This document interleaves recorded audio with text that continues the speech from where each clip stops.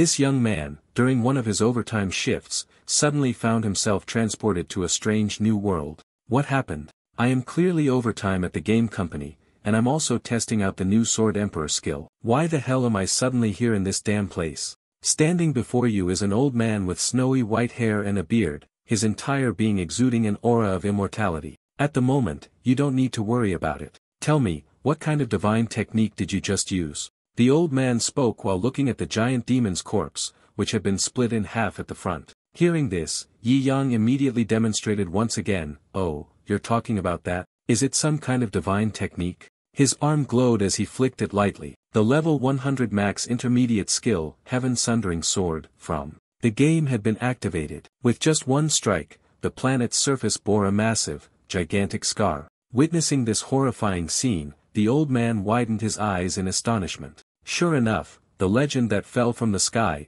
if not an immortal, then at least a freak. By the way, the old man subtly reminded him that there was also an army of demons causing trouble in the north, hoping to receive assistance. Yi Yang calmly said, "Third Little has already taken care of everything there." Third Little in your words turned out to be a three-headed great dragon summoned from the high-level summoning spell of a demonic sorcerer. With just a breath of fire, Third Little swept through the entire demonic army in the blink of an eye. Upon seeing this, the old man, his voice trembling, said, "This Third Little of yours, you'd better refrain from using it so much in the future. It always feels like it will completely destroy the environment in this world, always." The atmosphere was tense. Yi Yang suddenly became agitated and shouted loudly, "Aha, I understand now. The company's test account possesses the skills of all professions. During the transfer process, I absorbed all of them." Yi Yang's game company uses a GM account for testing. This account possesses all types of professions, such as Immortal Cultivator, Assassin, Mage, Archer, Sword Emperor, etc.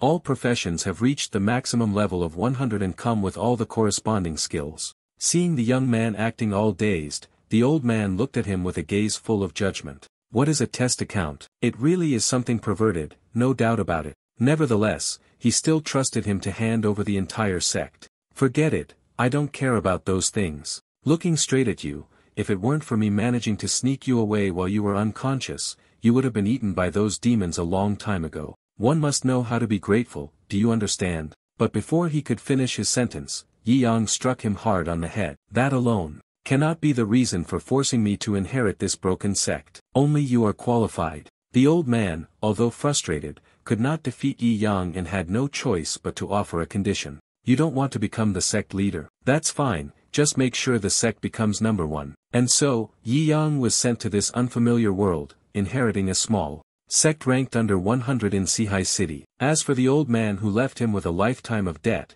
just cultivate, and the matter will be settled soon enough. To bring the sect to the top position, Yi Yang had arrived at the recruitment location of Sihai City. But because the standards were too high, he was never able to recruit any disciples to the sect. Faced with the unreasonable demands of the Wuji sect, these two sisters could not help but scream, "You are the pervert, bullying women. Stop making excuses. You will never recruit a disciple." Wuji sect, quickly collapse. Suddenly being scolded, Yi Yang was frustrated, gritting his teeth. "If it's going to fall, let it fall, I've already endured enough. I don't want to be this pathetic sect leader anymore, Yi Yang. I'll go back to Earth and become a dog working overtime." He talked big, but he didn't even know how to return to Earth. After sitting for a long time without being able to recruit any disciples, Yi Yang simply grabbed his butt and went back to the sect. At that moment, the murmurs of the crowd suddenly caught his attention. A group of immortal maidens fell from the sky. They must be the fairy of the Eternal Sword sect. Everyone from the Eternal Sword sect is known for their outstanding talent. Leng Ruoxue is especially praised as the goddess of the sword. They actually came here. 3 months ago, the Eternal Sword sect was struck by a meteorite and collapsed. Since then, the sect leaders' whereabouts have been unknown, leaving them with nothing and forcing them to begin wandering with empty hands. I had heard early on that they were looking for a sect to rely on, but I didn't expect them to come to this small place. Listening to the crowd's discussion, Yi Yang scratched his head and murmured, "Eternal Sword sect, huh? Is it the mountain with a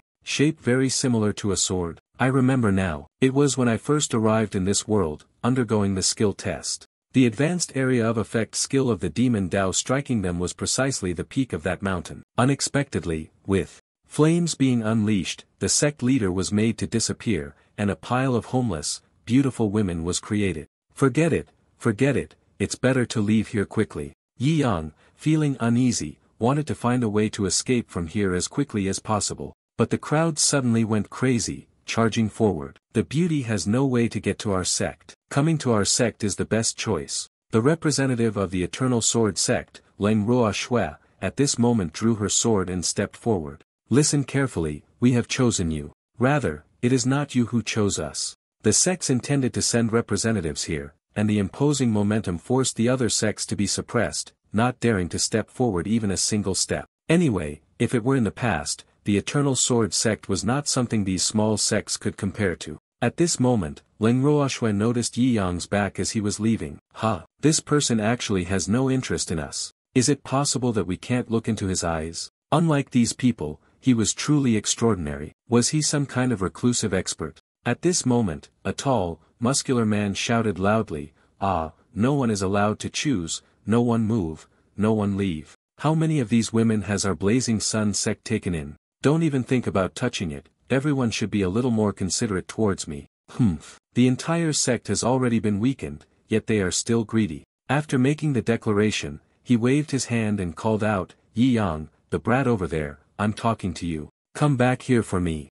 Suddenly being called, Yi Yang was startled and didn't know how to handle it. Should I run? No, I can't, the old man said. According to the sect's rules, the sect leader must stand before the crowd, maintaining the demeanor of a master. After thinking for a moment, Yi Yang decided to stop and turned around coolly. What's up? Is there something you need? Your handsome appearance made the burly man somewhat displeased, so he wanted to make a move out of frustration. What are you pretending to be cool for? The sect leader of a shabby, declining sect. Now this place is under my control, and what I say goes. Regardless of coming or going, it must be according to my rules. You girls should also take a good look at what true strength really means. Sect Master Yi, I give you the opportunity to strike me 3 times. As long as I let out a snort, you will have the right to leave. I will let you go. He thought it was cool, but Yi Yang simply pointed to his head and said, Hit you, hey old brother, are you out of your mind? The big guy, hearing that, was furious, his anger boiling, and charged towards Yi Yang. Kid, do you want to die? Someone is seeking death for no reason. Yi Yang sighed and casually threw a punch. Then I'll grant your wish. It looks simple, but in reality, it is the basic skill of the direct Tao fist, the Hong Long level max. With just one punch, the big guy is sent flying, pinned to the wall along the way, and shatters countless stone tablets. Seeing the opponent not move, Yi Yang suddenly felt a bit nervous. Isn't this the end? The others were trembling in fear, unable to believe what they were seeing. How could this be? How could the Wuji sect fall? With such a powerful sect leader, if this punch landed on someone, they would surely explode into pieces. Taking advantage of the fact that no one had arrived to seek revenge, Yi Yang quickly turned around and slipped away. Before leaving, he still didn't forget the words of the old man, the demeanor of a Blazing Sun sect master, 1 punch is enough, the remaining 2 punches, just forget about them. Bye-bye. His posture had already made the little sister mesmerized. So handsome, truly handsome. His movement technique, his stubborn silhouette, and sharp gaze all deeply captured one's heart. I am at a loss for words with this little sister, already wanting to bear children for him without a second thought. As for Leng Ruoxue, she had yet to regain her senses after witnessing the previous punch. He is special, so different from the sects that want to recruit us, so hidden and obscure, yet so humble. He must be an exceptional expert, a reclusive master of unparalleled strength. This sect, we must definitely join. After thinking for a moment, she suddenly spoke up, chasing after Yi Yang, Sect Master Yi, please stop. Hearing the call, Yi Yang slowly turned around to look. Hello, may I ask if there is anything else? It may seem calm, but in reality, he was doing his best to appear as calm as possible. The others, seeing this, spoke words of jealousy. It's just a single punch. This name might only know an absolute move, don't be fooled by him. But Leng Ruoxue didn't care at all and expressed her wish, I want to join my Wuji sect. This is a bit sudden, Yi Yang awkwardly asked again. You want to join our sect? Do you even know what our sect is about? Leng Ruoxue heard this and immediately responded. I don't understand, but the sect leader seems very trustworthy. Do these sisters always follow handsome men around? As a righteous and untainted young man, Yi Yang quickly interrupted. Stop, stop, stop. We've never met, yet I already feel that this esteemed self is trustworthy. Miss, you are being too careless. Leng Ruoxue was about to say more, but Yi Yang stopped her mid-sentence. You don't need to say anything. I've already made up my mind. There is no fate between us. Reluctantly, unhappily, everyone should try to maintain some dignity. We might still be able to remain friends. Rejected outright, the Eternal Sword sisters were left speechless. The other sects, upon witnessing this, shifted from jealousy to anger and rejection. Yet, after being rejected, this scoundrel further rejected the goddess Leng Ruoxue, the genius of this new era. Her swordsmanship is unmatched among the younger generation, with no equal in skill. She is likened to the successor of the spirit sword, possessing the greatest potential in this world. The entire sect desires to claim her. And yet it was rejected. That bastard from the Wuji sect, is he out of his mind? It's truly incomprehensible with these people. If they accept, they get criticized, and if they refuse, they get criticized as well. Leng Ruoxue has not given up yet, desperately trying to convince the revered sect leader Yi Yang. I am at the 9th layer of the spirit realm, meeting the requirements of your sect. All of my junior sisters have surpassed the 6th layer of the martial realm. I hope the sect leader will reconsider. Yi Yang, after hearing this, was left with a confused mind and quickly searched for a way to decline tactfully. Ahem, that's right, the conditions you all provided are indeed suitable. Unfortunately, the disciples of our sect have already been recruited for this year. Please come earlier next year. Unfortunately, as soon as the words were spoken, several people around exposed the lie. Who are you trying to impress with that tough act? Isn't it the beginning of the year? Isn't your sect just you? Seeing that the situation was not looking good, Yi Yang quickly turned around and activated his speed burst. No need to explain to the NPCs, I won't be appearing on the stage like you anymore. Farewell, sisters. Leng Ruoxue hurriedly tried to stop her, but in the blink of an eye, the person had already disappeared. Everyone who witnessed the scene was left gaping in astonishment. Meanwhile, Yi Yang was hiding in a nearby alley, letting out a sigh of relief. Finally, I have escaped. 2 real nuisances, but it seems you have underestimated Leng Ruoxue's perseverance. Even though junior sister suggested seeking refuge in another sect, she still firmly believes in the Wuji sect and its sect leader. The sect leader is a transcendent figure, and surely he would not easily agree to our request. He must be testing us. We will go through the following test when the Eternal Sword sect is destroyed. Have these sisters not endured every hardship yet? On the way, despite encountering countless villains, Leng Ruoxue still gripped her sword firmly, sweeping them all away, ensuring the safety of her junior sisters. No matter what, she would never bow her head. Under the determination of the senior sister, the junior sisters unanimously shouted loudly, passing the test to join the Wuji sect. Seeing the situation becoming unstable, Yi Yang hurriedly fled back to the sect. After a long while, Yi Yang's flight finally returned to the Wuji sect. Phew, finally back. I'm exhausted.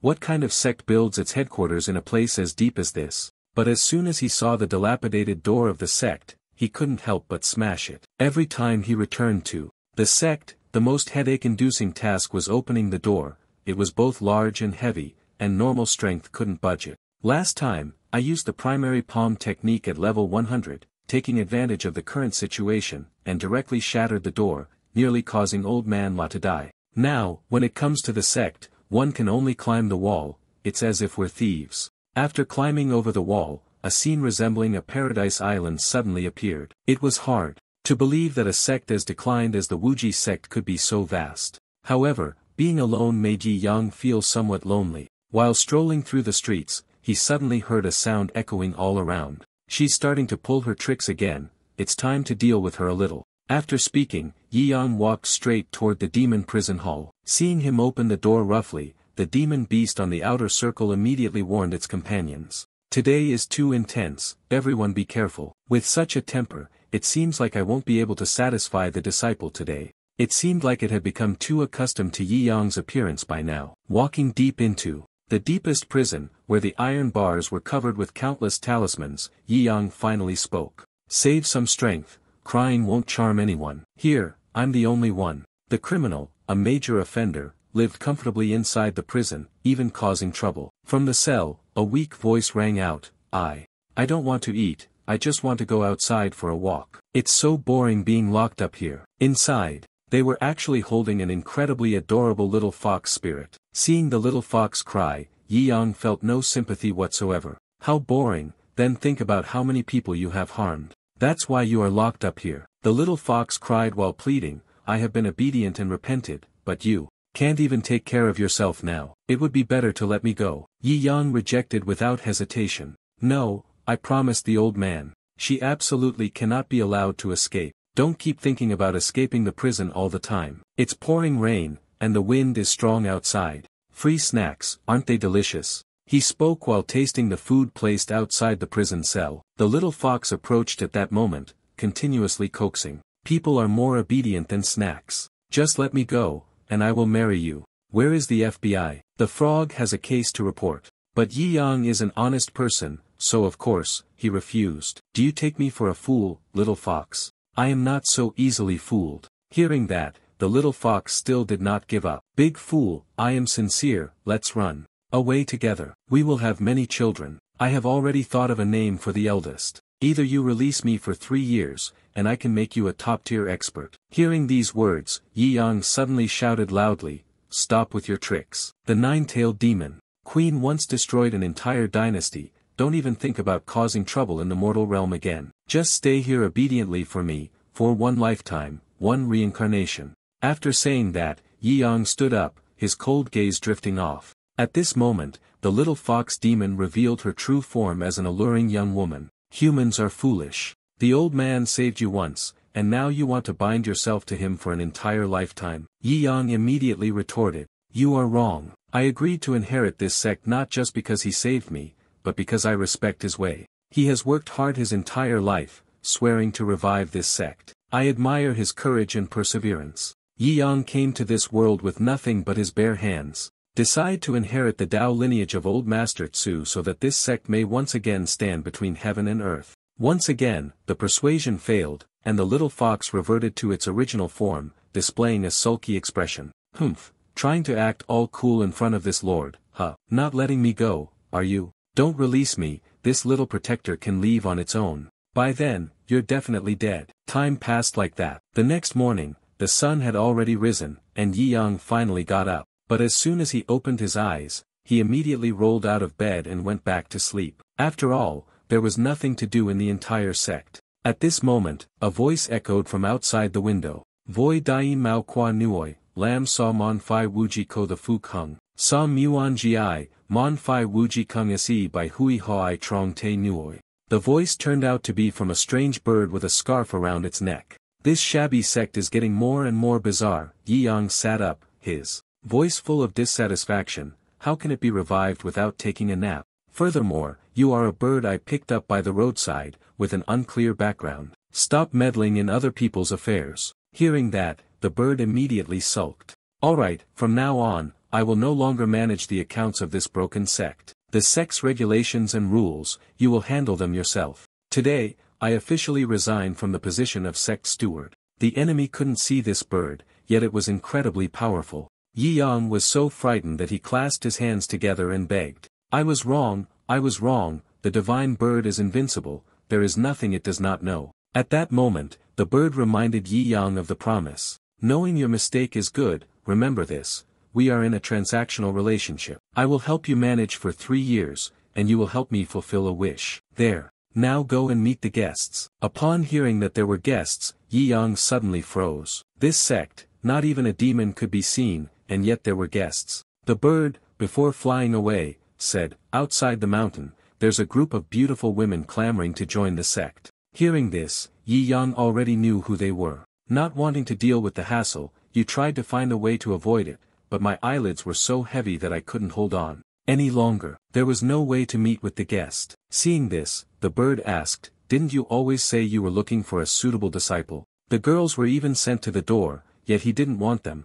which was very suspicious. However, Yi Yang simply didn't want to listen anymore, covering his ears and lying down on the bed. As long as he ignored them, they would disperse on their own, no doubt about it, it must be that way. But he had underestimated these sisters. Outside the sect, Leng Ruoxue had made up her mind, if she did not meet the sect leader, she would not leave. Throughout the day, from morning to evening, Leng Ruoxue led her sisters in kneeling before the gate of the sect, constantly shouting loudly, "Sect Master, please come out and meet us." Yi Yang sat high above, having already heard, but made no move at all. After a day, junior sister began to advise, "Senior sister Leng Ruoxue, you've been kneeling for the whole day already. Does the sect leader not want to meet us because he doesn't accept us?" Leng Ruoxue then encouraged her junior sister. "The sect leader is an extraordinary expert from beyond the world, and taking in disciples will surely involve countless trials. We must be determined, our minds must never waver." Hearing that, Yi Yang was left speechless. "Oh my God, surely they don't want to kneel for the rest of their lives, do they? Forget it, go back to sleep." After finishing the snacks, he decisively left. At night, the rain fell like a drizzle. The bird perched outside the window called out, reminding Yi Yang. "Yi Yang, although there's a bit of hesitation, you still stand by your decision. They are all martial artists, a little rain won't make them sick, don't worry." In his mind, he was trying to figure out how to make these sisters understand that it was difficult to leave. After a stormy night, the sisters of Leng Ruoxue still refused to leave a step. Even though the younger disciples were shivering from the cold, Leng Ruoxue maintained her unwavering gaze. She believed that as long as they persevered, the sect leader would take them as disciples. Witnessing this scene, Yi Yang could only sigh before turning and walking away. "Why don't you just leave already? If you can't see, your heart can't be peaceful. You can keep suffering for as long as you like." At this moment, he suddenly noticed the overwhelming killing intent approaching. Leng Ruoxue also sensed it and spoke up. "A broken sect, and still so many problems. I can't be bothered with it anymore. Junior sisters, let's go." This sudden decision left the junior sisters completely astonished. Anyway, senior sister, in their impression, you are not someone who would easily give up like that. At this moment, a swordsman appeared in the distance, wielding twin swords, his entire figure emanating a murderous aura. "Finally, I have found you all." As soon as they saw this person, the junior disciples were suddenly filled with fear and screamed, "He has caught up to us. What should we do? This evil demon won't let us go, will he?" At this moment, Leng Ruoxue drew her sword and stepped forward. What had to come had finally arrived. "Let me deal with him." The mysterious swordsman slowly approached, wearing a terrifying smile. "The vile spawn of the Eternal Sword Sect, so you've joined the Wuji sect now. This broken sect, yet you're not afraid of me annihilating it." Leng Ruoxue immediately replied, "Annihilate the sect. The tone is truly bold. Furthermore, the Wuji sect does not accept us. Joyo Jianjun, you killed innocent people back then, and as a result, your master crippled your left eye. Now, taking advantage of the fact that my sword sect is in trouble, I will accompany you to the end to seek revenge. Innocent, don't even think about going anywhere. Here, give me the left eye of each of you. My sword is very fast, I won't let you feel too much pain." Leng Ruoxue saw that there was no way to avoid fighting here and, without hesitation, charged forward to launch a preemptive strike. "Years ago, the master left one of his eyes for you so you could continue to harm the world. Now let me finish the remaining sword strike for the master and take this right eye as well. Your sword strike is very powerful, but it's a pity that Joyo Jianjun was able to easily dodge it. So strong, no wonder you're known as the sword goddess. But you are only at the spirit realm, whereas I am a higher level expert in the soul realm." Although I know this, Leng Ruoxue still refuses to give up and continues to unleash the next sword strike. Who wins and who loses is still unknown. Joyo Jianjun leapt into the air to avoid the strike, but immediately afterward, he was pursued by Leng Ruoxue, who relentlessly slashed at him. The other junior sisters could only silently cheer at this moment. They knew that with their current cultivation, rushing forward would not only be useless but would also get in the way. At first glance, Leng Ruoxue seemed to be dominating, but in reality, Joyo Jianjun had effortlessly blocked all her attacks. Even a grand move can be easily dodged. "Not bad, you're better than I expected. Definitely be careful, it's my turn now." Not avoiding anymore, Joyo Jianjun decided to take action. In the blink of an eye, he had teleported behind Leng Ruoxue. Although Leng Ruoxue reacted, he appeared behind her again and struck with a sword aimed at her shoulder. Despite being gravely injured, Leng Ruoxue gritted her teeth and endured, refusing to surrender or accept death. Seeing this, the junior disciples rushed forward in unison. Suddenly, Leng Ruoxue shouted loudly, "Don't come here. What did I say to all of you before? When I encounter this person, I will step forward to hold him off. You should all immediately run away." What are you still standing there for? Don't you hurry up and get lost? Get lost, don't underestimate your senior sister. I have my own arrangements, don't get in my way right now. Joyo Janjun, standing beside her, spoke up, still trying to struggle. Your talent's cultivation is too shallow. Give it another year, maybe you can change something. But now, absolutely not. At that moment, the light on Leng Ruoxue's body suddenly gathered on the sword. Not so fast. As soon as they saw this move, the junior disciples immediately realized that their senior sister was about to risk her life, so they shouted loudly to stop her. Could it be that move? Senior sister, don't, you'll die if you do that. But it was already too late. Leng Ruoxue desperately launched her final strike, boundless and transcendent, the eternal sword. A figure in the shape of a sword suddenly appeared and charged straight toward Joyo Janjun.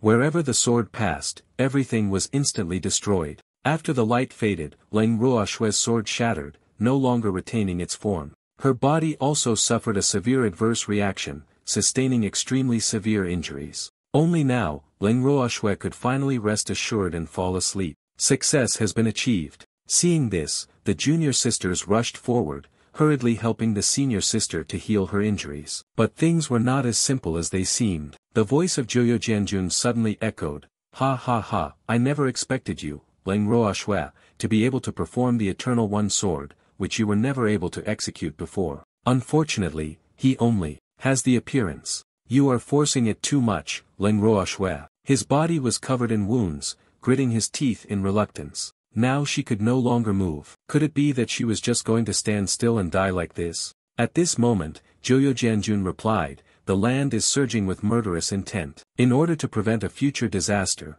I have changed my mind. I not only want your left eye, I want all of you to die. The game has begun." Seeing that the situation was dire, Leng Ruoxue immediately pushed her junior sister away, charging forward alone to take the blow. But with her battered body, what could she possibly do? The junior sisters immediately drew their swords, stepping forward to protect the senior sister. As the senior sister, Leng Ruoxue could not allow her junior sister to sacrifice herself for her. She poured all her remaining strength into charging forward, resolutely confronting her opponent. "Senior sister, it's not your turn to protect yet. Get out." This expression only made Joyo Janjun even more excited. "There has yet to be anyone in this world who can catch my sword with their bare hands. It seems that you are insane. Both your body and your hand will be severed by me." I thought everything had ended here, but suddenly, Leng Ruoxue was pulled back behind. Fortunately, I was able to avoid this sword strike. The one who made the move was none other than Yi Yang. As soon as they saw him, the group of sisters simultaneously shouted, "The sect leader's great plan has been ruined." Joyo Janjun was incredibly vexed. A broken sect leader actually dared to meddle in other people's affairs.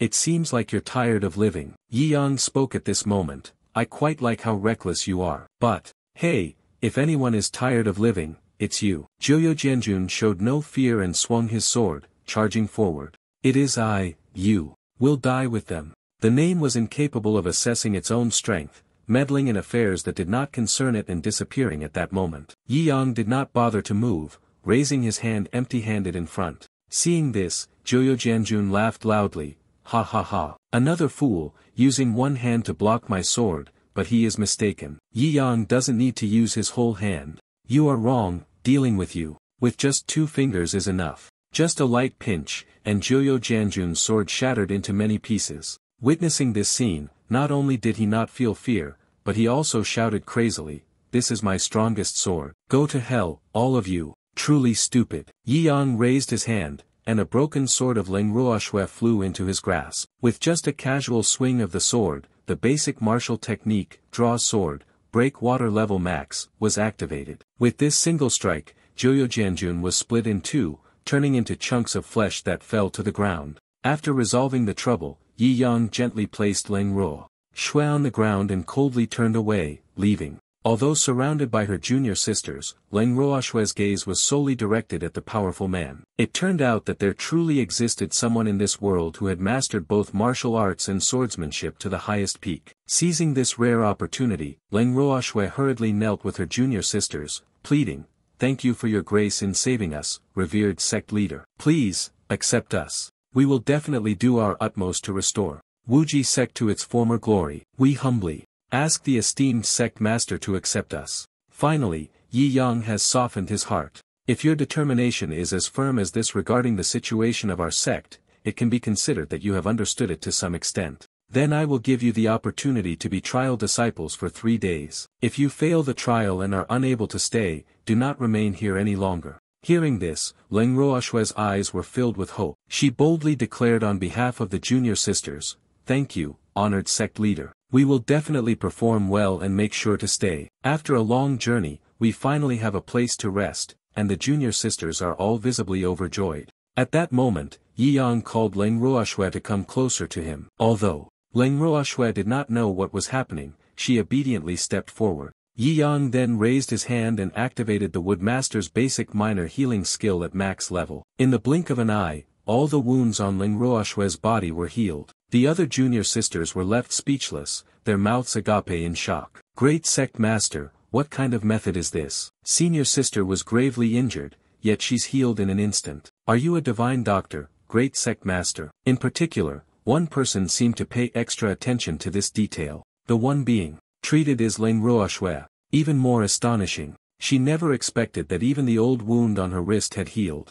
Even Yi Yang, the skill user, widened his eyes in astonishment. Oh my, even the little healing spell is so exaggerated. All of them are full-level skills, this is getting too abnormal already. The enemy is left speechless in this situation. The wound has healed. Leng Ruoxue quickly knelt down and thanked her master. Yi Yang could not afford to lose his image so soon, projecting the demeanor of a profound expert.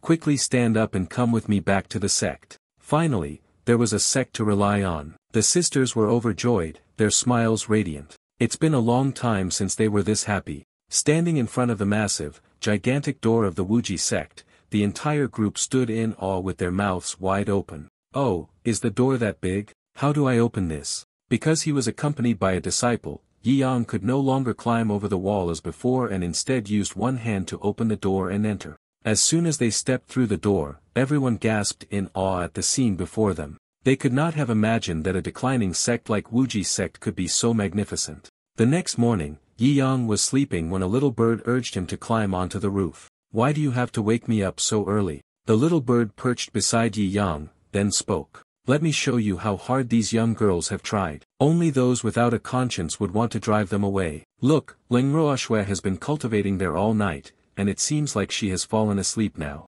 This girl really is as obsessed with the sword as the rumors say, but she's so immersed in the way of the sword, could she have lost interest in men? This bird is really too noisy." After that, Yi Yang asked about the other disciples. The little bird pointed towards the others and then asked if Yi Yang remembered their names. Because he didn't care much, Yi Yang didn't remember everyone, only recalling a few strange individuals who left a slightly deeper impression. The tall Su Shu specializes in heavy labor within the group of foolish cultivators. Ouyang Lei claims to be the only true fan who genuinely loves Leng Ruoxue. The little chef random Mengling and I has a fear of men. The tomboyish girl, Xiong Xiao. She, who loves cosplay. The strange young girl, Lu Qing. Those are all the people whose names Yi Yang remembers. After observing for a while, Yi Yang suddenly stood up, having made his decision. Start by expelling the sect, quietly observe them, find their weaknesses, then drive them away. The little bird, upon hearing this, asked in confusion,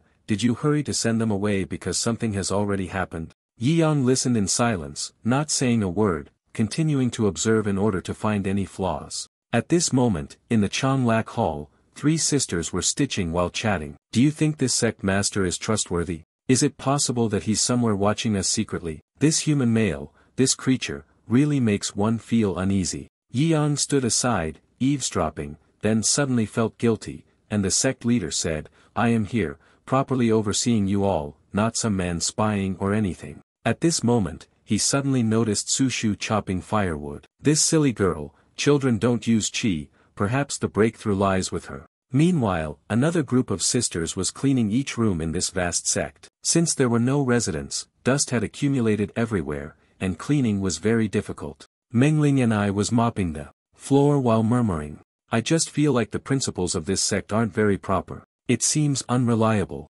While they were talking behind her back, she accidentally triggered a mechanism on the floor and fell into a deep, bottomless pit. Hearing the screams, Yi Yang hurriedly rushed over, piercing through countless walls. Luckily, he arrived in time, successfully catching Mengling and I and landing safely. It's alright now, don't be afraid, Mok Kwa Nuang. Mengling and I trembled all over but still held her tongue. I am not scared. And also, my name is not Mok Kwa Nuang, it's Muhan and I. Previously, the master had mentioned, men are all wicked creatures, indeed they are. Master of the sect, please release me immediately, do not take advantage of my vulnerable state. But Yi Yang had already let go a long time ago. It was Mengling and I who was clinging to him now. The atmosphere suddenly became awkward. Yi Yang blushed and comforted her. Don't be afraid, we're safe now. It took a while before Mengling and I finally let go. Observing the situation around her, she spoke up to ask about the way out of here. Yi Yang, at that moment, replied seriously. This place is used to bind the legs of intruders. The formation here can suppress probing divine senses and flying techniques. The flying technique cannot be executed, just wait for reinforcements. Upon hearing this, Mengling and I immediately covered her chest and shouted, "Ah, it's just the two of us, a single man and a single woman here. Are we waiting for reinforcements? Esteemed sect leader, you wouldn't be trying to fish in troubled waters, would you?" Truly, I'm at a loss for words with this girl. Yi Yang is somewhat used to it by now, so he can't be bothered to explain anymore. At that moment, a mouse appeared next to the wall, causing Mengling and I to be terrified and throw herself into Yi Yang's arms. Master, how could you take advantage of the situation to fish in troubled waters? I am just a disciple, not a slave to the sect master. Don't go too far. The enemy has a reputation but no substance. Yi Yang had to keep insisting before this maid would finally relent. But how the hell did she end up looking so aggrieved? Yi Yang could no longer bear it and told her to follow him to find a way out. But the person who had just risked life and death to escape is now asking to stay in one place. I don't want to be here alone, waiting for reinforcements. Going into the dark with the same man is too dangerous. Yi Yang didn't bother trying to convince her anymore and just moved straight ahead toward the path in front of him. But somehow, as soon as a slight breeze blew, Mengling and I jumped onto him again. Unable to take it anymore, Yi Yang, frustrated, yelled out loudly. She descended. It was just the wind. What is there to fear? Today, you've swung on the swing 3 times already.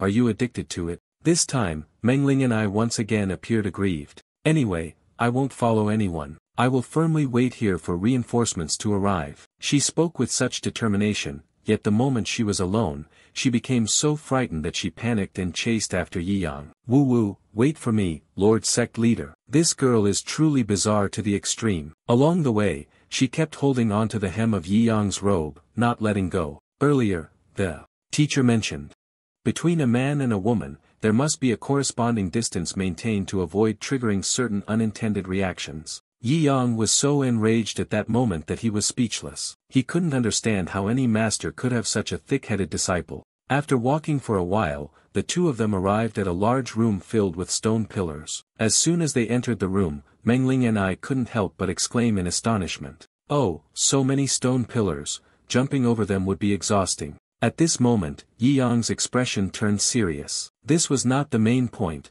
The main point was that it was the unclear Death Noon formation. Upon hearing this, Mengling and I immediately asked. It is the legendary super transformation formation, with tens of thousands of trees. Just stepping on one wrong branch and everything will collapse in an instant. Why does this girl seem to have some understanding? Yi Yang said with some surprise. Mengling Ni immediately explained. I am someone who loves formation arrays, have never eaten pork, and have once seen a pig run. To overcome it, one must jump countless times. Each time you jump, the formation I will reset, and you must start calculating from the beginning. Its only safe landing point. This formation could originally not be breached. Without waiting for her to finish speaking, Yi Yang stepped closer to the several pillars. Seeing this, Mengling and I immediately asked, what do you want to do? Yi Yang said that standing for too long had made his legs numb, and he wanted to try jumping a bit. Upon hearing this, Mengling and I hurriedly advised, Sect Master,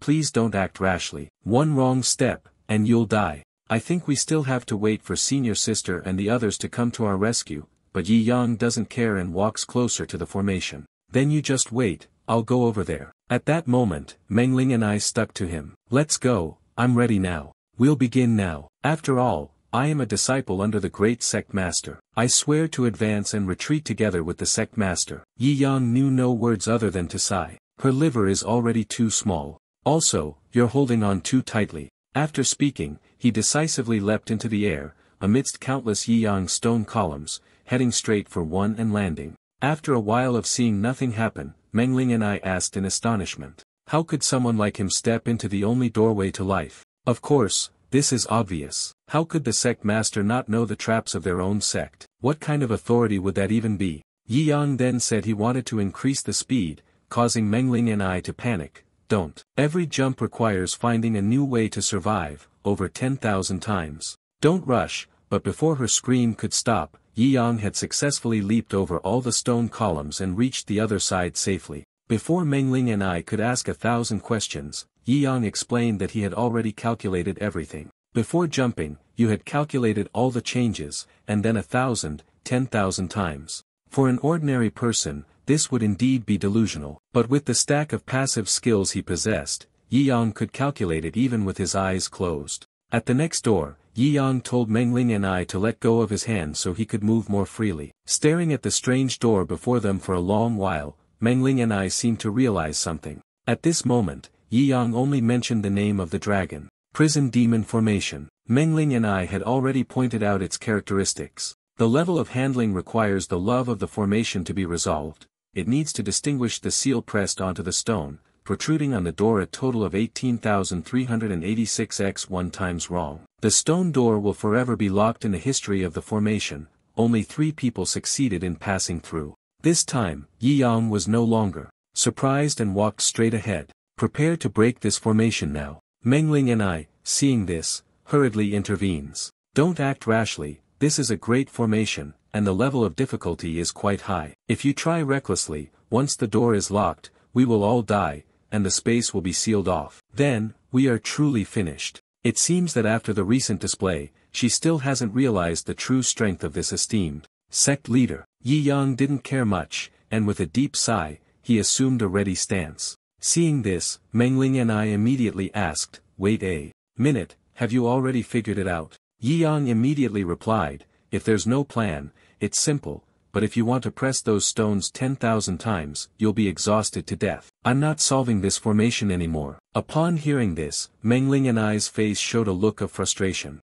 You originally couldn't solve it, could you? This battle seems like only a great intellect, from ancient times to the present, could solve it at this very moment. Yiyang swung his fist straight toward the door to break the formation. Apart from using the brain, there is another method. Meanwhile, Leng Ruoxue was on the other side of the door, preparing to tunnel through the mountain wall to rescue the person. They were determined that even if they had to dig through Wuji sect, they would still save the person. Suddenly, the cliff shook violently. A large hole appeared right afterward for reasons unknown. Inside the large hole, the imposing figure of Yiyang appeared through the thick, swirling dust. Behind him was Muhan and I, who was in a state of extreme fear. Here, this is the method to break the formation. This man is too terrifying. Seeing the sect leader appear, Leng Ruoxue and the others were also stunned, speechless. The strength of this sect leader was even more terrifying than they had imagined, many times stronger. From this moment on, Leng Ruoxue swore to follow the great sect master for life and beyond. The next day, at Sihaicheng, in the western district of the city, Yiyang was holding a pile of books in his hands while muttering to himself. This world doesn't have animated games, but fortunately, there are novels to read. I didn't expect that the book that naive boy recommended would actually be quite good. That's right, today is the second day of their probation period. The books have been borrowed, and they still need to hurry back to clear out the sect. At this moment, a group of hooligans had noticed him and were preparing to take action. Yiyang was so absorbed in reading the novel in his hands that he accidentally bumped into the thug. Kid, where are you looking? Not watching where you're going, and you bumped into us. Seeing the large, burly hooligans in front of him, Yiyang didn't pay them any attention. However, not wanting to cause trouble, he bent down to pick up his book and apologize to them. Of course, the thugs wouldn't let it go so easily. One of them stepped on the book and pointed at the game. Kid, you injured my brother. He's seriously hurt. A single apology is not enough to resolve this. This reason is really ridiculous. The guy just now was even clutching his stomach, crying out in pain non-stop. The people around could only sigh when they saw this. These two little brothers are truly pitiable. These thugs are back to cheat money again. They often hang around the library, looking for scholars to take advantage of. Returning to Yiyang's side, he coldly asked the group of thugs. Therefore, the thugs didn't realize they had bumped into a metal plate and continued to threaten. So, hand over all the money on you, and we'll let this matter go. Yi Yang's face darkened as he asked again,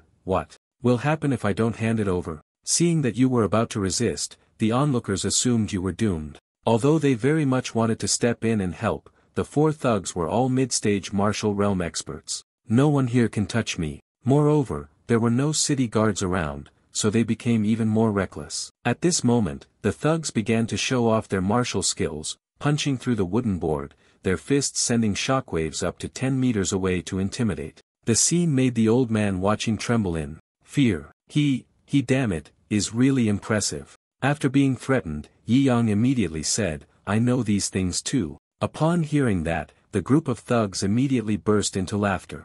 Ha ha ha, is this little brat stupid? Are you still able to keep your mouth shut until now? At that moment, he realized that the saber at his waist had disappeared at some point. Turning his head and glancing around for a long time, he finally realized that the blade was in Yi Yang's hand. I'm not lying to you, I truly can understand this as well. He only exerted a little force, and the sharp sword broke into many small fragments. The thugs were left wide-mouthed, astonished, and unable to speak. Not stopping there, Yi Yang continued to demonstrate his mastery of fist techniques. I know you have this, too. Watch carefully. With just one punch, the tall wall shattered in an instant, leaving the group of thugs terrified. The onlookers couldn't believe their eyes, thinking that the person before them was a celestial being descended to the mortal realm. After displaying his power, Yi Yang turned and began to retaliate against the thugs. So now, you all hand over everything valuable on you, and only then can this matter be let go. The group of thugs saw this and were so scared that they ran away in a panic. Of course, Yi Yang wouldn't let them off so easily.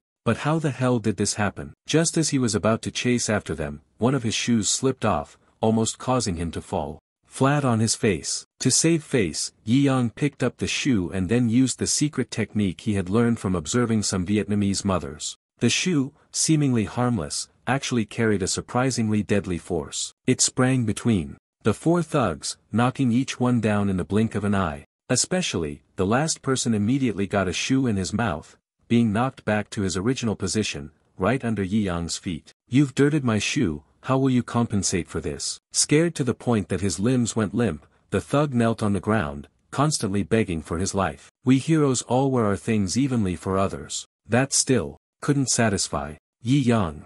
Then that's not acceptable, you still have to take a punch from me. As soon as he heard this, the thug was so scared that his soul almost left his body, and he collapsed, unconscious, on the spot. Seeing this, Yi Yang shook his head in disappointment. Useless fool. Fine, let's see if they have anything valuable on them that can compensate for the terror my heart has endured. While you were busy picking up your things, a little junior sister was eavesdropping a bit too much. I'll go help the little brother pick up the books, let's see what books he's been reading to gain such strength. When Yi Yang found out, the little girl had already read the titles of some of his adult books. Hero, do you usually read these kinds of inappropriate books? How embarrassing, I don't even know where to hide my face. Yi Yang took the book back without saying a word and ran straight to the sect. When he returned to the study, Yi Yang collapsed and slept straight through from morning until evening. Only when the little bird called, did he finally open his eyes. Seeing that this person is about to do something wrong, the little bird then asked, what does he intend to do? Yi Yang then flashed a devilish grin. Actually, I have found the loophole. Now we can let them go. This is definitely the look of a villain. The little bird is speechless, no longer bothering to advise them. Then, both of them hid behind the tree trunk, silently observing the young Su Shu chopping wood, without noticing any problems. The little bird then wondered. She was very simple-minded and straightforward by nature. Yi Yang immediately revealed his plan. The key point is that she is young and has never used internal force. Perhaps her martial realm has not yet reached the 6th level. I will check her pulse briefly. Once confirmed, it will be a deception against the sect master. All of them will be immediately expelled. This tone of cruelty truly is not that of a human. After adjusting his appearance back to normal, Yi Yang calmly walked towards Su Shu. Su Shu, please hold off on working for a moment. I have something I need to confirm with you. Su Shu had not yet reacted when Yi Yang grabbed her hand and prepared to take her pulse. Su Shu, who had never held a man's hand from childhood until now, blushed with embarrassment. This scene has already been seen by the other sisters, who are now gossiping excitedly. There was no other choice. Yi Yang had no option but to drag Ouyang and Su Shu to a more secluded place to carry out his actions. Su Shu experienced this feeling for the first time, with no resistance at all. Her mind was full of chaotic thoughts. Could it be that this is a scene from a romance novel? The domineering sect leader is leading the young female servant. The enemy, what are these girls thinking? Reaching a secluded spot, Yi Shu was about to ask a question when Yi Yang signaled for her to be silent. This gesture only made her ponder even more deeply. This is what was in the rumors. Don't speak, kiss me, will you? This is too fast already. So, if I want to kiss, it's not possible, it's too fast already. Su Shu continued to struggle internally, uncertain of what to do. Meanwhile, Deep Duong was taking her pulse to identify her problem. What she meant was that there is a problem with condensing her true qi. As soon as it gathers, it dissipates. The realm is still at the 6th layer. Haze. There's no other way. Only this way is possible. Understanding the situation clearly, Yi Yang immediately released his grip, but Su Shu continued to think further. The sect leader is one of the two parties involved. May I share my thoughts? Can we start with a hug? After all, I've never had any physical contact with a man. The sect master is in such a hurry. Being able to see us is a great blessing to me. I know, staying at someone else's house is hard to avoid, it requires some sacrifice. I understand that, but after all, this is my first time. Give me some time. As a useless person in the group who eats a lot, if I were to give myself to the sect leader in exchange for a place of refuge for everyone, I would be willing. I have some goodwill toward the sect leader, but please, take your time in guiding me. The young woman doesn't understand the ways of the world. Yi Yang, upon hearing these words, was on the verge of cursing. I don't understand either, guiding my ass. But Su Shu continued to fantasize. Sect leader, as for the bedding ritual, could you give me a few days to prepare? At that moment, Leng Ruoxue appeared from behind. Su Shu, what nonsense are you talking about? The sect master is absolutely not the kind of person like that. Su Shu listened and, still innocently, asked again, Lord Sect Master, wasn't it said that I should use my body to exchange for everyone staying here? Why has it suddenly been labeled as perverse? Yi Yang felt a bit uncomfortable. But how the hell is Leng Ruoxue thinking all sorts of things? The sect master, Su Shu, is being unreasonable and made a mistake. 7 would be more suitable to change the person into me. Enemy, why does everyone covet Yi Yang's body? To prevent things from going further, you explained that you were just confirming whether Su Shu was suitable for cultivation. The misunderstanding was resolved. Leng Ruoxue hurriedly apologized. Sect leader, please forgive me. After realizing that Su Shu's inner energy was problematic, I wanted to step in and help her.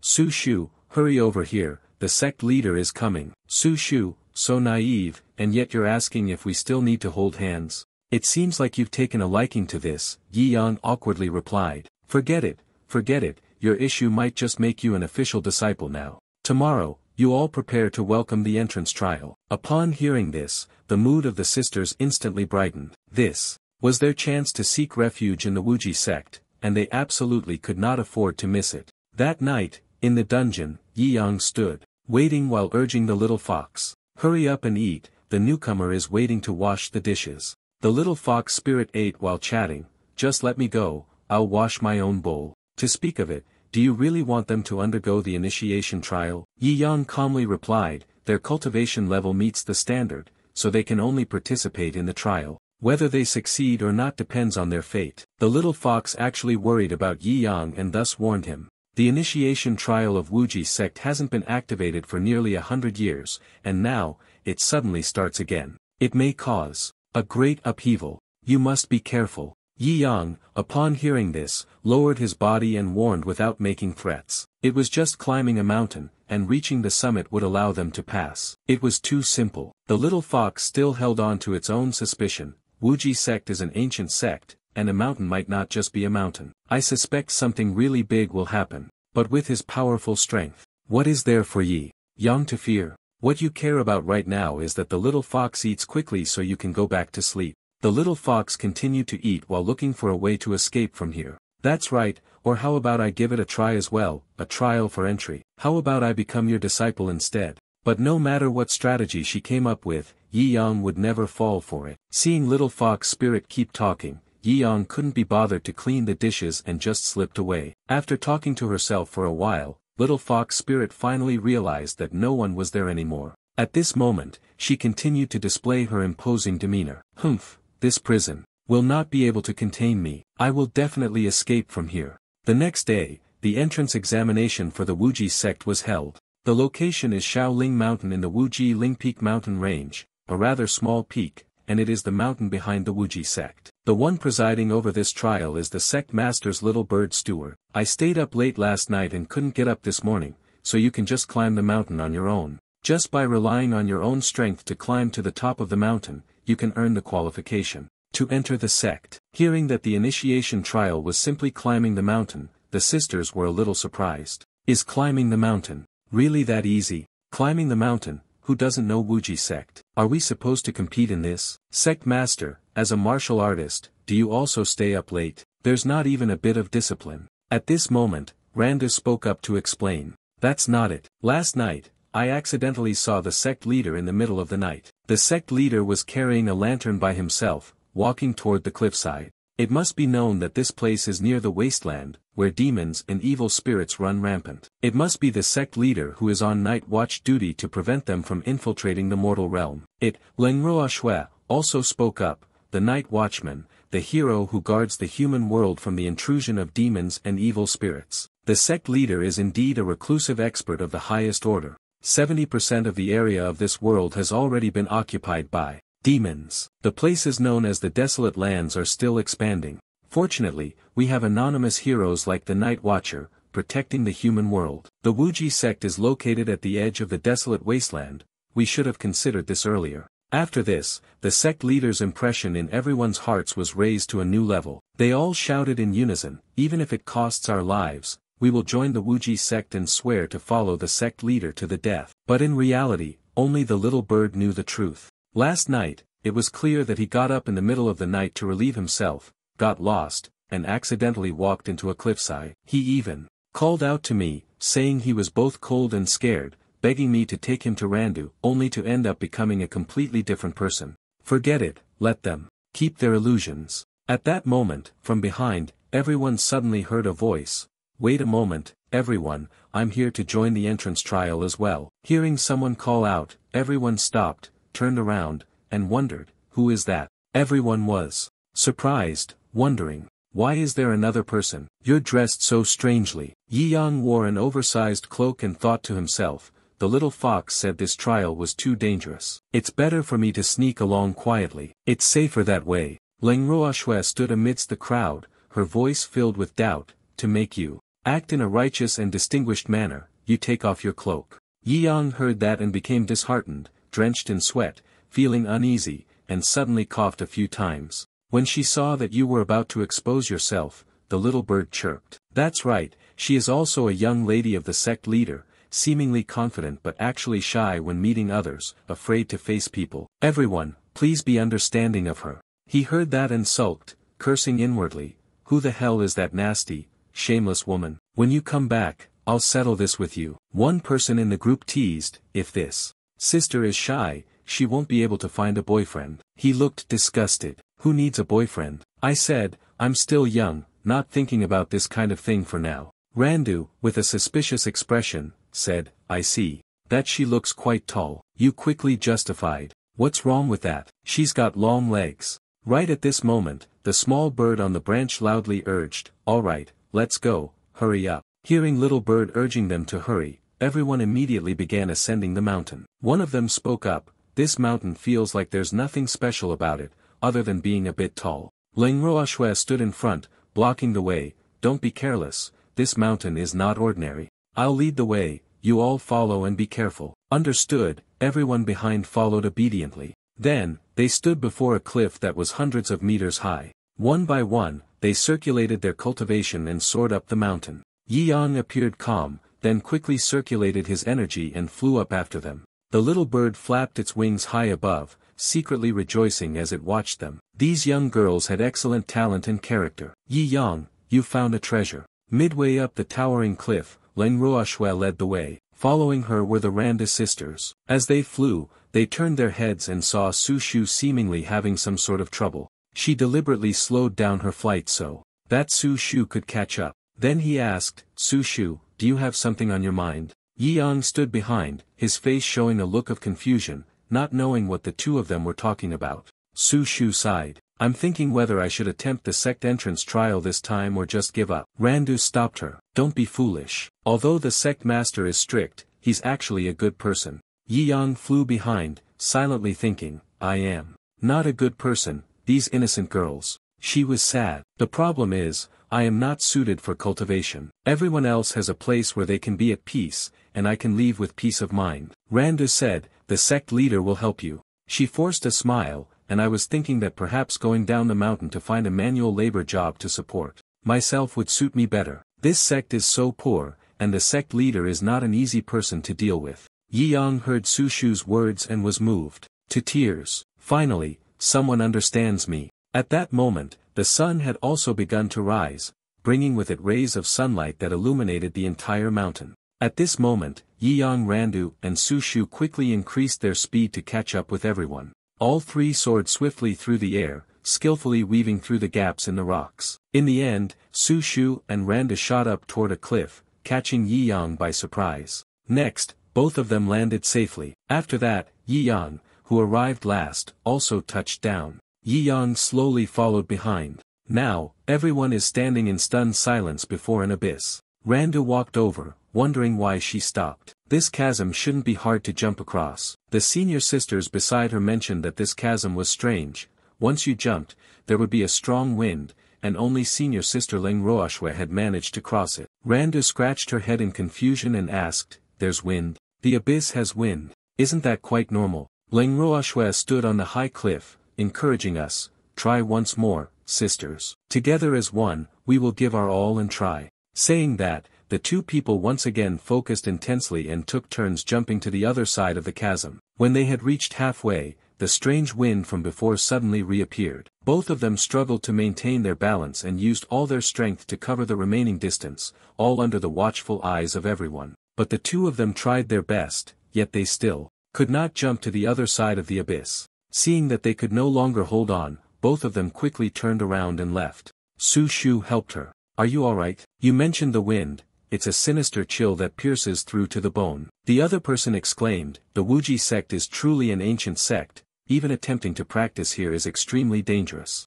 Yi Yang stood to the side appearing very thoughtful. This isn't right, is something going to happen? At this moment, Randu confidently stepped forward, eager to test his skills and see for himself. My movement technique not bad at all. As soon as she finished speaking, she immediately gathered momentum and shot upwards. Below, in a panic, someone shouted for her to stop. Come back, don't be in such a hurry. The surrounding space was blurry, shrouded in a thin layer of mist. Only a streak of light shot past, with Randu's entire body emanating a mysterious blue glow. She leaned to one side, then slipped through to the other. In the blink of an eye, she was almost at her destination. Just a little more effort, and she would achieve her goal. The sisters on this side could not stop praising junior sister Randu. As expected, she was impressive. Her body technique was truly exceptional. There was hope she could be the second to pass. Suddenly, it felt as though gravity had shifted, trees began to fall, and the earth and rocks shattered,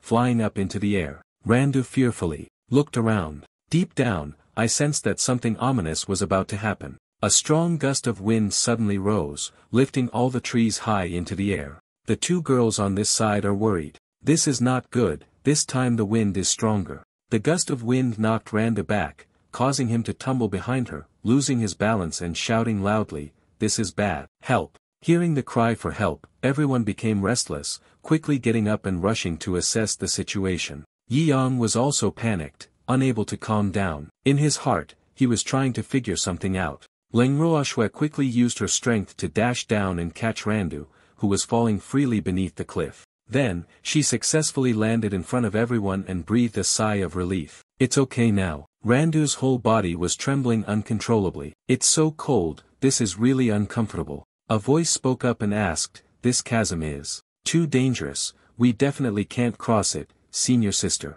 What should we do right now? Randu comforted, senior sister, go ahead, don't worry about us, we'll figure something out ourselves. Ling Roashue disagreed, you all be quiet, stop being so troublesome. I can feel how strong this wind is. Conan smiled faintly, not to mention that the sixth layer of the martial realm hadn't even entered the spirit realm yet, making it difficult to break through.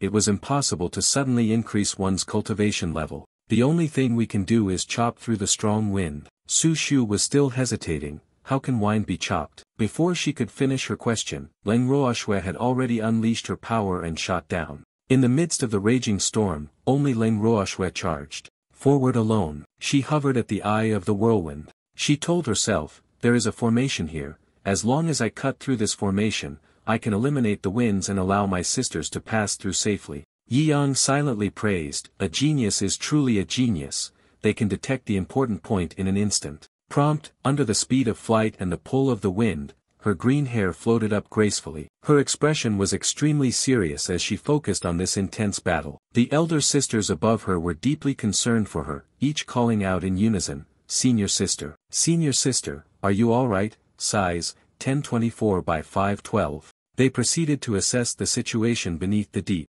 area. Senior sister, please be careful. The air was gloomy, enveloping the entire space. Somewhere, a dark mist emanated, looking ominous. Muhan and I panicked. This is bad, this formation carries a huge amount of destructive energy. The heavens and earth are starting to tremble beneath our feet, continuously shaking with intense vibrations. What's this? An earthquake? Is this an earthquake? Yi Yang was stunned. This situation is not good, we're done for. What should we do now? Before they could even catch their breath, the trees were uprooted by the violent gale, soaring upward as dirt and rocks were swept along. Countless things were destroyed, and danger followed closely behind. The scene before them was baffling, as they couldn't understand why such a violent windstorm had suddenly arisen. What was going on here, after all? The little bird spoke. Leng Ruoxue has caused a great disaster. She was supposed to pass the trial herself, but she couldn't leave you all behind. The powerful assault on the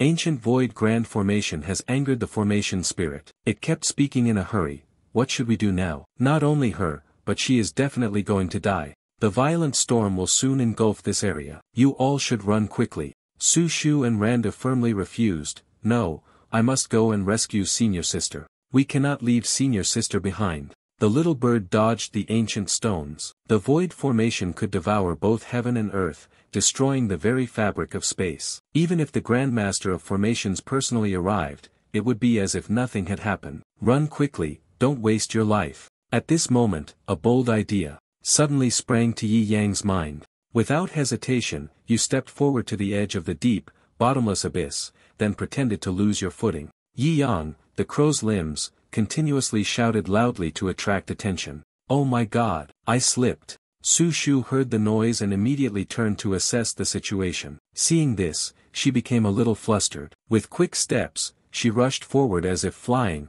wanting to catch Yi Yang. Her hands reached out helplessly, and Su Shu extended her hands, wanting to support him, but this elder sister quickly grabbed my hand. Yi Yang drifted aimlessly, letting himself fall freely downward. He shouted out, "It's no use. Why can't my hand move at all? It's completely numb." Over here, Lu Qing and another person were also trying. Their eyes shifted, and thick dust rose from behind, filling the air in a haze. Yi Yang plunged straight downwards. His body emitted a beam of green light. Su Shu wanted to hold on, but it was already too late. All she could do was blink, standing there as she watched him let himself fall into the abyss. She couldn't help but wonder, why did she fall? Is she stupid? At a time like this, why is she still pushing her way forward? The entire body of Yi Yang emitted a green light, enveloping him. No one knew what his true intention was in this moment. You are not afraid and dive straight down. Right beside you is the violent whirlwind still raging. Soon after, Yi Yang found the focal point of the formation. He opened his eyes wide, staring intently at the target. The storm on the battlefield was right in front of him. It surged relentlessly, showing no sign of abating. The golden streaks of light enveloped Leng Ruoxue's body. It caused her intense pain, making her scream. Her entire body trembled from the agony. Perhaps, she could no longer endure this. Suddenly, another beam of light shot up. A kick flew through the formation eye below. A column of light emitted a blinding golden glow, spreading outward, creating tiny, sparking electrical arcs. The tornado, divided into three from the first hour, with much greater destructive force. Yi Yang raised his hand before his forehead, forming a seal with his mouth as he quietly recited a secret incantation. His gaze sharpened, filled with intense momentum. Before the tips of his fingers, an electric orb appeared, expanding rapidly in all directions. Yi Yang shot forward like a bolt of lightning, heading straight for the center of the formation's eye, then thrusting downward, resembling a sharp arrow fearless, piercing straight into the focal point of the formation's eye. Leng Ruoxue instinctively looked up, unable to believe what was happening right before her eyes. What are you planning to do with this? As soon as the words were spoken, an explosion suddenly erupted, and dust and smoke soared into the sky. The earth and stones were shattered as well, with everything being swept up along with it. The battlefield's aura gradually calmed, and the fierce winds dissipated in an instant. Yi Yang, his body covered in scratches, lay sprawled on the ground, his mouth barely able to emit exhausted breaths. The ground was shattered, with debris scattering in all directions, enough to show how immense its destructive power was. In the face of the chaotic scene, large cracks began to appear on the surface of the massive stone. The fragments scattered around at high speed, enough to show how destructive the battle just now had been. Leng Ruoxue turned to look at Yi Yang, who was falling freely, no longer resisting in the slightest. She called out loudly,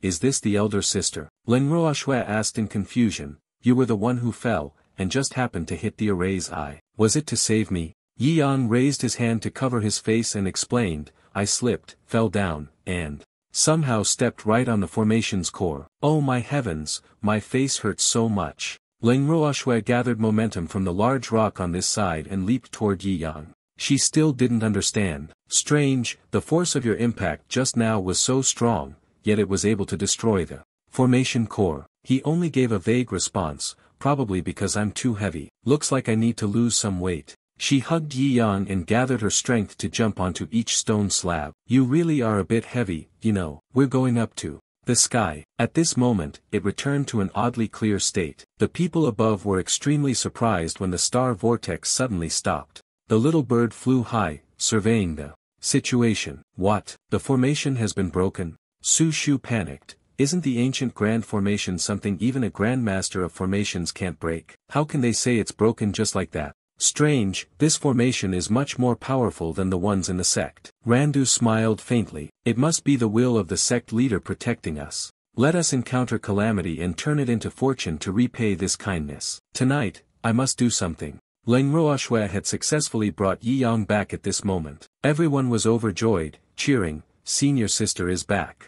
Everyone kept praising Senior sister. Senior sister is so amazing. Not only did she break the void great formation, but she also saved this elder sister. Leng Ruoxue shook her head. It wasn't me. This elder sister accidentally touched the core of the formation, which caused the great formation to disintegrate. Hearing this, they were all incredulous. The formation I was so easy, yet it had been shattered. One could only describe the situation, for without someone, they knew nothing. After the head was hit, it kept throbbing. The little bird interjected, "I hereby declare that this elder sister has lost the qualification for the trial." Everyone else, prepare to set off immediately. Hearing this, Yi Yang became angry and muttered to himself, "What is this damned bird doing?" Leng Ruoxue was unwilling to accept the decision made by the little bird. "But this older sister is the one who helped me. The little bird is close to the vastness, I am the one who holds the rules of her trials. It's over, you all go your own way." She turned to him and said,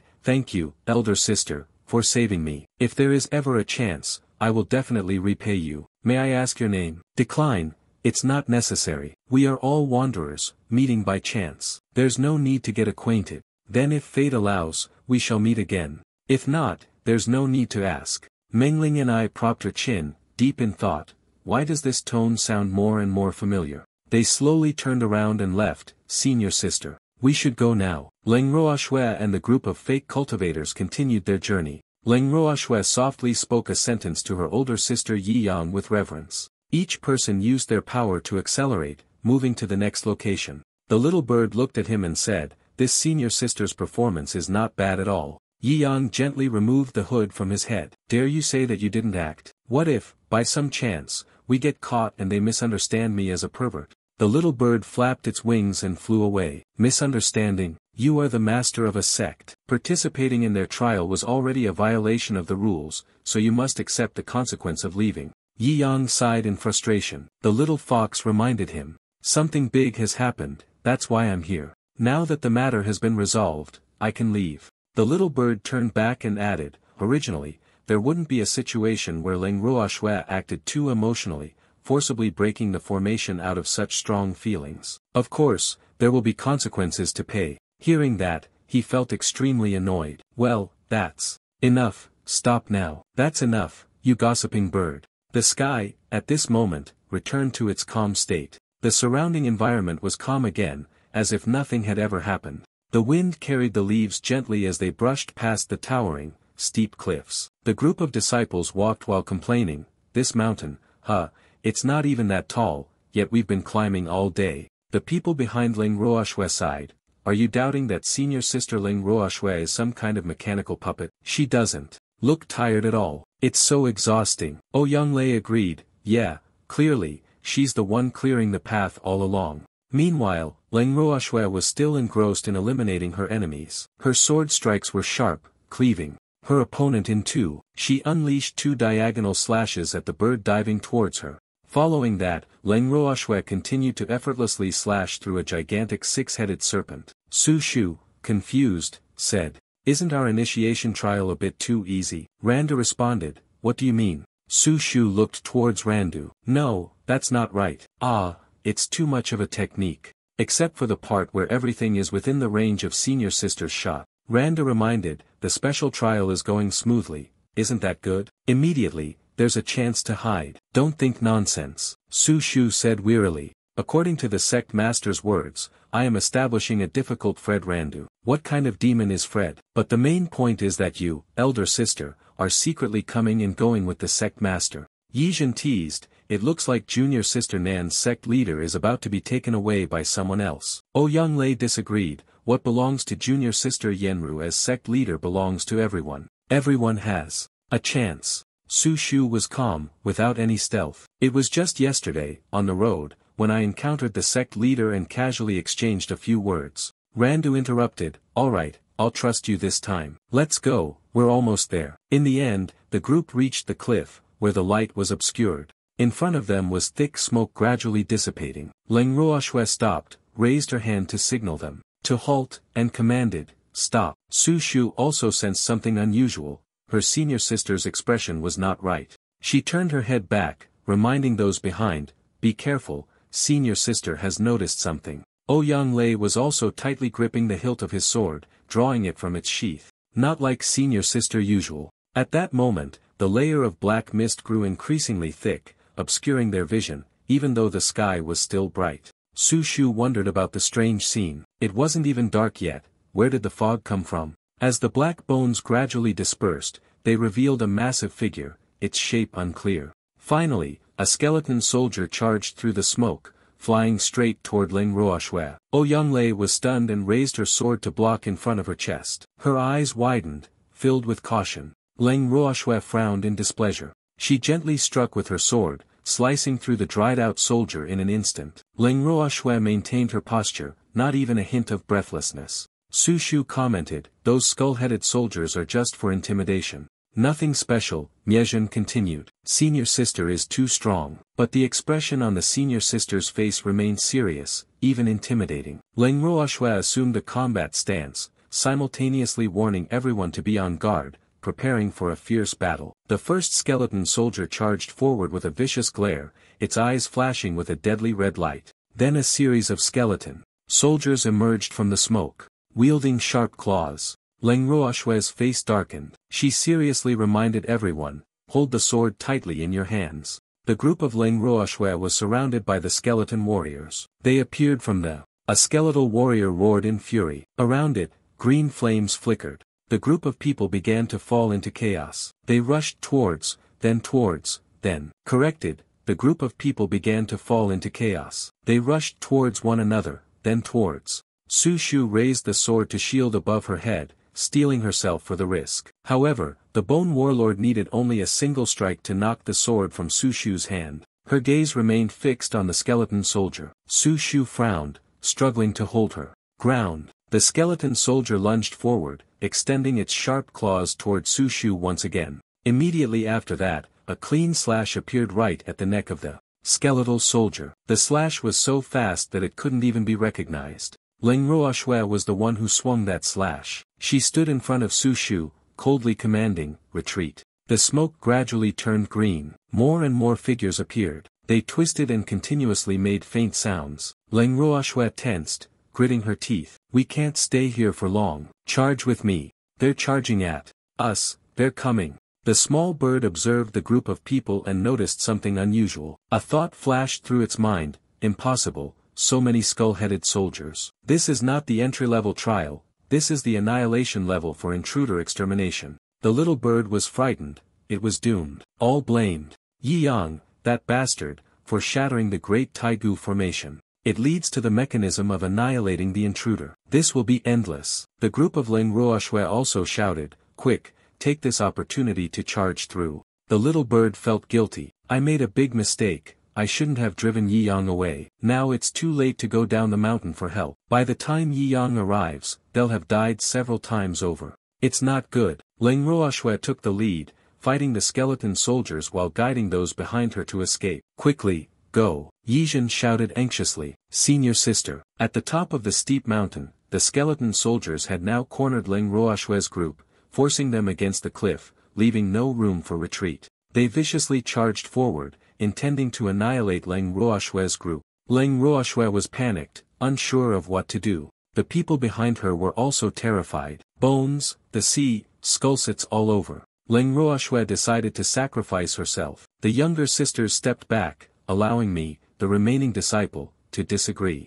Senior sister, we advance and retreat together. Everyone, charge ahead. The skeleton soldiers leaped toward Ling Ruoxue and the disciples behind. Lu Qing swung his sword, shattering the bones of the skeletal soldier. Yenru was no less impressive than her, swiftly decapitating a skeleton soldier that charged toward her. Miezhen swung her sword gently, effortlessly slaying another. However, the skeleton soldiers seemed as though they could never be completely eliminated. They grew in number day by day. Ling Ruoxue shouted loudly, none of you are allowed to die. I will block the sea of skulls for you. Hurry and climb down from the cliff. You must all survive. Randu worried, senior sister, I also want to stay and fight alongside you to block the sea of skulls. Lu Qing did not want to leave either. Ling Ruoxue couldn't, but her senior sister wanted to go with her. Muhan and I quickly spoke up, yes, if you want to go together, then go. Killing one is the same as killing one. Ling Ruoxue's entire group was surrounded, and they could only gather together to resist.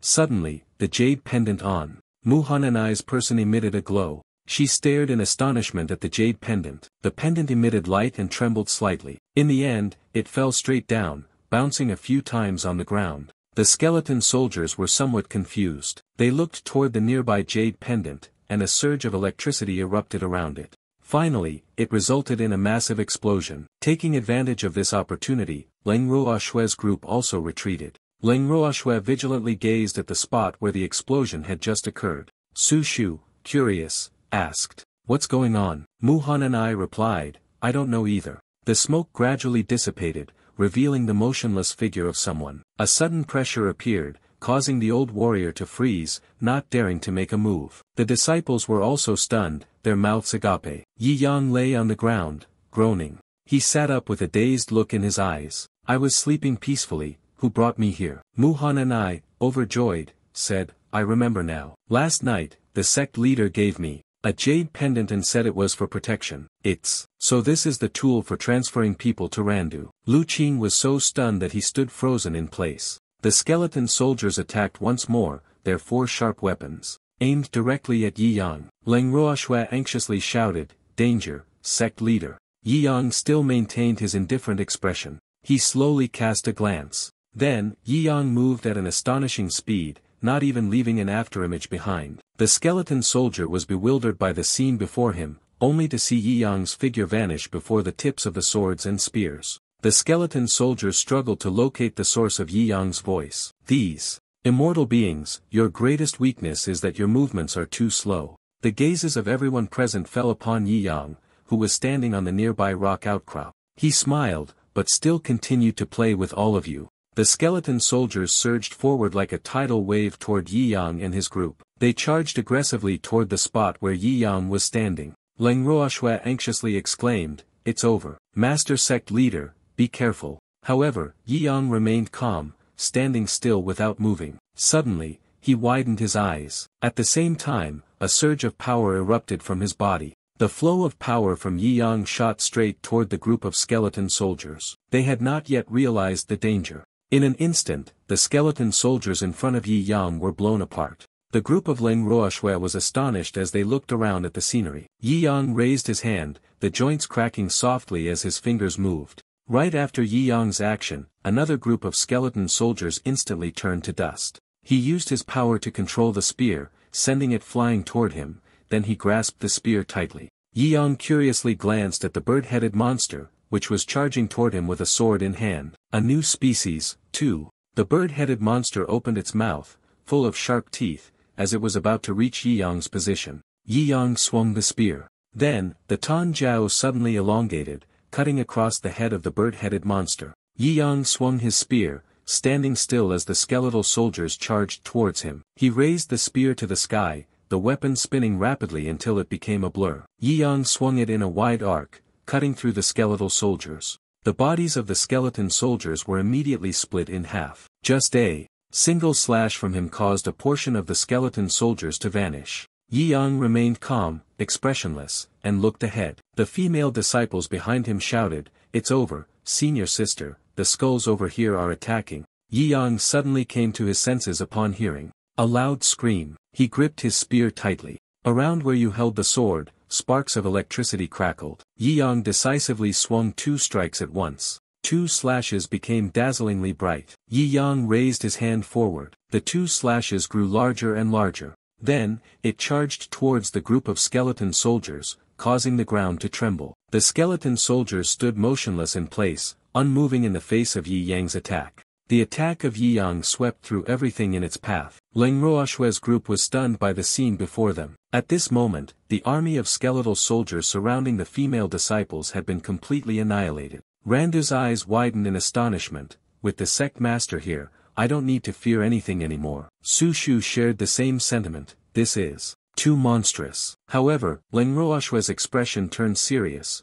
This is not good. The skulls are still increasing rapidly. They're about to launch a full-scale assault. Everyone gave their full support to the sect leader. A large number of skeletal soldiers and bird-headed monsters charged forward. Yi Yang gently curled the corner of his lips, and his body slowly rose into the air. A small light appeared at the tip of Yi Yang's finger as he pointed them parallel to each other. Immediately afterward, a powerful beam of light appeared. Yi Yang raised both hands high. A massive orb hovered above his head. A powerful surge of energy emanated from the orb. The light from the power of Yi Yang shone all the way to the distant, fallen fields. The man wiped his sweat and exclaimed, "So tired." His gaze turned towards the source of the light. What is it? Has the sun fallen? All that could be seen in the sky was a brilliant sphere of light, shining like the sun. Yi Yang adjusted his primary wood mastery skill. His head was directed toward the sphere above. Then the holy light led the way. Level 100, the burning light scorched the undead soldiers, causing them to gradually fade away.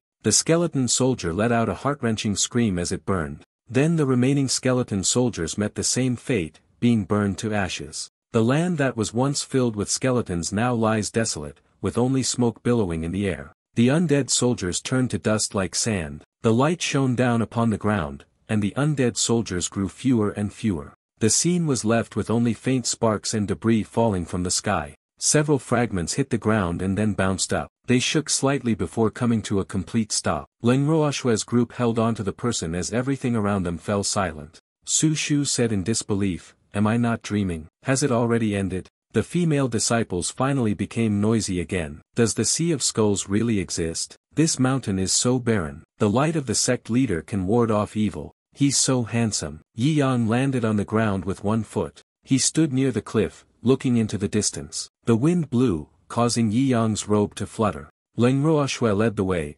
clasping her hands together in thanks. "Esteemed sect master, it seems that this trial of ours has ended in failure, doesn't it?" Yi Yang spoke. "You have been able to persist to this extent in the face of annihilation.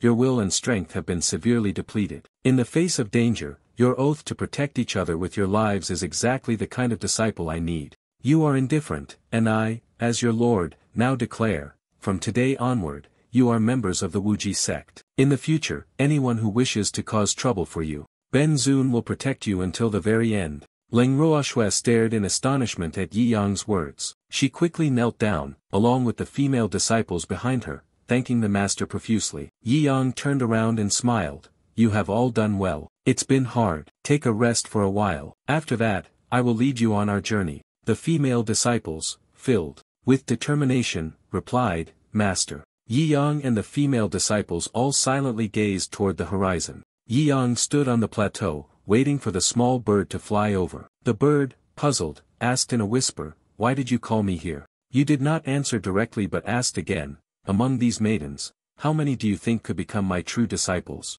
The little bird sneered. In the past, all kinds of people criticized them, and now they are starting to choose true disciples. Yi Yang dejectedly explained, The sect has returned to the number 1 world, and it's hard to recruit 7 core disciples. There is hope, and I expect to return to a life of peace and freedom soon. The little bird contemptuously chirped, You, nowadays, aren't you just living day by day? But the true inheritance trial of the Wuji sect is at the heavenly destruction level. Perhaps only Leng Ruoxue could pass it. Yi Yang continued, There is someone who also started out beautiful. The important thing is that the great undertaking of the sect already has someone. Then the little bird asked, How do you want to arrange it? He thought for a moment and then replied, Target their potential. The obedient one washes clothes, cooks, and when strong, massages. The one with a good figure is Wunyang. The one with a silver tongue makes jokes and speaks to make me happy. After hearing your terrible idea, it kept pounding in Yi Yang's mind.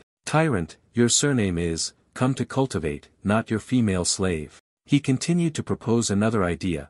Taking care of the sect leader is also a form of cultivation. You really aren't funny. I will train them to become professional experts, such as magical girls, sword maidens, or celestial yin-yang practitioners. At this point, a little bird chirped, then stopped and wondered. Wait, why are they kneeling down? Suddenly, a group of disciples came forward, bowed their heads, and reported, Master, I have finally fulfilled my promise to you and led everyone to find a place. By having a good master, we no longer need to wander or be bullied by others. Yi Yang pondered deeply and said, That's great. So next, we can also focus our energy on preparing to take revenge for our master. Hearing this, he was so furious that he spat blood. Su Shu replied, Master has merely disappeared, his life or death is still unknown. Isn't it a bit too extreme to talk about revenge? Besides, he might just be a genius. Mengling and I stood beside and continued the teacher's words. He never allows us to call him master.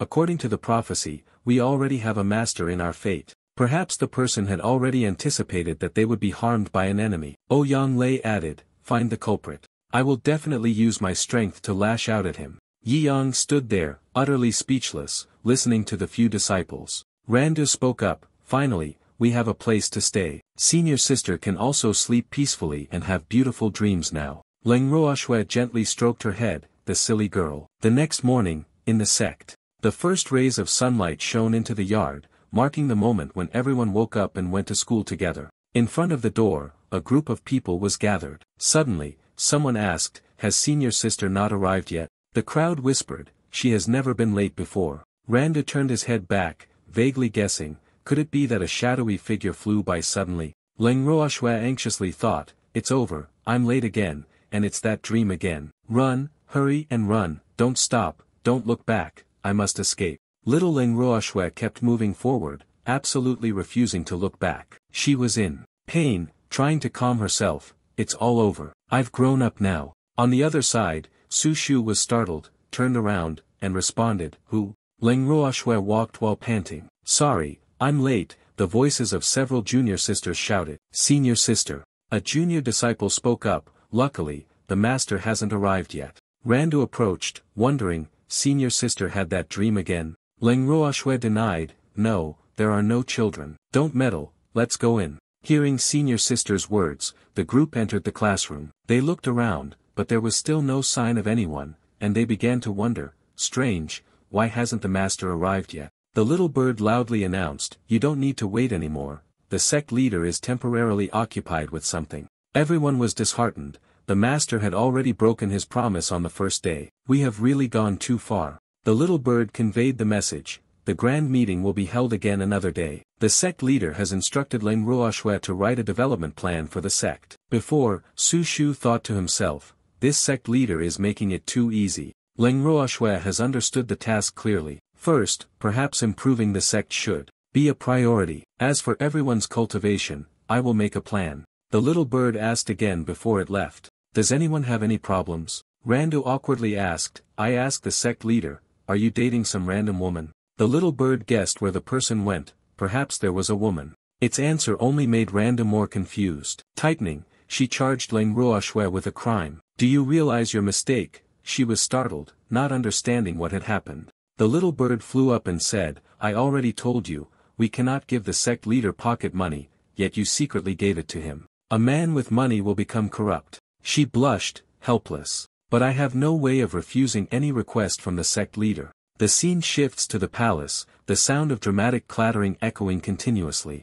Bai Fei muttered to himself, it turns out that Yi Yang, that bastard, has gone back to that place again today. She was drawing random scribbles on the wall, still fuming with anger. To think that a stunning beauty like me was ignored, and instead, he went to that vulgar place, hanging out with a bunch of men. Truly, they're all just swine. Suddenly, she shouted loudly, swallowing here is so boring, I can't stand it. Yi Yang, you bastard, hurry back and talk to me. In Sihaicheng, a beautiful and fertile land with a flowing green river passing through, dividing it into two areas. On the right is a noble castle with luxurious architecture, while on the left are small, humble rooftops. At a tavern located in the land to the left, the lives of the working people continued to flow peacefully. There were familiar voices calling out, the Three Jiang Tavern welcomes the young waiters, bring more wine. The cap of the wine bottle flew off and landed on the table. Yi Yang sat with his legs propped up on the chair, holding the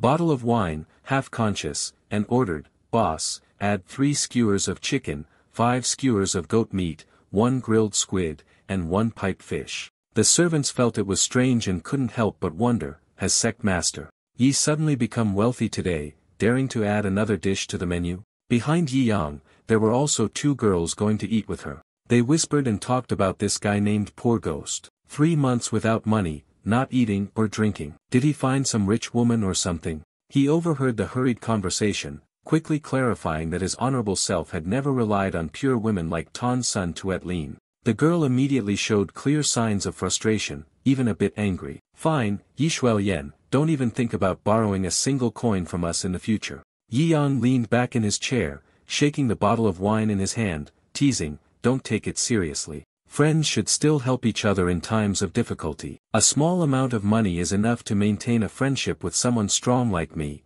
and that is worth it. Xiong Shaoxi puffed her cheeks, looking at him with disdain. Who would be friends with a scoundrel like you? You're probably the weakest man in this tavern. Suddenly, a voice interrupted her, defending Yi Yang. Feng Hao. I am friends with him, and we are brothers. Feng Hao strode in fiercely, exuding an imposing aura. Taking advantage of my absence, you bully my brothers, thinking, there's no one to clean up after you, huh? However, Yi Yang looked at the person in front of him with unease. The 2 young men in their mid-teens began cursing the heavens and the earth. These people were doomed. Just as you thought, he blasted this tavern first. Feng Hao stepped forward, and Hung Tu Hai mocked, big sis. Have you gained weight again recently? The belt is about to snap around your slim waist. She angrily slapped him hard and cursed without mercy, go die. Don't think just because there are 3 of you, the city lord of Sihaicheng, that you can talk nonsense. Feng Hao rubbed the spot on his head where he had been hit, casually commenting,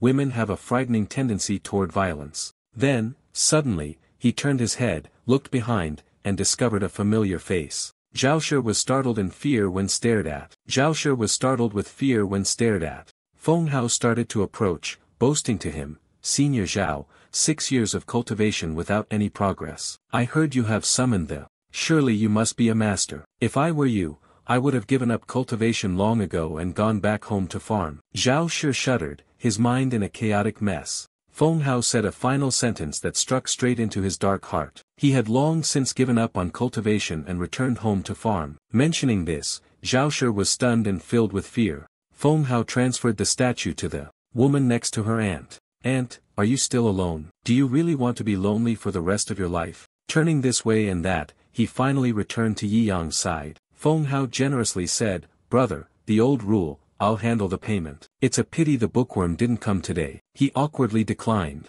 How could that be? Thank you. Xiong Shaoxi angrily grabbed the dining knife, turning around to see the scene. Her hand holding the knife trembled. She wanted to throw it away so badly, but reason still held her back. It wasn't fair. Why had no one ever picked a fight with him before? Feng Hao smirked and replied to her, what do you know? Yi Dai and I are on the same path. We are all loyal fans of Yin Yang. The thing is, Feng Hao leaned close to Yi Yang's ear and asked to prove that his words were correct. Xiao Gua is the most gentle, right? Yi Yang pretended to laugh, he, on the outside, while cursing on the inside.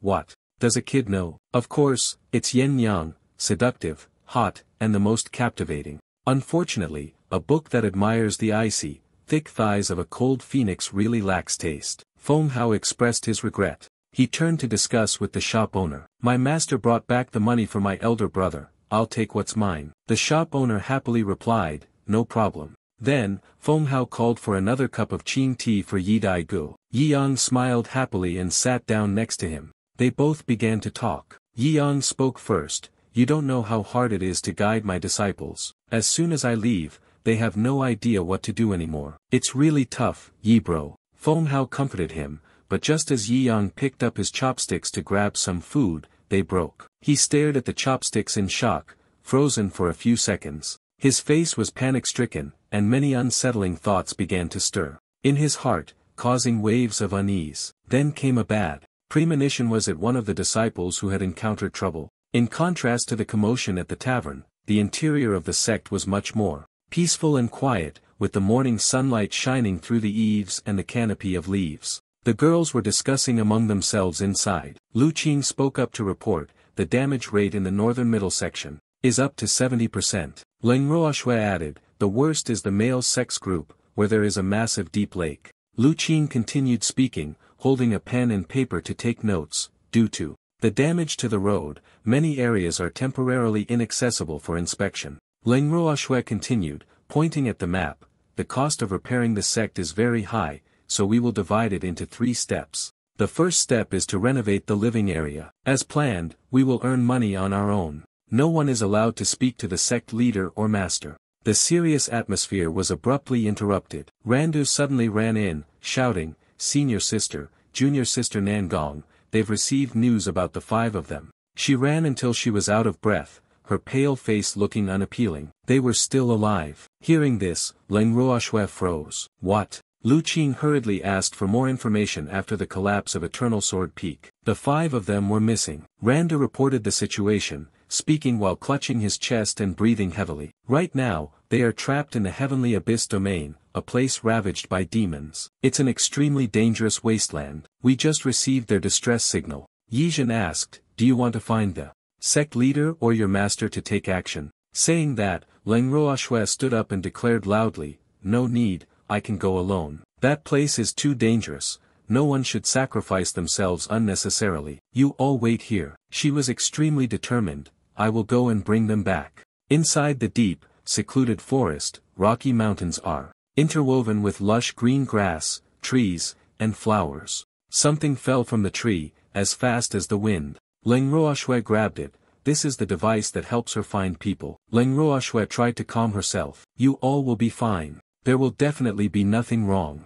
She continued walking forward while thinking, Nangong junior sister must try harder. I know that no matter the situation, you will protect everyone. This also made her recall the past from that year. Leng Ruoxue said to her former master, my master doesn't like the new junior sister. She asked, why? She replied, we are the sword sect, based on offense and attack as our foundation. She only wants to learn defense. What is she doing coming to our place? She thought for a moment, then finally came up with a reason. It simply said, I am a good person. Leng Ruoxue found it hard to understand and felt somewhat indignant. What exactly is the standard for being a good person? She explained, actually, the Nangong family is one of the 4 great families of the Ziyuan kingdom and has many sources of power. Nanguantong hugged the dog in fear, burying his head in its soft fur, wriggling. Your father, General Nangong, has sacrificed his life to protect the Ziyuan kingdom, he spoke, announcing the situation. The daughter of the former head of the Nangong family was always bullied and mistreated by her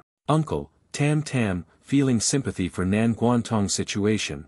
They were the only family she had left. If you don't know about this, then forget it. But now that you do, we absolutely cannot let the child stay in Nangong's house any longer. That woman, Nan Guantong's stepmother, is the one who caused everything. Behind them, a mocking smile curled on her lips, and her words were laced with sarcasm. My esteemed lords. Is that so? If we bullied it, it's because its nature is too wicked. Stealing things from the house to take outside all day long, we punished it because we didn't want it to go down the wrong path. He angrily turned around and scolded, shut up. You're spitting blood at others. There's nothing wrong with sneaking into the kitchen to eat if you don't even give it a full meal. She also followed the tune, causing her to spray the glue stiffly. Even though she went up to get food, it wasn't for herself. It is because those retired, disabled war dogs followed their mistress. They are not even fully fed, yet still think about feeding those wandering old dogs. You dare to slander her, such a vile nature. After you discovered these old,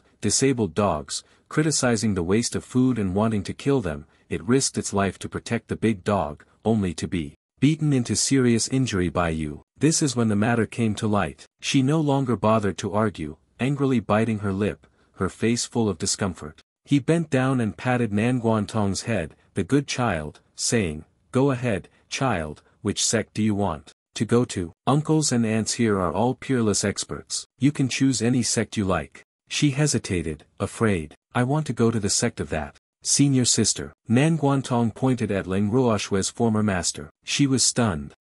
He couldn't help it, and curiously asked, why? Because she is a good person. Nan Guantong explained the reason. Have you seen her feed it through the big yellow hole? The master smiled. A month ago, I passed through this place. Seeing these poor stray dogs that had retired, feeding them a little on a whim isn't really being a good person. Little girl, I heard you want to become a protector here, taking on the role of guarding the gates and using punishment as your authority. You need to think carefully about it. Nan Guantong tightly hugged her dog, her eyes welling up with tears. Big sister is a good person, she will let you become a protector. He turned to explain to her. The little girl keeps saying, father, but what she likes most is the one who protects this country. There is no way to protect the world like the three, but if it wants to become a protector, even if it can only protect one person, that would be good. He also advised, if it has chosen you, then accept it. As for those dogs, I will make proper arrangements so that it can bring this one along to your eternal sword sect. I understand, she replied softly, then gently extended her hand towards her, patting her. Come on. Nan Guantong's cheeks flushed, her eyes sparkling as she looked at her, a mix of fear and innocence in her gaze. She smiled gently, like the Buddha atop eternal sword Ling Ruoshue, speaking loudly as she saw Nan Guantong.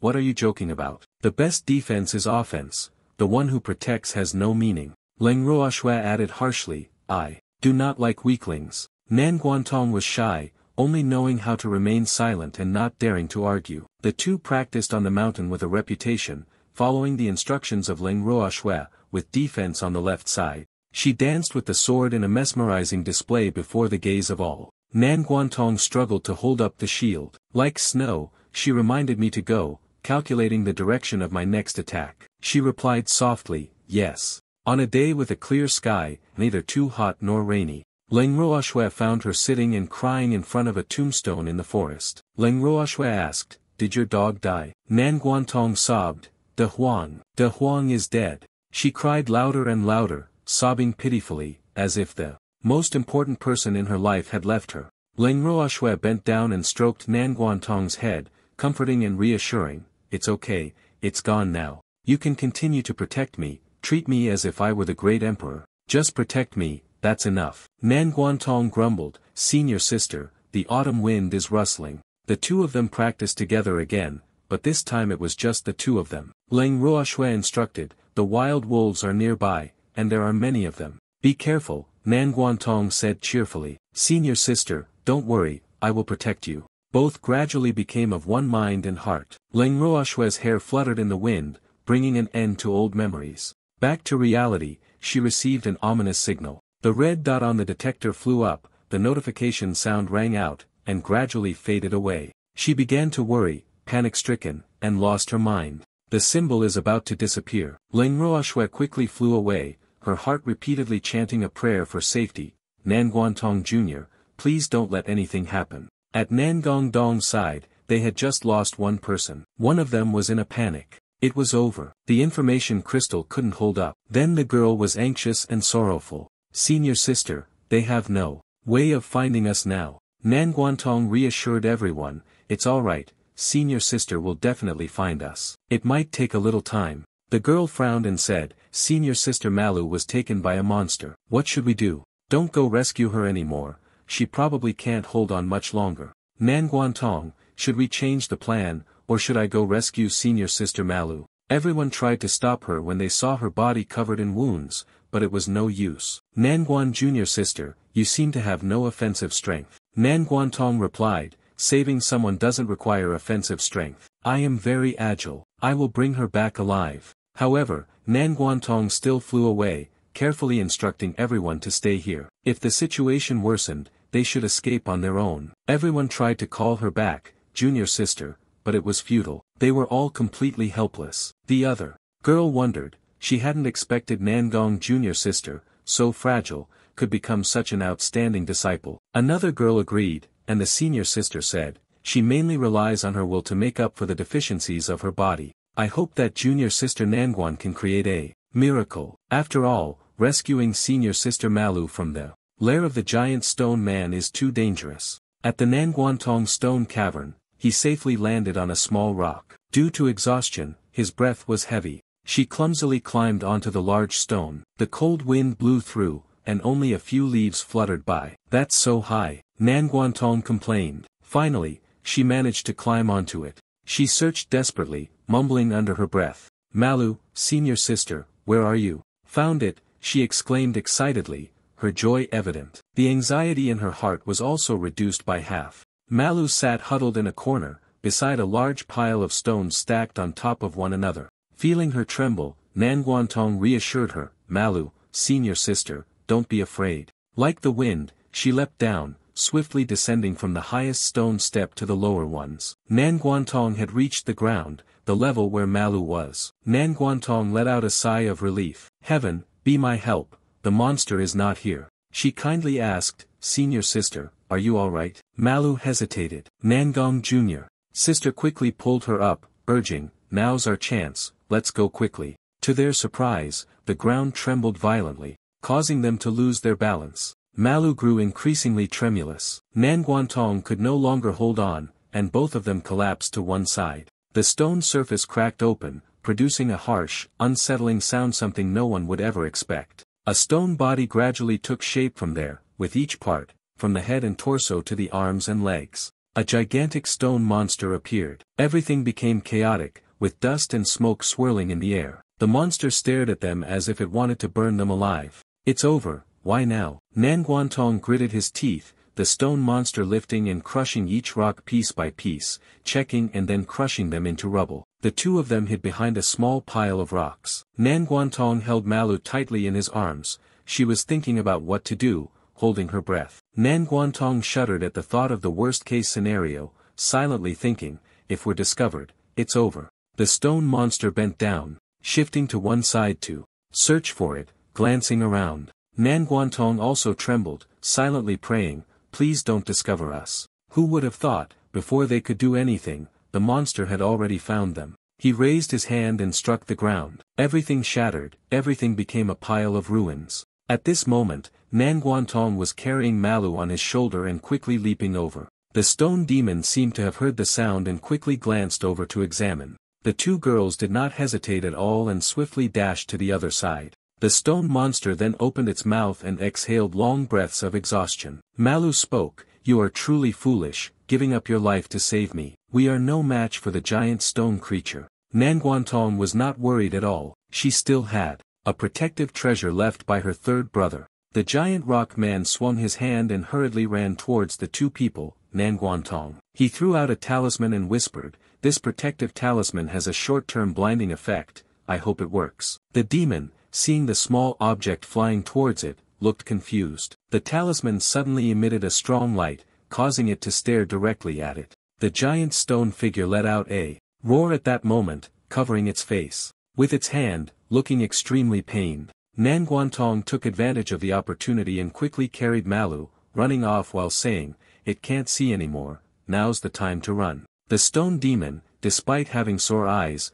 still swung its hand and struck the ground with great force, causing the earth to crack in multiple places. Nan Guantong, seeing the dangerous situation, anxiously shouted, "It's over." Without hesitation, she spread her arms to shield Malu behind her, taking the impact of a large stone flying toward them. Nan Guantong screamed loudly, his voice filled with panic. Blood spurted violently from his mouth. She, despite collapsing, still tried to conjure a spirit shield, calling out. Both of them were struggling greatly, their voices trembling, using their spirit shields to defend. We continue to retreat. The demon on the other side kept punching the large rocks, creating loud booming sounds. Nan Guantong firmly held the shield while supporting Malu, asking, "Are you okay?" She replied, "I'm fine." The giant stone man reached out again and grabbed a stone arch on the side. Without hesitation, it threw Win forward, toward the two people standing ahead. The stone flew quickly toward it,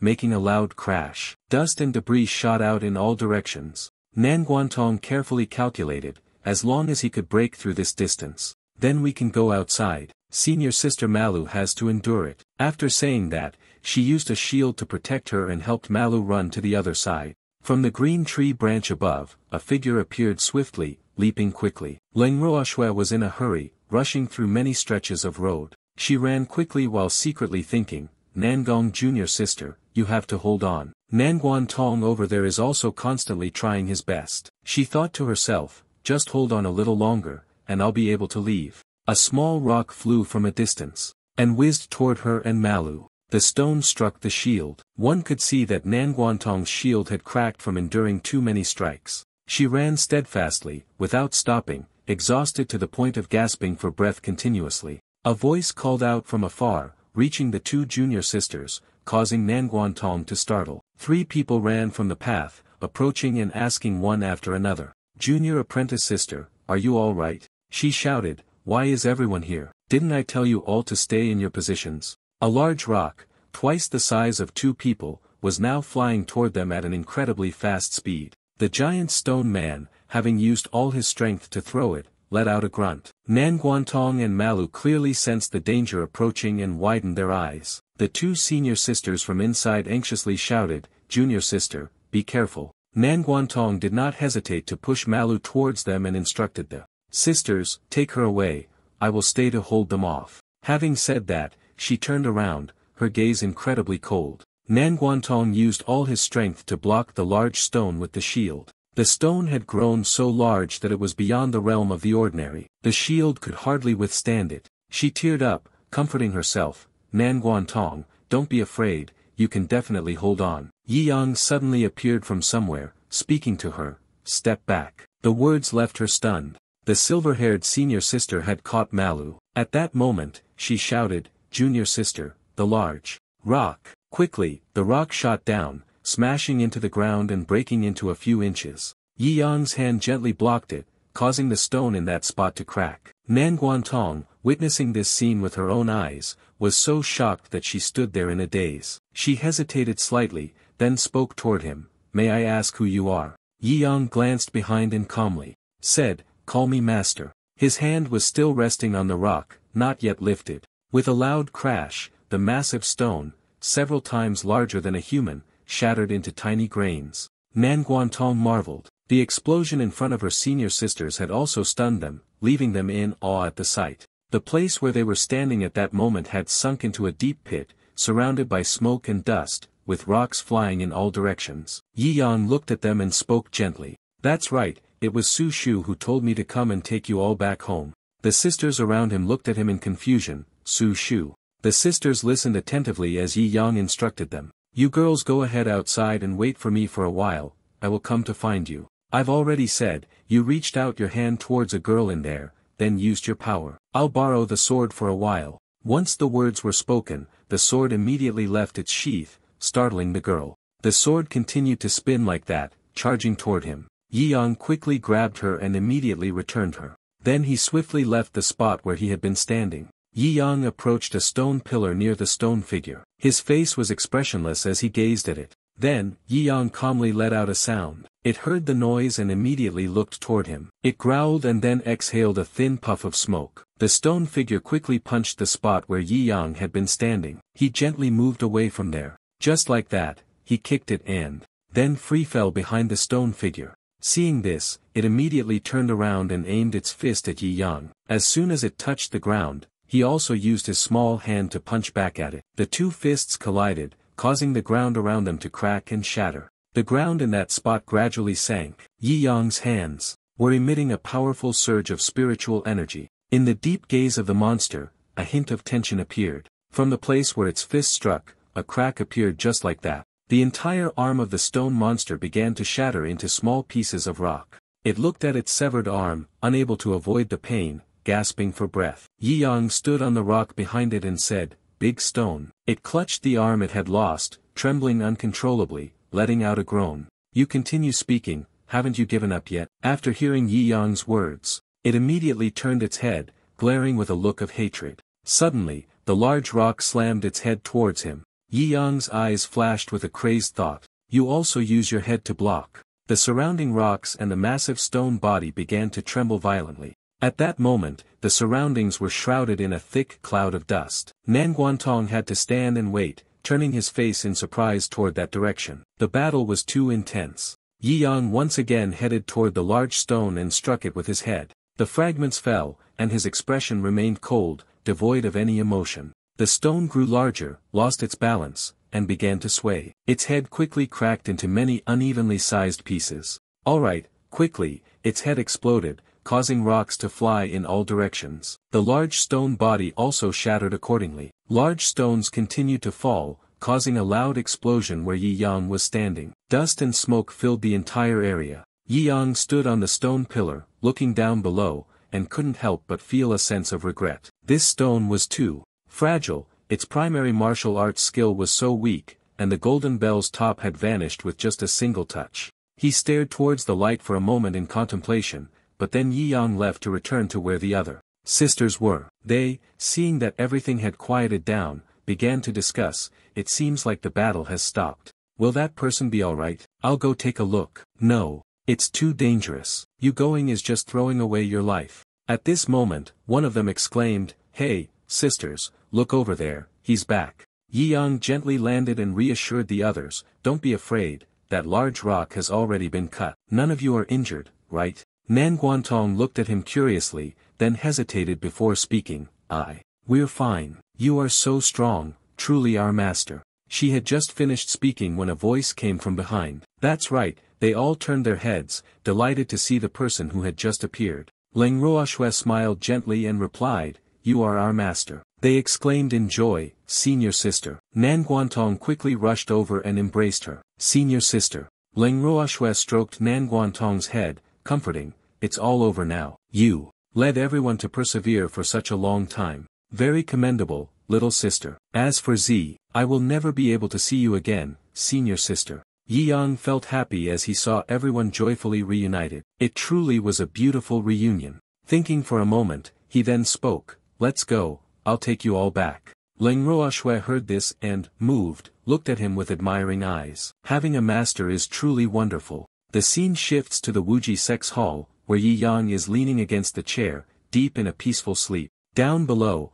everyone kept looking at him with evaluating eyes. The Sex Grand Assembly had fallen asleep again.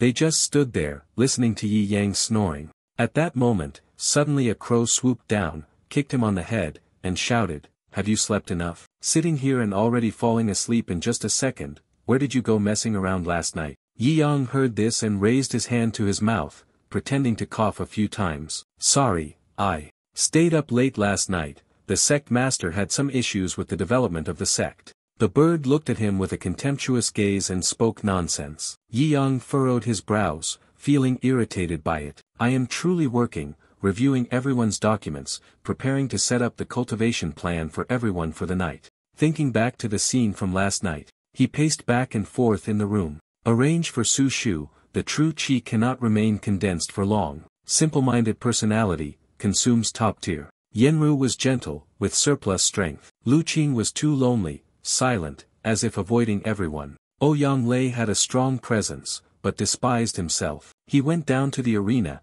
engaging in physical contact, overly admiring Leng Ruoxue, and neglecting his cultivation. Yi Yang sat there, leaning back in his chair, resting his hand on it, evaluating each person one by one throughout the night. A group of disciples. No wonder Leng Ruoxue couldn't find a good sect to settle in before. Fortunately, she met me. Let's see how this master teaches them. After finishing his thoughts, yesterday he coughed a few times before continuing. Everyone is here, so let's discuss the plan for revitalizing the sect. It's very simple, you just need to do one thing. It is possible to bring the ranking of a sect back to number 1 in the world. Su Shu Nanguantong, upon hearing this, suddenly exclaimed, number 1 in the world. Yi Yang closed his eyes, thinking as he spoke, it seems a bit too hasty. Then let's change to something simpler. Within half a year, among the people, there must be 7 individuals who pass the trial to become direct disciples. Mengling and I, upon hearing this, was somewhat frightened. How could she enter the sect? If the sect's trials were this extreme, then the trial for direct disciples must be hellish. At this moment, Leng Ruoxue also spoke. The trial for direct disciples is extremely important to the Wuji sect. Her gaze was firm as she seriously explained, according to the records of the sect's archives, when 7 disciples pass the trial to become direct disciples, the sect leader will gain a special privilege, and the hidden sect secrets will also be unlocked. Having obtained the secret treasure of light, Buon Tun returns to the number 1 new world, as if making an appearance. The things that Leng Ruoxue just mentioned are extremely rare and precious secret treasures. Su Shu, full of doubt, said, I guess the implication is that the master will use his privileges to lead them to escape. Yi Yang, upon hearing this, began to conceal the truth. Nonsense, this lord is a man of responsibility. In general, the inner sect's trial is very important to the sect. At this moment, Leng Ruoxue suddenly became sorrowful and blamed herself. Leng Ruoxue, am incompetent. If I were willing to exert all my strength in an all-out assault, I would be able to train a true disciple. Her gaze exuded confidence as she declared with unwavering resolve her intention to dedicate a portion of her strength to the sect. Hearing her words, Ouyang Lei also gritted his teeth and swore. Following his senior sister, he was also willing. If, during the trial of the true inheritance, he were to die while protecting her, it would also be a romantic story in her heart. After speaking, everyone shouted in unison, we, the untalented disciples, will use all our strength to break through and cultivate the true inheritance. Yi Yang was excited when he saw that everyone was determined. Very good, I will implement a super god plan to specially train you. Female disciples will undergo a complete transformation, please look forward to it. The bird beside me seems to be judging. I think you haven't even finished thinking about it. How could you train them like this? He slowly walked down, speaking as he went. I heard that repairing the sect requires a huge investment, so I've decided to go down the mountain and work to earn some money first. I can't let you all work too hard. The bird, displeased, squawked, don't change the subject. Su Shu skeptically whispered to Ouyang Lei and Yenru. Did he do something? The sect's cultivation urgently needs money to get started. Can he really make money? Whether he makes money or not doesn't matter. The self-reliant appearance of the master is simply captivating. Yi Yang calmly walked towards everyone. I'm off to work. Wait for me to return to the mountain, and I will immediately announce who the first female disciple of the super god plan is. Everyone turned their gaze towards Yi Yang and respectfully bid farewell. Scene shifts to the Demon Cultivation Institute. Leng Ruoxue placed the tray of food on a table in front of the prison cell. The person inside immediately asked, why is it always someone bringing us food lately? Where's Yi Yang? Master went down the mountain to do some work. Bai Fei sighed upon hearing her response. Men always use work as an excuse. Surely you want to chase after girls. Those people are just too young. Leng Ruoxue felt a little sad, to be honest, should I say it? Bai Fei continued to draw on the wall, looking very focused. Yi Yang was being talked about, and our hearts turned black. Leng Ruoxue hesitated and replied, I am a disciple, so I care about my master in that way. Bai Fei sighed again. I even said I would pass on the secret technique to you, so that you can easily obtain the heart of that Yi Yang type. She unconsciously exclaimed, really? Huh. Then she quickly adjusted her mood, gritted her teeth, and resolutely said, I have long decided that this life of mine will be devoted to the path of the sword. Don't you dare bring this up again. Also, if you use any enchantment techniques to seduce my master, I will never let you go. It was unclear when exactly, but Leng Ruoxue's hand had already grasped her sword, and her entire being exuded a murderous aura, a silent warning. Bai Fei fearfully jumped back. What do you want to do? Then, she laughed loudly to cover up her fear. People joked, if I had this thing, that bastard Yi Yang would have been caught by me long ago, let alone you. Hearing Bai Fei's words, she quickly sheathed her sword. This was the best course of action. Leng Ruoxue swiftly left. Bai Fei, trapped in the cage, couldn't help but rub his forehead, letting out a tired sigh. Phew, women and jealousy are truly terrifying. But why do I suddenly feel, now there is someone competing with me for Yi Yang? She ate while laughing maliciously. On the contrary, it makes me feel even more excited. Yi Yang studied the map, searching for the place he needed to go. Very quickly, he had moved to the Deep Pavilion. Looking at the house in front of him, he muttered to himself, evaluating it. Perhaps it's right here, the innkeeper said. This is the place where you can take on tasks, except for killing demons and making money. This place relies on fists to make a fortune, don't you understand? You should quickly go inside, there are still quite a few people. Inside the shop was extremely spacious, with everyone bustling and noisy, reading the tasks posted on the wall. Yi Yang looked at the long board and couldn't help but exclaim, so many tasks. At that moment, a girl sitting at a nearby table spoke up and greeted, little brother. I am the receptionist of the demon extermination sect, Xiaomiao. If you have any questions, feel free to ask me. She had just finished speaking when he immediately asked, please tell me directly how to accept the most lucrative demon-slaying task. Brother, you are a cultivator who has just arrived for the first time, aren't you? Yi Yang smiled and replied, the newcomer has been discovered. Xiaomiao gently reminded, I'm sorry, but making money through high-level tasks is extremely difficult, and the higher-level ones are too dangerous. They're not available to newcomers. You can only start with tasks at the basic level. The very last one, that is. There are no thresholds at all. At this moment, two people stood behind, mocking him. As soon as the sky arrived, you want to take on a money-making task. Truly, you have no sense of the heavens and earth. The most money-making missions are all about the great demon. The strongest cultivators in Si Haicheng have to step back 3 paces. Is this kid stupid or crazy? Yi Yang didn't care, directly speaking to Xiaomiao, I'll go take a look, thank you, no need for formalities. Longo looked at Yi Yang's retreating figure and said, someone like him, eager for quick success and gains, will undoubtedly end up with a miserable result. Xiaomiao led him to the task board, looked at the reasons, and after a while, hesitated, saying, are these tasks at this level really that difficult? Don't be afraid, just muster all your courage and step out. At first, you'll realize that low-level things aren't as terrifying as you imagined. On the mission board, it's right there for you to see, 10 pairs of fangs and 20 pieces. Yet, you seem to be staring blankly like this. She continued to encourage him. Each new person grows little by little, though the beginning is never peaceful, as long as they are a little braver. One day, you will also become a powerful expert in the demon-slaying rankings. Hearing her words, Yi Yang finally spoke up, the reason I was stunned is because the reward for this official level mission is too little, it's simply a waste of my precious time. Long Gu, who overheard, scoffed coldly. At this moment, he had his eyes on a first-level mission reward board. Immediately, Yi Yang asked Xiaomiao, the reward for a first-level mission is barely acceptable, what conditions must be met before it can be accepted? She replied, the task level does not require making more than 500 of them. He showed a look of frustration, muttering to himself, the main tasks here basically don't give newbies a chance to make money. I'll go somewhere else in the city to check it out,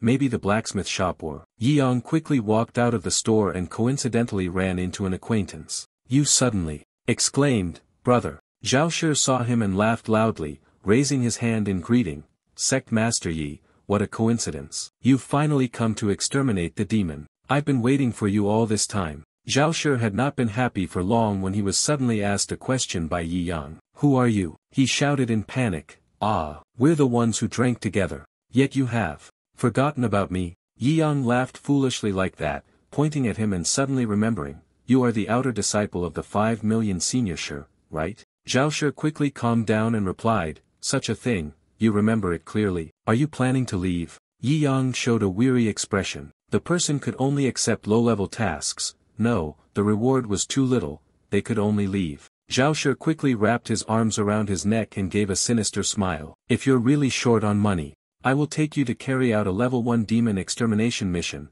but the risk is a bit high. Yi Yang heard this and let out an "oh" sound. Both of them stepped back into exterminating the monsters again. Is it that you don't know whether your heart can withstand such an exciting task? We can form a resonance group for the task and share the rewards. That's right, the mission to eliminate Lin, this blood kite, is suitable for newcomers, the one with the least strength. I'll take you to handle it. I'm not interested. I want to do this. You looked at the task with the red text on the board. Seeing this, Zhao Shi's face turned ashen, a hint of fear in his eyes. Ah, you've gone too far. You absolutely cannot take on the red missions, they are extremely difficult. In a rank 1 mission, the death rate is the highest. It's not something you can accept. Are you confused? Look at me, its reward is 1 gold coin, other rank 1 missions offer far less money. Zhao Shi looked at him in fear, but Yi Yang stared back at him with a malicious gaze. However, in a task of this level, I fear there's no way to fully protect you. Don't worry, I've always been very quick to run away. He sighed, exasperated. Fine, then. Remember, safety comes first. Mission announcement, Bone Ruin Village, search for and eliminate 30 level 1 demonic beasts. They quickly moved out of Sihai City. They walked while talking. Is this your first time not being in love? I don't know how dangerous it is, but I have the duty to make it clear to you, so you won't leave in vain. Oh, sorry to trouble you, Senior Zhao.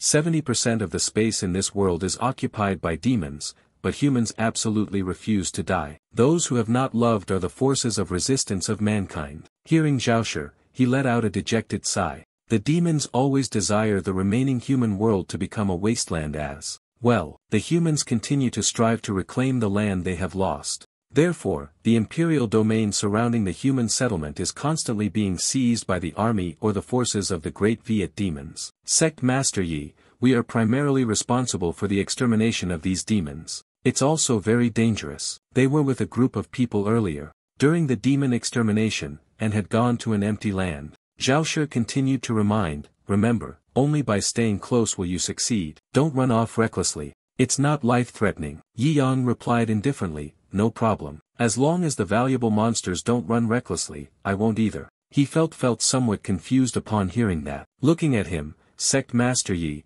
Yang smiled mysteriously and joked, let's go. Both of them, along with other groups of people, headed towards the Tan Suang village. In the desolate village, there was not a single soul, so cold that even the sound of the wind blowing could be heard. A man shouted loudly, warning, dangerous area, not for the faint of heart, do not enter. Everyone stood still, motionless, observing. Yi Yang and Zhao Shi cautiously looked around, unsure of the reason. I keep feeling like there's something off about this village. Don't you think so? I've heard that quite a few people in this village have died suddenly. This task is very simple. If you write down 30 demonic beasts, you may leave. He was startled upon hearing this and said anxiously, Sect Master Yi, we cannot underestimate that mission. It is extremely difficult. If it were simple, it wouldn't be opened simultaneously with such a large number of deep. Then Zhao Shi, with a confused expression, looked at Yi Yang. The purpose of the group mission is for everyone to join forces and help when dangerous creatures appear. Why are you taking a steel shovel? I saw that you all had weapons, but I forgot to bring mine, so I just grabbed this steel shovel. It'll have to do for now. Zhao Shi was so confused that he felt disheartened, thinking, I really shouldn't have brought this clueless person to such a dangerous place. Yi Yang and Zhao Shi continued deeper into the village, searching for the demon beast. He walked calmly ahead. Sect Master Yi, wait for me a moment. If we work faster, we can finish cleaning up quickly. He ran up to the front of him, tired, holding on to his waist. Be careful, we're in the wilderness, and there's a possibility of encountering a terrifying spirit realm level demon beast here. He panted, continuing to explain, remember, if we face a spirit realm level beast, the only option is to run. Absolutely, don't hesitate. Yi Yang calmly responded with a soft, then thought to himself, spirit realm, even Leng Roa Shui couldn't defeat it. At that moment, black crows began to appear on the branches surrounding them. Zhao Shi suddenly looked around. This place is. We've taken the wrong path. Hurry and get back to the main road. There are only the two of us here, and we've encountered a formidable demonic creature. This is bad. Suddenly, Yi Yang saw something nearby. Demon beast, is that what you were talking about? In the dark corner, a domineering wolf appeared, growling at them. Zhao Shi was horrified beyond measure, exclaiming, it's over, I've encountered the most vicious monster in this area again. He quickly stood in front of Yi Yang, pointing his sword at it, trembling as he reassured him not to be afraid. The fox may be fierce, but we can handle it. Yi Yang looked at the trembling figure in confusion. That person who was panicking was you, big brother. Zhao Shi looked at the three-eyed fox with fear, swallowing his saliva as he tried to suppress his terror. He immediately charged forward, shouting, "Go!" The three-eyed fox was faster than him. It also charged forward, striking him in the chest. He felt pain and clicked his tongue.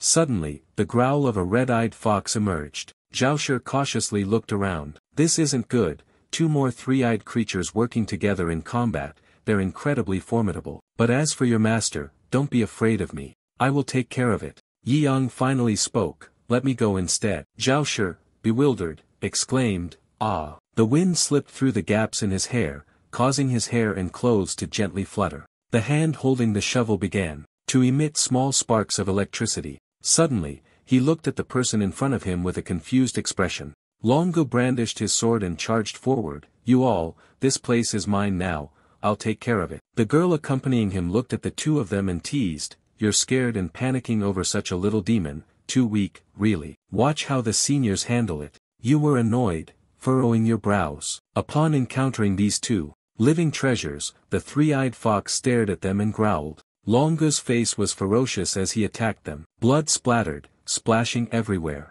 The loud noise caused the nearby crows to panic and fly away. Each of the three-eyed fox heads lay scattered on the ground. Longo confidently boasted, fighting like a perfect textbook example. Then, he, just like that girl, arrogantly said, isn't it that little brother wants to take on the task of slaying high-level demons? The girl heard him say that and waved her hand, displeased. You overestimate yourself. A level 1 mission is dangerous. It's not something a novice like you can undertake. Insufficient strength. 2 people, alone. This time, consider yourself lucky to encounter us. This kind of hellish battlefield isn't suitable for rookies. Hurry up and leave, take care of yourself. They mocked the two of them in one go before leaving. Yi Yang's gaze was filled with dissatisfaction, his eyes narrowed as he looked at the two. Zhao Shi wiped the sweat from his forehead and said, let's go, we can't stay here any longer. He looked at him, full of determination, answer me, whatever has come must be completed. Let's go. I see him now. Go immediately and chase after him. No,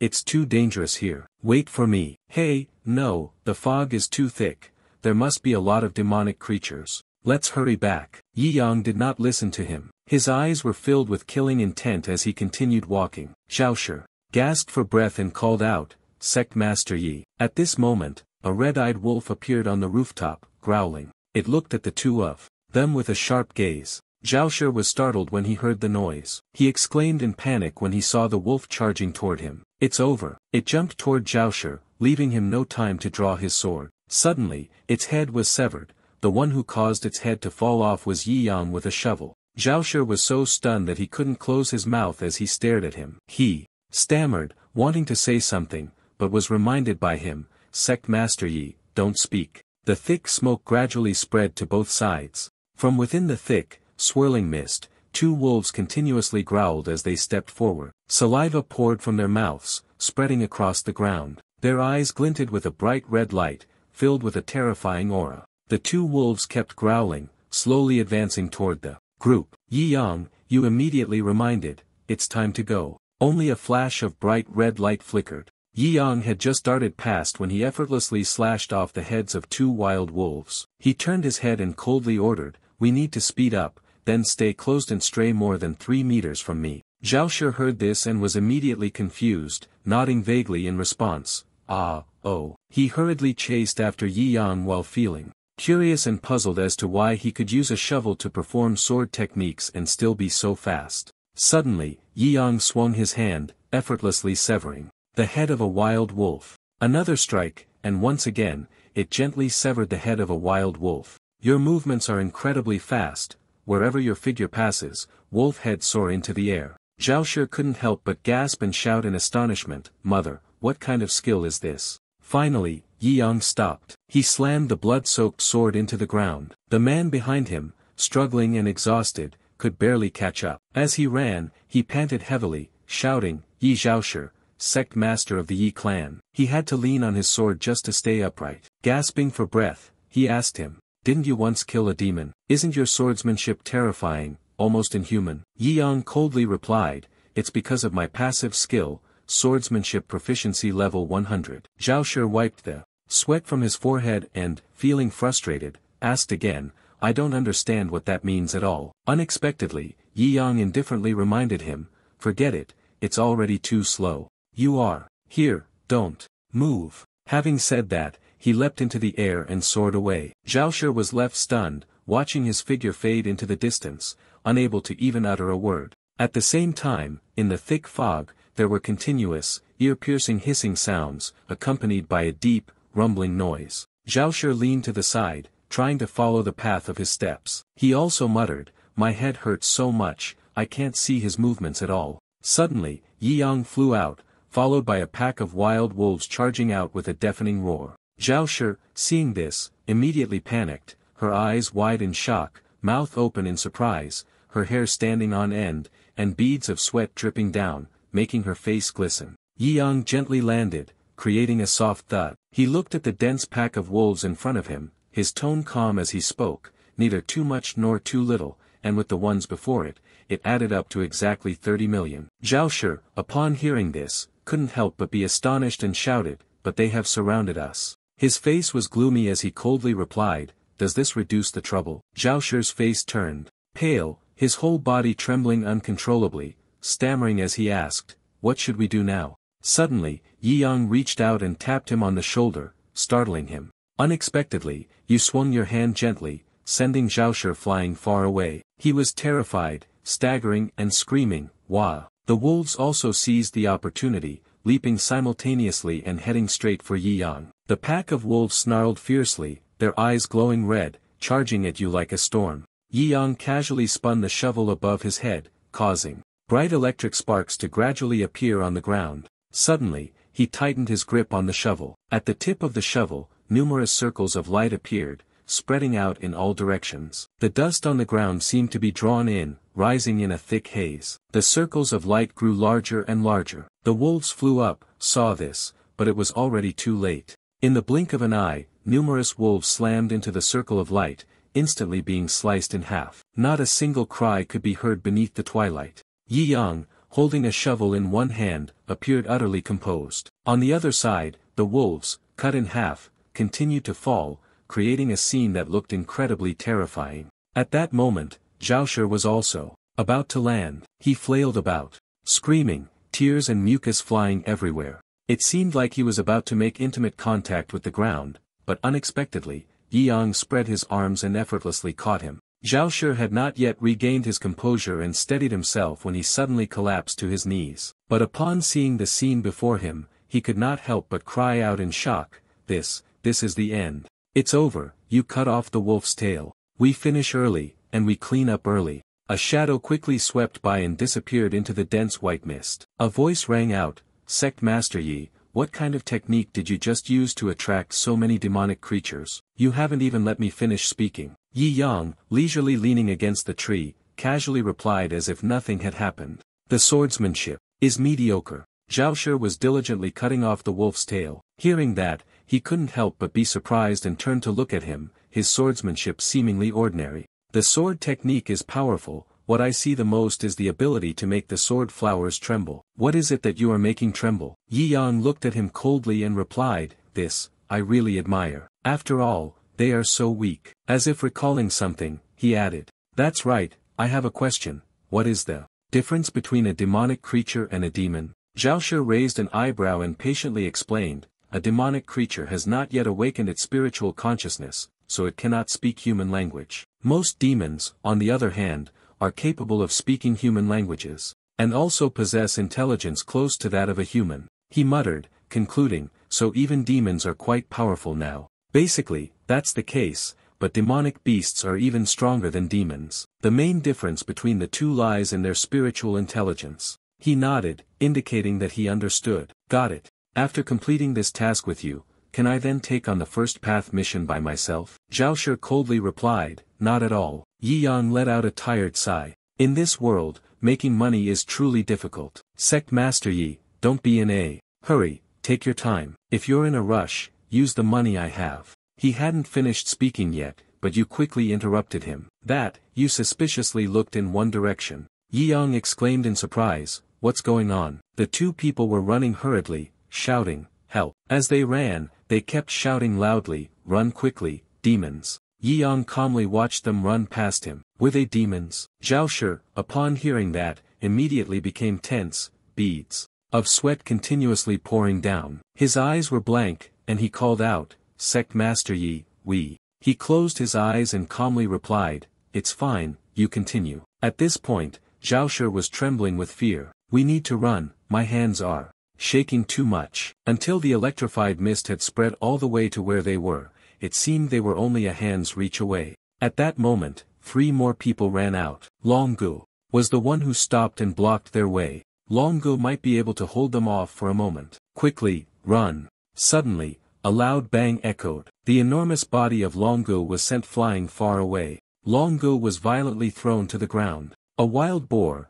its snout adorned with an iron ring, its eyes glowing red, filled with a fierce and menacing aura. A wild boar with a nose wearing a metal ring and 2 bright red eyes full of angry energy. The giant wild boar demon continuously snarled, holding a steel mace, slowly stepping out of the dense white mist. Longgu was injured, lying flat on the ground, his body trembling uncontrollably, his breath growing ragged because of it. He saw the demon slowly approaching, struggling to get up. Seeing Yi Yang still casually leaning against a tree, showing no intention of fleeing, he kindly reminded the foolish newcomer, "Why are you still standing there? Hurry and run." The two of them, a man and a woman, who had been running earlier, turned back and tried to help Longgu up. The girl cried out in worry, "Longgu, are you alright?" He still struggled to shout, "Go quickly." She supported Longgu, seeing him still standing there calmly. She gritted her teeth, sneered, and shouted loudly, "Longgu, forget about that new useless waste. He must be too scared to move."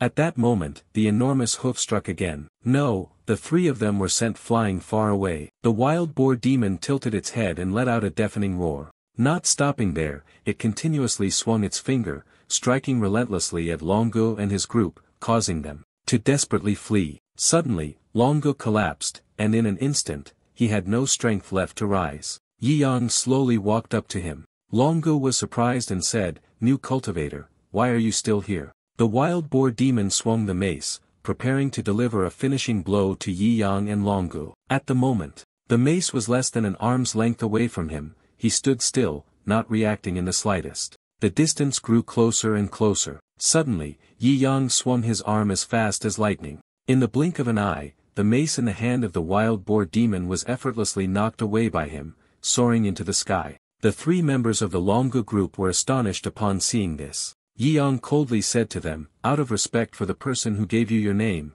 I'll let you go this time. I'll help you once." The wild boar demon froze, staring at its empty hand. It couldn't believe it, gently moving its finger back and forth. Finally, it was completely provoked by him. The wild boar demon let out a loud roar, furiously charging straight at Yi Yang. At this moment, he no longer stood still. He bent down and charged directly toward the wild boar demon. Yi Yang's solid fist let out a terrifying whooshing sound. As expected, Yi Yang's punch carried immense power, piercing straight through the body of the gigantic wild boar demon. The faces of the 3 people, Longgu and the others, turned pale, their eyes wide with shock. The wild boar demon briefly showed a look of surprise, its face darkening. It could only be seen on the body of the wild boar demon at this moment, where a deep hole had been gouged out, larger than Yi Yang's body, and one could even see through it. Moreover, you even intentionally jumped over the large hole in its chest, proving that this is not an illusion. As soon as Yi Yang leisurely walked a distance,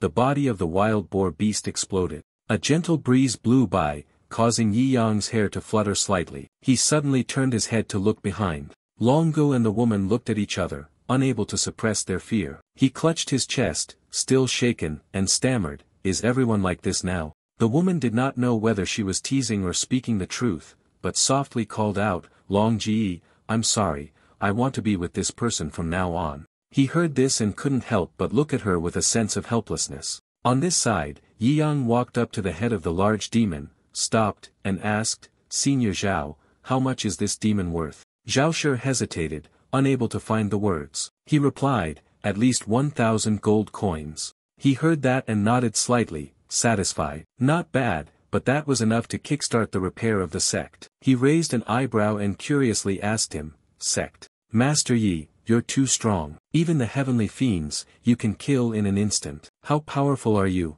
exactly?" Yi Yang lifted his head to look at him, and replied without thinking, "I'm also quite curious where my limits lie. I really look forward to the day when an opponent appears who can make me fight seriously." Zhao Shi was so terrified that his face darkened, unable to stop himself from exclaiming, "Heavens!" Yi Yang took the lead but didn't forget to turn his head and call out, "Zhao Shi, let's go back. I'll treat you to drinks today. It's been a long time since I've seen a bookworm. I wonder if I'll run into one today." He hurriedly collected the 10 wolf tails while feeling puzzled, letting out a soft exclamation. At a tavern somewhere in the evening. At this moment in the tavern, aside from the two individuals Yi Yang and Zhao Shi, there were only a few scattered people. He was now heavily drunk, so he turned to Yi Yang, trying to persuade him, "It's getting a bit late, sect. Master Yi, maybe we should head back and rest early." He lowered his head, his expression unclear, and replied, "Has this already been calculated as late? It turns out you've also been drunk for who knows how long. You started rambling,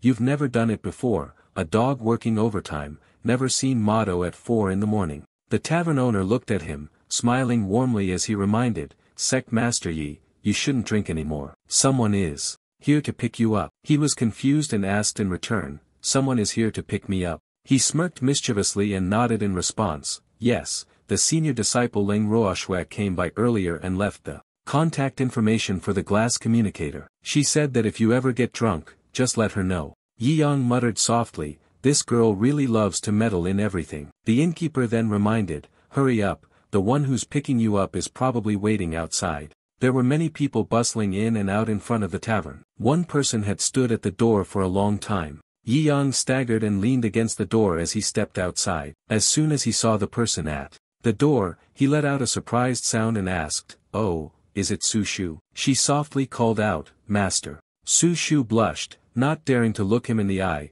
flustered as she explained, "There's no way. Senior sister is so tangled up with the sex affairs. The other junior sisters can't come, so it's just me and the master, as we're somewhat acquainted. Mainly, I stay in the city. It's also convenient for me to work as a host and welcome people." Yi Yang was completely drunk at that moment and could barely make out anything she was saying. Yu curiously asked, "What kind of work?" Su Shu honestly replied, "I work at the port of Southern City, unloading goods for merchant ships. Don't look down on me just because my cultivation isn't advanced, but my strength is still sufficient." You seemed not to hear clearly and simply asked again, "Ah, why?" Su Shu's expression turned sorrowful as she explained, "I do not have the talent for cultivation, and I am of no help to everyone on a daily basis. Therefore, during the day, I go into the city to work, trying to earn some money to make up for the sex expenses." Yi Yang, upon hearing this, immediately spoke to offer comfort. "Who said you don't have a strong cultivation?" Before he could finish his sentence, he couldn't hold back and bent over, vomiting violently right in front of the tavern door. Su Shu quickly rushed over and shouted loudly, "Master!" Under the tavern door, there was a loud commotion. "How about this? I'll go and ask for some water for you. There's no need for us to go together." Under the starry night sky, Su Shu hesitantly asked, "So, master, should I carry you?" He, though drunk, immediately declined, "No need, no need." But moments later, Su Shu was seen carrying Yi Yang on his back. He continued chattering non-stop, "I'm so happy today." She showed no emotion, merely uttering a soft "oh." Suddenly, Yi Yang asked, "So, is there something bothering you? Say it, so that I may be a little happy." Su Shu was surprised, letting out a soft "ah," as she thought. You were like a child at that moment, wanting to hear a story, yet seeing her take her time, still not speaking. You started shouting, urging, "Speak quickly." She helplessly stammered, "I want that." Yi Yang leaned his head against the back of her neck, whispering, "Do you still want to withdraw from the sect?" Su Shu blushed, answering with a hint of sadness, "I am not the right person to cultivate. I also know that I am a fool, always dragging others into trouble. Leaving is for the best for everyone." Yi Yang narrowed his dreamy eyes and suddenly noticed something. He pointed to the small gourd pendant swaying back and forth at her waist, curiously asking, "What's that, hanging on your waist?" Su Shu gasped in surprise, exclaiming, "Ah!" She lowered her hand, slightly embarrassed, and asked, Are you talking about this? She raised the gourd keychain. I bought this gourd with my wages for senior sister. It's the only thing she likes, apart from swords. Yi Yang replied in surprise, she likes cute things too. Su Shu gently responded. After all, she is a girl. You're even younger than me, truly a great senior sister. Do you know, actually, Yi Yang is holding the gourd, shaking it back and forth, and softly letting out a sound of, oh. Su Shu lowered her head, a tear falling from the corner of her eye. Her voice was warm as she began to recount, I was taken in by her. The figure of Ling Ruoxue stood amidst a patch of grass, the breeze blowing through, causing her white hair and robes to gently flutter. At that time, I was still very young, once being chased out by a sect under the cold, rainy sky. Su Shu was inadvertently cast out by the people of the sect. Go away, I had originally thought of myself as a fool, always getting sleepy when reading books.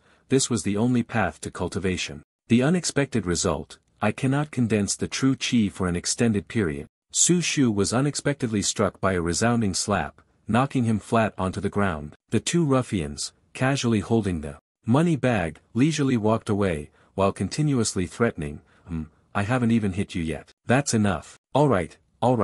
Just teach her a little, leave her life so that she can use it in the future. Su Shu crawled up from the ground, his weak voice struggling to shout, give it back to me. The two thugs sneered, responding with disdain, next time, young master will play with you again. Let's go.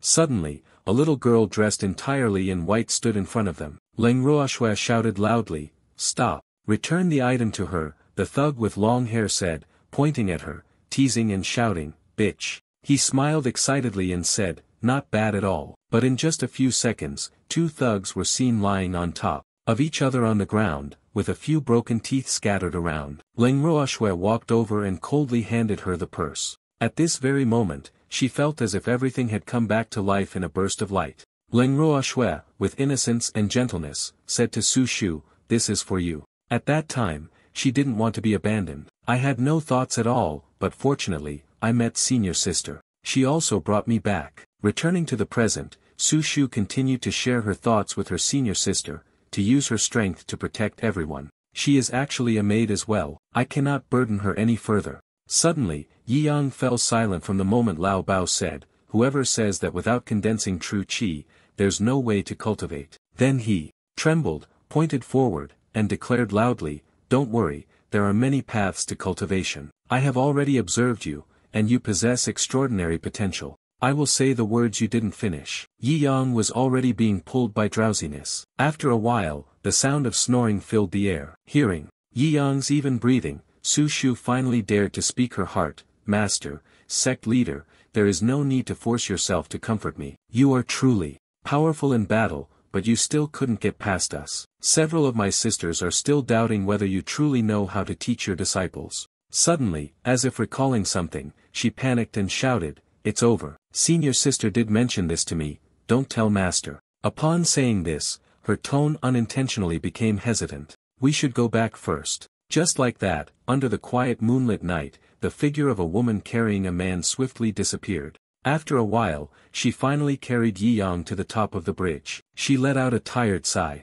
Phew, without inner chi, it's really troublesome. After working for a day, my strength is a little depleted. Suddenly, Su Shu was astonished and turned around. At the same time, a gust of wind swept past him. Below the bridge is the bustling street scene, with lights shining brightly and people coming and going. Above, the sky is filled with sparkling stars. Su Shu couldn't help but exclaim, it's so beautiful. Yi Yang heard this and slowly woke up in a daze. The starry sky was truly beautiful, and she gasped in surprise. She swayed and pouted, then I don't want to go back anymore. I want to stay and watch the stars. Su Shu saw this and quickly stopped her. But the person who drinks will feel it then. Before she could finish speaking, you had already sat down by yourself. It's fine, she was left speechless upon seeing that. Reluctantly, he sat down beside Yi Yang. She raised her hand to her head and gently untied her hair. He looked at the scene below, unable to hold back and exclaimed, it's beautiful.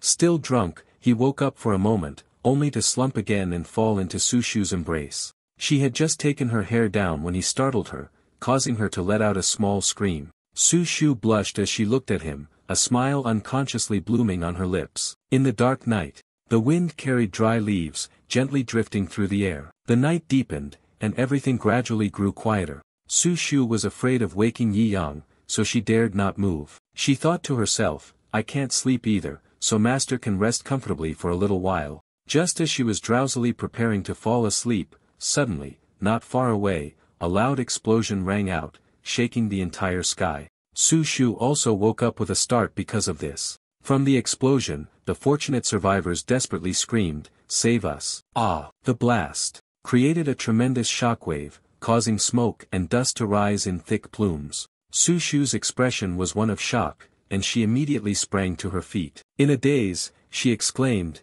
"That is." From within the thick cloud of dust, flashes of lightning occasionally flickered. In an instant, as the mist began to dissipate, 3 demonic figures emerged from behind it, 2 men and 1 woman. Their expressions were filled with disdain as they looked down at the crowd below. The demon with a scar under his chin sneered mockingly, "Humans are truly pathetic, so weak." The demon with scars on both cheeks looked at the people struggling to flee. He arrogantly said, "Do you think you can escape?" He stretched out his hand, creating a surge of power from his fingertips, aiming directly at the helpless civilians below. In the blink of an eye, countless stones were engulfed by a wave of blue power and fell. Su Shu was startled upon seeing this and immediately wanted to rush out. Then, a series of earth-shattering explosions continued to resound. Innocent civilians, while running, screamed in despair, desperately pleading for their lives, only to hastily flee, abandoning their own bodies. Some struggled to carry their frail, elderly fathers, while demonic beasts had already infiltrated. The old father, on his son's back, turned his head to look behind, his weak voice calling out, Who will come to save us?" At this moment, the soldiers also rushed over in a hurry. The leading soldier, while running, anxiously thought to himself, "Damn it, hurry up and follow." The soldiers stood tall, gazing up at the sky. "The demon army of our evil forces is about to arrive. I will not surrender." How could Si Haicheng be a place where your demon forces can invade at will? The female demoness, upon hearing this, replied with a mocking tone, still speaking arrogantly when death is at hand. From the demon's hand, a scar on her chin formed a ball of power, aimed directly at the troops. He struck fiercely, directing the source of his power downward. He cried out in delight, "Whoever comes to clean up your corpses will be the same." The power orb shot down rapidly, heading straight below. The captain of the soldiers, seeing this, couldn't help but be startled with astonishment. In the blink of an eye, a surge of immense power struck directly at the soldiers, causing a deafening explosion. The female demon curled her lips, raising her tone in a feigned reproach. "Is it really necessary to strike so hard against such weak humans?" Suddenly, she cried out in surprise. The female demon looked toward the 2 people who were still sitting calmly on the bridge. She exclaimed in surprise, "There are 2 people over there. Seeing us arrive, you still haven't run away immediately." The female demon with a malicious gaze broke into a delighted smile. "Men get drunk, then women are scared senseless. Then I want to have a little fun with them." A sudden feeling flashed through Su Shu's mind. The demon had 2 severe scars, a serious reminder not to waste too much time. The female demon tilted her head, uninterested, and replied, "I know." The demon with the scar on his chin couldn't help but sneer. "This couple is really pitiful, encountering a pervert like that." She laughed cruelly. From her index finger, she conjured a spark of fire. Without saying much, he shot directly down to the place where Su Shu and Yi Yang were. She barely had time to be stunned, and it was already too late. The tiny flame was small, but when it fell, it caused a tremor that was anything but insignificant. In the blink of an eye, a wall of fire appeared in front of Su Shu and Yi Yang. Su Shu didn't have time to think, she quickly carried him on her back. Struggling, she tried to carry Yi Yang while running swiftly, her breath becoming hurried. The demoness sneered in amusement and said, "The way humans struggle." Suddenly, she curled her lips into a wicked smile, then nonchalantly waved her hand, casting down 2 flickers of fire. "It is truly meaningful." The 2 sparks quickly fell to the spot where they were, creating massive tremors. Su Shu's face instantly turned pale, filled with astonishment. As expected, she was hit. With the attack, she spat out a mouthful of fresh blood. From above, the power of the 2 fireballs could be seen to be immense. The deep dents on the ground were formed by the powerful strike, and the force of it even sent Su Shu and Yi Yang flying a great distance. A sharp whistle of wind sounded, and she was thrown to one side, sliding a long way across the ground. Yi Yang was unconscious, thrown far away, his entire body sliding in a long streak. But he still showed no sign of movement, only his breath growing increasingly ragged. Su Shu staggered to sit up, her long hair hiding her face. She exhaled each breath wearily, silently making a vow to herself. At this moment, she no longer wanted to give up on her cultivation, not even a little. The hand Su Shu had pressed against the ground clenched so tightly that it trembled. After all, in this world, only the strong are qualified to continue living. Her entire body trembled, and tears continued to fall. Unfortunately, she had already determined that she could not cultivate at this moment. Above, in the sky, a demon turned and reminded her, "Are you done playing? End it, now." The demoness sighed with regret. "Fine. I'm so sorry, Afu," she said, and from the palm of her hand, a fireball slowly formed. Her voice, once sweet, turned savage. "You must die." Having said that, countless fireballs continuously plummeted toward the ground. Su Shu watched the fireballs descending, feeling helpless. She stood up abruptly, blaming herself inwardly. "Master, it's only because I'm too weak." Su Shu used all his strength, desperately trying to run towards Yi Yang, but at least the person. Suddenly, Su Shu stopped. The soles of her feet scraped against the ground, creating a rasping sound. She spread her arms wide, standing in front of her body. Yi Yang had to survive quickly. The fireballs continued to fall to the ground, making loud, resounding noises. From those explosions, a huge column of fire was created, illuminating the entire land. Quickly, only the blazing flames remained. The enchantress smiled with satisfaction, suddenly as if realizing something. Her face showed a hint of doubt. Then her face darkened, and her expression clearly showed astonishment. It turned out that inside the flames, there was still the figure of Su Shu, standing protectively. In front of Yi Yang, she was surrounded by a blue shield, keeping them both safe. At that moment, Yi Yang's voice rang out, "There is something called a magic shield." Su Shu was startled. Her eyes widened in astonishment. Besides Su Shu, his hand unknowingly extended at some point. Even someone without vital energy can learn. At that moment, he was sitting cross-legged, his hand extending to form a protective barrier for them. Su Shu saw this and exclaimed, "Master." Yi Yang calmly explained, "I have confirmed that your soul power is very strong, so I have chosen the profession of a magical girl for you." She asked curiously, "Repeat the magic of the young girl." He slowly stood up and calmly replied, "A mage is both a profession and someone who uses magic to attack." The three demons were hovering in the sky, completely ignored by Yi Yang and Su Shu. "Ah, the demon," still stunned, exclaimed, "Strange, that drunken bastard was actually able to withstand my attack." The demon's name, with a scar across its chin, grinned in delight. "He is lucky to have me come in her place to teach him how to be a person." The demon's name had 2 scars, his brows furrowed, and his expression was serious. He pointed downward and shouted loudly, "Stop talking nonsense. If this drags on any longer, the demon-slaying troops will be here soon." Yi Yang's hand pressed against Su Shu's cheek, causing her face to flush bright red. "You gently said, Su Shu, you've worked hard." He looked at her with a gentle gaze and a faint smile. "Master, please help me open a new door to the world now." Having said that, Yi Yang raised his finger, creating a small flame at the tip of his index finger. Seeing Su Shu's astonishment, staring at the flame with a shocked expression, he subtly turned his index finger, causing the flame to swirl into a magical vortex. Su Shu, still confused, asked again, Does this have any effect?" Yi Yang replied, "You'll like it." With that, he waved his hand, sending the small vortex soaring into the air. The flame sped toward the 3 demons in the sky. The demon with a scar on its chin sneered and said, "What does this human think he's doing? Such attack energy at this level is also daring to be used. The demoness is also quite meddlesome. The speed of this little thing's response is also very fast." Only the demon with 2 shocking scars stared at the flame Yi Yang was throwing towards him. The flame sped up, as if it were tearing through the wind and charging straight at him. His eyes turned bloodshot, his teeth dripping with blood, and he anxiously shouted, "Not good. The demon has 2 scars." Immediately, he turned and fled, running fast. The other 2 demons could not help but look at him in confusion. The demon's name had a scar on his chin, and for a moment, he wore an expression of disbelief. Below, Yi Yang's face was expressionless as he gently snapped his fingers.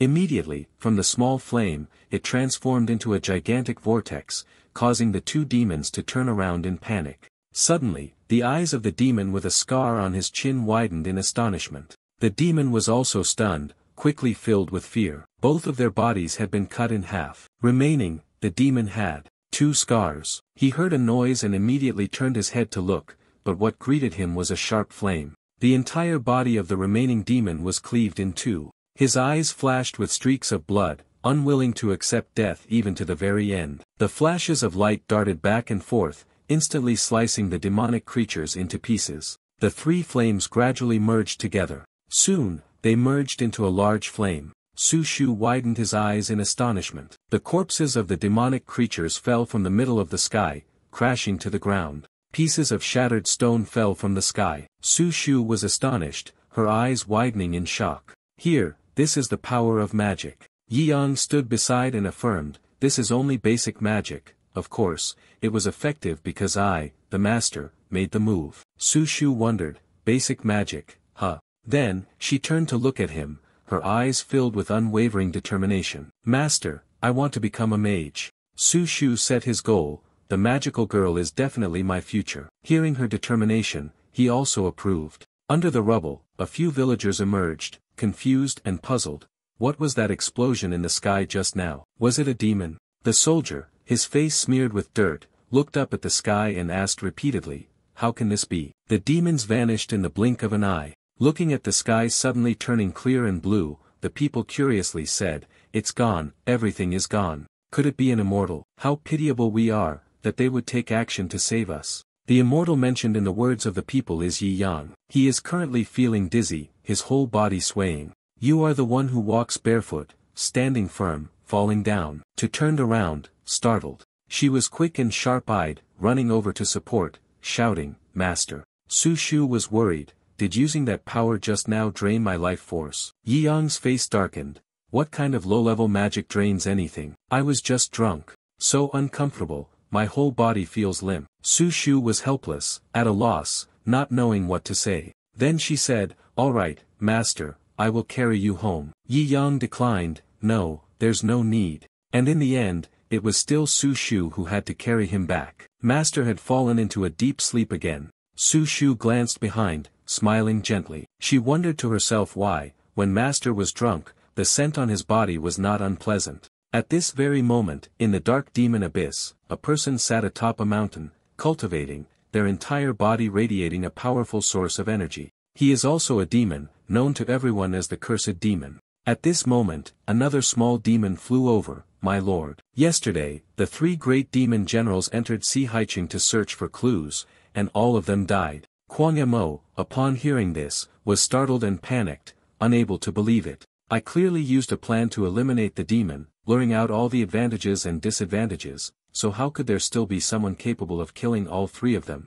The demon, upon hearing this, broke into a sweat and reported, my subordinates do not know either. According to the intelligence from travelers, it seems to have been done by some mysterious young expert. Kwang Mo was angry. I don't believe there is any young person who is that powerful. Still, we must quickly find the thief. The person is hiding in Si Haicheng. The lower-level demons received the order, and their subordinates clearly understood, the thief from the demon world has stolen the great secret of our clan. No one will be able to protect it. Once again, Kwang Mo gave a stern instruction, when you find this thief, bring back the secret. This secret concerns our clan and determines who lives, and who dies. The underling demon swore to obey. The scene changes to the sect, in a resting room, where the sound of snoring can be heard. Yi Yang lay on a chair, sleeping with his mouth open. Suddenly, something was thrown at his face, making a slap sound. He opened his eyes groggily and looked ahead. He wondered where this place was. When he saw the bird clearly, he thought, the gaze of death, you've finally woken up. Yi Yang heard the bird speak, and he froze, his eyes wide open. He sat up and rubbed his head. How did I end up sleeping here? Su Shu, this little girl, threw me here, didn't she? The steward bird replied, isn't it because you drank so much, shouting like that? You had to go to work, but you ran over and hugged the chair, and even if I tried, I couldn't pull you away. Hearing this, Yi Yang couldn't believe his ears. So, I actually enjoy doing things like this. The butler bird remembered, that's right, Lang Yi is waiting outside to meet you. Yi Yang asked, is she still waiting outside? The butler bird replied, Yi Yang then called in, Ling Roa Shui, hurry and come in. She then stepped in, entered, and knelt down to thank her master for agreeing to teach Su Shu cultivation. She said, starting from today, I will follow you on the path of becoming a magical young lady, though I don't know what magic is. But master taught me, it must be very powerful. Yi Yang thought, the mage young lady, after drinking, what did I even say? You were stammering, I. Ling Roa Shui lowered her head, and Su Shu, due to her physique, always wanted to give up cultivation and enter the mortal world to make a living. This senior sister, however, was helpless. She bent her body in reverence, grateful to have the chance to meet her master. That's great. Yi Yang walked over, extended his hand, and said, quickly, stand up. Ling Roa Shui stood up, waved his hand, and turned his head. Being a senior sister is not the same as being a mother. You worry too much. Sometimes, you have to relax a little, life will be easier that way. After hearing this, Ling Roa Shui clasped his hands in gratitude, thanking his master for the guidance. I have one more matter I wish to report to master. He turned to look at her, curious. Ling Roa Shui solemnly announced, next, I will enter seclusion to cultivate and begin challenging the soul realm. Especially, may I ask master for a period of rest? Yi Yang listened, then replied, the divisions of the realms in this world seem to be. He placed his hand on his chin and muttered to himself, martial realm, spirit realm, soul realm, secret realm, king realm, what else is there after that? Forgotten already? In general, you are still young and have already started to challenge the soul realm, truly a genius. Ling Roa Shui lowered her head, the matters of the sect had been arranged. If the master has any tasks, the two junior sisters can take charge in her stead. I hope the master will grant permission for me to enter closed-door meditation. Everything has been arranged properly. You gave a thumbs up, no problem. It's all good. But you still need to be cautious, whether it's matters of the sect or cultivation, don't take unnecessary risks. Yi Yang asked, is there anything else you wish to say to your master? Ling Roa Shui cupped her hands and replied, thank you for your concern, master. Nothing else. She glanced over, her face flushed. She thought to herself, I need to go into seclusion for a while, not seeing my master is a bit unsettling. She suddenly realized what he was saying, and she timidly said, disciple takes her leave first. Ling Roa Shui hurriedly turned around. He looked at her retreating figure and responded, Stepping outside, she asked herself, what's going on? A lifetime devoted to the sword and blade, I can't afford to waver so easily. At that moment, Ouyang Lei was standing behind her, waiting for her to come out. Senior sister Ling Roa Shui heard the call, glanced back, and asked a question that struck right at the heart of Ling Roa Shui, making her blush. You wouldn't be having doubts about the sword and blade because of master, would you? Ling Roa Shui immediately turned around, vehemently protesting, no way, that's nonsense. Ouyang Lei was once again very determined, replying, senior sister is the only fan I adore, all for the sake of achieving your swordsmanship. Junior will eliminate everything that hinders elder sister. Ling Roa Shui asked, what do you want to do? Ouyang Lei spoke directly, not hiding her intentions. If master's feelings become an obstacle on your cultivation path, then I can offer myself to master and accept his affections. To make the person ignore senior sister, upon hearing that, she screamed, don't do anything reckless. Ling Roa Shui turned her back and left, blushing, leaving Ouyang Lei behind, confused. I must go into seclusion now. Ouyang Lei remained determined. Don't worry, I will keep watch outside and not let the master come near. The scene shifts to a barren, desolate wilderness. There are two people running, the net box was both hiding and shouting, run quickly, it's the demonist Dongfang Xing. They, the blood-soaked ones, the monsters who, in their pursuit of power, betrayed humanity and evolved into beasts, will undoubtedly be struck down by the heavens. The person in the blue robe running behind responded, she is now the leader of the three great heavenly demons and has gone mad. She kills both humans and demons, it's just too terrifying. At this moment, Dongfang Xing, with rabbit ears on his head, materialized. She appeared, flying up with a strange laugh that made the two people below tremble. Dongfang Xing, you better not come over here. Her face remained unchanged as she watched them scream in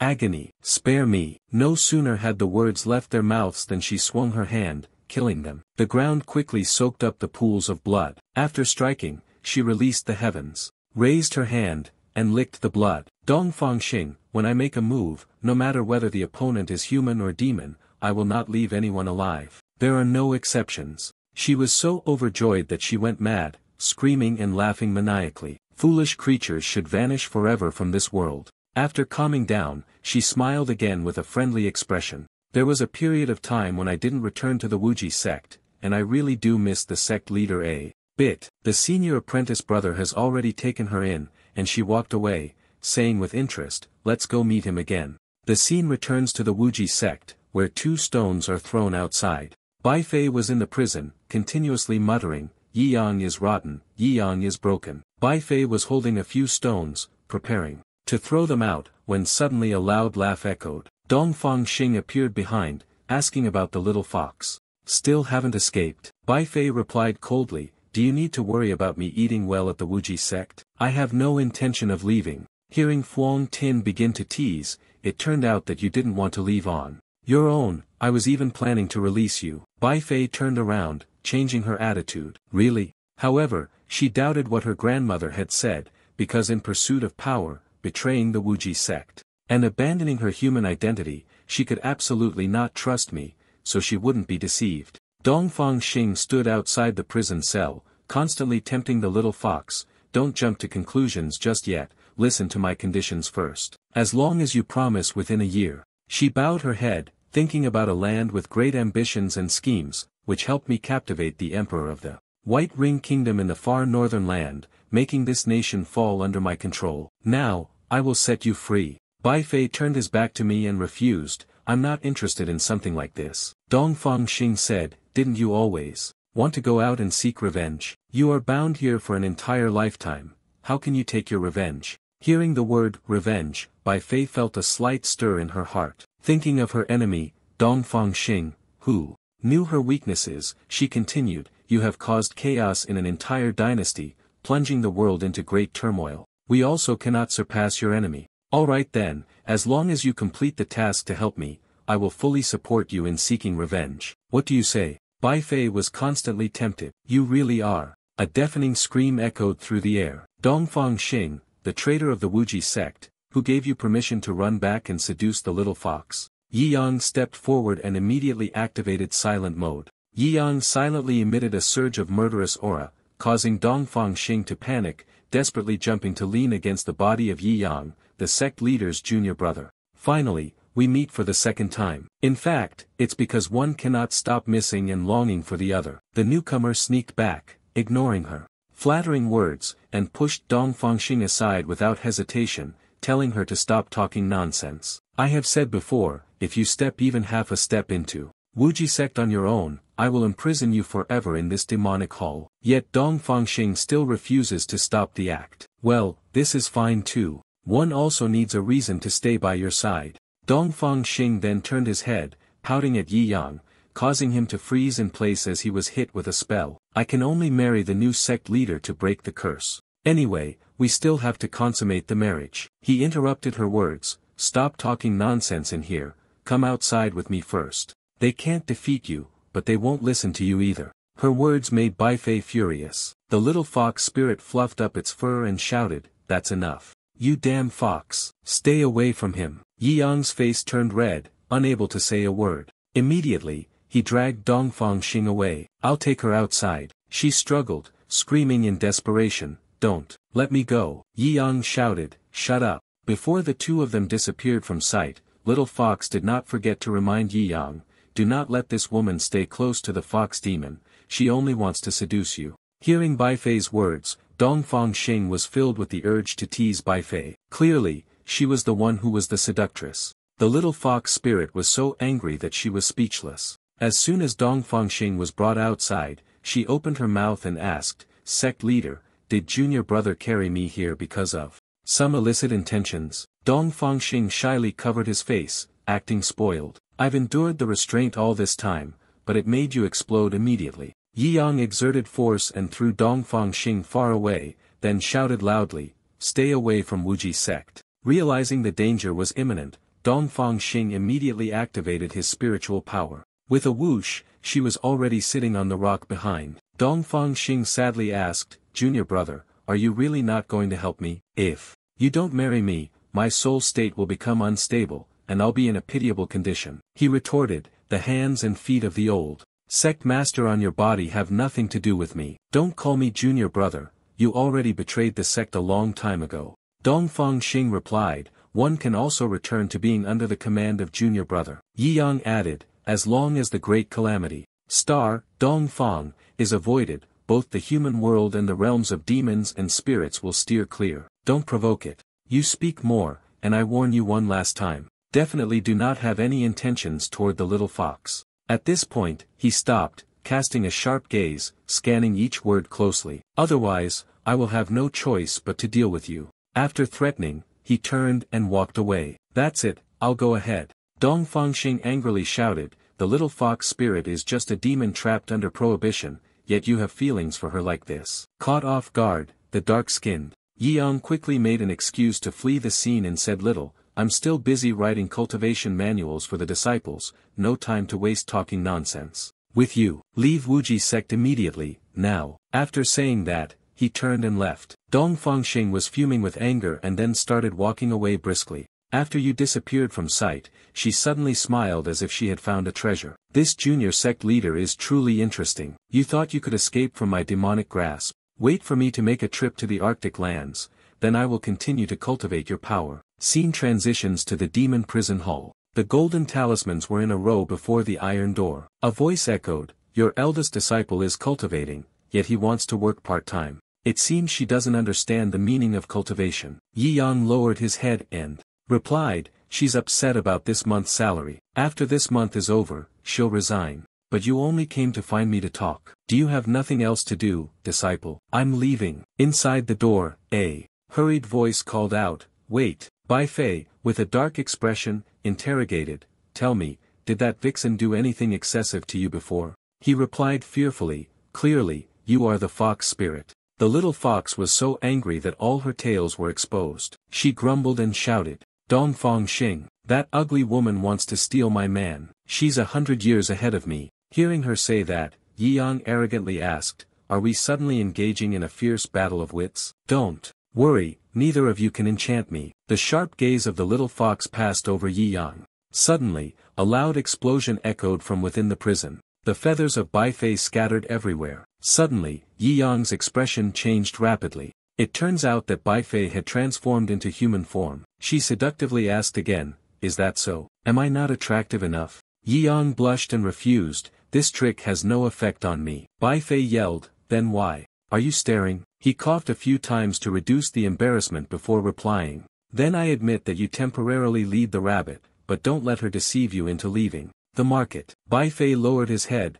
pleading, please let me go, I have an unfulfilled wish. Yi Yang held her back. For her and for this world, this was safer. Suddenly, Lu Qing was startled as she walked in. Sensing someone, Yi Yang turned his head to look at her and instinctively stepped forward to greet her. Greetings, master. You asked if she was the disciple sent by Ling Roashue to deliver the food, but absolutely do not speak to her to avoid being enchanted. She obediently agreed. Suddenly, the little fox in the cell shouted, Yi Yang, you pig-headed fool, you didn't treat me like this before. It must be because of that rabbit, I will not lose. He smiled reassuringly, be good, I'm going to the library to find some information. I'll be back very soon. She switched scenes to see Haicheng, Western region. Voices murmured, how should the basic introductory magic manual be written? This is really hard. It has to be written in a way that people from this world can understand. First, refer to the book on the 5 elements of this world,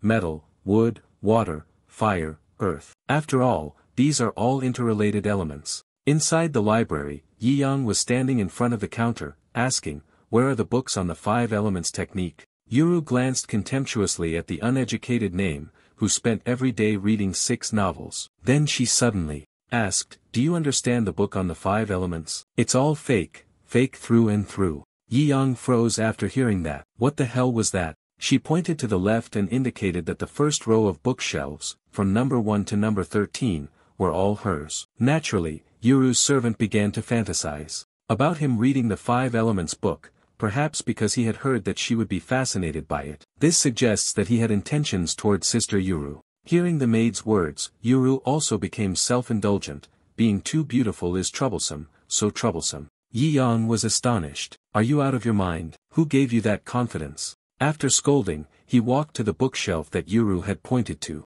Yi Yang flipped through each volume. As long as the format followed the writing style of these books, the content didn't need to be examined in detail. The passive skill, specializing in the 5 elements, has reached max level. Looking at these things is like reading elementary school textbooks, so boring. The angle of this book is good, but it's just too simple. The innate curiosity ingrained in their blood made it impossible for the two of them to stay still. They walked over to Yi Yang. Then behind the bookshelf, whispering to each other. He truly wasn't serious, just pretending. He was absolutely trying to attract Yuru's attention. Doing pointless things, the childish man cannot attract the attention of my older sister. My sister likes heroes like the young man who defeated the 3 great demons. How could I be worthy of her? I can only quietly admire her from afar. The two who are infatuated with me are nothing but useless fools. You silently cursed the 2 madmen. After choosing the book he liked, Yi Yang began to take out a pen and make notes. Reference books could not be taken out. Then, let's begin here. The maid evaluated him, pretending to write for a long time, but it was all just drawing talismans. These men, in order to woo the eldest sister, truly resort to every possible means. After a short period of time, Yi Yang had written a pile of intricate characters on the paper. Yuru, upon hearing the servant, was filled with rage. She slammed the table, stood up, and shouted, "Enough. That good-for-nothing only knows how to read novels, and yet he dares to pretend to be someone who loves the 5 elements and approaches me." The two of them stormed over to where Yi Yang was sitting. Surely sensing the unusual aura, he turned his head and said irritably, "2 sick women, why did you come over here?" Suddenly, 2 people stood facing him and shouted, "Please leave Yi." Yi Yang calmly responded, "What do you mean?" Yuru and her servant, each adding a few words, turned it into a story. "We have realized the truth. You pretended to like the 5 elements in order to get close to Yuru. Senior sister, the library is not a place to find a couple. You don't understand anything about the 5 elements. Leave, for it is a supreme art that you are not worthy of despising. You should leave now, maybe you can still keep some illusion about me." The two of them just stand there, cursing Yi Yang, regardless of whether this is a library or not. "Do you still want to pretend to understand the 5 elements? I will expose the truth. You have no knowledge of the 5 elements. Pick up a book next to you." A passerby silently sighed. "What's going on? These 2 women are so loud." The more Yuru shouted, the more passionate she became, almost losing her voice as she said, "If I can answer a question about the 5 elements, then I will admit that you are actually reading these books. Otherwise, give up on me and leave the bookstore. Don't disturb everyone anymore." They wasted their breath cursing Yi Yang, but he simply responded with one sentence, "This lord has never answered questions for free. There are only 2 of you left, and you are the ones bothering everyone." The gossip of the people around them grew louder and louder. These 2 women are really something. Yi Yang thought of something and then said, "This sovereign has never given instructions to outsiders for free. Any disciple, 10 silver for each question." The servant standing beside them muttered quietly, "How shameless." Yuru raised a book and began to perform, "If you can answer this, I will not only give you 10 silver coins, but I can also make it a bit more extravagant. Listening to you, I am a useless sect leader who cannot take in disciples. As long as you can answer me, you can become my disciple. If you can't answer, then you are not. From now on, you are forbidden to enter this bookstore." The servant responded, "If you can answer, then your wish will be fulfilled. Do you dare to take on Yuru's problem?" Ignoring their nonsense, Yi Yang turned around and began writing. As he wrote, he scoffed. "The disciple who does miscellaneous work for the sect does not think much. Start now, 10 silver coins each. If you want to ask more, you must pay extra. As for you, you don't even know the basic concept of the 5 elements." She flipped to a random page of the book, reading aloud without difficulty for someone who chose this introductory level volume. "The 5 elements weakness technique combination probe." The surrounding whispers rose. "Isn't this book difficult? This is an advanced issue of the 5 elements weakness technique. Xiao Xie, being so honest, is about to be cornered because it's too complicated. In the development of the 5 elements transformation of the Mao Kai, how many types of results are there? In total? Speak up." Deep smiled strangely, preparing for embarrassment. "Go." His lips moved, preparing to give the answer. Yuru and her servant kept whispering, "Hurry up, hurry up." He opened his mouth and said exactly 2 words, 36 types. As soon as she finished speaking, Yuru turned around and gave a sweet smile to the maid. Suddenly, the two couldn't help but burst out laughing, startling Yi Yang. He angrily scolded, "I say, are the two of you sick?" Yuru shoved the book into Yi Yang's face, then pointed at the answer. Indeed, if one does not study properly, pretending to expose and scrutinize clearly the 72 types of fools, you were annoyed, pointing out their mistakes. Look carefully, you foolish girl, you made a mistake with the topic. The original text is Qi, but you saw it as Ji, where Qi belongs to earth and Ji belongs to fire. The result is completely different. Seeing that he was exposed by him right on the spot, Yuru hesitated and said, "I misread the characters." The man standing behind also chimed in, "This young person is truly not simple. The reformation of the self-combination indeed consists of 36 types of servants' names of Yuru." Glancing behind her, feeling embarrassed, she said, "Actually, the 5 Elements Hall of Qingyun sect is also here." Nox suddenly spoke up, 10 silver coins, 10 payments. The murmurs still did not stop, and others came to study the 5 elements. These two women are indeed dramatic, overly sentimental on their own. "He is handsome. Don't know if you have a girlfriend yet." Yuru dodged, picked up the book, and stubbornly introduced another topic. "You're just lucky, you guessed one question correctly. I want to add one more question." Yi Yang seriously set the price, raising it to 20 silver coins, with no bargaining allowed. Seeing the high price, Ford and the two others exchanged secret glances, on guard. It was like choosing the most difficult topic for him, but fine. Let's see what he does next, arrogantly sensing the signal in his gaze. The maid turned and went to find another book. "These ones are all too simple now. I am still going to get the book to upgrade it a little." Yi Yang replied indifferently, "Suit yourself." She climbed the ladder, rummaging to find the most difficult book here. The upgraded version had been found. Holding a book full of incomprehensible words in his hands, Yuru praised, "Well done." Yi Yang glanced over and said, "Elder sister, this book has already surpassed the pure 5 elements technique and is related to formations." The servant angrily shouted, "If you can't do it, admit defeat. Stop making so many excuses. The more you argue, the more Yuru-sama will look down on you." Yi Yang explained, "What I mean is that the part involving the 5 elements technique requires further clarification, and with this premise, an additional 30 silver coins will be needed." Upon hearing the price, Yuru was so furious she couldn't speak. "Raise your hand. Add the question before it for me, 40 before. Employee, if you can't answer, I will return everything to you." Yuru cursed as she pulled out the money pouch and placed it into the shameless Yi Yang's hand. "After all, you can't take it back, so here, it's yours." She honestly replied, "Thank you, we can begin now." The serious expression on Yuru's face resembled that of someone inspecting rather than listening. Yi Yang listened carefully, realizing that this was a complex formation that had been passed down for over 1,000 years, one that almost every passerby was familiar with. This battle takes Tan Kui as the formation, with Bin Mao Kinjayap as the gate of the formation. When forming the formation, use the rooster position as the eye of the formation, and the dragon and horse positions as the gates of the formation. After the two formations merge, what is this ancient chaotic primordial formation called, and how should it be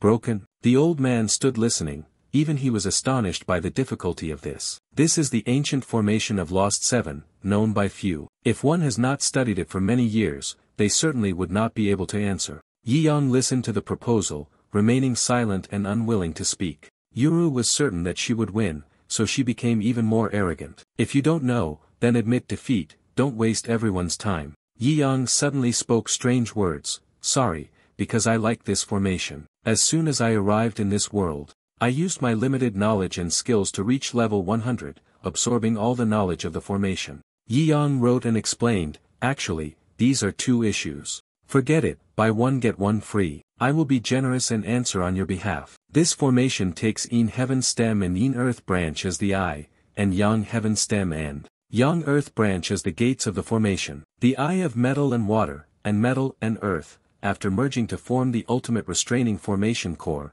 will naturally follow the cycles of mutual generation and mutual restraint. This type of formation has only 7 in history, and only 3 have been recorded. With the level of this library, it can be published, naturally, only one exists. Therefore, the more you want to understand, the more you will. This formation is called the Yin-Yang Ancient Killing Soul Formation. As soon as he finished speaking, the book in Yuru's hand suddenly fell to the ground with a thud. Both the Master and the servant were stunned, their faces blank, eyes wide open, mouths agape in sheer disbelief. After a long pause, the servant slowly spoke. Did he make a mistake? The old man standing beside was also stunned. That's right, the person standing next to him also repeated it. How is this possible? He actually managed to answer. The pride of a young lady did not allow Yuru to lose. She stubbornly denied, then you solve it. I don't believe you can solve it. Her next words were judged by two gossip experts. This person is formidable, but this situation has no solution. I've studied for many years, and no one can solve it. The little girl deliberately set a trap for this young man. Yi Yang raised his head high and said just two words, no solution. Yuru sneered, you truly can't solve it. Yi Yang stood up from the chair and added, listen carefully, I say, if it can't be solved, it's for mortals. As for me, this formation has 7 flaws and at least 4 ways to break it. You stood in front of her, raised a finger, and said clearly, listen to me. I will give you the simplest one. Listen to the explanation, but all you can think of is nonsense. Too much. Understood. The two experts looked at the book, startled and dumbfounded. Could it be that he, Yi Yang, has begun to speak of the method for entering the Bing's gate of the Yang heavenly stems? 3 steps forward, 1 step backward, shift to the deep gate of the Yang earthly branches, use fire to conquer metal, then take 2 steps back and 1 step forward, shifting to the Jia gate of the Yang heavenly stems. Ba stepped forward 2 steps, the gate of the Yang realm uses wood to suppress earth. Yuru shyly asked, what happens next? He said to her face, are you stupid? After all this, you still don't understand. After completing the formation, it was all destroyed. It has collapsed. Where would the aftermath come from? Did he really answer? Yuru was confused, unable to believe the truth before her. I don't know either, there's no answer in the book. The maid let out a sigh of relief. So, he could be just speaking nonsense. The brown-haired man eagerly looked at the old man. The senior official of Qingyun sect, the one who spoke quickly, was just talking nonsense. Suddenly, the old man walked quickly and approached. The two people still held on to this final bit of hope. That's great. Truly, my lord can no longer hold back and wants to eliminate this liar who speaks nonsense. Then, getting closer and closer to Yi Yang, he walked with a fierce demeanor that made everyone terrified. His face was serious as he looked at him. Yi Yang was startled and asked, what do you want to do? Thud. He suddenly knelt down, causing everyone to be terrified. He shouted loudly, I implore the great master to accept me as a disciple. These words directly caused everyone at the scene to wear the same stunned expression. He cried out in desperation, Great Master, after 15 years of research on the 5 elements formation, I am unable to solve the yin-yang formation. Please, Great Master, guide me. I hope to calm my heart and study the Tao. Yi Yang awkwardly replied, you are a disciple of Qingyun sect, you cannot betray it. Moreover, you have grown up. It would not be appropriate for me to be your master. He reached out his hand, wanting to help him up, quickly urging him to stand. At that moment, the master and servant of Yuru finally caught up with everyone's reaction. He actually solved a trially, unexpectedly goodness. Isn't he a waste of reading novels? We've offended a major figure now. At this moment, you darkened your face, turned around, and asked, do you have anything else to say? Immediately, Yuru and the servant both knelt down in unison. I misunderstood the master, I am willing to admit defeat and become a disciple serving by your side. Please, master, grant me a chance to atone for my sins. You only responded with a sentence of apology. Your realm and talent are too lacking to be my disciple. You are not worthy. After saying these words, he turned around and left the library, leaving Yuru kneeling on the ground, filled with shame. The tears of regret slowly fell. In her mind, a sentence kept repeating over and over, you are not worthy. Not sure how much time had passed, but after a while of arguing, Yi Yang finally left. The sunlight was also hanging high in the treetops. The sides of the road were incredibly bustling, with the constant sounds of fresh fruit being sold and responses from passers-by. Soon, Yi Yang arrived at a crowded gathering spot. Among the crowd, there were continuous exclamations of admiration.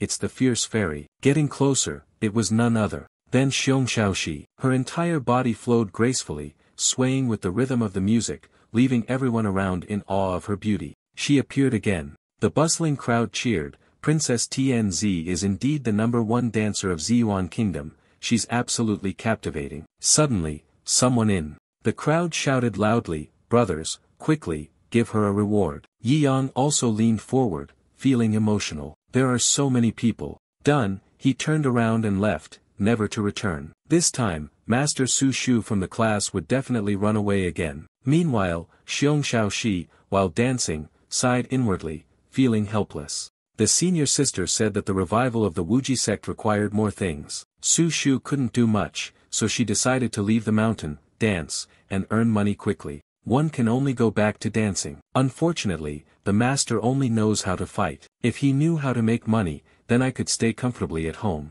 Escaping from the stream of thoughts, the musician was still weaving a trance, plucking the strings of the guqin, each note ringing out brightly. The musical notes seemed to dance in the air, threading their way into every strand of her hair. Yi Yang listened for a while, then lowered his head and muttered to himself, "The number one dancer has a somewhat intriguing feel to it." Thinking of the crowd pushing and shoving, he felt regretful and had to let go of the size behind him. It was too crowded, he couldn't squeeze in. Over here, Xiong Shaoxi continued with his work, his slender hand stretching out into the air. Her soft body gently moved with each note of the music. Just as everyone was immersed in her dance, a group of people wearing hoods appeared from behind. In the next moment, a hand with sharp claws was placed on the shoulder of the person in front, pushing them aside. "Move." The person who was disturbed immediately became annoyed, turned around, and cursed. "Who is pushing like that?" These strange people said nothing, pushing forward and shoving the crowd aside.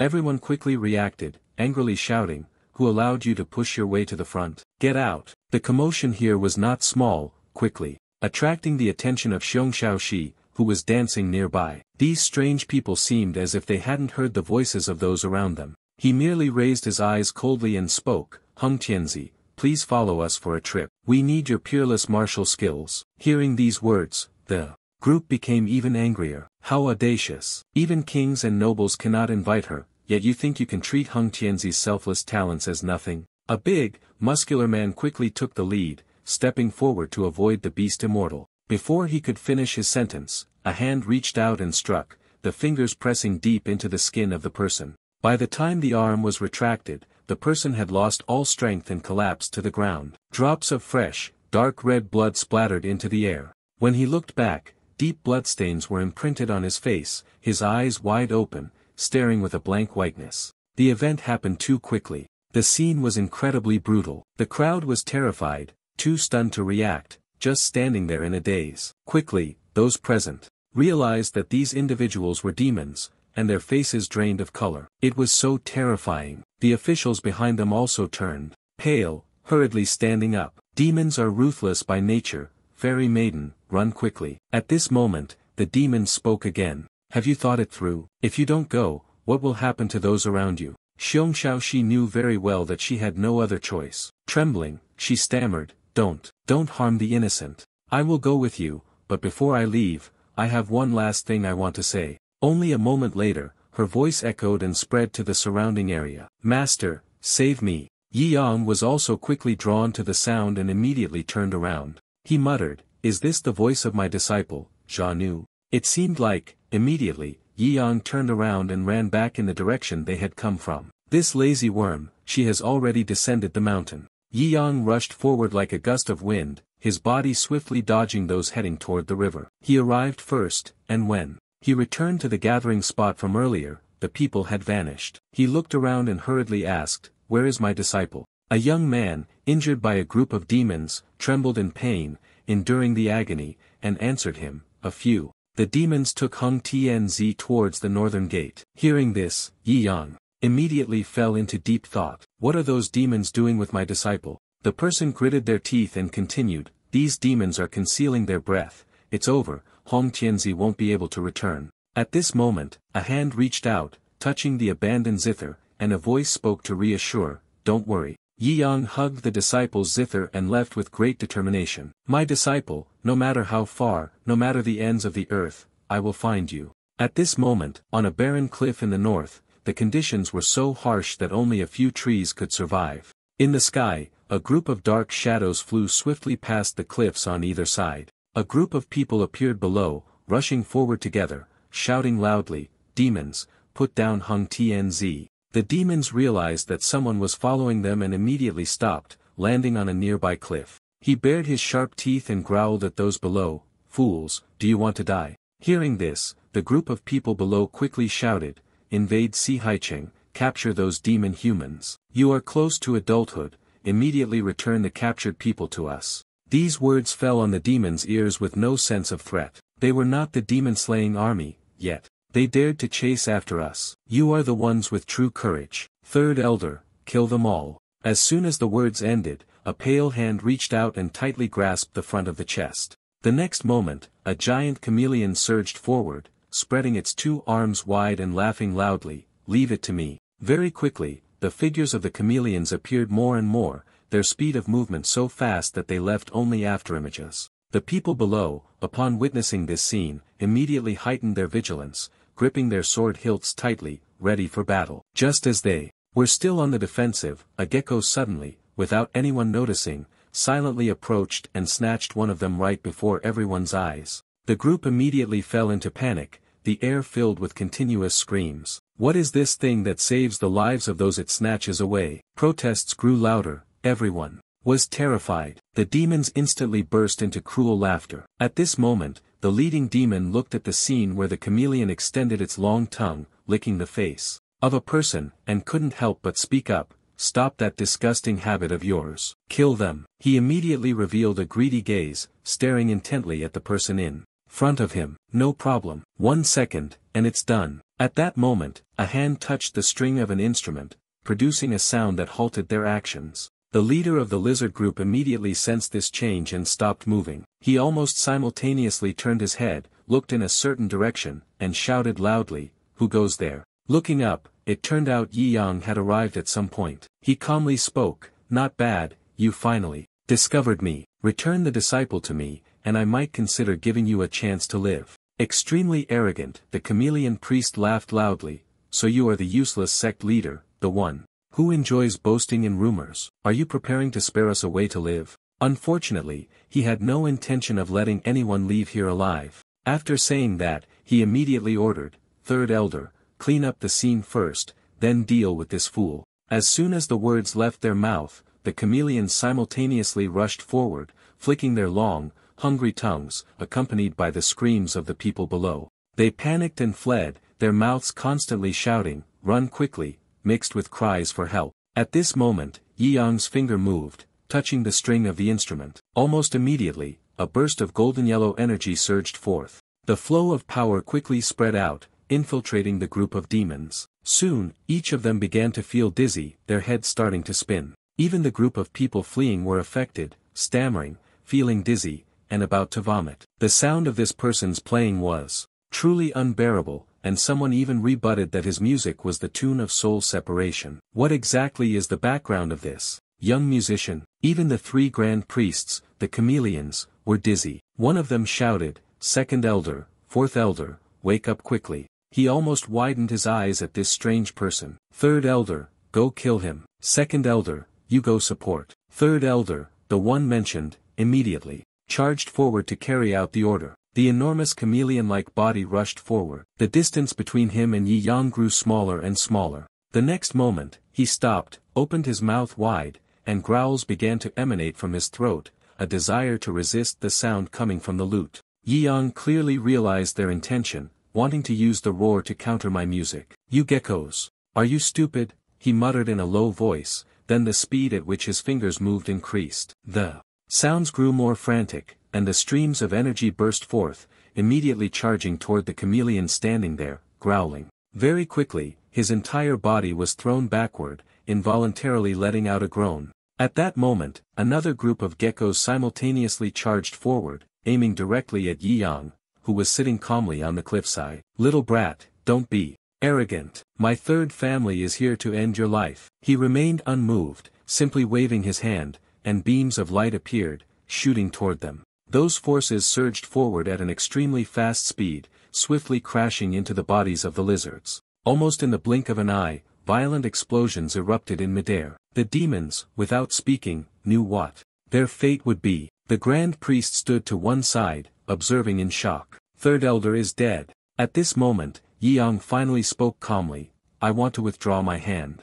The answer came quickly, "The Grand Priest has firmly issued the order, Second Elder, use your ultimate technique to deal with him and avenge third elder. The person immediately opened their mouth, and a column of blue light poured out of it. The beam of light shot forward quickly, heading straight for Yi Yang, who was still sitting high up. He only saw his finger gently move on the strings of the zither. Immediately, a burst of red light shot forward, ready to clash with the power of that thief, the second elder. Very quickly, the two beams of light collided, sparking flames. The confrontation began from this moment. The second elder gecko was also stunned when struck by such a massive surge of energy. Time slowly passed, and the red light of Yi Yang grew stronger and stronger, almost overwhelming him. At that moment, the light in front of him flickered and spread out in all directions. He couldn't hold back and shouted. Then, a violent explosion occurred, sending rocks, dirt, and dust flying in all directions. After a long while, the noise gradually subsided. The smoke and dust still swirled in the air,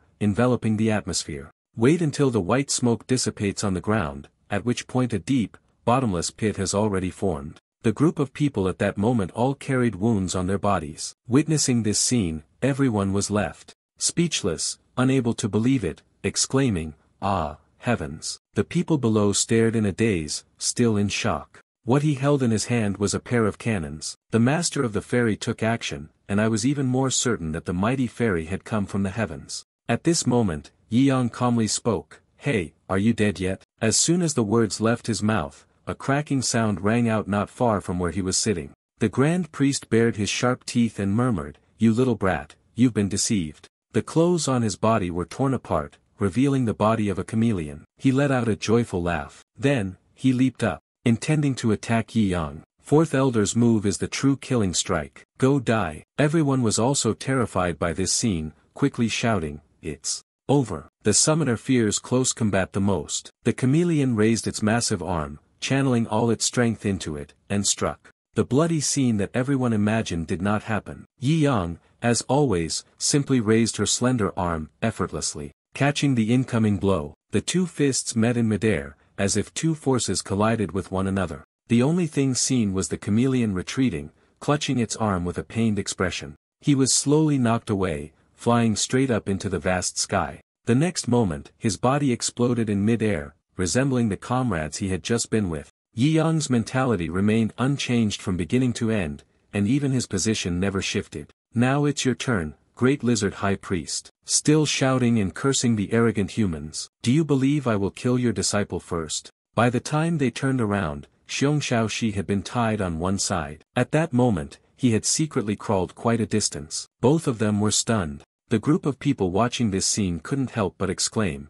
"No wonder she's the #1 dancer, even her teleportation when fleeing carries such a sense of law and order." The grand priest of the gecko saw this and immediately charged forward, shouting loudly, "Come back here." He had not yet managed to grab the person and bring them back when a surge of energy suddenly appeared from Yi Yang's direction. The force of that power quickly struck his position, causing everything around him to explode. The group of people was immediately forced to retreat under the overwhelming force. How could this young man, who had suddenly appeared, be so powerful? Until the dust cleared, a large horn emerged into the air. Suddenly, a dark shadow rushed forward. Immediately after approaching the group, he used his long, twisted tongue to lift one person into the air. Then, he flung that person away, causing them to scream miserably. His enormous body seemed capable of crushing everything. He gritted his teeth and said, "You foolish and weak humans, I will devour all of you." Seeing the situation was not good, the group quickly fled. The gecko's painful scales were like a warning. The creature was a level 1 demon, immune to both water and fire. "Run, the demon is coming." The gecko's tail swung gently, then stomped hard onto the ground. The green energy spread rapidly. After that, its tail continuously lashed out, sending those fleeing into the air, causing them to cry out in pain. One person was knocked toward the wall, screaming. Another was thrown away, and the collision of earth and rocks caused continuous cracking. Yi Yang observed this scene, stroking his chin, deep in thought. This worm is rough, thick-skinned, with an ordinary tone, yet it can endure. There is some meaning to it. Xiong Shaoxi here glanced and saw the huge body of the gecko drawing closer, and in panic, shouted, It's coming over here. Master, save me." The gecko continued to crawl forward, intent on catching the person fleeing ahead. He could only hear him roar, mouth wide open, with a long, bright red tongue sticking out, attempting to grab someone. Yi Yang gently waved his hand, and the sharp strings, seemingly alive, began to move. Each thin strand, one by one, rushed forward to approach the body of the large gecko. One strand tightened around its leg, while another coiled around its body. The remaining strand tightened around his neck rapidly. The other end of the string was tightly held in Yi Yang's hand. He frowned, looking down at the Grand Chameleon Priest. In that moment, the strings tightened around his body, controlling his every movement. Yi Yang calmly spoke, "You won't be able to break free, it's a waste of effort." He kept struggling, trying to escape the restraints, and shouted, "Bastard, let me go." He opened his mouth wide and shouted, "It is you who forced me to make a move. Yi Yang, won't you hold on to something?" he muttered, engrossed and oblivious. He could only see his hand move slightly, and from the zither, streams of light shot out, carrying with them immense power. The strings on the body of the gecko tightened more and more, to the point where blood began to flow. Gradually, the bite mark etched deeper into his body, deeper still. He let out a hoarse, agonized scream. Immediately afterward, his entire body exploded in midair. The thin threads also slowly retracted. Very quickly, the white smoke dissipated, leaving only fragments falling back to the ground. The group stared blankly, mouths agape. Wasn't it supposed to be invulnerable to harm? Even Xiong Shaoxi was astonished. Just like that, it was cut open. Yi Yang had also left his position at that moment, hurriedly walking toward her and saying, "Master, please untie me quickly." The next moment, her body was suddenly lifted before she had a chance to react. He turned his head to Yi Yang and questioned, "You, this lazy little worm, who allowed you to secretly descend the mountain to sell your skills?" Xiong Shaoxi stammered, I did it because we were poor." He didn't bother arguing with the girl, picking her up and throwing her over his shoulder, leaving amidst her shouting, "Master, you haven't untied the ropes yet." He calmly replied, This is just a warning for sneaking down the mountain." Watching the figures of the two leave, the group behind murmured, "So the immortal maiden's master is truly an immortal, are they returning now?" Perhaps at this moment, in the dark demon realm, a voice echoed. The master immediately brought the ritual of that secret artifact to an end. As it was said, the small flame stammered, "No, there is no way to conduct it." Then the person immediately asked, "Why?" The flickering flame trembled slightly. Wunyang didn't need to win, even worse, the high priest had fallen. The one who personally went to see Haicheng to select candidates had also been torn apart, his body sliced into pieces. The man, hearing this, spoke in a deep voice, "This path is no longer passable." Kwang Mo slowly stood up. "Perhaps I must personally go to see Haicheng, make a trip to find the thief who possesses such things, and retrieve the secret related to the destiny of our clan." At Wuji Sect. At night, the lights have been lit, shining brightly across the area. Wuji Sect, the competition for the temple's culinary talent is about to begin. Yi Yang's face beamed with joy, his mouth watering, as he exclaimed, "Is everyone ready? You stand in the midst of the crowd and declare, 'Bring out all your skills.'" Malu then brought out a jar of wine and said, "The innkeeper sent over a cup of wine." The master said, "With wine, there must also be fine food." She squinted her eyes and continued, "Therefore, the competition will be held." As soon as these words were spoken, everyone's fighting spirit ignited, and the battle to determine victory or defeat became fierce. Randu, who had picked up the kitchen cleaver, was disqualified from participating. People also want to bathe in the hot spring with their master. Yi Yang heard this and immediately rubbed her head. "You're getting too strong." Malu raised his hand high and shouted, "The criteria for voting is the taste of the sect. Master, the budget is limited, and there can only be one winner. Now, the competition begins." I personally carried a covered dish of food in my hands, stepping forward as the vanguard. I arrived in front. Until the lid was slowly opened, Yi Yang poked his head in to look, excitedly eyeing the two brightly colored buns on it. The steamed bun seemed to have an amazing taste, but no. As soon as he swallowed, his face immediately changed, "They're so salty." The next moment, Yi Yang hurriedly spat out the food in his mouth, under the horrified gaze of the creator of the dish. Malu coughed at that moment. "Su Shu doesn't know how to cook. It is also not because of Master's hot bath that I'm trying to push forward the next candidate, which is the sister duo, Mengling and I and Mok Mengling and I, both of the same sect." Te Loi Duan Kim quickly invited Master to drink, it was still steaming hot. The lid of the pot was lifted, and a stream of purple smoke rose before Yi Yang's eyes. Randa lightly evaluated the bone broth, the soup that could transform bones. Malu stood beside, watching this scene, and wisely spoke up. The master refused to drink this black soup. The next person, the dish continues to be served. This time, it was a cherry cake, which looked incredibly delicious at first glance. Yi Yang's gloomy eyes quickly lit up. Finally, there was real food. The owner of this dish is Nangong, she murmured. I wonder if the dim sum I made suits the master's taste. Yi Yang was only seen eating while giving a thumbs up. Not bad, this standard would already be considered a hot spot on earth. The description was so rich that even Su Shu couldn't help but feel envious. Another dish was brought out, crispy on the outside, tender on the inside, carrying the fragrant scent of exquisite earth. The chicken is still hot, with steam rising from it, placed on the table. After hearing the compliment, a voice responded, "You're too kind." Lu Qing stood to the side, lowering his head. Back when I was a soldier, this was all I knew. As long as the master doesn't mind. Then, the next dish was brought out, a steaming bowl of noodles. Yi Yang immediately turned pale. This instant noodle reminded me of the days of overtime, and the Shutin Xiong Shaoxi was the one who made this,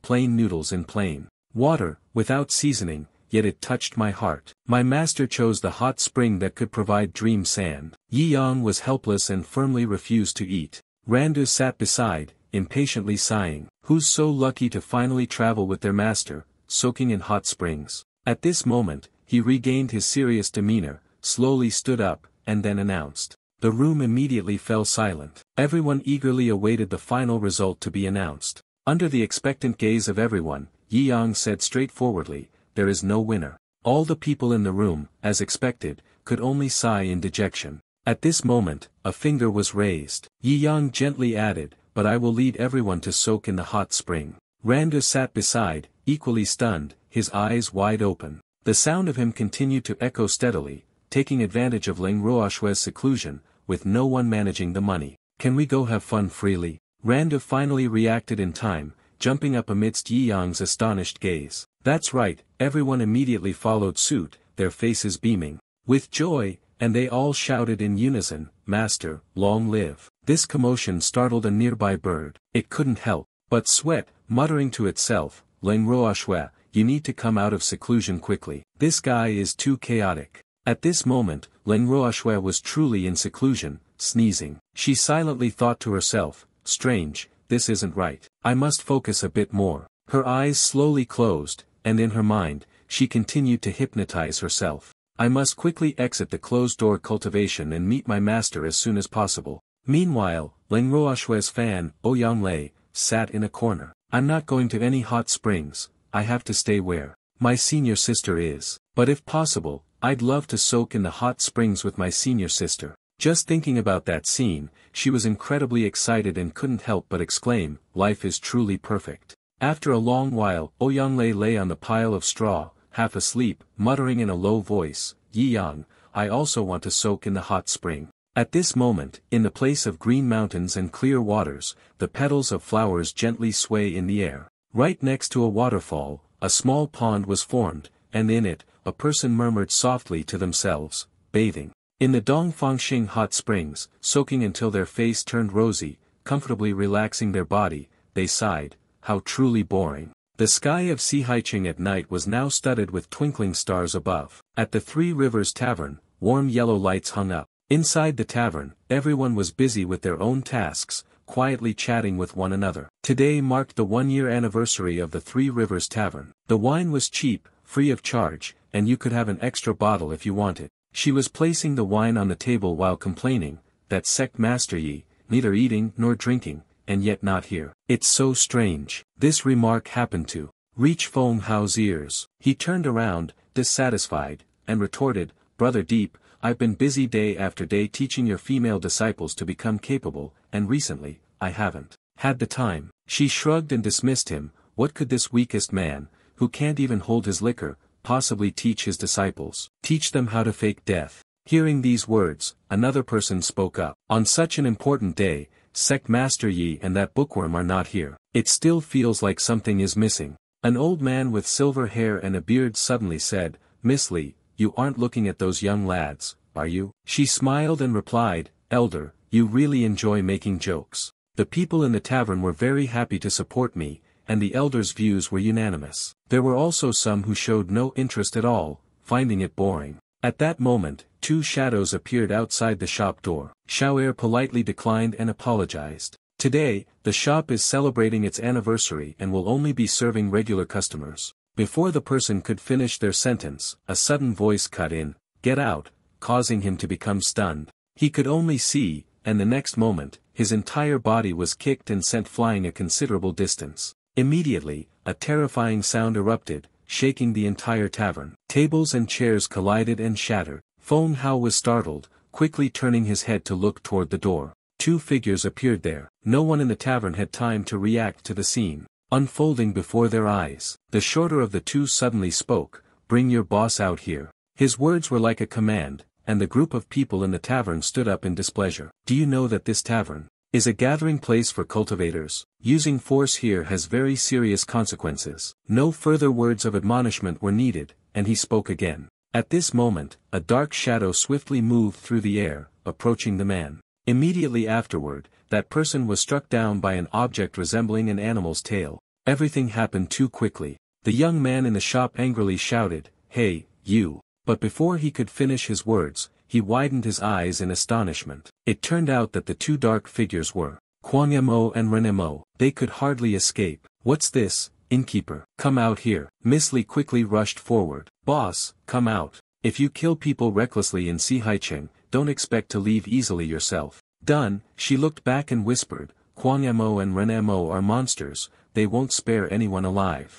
I'll hold them off, everyone, hurry and escape." At that moment, Kwang Mo, who had no idea when he had appeared, was standing behind her, staring at her intently. "Who are you telling to run?" Very quickly, a series of sounds rang out. Miss Li was seen being grabbed by him, lifted into the air. Feng Hao, witnessing this scene, became enraged, his hand tightening slightly. "Damn it!" Immediately, he threw the wooden chair in his hand with great force, striking Kwang Mo and shouted, "Let her go." He slowly turned his head and looked back. His bloodshot eyes stared fixedly at the person who had just attacked him. Immediately afterward, he opened his mouth wide and shouted directly into Feng Hao's face. The sound, carrying immense power, spread throughout the entire room. Items such as wine bottles, cups, and other objects quickly shattered into pieces. The people in the tavern were also affected by this force. In a hurry, they covered their ears, enduring the pain and groaning. After a while, the space finally became quiet. Feng Hao's body stiffened and came to a stop. His hand holding the wooden stick slowly loosened, dropping to the ground. His pupils were empty, and two streams of bright red blood trickled from the corners of his eyes. The next moment, his rigid body collapsed to the ground. Miss Li lay in Kwang Mo's arms, trembling as she called out, "Feng Hao." The elder finally regained his composure and stepped forward. He slowly approached Feng Hao's body and then lifted him onto his shoulder. He shouted loudly, "This is the central area of Sihaicheng. Kwang Mo and Ren Mo, the two great demonic battles. You are releasing demonic energy too quickly here, powerful humans will come to this place." Under their terrifying gaze, he continued, "I advise you to leave immediately." The next moment, Ren Mo said nothing, waved his hand to throw Miss Li aside, and walked ahead under the astonished gazes of everyone. Her body flew away and collided with the nearby dining table, making a loud noise. He lowered his head and looked down. "Old man, stop being foolish. We have set up a barrier in the area within a 10-mile radius. Even if everyone in this area is killed, outsiders won't know, and they can't get in." The fourth elder trembled with anger and thus used the legendary barrier sealing items to block the demonic image barrier. "How many demons have you brought into High City?" Outside, the area had now been completely surrounded by the demons. Kwang Mo replied indifferently, "Over 100 clear intentions." The elder's face was now covered in sweat. It seemed that what you all wanted this time was quite significant. "What exactly do you intend to do?" he said. "Humans have stolen the absolute secrets of our demon world. This secret, my clan can never afford to lose." At that moment, a sound echoed from outside the door. Humans had been driven to the edge. This secret was humanity's only hope for a counterattack. As the innkeeper, he shouted loudly, "You've wasted all your effort finding me, so what? Even if you kill me, I will never give it to you." Ren Mo remained silent. At that moment, he extended his sharp claws and spoke, "Then, what if I kill them all? The tavern owner was extremely firm, but even so, he could not allow it. The matter concerns the survival of humans, but the lives of those they are talking about. Here, he clenched his fists tightly, his voice almost desperate, I will protect them to the end. At that moment, a hand reached out and grasped the weapon lying beside him. Renemo pressed the blade of the sword to the ground, producing a low, resonant sound. Then, come at me. One could only see the muscles on the boss's body slowly tightening, causing his clothes to tear apart. His body expanded, growing more powerful with each passing moment. The people inside the tavern were equally stunned by this sudden transformation. Everyone gaped, staring in shock. The tavern owner finally opened his mouth and shouted loudly, come. Hearing these words, Renemo quickly released a powerful aura. A streak of pure blue light flashed across the air. By the time he regained his composure, the innkeeper and Renemo had already confronted each other. The two of them stood there, staring at each other, the situation falling into an incredibly tense deadlock. The group of elders was also terrified by the immense pressure before them, hurriedly supporting each other and shouting to run quickly. Almost immediately, the green energy began to swell. It increasingly spread to the surrounding environment. The next moment, the peaceful tavern from just a moment ago quickly exploded before the astonished eyes of everyone. The walls were seen to be destroyed in an instant, debris flying in all directions. Meanwhile, over here, Renemo and the tavern owner were still locked in a fierce confrontation. Their figures, transformed into two streaks of light, soaring out of the chaotic mess. The two of them kept launching attacks at each other, with bursts of energy constantly slicing through the air. The innkeeper gathered strength into his arm and struck down forcefully. Renemo immediately reacted, raising his blade to block the attack. The two hung suspended in the air, each relentlessly attacking the other. Then Renemo stood tall, his blade descending, launching an assault on the innkeeper. That person instinctively raised their arm to block. In the next moment, a sound of pain was heard. But very quickly, both of their bodies were enveloped in a stream of light. The one in front, and the one behind, both plunged straight toward the ground. He landed on both feet and then turned to look at the stream of light that was descending, shouting loudly, counterattack. Renemo noticed his change and was unexpectedly taken aback for a moment. The next moment, the tavern owner gathered his strength with one hand, while the other pressed down on the ground, beginning Renemo. On the other side, Renemo quickly raised the saber in his hand, preparing to strike down. Immediately, two streams of power, one blue and one red, with immense pressure, collided with each other. The light emitted from the chaotic battle gradually spread wider, causing their figures to slowly fade. In the end, a huge explosion occurred, shaking the entire surrounding area. Both of them were simultaneously forced to retreat a few steps. Then, Renemo thrust his sword into the ground and praised, not bad. He then looked toward the tavern owner,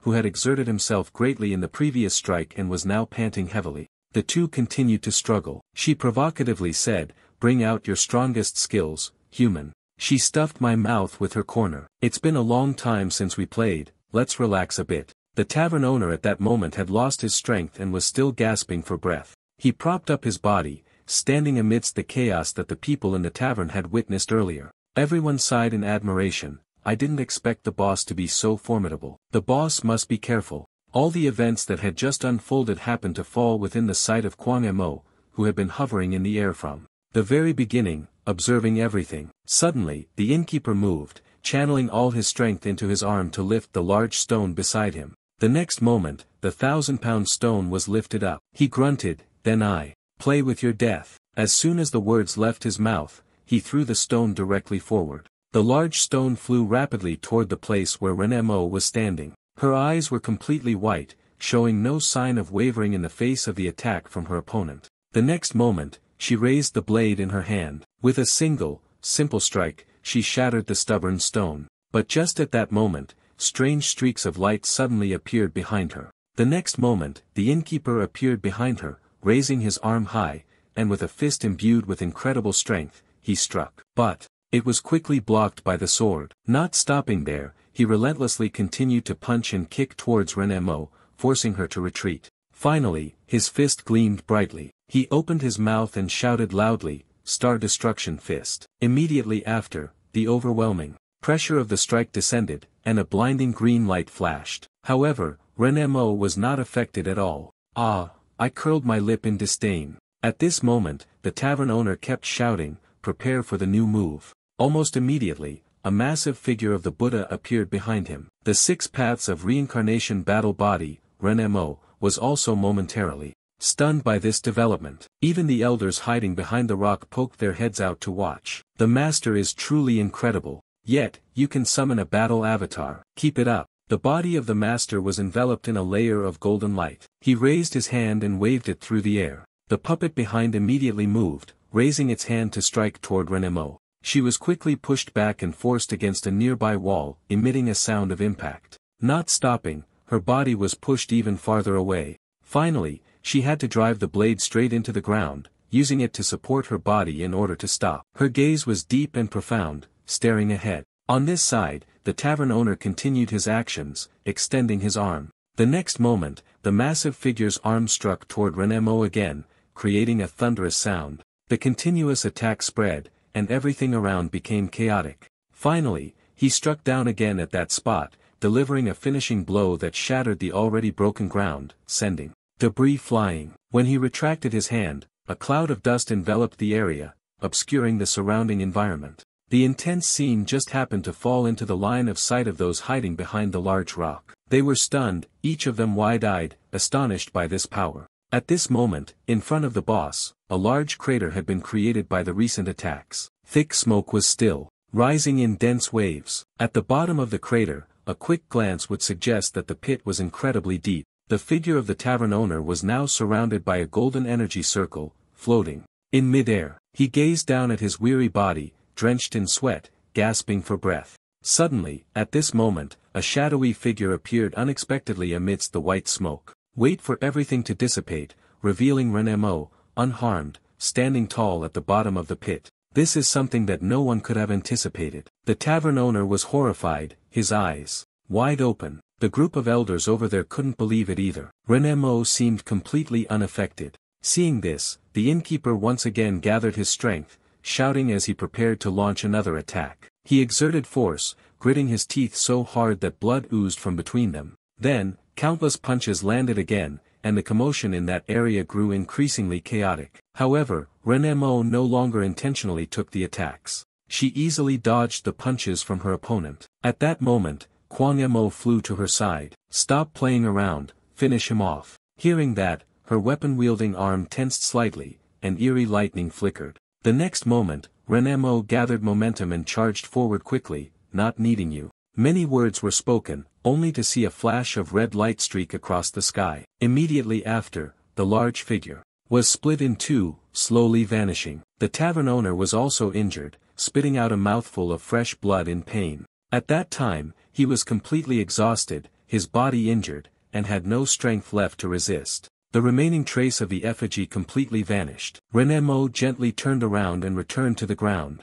The body of the tavern owner was now floating in midair. The next second, he lost all strength and fell freely. The layer of dust was stirred up once again, swirling in the air. The tavern owner was now completely exhausted. His body fell, sinking deep into the ground. The onlookers nearby also fell into silence. No one spoke a word to anyone. At that moment, Renmo stepped forward, placing a foot on his body, applying pressure, and then sneered. The human body is so weak. Then Kwangmo flew above, also letting out a contemptuous snort. Humans dare to oppose us. Done, he ordered, kill these people, then bring him back. I have 10,000 ways to make him reveal the secret. Upon hearing this, the group immediately froze in shock. What did they say? The elder realized something and quickly shouted, this is bad. These two want to start a massacre. At that moment, the eyes of Kwangmo and Renmo simultaneously flickered, a strange, sinister red light glaring at the group.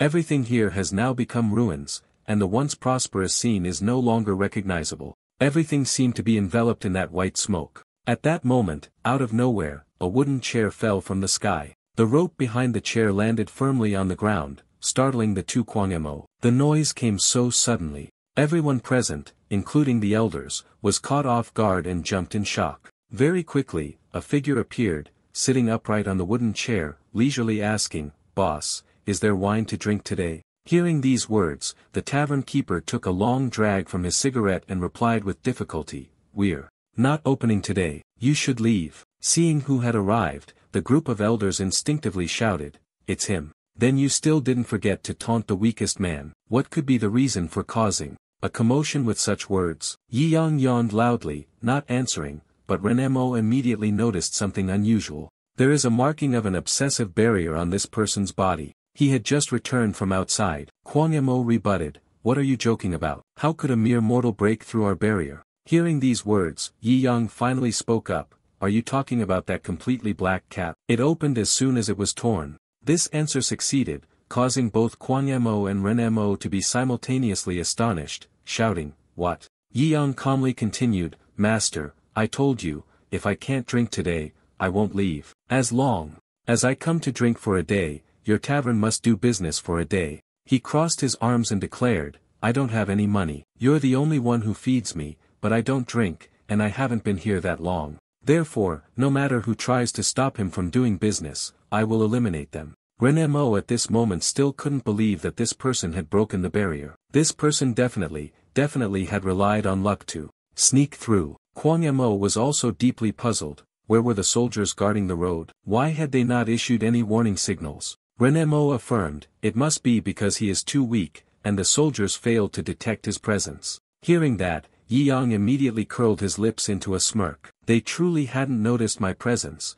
because outside, the bodies of the demons were scattered all over the road. Some had their heads severed, others were stabbed to death, with fresh blood spilling across the ground. The scene was so tragic that no words could describe it. Dark lightning streaked across the sky, accompanied by his deep voice. "The dead have no consciousness." The meaning is very clear. Renemo had been provoked by the humans in front of him and scolded, "Damn it, you lowly human, how dare you?" She raised the sword in her hand high, her voice cold, "I must kill you." Kwangmo behind her also spoke, "Use your 30 sect. Heavy cleave to send him off, make him die." As soon as the words left his mouth, the sword shot forward. The blade was covered in thick red lightning. The attack was already upon him, but Yi Yang paid no mind, calmly sitting there, waited until Renemo was right in front of him, then suddenly pulled the chopsticks out of his mouth and blocked a powerful strike. However, the young man in front of him easily deflected it, leaving Renemo stunned. Without waiting for her to regain her composure, the chopsticks in Yi Yang's hand lit up. He struck continuously, countering his opponent's attacks until he finally stopped. Her mighty saber was cleaved into 2 pieces, and her body was riddled with both large and small wounds. Done, her body gradually started to tear apart. Renemo muttered in disbelief, "How did it end up like this? I can't accept it." She screamed loudly, "It can't be." Later, Renmo's body was also forced to explode, startling Kwangmo, who had been watching the drama from above. But before he could do anything, Yi Yang swung his hand again, throwing the chopstick toward him. Kwangmo was startled by the action, his eyes widening. The chopstick spun rapidly, then flew straight toward him. At that moment, he quickly sidestepped to avoid it, but his stitched-up arm, which had narrowly escaped a fate worse than death, was struck instead. Immediately, his hand was severed from his body. Kwangmo, in agony, gritted his teeth and cursed, "Damn it." Behind, at the position where it was severed, dark red sparks erupted. Lao Tzu possesses a high-level dark resurrection technique. Finally, his severed arm grew another, as intact as it had been before. After finishing everything, Kwangmo stopped in mid-air, panting to regain his composure. He then glared furiously at the foolish human below, shouting angrily, "You little brat." At that moment, the chopstick, having completed its mission, quickly returned to Yi Yang's hand. He spoke again, full of sarcasm, "The resurrection technique still ends in a dry death." This scene, witnessed by the gossipers from afar, left them dumbfounded. What just happened? Everyone was astonished by Yi Yang's strength. What, it seems like sect master Yi dealt with Renemo in an instant. Renemo, standing before him, wasn't even worth a single blow. The girl serving at the tavern hugged her face, screaming loudly in fear. How could this be? He only knows how to eat, doesn't drink, and can't even digest properly. Earlier, everyone kept mocking him, calling him the weakest in the tavern. On this side, Kwangmo has been angered, causing the death of the old man Renemo due to carelessness. "If it weren't for the transformation, you wouldn't have been able to kill me." The despicable man finished speaking, and immediately a tremendous surge of energy erupted around him. He kept shouting, and the flow of energy grew increasingly swollen. The eternal obsession is like this. The body of Kwangmo has now transformed, becoming larger. Watch me play with death. Yi Yang looked at this scene, his eyes filled with great curiosity, even opening his mouth to praise. It's not bad, huh? The onlookers from afar looked at the towering figure of Kwang Mo, hesitating as they assessed. Now, is it the trend for everyone to get bigger? Done, he didn't bother with more words, closing the distance, raising his fist high, ready to strike. He screamed, die. His arm struck forward, carrying an incredibly terrifying force. However, Yi Yang showed not the slightest hint of fear. He calmly raised the stick in his hand and drew a circle in the air. Immediately, a golden light circle appeared. The skilled novice priest, holy light purification bullet level 100 foot was activated with a simple gesture, yet it radiated an unexpected aura of pressure. Kwang Mo had not yet reached him when he was surrounded by this source of power. His eyes were bloodshot. The next moment, he collapsed to the ground, groaning in intense pain. Everyone in the tavern was terrified by the sight, their eyes wide with shock. Kwang Mo could not believe this outcome. A source of light flashed around him. He shouted loudly, "No, it can't be." He gritted his teeth. "Despicable humans, you have made a grave mistake. We have long had a plan. If I cannot lead this human thief away, it will be the beginning of the destruction of Sihaicheng. The three great masters of the 7 deadly sins, the time to meet them will not come. That light is becoming more and more blinding, and if he stubbornly continues to speak, it will be the beginning of the catastrophe." Finally, his body completely disintegrated, but his voice still lingered, "Wait for death." The sky here finally cleared once again. Everyone began to loudly cheer. Incredible. They were all surprised. Sect Master Yi had actually killed a demon. The 7 great sins, each one of them a perverse existence at the level of a general in the demon world. Upon hearing this, Miss Li added, each of them possesses enough power to destroy an entire city. This time, with 3 of them, what will Sihaicheng do? At this moment, Yi Yang carried the tavern owner and walked over, reassuring him, "Don't worry, I'll have Xiao Yi make a trip, it'll be fine." Then he looked at one of the people present and called out, "Zhao, the boss has entrusted him to you." Upon hearing his name, Zhao became flustered, stammering in agreement as he lifted the person onto his shoulders. He wondered, "Sect Master Yi, what kind of divine technique is this? 2 chopsticks have already resolved 2 great demon battles." Done, then recalling something, he asked again, "By the way, Xiao Yi, earlier you said."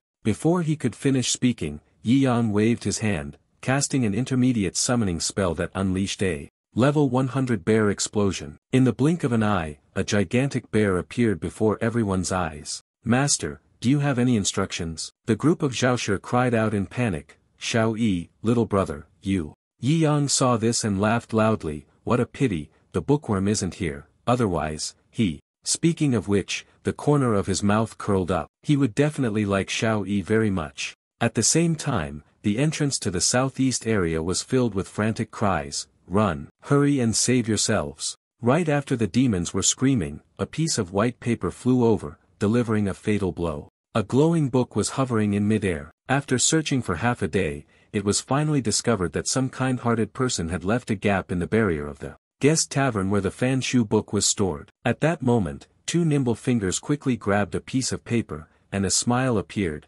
"Finally, I've made it in." Around Fan Shu, he was surrounded by a group of demons, yet he remained calm and smiled. A demon suddenly charged forward. He casually raised a hand to block it. Speaking of which, Yin Yang, the story has reached the 3rd volume. It must be discussed with Sect Master Yi. What a foolish matter, to receive the long legs of the general. Done, Fan Shu muttered in a low voice, "You demons always love to fight and kill. How much better it would be to read books. One must study many books to reduce some of the murderous aura." Behind him, a figure had appeared at some point. He said, "It is Monk Fan Shu, whose renowned name echoes on the Demon Slayer list. No wonder he dares to be so arrogant. The one who has arrived is jealousy." He continued, "But you and all the people of Sihaicheng are the same, the deadline for death is drawing near." Realizing the identity of the newcomer, Fan Shu couldn't help but be astonished. Envy among the 7 great sins. Why would demons send out a monster of this level? Unexpectedly,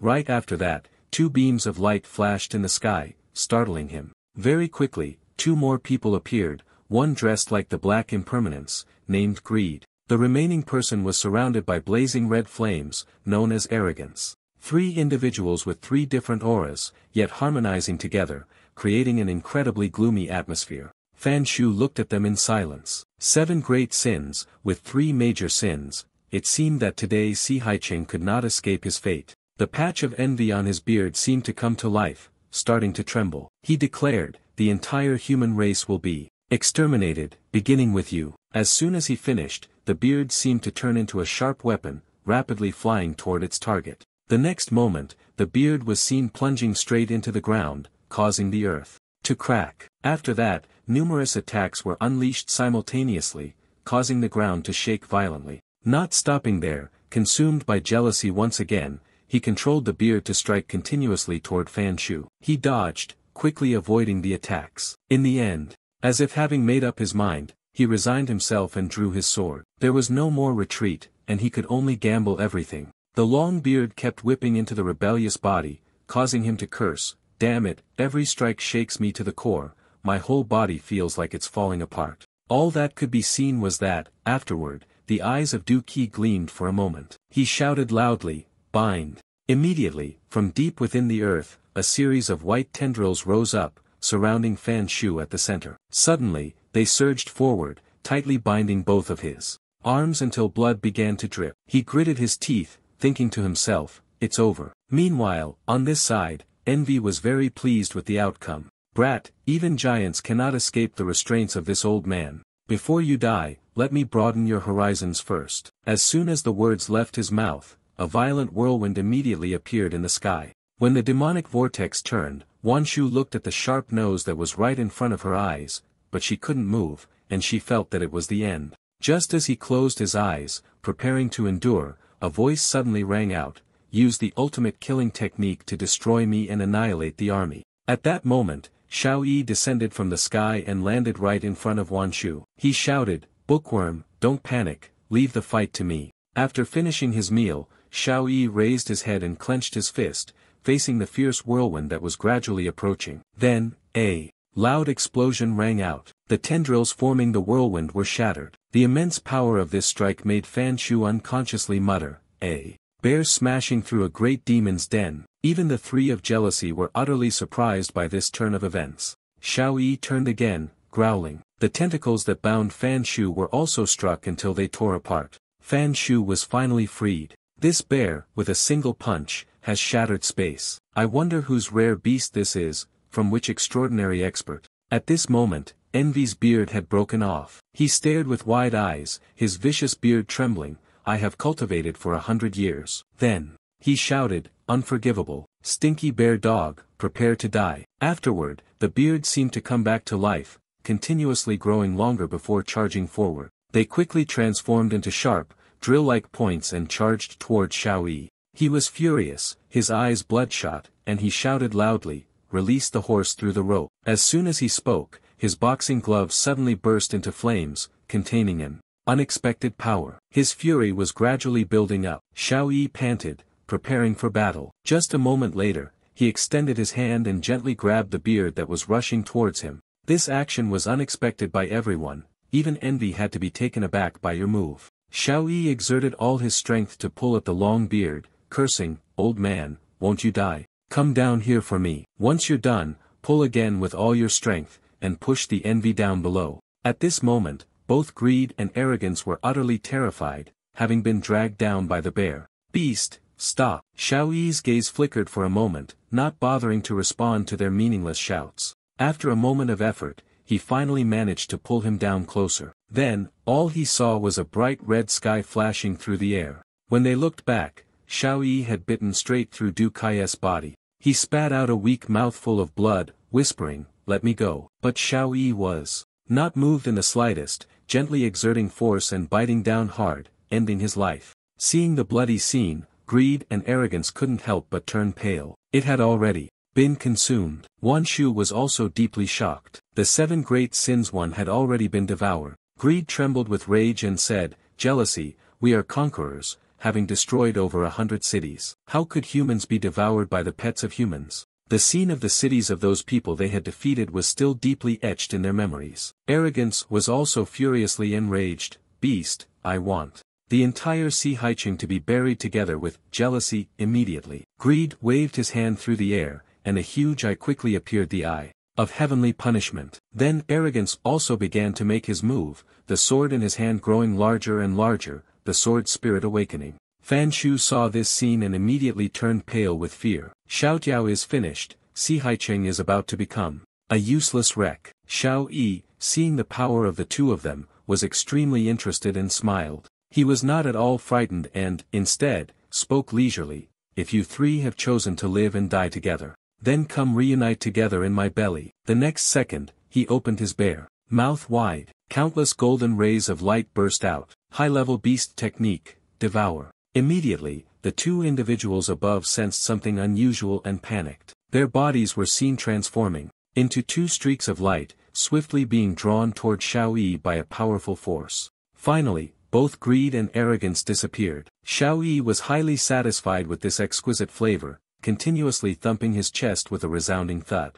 Fan Shu was the one who witnessed everything. At that time, the severed face, devoid of a single drop of blood, was that of a bear. He turned pale, his body stiffened, and he had consumed all three major demonic sins. At this moment, in the city, the tavern was eerily quiet after the chaotic battle that had just unfolded. A hand placed the wine cup on the table, producing a sound. "All right, Xiao Yi, finish up the remaining miscellaneous fish and hand them over to the bookworm." Yi Yang, after enjoying the wine and leaving in high spirits, suddenly remembered that my disciples were still waiting. "We'll head back today." Suddenly, a voice called out, "Sect Master Yi." The innkeeper had been bandaged by then. He kept murmuring continuously, thank you for your help at this critical moment, the life and death of a person, you stepped in." The waitress also clasped her hands, stammering, "The weakest man." "No, Sect Master Yi, brother, is too powerful." Miss Li hesitated, then spoke, "Sect Master Yi, thank you.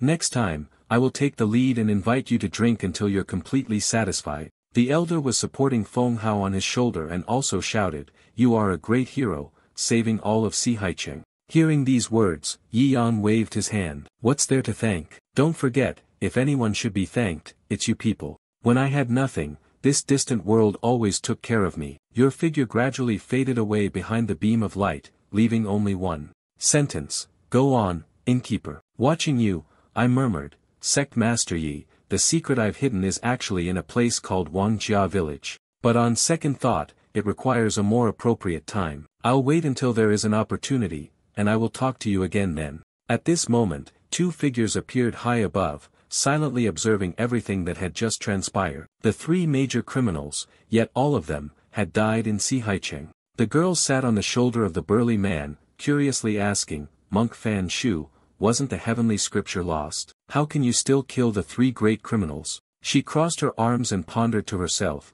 could there be something else hidden in Si Haicheng that is so dangerously unusual? The burly man spoke up, "Should we call the Lord of Lin Q Trung out?" Immediately, a reply came, "The Lord is currently in deep sleep and cannot be disturbed. Let someone else handle the matter of reclaiming the secret for now." He then asked, "One more thing. The demon sword of Renmo, how come no one has found its relics? I wonder who took them?" He replied, "Forget about the demon city. According to my lord's arrangement, I will tear apart the human defense line." The person replied, "Does the master want to subdue the creature at Wujisek Mountain and leave it unresolved forever? Is that possible?" At this point, she lightly smirked. "Can't do it anymore. That thing is ruthless, and the area it inhabits is extremely dangerous. Anyone who steps into it will surely die." Finally, she gave the order, "Let's return to Yen City first. Si Haicheng, see you again." At this moment, the Yi Yang sect was peaceful. Randu was washing clothes, sighing and admiring Su Shu,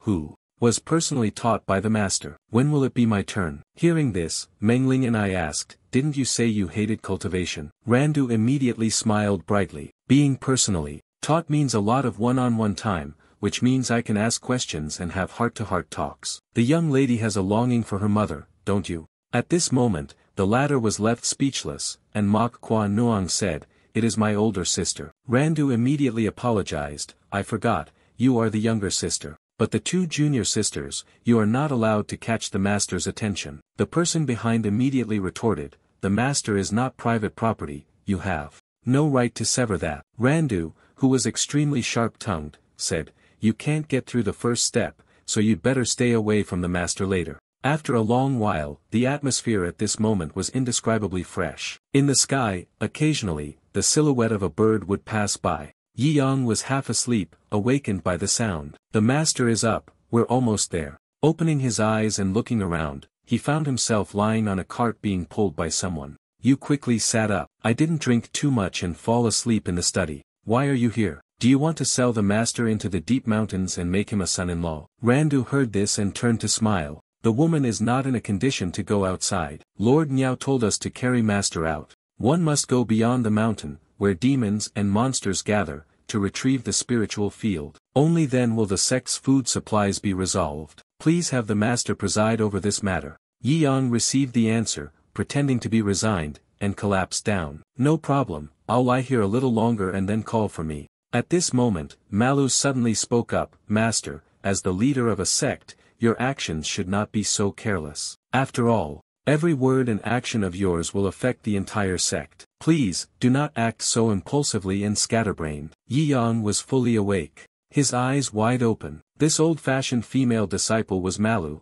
the one who had been captured by the giant back then, right? Once again mentioning this, Malu said, "Master, save me." The senior sister concluded, "My master will naturally have two hearts. But I hope to see in my master the virtue that makes others truly respect and admire him." At that moment, everyone clamored, breaking the tense atmosphere. Master Malu was slightly stiff, but it didn't matter to her. Yi Yang also reassured, "Don't worry, this lord is skilled. I win people over with virtue." Soon after, the group entered the forest. The deeper they went into it, the darker and more oppressive the space became. Randu, yet there is a bit of worry. Up ahead is the Yumin forest, which is said to be a place where demons and monsters appear. Malu remained indifferent and added, "To reach the Ling field, we must pass through it." Mengling and I beside him quickly followed up, calmly saying, "Disciple, do not lose your feminine grace in front of the master." At that moment, there was a disturbance in the forest, and the group immediately became alarmed as something was approaching.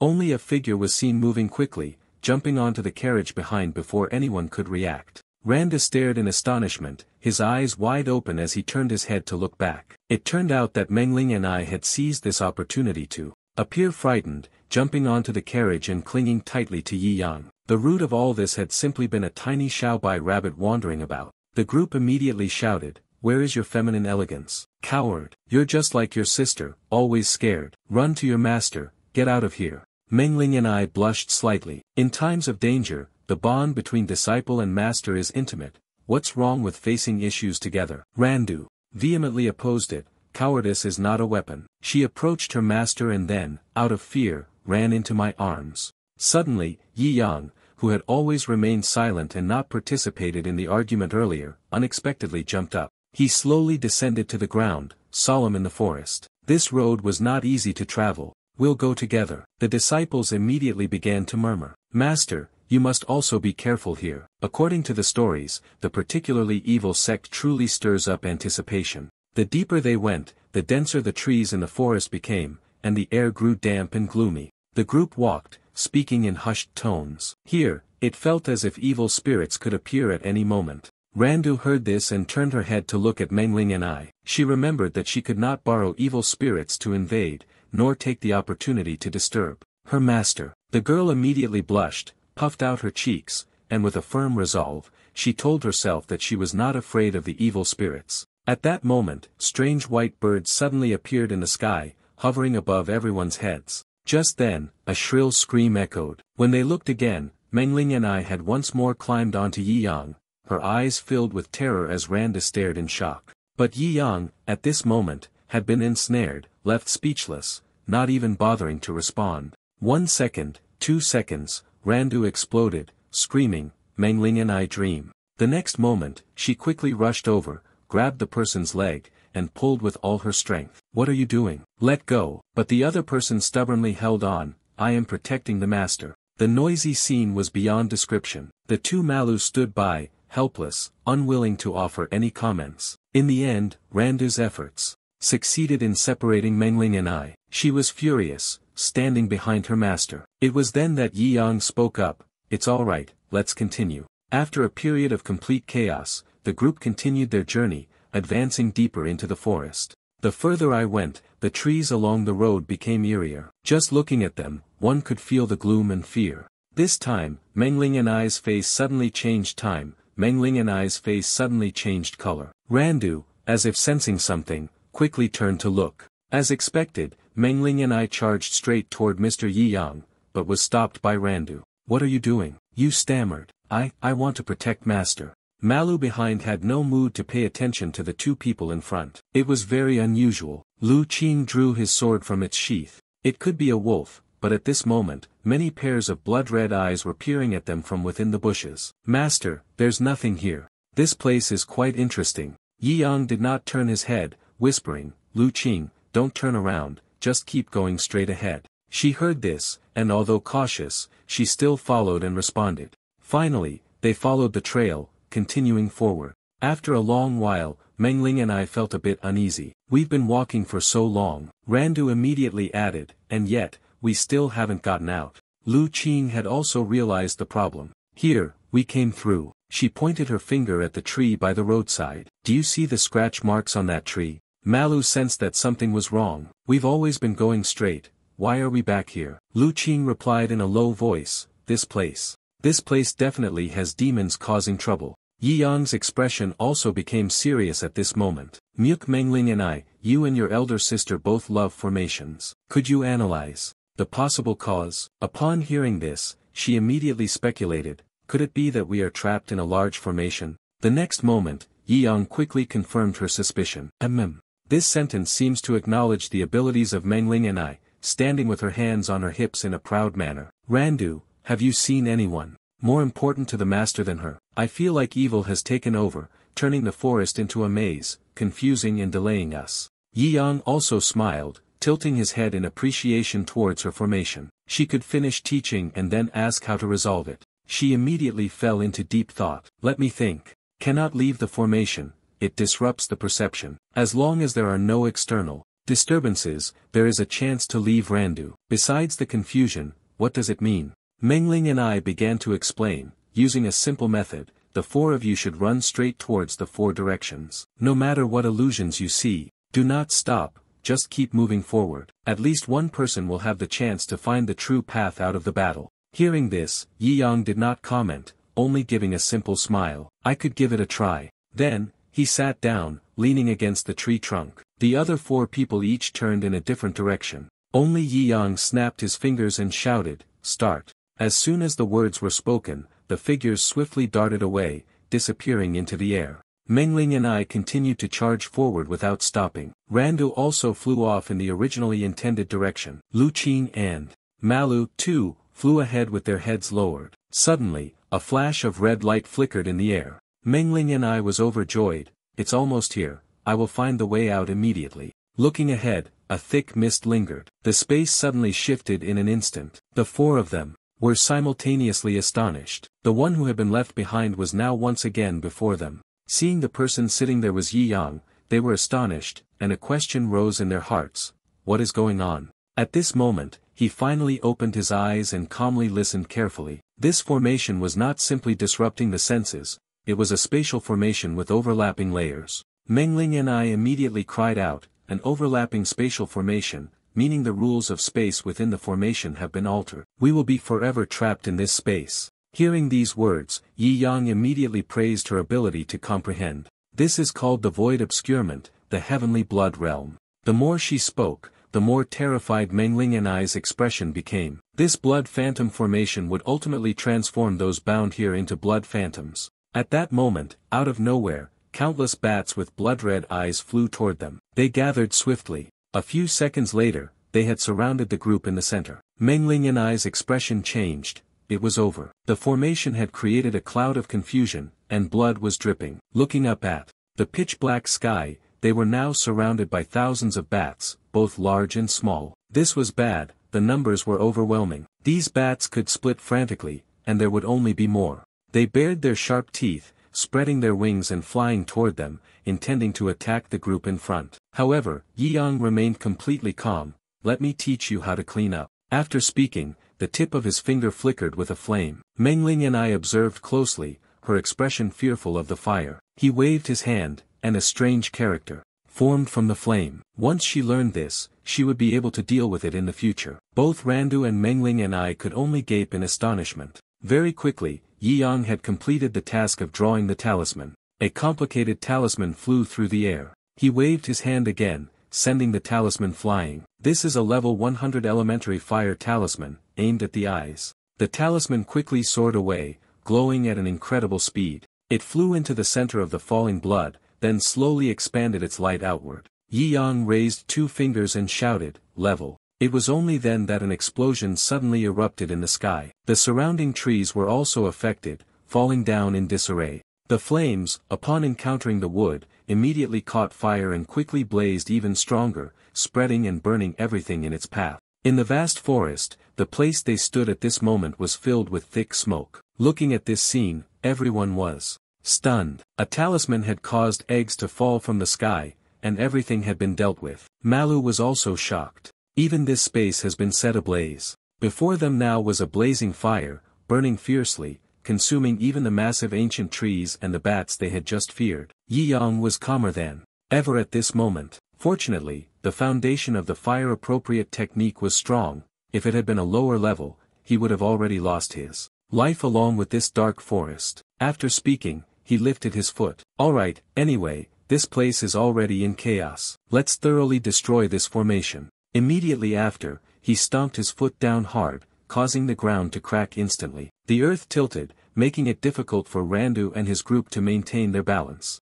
But in those cracks, suddenly appeared blazing red streaks of fire. It quickly spread and then covered the vast Yumin forest. The entire expanse of land seemed to be destroyed, with trees, rocks, and earth collapsing and falling everywhere. The position where the group of people was standing just now had also sunk a bit deeper due to the shockwave from earlier. Malu let out a soft sigh. To break the formation like this, this is the first time I've seen it. Even Lu Qing secretly acknowledges it. It's truly impressive. Mengling and I was even more shocked. The master didn't use any techniques to break the formation. Instead, he directly used his strength to crush it with one stomp. How could I learn that? Meanwhile, Randu was incredibly excited, jumping up and down. Master is really amazing. At this moment, Yi Yang stood on the high rock and suddenly spoke. The river has its bends, and people have their moments. Forget about the details. Then, he calmly tilted his head. Let's go, let's reclaim our spiritual field. On the cliff, Yi Yang and the group walked over and looked down below. He exclaimed in surprise, "This spirit field is larger than I imagined." He looked at the vast spiritual field, the lush green grass. A breeze swept by, making it sway gently like a light velvet carpet. Yi Yang assessed, perhaps many things could be planted here. The peaceful yet poetic scene was created by the gentle sunlight that spread across everything, turning it into a myriad of colors. A flock of birds fluttered in the sky. In Randa's eyes, she excitedly rubbed her hands together as she made plans. She wanted to plant a rose garden, then pick the flowers and give them to the person in her heart. Suddenly, Malu vigilantly shouted to remind everyone, "Do not let your guard down. The physical body of the demon causing the chaos may be nearby." Suddenly, Mengling and I was startled, and in fear, she shouted, "It's right ahead." Sure enough, not far away, a fierce beast was growling savagely. As it charged toward them, the group screamed in fear. "Ah, a mighty demon beast." The just-arrived demonic beast took the form of a wolf, but on its back, it had wings like those of an eagle. Surrounding it was an incredibly intense wave of dark power. Yi Yang slowly raised his hand, his sleeve fluttering in the breeze. He coldly issued an order. "The leader has appeared, just handle it." The task of reclaiming the spiritual field can be considered complete. From Randa's eyes, Lu Qing and Malu simultaneously gleamed with flashes of light. They immediately rushed forward, but did not forget to speak to Sect Master Yi Yang. "Master, this time, leave it to us disciples to handle on our own." Randu heard this and nodded in response. "That's right. Everything must depend on the master, so what use are disciples like us?" Mengling and I was also excited and raised her hand, shouting loudly, "Master, you just need to set up the formation for us, and we will handle everything else. Everyone, let's do our best." But she did not rush out with the others. Instead, she stood in place. Yi Yang saw this and was left speechless. He reached out to pat her head, his voice gentle as he asked, "Mengling and I, what about you?" Mengling and I was flustered, quickly bowing her head to explain, I have to stay and protect the master. Besides, there are already enough people. Master, why do you keep staring at me? Yi Yang helplessly muttered, allowing it to be brushed off. At the same time, beneath the spiritual field, 3 shadows like lightning dashed toward the great demonic beast. It briefly displayed a look of surprise, but very quickly, it realized. Its eyes narrowed slightly, looking very dangerous. Lu Qing rushed forward, she threw the sword toward the giant demon beast. This move succeeded, leaving a gash on its body, but it was still not enough to kill it. Growling, it charged forward again. Another flash of light appeared, this time from Malu. She shouted, "Kill!" A sword strike cut through, severing one of the giant demon beast's legs. At that moment it was completely enraged. It tilted its head back and let out a deafening roar. Finally, only Randu remained. She was not inferior at all, instantly throwing out 3 needle strikes, aiming directly at the great demon beast, and shouted, "I'm coming too." As expected, the 3 finger-sized needles simultaneously pierced into the vital parts of the giant demon beast. Its eyes turned bloodshot, and its dark crimson tongue hung out to one side. "Don't let it escape anymore." Lu Qing darted forward like lightning. Malu also charged forward with a fierce aura. The 2 of them shouted in unison, "End it!" Just like that, the 2 worked together in perfect harmony.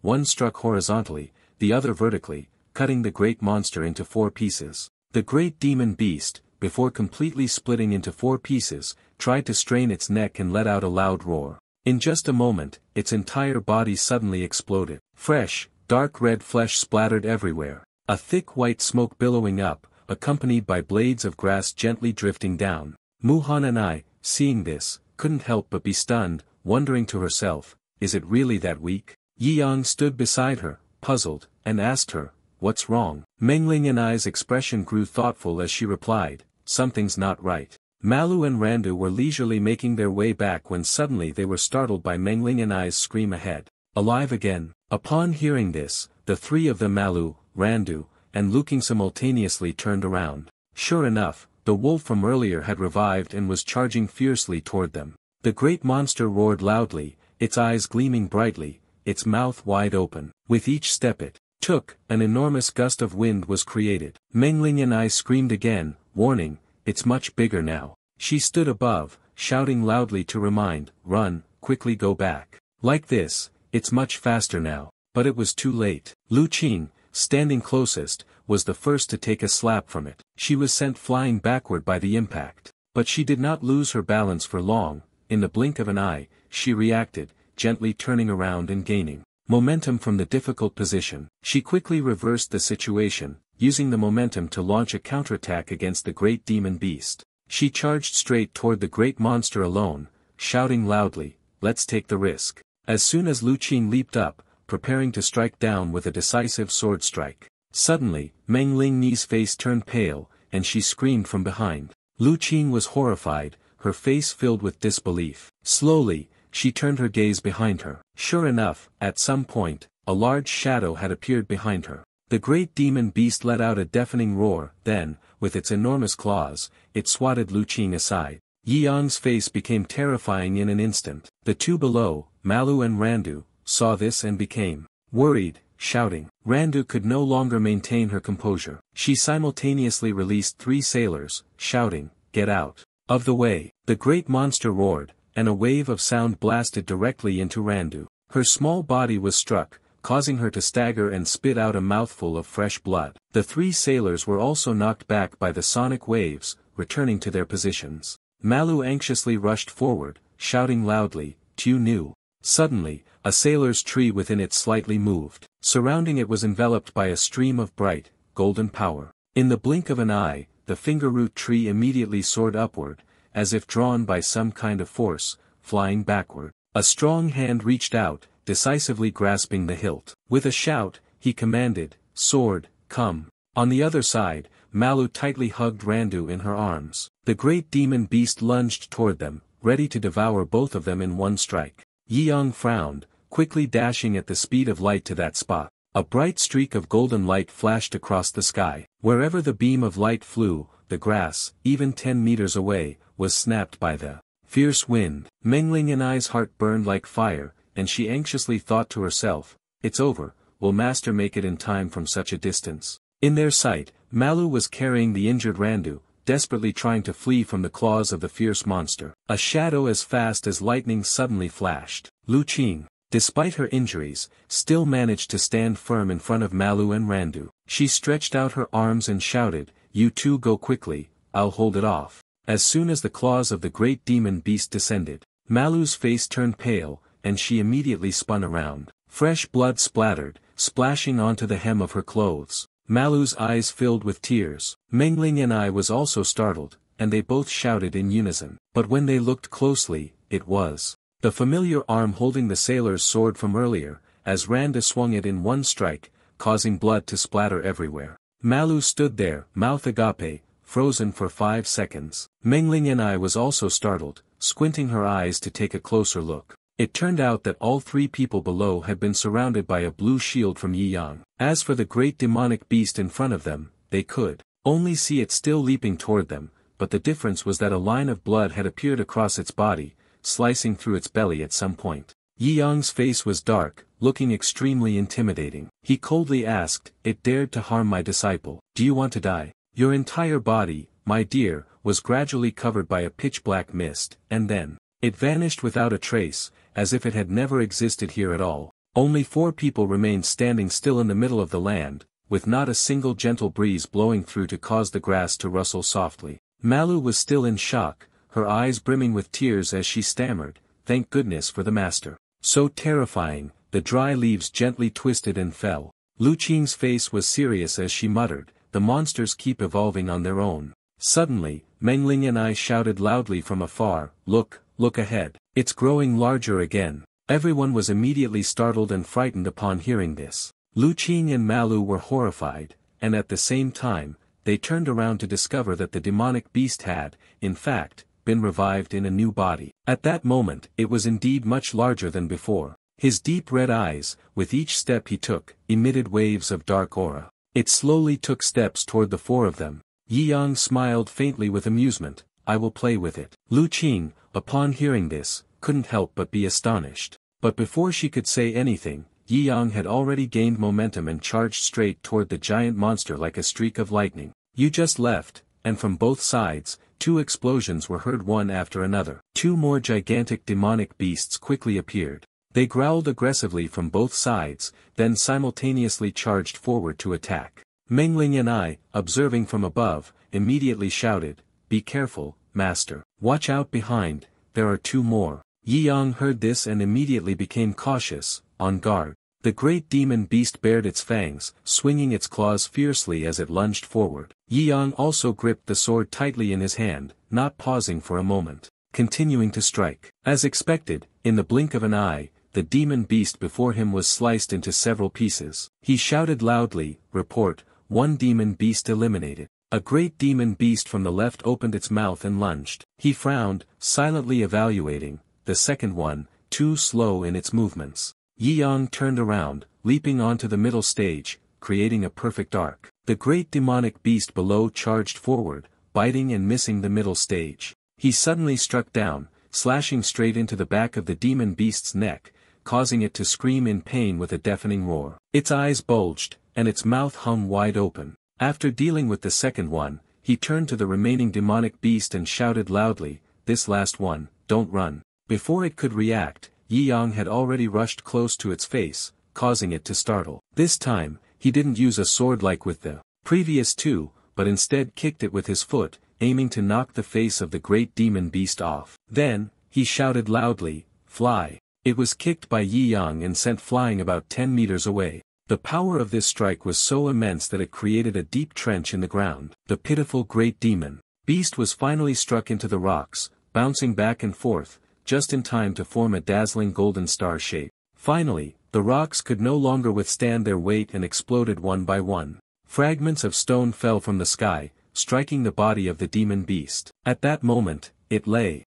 motionless, not a single twitch. A cool breeze swept through the place where Lu Qing, Malu, and Randa stood. Malu was still in a daze, her body frozen, stuttering as she asked, "It's over, we're safe now, right?" At that moment, Randu also coughed lightly and slowly, began to wake up. Lu Qing frowned, his tone cautious and serious as he reminded, "No, its true form hasn't appeared yet. We cannot let our guard down. Suddenly, a flash of light appeared, breaking through the dark space. More flashes of light followed. The ground began to crack, forming a deep, dark chasm that seemed bottomless. A savage laugh echoed from beneath the earth. The white smoke quickly began to rise. The faces of Mengling and I, Lu Qing, Randu, and Malu turned ashen. They were stunned, their gazes fixed on the source of the sound. The eerie voice from beneath the ground continued to echo, "Foolish human, daring to enter my sacred domain." Sharp teeth gnashed wide, and from within the mouth,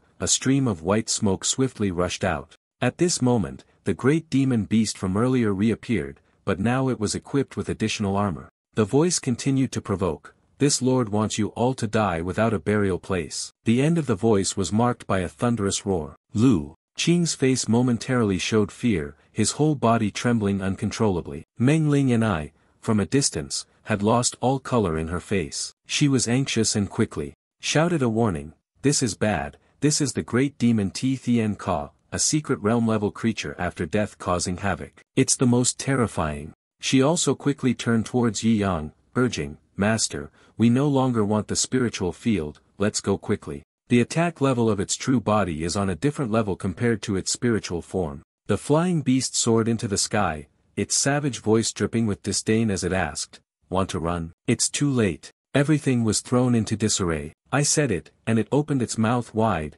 gathering power, forming a purple ball of spiritual energy. Without warning, it shot this immense force directly, aiming straight at all four of them. The power orb flew in a straight line toward Yi Yang, facing the immense strength of the great demon beast. He hovered in midair, his face cold and indifferent as he muttered, "3 flashes, 3 strikes." At this moment, his face became incredibly terrifying. His pupils contracted, and in an indescribable tone, he uttered, "Fool." Yi Yang shouted loudly, missing a move, "Huh." He said that, then swung his sword and struck with his palm, the power no less than that of a great demon beast. 2 opposing streams of power collided. The power sphere of the great demon beast was split in 2 by Yi Yang's slash. Not content with just that, this single sword strike even cleaved the great demon beast on the opposite side. It let out a deafening roar. In the blink of an eye, its gigantic body was severed in half by Yi Yang's blade. Under the immense power,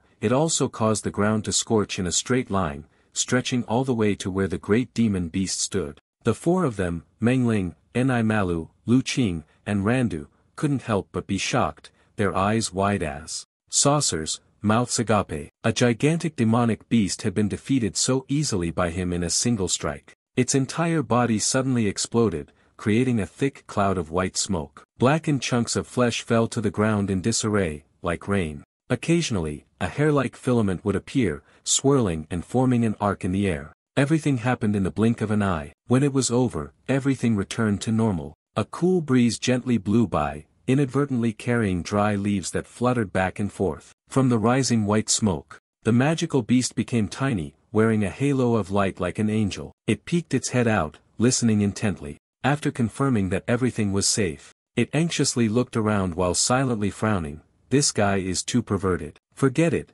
leave the Green Mountain, no fear, no firewood. Run first." Suddenly, a talisman aimed at it flew straight toward it. It was surprised and turned its head back. But as soon as it saw clearly what it was horrified and screamed, "No, don't destroy me." But it was too late, the flawless talisman was sealed onto its body. With a loud bang, the small, cute, giant demon beast was added to the talisman scroll. Yi Yang gently held the talisman in his hand, comforting it. "Don't worry, it is not to destroy you, but to give you a chance at reincarnation." Suddenly, he shouted, "This divine artifact is now mine." Mengling and I held the talisman in her hand, curious as she asked, "How do you use this talisman?" He turned his head, replying coldly, "It's not necessary to worry about it now. Once you become a yin-yang master, you will naturally know. Take good care of it." Mengling and I obeyed, letting out an "oh." Everything returned to the tranquility it once had, with only the voices of the disciples faintly echoing. "This piece of spiritual land is quite good. In the future, even if I stay in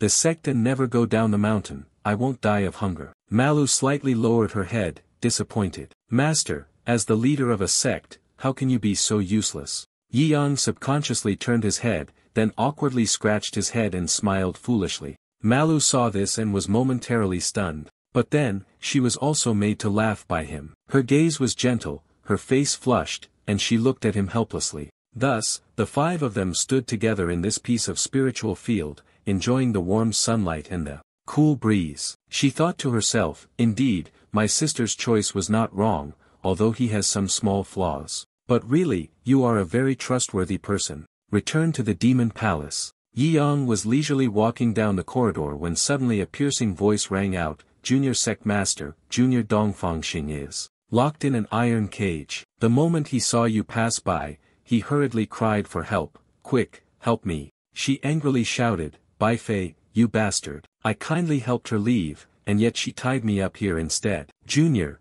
quickly release me. Yi Yang frowned, startled as he asked, did the little fox escape? Upon hearing this, she couldn't help but feel a moment of smug satisfaction. Are you scared? Contrary to Dongfang Xing's expectations, he squinted his eyes and replied nonchalantly, what's there to be scared of? It's the perfect day, and she already looks a little bit annoying. Senior sister, can you give me a bit more excitement and thrill? She was so angry that her teeth clenched, and she shouted, what? Are you already tired of it? Yi Yang calmly replied, that's right, senior sister, you are beautiful and know how to play. Stay here and accompany me on behalf of the little fox. Dongfang Xing's face turned bright red. The eyes had turned into the shape of bullets. She angrily shouted, no, I'm far worse than little fox. She's the one who's beautiful and has more moves. She's happier. Yi Yang raised one eyebrow helplessly. Enough, turn back.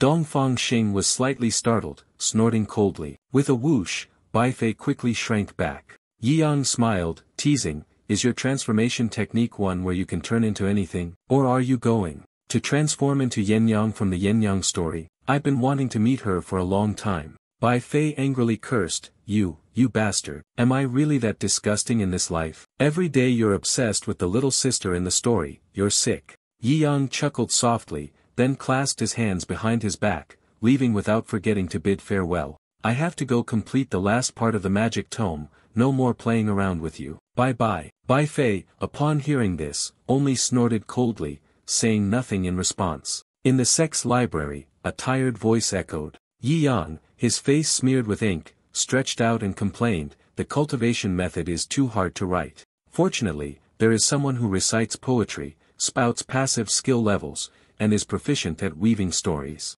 You are tired, leaning back and giving the order to clean up. I want to drink wine, I want to see Yin Yang. At that moment, four small birds perched outside, and the branches softly made a noise to announce. The little maid Nu has also been secretly watching Yin Yang lately. The sect's atmosphere has been led astray by someone. Yi Yang frowned and asked, what did you say? I'm too sleepy, I can't hear clearly. Let me sleep a bit more. As soon as you finished speaking, the sound of steady breathing came from inside. The little bird, as if not hearing, continued to fulfill its duty. There is one thing, the world is about to organize the sect leader competition, a matter concerning our sect, to return to the #1 position in the world. In the sky, a flock of birds is flying, fluttering gracefully. The breeze hums, creating gentle waves. The boats from afar are slowly moving forward. The sail billowed, preparing for a long journey ahead. At the seaport, suddenly an urgent shout rang out, where are the people? Withdraw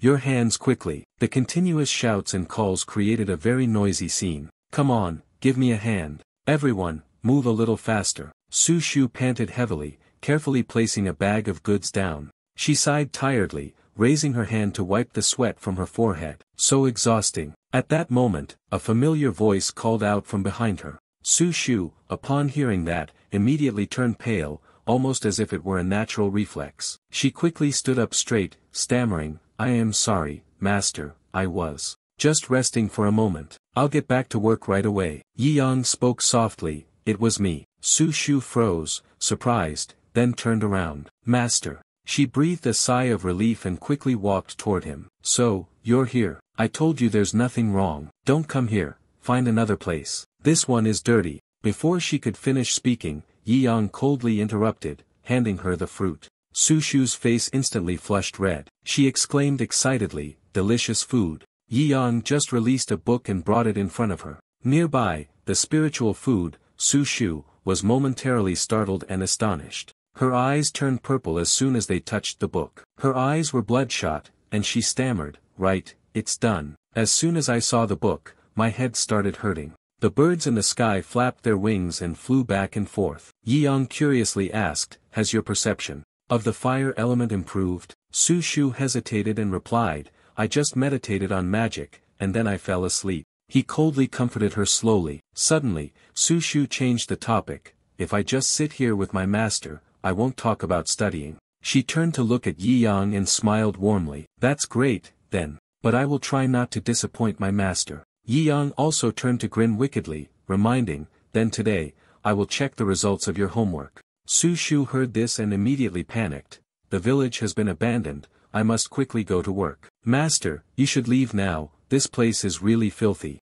Saying that, she hurriedly pushed Yi Yang away. Before leaving, he didn't forget to turn back and remind her, "Remember what we agreed on." Su Shu hastily replied, "All right, I'll take a leave after the end of this month." A colleague nearby saw this and grumbled, "Romancing in broad daylight." Before Yi Yang left, Su Shu didn't forget to wave her hand and call out, "Come back early. Don't drink too much." He waved his hand casually and replied, "Got it." Suddenly, she froze. At the same time, a group of people swept past Yi Yang. They called out in confusion. Their faces showed discomfort as they whispered, "Isn't that the useless Su Shu? This fool is still in Sihaicheng." Yi Yang heard this and his face darkened. He turned around abruptly. Zhangsheng, with a look of disdain, walked over and greeted, "Junior sister too, it's been a long time." She, her face smeared with dirt, replied, "Zhangsheng, you." The group from Lingyun sect blocked Su Shu's path, continuously insulting the fool after being expelled from Lingyun sect.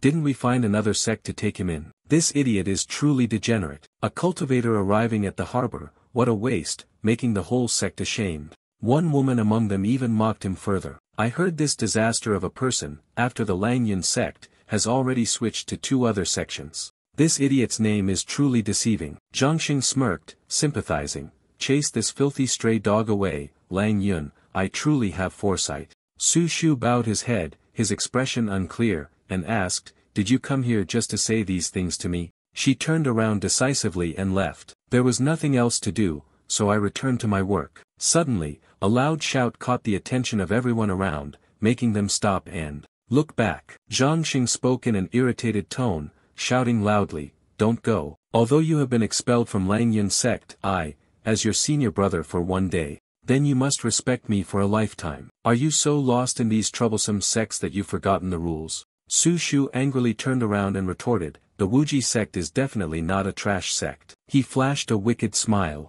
and countered, "If it's not a trash sect, then why would they accept someone like you, a piece of trash? There must be the most useless sect leader to take in a waste like you." They kept using a mocking, insulting tone toward her. "What, you fool, you want to make a move against a genius like me?" Su Shu was trembling with rage. She growled, "Say whatever you want about me." Su Shu jumped up while shouting loudly, "But I absolutely will not allow anyone to humiliate my master, he is definitely not trash." Zhangxing tilted his body slightly, effortlessly dodging her strike. He disdainfully said, "A master who trains a disciple like you is probably even worse than trash." Suddenly, he reached out, and with one move, he grabbed Su Shu's wrist. Zhangxing gave a cruel smile and shouted, "I will now replace that useless master of yours and teach you how to be a person." He swung his hand, preparing to deliver a powerful blow. As expected, a crisp sound of a slap rang out. Su Shu instinctively tilted her head to avoid it, but after waiting for a while, she still didn't feel anything. Zhangxing was astonished, stunned as he turned his head back. The woman stood there, momentarily dumbfounded, frozen for 5 seconds. A deep voice suddenly shouted, "Let her go." Yi Yang was clearly inferior to Zhangxing in terms of appearance, but the extraordinary aura emanating from him surpassed that of Zhangxing. His face was grim as he repeated the meaningless question. Zhangxing's whole body trembled uncontrollably. What are you?" A wave of panic surged in his heart, and he couldn't help but wonder, "Why can't I move anymore?" Yi Yang looked at Su Shu in front of him, his tone calm as he explained, "I am her master. Do you want to discipline my disciple in front of me?" Zhang Sheng's entire body convulsed, trembling with pain. His face was so cold it was terrifying, and he said to him, "Are you tired of living?" Zhang Sheng desperately tried to pull his hand back, but failed. In a panic, he shouted, let me go. A Wuji sect annihilation is certain. Don't touch our Langyun sect, or my master will come for you, and you'll be dead for sure. The rest of the group immediately arrived, their threatening voices following. If you can't handle this, let go of senior brother Zhang. Su Shu turned away, hesitantly advising, Master, let it go, let him go. He released his grip, coldly replying, she lets him go, it's not a problem. But Zhangsheng quickly withdrew his hand. He snorted, humph, scared now, huh. Before he could finish his words, Yi Yang slapped him across the face, making his head turn. With a light flick, Zhangsheng was sent flying into the air. A powerful voice commanded, but my disciple cannot be wronged. Zhangsheng was knocked flying, his massive body crashing loudly to the ground. Su Shu, moved with emotion, called out, Master. The three people from the Lingyun sect, upon seeing this, couldn't help but stare in shock, their eyes wide as saucers and mouths agape in astonishment. Another crackling sound echoed. Each strike was accompanied by a surge of anger from Yi Yang. The people of the Langyun sect standing outside were also caught in the aftermath. First, the long-haired person was struck aside by a palm for assisting in doing evil. Having a short hairstyle is an additional crime. Finally, he stopped in front of the only woman in the group. She snorted coldly, arrogantly, intimidating him. Humph. Do you dare hit me? Do you know who I am? As expected, a loud pop sound echoed once more. She was struck by Yi Yang and sent flying into the sky, sharing the same fate as Zhangsheng. He coldly murmured, a dog's eyes don't look down on anyone, don't think just because you're a girl I won't make a move. Looking at the group of people, I was beaten, lying on the ground, screaming, it hurts so much. Hua Zhangsheng, enraged, trembled as he stood up. He could barely forgive. His face at this moment had been beaten into a distorted shape by Yi Yang, with 5 dark, finger-shaped imprints clearly visible. He was panting heavily, gasping for breath as he said, I want to kill you. He reached out with trembling hands, grabbing the sword beside him. Taking advantage of Yi Yang's distraction,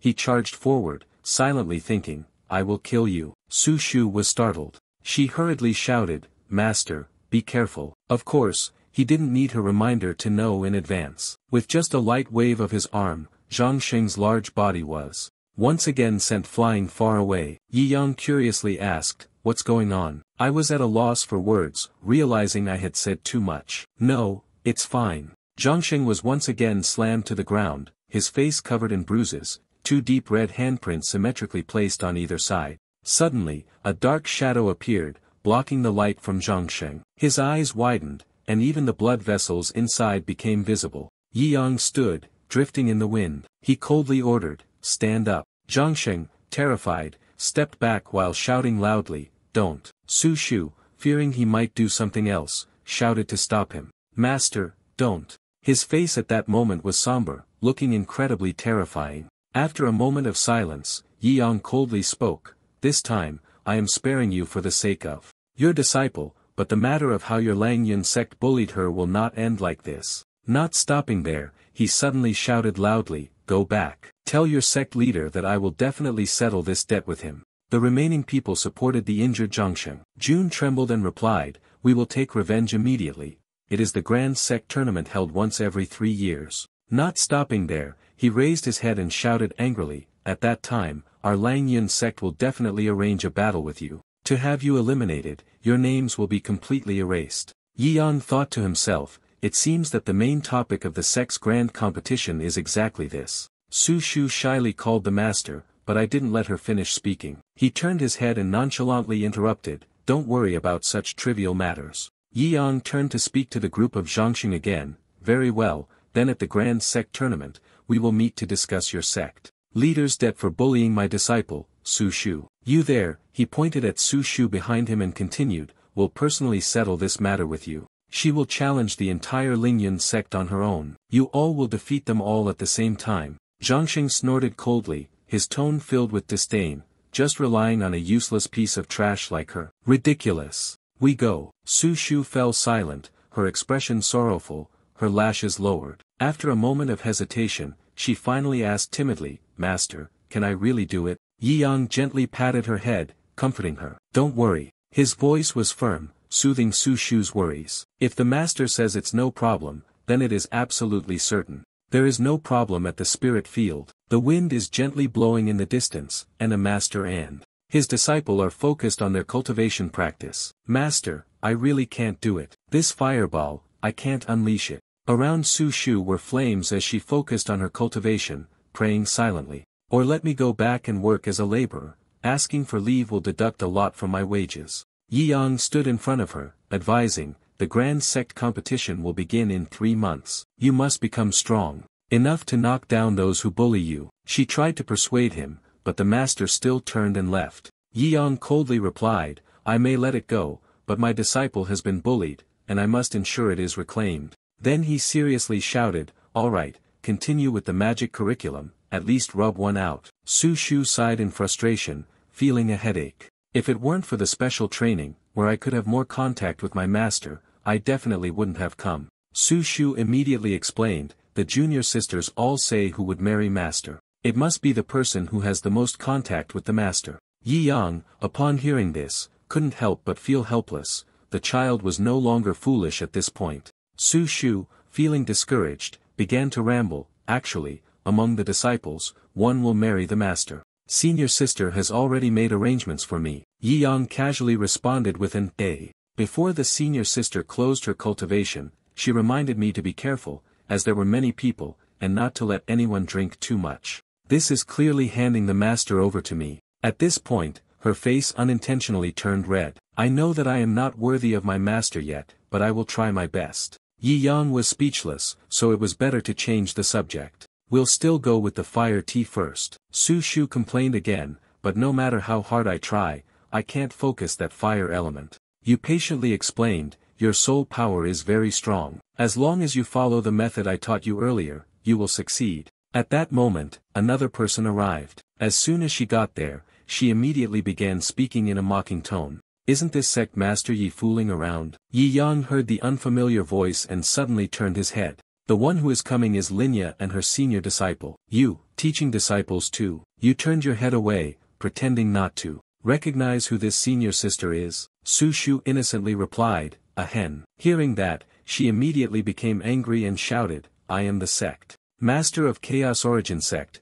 located next to Wuji sect. Linya, you came to our territory to cultivate, and yet you're asking me who I am? Su Shu, while cultivating, spoke up and commented, the Huyuan sect leader seems to be similar to us, also a fading ancient sect. Linya, irritated, breathed heavily and snorted. Who is like you? This sect competition is about to start, and Huyuan must rise again. Because I have found a genius disciple who practices the flame-based cultivation technique. The disciple looked at them, arrogantly tilting his chin. Yi Yang exclaimed in astonishment, the fateful connection of the flame system. My disciple is also a fire magic genius. Linya raised an eyebrow, looking at him with disdain. Genius? I saw her at the port, causing trouble for sect master Yi. Let me offer you a piece of advice. If we can't recruit good disciples, then the sect will be disbanded.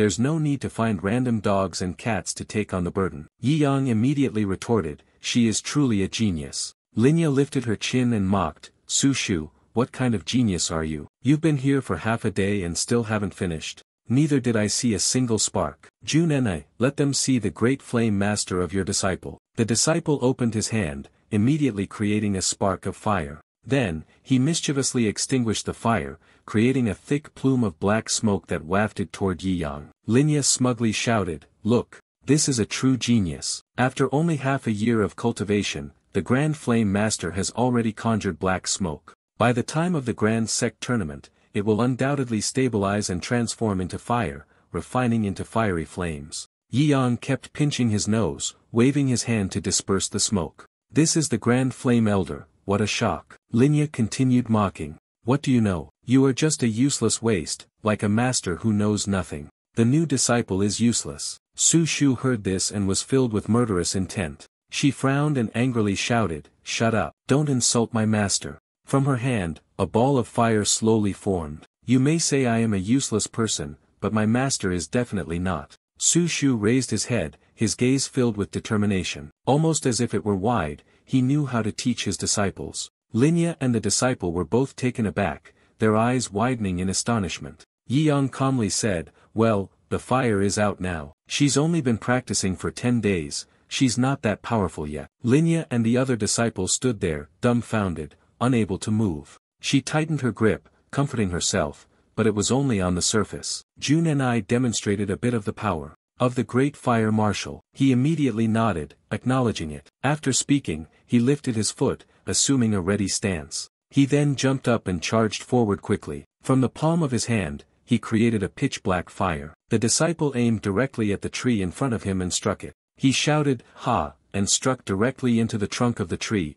causing it to shake. When he lifted his hand, a handprint was deeply imprinted in the trunk. Linya burst into laughter, pointing directly at Yi Yang and mocking him. "Did you see that? If it were an ordinary person, they would definitely be injured by this palm strike." He turned his face away, not paying any attention to her. Su Shu beside him also created a fireball. "Master, I can fight too." Su Shu fiercely threw the fireball toward Linya's disciple. Her fireball flew off course, heading backward. The disciple, seeing this, sneered in disdain. Linya was once again met with a burst of laughter, having not a single point of proficiency, yet still wanting to injure others. The small fireball was only a fingertip away from the branch. Only a loud bang was heard, and the tree that Su Shu had struck was shattered. Linya's eyes widened as if they were about to pop out. The disciple's name was frightened and dared not move. The tree now only had its stump left, with fire raging around it so fiercely that even Yi Yang couldn't hold back, laughing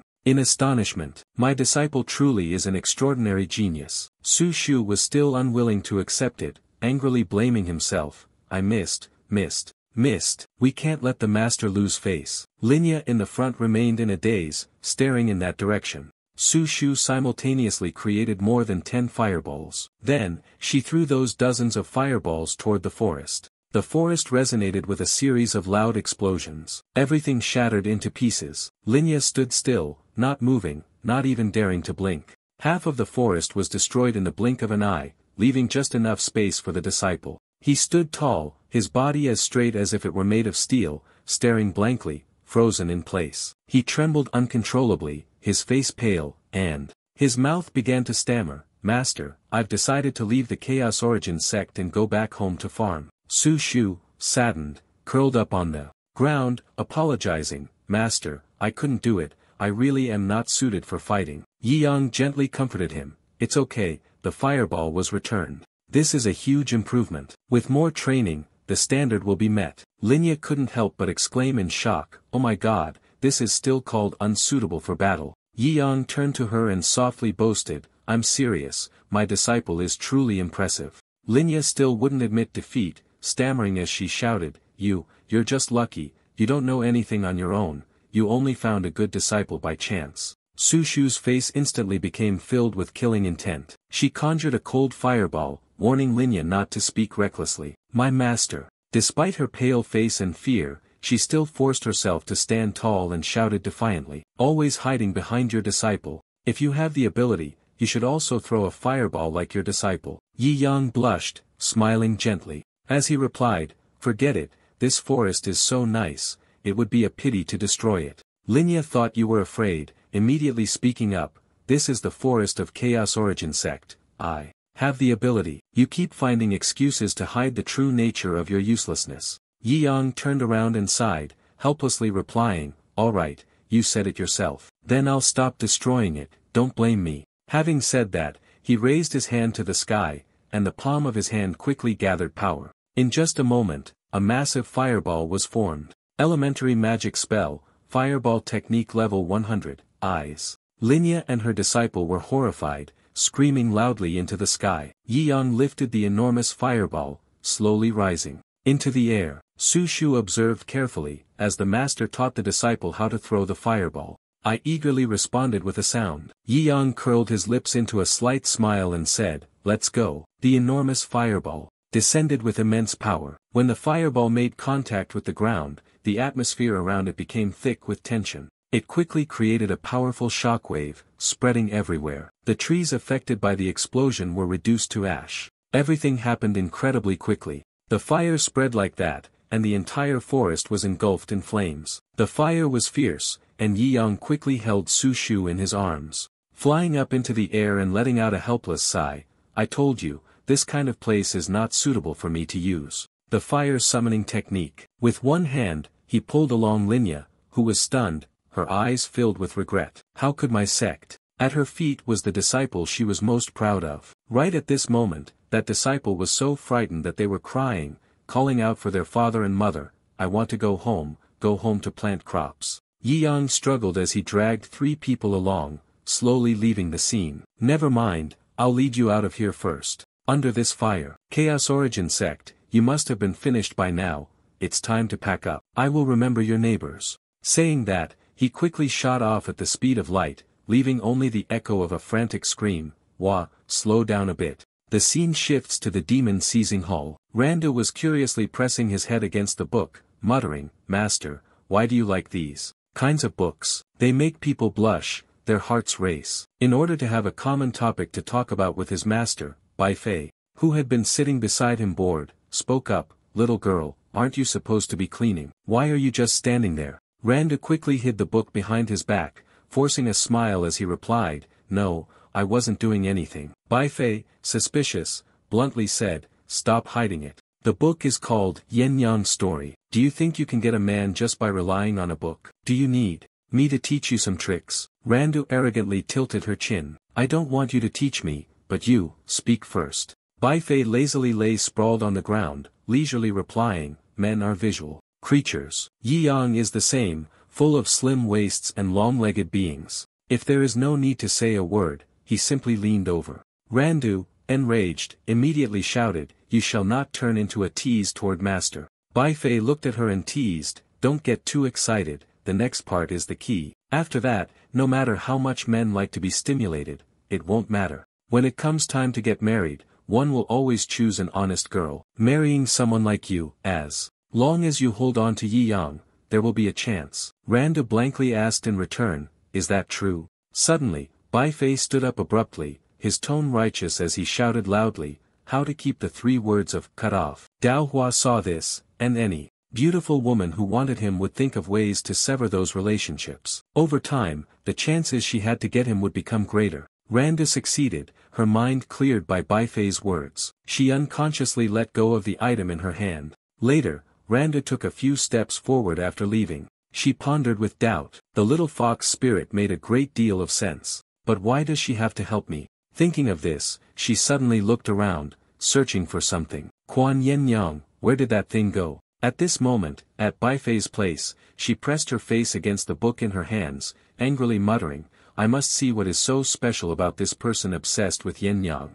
whose soul is driven mad. What exactly makes her different from that annoying woman?" Unable to hold back, she threw the book far away. "Know yourself and your opponent, and you will win every battle. When Yin Yang rides over here, I won't lose to a girl from a novel like you." On the bustling street, with people coming and going, Yi Yang frowned, muttering to himself as he walked, "I should quickly return to the sect and summon the trashy author of Yin Yang Story. They still haven't held the sect's grand competition, choosing 5 disciples to participate in the prior trial to make adjustments." Inside a silver coin tavern, there was loud shouting and cursing. "I already said, Yinlong Grandmaster does not meet with guests. How long have you been standing here? It greatly affects our business." Yi Yang curiously turned his head. In the distance, a blonde girl was being chased away by a tall, burly man. "Master, I don't have time to fix your broken shield, hurry up and go." She lowered her head sadly, trying to plead. "This shield is the only thing my father left for me.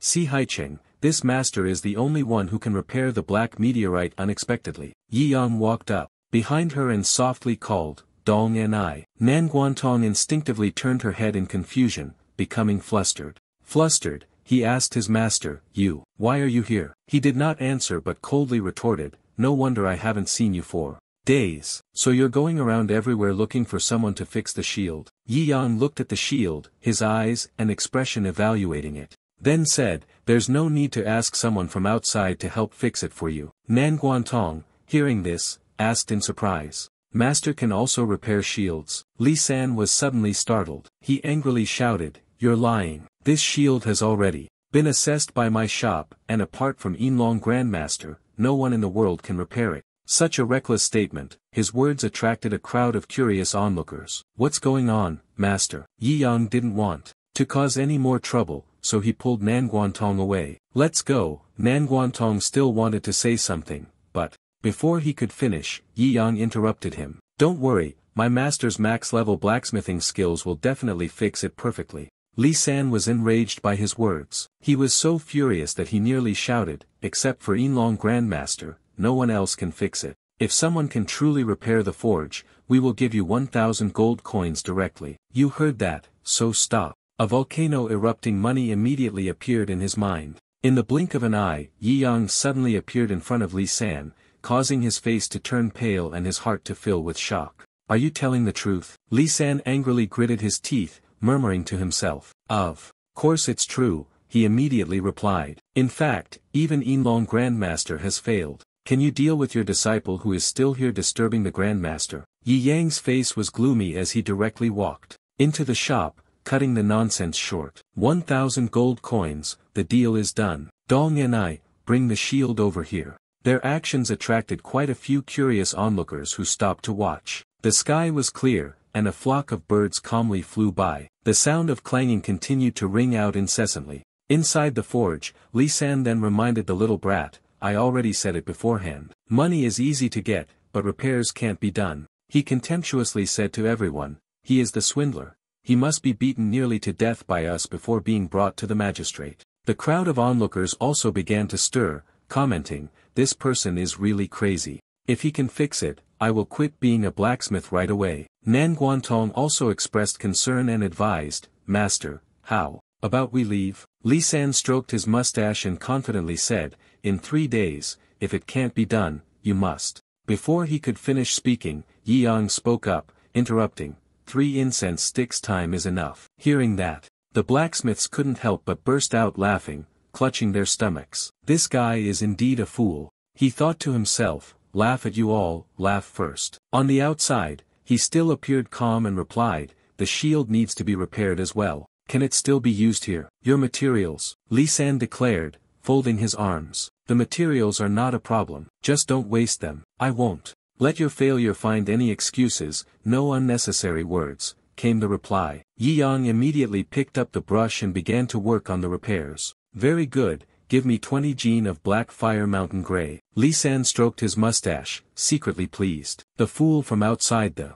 industry, yet he chooses secondary materials. He should know that Yinlong Grandmaster uses welding essence, and it's all about to fail. Yi Yang looked at the shield, silently assessing it when it was handed over for inspection. Indeed, it has been tampered with. The sloppy technique must be that of the gold-and-silver flower person, right? Li San immediately retorted angrily, you are not allowed to insult Yinlong Grandmaster. He frowned and seriously asked him, first, the forged steel alloy who in your shop is qualified to use such a high-grade material? Secondly, the technique of the 9-stringed mystic yang, which combines the 9-stringed mystic yang and the bitch in Si Haicheng, is only known by him, right? Li San, furious, stammered and shouted, nonsense. Suddenly, Yinlong appeared behind him. His cold voice reminded, I told you, there's no need to hide the fact that I modified it. I am not a god, when it cannot be fixed, this is a failure. There is nothing to be embarrassed about. He just walked up to the blacksmiths, immediately bent down,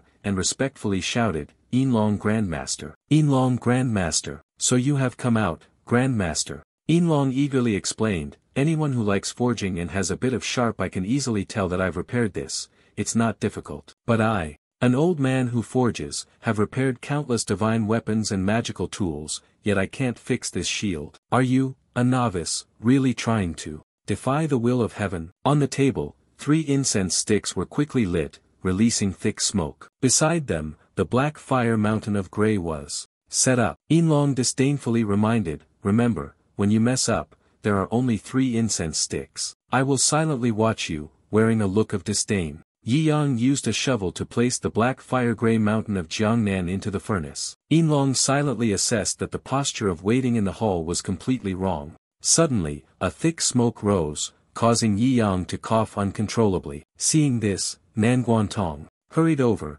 patted his back, and anxiously asked, Master, are you all right? He coughed violently while replying, my throat hurts so much. The blacksmith standing outside, witnessing this scene, couldn't help but exclaim helplessly, what a living treasure, yet it can be ruined by smoke. The shield was thrown directly into the furnace. In just a moment, the entire shield was engulfed by the intense flames. Yinlong could no longer bear to watch and spoke up. I remind you, young man, half an incense stick has already passed, and to finish fixing it, you'll need to hit it at least 1,000 times. You haven't struck it even once so far. He walked to the tool table and casually picked up a hammer. Thanks for the reminder, it won't need thousands, one hammer is enough. Li San immediately closed his eyes, feeling irritated, and called out, Master, this person. Yinlong directly interrupted him, one hammer is enough. Even the master craftsman of Sihai City, who is renowned for his forging skills, cannot do it. This fraud has really gone too deep into the act. Wait a moment, let's bring in the officials.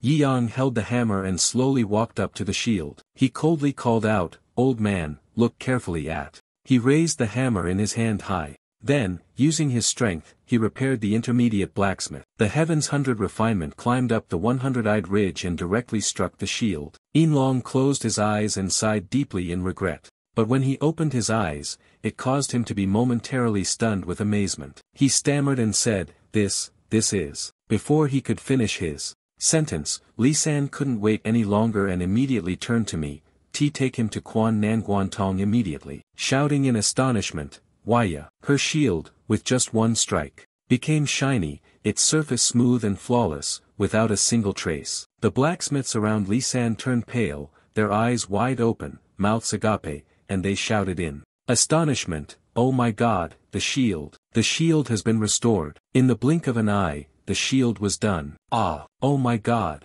there really are superheroes in this world. With a hammer, Yi Yang held a bucket of water and splashed it onto the still-hot shield. He shouted loudly, Done. Nanguantong, moved, clasped his hands together. Father, your shield has been restored. Then he turned to Yinlong and coldly asked, Well then, that gold and silver flower or whatever, do you want to go check it out? His face was grim, silently standing there in a daze, his whole body trembling incessantly. Li San was afraid and quickly whispered, My lord, would you like to check it? Yinlong slowly replied, No, there's no need. The old man, hit the iron 55 correctly. One could tell that it had been thoroughly altered. In his heart, he was deeply moved, silently screaming, So the divine blacksmith truly exists, and he is right here beside me. Yi Yang smiled gently and spoke, Please give me your guidance. In his heart, Yinlong knew that the old man had no words to say. The figure of Yi Yang stood with his hands clasped behind his back,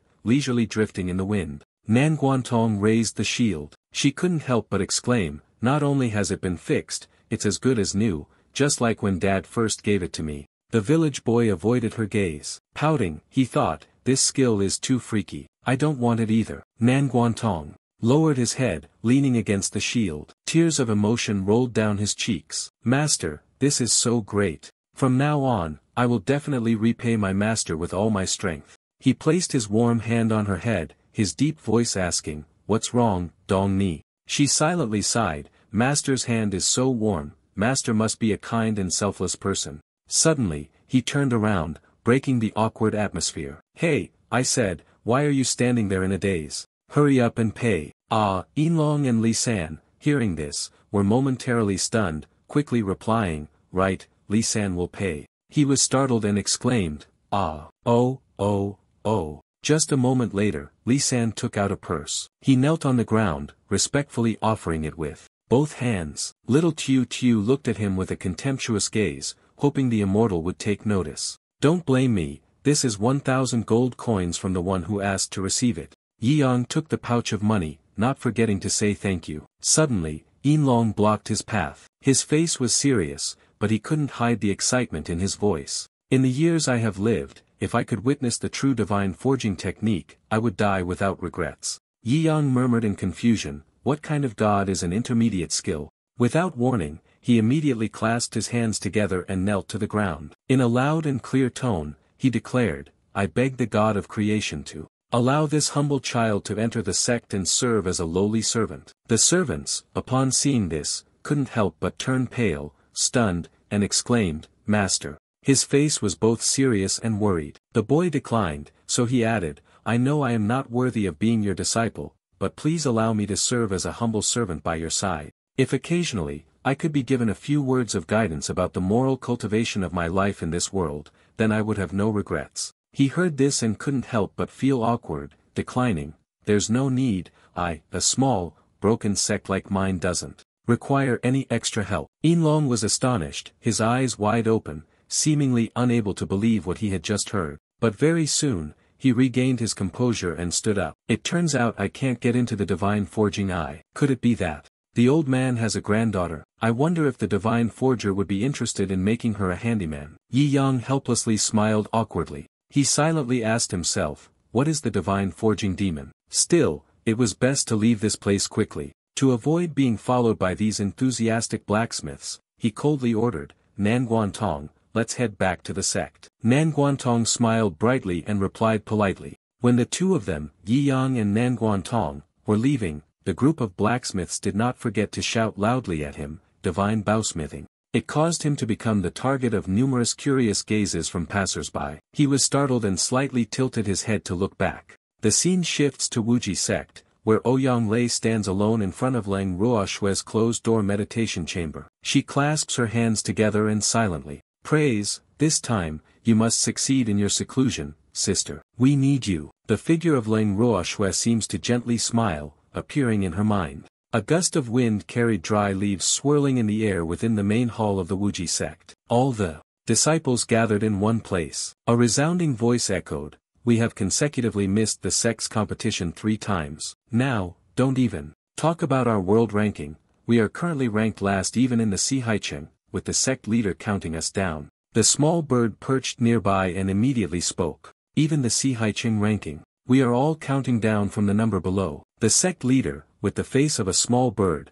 momentarily showed a look of surprise. On the throne, the master rested his feet, with no one in sight. The little bird angrily flew off to search. The one who discovered Yi Yang at this moment found him happily playing with a puppy. Come on, eat the food, woof. The little bird, in anger, showed no mercy and kicked Yi Yang, causing him to turn his face before returning to his position to continue working for me. The entire day passed without any sign of the sect leader. The disciples had grown too accustomed to this by now, so they simply remained silent, hiding the helplessness in their hearts. After a long while of being lectured by the small bird, Yi Yang finally agreed to seriously sit down in the position of sect leader's chair. Your Highness, the voice carried a tone of majesty, our sect has missed the grand sect tournament 3 times. This time, let us casually play with them a little. Yi Yang looked at the disciples below and declared, the reward is still quite substantial. Below, I announced the selection of 6 disciples, excluding Ling Ruoshue,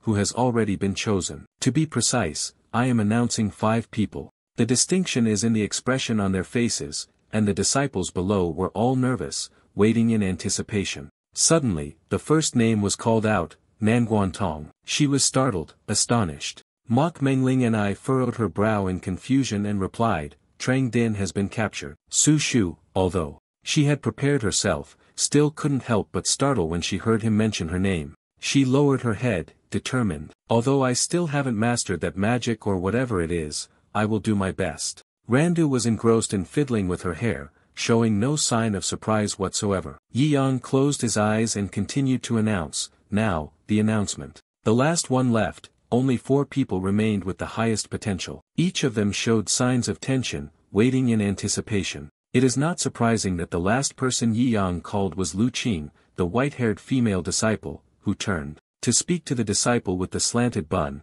Lu Qing is the last person to join us. Yet, he is the last person to enter the room. She is truly fortunate. Lu Qing respectfully clasped his hands together. The disciple Lu Qing will definitely not disappoint the expectations of my master. Yi Yang slightly lowered his head and murmured to himself, I keep feeling like I've met Lu Qing somewhere before. Before he could finish his sentence, Lu Qing interrupted him, before I joined Wuji sect, I actually had a fated encounter with my master. It's normal that master doesn't recognize me. Suddenly, Randu exclaimed in surprise, ah, Yi Yang remembers. Unexpectedly, Yi Yang slammed the table, oh my, I finally remember now, you are from 3 months ago. Lu Qing's face showed no emotion as he nodded and replied, yes, it was the child from 3 months ago, in a rugged land full of gravel and stones. A flock of crows blackened the entire sky. On a nearby rocky outcrop, there were 2 people, one standing and one sitting. The man with white hair looked at the scene before him and couldn't help but sigh,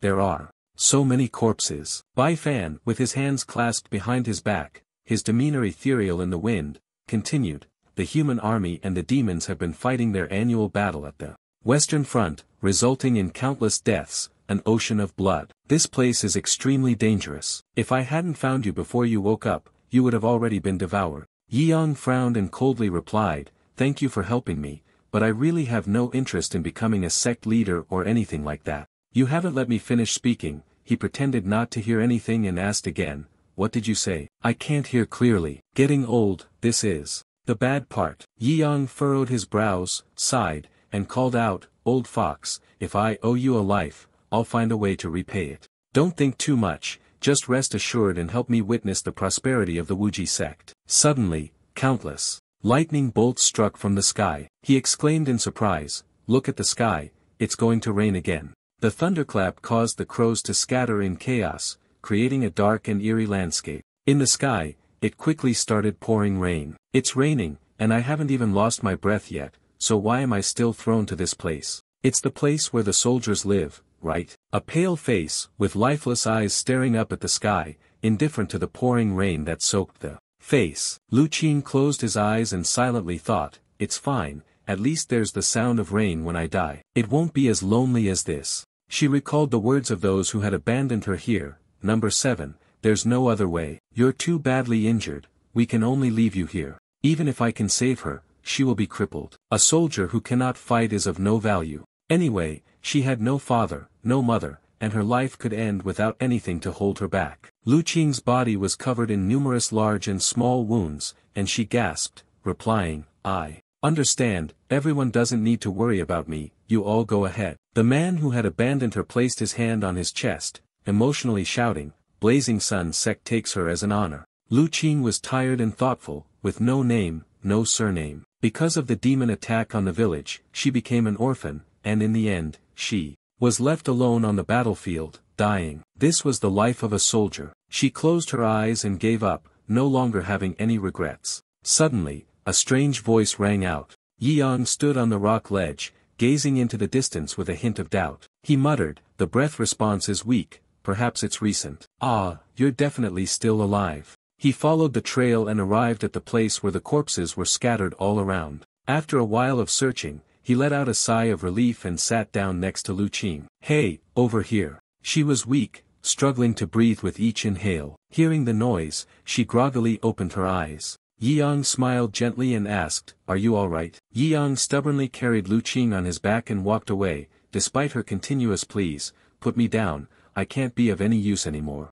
Ignore me." His face was dark, serious as he replied, "You were found by me, which means you're mine. Whether you're of use or not, I'll be the one to decide." Suddenly, a fierce bolt of lightning struck the ground. In front of them appeared 2 demons standing in the middle of the road. They grinned savagely, clearly enjoying themselves. Fortunately, it wasn't too bad. Yet there are still 2 people alive. "Should we kill them or take them as slaves?" The leader of the savage demons spoke. "Just watch and eat." But that pale-faced person seemed too weak now. Not seeing Yi Yang, he froze, and his face briefly showed a dazed expression. Lu Qing weakly said to him, "I'm sorry, I've brought you into this." He smiled slightly, his face full of excitement. "Don't speak, just leave this place to me." The demons listened to Yi Yang's words as if they had just heard something incredibly funny. They looked down on him and laughed loudly. "White-faced, haven't figured out the situation yet. What you have to face is not just the 2 of us." On the ground,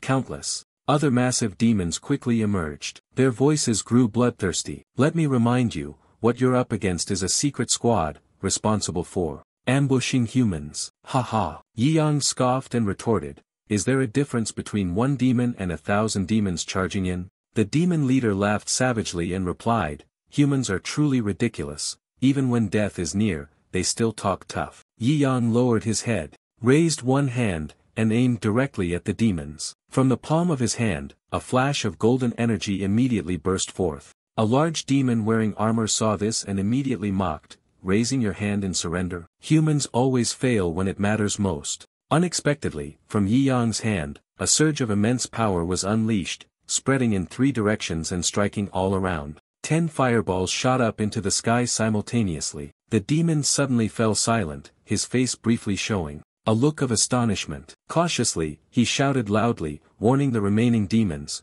"This one is trouble. Cannot let him take action, quickly deal with him. Kill him. All the demons simultaneously charged toward him with great ferocity. He raised his hand towards the group of demons and shouted loudly, "Strike!" A dark cloud appeared above Yi Yang's head. The demons could only stand still, their mouths agape as they stared at the blinding light that was about to strike them directly. A bolt of lightning struck the ground with a tremendous crash. The power of the lightning was so great that it caused the heavens and earth to tremble. The ground was struck repeatedly, exploding with loud bursts. Of course, the demons could not escape the fate of being struck by lightning. In the blink of an eye, the demons were struck by lightning, torn apart, and then exploded, scattering into thick, billowing clouds of black smoke, which were blown aside by the wind. In the blink of an eye, everything became desolate, with only Yi Yang still standing there, carrying Lu Qing on his back. He exhaled a long breath. "Ah!" Yi Yang sighed in boredom and spoke, "Not interesting,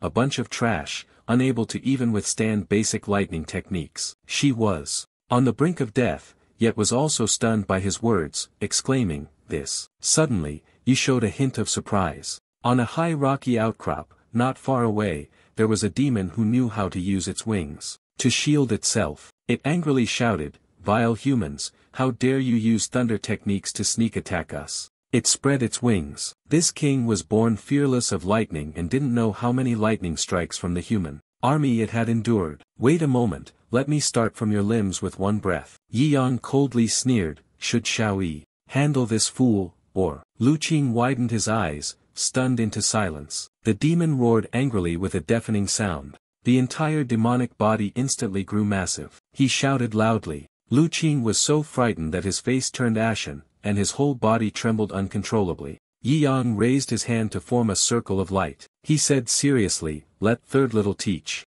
you." Suddenly, a demonic light flashed across the sky. Instinctively, Yi Yang looked up at the sky. Unexpectedly, a huge pillar of light struck down directly. The dark red claw fiercely stomped onto the demon's body. A deep red dragon roared loudly, continuously stomping down on the rocky outcrop where the demon stood, causing the outcrop to collapse. Immediately, the rock twisted and cracked. Successive sharp cracking sounds echoed. The fragments of stone, unable to withstand the immense force, fell, scattering like rain. In the blink of an eye, the dragon had shattered the large rocky outcrop. The stone shards rained down, brushing past the massive wings of Third Little. Not only that, it continued to spew fire directly, burning everything around it to ash. Bone shattered and flesh crushed, Lu Qing, despite being heavily injured, could not hold back and shouted in astonishment, "The Li Thien beast is gone." Yi Yang once again showed a look of frustration and complained, "The area for the pets is too large now,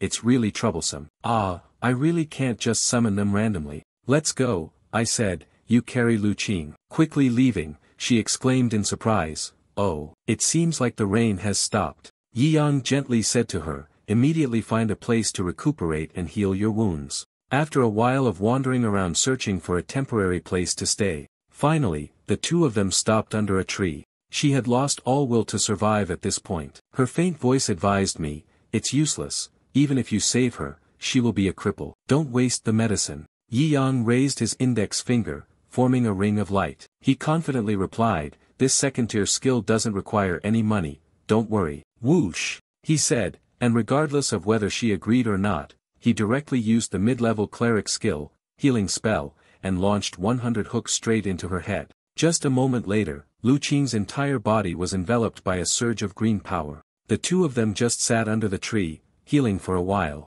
Suddenly, he pulled his hand back. "Move a little, try it, and see." Lu Qing was astonished, her gaze unable to believe as she looked at her hand. "The pain is gone, and the wound has disappeared. How is it possible that the veins, meridians, and bones throughout my body have all been broken so many times?" She immediately knelt down, deeply grateful, and said, "The life-saving grace of Sir Number 7 cannot be repaid. From now on, you are my master." Yi Yang forced a smile and replied, "This is just a small trick. Nothing at all. In fact, if you want to repay me, it's actually very simple." Lu Qing did not hesitate to shout loudly, "Master, please speak." "Knife Mountain, Sea of Flames Number 7, 10,000 deaths without hesitation." He stood up and said loudly to Lu Qing, "You get ready, take my place, and inherit a sect." She, though not understanding, still responded with determination, "I may not know how to do it, but I will definitely do my best to fulfill the master's instructions. Yi Yang sighed in frustration. Waiche, no need to call me master. Wait a moment, I'll be back soon. Half an hour later, he finally returned. Yi Yang furrowed his brow and angrily asked the old fox, not agreeing to let others in. Do you have any plans? Lu Qing exclaimed in surprise, Master, don't you need me? Her face became sad. I will return to Lianjun first, waiting for the master's call at any moment. Yi Yang, upon hearing this, sincerely advised her, you have already died for the army once, change your way of life and embrace the mortal world. Lu Qing responded dejectedly, I have never left the army. He continued to encourage her, it's alright, the road is beneath your feet, just move forward. Inside the package are some dry rations I took from old Fox's place, along with 20 gold coins. She took it. Lu Qing took the bag and respectfully said, I obey, master. He turned around, and before preparing to leave, he did not forget to remind her, live well. After saying that, he leaped into the air, like an arrow flying away. Lu Qing silently watched the figure of Yi Yang, who disappeared from sight in the blink of an eye. The road under my feet must remember the words of the master. Her gaze became resolute as she whispered to herself, my name is Lu Qing. Back to the present, Yi Yang turned his back, silently, listening to Lu Qing recount everything. After I wandered, met senior sister Ling Ruoxue and the others, I continued my journey of wandering. The Wuji sect instantly fell silent, not a sound to be heard. Only the voice of Lu Qing remained, echoing, senior sister said she is also a wanderer of the heavens. Let me join as well, so that I can meet the master again. Yi Yang continuously covered his mouth, coughed lightly, and reminded, still, call me master. Who would have thought, what a coincidence. She replied coldly, Master, this is the will of heaven. I don't want to delve deeper into this matter. He immediately spoke up. Let's change the subject and talk about the main issue first. Now that everyone is here, the first thing is that Master Vi wants to make an announcement. It is in number 5, where you will choose 2 people. The next day, when we left Sihaiching to cultivate, everyone's face became tense and nervous, except for Susu, who seemed not very interested. Randu looked up, his gaze determined. The one who would travel romantically with his master must be me. Lu Qing, on the other hand, secretly rejoiced and thought, following my master in cultivation, the opportunity to grow stronger has arrived. Only Nan Guantong, naive, wondered, is cultivation still possible now, with demons rampaging everywhere? As for Mengling and I, she was the most different. As soon as she heard Yi Yang finish speaking, her expression immediately showed signs of boredom, and she silently sighed, this is troublesome. The curious little bird turned to ask, Yi Yang, when you take disciples out for cultivation, what is the criterion for selecting them? He closed his eyes and calmly replied, the 2 senior sisters are making uniforms for the juniors. The 2 of you finish first, the winner takes it all. The little bird exclaimed in confusion, uniform? Yi Yang casually picked his nose and explained, for example, Su Shu is a mage, she wears a sexy mage robe. Mok Mengling and I is a yin-yang master, preparing a cute yin-yang master outfit for her. The little bird was angry and immediately kicked him in the face. It shouted loudly, this is not any kind of standard. Clearly, it is your disgusting pleasure. The entire hall suddenly fell into a quiet void. The disciples, too accustomed to this scene, could only remain silently helpless. After a while, in the demon prison hall, Bai Fei, not feeling bored, asked Su Shu, senior sister, is this your first time here? You seem unfamiliar. Su Shu sighed and replied, senior sister too had something to do, so I came to help. Mainly, it's that magic handbook or something.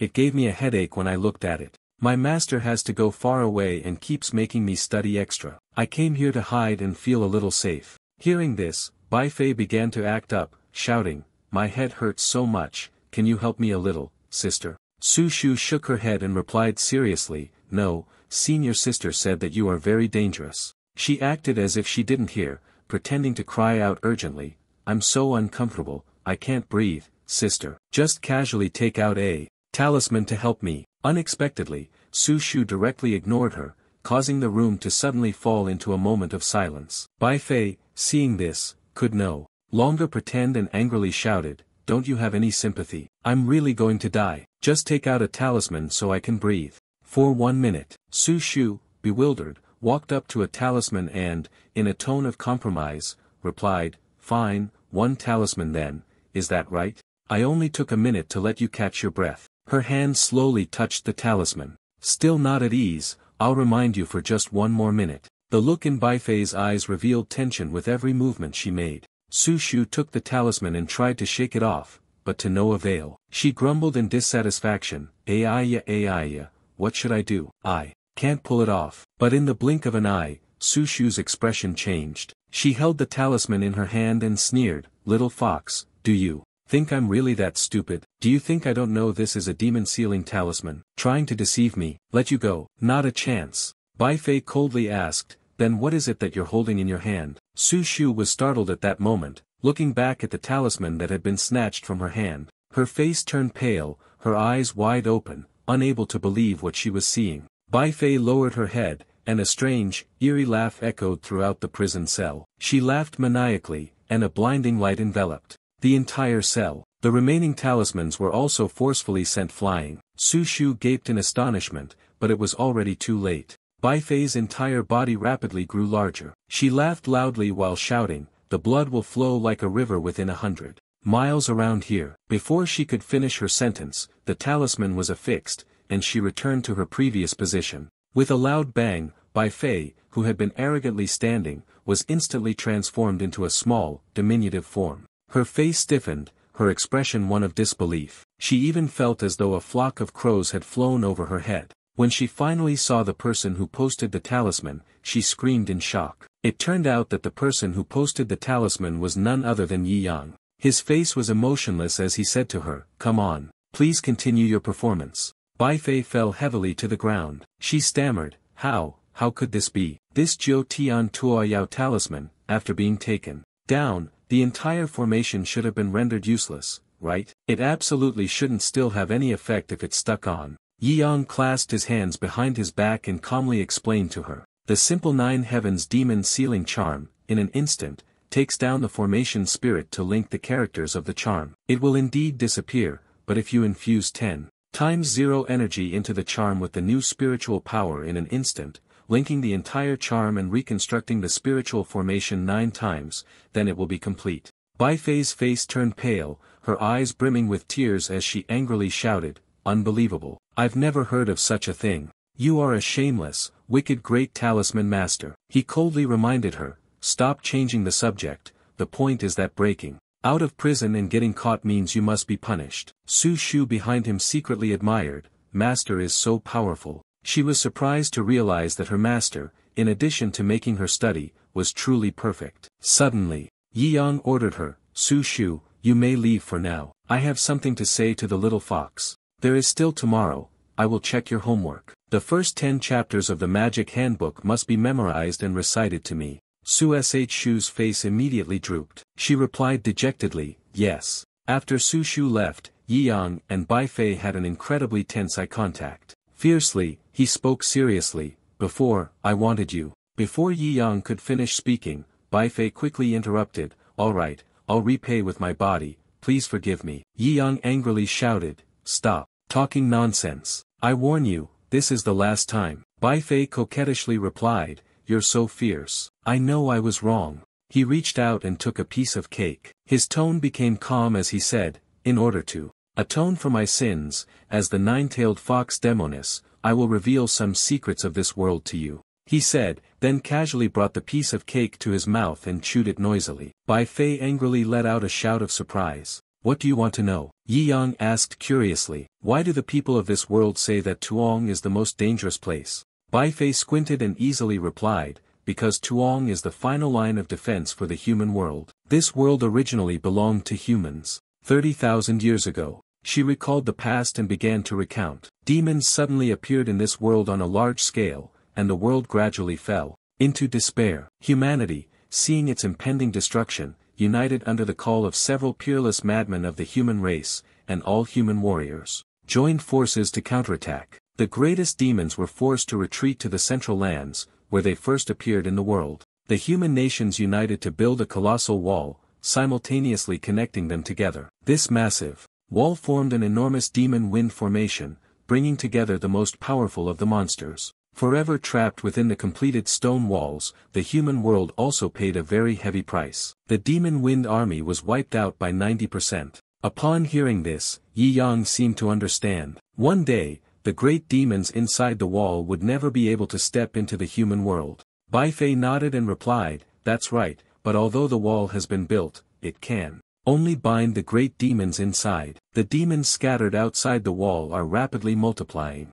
The demons have grown in number, gradually devouring the world. Humanity has been wounded in its vital energy. Until now," Yi Yang curiously spoke up, "I have a question. The demons outside the city perhaps also want to destroy the walls, releasing the ancient demons inside, right? Why haven't they done so?" Bai Fei, with a grim and serious expression, replied. "Firstly, the main army of the wind demon is extremely formidable. Secondly, the Great Barrier Array itself has the effect of suppressing demons, and the demons do not dare to recklessly offend." Suddenly, her tone became heavy. "Thirdly, a corner of a cracked indentation appeared on the wall." She frowned seriously and explained, "The wall and the Fengma army are actually a unified entity. They are together and can unleash great power, which is incredibly terrifying." Yi Yang stroked his chin and sighed regretfully, "I really want to go sightseeing. It's such a pity. This wall is impressive, but I have to go to Yen City this time, and it's too far from the central world."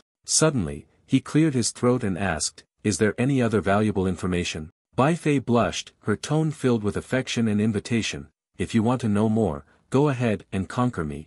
It could unlock so much more knowledge." Yi Yang heard her say that and immediately stood up, as if preparing to leave. "Go ahead, when I'm not at the sect, you must be good." Suddenly, his face darkened, reminding, "Remember, there will be no next time for today's matter." Bai Fei pouted, puffing her cheeks, sulking, and snorting. Suddenly, she, unsure of the meaning, said a sentence, "Yi Yang, actually, this is the last time we will meet." At night in Wuji sect, a dark figure leisurely walked somewhere. The person in question was none other than the towering girl, Su Shu. At this moment, she was sleepwalking, swaying as she walked. Her eyes were tightly shut. Occasionally, she seemed to dream of something delicious and would open her mouth to take a large bite. She walked up to the door of the Su Shu demon cell, strolling slowly, causing the other demons to feel confused, but they all ignored it. Suddenly, a dark shadow with two pairs of bright, piercing eyes appeared in front of Bai Fei's cell door. She raised her hand and flicked it with a sharp snap. Su Shu was startled and opened her eyes.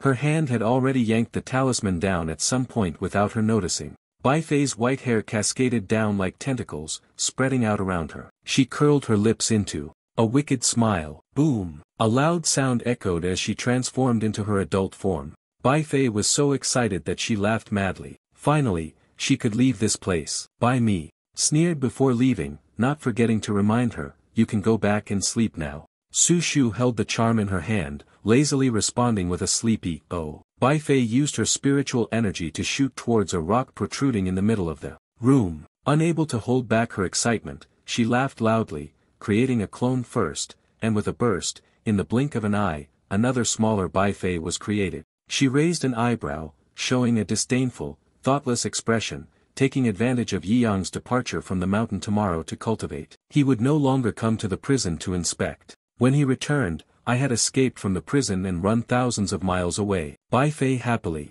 swished her large tail and leisurely left. She strode up to the door of a cell. The person inside asked in doubt, "Who is she?" She politely replied, "Grandmother is the person." Ba ba ba, hearing this in the prison, exclaimed in surprise, "Are you leaving already?" Bai Fei nodded and replied, "That's right, my wish has not been fulfilled, I must leave." Long Ba's face was grim as she asked, "NN, how long until the revenge is complete?" "Your opponent is too strong." Bai Fei had made up her mind. She resolutely said, "I will definitely avenge this, even if I have to trade my entire life for it, it doesn't matter." She sighed helplessly. "You are also a stubborn one." She didn't want to keep talking about this matter, so she asked, "Does your grandmother want me to help her go outside?" Her slender fingers gently plucked the strings of the instrument. She bluntly declined. "No need, I have an appointment with the old sect master. There is still 1 year left, and by then, I will leave on my own." Hearing this, she turned around,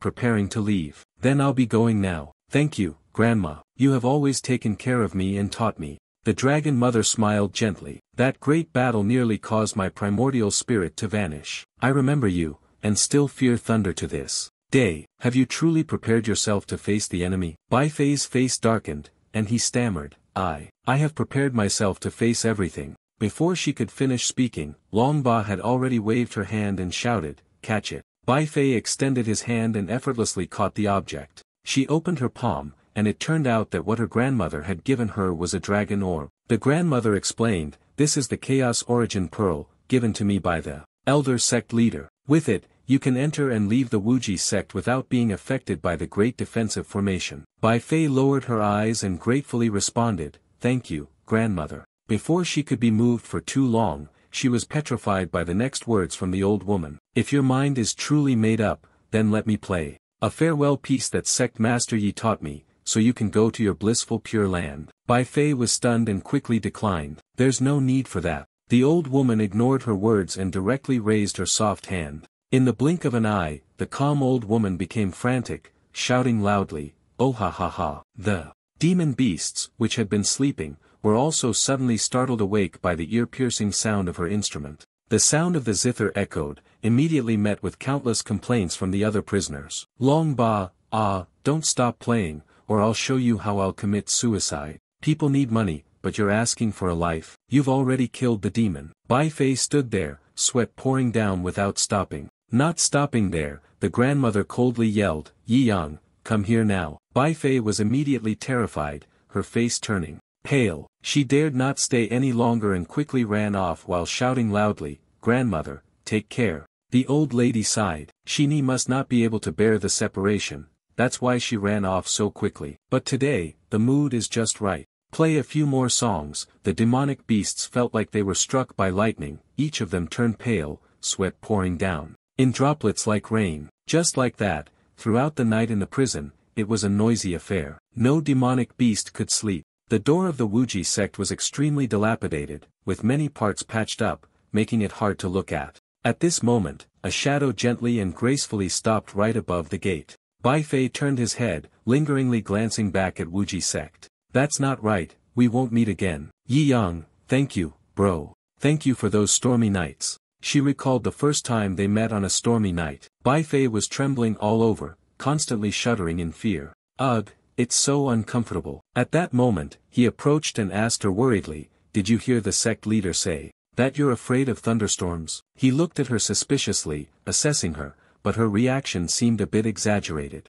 Suddenly, a bolt of lightning struck directly where they were. Bai Fei screamed in fear, curling up into a tight ball, trembling uncontrollably. Suddenly, Yi Yang reached his hand into the cell and grabbed hers. Don't worry, I'm here. I guarantee that no one, not even any demons or monsters, will be able to hurt you. Despite her fear, Bai Fei stubbornly rejected him. I don't want to, she said. Another lightning bolt struck violently to the ground. She screamed in terror, unaware that, without realizing it, she had tightly grasped Yi Yang's hand. He smiled gently, offering reassurance. Then there's no need to be afraid anymore, he said, then clenched his hand into a fist, tightly holding Bai Fei's small hand. She blushed, only able to softly murmur, She was touched, thinking of the moments they had spent together, silently feeling grateful, thanking him. You have been with me through these years, even the lightest of times, like the rainy seasons, making me feel the most at ease. Bai Fei stood outside the window,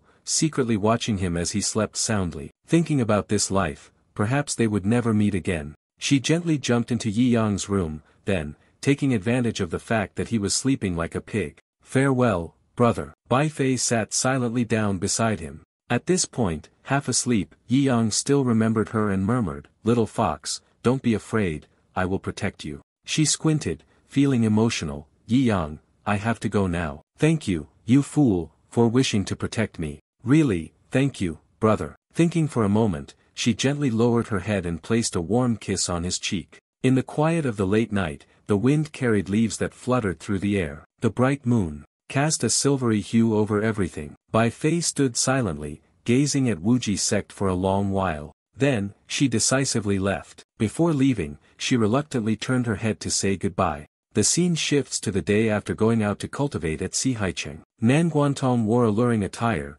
causing passers-by to involuntarily turn their heads and glance back. The other person wore a maid outfit, looking very charming and cute, with a radiant aura that seemed to focus solely on the three of them. Nan Guantong curiously looked at the passerby and asked, Master Yi Yang, it seems like there are a lot of people staring at us. Yi Yang briefly replied, you all look beautiful. Lu Qing paid no attention to the curious gazes of the many passers-by. She was delighted, she really liked the maid outfit, which represented a desire to serve her master. He coughed lightly and coldly reminded her, call me master. She obediently nodded, yes, master. As if remembering something, Nan Guantong shyly asked, master, the money for forging iron has already been handed over to the sect. Do we have enough travel funds to Blazing City? Yi Yang's face remained expressionless as he responded. I forgot about this. The atmosphere suddenly fell into a quiet lull. Suddenly, Nan Guantong came up with an idea. If I bet a little money,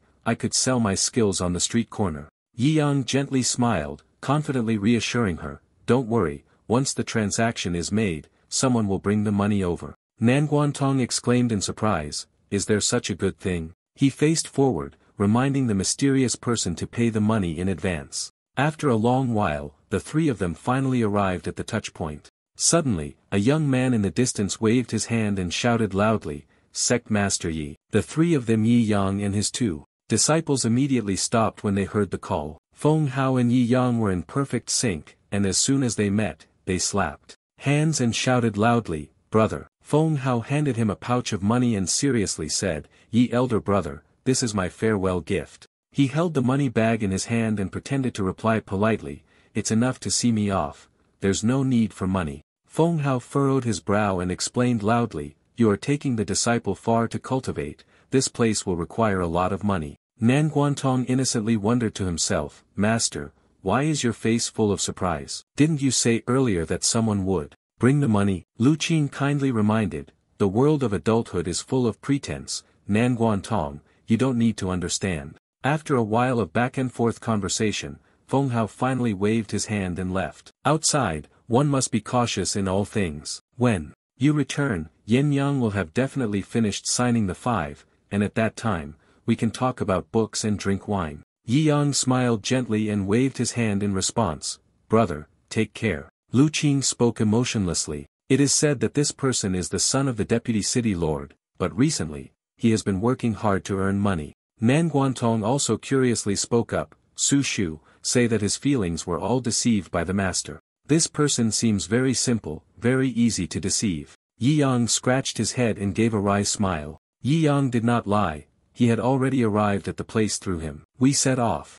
Nan Guantong was still curious and continued to ask his master, then why did he risk his life to support Yi Yang? He raised his chin proudly, thinking to himself, this matter between men, I will not discuss with you. 3 months ago, the birds flying in the sky suddenly gathered together, flying in a circle. He squatted down by the roadside, silently watching the bustling crowd pass by. He sighed in frustration, the desire to return to earth overwhelming him. Suddenly, a person walked over, anxiously asking, brother, I've seen you sitting here sighing for the past few days. Do you need any help? Yi Yang, now drunk, lifted his dazed face and replied, you can't help. No matter where I look, there's no family. You would sigh like this too. Feng Hao pointed at himself and confidently shouted, there's no one around, it seems like you're the only one who has wandered here. How about I become your first friend in Sihaicheng? Yi Yang's face showed no emotion as he coldly replied and then walked out. 3 days later, a loud shout suddenly rang out on the road. I said, move aside, stop following us. There is a man who is angry, grabbing Feng Hao by the collar and questioning him, are you stupid? His face was still in shock, and he immediately retorted, you no longer have the right to play with us. A fat man hiding behind also spoke disdainfully, your father, the deputy city lord, has fallen from grace and could be exiled at any moment. Feng Hao angrily shouted, but he said, friends will not abandon each other. Everyone has also drunk the wine of brotherhood. The long-haired man immediately punched Feng Hao, sending him stumbling backward. He cursed, idiot. At this moment, they finally revealed their true faces. We never regarded you as a friend, it was only ever about exploiting you. Then came the loud thwack, thwack sounds. They all rushed forward and beat him up viciously. After satisfying themselves, they pretended to be disgusted, wiped their hands, and complained. How old are you, and yet you still believe in friends who talk about this kind of thing? Saying that, the group burst into laughter. Ha ha, this fool doesn't even know how to dodge. Keep beating him. What they didn't know was that, not far away, a figure was slowly approaching them. Yi Yang suddenly appeared behind them. He coldly asked, "What are you playing? Or should I join in for a bit?" The group immediately froze upon hearing this, anxiously turning around. As soon as Feng Hao saw him, he couldn't help but be stunned, his mouth agape in shock. The bullies, infuriated, shouted loudly, "Get out, can't you see I'm dealing with trash?" He lowered his head, his gloomy face assessing the situation. "So, they were fighting, huh? But you all are really unprofessional." The leader, who was bullying, frowned, not understanding what he was trying to do. Yi Yang stepped in front of him and coldly said, "I am here to teach you how to fight." He looked up, his face calm, devoid of any emotion. First, the leader of the bullies, having lost all patience, raised his fist and charged directly toward Yi Yang. Die! He could only see that he was still standing there, but his body had somehow shifted to the side, causing his punch to miss and strike nothing but air. The leader who had been bullying others suddenly showed a stunned expression, unable to believe it. Unexpectedly, something flashed by as fast as lightning, accompanied by a voice, "Strike quickly." His eyes narrowed slightly, "Dangerous." He added, "You're the one who won't run away." Yi Yang did not warn beforehand, directly throwing the leader and slamming him into the wall, causing the wall to crumble and crack under the impact. Only then did he shout, gently pushing forward. The leader's face turned ashen, his eyes bulging as if they were about to pop out. He couldn't hold it in any longer and spat out a mouthful of fresh blood. The other two bullies, seeing this, were momentarily startled and terrified. The entire body of the leader was pinned directly into the wall, causing countless stones of various sizes to continuously fall. Feng Hao was shocked, his eyes wide, his mouth agape, unable to believe what he was seeing. Yi Yang clasped his hands behind his back and slowly walked towards Feng Hao. "Last time, you told me." The other two bullies hated him, secretly gritting their teeth. "Damn it, just take the risk." Saying that, both of them simultaneously launched their attacks, jumping up to strike directly at Yi Yang. He remained calm and continued asking questions, causing his friend Feng Hao to panic and shout loudly, "Be careful." Just as the two of them were about to touch you, you remained calm as if nothing was happening. Continue. "I agree. From now on, you are Feng Hao." Feng Hao panicked, his mouth agape in shock. An unbelievable event had unfolded before him. "My first friend," Yi Yang's face became extremely terrifying. "I don't know when, but you appeared behind the two bullies, both hands tightly gripping their heads. The power was extremely strong, pressing the fat man's head down with one hand. With one hand, he pressed the head of the thin man, causing both of them to scream out in terror, all in the blink of an eye. Yi Yang quickly dealt with the remaining two bullies simultaneously. They were beaten so deeply into the ground that they lay still, too afraid to move. The fat man was beaten so badly that a few of his front teeth broke, and his eyes spun. The small, skinny one was beaten by him to the point of having his face slammed into the ground. Yi Yang calmly walked up to Feng Hao. Once everything was settled, they had to lie down for several months. As if remembering something, he curiously asked, "By the way, brother, do you have any good novels to recommend?" "You understand." His whole body was trembling violently, tears and mucus flowing everywhere. Deeply moved, he repeated Yi Yang's words. You Feng Hao, I truly have a real friend now." Seeing him like this, he was stunned and asked,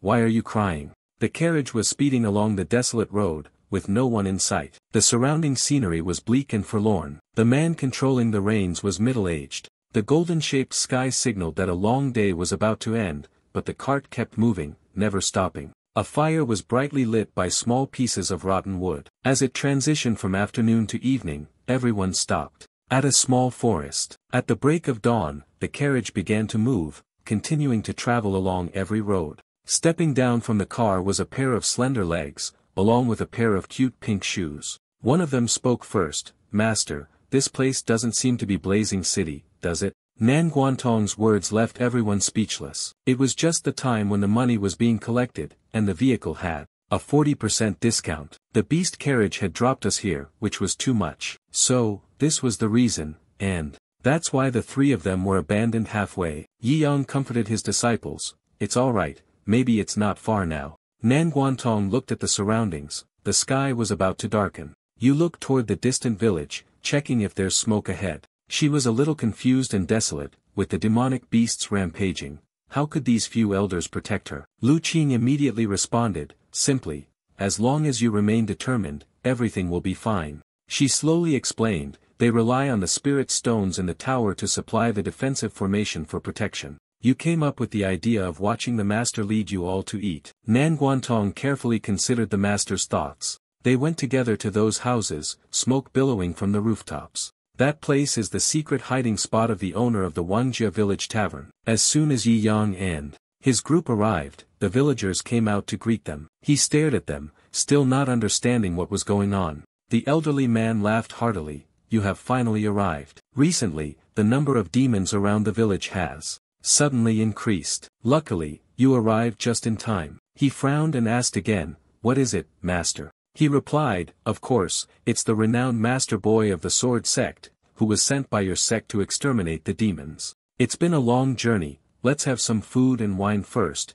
and then we will discuss the extermination of the demons. You're unlucky. Do you care about what he says? I'm not familiar with any master who exterminates demons. It doesn't matter. Once I'm full, I'll work for you. One of his subordinates whispered softly, this person looks very weak, a mountain dog could probably take down 3 of him, right? He pondered, not someone from the great master. Nan Guantong suddenly shouted, my master is incredibly strong. He can fight many demons one-on-one. Another person interrupted, stop protecting this white-faced bastard. He saw the demon beast, and I'm afraid he doesn't even know how to run. Yi Yang's face turned red, and he pondered in his mind, leeching off others is really hard. Hearing the advice from those two, he immediately turned hostile. If you're useless, then get out of this village. The most powerful person spoke up, ordering the expulsion. As a result, the villagers began to take up their weapons, advancing toward him and pushing him out. Suddenly, a loud voice came from behind, what do you think you're doing? Then he ordered, Your Highness, our village has never had the practice of sending guests out into the wilderness before nightfall. The 3 of them must stay. He darkened his face and shouted loudly, the old village chief, are you foolish? We can barely protect ourselves. How could we have the strength to take care of these useless trash who came from outside? The old man furrowed his brows and lectured, although you are the leader of the village now, I am the eldest member of our clan. The way of receiving guests, I am the one who speaks. The old man then shouted loudly, you go, I will handle it. He had no choice but to compromise, turning around to leave, still feeling resentful in his heart. Don't forget what that old man is selling. Now in the village, thanks to my protection, go ahead and anger me. The old man said to Yi Yang and his disciples, the 3 guests will follow me. He followed the village chief while wondering, this old village looks like it hasn't been repaired in years, it's not the same as it is now. There are so many people living here. One of the disciples spoke up to stop him,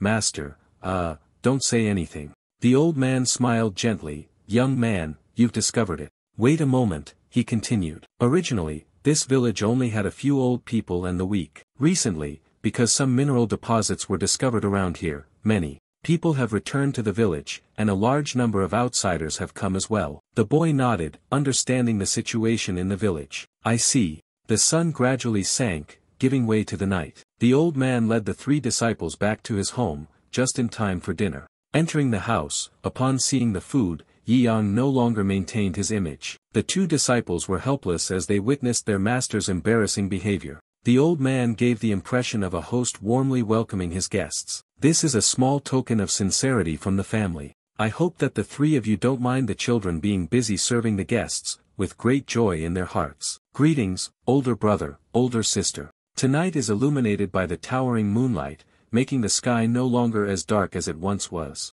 At the old village chief's house, Yi Yang and his disciple ate heartily. It was truly delicious. Afterwards, Lu Qing, curious, picked up the red stick and observed it carefully. Meanwhile, Nan Guantong and the old man's little granddaughter were washing the dishes together, singing cheerfully as they worked. A fan of Yi Yang sat silently on a tall tree nearby, with the sound of a voice echoing in his ears. You can take action against the village lord because there are no spirit realm experts disguised here. After that, act quickly to retrieve the secret of our clan. In the quiet of the late night, a disciple stood under the tree, reporting to Yi Yang, Master, I have patrolled this village once. He coldly questioned, have you discovered anything? Lu Qing immediately responded, what I know is that the guardian spirit stone of this village is way too fake. At any time, it will crack, which also means loving the creature. At any time, it will invade. The prince's village was shrouded in a terrifying silence, yet her voice still rang out steadily,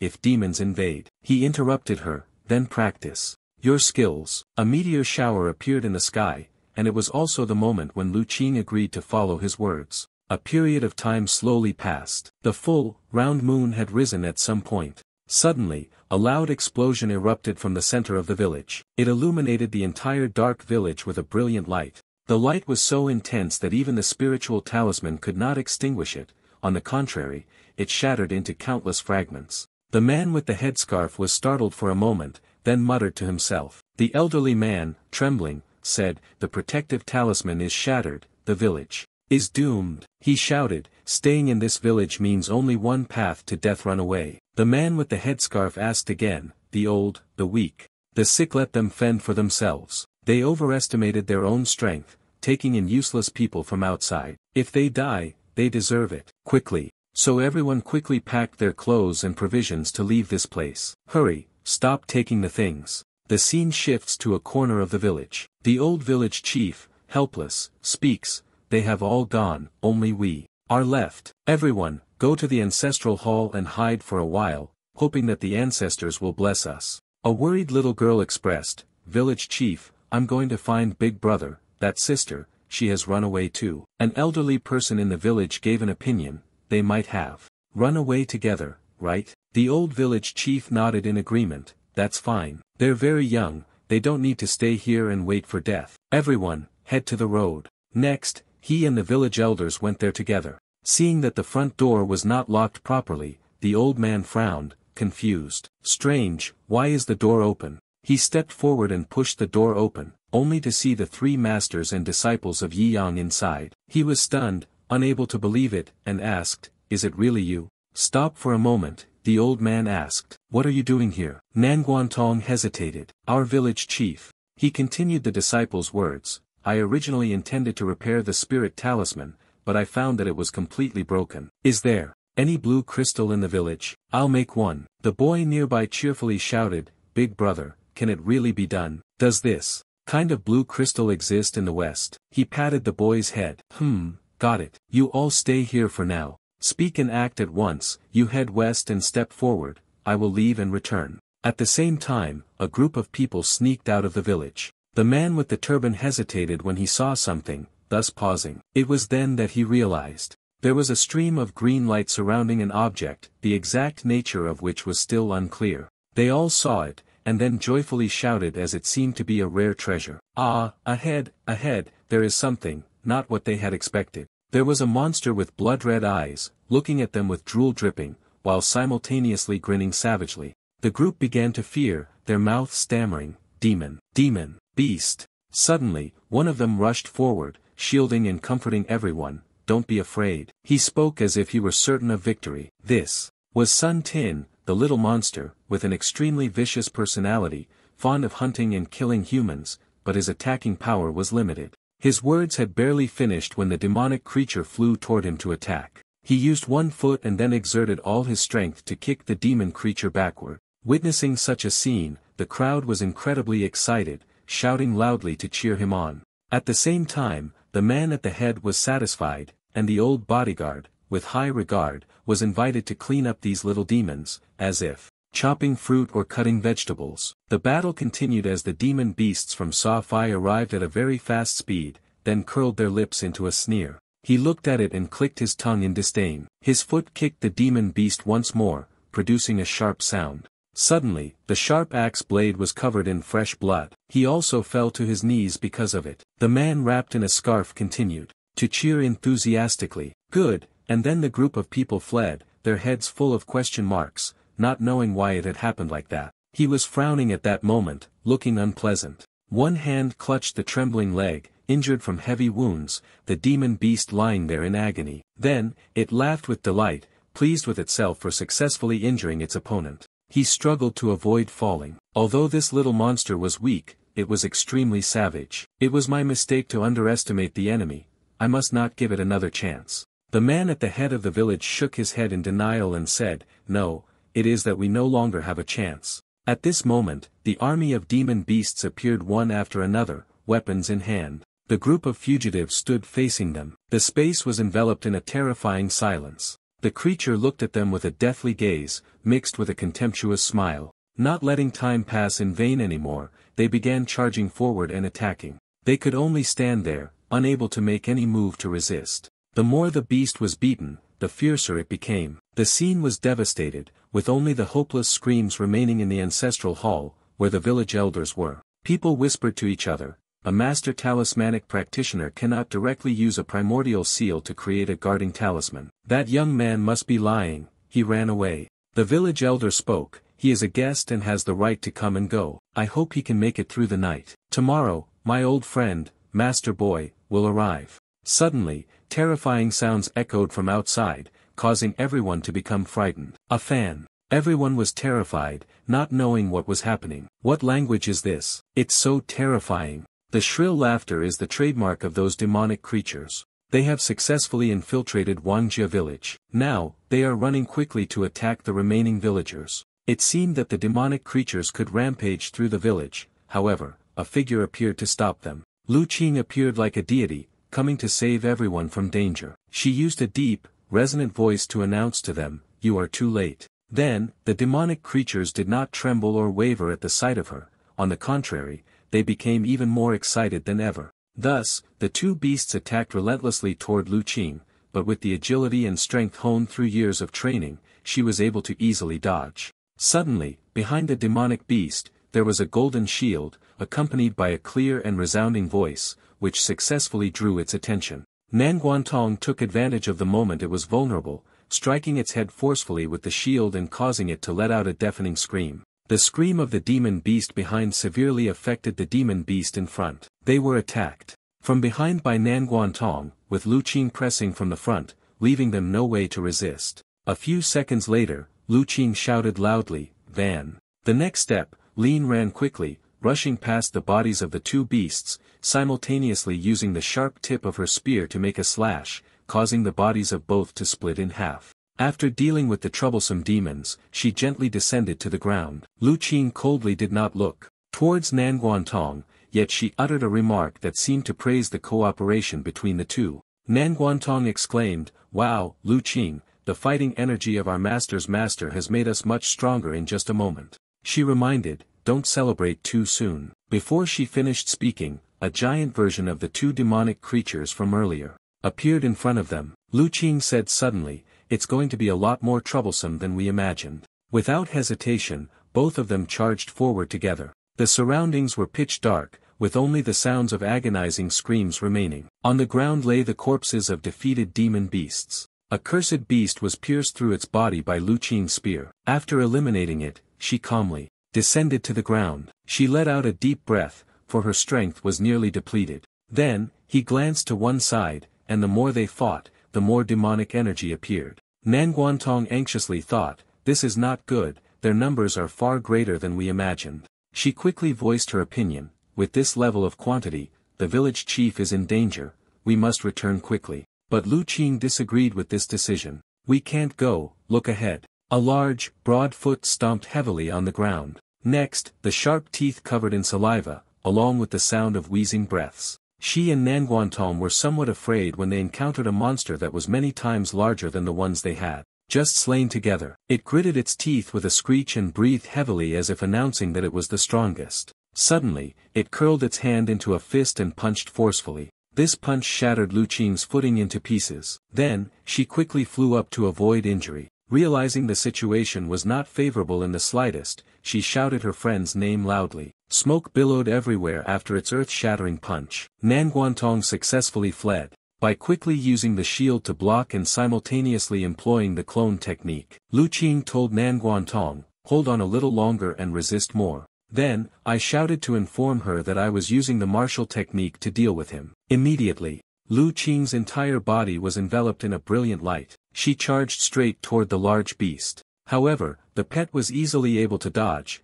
forcing her to circle back to where she had started. Once again, he landed on the ground with the spear in his hand. The situation is not looking good right now, with the hand of the demonic creature behind her, ready to strike her with a blow. And indeed, it was so, it struck with all its might. Fortunately, Lu Qing was quickly saved by Nanguantong, who used his shield to protect her life. She gritted her teeth and shouted loudly at her friend, "We must hold on. so she used her foot and the spear's tip as support to prevent herself and Nanguantong from being forced back by that person's control. All their efforts were rewarded when the two of them finally came to a stop. Nanguantong panted heavily, retorting, "You can't, he's a war machine. I hope there's nothing wrong with the old village chief." The scene shifted to the old village chief. The elderly man was trembling uncontrollably, muttering to himself, "Strange, why haven't these monsters arrived yet?" The people behind him clasped their hands in prayer, hoping that everyone would survive the calamity. The ancestral elder manifested.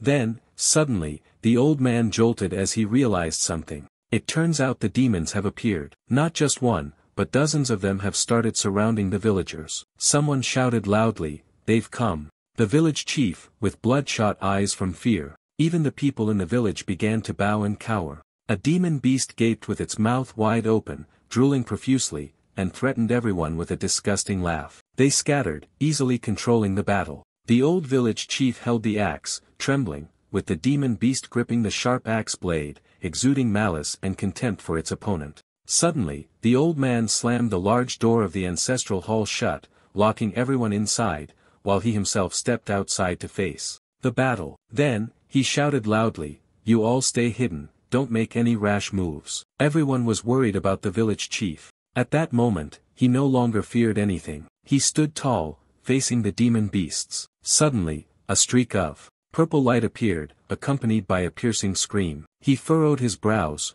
wanting to see what it was. "Another huge demon beast has found its way here. Old man, where is the place where the treasure of this village is hidden?" The name of the huge beast continuously questioned the old village chief. "Old man, tell me where you hid that thing." He still adamantly denied, "The thing you are looking for. There is no old man here, I am not afraid of you. Ride your horse over here." Receiving an unsatisfactory answer, he immediately ordered. The group of small beasts charged forward without hesitation. He gripped the weapon with both hands, preparing to strike fiercely at the old man. However, he had also prepared a weapon for self-defense. At that very moment, he gathered his strength and struck forcefully to defend himself. "Do not underestimate me." Next, he punched it hard on the right cheek, simultaneously sending it flying. These two moves of his left it battered and bruised. The large demon beast sneered, "Humans just love to struggle in vain." The old village chief panted heavily, "As long as this hammer is in my hand,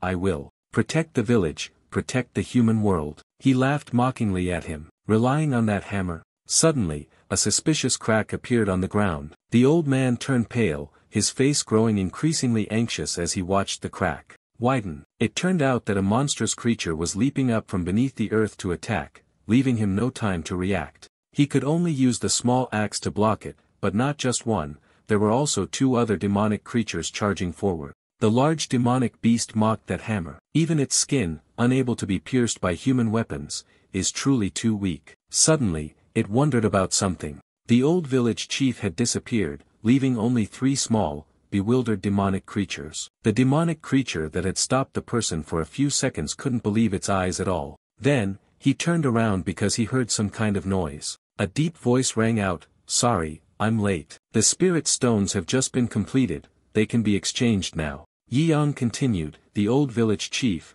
whom you saved just in time, still can't believe it." He kept mumbling but could only manage to say the word, "you." Thus, he began to extend his hand forward. Using the simplest technique, he was already able to control the old man's axe. At this moment, the axe was firmly in Yi Yang's hand. He continued the unfinished sentence from earlier to let them experience the true destructive power of this hammer. The large demonic creature still had a lot of bravado. The fortunate person who ambushed the weakest soldier, had obtained this broken hammer. He had only spoken half a sentence. "For me, fundamentally, you were already standing in front of him. At the same time, your hand raised the axe high." He widened his eyes, his mouth agape in astonishment. Because the axe exerted all of its power as it sparkled with a golden light. The name of the demon beast was struck by Yi Yang so fiercely that its entire body split in two. Its voice was also interrupted because of this, rendering it ineffective. The beloved creature lost focus and appeared to collapse.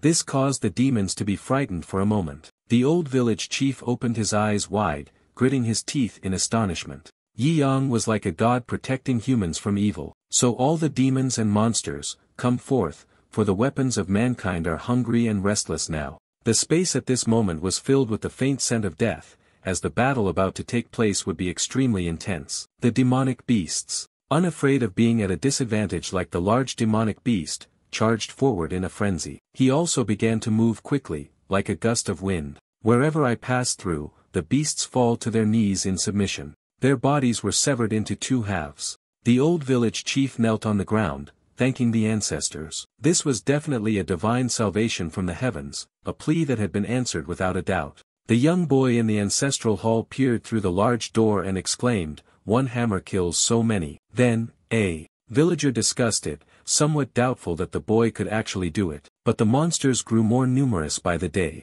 By herself, the little girl in the pink dress shouted loudly to cheer him on, "Uncle, do your best." Yi Yang hits the target with every strike. His gaze grew more and more serious with each strike. The demonic creatures now switched to a state of fear. Their entire bodies trembled uncontrollably. The scene shifts to where Lu Qing and Nanguantong are. Black smoke billows in thick clouds, spreading across a vast area.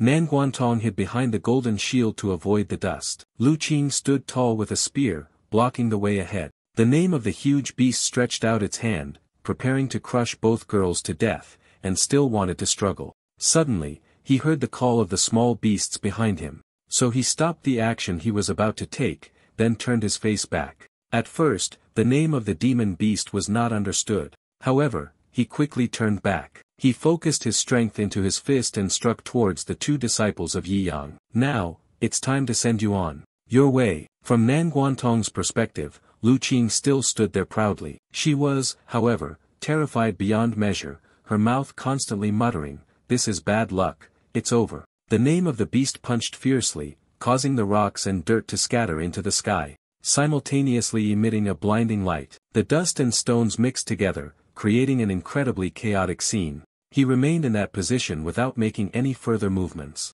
His smile was somewhat forced when he saw what he did not want to see. Nanguantong glanced at the situation. Yi Yang had timely appeared to save the two disciples as he used his index and middle fingers to block the enormous punch. The scene was truly miraculous, with him resembling a savior as he shielded the disciples behind him, effortlessly stopping the demonic beast in front. At that moment, he was holding a round pill in his hand, using the force of his fingers to flick the pill toward his hand. This caused light to appear on his hands, as if there were large flames. A few minutes later, from the hand, it spread to the arm, and then the entire body was burned by the pill. The demon creature screamed in excruciating pain. Yi Yang had been waiting for this moment, quickly flying over to destroy him immediately. He used the old village chief's small axe to chop his massive body in half. The left arm of the demon beast was shattered into small pieces. A part of its left side also broke off from its body. The name of the beloved beast collapsed to the ground, causing the spot where it fell to tremble for a moment.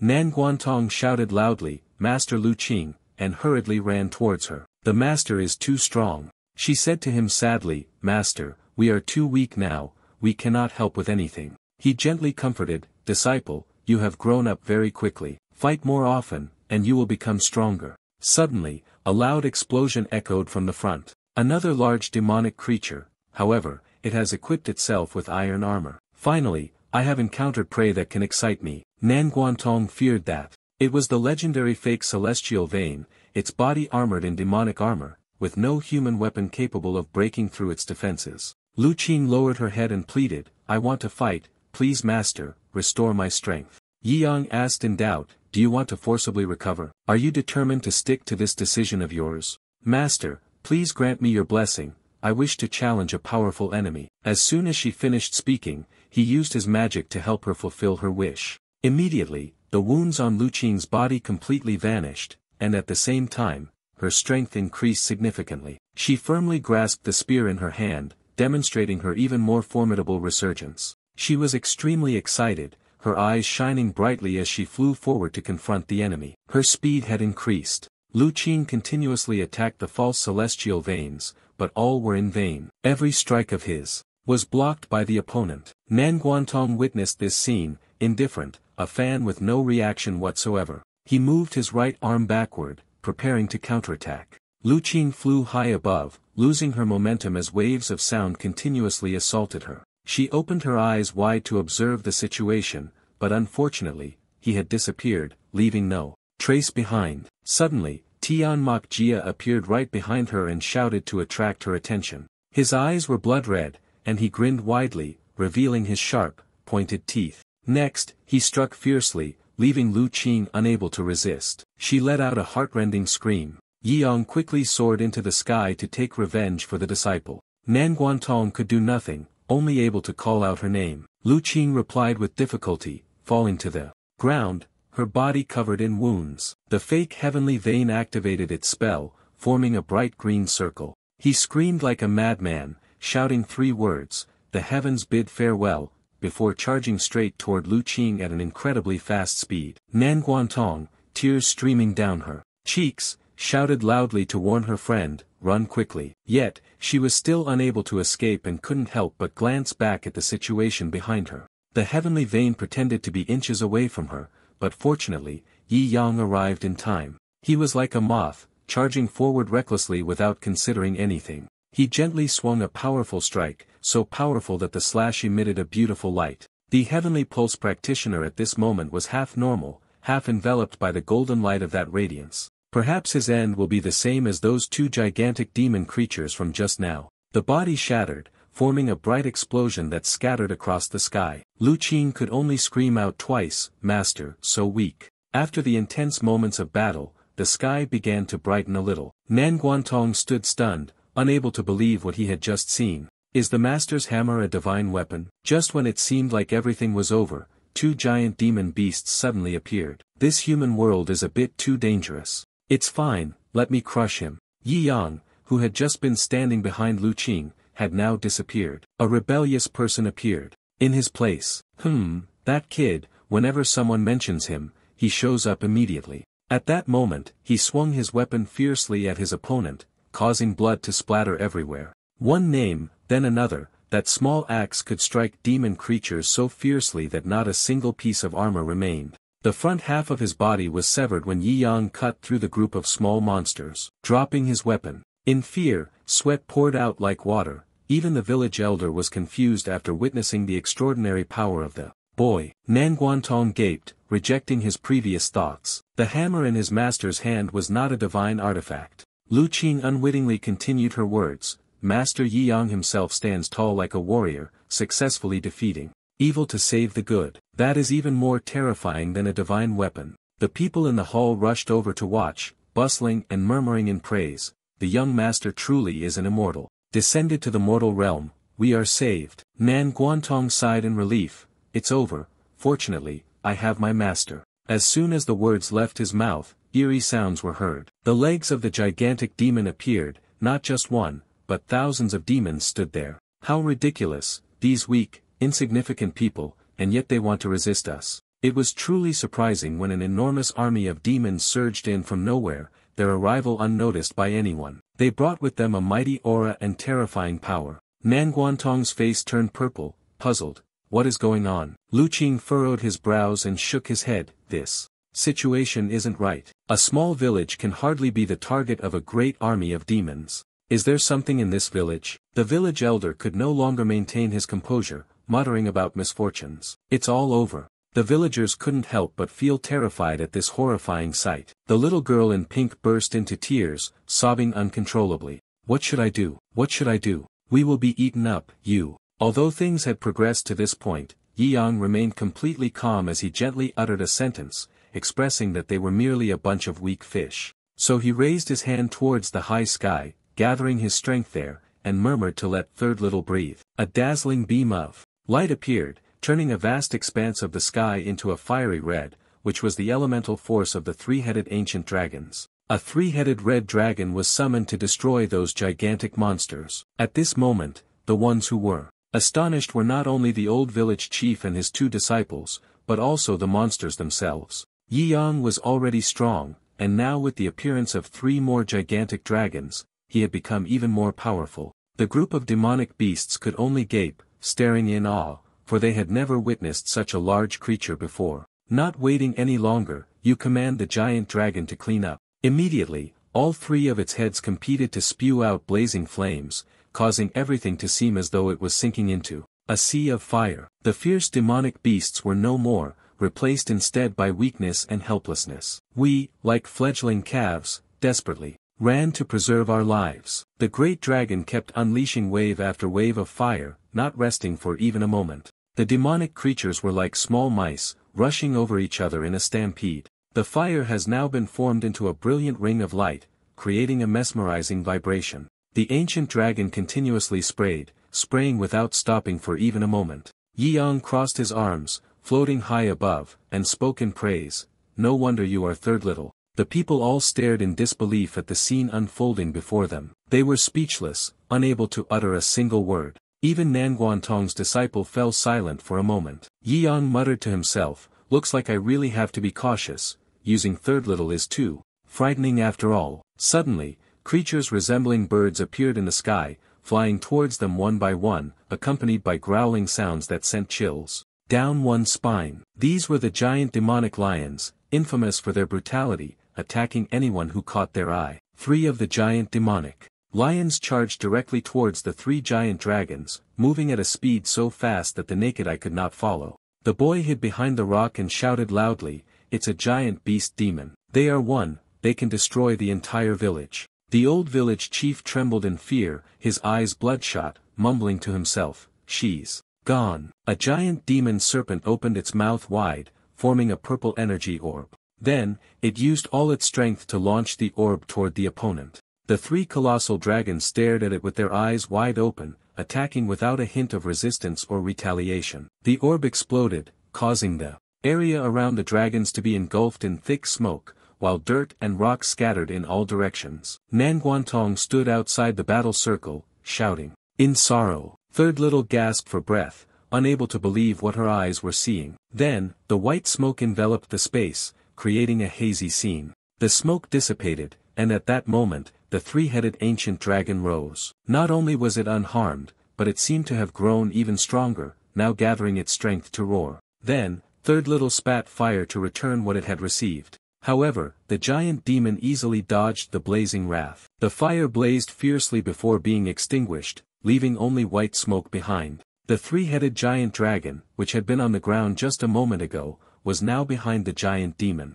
Now, when it glanced back, it was already too late. The ancient dragon used its claws to grip its body, causing it to let out ear-piercing screams. Next, the ancient dragon moved toward the sea of fire it had created, then dropped down into the flames. The fire burned hotter than ever before. The 3-headed ancient dragon spread its wings, as if proudly celebrating its victory. At this moment, the giant dragon seemed like a savior, both ferocious and filled with compassion for the innocent people. Yi Yang turned his back on everyone. The small villagers hid behind the rock. Lu Qin was injured, holding Nanguantong's arm, limping as they walked. They were all stunned by Yi Yang's strength and the 3-headed giant dragon. The old village chief knelt down on the ground, his voice trembling, "Lord Divine Dragon." A few minutes later, the old man used all his strength to shout loudly, many thanks for the saving grace of Longshan."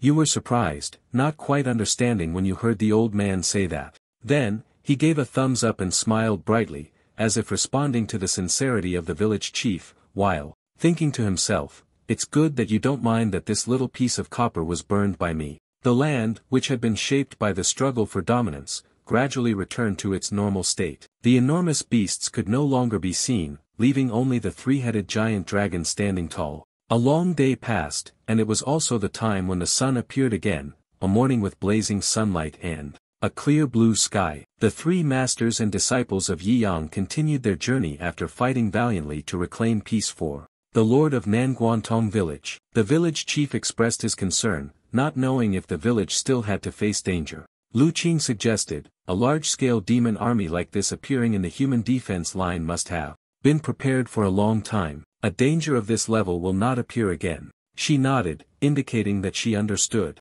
Yi Yang heard the 2 disciples talking and then spoke up, "Don't worry, rest assured, the legendary Grandmaster boy has already arrived at the village." He turned his face around, looked, and flashed a radiant smile. "I can feel his breath very strongly. We are heading towards our goal, Blazing City." The disciples shouted in unison, "Yes." In the thick, swirling mist, there was a man draped in a mysterious black cloak. He was filled with suspicion. The young man who had been guarding the village. was none other than from the Four Great Sword sect. Bai Fan now harbored many thoughts that few could answer. What kind of young man was this, so powerful? The scene shifts to another part of the sky, where someone is flying toward it. He knelt down and respectfully reporting, the two esteemed emissaries of the demon army responsible for attacking the prince's village and retrieving that item last night have perished in the sea of flames. Wait a moment, he continued, and these words made Yuanzui's two subordinates frown in displeasure. Even the three-eyed demon lord, commander of the great army, was about to burst into flames. The man spoke, "What kind of joke is this? The great secret of our clan, hidden in the prince's village, is meant to be devoured by the demon Yuan ancestor spirit, and it's only by luck that a few thousand high-level beasts have obtained it. This time, the sudden raid on the human world, there can be no defense." She sat on his shoulder and responded in a strange tone, "The three-eyed demon lord has gathered all the demons ambushed in this area, and formed a great army to attack a small village, yet they still failed. Unbelievable." He raised his voice to express his opinion. "My subordinate dares to speculate that it might be due to a group of superhuman humans passing by, which made him decide abruptly, our human superhumans will go consult them." She immediately stopped him. "Don't talk too much, we must go to Blazing City to prepare for the major event. At the same time, quickly welcome the awakening master." That subordinate reported further to Bai Fan, "The Sword City has established its capital. The village lord's territory has no evil forces daring to approach. Nothing. This subordinate will take their leave now." She turned back and looked at him with an extremely dangerous gaze. "You bring bad news and ruin my good mood. He must be punished." Upon hearing this, he was immediately stunned and panic-stricken, jumping to his feet, preparing to flee and find someone. As expected, he immediately took off into the air, his mouth constantly begging the great master for mercy. The man gently exerted a bit of strength, creating a small ball aimed directly at him for punishment. How could his flying speed possibly match that surge of power? His face was drenched in sweat as he turned his head, realizing that he had already been caught. And so, an explosion rang out. He had no way to escape. The man, angry, spat, "The three-eyed demon lord is truly a useless fool. If the master had allowed us to act in secret, it would have been reclaimed long ago. Let's head to Blazing City." She smiled softly. Blazing City, where the 8 directions converge, is sure to be quite fun. At the city, the sky was clear and blue, cool, with many birds flying, covering the sky. The massive city gate stretched out endlessly. Yi Yang had entered the city and became wealthy. His aunt lamented, "It really hasn't been easy. It took more than 2 days to arrive." Nan Guantong looked around. There were very few people in this city, and it was quite quiet. Lu Qing explained, "This area is near the storm zone, extremely dangerous. Demonic creatures appear in large numbers, so there will be relatively few humans." Yu heard these words and immediately turned around to ask, "What do you mean by coming to this city?" She honestly explained, "I have been stationed here with Lai Yanjun." Then she wondered and asked, "Master, are we here to find someone?" Yi Yang said that he wasn't looking for anyone. "We are going to the Abyssal Demon Arena." Lu Qing quickly made a judgment. The Abyssal Demon Arena is a place where humans and various kinds of ferocious demons fight each other. He looked at the 2 disciples with a sinister gaze, accompanied by a savage smile. "That's right, that's the place I use to train those terrifyingly powerful creatures." Nan Guantong is so weak, he turned pale with fear when he heard the master say that. Suddenly, he burst into a hearty laugh. Little Nangong was indeed scared. She was so embarrassed that she could only quietly fume with anger, unable to retort a single word. "That's enough of the jokes. You should hurry and send the disciple on their way. We'll go take a look." The scene shifts to the demon fighting arena. The origin here is a vast space, crowded with people. The 3 masters and disciples had reached the gate of the arena. You covered your eyes with your hand to shield them from the blinding sunlight and said, "We're here." Nan Guantong stood dumbfounded, astonished, as the demonic arena was incredibly lively. Lu Qing added, "Many cultivators will come to participate in the sword fighting. There's money to be made, and for some factions, the outcome of the match can determine the victory or defeat, allowing them to earn money." A hurried voice rang out from outside, "Everyone, make way, make way." Nan Guantong wondered, Someone nearby spoke up to explain. "This seems to be the vehicle team of the demon merchant at the arena." Being a demon merchant is an incredibly dangerous profession. When they clearly saw who was in the vehicle, they exclaimed, "Heavens, They are the legendary powerhouses on the demon-slaying leaderboard. A poor ghost and evil demon from the 5 demon slayers. Why are they all here in Blazing City? Lu Qing spoke up with what he knew. The reputation of the 5 demon slayers is enormous. According to rumors, poor ghost is a ruthless demon, who cares nothing for methods and whose gender is unclear. He is an evil spirit. When hungry, he feeds on demons. This person is extremely dangerous. And indeed, the red-haired man was sitting, holding the arm of the demon and munching on it. Yi Yang no longer cared at all, indifferent to whatever demon it was. Looking over there, we had arrived. Ahead, many cultivators from all over had gathered here to prove themselves. He smirked and said to his disciple, "We must participate in the demon battle." Nanguantong asked in confusion, "Master, are you participating too?" Lu Qing continued, "She, alone, with 300,000 gold taels, is also participating in the competition, with accommodations included." He fell silent, saying nothing more, only closing his eyes, feeling everything around him as if he no longer cared for the world. The sky was clear, adorned by the sun, and all creatures spread their wings freely. A question, seemingly without an answer, was raised. "It's been a while since I left the Wuji sect. I'm curious, is the little fox in the sect behaving well?" In the eastern part of the world of Van Lam Chi Kwok, in this world where demons and humans coexist and oppose each other, this is the only country that permits the existence of women. The female fox demon had once saved the demons of this land, and they were not considered demons, but rather regarded as spirit beasts. 2 people saw a Dongyue walking on the road and exclaimed, "Wow, that one is so cute." According to the old rule, capture it, knock it out, and take it away. But before they could act on their intentions, Dongyue had already appeared behind them. She held a brick in her hand, gritting her teeth as she said, "The plan for a counterattack has begun." She beat the 2 men relentlessly. They were struck down, lying scattered on the ground, crying out, "Please, don't kill me." She gently reached for the purse and replied, "I want money, not lives." Everyone on the street was buzzing upon seeing Dongyue. This female bandit was out robbing travelers again. A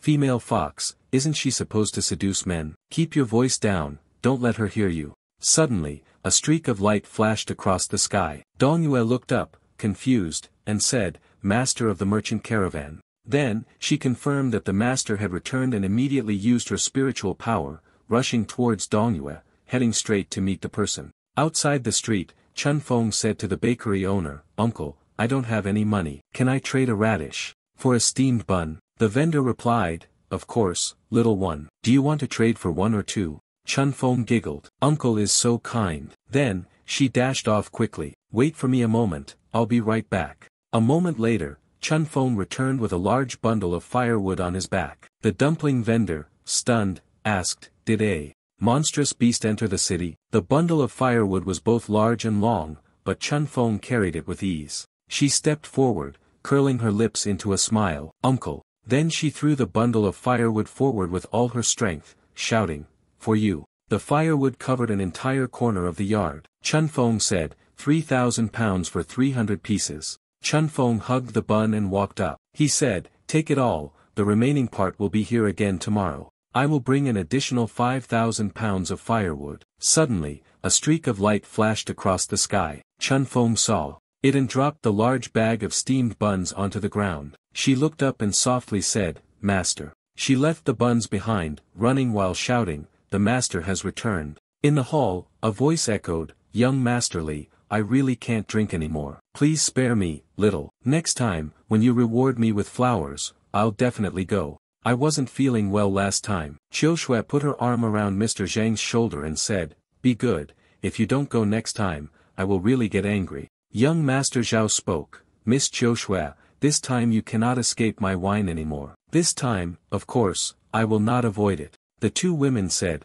"Qiu Shui is truly a beauty, the most discerning among the 10,000 of Lam Tri Kingdom. One cannot help but admire the allure of this fox spirit, it is incomparable." Which young master did Qiu Shui offer the wine to? But before he could take it, she threw the cup of water straight into his face. Everyone who witnessed it was immediately stunned. The woman sighed in disbelief. How could the beautiful Qiu Shui lose her manners? She was once gentle and enchanting, yet suddenly she has turned hostile. Qiu Shui tilted her head, arrogantly saying, "Young master, if it weren't for your powerful father backing you, someone as foolish as you wouldn't even deserve a single word from me. The man's face turned pale, filled with fear. Qiu Shui raised her voice and continued, young Master Li, General Zhang, turn over your cards. I am someone you will never be able to meet, wake up. Then, her body moved as if it had broken free, leaping over the wall. She turned her back coldly. Everyone, Qiu Shui, I am a fox demon with no emotions, so I will play whatever role you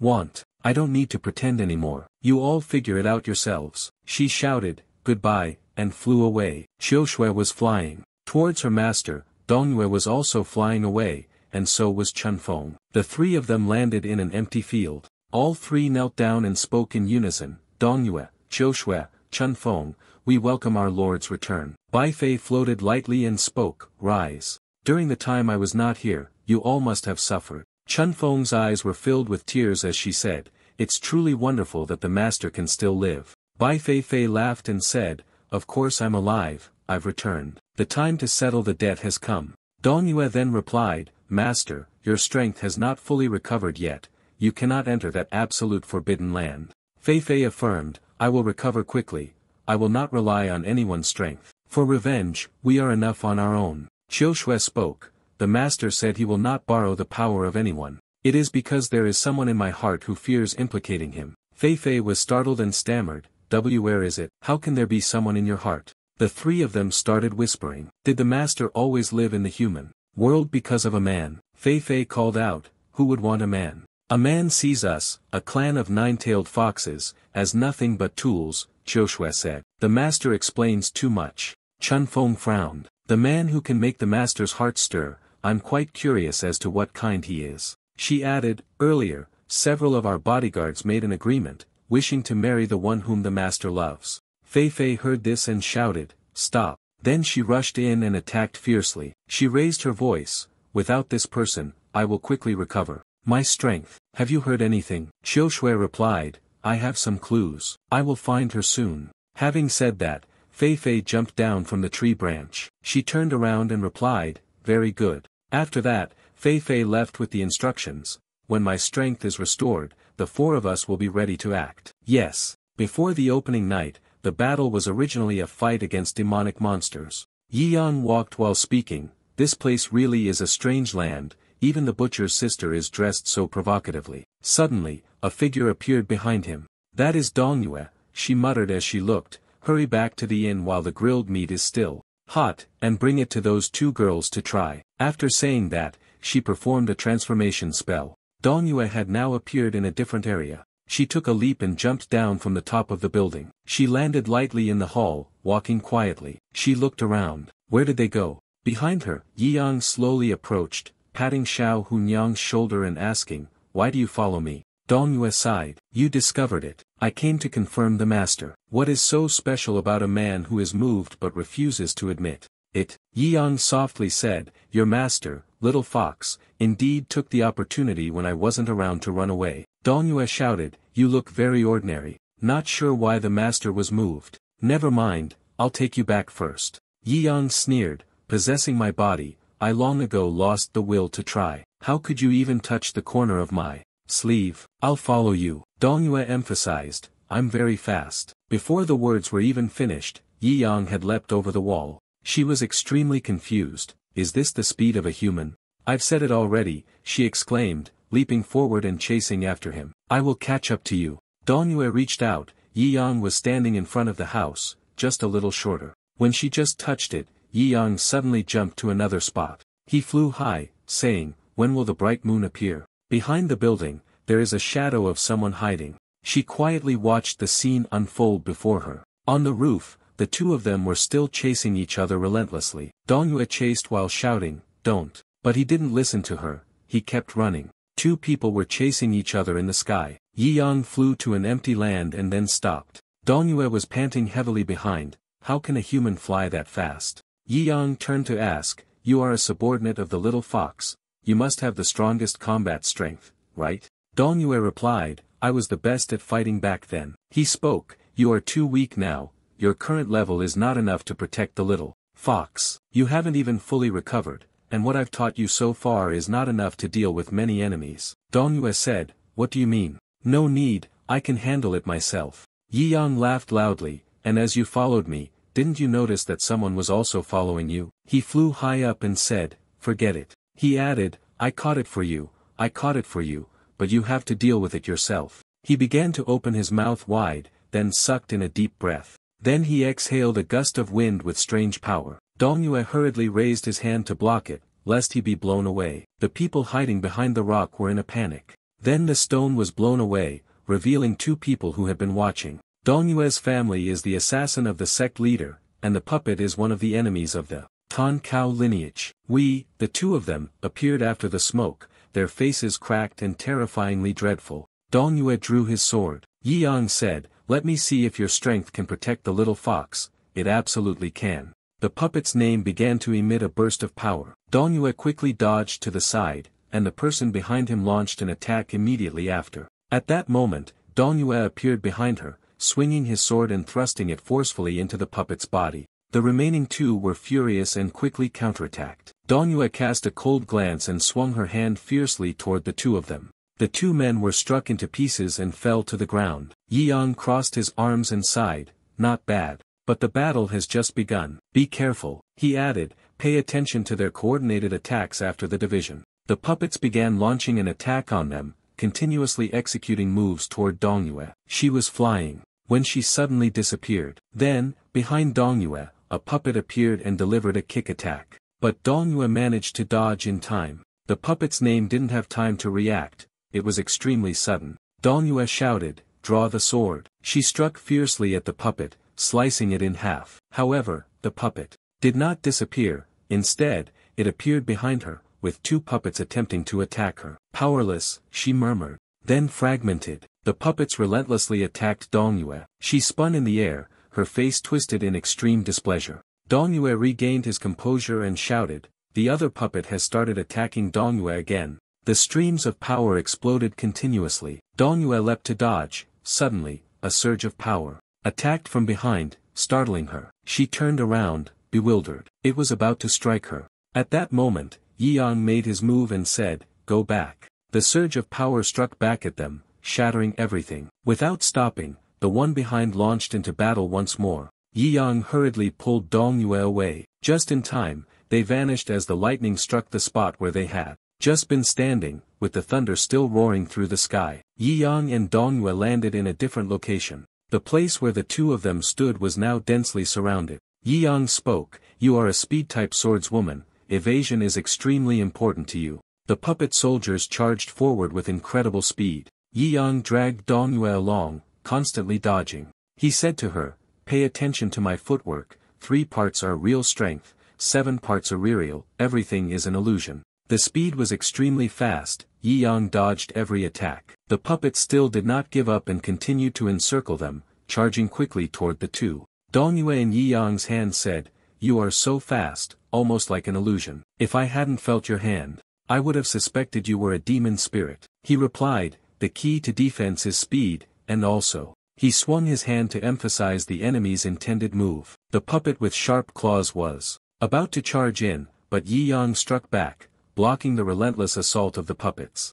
They attacked relentlessly the two people who were trying to resist in front. In the midst of the attacks, Yi Yang said, prediction is important. Dongyue was astonished beyond measure. He stared intently at the grotesque puppet before him. He concluded and finally attacked, speed, strength, and the angle combined, ensuring the sword wouldn't miss. As soon as he finished speaking, a tremendous surge of power erupted. Yi Yang held Dongyue and flew away. His attack was incredibly powerful, and the explosion of smoke thundered through the sky. The two of them had retreated far away, quietly watching as all the puppets were attacked, falling in a heap on the ground. He sighed lightly, and asked her, did you remember the fight just now? She replied, I remember, but it's useless, I can't make use of it. Yi Yang handed over the basic swordsmanship book. Deep Tea threw the book to her, saying that it was written by him. Combine it with the actual combat lessons from today, and you will gain something. Dongyue took it, bewildered. Such a good item, you're just giving it to me.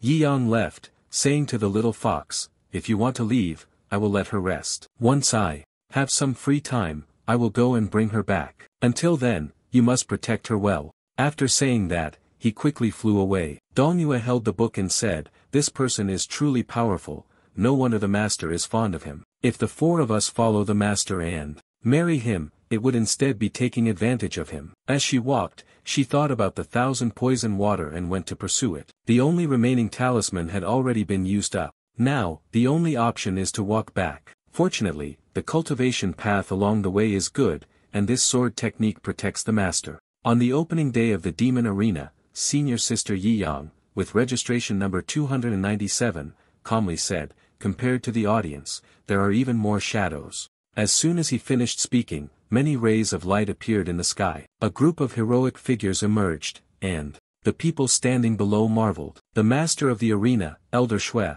has appeared. The 6 blood guards beside him were all masters who had killed countless demons and monsters. Nan Guantong looked at them and said, "The aura of those 6 is terrifying." Yi Yang spoke, "The truly formidable one is that old man, he's somewhat interesting." Elder Shui said, "Everyone has been waiting for a long time. This old man announces that the Demon Arena contest officially begins. Life and death are fated, the strong are revered. The final champion of the contest will have the opportunity to battle against this old man." Everyone heard this and immediately rejoiced. Elder Shui. Elder Shui. Elder Shui turned around coldly. "I hope you are lucky." They finished speaking and slowly vanished into the air. The crowd below was abuzz, a peerless expert like Elder Shui, yet allowing the juniors the opportunity to pass through his move. It was truly a rare chance. With his guidance, their strength would likely increase by 10 levels. Outside the competition hall, Yi Yang was reviewing the list and said, "Not bad luck,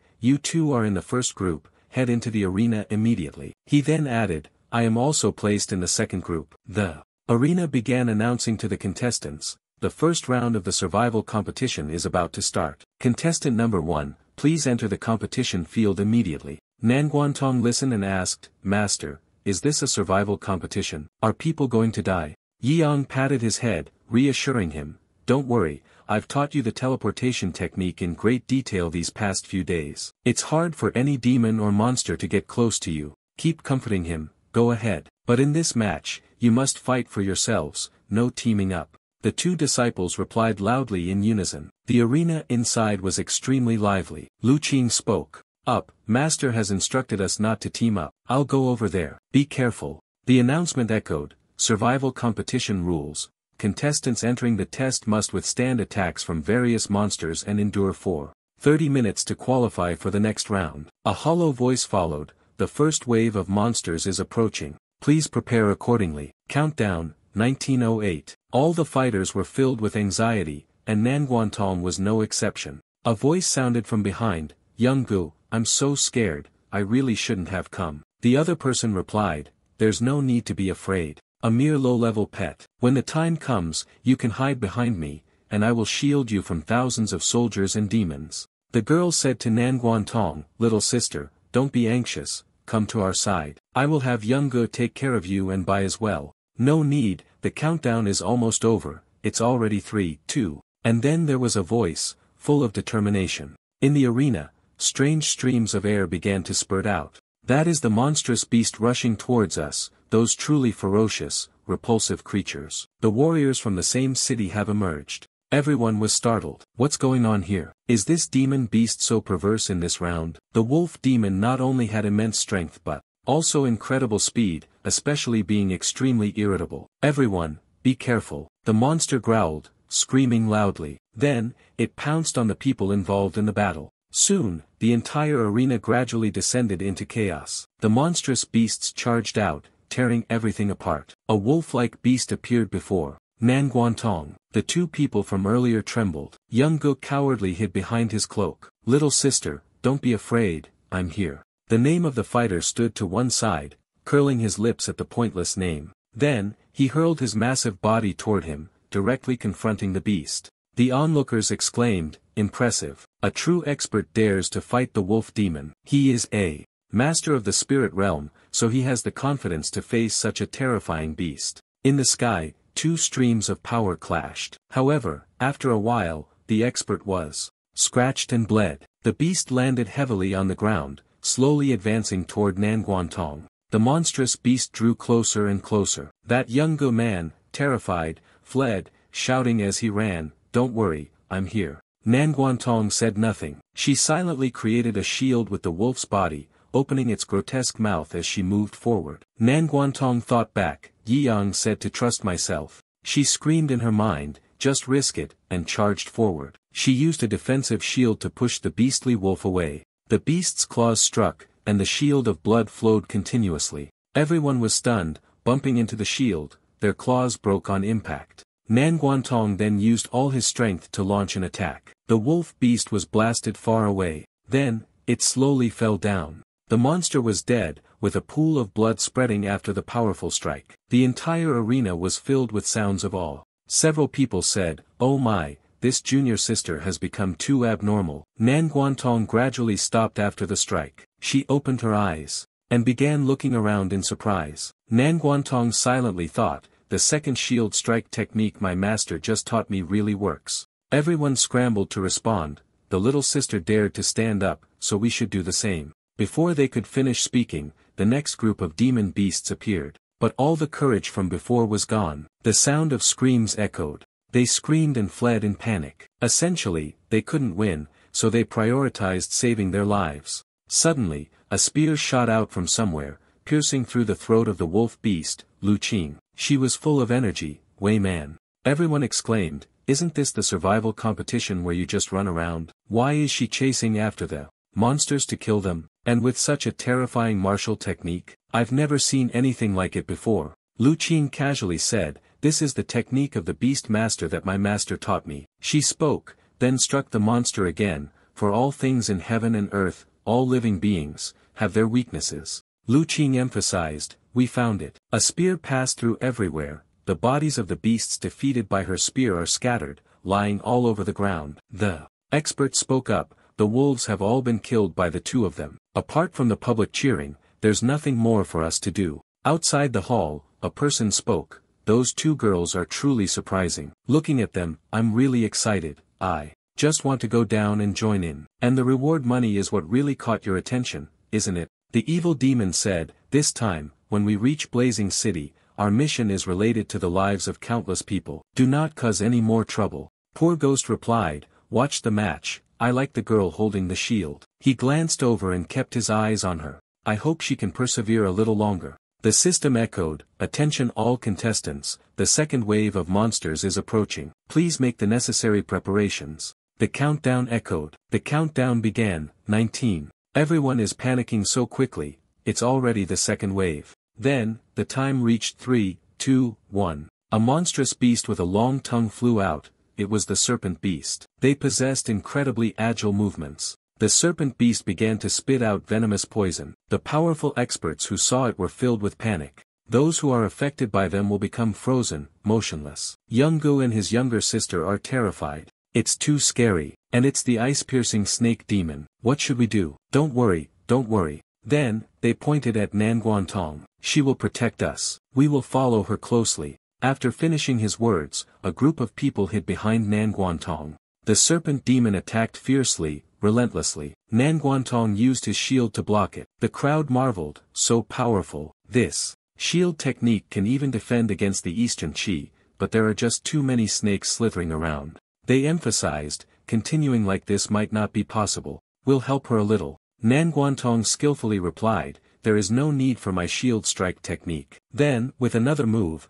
the Eastern officer swung his weapon, and shouted, "Shield strike technique, counterattack." The serpent demons were struck by the blow, sent flying back by the frozen force. They fell to the ground and shattered. Everyone was speechless. The little sister was stronger than even the demons. The entire hall erupted in cheers. "Go, Nangong." Streams of ice power shot out relentlessly. Lu Qing also swept forward, resisting with her spear. The corpses lay scattered. Everyone cheered, "Lu Qing, go for it. Nangong, keep it up too." Outside the system announcement, "Contestants of team number 2, please do not leave the combat waiting area." Everyone was talking. "The number 1 contestant is so lucky, meeting 2 girls who are like battle gods. I wonder which expert trained them. It feels like a guaranteed win. We are not that lucky. Over there is useless waste, and they are dragging it down." He glanced at Yi Yang, who was dozing off, and said, "The system rang out, the time has come, contestants. The survival round has ended. No contestant has fallen, and qualification for promotion has been earned.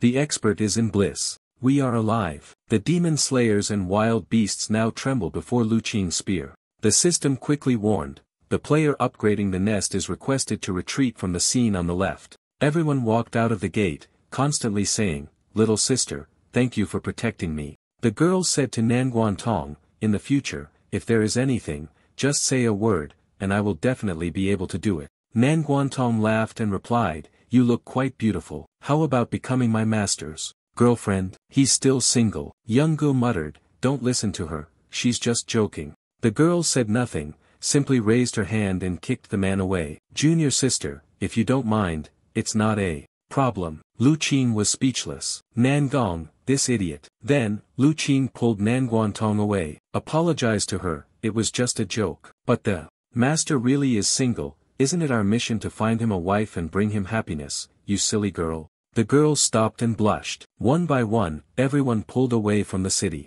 Nanguantong looked around, unsure if his master was sleeping nearby. Lu Qing replied, "Master, it really is impossible to be apart from us." Lu Qing and Nanguantong were standing outside at that moment, listening to the system's announcement. The contestants of Team 2 are requested to quickly enter the arena. The survival competition immediately began. Yi Yang yawned deeply after a long sleep. Nanguantong spoke, "Master, over there with it." She also mentioned that a senior sister, while queuing to register, said she wanted to protect me. She sighed. "She's in the same school as Master. I remember the words, little sister, the demon arena is extremely dangerous. Your master is at fault, yet he still forced you to participate. If we were in the same place, I would protect you." Behind, a voice rang out, "Ah, it's the old hero. The old hero, so he has come." Yi Yang heard the name and couldn't help but wonder, the old hero, Tran Bao Ven Tan Ma Wei, has appeared, standing tall before me. Everyone was talking, "Old Master Ma, why has he come here?" Last time, if it hadn't been for him and his strength, the three great demon generals, the entire blazing city would have fallen into chaos. The old hero's arrival surely has a deeper meaning. Yi Yang was confused. How did he become an old hero? The space returned 3 months ago. At this moment, Yi Yang was fighting 3 great demons. "Get out of the way," he struck at the 3 demon beasts. The punch from his hand pierced through all of the demon beasts. The explosion echoed through the sky, shaking an entire corner of the world. Ma Wei sat in place and exclaimed, "Heavens." After Yi Yang finished, he casually said, "Hey, these 3 corpses of great demons are for you to handle." After speaking, he flew away, and the space returned to the arena. Yi Yang called out, startling Ma Wei. Seeing him, Ma Wei hurried over and shouted, "Big brother, why are you asking about this? Tell one to come protect my disciple." He ran over and replied, "Big brother, one can come, but the team arrangement can't be fixed. Just stay calm, then protect me. I taught little Hunwan until late last night. I want to sleep for a bit." "This doesn't seem quite right, does it?" He replied, "That's true, so sit down." Alarm system, attention, contestants. The first wave of monsters is approaching, please prepare. Countdown starts, 19, 8, the entrance to the battle arena is starting to open. Everyone held their breath as the countdown echoed, 3, 2, 1. At this moment, a scorpion tail appeared. This time, it was a scorpion monster. They looked grotesque, speaking nothing but gibberish. The girl raised her sword and said, "Everyone, be careful. This scorpion demon is very fast. Watch out for its tail, it's both poisonous and sharp. You can't touch it." The scorpion began to launch its attack. It leaped up, tearing through the arm of a powerhouse. The scene before him was a chaotic battlefield. Ma Wei was terrified. "Absolutely do not come here." The scorpion said nothing, casting a glance, and from a distance, it had already spotted Ma Wei. It laughed eerily and said, "Old man, you don't need to run, you have some guts." Ma Wei gritted his teeth, trembling. He thought to himself, "I, an old man who runs a martial arts school, scamming small amounts of money, suddenly became the hero of this city, but my strength is still too weak, to the point of exploding." He was panicked and wanted to run, but his legs were too weak and limp. The outsiders cheered for the crippled figure on the ground. Did they faint from fear? The old hero, protecting the weak, it is the nature of the old hero. Do not abandon, do not give up. Love the scorpion, drawing ever closer. He remained motionless, fearful. Yi Yang was sleeping when he suddenly woke up. He was irritated by the strange sound sticking to the room once again. He was furious, releasing a burst of power that terrified all the scorpion demons. It was attacked, collapsing to the ground, its eyes wide with fear. Around him, a defensive gravity field radiated, with a force field at level 1000. Ma Wei's eyes were also bewildered, stunned by the sight. Everyone cheered, the undefeated old hero, the powerful old hero, truly deserving of being the old hero. Ma Wei was lost in thought. The elder brother was sound asleep, and everything was as terrifying as that. Ma Wei thought for a moment, then laughed loudly. This old man is full of righteousness and will directly suppress these little demons. The other experts followed suit, and the heroes are truly handsome. I want to go to the Ma family's martial arts school to learn martial arts. Everyone, let's go, let's do our best. Then they charged at each other and fought fiercely, one move after another, defeating the demon beasts in the arena. In the first round, the demon beasts were all wiped out. The system then announced, demon beasts of round 2 have arrived. This time, many ox demons appeared, their force growling fiercely. Everyone exclaimed, the ox demons are incredibly strong, everyone, be careful. But at this moment, Yi Yang was still sound asleep. The ox demon let out a growl and then leaped into the chaotic space created by the World War. The girl holding the sword said, everyone, pay attention, avoid direct confrontation. Their movement speed is extremely slow, we just need to circle around them. The demon bull came before Ma Wei again. He trembled as he said to Yi Yang, do you want to run? Yi Yang replied, can't run. His face turned pale, and he staggered. The bull demons charged at him fiercely. He was like a soul departing from his body. Ma Wei was thrown back forcefully, but Yi Yang caught him, applying his spiritual energy to Ma Wei's back. A surge of tremendous power erupted explosively. The herd of oxen halted for a moment. The mace in their hands shattered in an oddly strange way. The entire arena erupted as the cheers of the spectators filled the air. The beast of the ox seems to have no chance against Ma Wei. Everyone exclaimed repeatedly, the old hero is so strong, attacking the ox demon with such a solid body, turning into a demon with such sturdiness. From behind, Yi Yang's voice echoed, I have enhanced your body with battle chi for 3 minutes, now drive them away and don't disturb me while I sleep. Ma Wei laughed with joy, delighted by the surge of power. He charged forward eagerly, saying, the old man is here. He struck repeatedly, causing the ox demon to stagger. The experts remarked, the old hero, his moves are too fast, his agility is still the same as before. He let out a loud shout before delivering the final blow. He swung his hand with overwhelming momentum. He arrogantly made a gesture with his middle finger. But nothing happened to the 2 oxen. The audience was confused. Why are these 2 bulls unharmed? This is the type of damage that isn't high, but it's extremely humiliating. Why are you panicking? Big brother only enhanced my body, not my attack power. Behind, a bull charged forward to attack Ma Wei. But before his hand could reach, it was shattered. His arm was severed, blood splattering everywhere. The other bull continued charging forward.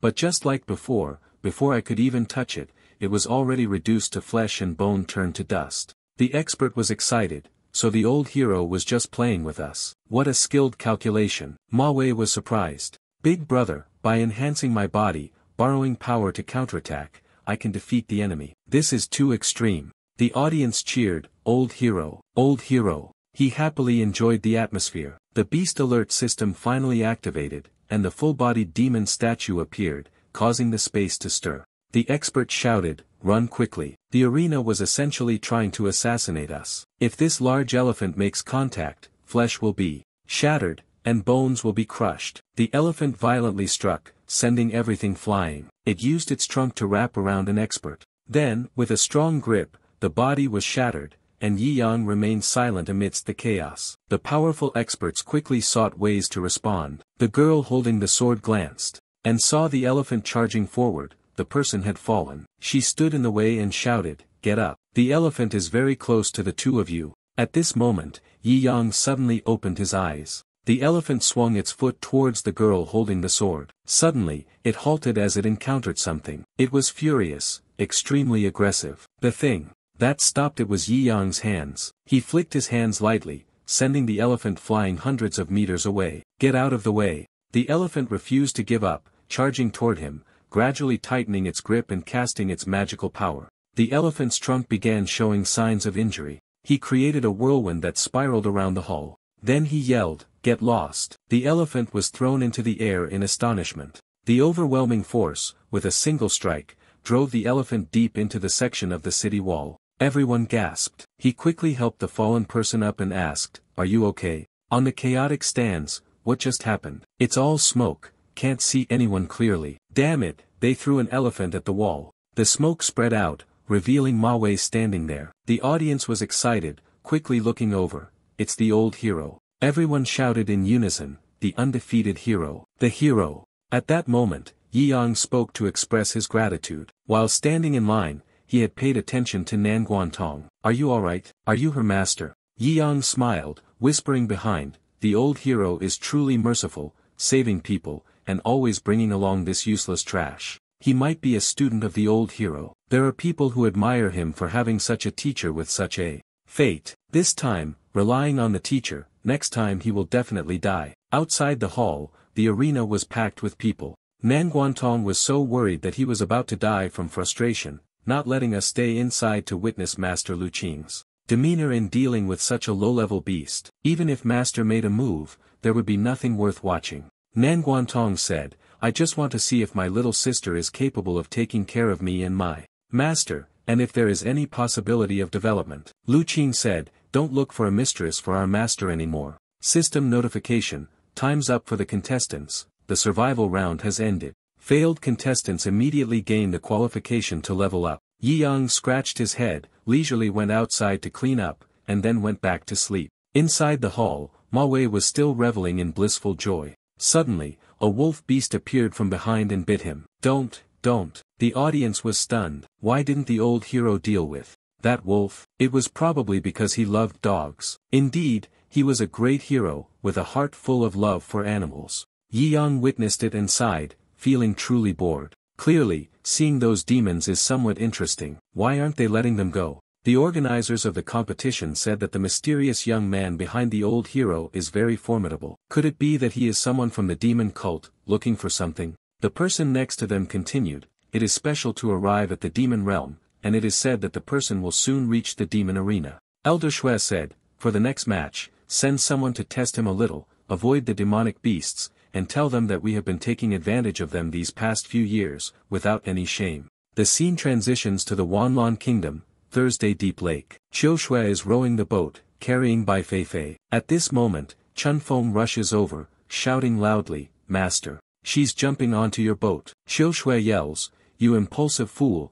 you're disturbing the master's cultivation like this." Bai Fei Fei softly asks, "What's going on?" Chun Feng replied, "Master, I have found a magnificent book, and I have been happily cultivating with it every day." Bai Fei flew up and spoke, "Chun Feng, I have reached a stage where I no longer find joy in things that do not concern me. Let me take a look." As soon as she saw the book, Yin Yang sighed, and Bai Fei, as though struck by a bomb, became extremely furious. She tore the book apart, shouting, Die for me, I don't want to see this book. I must burn all the Yin Yang records of Wanlin Kingdom, she shouted, causing both of them on the boat to be confused. Yin Yang records are nothing but fake, pretending to be innocent all day, deceiving the homebody men, shameless hussies. Qiu Shui asked, "Master, what is a homebody man?" She bristled and said, "A type of man." Qiu Shui replied, "If the master despises Yin Yang, then I will find someone to write and kill him. That Deep Trake Nam or whatever his name is will also give up on Yin Yang.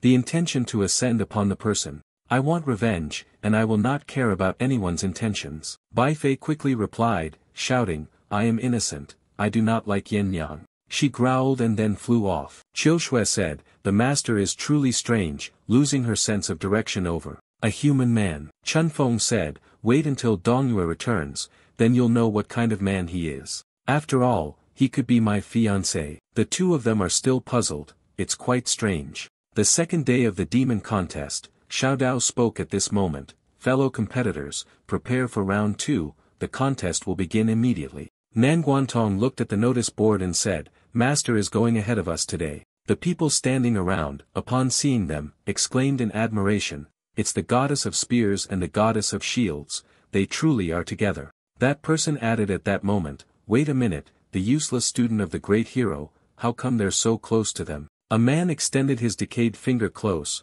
pointed at Yi Yang, and asked, "Have these two worthless goddesses been a bother to you too?" He choked on his water after hearing this. Lu Qing spoke softly, pointing towards Yi Yang, "We all belong to him." "What are you talking about?" The other man, upon hearing this, widened his eyes, his fingers slowly curling in, utterly astonished. Yi Yang spoke, "My competition is about to begin. Let's go," the group muttered one after another. "It must be for money, that's the only way to get a good teacher. And win the goddess's favor." "Don't worry, today's battle is individual, he'll definitely be kicked out." Xiao Dao, the host, spoke up, "Contestants on the field, please proceed to your designated fighting platforms according to your number, and begin the individual upgrade competition." As Yi Yang stepped forward, there was a murmur of conversation. That useless disciple of the old hero from the previous battle, it was the old hero who protected him, allowing him to safely make it through. The audience laughed uncontrollably, and only he remained,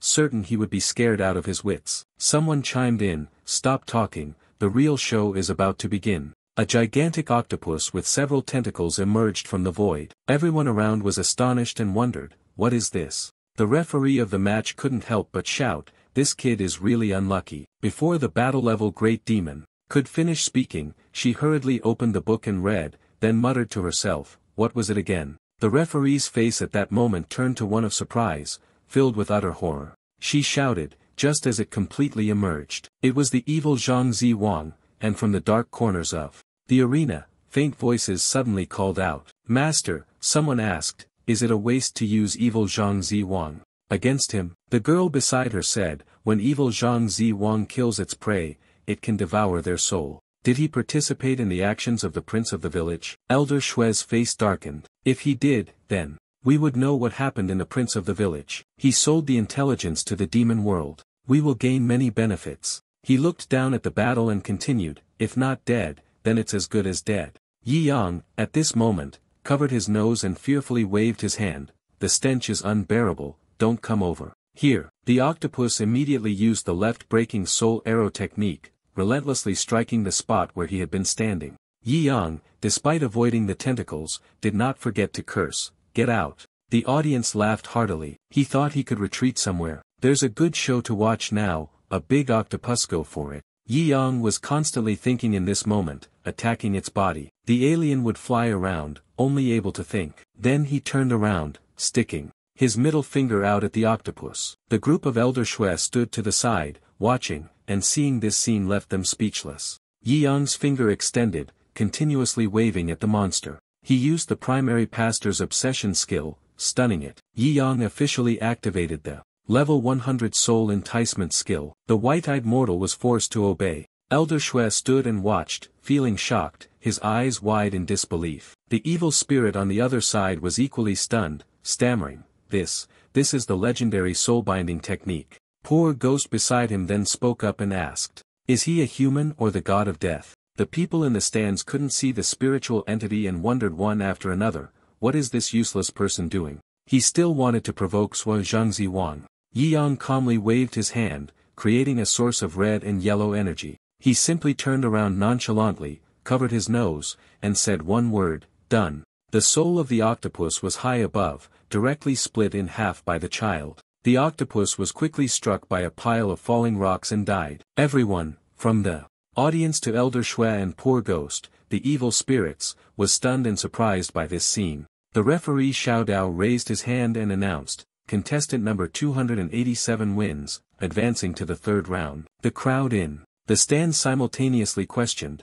how did this beast fall by itself? Were these beasts already injured when they were hunted? He encountered a creature on the brink of death. How fortunate. Yi Yang over there had just finished fighting and immediately turned to flee, walking away while feeling disgusted. "Mom, it stinks, it stinks, it stinks." Disciple, Elder Shui asked, "The evil Zhang has already died by his hands. Should I send you down to investigate him a little further?" The girl standing next to him immediately ran over, whining, "This time, let me have it." Elder Shui then spoke, "It has been a long time since I've encountered such an interesting prey. I will personally make arrangements once I confirm that he will get involved in the matter of the village lord." His face darkened. "I will personally capture him and bring him to the demon realm to answer for his crimes to the demon world." At this moment, the audience is enthusiastically welcoming Ma Wei, the old hero. The old hero's personal battle has finally begun. Ma Wei, with a dignified demeanor, waved his hand. All the demons,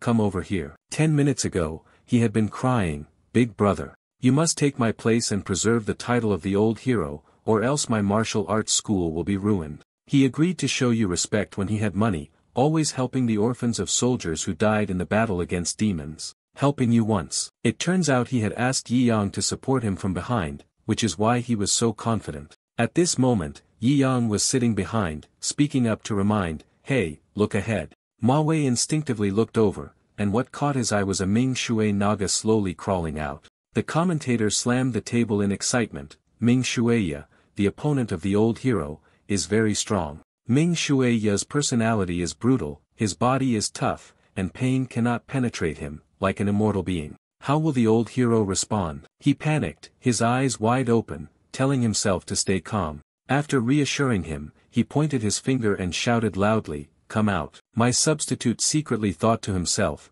"Big brother asked me to say." Such a humiliating line. Yi Yang's expression was very calm. He then raised a finger to perform a technique. Next, from behind Ma Wei, a gigantic bear appeared. It was something he had summoned using the intermediate summoning technique, a single blow from a 100-level berserk beast. Seeing this, his eyes revealed a dangerous gleam. That's right, the hidden profession of this old man is. Ma Wei quickly waved his hands around in a frenzy and shouted, "Substitute messenger." The audience above was excited, cheering and praising the old hero. The charisma of this summoned beast was also filled with vigor. Ming Shui was stunned, standing up with his massive body. The old man was all bones and flesh of this bear. It must be very delicious. Xiao Yi was furious. "Old man, get out. I'm ready to fight now," he pleaded. "Bear bro, can you let me feel a little bit of involvement? There are so many people watching, at least give me a bit of face." Xiao Yi tilted his head when he heard Ma Wei, staring at him with eyes full of killing intent. Oh.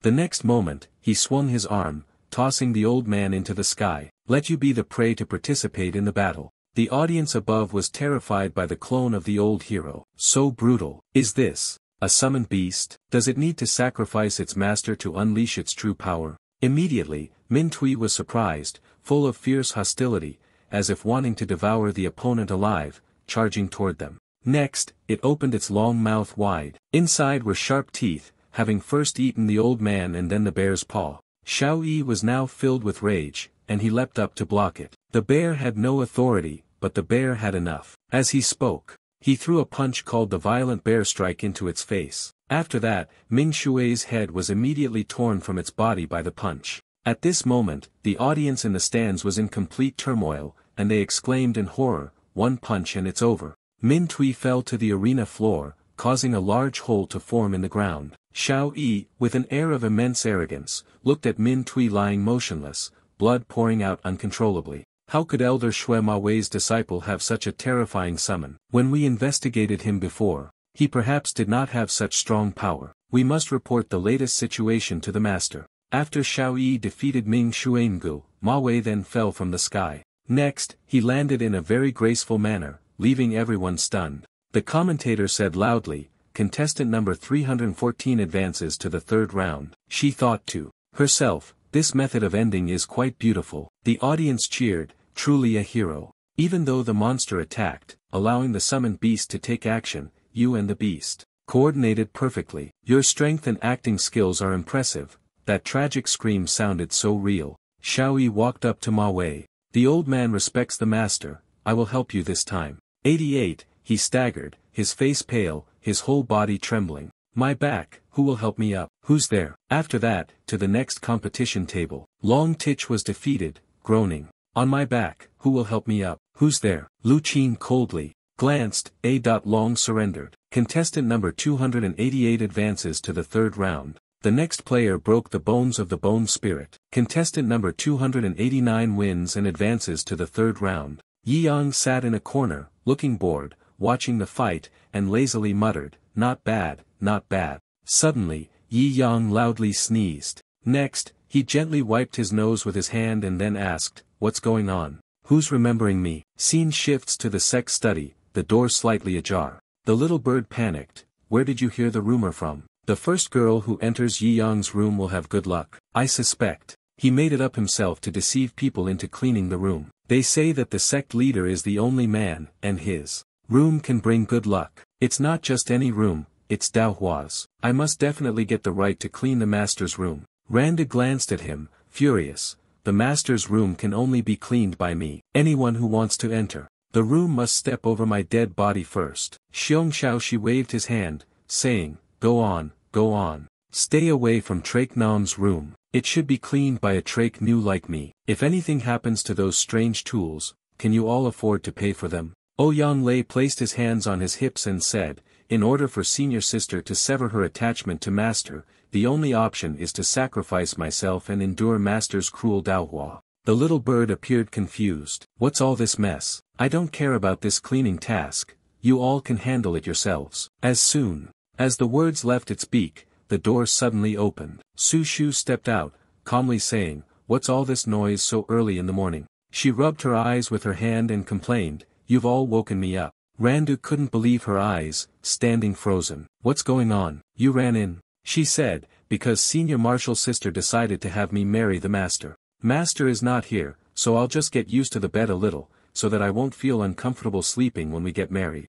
What happened? Randu was enraged at that moment, his entire body boiling like a volcano erupting. Damn Su Shu, he howled. Su Shu was terrified. I live as the wife of my master, and I die as the deceased wife of my master. The little bird helplessly sighed. Yi Yang, you should come back quickly, I can't stand these women anymore. The scene shifts to the next day, at the third day's demon battle, the top 16. Those who were eliminated talk about the third round, and the number of spectators increases. That trash, will he die this time? His luck is about to run out. He has made it this far. If he can enter the next round, then I will withdraw from martial arts cultivation. The referee spoke up, the two of you will team up to fight against the demon in the third round. Continue. The next contestant from the team, please enter. He sighed, it's been too long. Finally, after that, Yi Yang strode forward confidently, stepping onto the arena. The audience threw trash down. Again, it's this useless trash, withdrawing from the competition,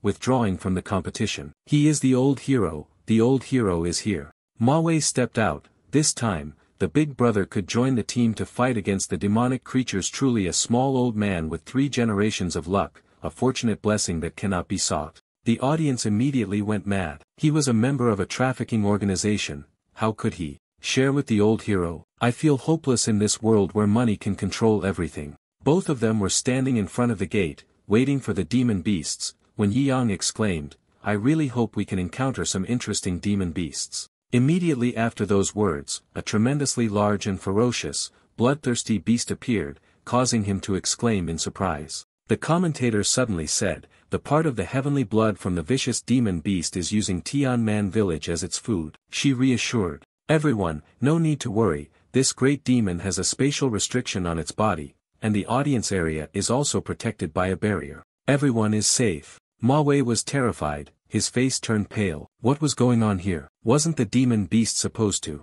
be released only after the final round? It's over, he thought, smiling. Isn't this a good thing? Elder Shui and the disciples stood above, looking down to observe the battle. One of his disciples stood beside him, questioning, are you preparing to kill them, master? The woman replied, killing them is not the master's goal, but it made them release their greatest fear before dying. The 5 blood soul control technique was activated, allowing the memories to be read. Thanks to you, fat boy, he whispered, I will transfer your soul into the body of divine blood, and you will control it. Let them feel the fear of death, then despair, becoming the remnants of your soul. Revenge, killing the enemy, is my specialty. Saying this, Elder Shui used some kind of technique to extract a portion of his soul. Next, he threw it forcefully at the body of the half-heavenly blood beast. As soon as it hit, the half-heavenly blood beast opened its eyes wide, watching as the soul fragment entered its body. At this moment, the entire body of this demon beast had been occupied by him and was under his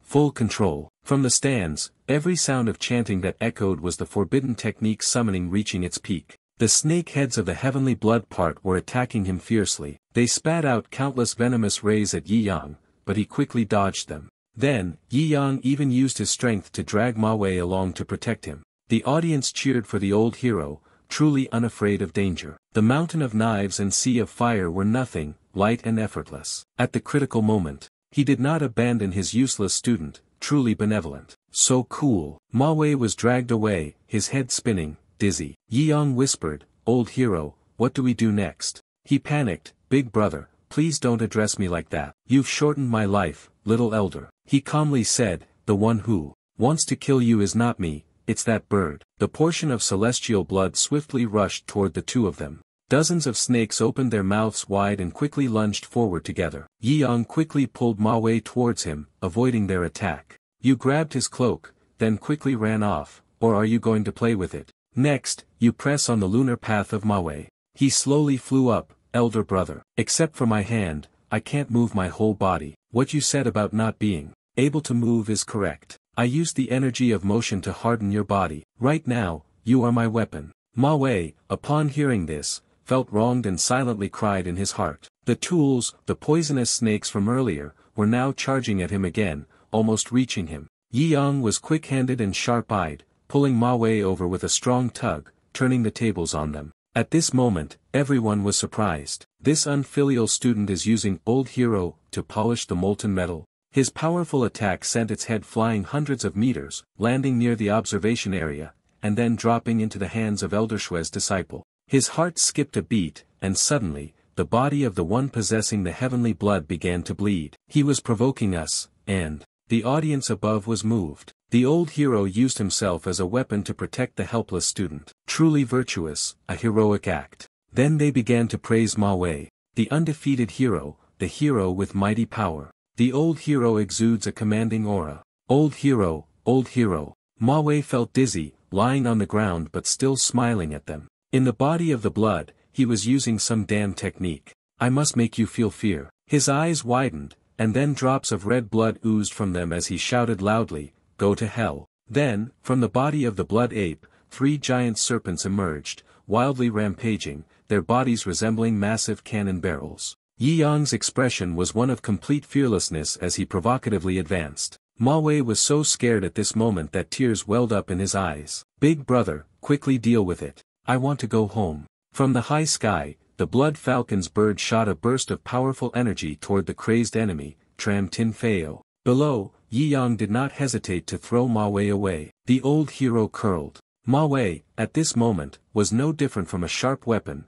piercing straight through that powerful attack. He continued to pass through the strike, getting closer and closer to the blood raven. After completely countering the attack, Ma Wei also slashed horizontally at the body of the ferocious red bird. Elder Shui, and a few others on the platform couldn't help but be astonished. Ma Wei, who was flying in circles in the sky, also flew toward Yi Yang's outstretched hand. He accurately grabbed Ma Wei's leg, helping him land safely. Ma Wei, at this moment, had turned pale, his face and mouth frothing, no longer conscious. The stands immediately erupted. The old hero was foaming at the mouth. He was fighting with his life on the line. "The strongest weapon in the mortal world is not easy to make," a different disciple of Elder Shui spoke up. "If the first part is not destroyed, there is still a chance." Shui Bang, upon hearing this, immediately cast a healing spell. The healing took place in the blink of an eye, and the shattered body of the red bird began to regenerate its cells. And in just a few short seconds,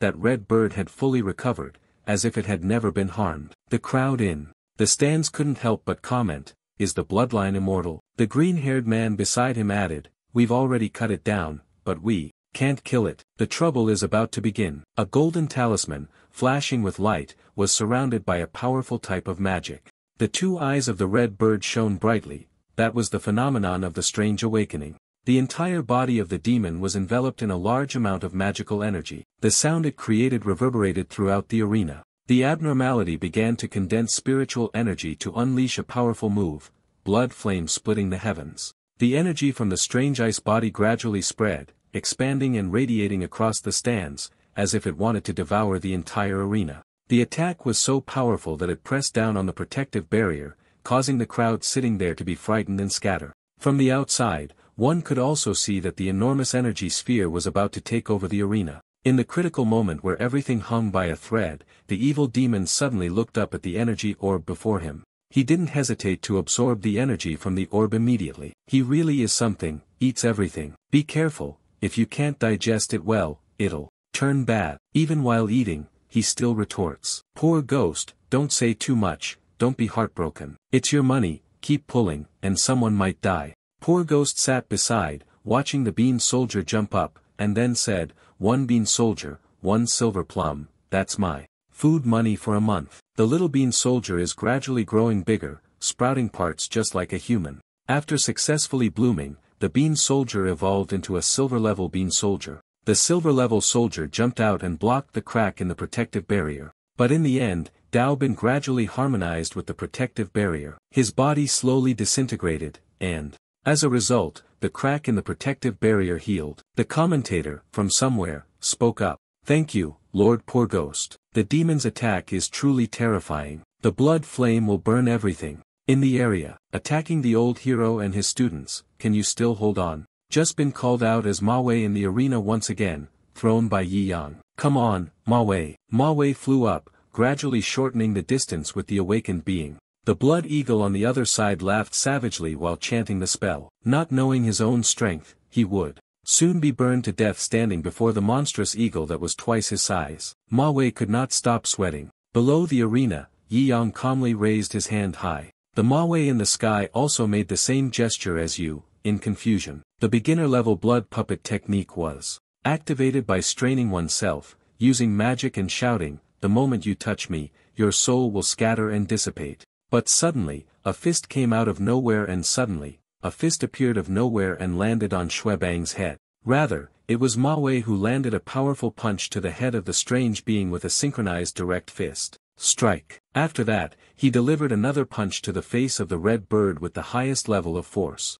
This strike not only affected the bird but also impacted the blood bag on the other side. He spat out blood directly, causing his fellow disciples to be visibly shocked. The crowd seated in the stands watched intently. The blood bag fell to the ground, its head now reduced to a puddle of fresh blood. The strange bird flying in the sky suddenly plummeted straight down to the arena floor, creating a loud crashing sound. It lay motionless, its head buried deep in the ground. Now, only the voice of the commentator remained, the clearest sound in the surroundings. Blood Pang has been defeated. Congratulations to the old hero and his disciple for successfully leveling up. Yi Yang leisurely beckoned with a finger. "Come down." Ma Wei immediately landed on the ground with both feet from the sky. Yi Yang turned around and snapped his fingers. Cleaning up the path to wealth was brought a step closer, and the enhancement spell placed on Ma Wei throughout the battle was also lifted. Ma Wei's face turned pale, standing motionless, unable to say a word.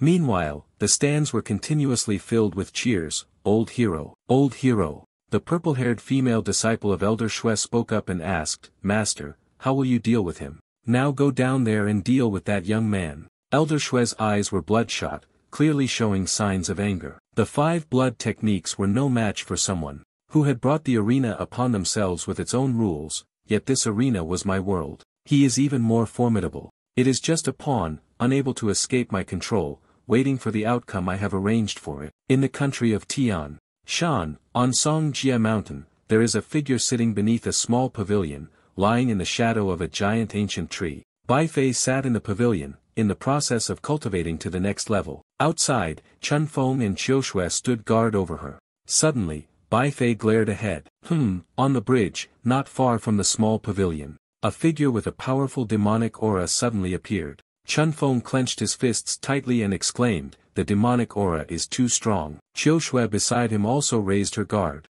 A fierce gaze appeared behind Chun Feng, its fur bristling as it barked, "Woof, don't come over here." Dongfang Xing stood still and suddenly laughed. "Ha, do you think you can stop me with just 2 stray foxes?" Qiu Shui spoke tensely. "Dongfang Xing, the place where both humans and demons pass through leaves no life behind. Master, hurry up, we will handle this." Chun Feng lowered her voice to speak to Dongfang Xing. "Go ahead." Bai Fei closed his eyes and said, "It's fine, let her come over, at most she'll lose a tail, enough to destroy her." Then, in the blink of an eye, Dongfang Xing, who had been standing some distance away from her, appeared right in front of her and said, "Little fox, have you reached the point where you must cut off your tail to kill the enemy now, huh? Once the king of the 9-tailed foxes, now a homeless fox. It truly breaks one's heart." Bai Fei spoke up in protest. "You are the one to be pitied. The once peerless genius girl has now become a spiritual monster,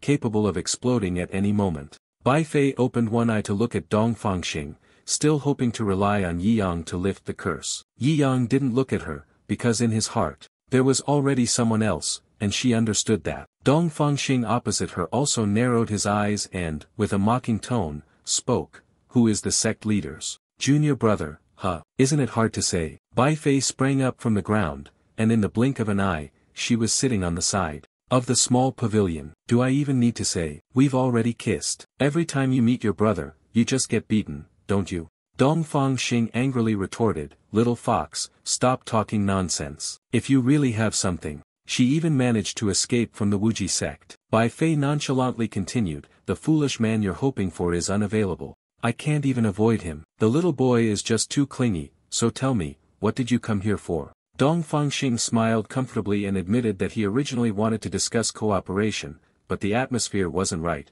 so he would come again next time. Before leaving, he gave a small gift related to the life and death news of the sect leader. Junior brother Bai Fei, upon hearing this, looked up and glanced at Dong Fangxing. Dong Fangxing had turned his back on her at that moment. The demonic world immediately unleashed a storm in Crimson City. No human could escape. The demon world's plan is the first step to completely destroy the human defenses. In general, Crimson City will turn into a dead land. Dong Fangxing walked in the wind, a smile blossoming on his lips. "Is the sect master junior brother implicated? I truly make you worry." Immediately after, she shot up into the sky, reminding, "Take care of yourself." Just as Dong Fangxing was about to leave, Bai Fei suddenly dashed out of the small pavilion. "I have to go to Crimson City." Qiu Shui immediately rushed forward to block Bai Fei. "The master wants to go save Yi Yang." Bai Fei was embarrassed when his secret was exposed, blushing and denying, "No, I want to go to Crimson City to find some medicinal pills to recover my strength." Qiu Shui straightforwardly said, "The master has not yet regained the strength of sect master Yi, and the person you brought won't be of much help either. This matter should be left for him to handle once he leaves Crimson City. I suggest Dongyue take the master's place to notify the others." Suddenly, Qiu Shui announced, "Master, I have just found Xiaohua's location. She has been detained. We must deal with this first." Bai Fei was startled, his eyes revealing a trace of worry and hesitation upon hearing the news. She turned around and spoke in compromise, "Fine, you tell Dongyue to inform Yi Yang to leave Crimson City as soon as possible. I don't care about his life or death, but he helped me clear the Jin clan. Our past grudges have always been clear-cut." After Bai Fei finished speaking, Qiu Shui and Chen Feng simultaneously said, Grievances are clear. We both understand." Chen Feng even secretly smiled, thinking, "The master is really adorable." Bai Fei hovered in mid-air, issuing a command, "Go find Xiahua, Qiu Shui, and Chen Feng." Once again, they answered in unison, "Understood." Over there, at Crimson City, when night fell, with the bright lights from the surrounding houses, at some restaurant,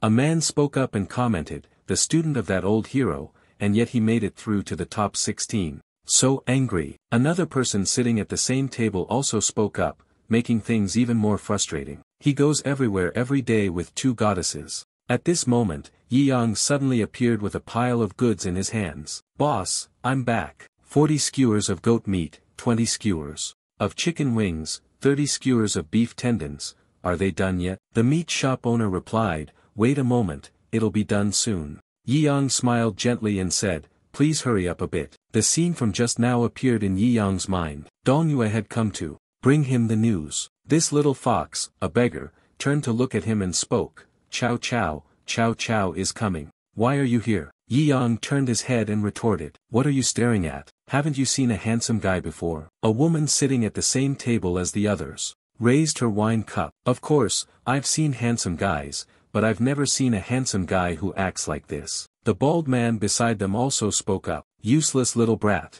During the time the demon arena is holding a contestant selection, you're forbidden from leaving the dormitory, and training happens at night." The man sitting next to the woman laughed and spoke, "You left on your own, automatically forfeiting your right to continue. There will be no more shows to watch in the next round, ha. Yi Yang heard this, feeling as though struck by a bolt of lightning on a clear day, silently thinking to himself, "I don't believe it." He screamed in panic, "No." Meanwhile, the voice of the butcher shop owner echoed, "Little brother, your grilled meat. Then, when he returned, Yi Yang was truly stopped by two large guards outside the door. Anyone who left without permission would be eliminated. Yi Yang hugged a pile of food to his chest, tears streaming down his face. It's over, all of my money was bet on myself, and I've lost everything. The next morning, at the demonic arena's duel competition, two people stood on top of the arena. One of them spoke, "What a pity, I have to get to work now. Cannot continue watching the decisive battle.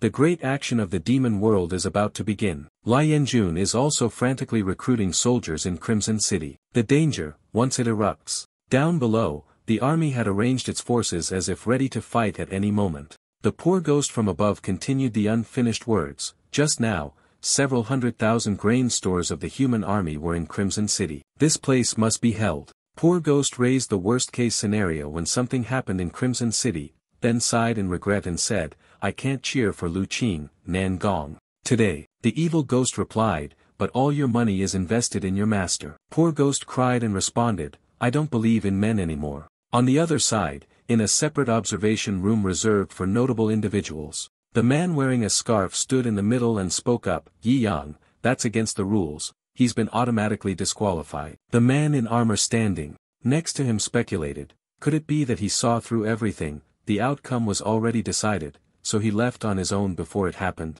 Elder Shui spoke in a deep voice, "It's fine, Lu Qing, Nan Gong is his disciple, as long as they are still here, Yi Yang won't be able to escape." The female student with purple hair immediately continued, "Master, there is already a plan in place. No one can escape from this net. Look, Yi Yang is over there." Yi Yang over here was leisurely sitting in the stands, surrounded by the angry curses of the crowd. At the same time, there were also praises for the old hero sitting beside him. The female referee excitedly shouted into the mic, "Today is the day of the decisive battle, the battle of the demons. I am the host and referee of the Xiaodao duel." A total of 4 people entered the final battle. The ultimate winner will have the opportunity to challenge the strongest demon. The format of the final battle is very unique. The scene shifts to the arena, where Lu Qing and Nangong are standing together. The voice of the female referee continues to echo steadily. "Now, let us welcome the first cooperative pair. They are the female god of war, Lu Qing,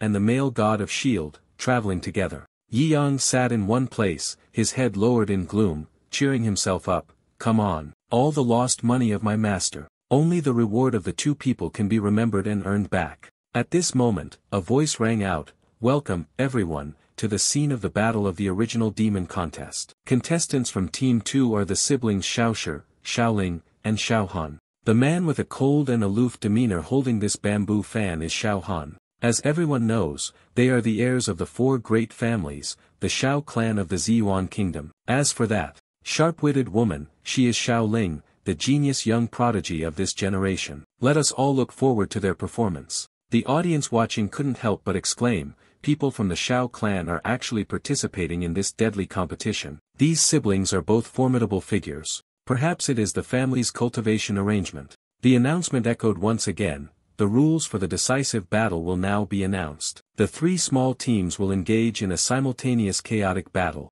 The last surviving small clan, if it is a human clan, selects one person from within to challenge the final demon. Everyone around was surprised after hearing this. Wasn't it just 4 people who entered the duel? And what about the third team? The third team isn't human. Suddenly, 2 demons, Primordial Demon and Shuizi, appeared in the arena. The voice of the organizers echoed, "Now, release the 3rd-generation clan into the examination field." Shuizi put on a satisfied expression and said, "Master has finally allowed me to go up. No one on the stage should expect to survive." The audience below shouted, "Mother, this walking super-level primordial demon-type magic platform, these 2 teams are really out of luck." Others may say what they want, but the key point is that there are advanced humanoid demons. It truly is the final showdown. The announcement for the start of the match echoed, and the battlefield opened up. "We don't know who will be the ultimate victor, so let's wait and see. Hopefully, everyone will be lucky." The passionate, argumentative voices echoed, "How do you think this battle will unfold? The group of humans will most likely team up to deal with the demons first, and only then will the victor be decided. But I feel that someone will use the demons to kill a team first, and then take advantage of that." The countdown echoed, breaking the silence of the space. 3, 2, 1. As soon as the sound of the competition starting ended, two people dashed forward like lightning to launch their attacks. The commentator was very surprised. The two siblings are talented in martial arts, having the courage to simultaneously wage war against both humans and demons. It's truly exciting and inspiring. Xiaoling fought with Xiaohan's team until they reached the primordial demon. Xiaoling swung his sword in continuous attacks, regardless of Nanguantong's defense or resistance. Xiaohan over there also created several gusts of wind, flying towards the demon's lair. The commentator couldn't stop exclaiming, "What a joke, these two siblings are too strong to simultaneously subdue members of two factions, truly worthy of the Xiao clan. 2 against 4, truly unexpected." Xiaoling at this moment seemed to have a new plan, her expression unchanged but her movements clearly faster. The commentator, upon seeing her instantly leap behind the shield toward the two other people, became excited. Xiaoling suddenly began to accelerate. "Nangong, you must be careful." Lu Qing has actually noticed the unusual movement of Xiaoling. She quickly retreated to the back so that Nanguantong could use the shield to block the attack. Xiaoling's sword pierced the shield, yet it was immediately shattered into pieces. This also left her astonished, constantly taken aback. Xiaoling immediately circulated her energy and leaped far away, behind the commentator. She continued to praise. "How lucky, the shield of the Nangong contestant is so domineering, truly a weapon separator." The voice continued from the other side. Xiaohan seemed to have also begun closing in on the opponent. The method of attack was like this. The opponent could basically not resist between Xiaohan and the third formation,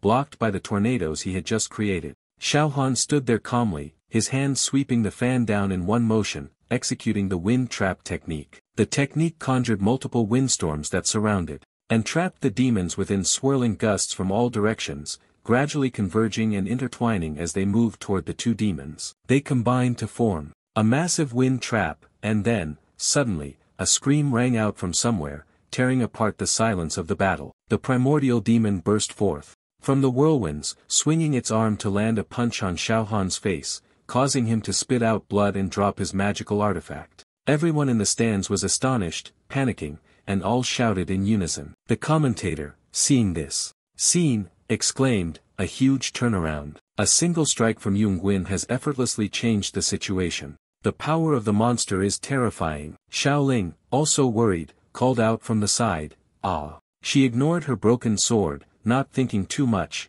turned toward Xiaohan, and shouted, "I'll come to help you." At this moment, Xuezi was still fine after that move. Stepping out of the dust and smoke, he softly continued, "Come." The primordial demon did not let it go and threw a punch, jumping to where Xiaohan was falling. A burst of green energy with incredible speed slammed into the ground, and chaos erupted as rocks and dust flew everywhere. Xiaoling witnessed this scene, utterly shocked, and then screamed, "Me!" But she was stopped by Xuezi, who ran over to block her path. He swung his hand, slashing fiercely at the opponent, causing her to spit blood and scream in pain. Xiaoling was sent flying a great distance by Xuezi's strike, then slammed hard onto the ground. On the primordial demon side, Nanguantong used his shield to block the blow and exhaled a breath. The commentator was surprised. Player Nanguan actually made a move, allowing the opponent to take this devastating blow. The little darling, a beautiful and kind-hearted person, but definitely must be careful.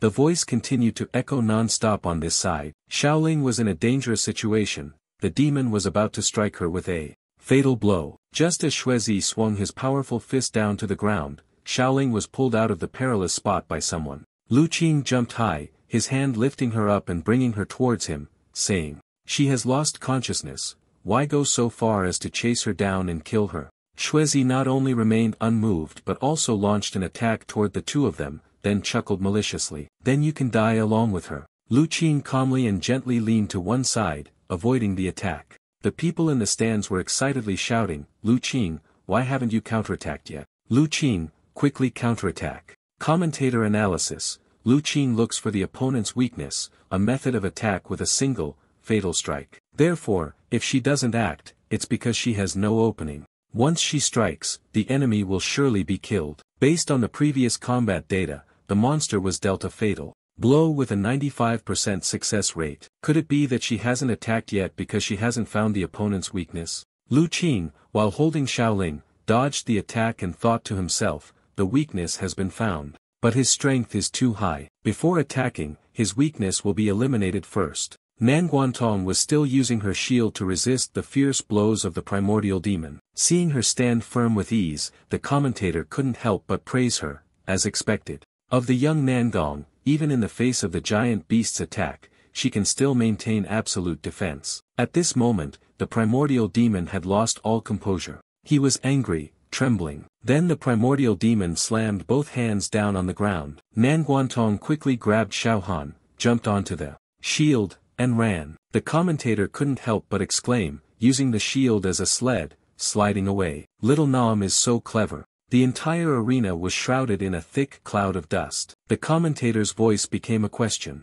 But now, the demon clan completely controls the situation. What should the humans do? On Yi Yang's side, all that could be seen was a red face. Ma Wei glanced at the book he was reading and whispered, "Elder brother. What time is it already? You're still reading the Yin Yang story." He hesitated and replied, "Let me finish this page first. The situation is extremely tense." The commentary voice continued without pause, "Audience members, the demon team is dominating completely, the human team is in danger." Xuezi launched his move while revealing a sinister smile, letting out terrifying laughter. Lu Qing remained calm, doing his best to protect Xiaoling and evade the deadly strikes. At that moment, a strong gust of wind struck from behind Xuezi, startling him. Xuezi angrily turned around, disdainfully responding to the sneak attack of the weak. The source of the wind was none other than Xiaohan's power. Though injured, he still forced himself to stand up, swinging his fan in retaliation as he said, "There is no choice,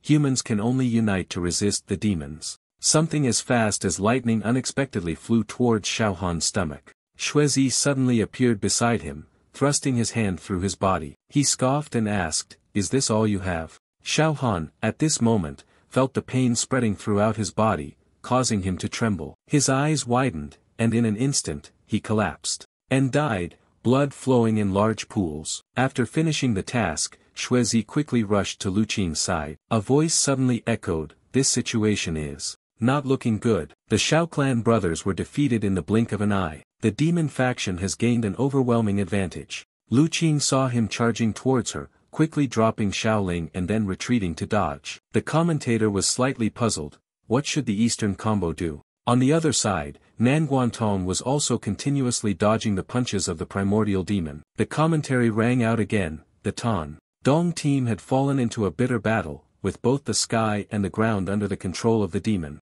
Ma Wei saw this and grabbed Yi Yang's collar, shaking him, big brother, don't read the book anymore. Your disciple is caught in a fierce battle." Everyone sitting next to them wondered, "Big brother, his disciple. You then used your soul to transmit a message." Lu Qing Nanguantong, the two of you, listen carefully. The enemy's strength far exceeds both of yours. Cooperation is the most important thing to overcome strength with weakness. Nangong must clear the obstacles before the enemy's critical weak point in place of Lu Qing. The two of them were still surrounded at this moment. Yi Yang pointed and said, "Use the Taiji formation. I have already taught the two of you." Lu Qing and Nanguantong also realized at that moment and shouted in unison, "It's clear, the people in the stands are constantly worrying.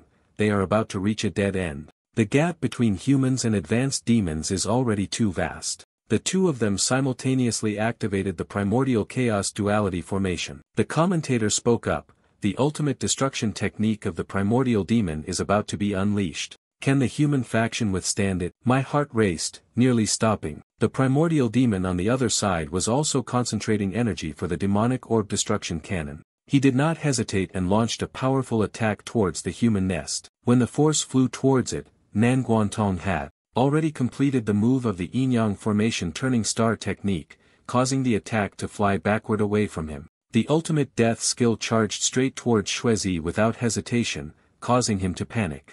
Xuezi stared in astonishment, so much so that his mouth hung open, standing frozen in place. That powerful strike pierced straight into him, causing him to spurt blood and fall backward. Xuezi was unable to maintain his footing and was sent flying several meters backward. He was covered in injuries, his body a mix of blood and gore. The commentator was also in shock. A humanoid demon has been heavily wounded by the demon pearl. The human's chance has come. Lu Qing saw Xuezi being defeated and quickly sprang forward to attack her. Using the momentum from a distance, he jumped up gradually, closing in on the position of the primordial demon. Nanguantong used his shield to block his punch, while Lu Qing seized the opportunity to jump above his head. Both of them joined forces to perform the shield strike technique. The commentator excitedly exclaimed, "Under Nangong's coordination, Lu Qing has finally unleashed his spear." All of a sudden, Lu Qing thrust the spear straight down from the top of the primordial demon's head, shattering all the blood vessels and bones within its body. Xuezi, who had just sat up to recover, was utterly surprised when he saw the scene. Elder Xue, Ma Wei, and the audience were all stunned by the fatal wound. Only Yi Yang remained focused on reading his book. The primordial demon fell, and the commentator at this moment also shouted, "A single strike to kill." The excited commentator's voice, "This battle is really exciting. Turn it around, turn it around." The primordial demon was killed by the combined force of the divine spear. Next, continue hunting down the demon in human form, severely injured by the demon orb. Go for it, Xuezi. At this moment, as if recovering energy, he gathered his strength and let out long, loud shouts. He swung his fist and charged quickly toward the two people, then said, "You don't even know that all three of us are fighting together." Xuezi's voice still echoed, "Who will die at whose hands?" He threw a series of rapid punches, but all of them were blocked by Nanguantong's shield. The commentator, at this point, was astonished. The claws of the high-level demon have been cracked by the shield. Then, Lu Qing, who had somehow appeared behind Xuezi, swung the spear he had just noticed. The dark red spear shot through the air like a bolt of lightning toward Xuezi. The spear thrust through his chest, causing him to cry out in agony. Xuezi realized he was not strong enough, so he had no choice but to clutch his wound and flee, avoiding the two people. The commentator spoke in praise, "A high-level demon like that, not being killed immediately, but this is the final effort." The stands were then filled with loud cries shouting, "Lu Qing, Nangong." Yi Yang, on the other hand, was hurriedly grilling. Having already eaten too much, he took the opportunity to go to the bathroom, quietly finishing the last few pages of Yin Yang's diary. The result of the school's restroom being too crowded is that I can only go outside to find one. The commentator at this moment is eagerly anticipating, as someone at the peak of their power, "Let us wait together for the final blow." Xuezi was currently being relentlessly attacked by Nanguantong with a shield,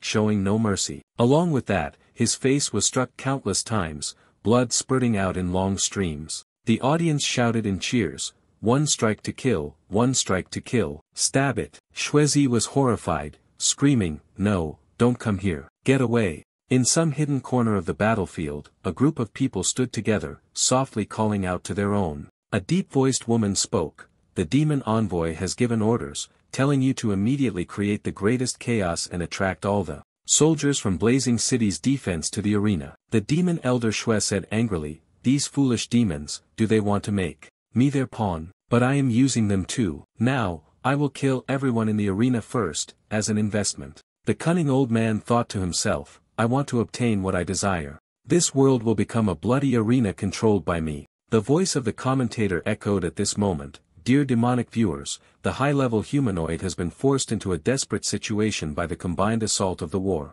spear and shield." Xuezi suddenly tensed as if he had lost his mind and screamed, "I am unwilling." Lu Qing, at this moment, swung his spear and leaped towards him. One could only hear the cries of a single strike, then death. Her spear collided with someone's finger, causing powerful energy sparks to scatter. A beam of light suddenly streaked through from somewhere, knocking Lu Qing and the spear away. Elder Xue appeared, fighting fiercely like this, causing a restless and uncomfortable feeling in my heart, so I personally descended to the arena to join you all. From now on, the rules of the game have changed. As long as you can make me bleed, you will be the champion of this competition. His voice echoed, "If I cannot harm this old man within a single incense stick, everyone here must die." The audience was in a state of panic. Has Elder Xue gone mad? Why does he have to do this? Elder Xue not only protects the demons but also wants to kill all of us. The commentator was also astonished, "I can't believe it. Is what I'm seeing real?"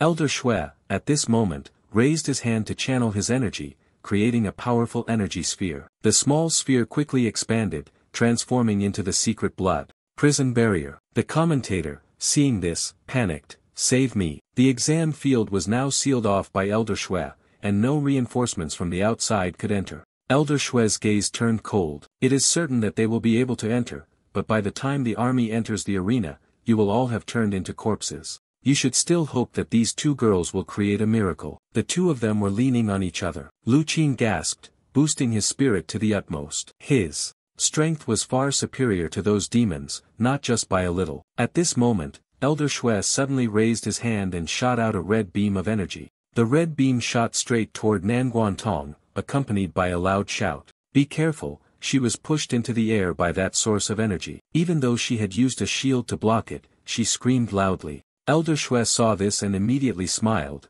It seems that you are more stubborn than I expected. He suddenly swung his hand, shooting out two energy beams like before, then asked, what about this? The two red beams struck Nanguantong's shield and exploded with a loud bang. She and the shield were then separated, falling from the sky to the ground. At this moment, Nanguantong was severely injured, coughing violently and spitting out a mouthful of blood. Taking advantage of Elder Shui's distraction, Lu Qing grabbed her spear and leaped up from behind. Her spear at that moment was like a sharp arrow, diving fiercely downward. Elder Shui gently raised a finger to block it and spoke, child's play. He performed a technique, knocking Lu Qing's spear away, causing her to cry out in pain. Elder Shui calmly licked the blood on his hand. The fear of humans was the most exquisite delicacy. Everyone in the stands cheered wildly when they saw Nanguantong struggle to get up. Go, Nangong, don't lose to him. Go. Both she and Lu Qing were trembling, doing their best to hold on.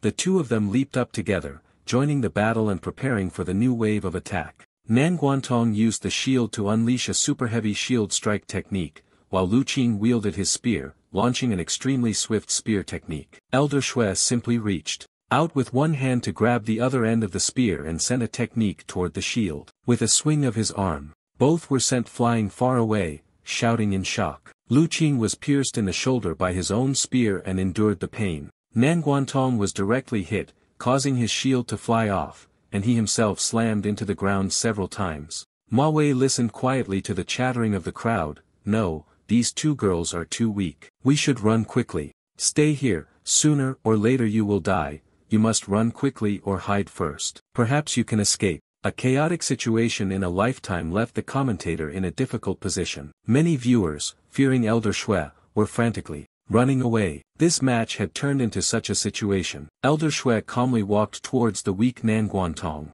Is it over so soon? Absolutely not. He has already accumulated energy to strike and give up his next life. You all come to find this old man for a challenge. Shield, little girl, I will send you on your way first. Ma Wei at this moment looked like a hero, spreading his arms to block in front of Nanguantong. Elder Shui's face immediately became dark and grim. Ma Wei, do you want to seek death? Ma Wei replied, I have come to stop you, he shouted. Can everyone hear clearly? We cannot just sit and wait for death or rely on the two injured young ladies to protect everyone. His voice echoed, at this point, only by uniting and fighting. With all our strength can we continue to live. Do you understand? Upon hearing this, everyone was astonished, stopped in their tracks, and turned around to look at Ma Wei. A girl in the group, who was about to run away, trembled at that moment, gritting her teeth and thinking. The audience immediately rushed down to the arena, shouting, let's risk it, together with the old hero, advancing and retreating together, to protect Nangong. Elder Shui frowned at that moment, growing a horn on his head, relying solely on a few lowly humans like you. I have long acquired demon blood, evolving into a higher form of humanity. I am a deity, how could I allow you to oppose me? He waved his hand, knocking everyone away, then shouted, do you finally understand? The fragments of stone that had just been knocked away now fell with a thud to the ground. The group of Ma Wei, who had previously wanted to resist Elder Shui, were now covered in wounds. The crowd in the stands became even more chaotic. The old hero could no longer hold on. Is there anyone who can stop this monster? Help! At that moment, Elder Shui realized that Lu Qing's spear was flying toward him. The spear had not yet touched his body when he was already stopped by a powerful force. The spear was quickly controlled. Elder Shui's voice echoed, you think human spear techniques can harm me? Lu Qing maintained her posture, still throwing the spear, but her spear was thrown back at her, piercing the wall behind. Jun's son-in-law, after hearing Elder Shui's arrogance, if you kill her first, you will die afterward. This place is the arena, it is my world. The rules are set by me. Saying that, he slowly walked towards Nanguantong. Now, let me send you on your way. From the spectator stand, at this moment, a sudden burst of power pierced through, creating a large hole. Everyone present here was astonished, including those in the hidden corners. As for Nan Guantong, he secretly rejoiced. Elder Shui, hearing such a loud commotion, also turned around to take a look. A book fell from somewhere to the ground. On the outside, the book appeared to be similar to Yi Yang's book. From the gap, a figure stepped out leisurely, gradually becoming visible. The crowd sitting in the stands, watching the match, saw this and exclaimed in astonishment, "Heavens, you came to save everyone." "It's him." Ma Wei abandoned his heroic demeanor and cried while stammering, Jiugui, I miss you so much I could die." Yi Yang, with a solemn face, bloodshot eyes, and his robe billowing, was walking forward. The commentator excitedly said, "Can player Yi Yang really challenge Elder Shui? Let's all hope for him." A faint golden light radiated around Yi Yang at this moment. He stood facing Elder Shui, and the audience above was left in astonishment. "Little brother, what is this waste doing? Can he really crush the corner of the arena with a single punch?" Seeing this, Elder Shui stiffened, and said, "You've finally arrived. Very well, I am more excited when I get to ruthlessly defeat a strong opponent." Yi Yang paid him no mind, picked up his book, and said, "I spent a lot of money on this book, I can't afford to waste it." Elder Shui on the other side spoke with a tone of disdain, "But if you wish to challenge me, you must first see if you are worthy." The group in the hidden corner earlier, along with Shuizi, simultaneously appeared, standing in a line in front of him. Except for Shuizi, who has not yet recovered from his injuries, the others are all full of strength and ready to act at any time.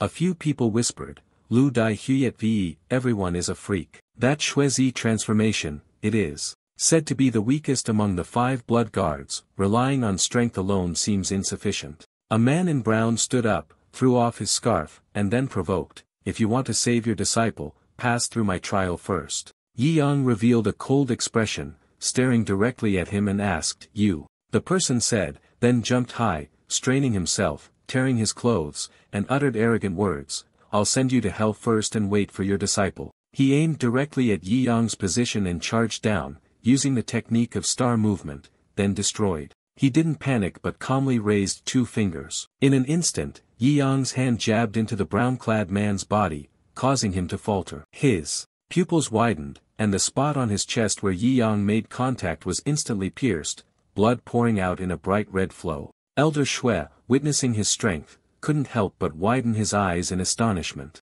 The audience shouted, "The blood guard is right in front of the trash.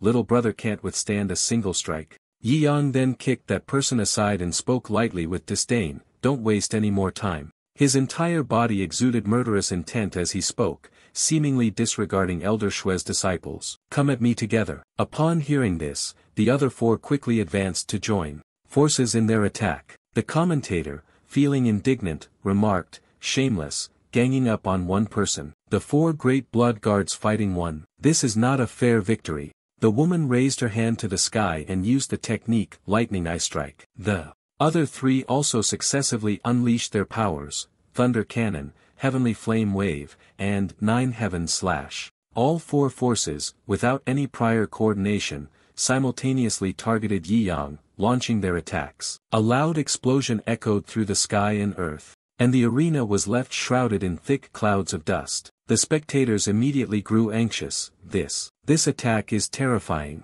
He's done for, and we're done for as well. Ma Wei sat there, silently calling out in his heart, "Big brother." From the dissipating smoke, a dignified figure suddenly emerged. The commentator, seeing Yi Yang brush off the dust on his clothes, joyfully said, "The legendary smoke-free law is said to have appeared on contestant Yi Yang." To the blood guard's astonishment, Yi Yang softly questioned, "Is this all?" He raised his hand to the sky, using the basic skill replication technique, and said, "Use the move of one of you." Only then did Yi Yang swing his hand, and a level 100 max fire flame strike was unleashed. Shuizi was quickly attacked, thrown to the ground while screaming. The one with green hair and the woman were also similar, being struck forcefully and sent flying a great distance. The one wearing the armor was struck hard, forced to the ground repeatedly. The entire blood guard was defeated by Yi Yang with a single move, then exploded. The people in the stands were astonished upon seeing this, their mouths agape. Elder Shui,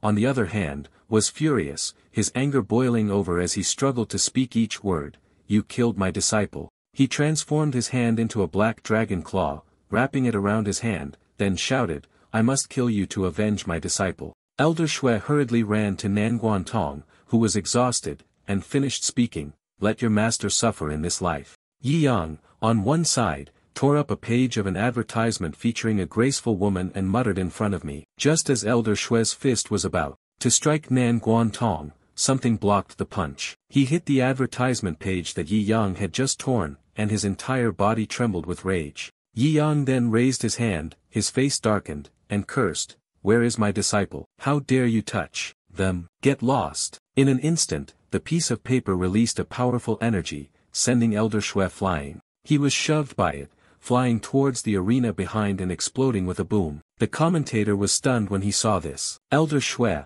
and yet he couldn't defeat a mere piece of paper. The audience has also grasped it, taking turns exclaiming in amazement. Mom, he's tormenting Elder Shui. He's not a waste, he's a god. Elder Shui, from the spot where he had been knocked down, shouted out, is this the strongest strike of yours? Very impressive, to be able to destroy 80% of my demonized body. But, he used the forbidden technique of the Great Earth battlefield and laughed. The body you burned can instantly regenerate. Now, let me show you the true horror of the great demon level. After speaking, Elder Shui braced himself and opened his mouth, laughing eerily. The commentator sensed the change and immediately became concerned. It's over, Elder Shui wants to merge with the battlefield. Is this his ultimate fighting form? Yi Yang not only wasn't afraid but also looked down upon him, so the old man likes eating dirt. The ground at this moment turned into a viscous black liquid. Elder Shui laughed maliciously, I have fused with the arena, becoming one. Everyone in the stands was shouting, will the arena swallow us up? It's so scary. Little brother Yi Yang must win.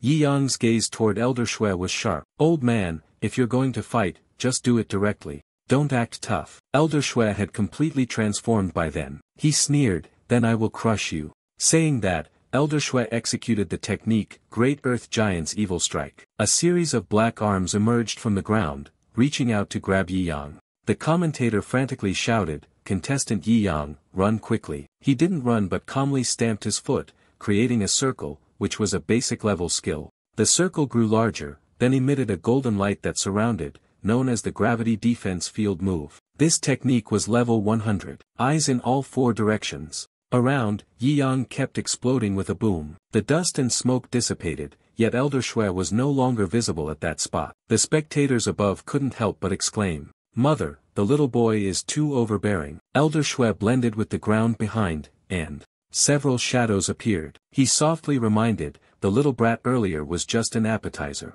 The shadows became puppets, emerging from Elder Shui's Earth Giant's awakening technique. He shouted, this is the true killing move of this old man. The commentator on the side, in fear, exclaimed, Elder Shui's Giant Rock Soldier Legion. This is no different from a monster's attack, it will kill everyone in the arena. Elder Shui laughed maniacally upon seeing this. Everyone knelt down and begged for mercy, kneeling sincerely. Perhaps we can choose one of the two lucky individuals. Live on as a pet. Yi Yang's expression turned solemn at this moment. He used defensive gravity, expanding the force field. A series of red energy sources formed into small beams, flying everywhere. Suddenly, Elder Shui and the group of giant warriors knelt down in astonishment. He frowned, struggling but unable to, then said laboriously, it's too heavy. The commentator, witnessing this scene, was stunned. I can't believe my eyes. Elder Shui and the giant warrior legion suddenly knelt down before Yi Yang. He merely flicked his finger downward and said,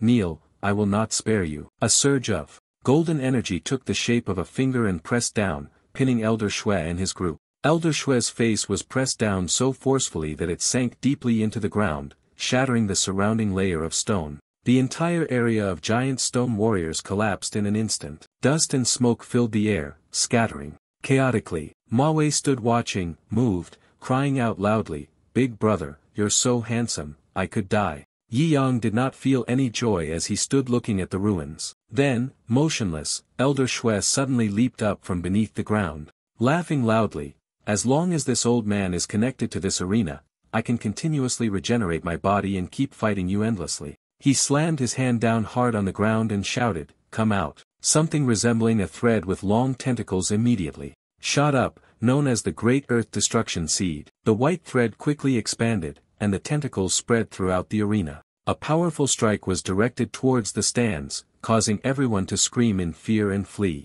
Ma Wei was also hit. He quickly dodged and escaped. Lu Qing and Nanguantong on one side also used shields to block and protect. Countless tentacles reached down towards Yi Yang from above. At this moment, as he stomped his foot on the ground and spoke, it severed the connection between you and the battle leader. The technique, a level 100 basic gravity-repelling force field, caused Yi Yang's eyes to make the entire area with the thread-like coils rise into the air, detaching from the ground. Everyone was shocked upon seeing this. Half of the arena soared into the sky, and then they wondered if he was a god. The white thread was immediately cut into pieces and then shattered. The arena at this moment had also cracked, and a large hole appeared, looking utterly desolate. Elder Shui sat on a rock that had split off from the arena, angrily cursing, "Damned beast, you!" The spear in Lu Qing's hand suddenly flew up, along with a message from Yi Yang. "Lu Qing, watch carefully, I will demonstrate for you just once." Yi Yang was holding a book in her hand. At that moment, her spear appeared as well. He used the Tsan Kan not true spear technique at the beginner level, causing the spear to fly towards the isolated rock at level 100. Even though the spear did not deviate, it pierced through Elder Shui's body. He was injured, sent flying, his eyes bulging as he silently thought, "It's impossible." Elder Shui was knocked far away, he couldn't accept it. How could I die at the hands of a pawn? After a while, he quickly fell, creating a strong tremor. Elder Shui was then lying flat on the ground, blood covering his entire body. The guards of Blazing City finally rushed to the scene, emitting smoke. A soldier at the forefront looked at Elder Shui lying on the ground and then asked, "Is it over?" "We have arrived, and with so many people coming to the rescue, there's nothing left to do now." The stone slab that had been split earlier was now put back together. The commentator shouted, "The match is over. The spectators, who were the Yi Yang team members, have saved us. The arena has now fully returned to normal." The voice continued, "He, contestant Yi Yang, is like a god." Everyone took turns calling out Yi Yang's name, then they discussed, "Oh my god, he's not some useless student. He's basically a war god. I now believe that the old hero is actually his student." At the sound of his name being called out, Yi Yang's expression darkened, and he looked anything but pleased. He nearly shouted, "Damn it, what kind of nonsense is this? I'm here to save any of you. I am just protecting my disciple." Everyone heard him say that, and then they all fell silent, feeling confused. Yi Yang used a small technique to remove the curse, then spoke softly. "Sorry, master, please make something new for me in the future, don't look anymore." Lu Qing spoke up, praising master's heaven and earth pillar is truly miraculous. At this moment, he flicked his sleeve and said, "Let's go. We are preparing to go home," the two of them shouted together. "Yes." Yi Yang, at this moment, finally noticed the sky and fell into a moment of thought. The dark sky made him hesitate and murmur, "It seems that the sky of Blazing City is about to change." The scene shifts to a place called the Demon Hall. The door is wide open. On the wall above, there is a large inscription, "Yi Yang's Strategy Guide." A girl named Lan Yu spoke up, "I know everyone has been hoping that I would say a few words on this topic. Today, it's very hard to return once, so let's satisfy everyone by teaching you how to conquer Sect Master Yi," Randa said. Senior sister Lan Yu is usually sent out to handle business matters. This opportunity to return and give a lecture at the sect is truly precious. Mengling and I, standing beside her, also shouted, "The strongest expert at catching men from Wuji sect is starting a class." Lan Yu casually remarked, "Although I have 10,000 ways to make men bow their heads in submission, what I truly feel, only money." Randa took it out of his pocket, "as long as it can win the favor of the sect leader." She then generously said, "The money I have saved up over the years is all for you." Lan Yu took the money and replied, "Everyone here is one of my own, so I'll give you a 50% discount." She continued, "The rest can be paid with labor, such as cleaning, electricity, clothes, magic. From now on, all of this will be your responsibility." Muhan and I and Mengling and I nodded. "No problem." It was only then that Lan Yu made her request. "Before the lecture, each of you tell me why you want to obtain him." Corrected version, "Before the lecture, each of you tell me why you want to obtain him." The sentence is already correctly written. Randa hugged the book in her hands, shyly saying, "Master is so handsome. Whether it's walking around the sect in sandals or the sound of snoring while sleeping, everything he does is so open and confident that it makes my heart race." Lan Yu, after hearing this, was at a loss for words and remarked, "Next person with a Brainless mind. Muhan and I thought for a moment and then responded, I always feel like I can't lose the sect leader. Randa retorted, lose your own head. You haven't even obtained her yet, let alone talked about anything else. After all, the sect master is the most important man in my life. Randu, upon hearing this, became angry. Hey, don't jump to conclusions. Just because she has a fear of men, don't forcefully assume that no other man exists. The sect leader, Lord Mengling and I, finally spoke up. My reason is very simple. The sect leader is a public resource, belonging to all the disciples. I do not hope for some people to sever the bond. I want to level the odds of winning. Muhan and I over there grabbed both of Randu's braids, stopping her as she boiled with anger. Lan Yu, at that moment, extinguished the spark that was beginning to smolder, silently observing before the class ended. Now, go to class and listen while you work. The substitute puppet of Bai Fei turned over, and Lan Yu's voice echoed. First of all, everyone knew that the sect leader was very powerful. This referred to his combat strength. The puppet suddenly jumped out. Lan Yu continued speaking, but emotionally, he was actually just a recluse who enjoyed simple romance novels. Trying to a recluse like this was relatively simple. Let me introduce a bit about the technique. The puppet transformed into Bai Fei and thought, fortunately, I can use the soul transferring technique to temporarily bring the soul back. I'll reluctantly listen to some of this boring cultivation energy of Lan Yu. Randa held the brush and took notes, while the other two continued to work diligently. Lan Yu began to state the first point. Then she summarized, finally, I will sum up the sect leader's power in 3 key points. Firstly, agree to all his requests. Jia Nan, with a simple mind, is enthusiastic toward girls and has no resistance. Randa nodded. I might even agree. Some requests he couldn't voice. Second, don't be jealous, because a man like him, surrounded by many beautiful women, but what he cherishes the most is the gentle type. Thirdly, when necessary, a forceful kiss is not just pursued in words, but physical contact is the true cure. Bai Fei sat to one side, laughing loudly. You're killing me with laughter,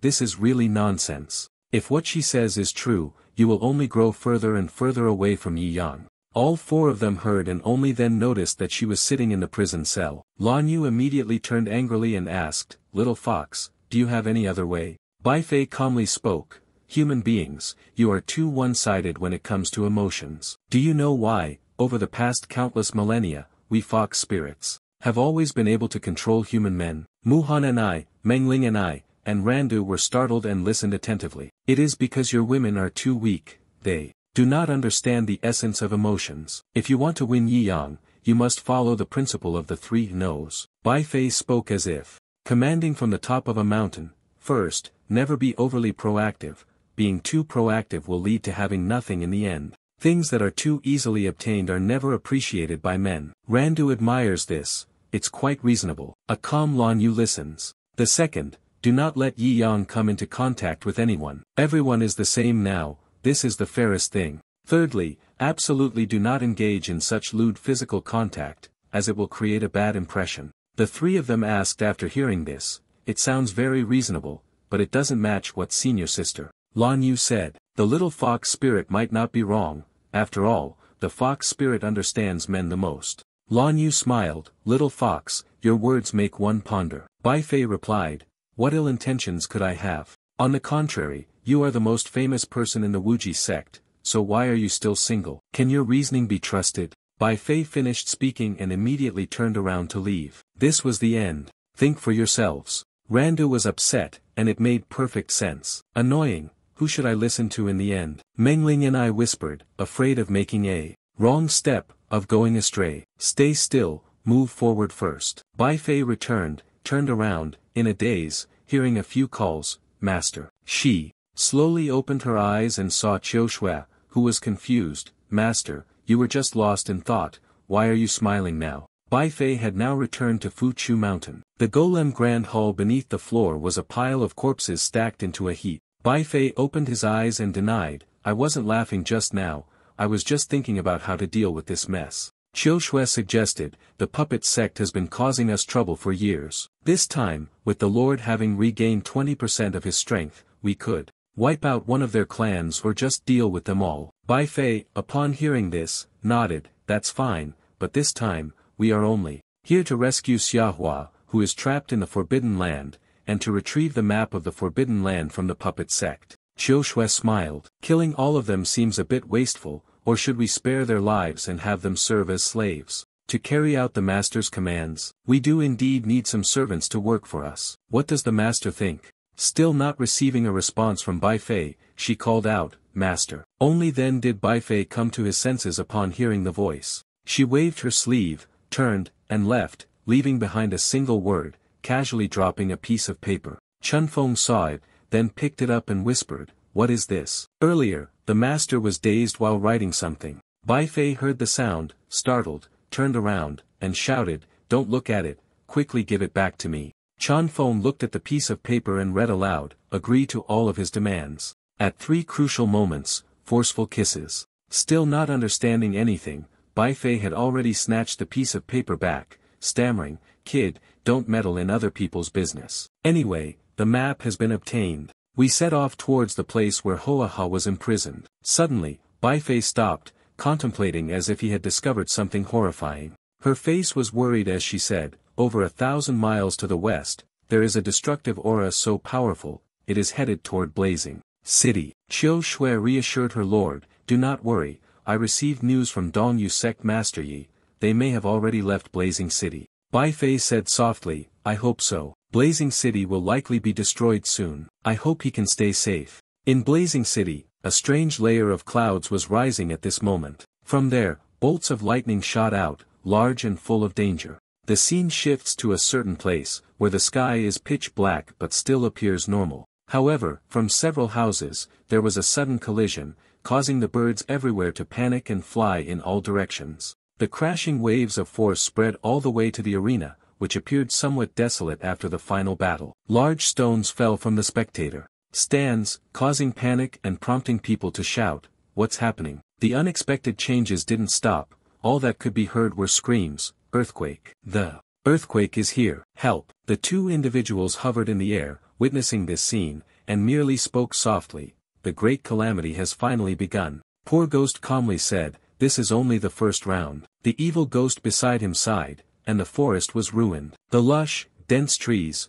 which were firmly connected to each other, were knocked over and fell in a series from the earthquake. The ground at this moment seemed to be peeled away, cracking into pieces. The high-rise buildings couldn't withstand the earthquake and collapsed in an instant. Poor Ghost and the evil spirit, standing beside him couldn't help but marvel, these structures are so weak in the face of an earthquake. The various houses, large and small, collapsed and shattered together, as if by some unspoken agreement. The devilish face was grim, deep, and weary as it said, It can't be held anymore. At this moment, even a large dam was cracked open by the earthquake, and then it shattered. Water from the dam immediately surged out in a chaotic flood. Poor Ghost didn't know what to say anymore, other than to sigh, This Blazing City is really going to be doomed. Not only that, but an entire large section of the city wall was also detached, slowly crumbling. The spectators in the arena saw that something was wrong and immediately shouted, Help. The arena is collapsing. Yi Yang,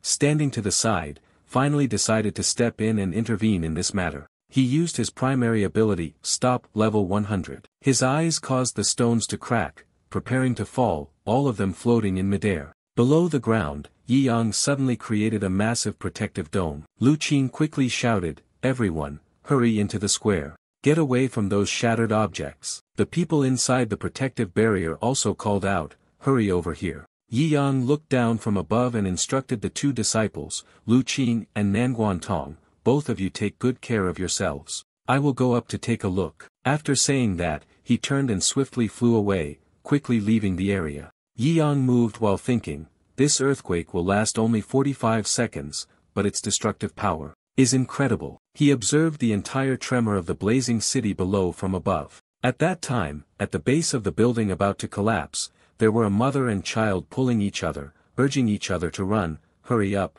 hurry. The child was running when suddenly he tripped and cried out in pain. The mother, out of love for her child, did not hesitate to turn back, embrace her child, and shield them at the moment the building collapsed. She was surprised that the large building still hadn't collapsed. In the place where the 2 of us were, the woman, carrying a sense of doubt and worry, looked up to see. She was astonished to see Yi Yang floating in the air, holding up the entire massive building with one hand. the child quickly reacted. Looking at him, she shouted, "Immortal, mother is an immortal, that's an immortal." At that moment, Yi Yang had lifted the entire upper part of the building into the air. The people below, with the broken bridge in front and a large group of fruit behind, cried out in panic, "Help! There's no way forward." At that moment, Yi Yang lightly swung his hand, and the top of the building quickly flew off. Everyone was surprised when they saw it in midair. What is that falling down? It fell smoothly from the top of that building into the river, causing the water to splash up high.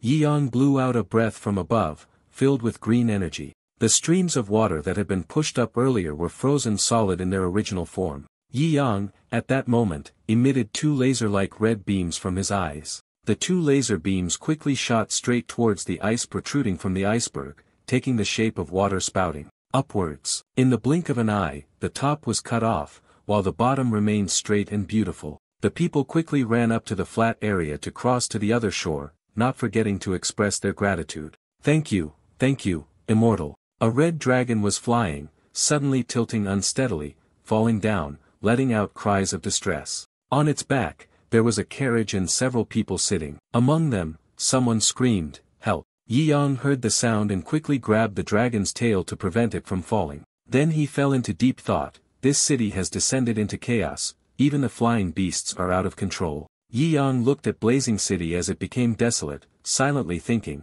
I must quickly stabilize the disaster. On the other side, in the arena, everyone was inside the protective barrier, avoiding the earthquake. Everyone below saw Yi Yang and consecutively shouted. Master Yishan turned around, then simply replied, "Release you from this dragon carriage." First. Clearly, Yi Yang and the dragon carriage quickly descended to the ground safely. He walked up to his disciple and instructed, "Lu Qing, Nan Guantong, I have arranged for people to investigate the cause of this mysterious earthquake. These individuals will be entrusted to both of you." The two spoke in unison, understood. After Yi Yang finished speaking, he turned and left, leaving only one sentence behind, "I will save more people." At this moment, Nan Guantong felt a stir in his heart and silently marveled, Master is so handsome. On the other side, at Blazing City, with hundreds of thousands of grain warehouses underground, someone shouted, "It's over. The earthly omen has brought calamity. Fire." The flames spread rapidly, causing panic among the people. The 100,000 grain warehouses of Blazing City are burning.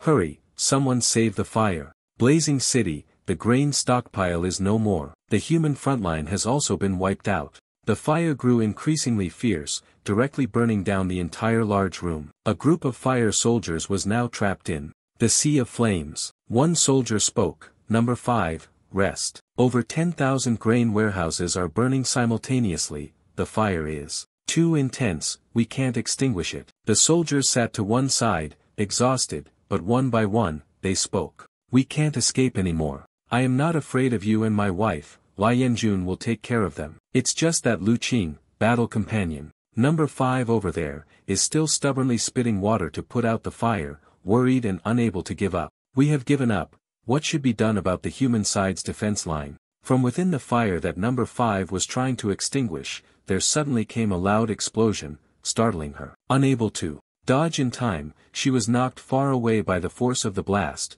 causing her helmet to be thrown off. Around the group of soldiers of the fire division, there was an endless sea of raging flames. She thought, I really can't accept this. When number 5 was crying, suddenly, raindrops fell on her face from somewhere, causing her to be astonished. Everyone in the group was equally surprised. The rain, it's raining, it's raining. A voice spoke, "It's useless. This level of firestorm cannot be extinguished, even by a storm." From the sky above, lightning struck, revealing the silhouette of something. Number 5 seemed to have lost the sorrow from before. Staring up at the sky, the heavens, and earth carried contrasting hues, water and fire. She saw the silhouette of a person above. Yi Yang was currently raising his hand to the sky, using the mid-level martial artist skill, Dragon Ascension Strike, at level 100. Around him, noble green dragons appeared, and all that could be heard was the roar of destruction. The green dragons simultaneously opened their mouths, spewing a large stream of water below. The rain had fallen and grown heavier. Working together to put out the fire, it wasn't long before the flames were completely extinguished. Smoke rose in thick clouds. The sky at that moment also returned to its originally clear appearance. Yi Yang could still be seen flying high above. Number 5 saw and realized he was gradually moving downward. She murmured in disbelief, "Am I dreaming?" The sea of fire was extinguished in an instant. The 100,000 grain storage, it's safe now. In front of everyone, Yi Yang quickly jumped down beside number 5. He performed a small healing technique on her. The soldiers were astonished upon seeing this. Number 5, immortals not only know how to extinguish fires, but also know how to heal injuries. This immortal truly knows everything. Yi Yang was slightly surprised as he looked at her and asked, "Is your name number 5? I once had a disciple named number 7, what a coincidence." Number 5, upon hearing this, was even more surprised. She gasped and exclaimed, "Number 7, you mean Lu Qing?" Lu Qing said that this time, coming to the front lines, I might never return. Number 5 was now excited, he was the master of number 7. Number 7 is still alive. Yi Yang spoke softly, she's alive, and so are you. Before number 5 could regain her composure, Yi Yang had already left behind 2 words. Go now, and left. She couldn't help but think to herself, master of number 7 is so powerful. Blazing City has been saved. On the other side, in the central area of Blazing City, where high mountains spew smoke, Poor Ghost and the evil ghost stood above, looking down. Poor Ghost whispered, perhaps the heavens are favoring humanity. The evil ghost couldn't help but exclaim, heaven sent a superstorm to extinguish all the fires caused by the earthquake. But the real danger to humanity has just begun. He looked towards the smoking volcano and sighed. The demonic world has really gone all out this time, awakening the dormant Tycho volcano that has been asleep for 10,000 years beneath Blazing City. To bring it into the present, they spared no expense in causing an earthquake. The formation is activating the Taigu volcano. Once it erupts, Blazing City will be completely destroyed. The white 10,000 granaries will vanish, and the western defense of humanity will fall. Poor Ghost said softly, this will be the true beginning of the demon's destruction of the world and the extermination of evil, and I will pay whatever price is necessary. We also have to sabotage and activate the formation to prevent the Taigu volcano from erupting. A voice suddenly echoed from behind, this is exactly what Lai Yan-jun must do. The 2 people then turned around and looked at the 3 individuals standing behind them in surprise. The legend of General Number 6, who is almost emotionless, turns out to be a woman. Number 6 calmly responded, evil ghost, poor ghost, you 2 gentlemen are being too polite. Humanity is on the brink of extinction, and 2 great individuals have come to help. Lai Yan-jun is deeply grateful. Looking below, there were numerous pesky demons. She continued, this time, the demon world must send countless demon soldiers to guard the volcano that is about to erupt. The soldiers below are still fighting continuously.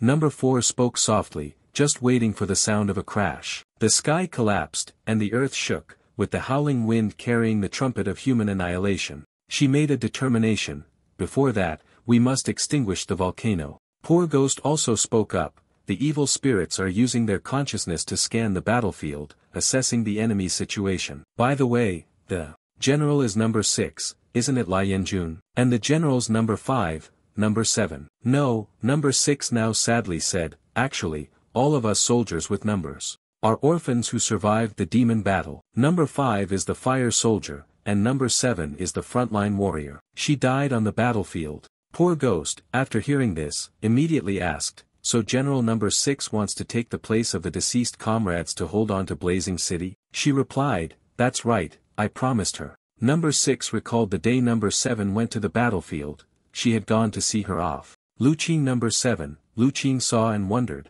why are you here? Number 6 replied, sorry, you're injured, and I can't use my privileges to let you stay behind and recover, not going to the front lines. Number 7 said softly, I'm fine, just a small soldier. Number 6, you are smart, calm, and your plans are meticulous. Lu Qing turned around and said, no matter what happens, you must remember, you were born to do great things. Lai Yan-jun needs someone like you for humanity to have hope in defeating the demons. 10 days later, a soldier came to report that Lord Number 7 was severely injured, beyond saving, and had been left on the battlefield. Soldier Number 6 heard this and replied, this is the home of the fallen soldiers. I feel honored because of it. Even so, Number 6 still felt sad and shed tears, the kind of person who sees destiny as a great undertaking, with aspirations for their mother, always prioritizing the greater good. She gazed into the distance, then thought, what does it truly mean to grow up alongside companions? In the end, I couldn't save anyone. Back to reality, a soldier rushed forward to report, ahead is the volcanic toxic smoke zone. The soldiers are injured, and they have begun to move slowly. Relying solely on a small number of elite martial realm peak soldiers, it is likely difficult to break through, but not impossible. The evil demon immediately spoke. The rival of Blazing City has completed the reconnaissance. Ahead of us is the great wall formed by the demon army, but we can only force our way through. Poor Ghost, make your move. Poor Ghost at this moment cursed, damn it, this is really a large amount of blood. Li Yanjun must compensate me. Number 6. Calmly replied, as long as Blazing City can hold the military side, it will definitely compensate Lord Poor Ghost twice as much. He spoke softly at this moment, because I can't afford to lose money, I must also prevent the Taigu volcano from erupting this time. I'm investing a huge amount of capital. Poor Ghost swung his hand, using the supreme technique to turn the beings into soldiers. At this moment, the small, silver-ranked soldiers, identical to each other, charged forward, brandishing their swords in unison. They quickly charged toward the demons below to engage in battle, attacking. On one side, the primordial demons fight with all their might. Poor Ghost was astonished, and the evil ghost orb only watched from there. The greater trouble was above in the sky. In the sky above, distant pink lightning flashes appeared, accompanied by troublesome demons. These were the 7 great sins, the demons of the upper 3 sins, tormenting and shouting. The game begins. One of the 7 great sins is love, which is violence. Roaring, he used the lion's crushing strike, a series of energy beams intertwining with each other, flying down to the ground and forming the earth-shattering strike. The energy wave generated a terrifying earthquake, striking fiercely down to the ground. Struck by the palm strike, it quickly shattered, killing even the ordinary people beneath. All great sins in love are tormenting. Pointing your finger, lion, calm down a little. The battle is long, don't use all your strength in that brief moment. The energies from the hands of torture shot out, hitting the soldiers, causing the lower-ranking troops to freeze. The 7 great sins, lustful and coercive, also smiled. The lion enjoyed showing off its power. She shouted out a fool's name and waved her hand, summoning a swirling vortex of energy. The whirlwinds collided with each other, suppressing the soldiers, causing them pain as they scattered in panic. The furious man shouted, "You wretched woman, are you tired of living? Dare to steal my prey?" The forced laughter echoed, "Stop talking nonsense, too many words. Even you, I'll tear you apart and torment you." Seeing them argue, she sneered, "What's there to argue about? Blazing City has so many people like that." "Absolutely, you can kill to your heart's content, just make sure to keep the checkpoint well for when the humans come to offer their lives." Number 6 spoke up, "They are the upper 3 sins of the 7 great sins. Loving the upper 3 sins is more troublesome than the lower 3 sins. The real trouble lies in the wickedness. It's not the 3 of them, but Yuan Zui. In the end, they're just grains of sand." Poor Ghost and Number 6, after hearing this, suddenly turned their heads to look and wondered what it was. They suddenly saw someone vaguely appear at the summit of the volcano. The 2 people were utterly astonished. Yuan Zui had also arrived. Standing there with the lightning strikes were the 7 great sins. Yuan Zui, in a state of violent rage, was almost always in a dormant state. That was because once he woke up, the image of him holding the hammer appeared as the embodiment of destruction, capable of ravaging the heavens, earth, and all things within them. A single strike from that hammer could crush the vast expanse of land beneath it. With his terrifying internal force, his physical body had also grown to an alarming degree. According to reports, he had once been surrounded and hunted by an entire army for 7 days and nights, yet not a single hair on his body had been harmed. His 2 subordinates only need to be by his side to increase his strength tenfold, almost able to achieve the strength of the upper 3 sins. Poor Ghost asked, "Are these monsters here? What is the probability that we can break into Taigu Huashan to prevent it from erupting?" The evil spirit replied, "The opponent is too strong, I cannot go." "What is the final probability of entering Hua Mountain?" Number 6 spoke up before charging into Taigu Huashan. "Roughly speaking, we're going to be wiped out, but we have to take the gamble." Damn, someone has broken through to the very end. It is possible to overcome the 3 supreme sins and Yuan Zui to prevent the eruption of the volcano. The evil demons also show their determination. Moreover, it is said that to save Dam Cheng is to save humanity. Everyone there thought as one. We can only move forward. The three individuals, Poor Ghost, Evil Demon, and Number 6, launched an attack together, soaring through the air and shouting, "Go!" At that moment, someone in the sky spoke up and reported, "Master, all the information I have gathered has been synchronized." The special lifeform summoning Yi-Yang Mechanical Servant 02 continues, "May I ask, Master, have you received it?" Yi-Yang, on the other side, flew while replying, "Xiao'er, I know. So it turns out these demons are causing trouble for me to deal with." He gathered energy in his hand, thinking to himself, "This time, I need a sword that's a bit sturdier." Number 6 was preparing for battle when, unexpectedly, the sword slipped out of its sheath and hovered, drifting away. The sword streaked through the air at lightning speed, leaving her only time to gasp in astonishment and shout, "My sword!" The sword continued to charge straight through the smoky, dusty areas without stopping. It flew for a long time before reaching Yi-Yang and was firmly held in his hand. Xiao'er was surprised to see this. I could see the master using a limited skill, which was a type of profession skill with usage restrictions, the default number of uses being 1. Yi-Yang quickly raised his sword high, then used the mid-level Immortal Cultivator technique, the limited skill, one sword to slash 10,000 demons, at level 100. In the sky at that time, a series of golden lights appeared, forming a large net that enveloped everything. The net was so vast that it could cover the entire expansive land, including the volcano's peak. It targeted a small demon and then made an announcement. Determine the target, marking it as 000. No, the net gradually identifies more and more demons, 65, 66, 67. Even the massive beasts in the sky were targeted by the net. 151 demons were discovered, more and more as time passed.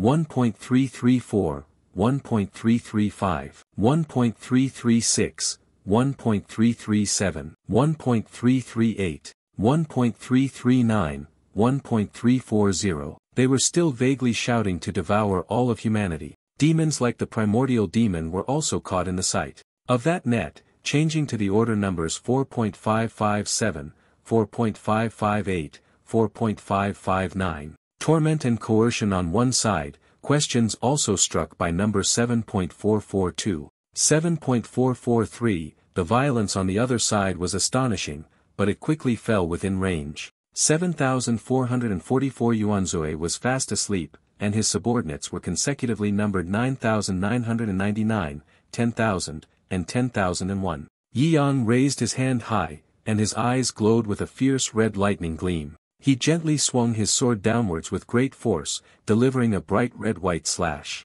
All the demons, primordial demon beasts, the three supreme sins, and Yuanzue were all split in half by that single slash. The solid iron box that Yuanzue used to sleep in was also pierced and split in two. That box, along with his weapon, the hammer, and his subordinates, all fell into the heart of the volcano. The magma there quickly reacted violently, causing 6 explosive detonations. After a while, the layer of magma returned to normal, and what had fallen into it had completely vanished without a trace. The three of them, including number 6 and the evil ghost Poor Ghost, were utterly stunned as they witnessed the scene. It was all over. The battlefield fell silent in an instant. All the demons below were cut in half, their blood flowing as they perished. Poor Ghost stammered, Is this divine punishment?" Number 6 also widened his eyes, Am I dreaming?" The soldiers below, upon witnessing this scene, all simultaneously wondered, did the entire body of the demon crack open on its own? Number 6, at this moment, placed his hands before his chest and sincerely expressed his gratitude, thanking the mysterious hero, Heavenly Chu Kunyao, for saving the world, Lai Yanjun, a hero who would never be forgotten for all eternity. The soldiers below also wildly howled and shouted, certain that an immortal had intervened and that the heavens had blessed the blazing sun sect. Number 6 couldn't help but exclaim, "Indeed, luck is on our side. It's unbelievable how the evil demons were wiped out so easily." That deity just pointed out a move and eradicated all these demons. He said in shock, among these demons, there was even Yuanzue, that perverted monster. Xiao'er, on the other hand, asked, "Is the next master going to stop the volcano from erupting?" Yi-Yang asked softly, "No need, just use the M74 missile to shoot at the volcano." Xiao'er was somewhat surprised. Such a master would cause the volcano to erupt earlier and launch a mixed rocket, its power even more terrifying than the eruption of the volcano. Yi Yang paid little attention and said, "It's fine. Let it explode, I have my own plan." She replied at that moment, "Yes." Yi Yang stood straight in the sky and called out, "Xiao'er, come over here." A loud response came, and Xiao'er quickly appeared, saying, "Greetings, Master. You have asked me to provide a spatial coordinate." She then replied, "I understand," and began to carry out the task as instructed. A moment later, Xiao'er reported the required spatial coordinates as x, 9.862, y, 1.349, Yi Yang turned around and instructed, "You go first." She then replied, "Yes." Xiao'er then took out a super-large M74 missile. Her gaze inadvertently became deep and cold, like a machine. Xiao'er's vision was now fixed firmly on Taigu Huashan in the distance. She controlled the missile with her mind. The M74 missile locked onto its target and launched. The missile at that moment flew swiftly, straight into the mouth of the volcano. The soldiers saw a strange object flying into the mouth of the volcano and shouted, "What is that?" The Taigu volcano erupted at that moment, unleashing a powerful and terrifying surge of lava. Number 6 sensed the situation at that moment and quickly became anxious. "It's over, the Taigu Huashan energy is out of control, it's about to explode." The primary spatial transformation formation, level 100 max, suddenly appeared at this moment, enveloping the volcano completely. Poor Ghost immediately asked, "Why did such a large formation suddenly appear?" Number 6 hesitated. "This is Yi Yang." The voice on the other side spoke, "Don't worry, I've already read the coordinates of the space where these demons are heading. The terrifying energy that will be released after Taigu Huashan erupts will be redirected by the formation I set up, moving everything there. Just in time, the volcano will also erupt with horrifying waves of lava." At this moment, in the demon abyss, a deep and mysterious place of the demons, a voice from the large fox echoed, "Master, the barrier of the demon abyss is too strong, we cannot get in. Xiahua is trapped inside, and the situation is dire. If we can't get in, she will be in danger." Bai Fei seemed to have seen something unbelievable and exclaimed, At that moment, a formation appeared above the demon abyss, from which a series of molten lava streams poured down. The streams of lava flowed downward, many resembling water from a spring pouring into the lower reaches. They continued to flow incessantly. The Taigu Huashan 9-linked explosion. Lava poured directly onto the ground, destroying countless objects. Below, the demon abyss was flooded with lava, directly enduring the immense temperature and explosion. The explosion spread wider and wider, creating a wave of terrifying destruction. Bai Fei's subordinates watched in shock, unable to contain their astonishment. "It's too frightening. The power of this Taigu Huashan 9-link explosion has already destroyed half of the demon abyss. What is going on here? Bai Fei is definitely thinking it's him," she said. "Perhaps, in secret, heaven is also helping us so that we have the chance to enter the demon abyss. The master of demon abyss is Jiutu, the demon lord, furious, cursed, damn it. Why did Taigu Huashan of Dancheng attack our demon abyss? The 7 great sins led these trash, and yet they let humans do whatever they want." Bai Fei immediately grasped the situation and whispered, "The master of the demon abyss has gone mad." She quickly controlled the fox beast to run and said, "We sneaked in to rescue Hoa. The lava eruption had just ended, leaving behind a wasteland in the demon abyss. On the morning of the second day, the scene had returned to tranquility. Lu Qing looked at the 2 people in front of him, then softly called out, "Number 5, number 6. She embraced her 2 friends with longing. "I must return home with my master." Number 6 gently said at that moment, "Lu Qing, thank you for bringing your master to rescue Dan Cheng at the Western Human Defense Line. She must remember that the Blazing Sun sect will forever be honored, for she is also happy that you are living well." Lu Qing was on the verge of tears at that moment, choking back her words as she said, "I know, take care of yourselves." Then, Yi Yang, Lu Qing, and Nan Guantong set off on their journey. Ma Wei gazed at Yi Yang and said, "Big brother, I will always love you." Poor Ghost and the evil spirits also send their farewells to Yishan. "Safe travels, take care." The shadows of the 3 figures gradually faded away. He waved his hand to say goodbye to everyone. "Everyone, let's meet again, the martial world shall meet again." 2 months after the Battle of Dan City, the scene shifts. The sun shines over the desolate plains. A massive explosion shatters the earth, unfolding before the eyes of the 2 individuals. Lan Yu spoke up and asked the master, "Master, what shall we do next?" The master looked at Lan Yu and replied slowly, "We will continue our journey, but prepare yourself, for the challenges ahead are not simple." Lan Yu nodded, his eyes shining with determination. "I am ready, master." The master smiled, his gaze filled with approval. "Very well, then let us go. We clearly received payment to only kill a real mountain ancestor demon. Is she upset? The person killed all the demons on the entire mountain. This is a losing business. Yi Yang only said he was looking for trouble, so he attacked the map. Anyway, it's just a basic fire technique." Lan Yu pretended to suddenly realize,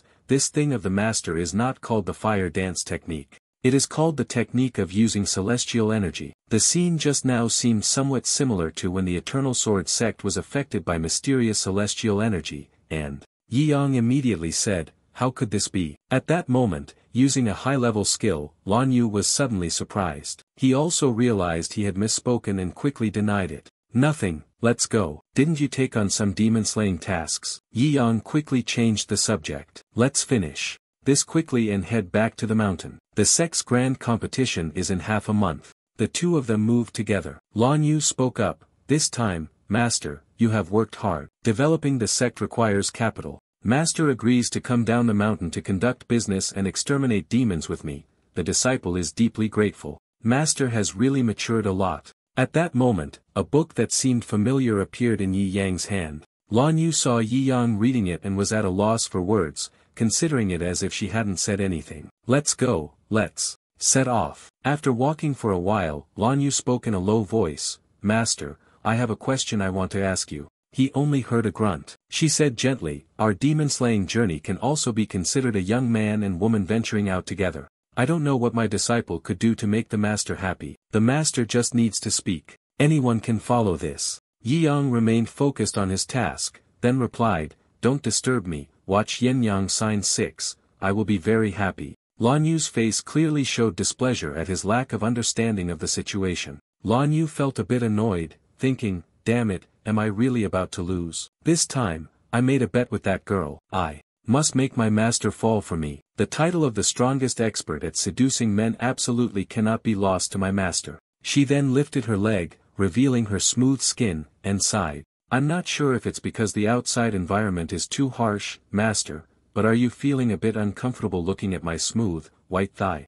Yi Yang remained lying quietly behind the car and called out, "I must be type O blood, mosquitoes like me. If it's uncomfortable, just drink plenty of hot water." These words made Lan Yu feel a pain without being struck. From a distance, 4 people on horseback were approaching. One of them shouted, "Miss, our scouts have been observing the road for a long time. I just want to advise you of one thing, flattery will ultimately get you nowhere. These people are bandits." The leader loudly said, "Anyway, that white-faced guy, you bring money to this area and become my wife." His subordinates laughed out loud upon hearing that. Lan Yu heard this and immediately shouted, "What nonsense are you all talking about?" She was suddenly surprised when she saw Yi Yang kiss the book. "Ma Yen Yang, wait for me a moment. I have something I need to take care of." Lan Yu quickly took out her whip. These random fish did not need the master to take action. "I travel alone everywhere, north and south, dealing with them is no problem. These bastards dare say I flatter. Go die, all of you." After saying that, she stood up,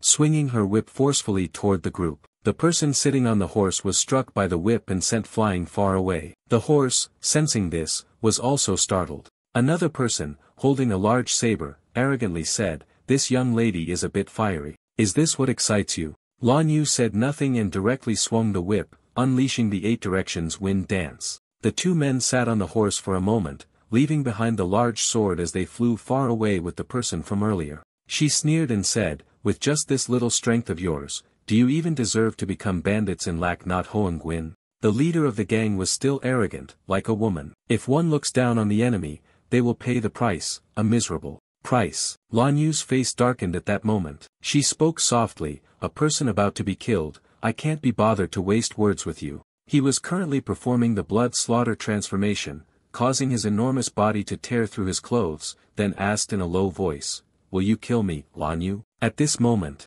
Lan Yu spoke, "You are indeed listed as a major criminal on the Blood Hand Wanted list, having killed people from 13 villages." He then wondered, "Did you come for me specifically?" Lan Yu immediately swung the whip and replied, "Nonsense. If it weren't to lure you out, who would ride in this broken cart? Going back and forth here. Behave and extend your hand to be tied up. He gently raised his hand, seized Lan Yu's whip, and smiled wickedly. A woman who knows how to scheme is truly terrifying. It's just a pity, you love too much. After saying that, the man swung his hand forcefully, causing her to be lifted up and spin in surprise. He said, I will deal with you first, then kill that pale-faced man. Lan Yu was whipped by the lash and flew off due to inertia, screaming out in a desperate cry. At that moment, a hand suddenly appeared and supported her waist. Yi Yang held Lan Yu in his arms, grabbing the whip's handle and scolded, How dare you, daring to harm my disciple. The other person was surprised. This bookworm actually knows some martial arts.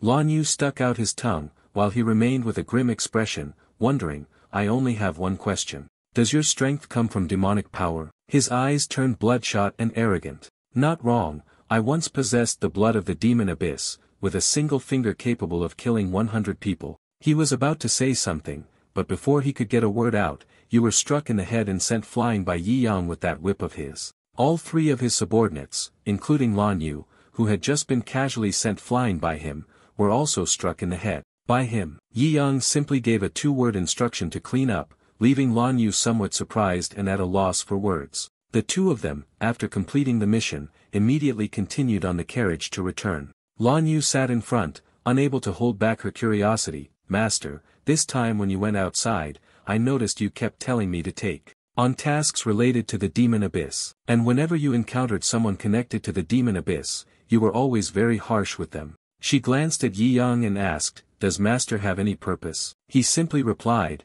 You're overthinking it, it's just a coincidence. Lan Yu continued speaking, The demon abyss has been quieter than usual for the past 2 months, yet Master, you keep provoking them. Every time she doesn't hear anything from Yi Yang, she calls out to Master. Knowing that he is asleep, she grumbles in frustration. At this moment, Yi Yang was actually just pretending to sleep to avoid it. He silently looked up at the sky as if contemplating something. At that moment, deep within the forest, there was a place located, the Sun City Shin clan. At this time, Lan Yu had just stepped through the door when she immediately raised her voice, stating, Add an additional 100,000 gold coins, or I will leave immediately. The rich merchant Shin San, upon hearing her decisively say that, immediately started crying and spoke up, Lan Yu, sister, please don't. We clearly agreed on 100,000 gold coins. Now you arrive and raise the price. Our family is about to go bankrupt, and we don't have much money left.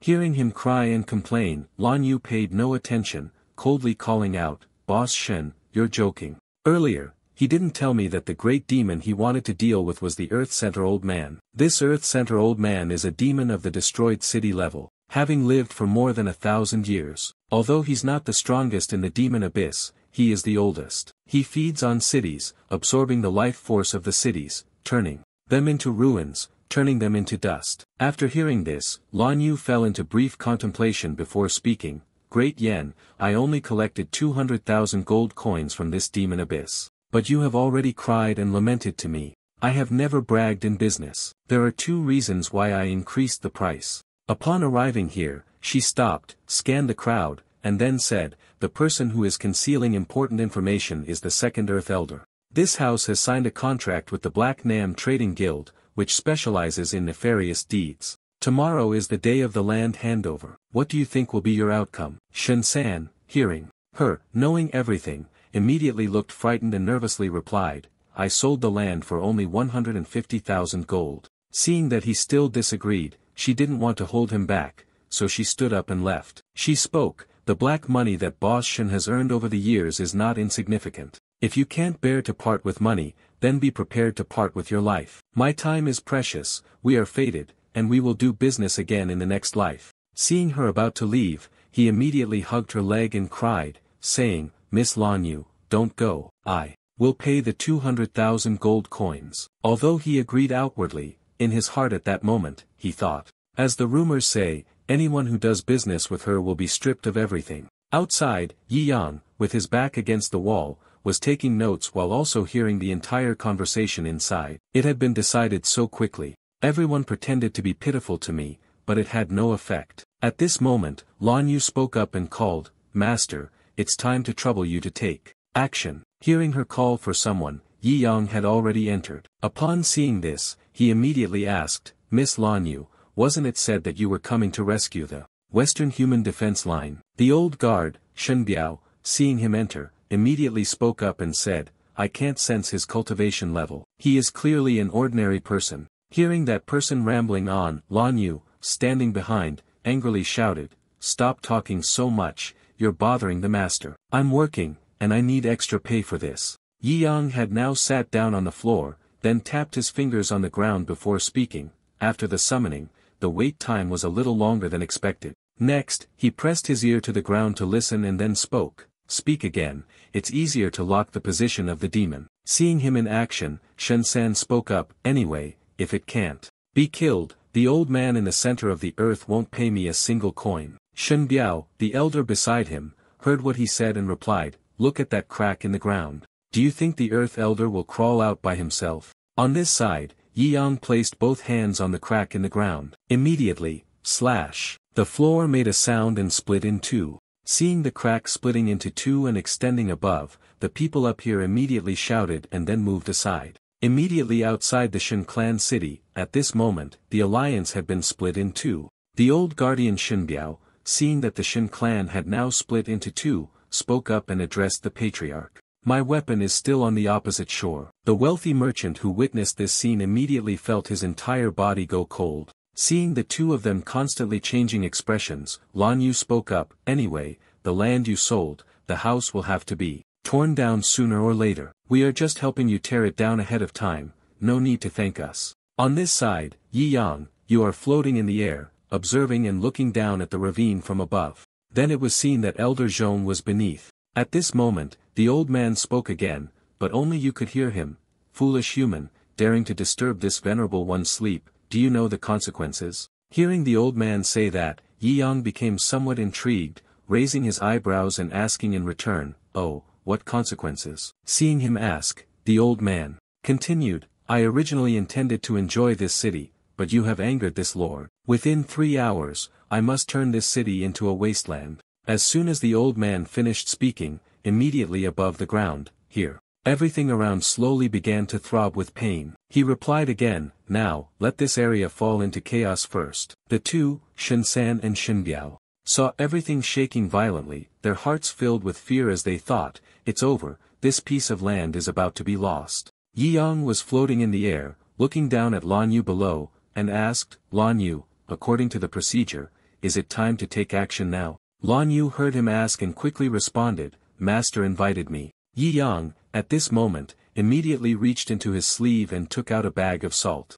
The wealthy merchant Shen San below, seeing this, curiously asked, "You want to use salt to deal with Elder Di Trung?" The old guardian beside him, upon hearing this, also looked at him in confusion. Up above, hearing the question, he chuckled, scratched his head, and replied, "As I said, I have been exorcising demons for a long time, and I must follow tradition, such as using salt to ward off evil." Below the ground, at this moment, Elder Zhong heard the words just now, immediately became enraged, shouting, "You little brat, you are humiliating this esteemed self." Then, the old man used his internal energy and forcefully threw a piece of the ground into the air. Stunned for a moment by the scene, Yi Yang immediately widened his eyes, which turned bright red, and stared fixedly at the object flying toward him. A loud explosion sounded. Shen San and the old man Shen Biao were startled. Immediately, the old guardian spoke, casting a glance at the mountain and saw the two people's faces turning from green to white. Lan Yu, who had been engrossed in watching, still spoke to the two of them. "This is the psychic ability. My master wants to teach me this power, but I prefer using a whip to strike people." Yi Yang, at this moment, reached out to grab a handful of salt, then immediately threw it out, loudly shouting, "Evil spirits, retreat." And so, those salt grains slowly fell to the spot where the old man was standing below. He saw this and immediately pressed both hands to the ground, quickly gathering his strength to create 2 large waves of aura. Very quickly, he cast the great shielding technique to create a large rock barrier to block the salt for him. Immediately, he also performed the Duongmon technique, the basic skill of the hidden weapon Bao Vu Lai Hoa. The small salt particles quickly rose to level 100. The grains of salt instantly turned into a downpour, continuously rushing straight toward his stone. Very quickly, After those grains of salt, they pierced through the large stone he had created. They even pierced through Elder Zhong's body, leaving small holes in his flesh.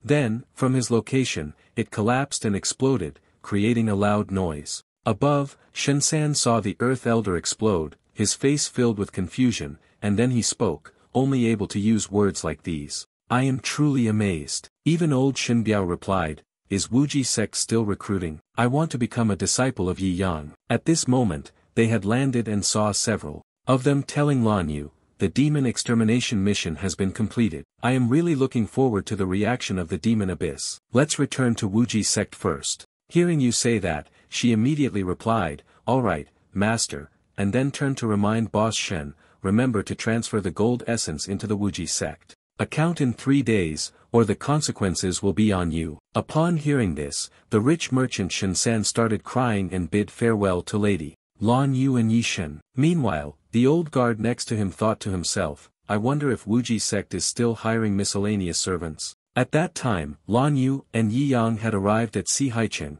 where the city lord's mansion was located. Very quickly, both of them, along with several others, entered the VIP living room. The demon slayer named Purple Taoist, aged 28, took a swig from his wine bottle and said, how strong is this demon, after all? It still requires enough people to be gathered before it can be dealt with. Hearing the old Taoist's words, the demon hunter, who was in the midst of a meditation posture, sitting cross-legged and floating as if fishing, snorted through his nose, unwilling to say much. The reward this time, old Kim had already claimed for himself. Seeing the two of them arguing, Lan Yu, on this side, spoke up and said, Master, you won't blame me for coming back to Sihaicheng and taking on one last task, will you? Before the other side could respond, a smile appeared on her face, and she continued speaking, this reward of 500,000 is so tempting. Hearing her say that, Yi Yang, while reading his book, leisurely replied, it's fine, after all, it's just a one-time thing. Suddenly, a regular customer of the Fanshu Monk Tavern walked in from outside, smiling as he called out, Sect Master Yi. Immediately, Fanshu saw the book in his hand and quickly rushed over, calling out, Yen Yang, Yen Yang. Seeing the person rushing toward him, Yi Yang immediately became cautious, raised his foot to block him, and loudly shouted, get out of the way, don't touch my things. After a fierce struggle, Wanshu moved to Lan Yu's side and then spoke, so petty, Miss Lan Yu, it's been a long time since we last met. Hearing this person greet her, Lan Yu immediately shouted back loudly, get lost, you bookworm, obsessed with novels every day. Hearing her rejection, he retorted, your master is the same, you know. Hearing this, Lan Yu immediately retorted loudly, master is studying the myriad aspects of life, which is different from someone who, day after day, eliminates demons, yet has his magic weapon of life stolen by a female demon. After hearing what she said, he felt a little annoyed but spoke up, Miss, you are truly fierce. Sect Master Yi needs to resonate with the highly confidential information of the demons this time. Do not exchange Yen Yang 6 with me. Yi Yang only responded with an, oh, upon hearing that. Fan Shu then began to recount, this demon extermination mission involves the precious daughter of the City Lord, a monster parasitic in the body of the City Lord's beloved daughter. She invited all the high-level demon exterminators from across the country to come here. Fan Shu recalled and continued, as a result, a large number of demon exterminators were killed. The most terrifying part was the expert exterminators at the main base. After purifying her for 3 days, the demon returned to full strength. At that time, many people were discussing. Everyone said it was beyond saving, but the City Lord refused to give up, continuously spending more money to search for other experts. Yi Yang, while attentively reading the book, listened to the other person's story and showed no expression, simply responding with an, oh. Lan Yu also finished listening and then asked, does this book offer a way to deal with demonic creatures? Upon hearing this, he immediately replied without hesitation, why did I come for 100 silver coins? Both DM Hong 6 and the blueprint are already here. I need the money. Ms. Yu, why did you come? Seeing this guy ask me back, Lan Yu immediately smiled and replied, it's also because of money, so there's no other reason. When she was told to come here, she immediately recalled about 3 hours ago. At that time, she and Du Jung were walking when they heard someone continuously shouting, saying, I am not a monster. A girl suddenly burst out of the mansion, running in panic, crying and screaming, shouting, I am not a monster, don't lock me up, someone save me. Soon after, the girl slipped and fell, her face hitting the ground hard. She was immediately grabbed by 2 soldiers and taken inside. As they brought her in, one of them said, "Miss, if you go out at night, you are a monster." Hearing this, the girl cried even harder, pleading, "Let me go." The man replied, "In this life, you can only be locked up." While Lan Yu stood there listening, the people behind the table were talking. "The monster is truly terrifying. My child used to play with it, but now, they can never get near her again." She heard the person say that, and her mind immediately recalled her childhood. Back then, she was looked down upon, mocked, and told not to associate with this monster, or it would kill them. She was pelted with stones, and a group of children pointed their swords at Lan Yu. She had only known fear then, retreating into a corner. The boy raised his sword in front of him and said, "I must use my father's sword to kill you, monster." When she heard what that man said, her whole body immediately filled with a murderous aura, and she reached out to grasp the sword. Immediately, the sword in her hand was shattered and broken by the sharp aura she exuded. The group of young ones, seeing her transform, suddenly became frightened and fled. As they ran, they glanced at her and shouted, "Monster! Everyone, don't mess with the monster." A moment after the group left, the sky suddenly began to rain. At Eternal Sword Sect, someone then spoke up and said, "I heard that you've been doing household chores since you were little." But they were all bullied and excluded. From now on, by wearing these gloves, you will be able to control it yourself, no longer be oppressed. At that moment, Lan Yu was very happy and then spoke to express her gratitude to her master. Recalling that event, Lan Yu couldn't help but feel a heavy weight in her heart, thinking, "I will never let anyone discover that I am a monster again." She then unfolded the notice in her hand and said, "Master, we must definitely earn this money." Yi Yang was startled upon hearing this. At that moment, her resolve grew even stronger. "This girl, I must save her." At this moment, the two arrived in front of the mansion and immediately encountered a soldier. The sentry saw them and said, "From Demon Extermination Master 11 to 20, please proceed to the Demon Extermination Hall, Mississippi." Very quickly, the two of them were led into the mansion.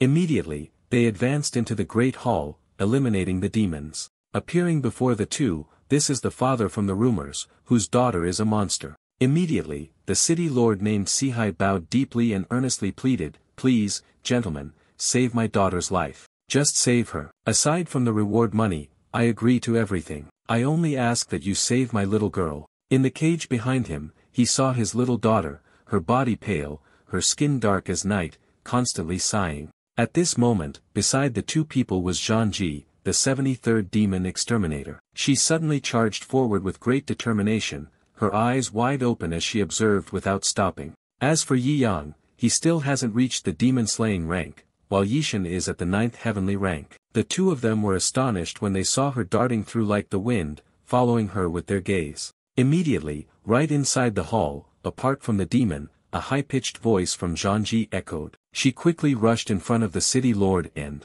said, "Let me." She then continued, "I only ask that you release my older brother from death row." Hearing this, he replied, "No problem. Just save the young lady, even if it means a death sentence, it can be pardoned." Then the soldiers opened the iron cage door and allowed her to step inside. Zhangji, upon entering, immediately saw his daughter sitting in a corner. The girl immediately started crying as soon as she saw her enter, running over and saying, "Sister, I'm so scared." Hearing that, she replied, "Be good, don't be afraid. Let me check for a moment, and you'll be fine soon." The girl's eyes, which were originally normal, turned into murderous intent as soon as she saw Zhangji. Immediately, his expression changed, and he quickly charged toward her, letting out a loud growl. She was startled when she saw the girl, quickly stepping back a few paces, and shouted, "Demoness, trying to sneak attack me." Zhangji stepped back, about to say that it was impossible, but before she could finish her words, the young girl charged at her and bit her neck.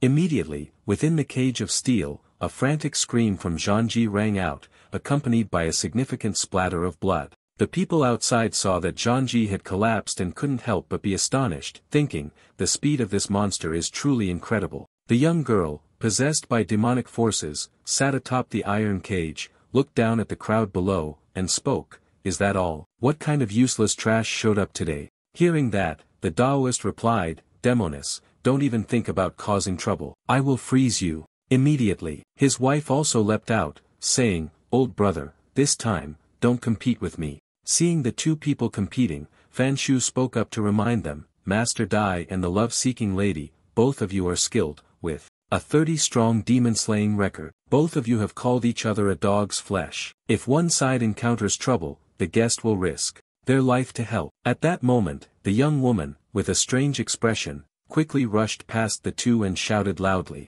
Immediately, the old Taoist priest performed the Great Wrath Flame technique, spitting out a burst of blazing fire from his mouth, blocking the direction the young girl was about to charge while also drawing her attention toward him. The old demoness immediately cast her binding spell upon seeing this, swiftly throwing out a fishing line and wrapping it tightly around her entire body. A sound echoed. The little girl had been controlled by the damned seductress and fell heavily to the ground. The daughter of the city lord's face was filled with anger, gritting her teeth and continuously emitting low growls. The old Taoist priest, seeing the girl being restrained, quickly cooperated and spat out a ring of blazing fire around her. The city lord, seeing this, immediately became anxious and shouted, "Don't harm it." The demoness responded, "The fire that cultivates demons from that bastard only harms the demons, not humans. I will now take the demon out to protect it." After speaking, the demoness retracted the rope and only pulled out a cluster of dark, swirling energy that tightly coiled around. Meanwhile, his young daughter remained lying on the ground.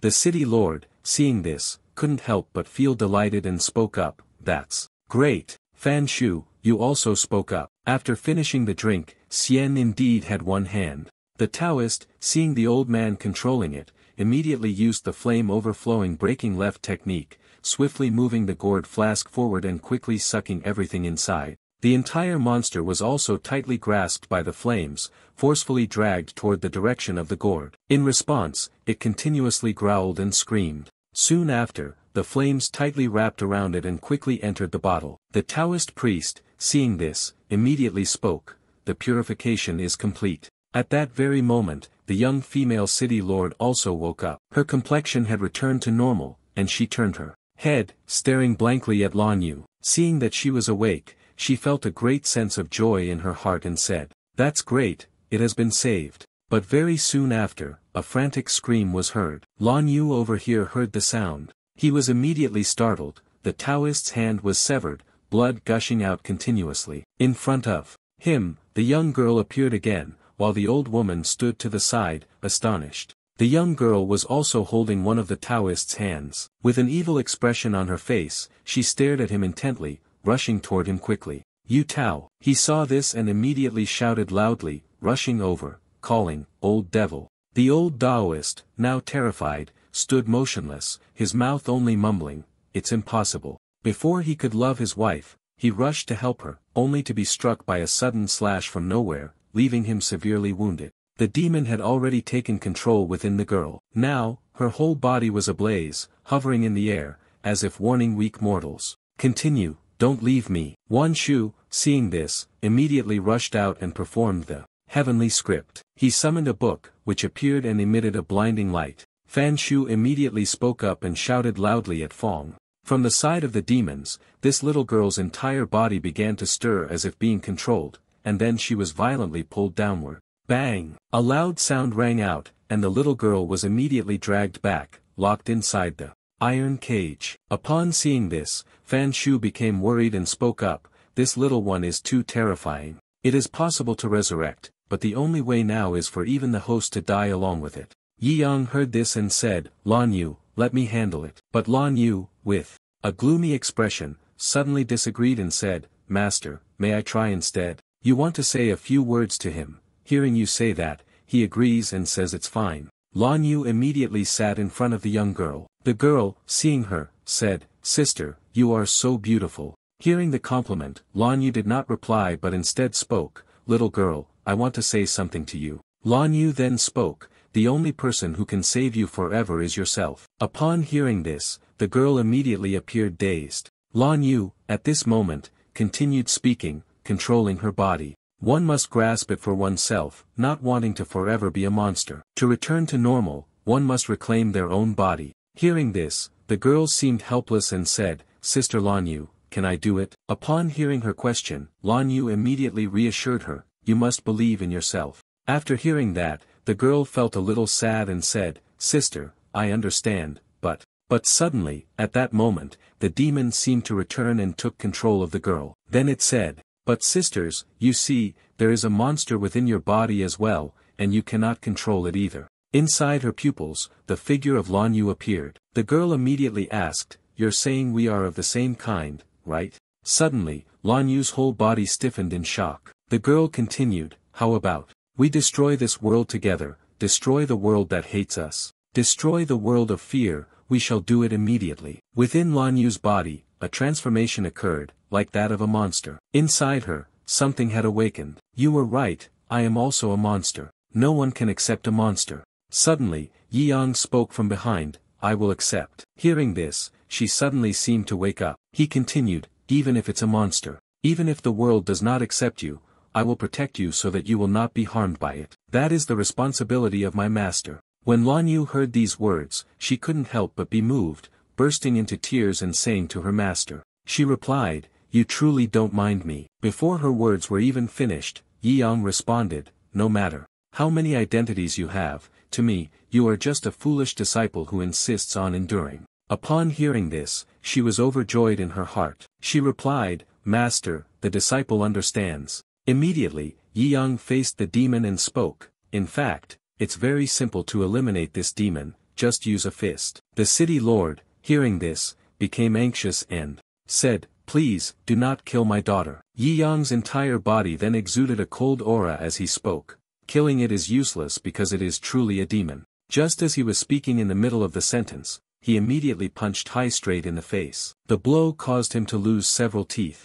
Then he replied, "You." He was punched immediately and flew far away. He was thrown so far that it broke the leg of the support beam, smashed the wall in front, then create a loud crashing sound. The people around, seeing this scene, were all astonished and shocked. Lan Yu, over here, also stood there in a daze, only able to watch with wide eyes. Yi Yang was the one who made a move. Sihai, after being struck by Yi Yang, collapsed onto the ground. But immediately, a strange object emerged from within his body. The demon then looked at him and spoke. "I never expected that it would be you, a mere human, who would uncover the truth." The people on this side were left stunned upon hearing this, but Fan Shu, on the other hand, seriously said, "So that's how it is. No wonder. The purification keeps alternating, yet she still keeps erupting. The sinner truly is Zhao, the city lord is forever turning his daughter into someone else." On this side, the demon invoked the demon abyss, his copper eyes spoke,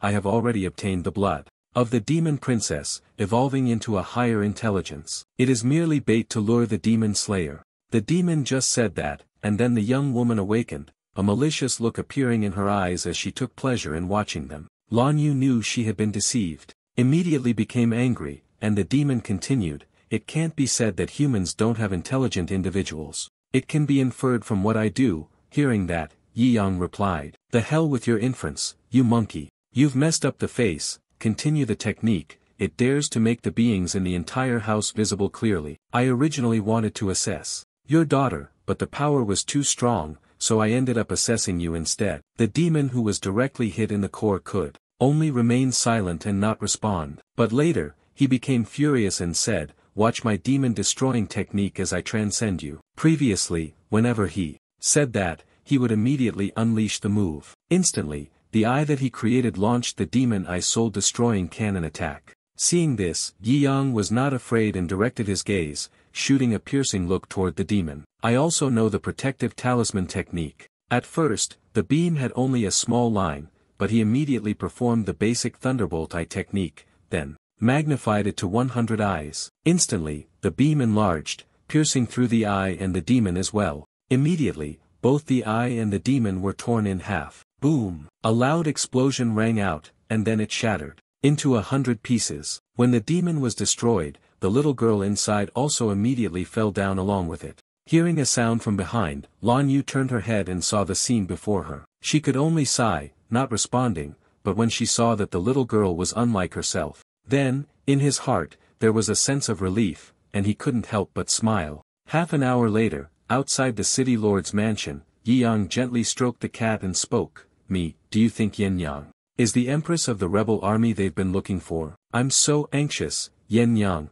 hurry up with the update. Lan Yu stepped out, happily calling out, little girl, it's fine now. Thank you very much, master. It's no longer a monster. Hearing her say that, Yi Yang immediately spoke in a deep voice, actually, I'm not a monster. Hearing him say that, Lan Yu was stunned. Yi Yang continued, you were born with excessive strength, unable to control it, causing energy mutations to burst out. I will teach you the technique of aberrant energy, which will allow you to control your powers. Hearing that, she calmly replied, I don't care whether I'm a monster or not. I only care about being your disciple forever. While the two were engrossed in their conversation, a careless and carefree man named Fan Shu suddenly appeared and said, I don't care if you're a monster, but could you give me some money to buy a yin-yang sign? Startled by this sudden interruption, Lan Yu became enraged and immediately struck him away. She shouted angrily, get lost. At this moment, Yi Yang, who was about to leave, spoke up, I'll go back first,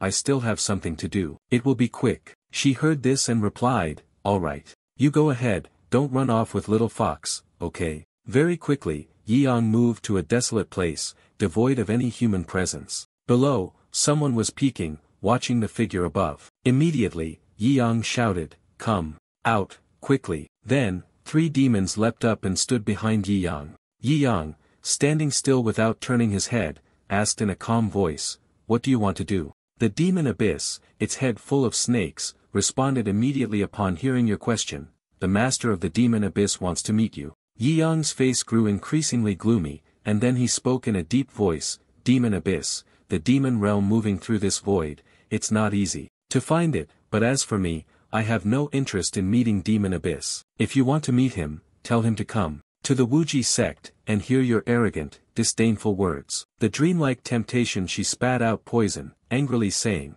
then it's not your turn. Immediately, the other 2 demons also exhaled poisonous gas, heading straight toward Yi Yang. Yi Yang here, his whole body calm and unaffected, with a hint of disappointment, spoke and said, is that all? Because you were just sealed in the demon crystal, you were frozen. Seeing this, the demon asked in confusion, got him. Is he the legendary Yishan? The other replied, the crystal seal of Lord Yumong is formidable. In any case, we've accomplished our mission. Let's take this person to the demon abyss to meet the master of the demon abyss. Then, all 3 of them immediately activated their cultivation techniques, carrying Yi Yang along. He spoke up and said, let's go. Immediately, the scene that had once been bustling with activity returned to a state of silence. At this moment, a cold, gloomy aura enveloped the entire sky above the demon abyss, the glass hell. Dongyue stood alone in a corner, observing the group of people sitting in front of him. How strange, these people were just playing cards,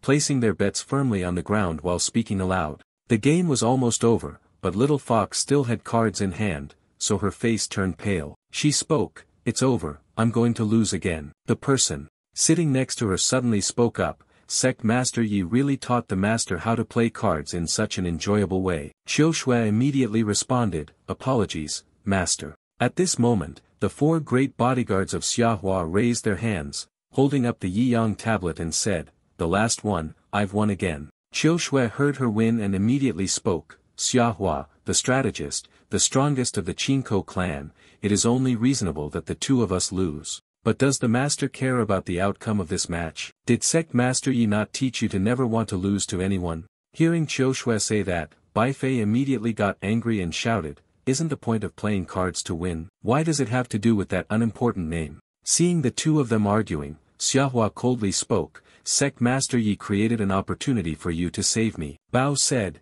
come here. Suddenly, she recalled the scene when she and the others had confronted Jiutu. They never expected to be tracked by Jiutu's demon master and captured again. Bai Fei, the fox, she immediately remembered, and her face turned pale at the thought. Bao said, it's a pity. I've only recovered 2/3 of my strength. We need to find a way to escape, or else. Here, her voice immediately became serious. The 3 of them paused and turned their heads. 3 days later, he led us to the enemy's location, where we are hiding. The group continued to discuss endlessly. Dongyue stood to one side, indifferent. Bai Fei was easygoing. Xiahua revealed the plan to escape from Ma Oi and I. Hearing this, she replied, now, secretly set up a spatial array, wait for us to escort them out of the glass prison, and activate the array to escape. There are always demons guarding outside the crystal prison, so Xiahua said, that thing keeps watching us all the time. Bai Fei replied, it's fine. I will seal their senses,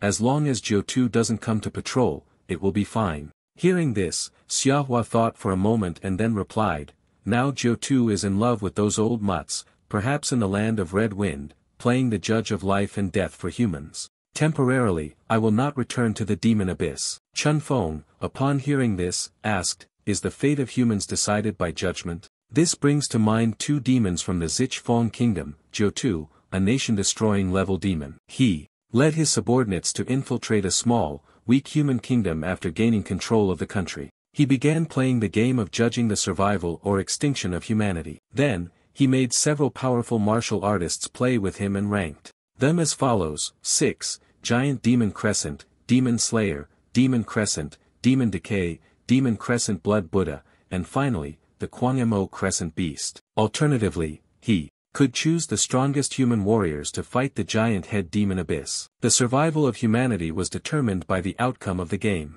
But the result so far is that the people from the 5 small countries have all perished because of this. Upon hearing this, someone spoke up, this is really too much. At this moment, Bai Fei said, we must not delay, we need to set up the formation, and think of a way to escape, seize the opportunity. The atmosphere here is even darker than the prison we were in earlier. This is the demon abyss Great Hall. At this time, the demons who had previously captured Yi Yang, now sealed within the demonic glass, brought him down here. One of the demons struck Yi Yang hard, saying, Lord Yumong has given orders. We must wait until the demon lord returns before we can open the glass. Hearing the demon's name, Lao Shuefo immediately responded, this little monk wants to see what makes the person turned into Yishan better than others. He thought he would be allowed in, but the 2 demonic guards shouted loudly, do not approach. However, he paid no attention and immediately struck decisively. Instantly, a scream was heard along with the call, Master.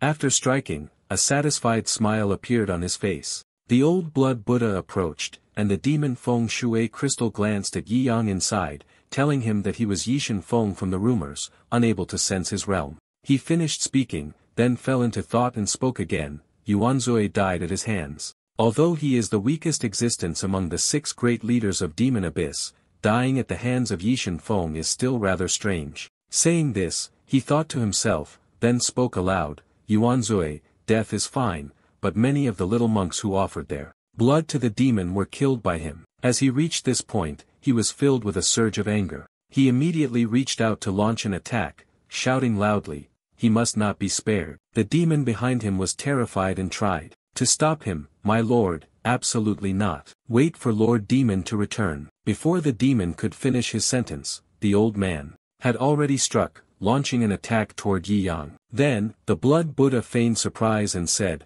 this little monk slipped by mistake. Very quickly, a loud explosion rang out. The glassy demon wind shattered into 100 pieces. Ahead, the dust and smoke billowed. The blood Buddha elder eagerly anticipated seeing Yi Yang's corpse. After a while, the smoke dissipated, and Yi Yang remained sitting there, staring at the old man before letting out a whistle. Lao Shuefo saw that Yi Yang was unharmed, and in his heart, he became astonished, thinking, my deep fat pill has no effect on him. Yi Yang saw the old man standing still, not speaking. He took out the arrest warrant, and spoke, you are the monster, spreading the blood of demonic creatures everywhere, creating monsters. Here, Yi Yang immediately spoke coldly, slowly calling out, blood Buddha. Yi Yang's face was dark at this moment, his entire body exuding a cold aura as he said, receiving such filthy things, you have polluted many humans. Seeing his overwhelming momentum and hearing his mocking words, the elder blood Buddha replied, benefactor, you speak arrogantly. This humble monk is merely in the process of saving them. My Buddha is compassionate. Yi Yang, hearing this, raised his hand and threw the wanted notice at the old man, shouting loudly, now I'll directly convert you. The blood demon monsters are being killed one by one, it's such a hassle. I'll just convert you directly. This world has become peaceful, and the wanted poster that you tossed here has gained even more power, speeding rapidly toward the old man. Seeing this, the blood Buddha elder raised his hand to block the attack and angrily replied, everything is like a fleeting illusion, shadows like bones, like lightning. You are too agitated, donor. His expression grew even darker, his eyes sharp and fierce. He spoke loudly, saying, "Little monk, I will teach you the way of heaven."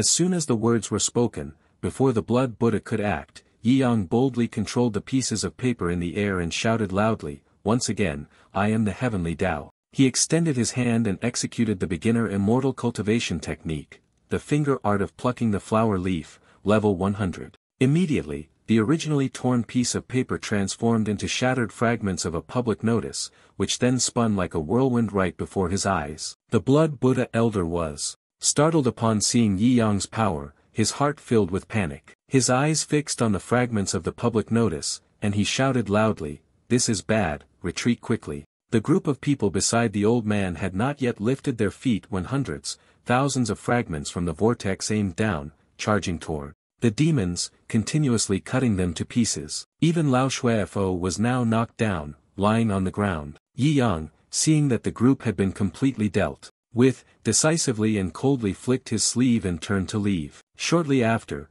he leisurely and calmly sat down on the blood demon's throne. From the outside, a winged demon was flying from afar, heading toward this place. As it was about to approach, it immediately spoke up to report, "Your Majesty, we have returned." The one called Your Majesty then responded, "This time, the trial game of the Feng Kingdom was really boring, those humans were too weak." Upon hearing this, another person replied, "Slaughter. As long as we can. Draw our swords and kill people, it's very satisfying." Seeing that they were nearly there, a demon immediately leapt down from the back of a winged beast. Immediately, the monster beneath him, seeing the destruction and ruin above, was stunned and asked, "What is going on?" At this moment, the named Jiu-Tu demon lord appeared. He cast his gaze ahead, and was equally shocked, snorting loudly, "Monster." He then stepped inside and saw Yumong hiding behind a pillar. As soon as she saw him, she panicked and said, "This is bad. The blood Buddha was killed by the human we captured and brought here." After that,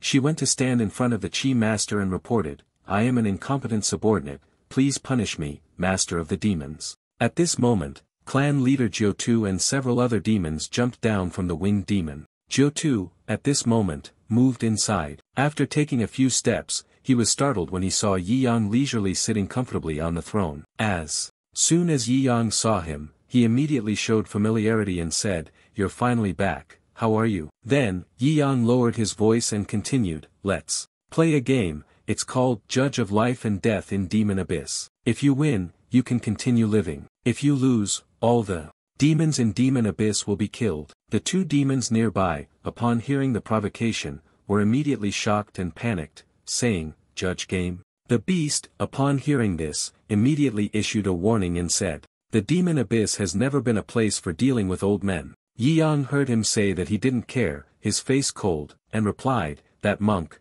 not even a finger of mine could touch him. Are you sure you want to resist me?" Siyu raised his head, hearing this, and angrily said, "I can kill you with a single strike of my blood Buddha." Too arrogant. Do you think that by killing the original blood Buddha, you can do whatever you want in the Demon Abyss? Even the demons beside me have said so. It is not within the territory of the Demon Lord's residence. How dare a mere human be so audacious? Seeing the two of them being unreasonable, Yi Yang became furious. His eyes gleamed with intense killing intent, as if he wanted to devour them alive. He warned them not to be so disrespectful. Outside the Demon Abyss Great Hall, two immense sources of power could be seen shooting out from within the hall, extending all the way to the horizon. Then, a loud explosion sounded. Jiu-Tu saw the internal power from him and couldn't help but be astonished, calling out, "You've arrived." Even the three demon minions of his over there are startled and shocked. Yi Yang spoke in a deep, resonant voice, continuing, "Look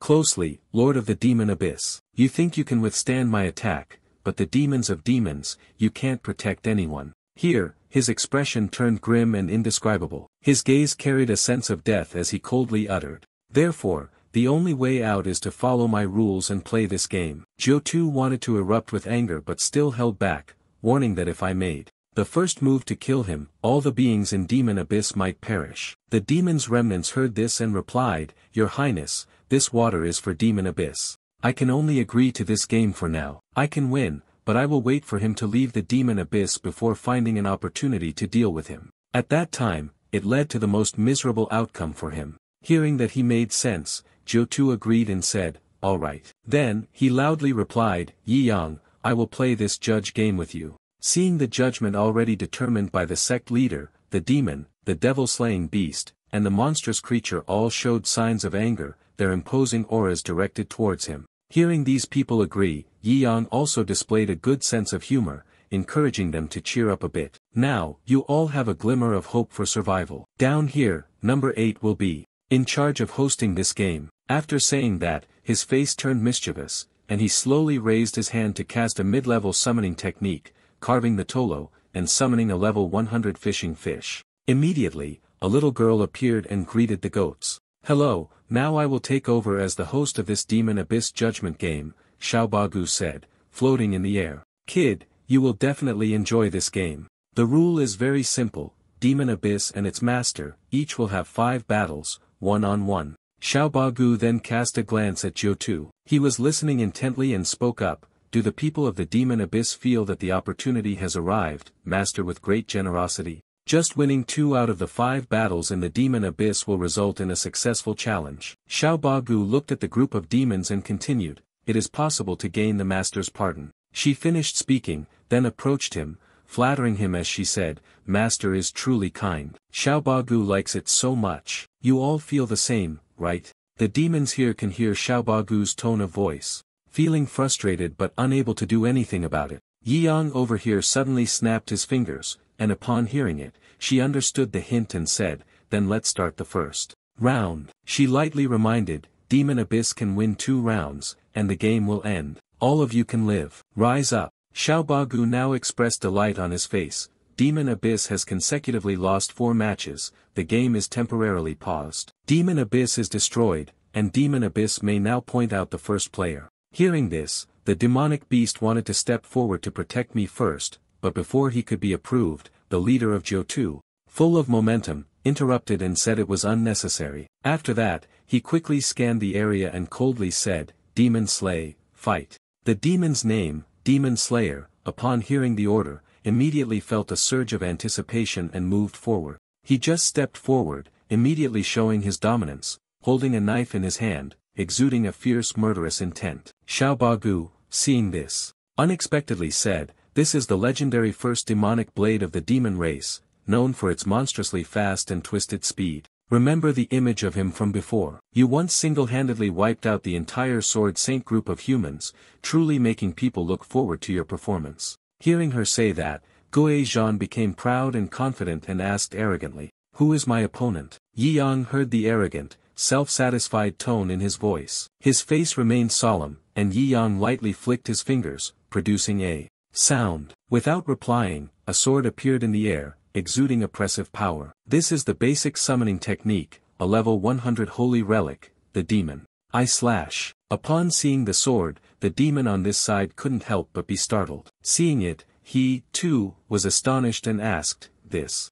is still the remnants of the demon? He recognized it as soon as it appeared, calling it the Renemo weapon. It's dead, wasn't it lost? Why is it in this person's hands? Renemo has been summoned. It immediately appeared and said, Master, thank you once again for summoning me, allowing me to return to the mortal realm in the form of a spirit to experience the pleasure of battle. Yumong, upon seeing her, immediately asked, Renemo, you are of the Demon Abyss bloodline, how can we accept a human as our master? Renemo heard her ask and immediately responded, I always honor the strong, the foolish, compared to my master, you are too weak. The man named Jiu-Tu, hearing this, became even more enraged and said, don't show mercy, Ghost Slayer. This little wench, a mere subordinate under the 3 sins, dares to rebel against her master. She must regret betraying Demon Abyss. Guo Tram, after hearing that, obeyed the order and immediately unleashed the Ghost Blade Heaven and Earth beginner technique towards Renemo, then said, rest assured, I will make sure she carries deep regret with her. 4 splits, 5 ruptures, a loud noise echoed, carrying his move, continuously forming a long line on the ground, slowly cracking open and splitting in half. Guo Tram then executed another technique, shouting, Ghost Blade Heavenly Net. Renemo saw him continuously attacking, leaving her no time to react, and all she could do was watch. Very quickly, his previous move was charging toward. Renmo's movements were quick and nimble, swiftly dodging his attack. After that, she appeared right behind Guo Zhan. decisively raising her blade, ready to strike down hard. He shouted, "Here," but he was no pushover himself. Immediately turning around, he blocked her attack. Boom! The sound of an explosion rang out, and the two of them were sent flying. Guo Zhan glared at her angrily and said, "Stronger than I thought." She immediately replied, "Nonsense. I have been strengthened by my master. On the contrary, the demon slayer is exalted above all. Before, it was slower than I expected."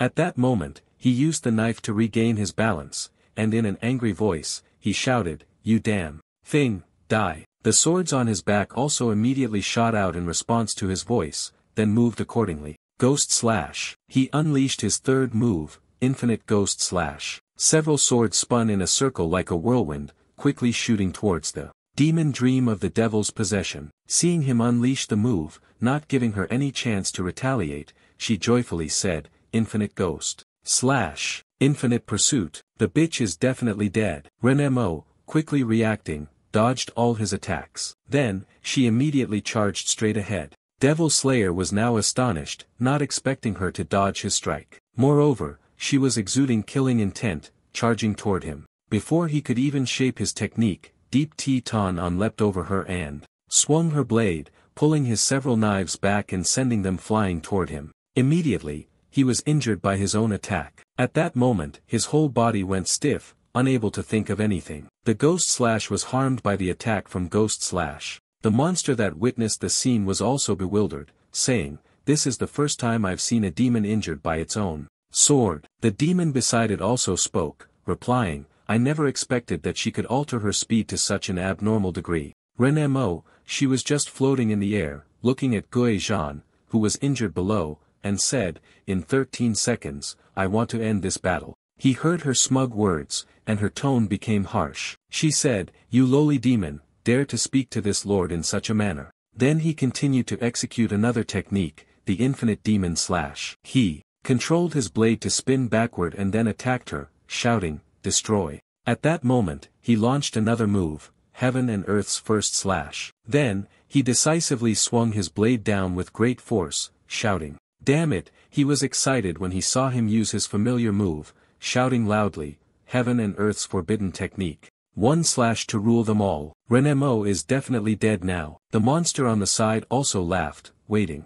Renemo, she had a cold attitude, without any awkwardness. Seeing him execute a different move, on the contrary, she showed a hint of contempt and said, "You're too slow." Very quickly, she also performed the enhanced version of the thousandfold slash technique, countering his attack. At present, both sides have made their moves and are about to collide with each other. On the Demon Slayer side, he was momentarily stunned, surprised to see her moves suddenly become so powerful. Before he could even get close to the sword, the technique from Renemo decisively slashed through his body. When the attack came, Guo Zhan could not block it and was struck, his body splitting in two. The name Jiu-Tu, seeing his subordinates being knocked down, suddenly exclaimed in shock and shouted, "Demon Slayer." Matan saw Jiu-Tu getting increasingly angry and immediately used the sound transmission technique to say, "Your Highness, calm down. You might be able to win if you strike, but the entire Ma Yuan will be destroyed by him. You absolutely must endure."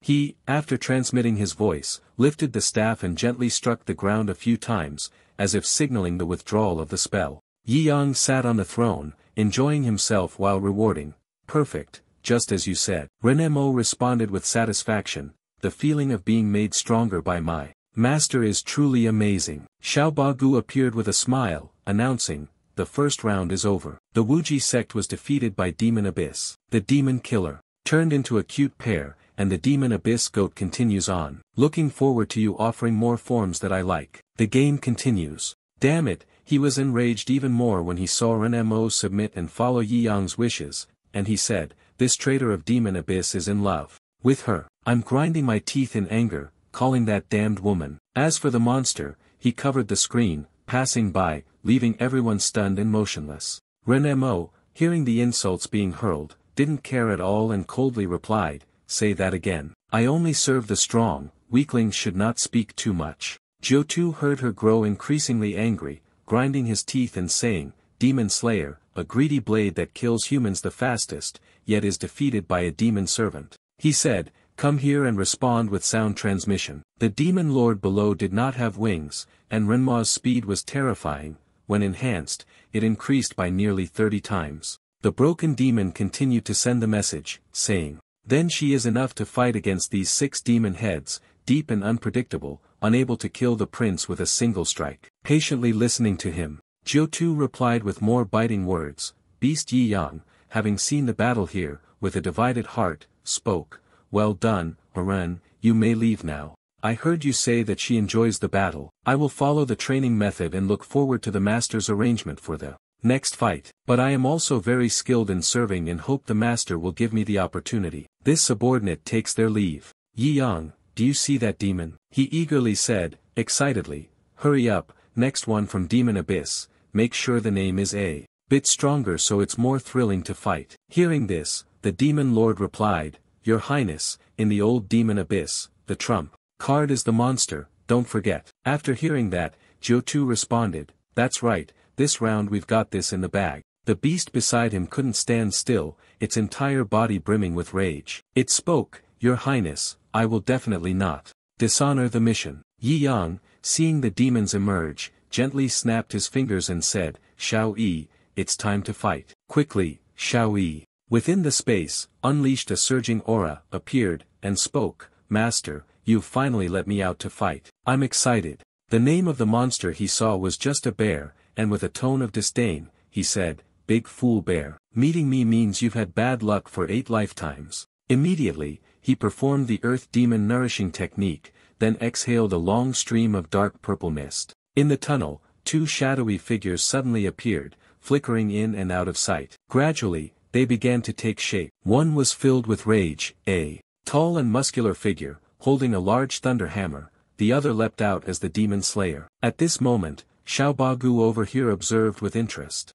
and said, "Interesting. The special ability of the beast is to use its age to blow out the most fragile eggshells, instantly regenerating the body of a fallen comrade." The beast, hearing her, became smug and said, "Do you understand? My body stores the demonic blood of 5 great heads. It is possible to create 2 individuals who have died at their strongest state. Though the time is short, it is enough. Begin hunting the bears." The 2 demonic companions listened to his story and immediately displayed smug expressions on their faces, their confidence overwhelming. He couldn't help but let out a cold snort. At once, the furious one that had been summoned rushed forward, excitedly shouting, "I want to be as bold as a bear," growling menacingly. Even the demon slayer beside him, seeing this, charged forward at the same time. Furious, he was swift and agile, his eyes scanning the situation of the opponent in front. Seeing the opportunity, he immediately swung the thunder hammer in his hand, striking forcefully straight at Shao Yi. He then became full of energy, shouting loudly,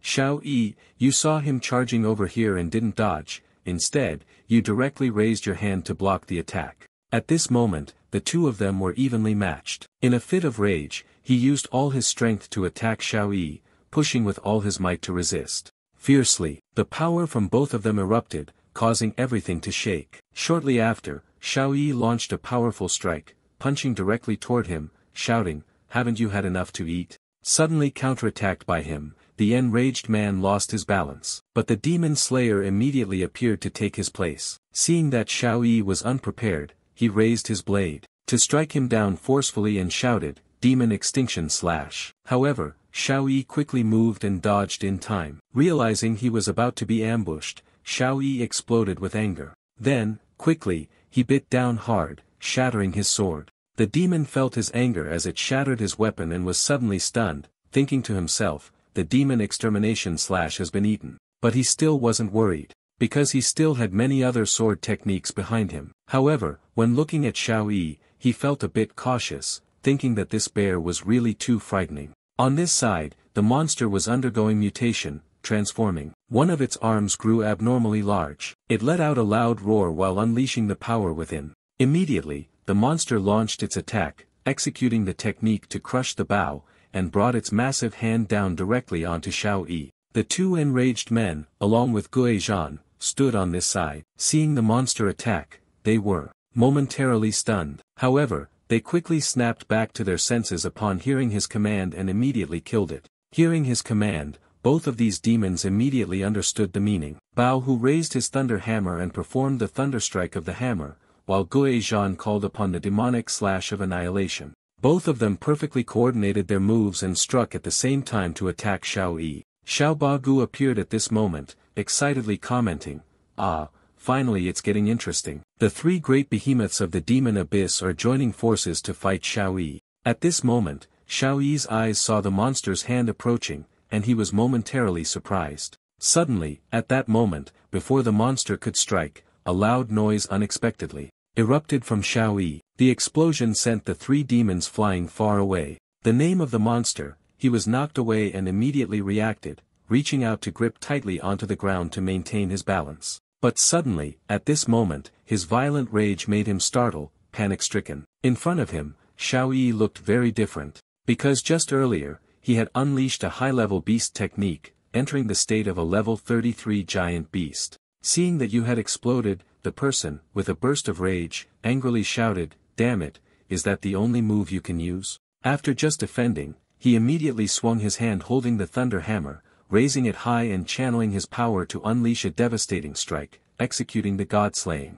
single strike, slamming the thunder hammer down in front of Xiao Yi. Instantly, a massive fury erupted. Xiao Yi saw that he did not dodge the attack and remained standing still. Immediately, he became furious, bared his teeth, closed the distance, and charged toward him in a violent rage, seeing that he was unharmed. He was merely advancing towards him, so he was immediately astonished. But before he could react, Xiao Yi opened his mouth, biting off his upper body and shattering his thunder hammer. The demon named Tram was also charging forward at this moment, and just in time to witness the scene that had just unfolded. He was also frightened and thought to himself that he would risk it. But before he could make a move, Xiao Yi once again opened his mouth wide and decisively bit down, tearing apart half of his body. The monstrous beast on this side, witnessing the two others being eliminated, also became frightened. At this moment, Xiao Yi's large foot extended, attempting to stomp on him. Seeing this, he was terrified, turned to flee, and shouted,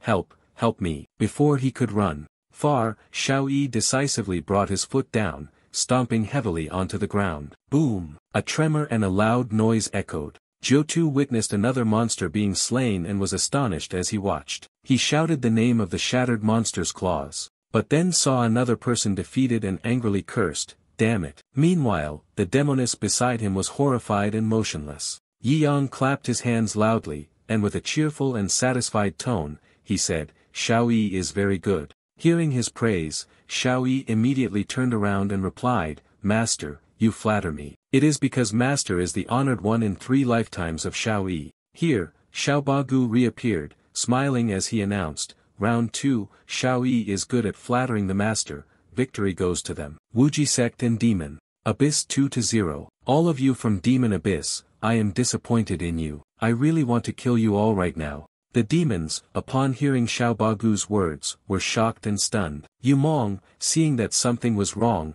immediately exclaimed, "It's over." Yi Yang, with a frustrated expression, spoke, "I will give you all a chance to lower the difficulty of the game. In the 3rd round, I will send a disciple who is still in the process of cultivation to fight." "Damn it!" Upon hearing you, he responded disdainfully, "A disciple of Wuji Sect, those young girls from Eternal Sword Sect before. The strongest is only in the spirit realm, just joining the sect for half a year. If you go, you will definitely die." Jiu-Tu saw Yi Yang's disdain and angrily replied, "Disrespecting the demon abyss, you will definitely pay the price." Yi Yang heard him respond like that but didn't bother paying attention. He just raised his hand and flicked it gently. Immediately, she summoned magic. The young girl, Tsuko, appeared and, in a daze, asked, "I am in the sect's cleaning, Master. Why have you summoned me?" Hearing her words, Yi Yang spoke up, "Tell me in advance, how has the mage's new design been chosen for you?" Hearing this, she replied, "All right, very cool. The most important thing is that wearing it can make Master happy." Hearing her words, Yi Yang pushed further, teasing, "Tell me honestly, why is that? If I win, can Master marry me sooner?" Seeing this, she told him that he was not smart, having read many books about maintaining the mother-in-law and daughter-in-law relationship, but forgetting about hope. When he remembered the content about marriage, maintaining the marriage in its early stages, he coughed after hearing it, then answered, going to demonstrate the results of his special training as a mage. Hearing him, she responded, before going to battle, do the couple need a hug to encourage the master? Should we try it? Yumong found the two people annoying, so she angrily said, I will crush them in this match. Hearing the cheer, she said, Yumong is sure to win, the opponent has the weakest martial arts realm, and the poison specialty will surely kill that maid holding a broom. Immediately, she advanced forward and launched an attack, sealing off the sea of poisonous bones. Su Shu saw this and immediately countered, responding with a fiery flame.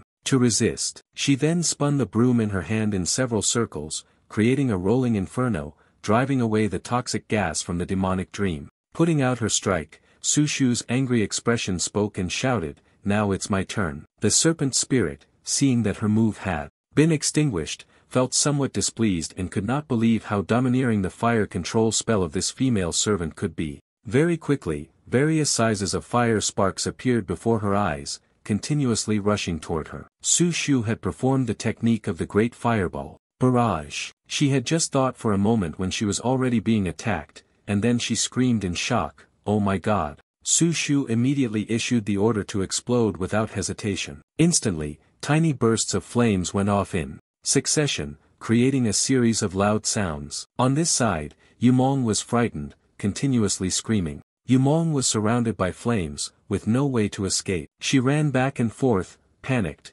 wanting to break free, cursing angrily, damn it, damn, bastard, broken demon. He saw her and responded, the girl has a truly wicked mind, planning to use the firestorm to block Yumong's movements. Yi Yang saw the demon getting agitated, so he spoke up in annoyance, am I supposed to tell you that you're an idiot? This is the Grandmaster's innate talent within your body, Su Shu. Xiaobagu immediately commented. Su Shu is an extremely powerful magic maiden, she will absolutely avoid the legendary target perfectly. Su Shu, you're over here, calm and composed, while controlling the formation and telling me to use magic, no need for accuracy, right? After finishing her words, she immediately performed another move. The blazing flame storm instantly appeared, a massive firestorm spinning wildly around, pressing down on the demoness below. The demoness, seeing this, became even more frantic with fear, screaming and running in panic. But she couldn't run for long before being sucked into Su Shu's blazing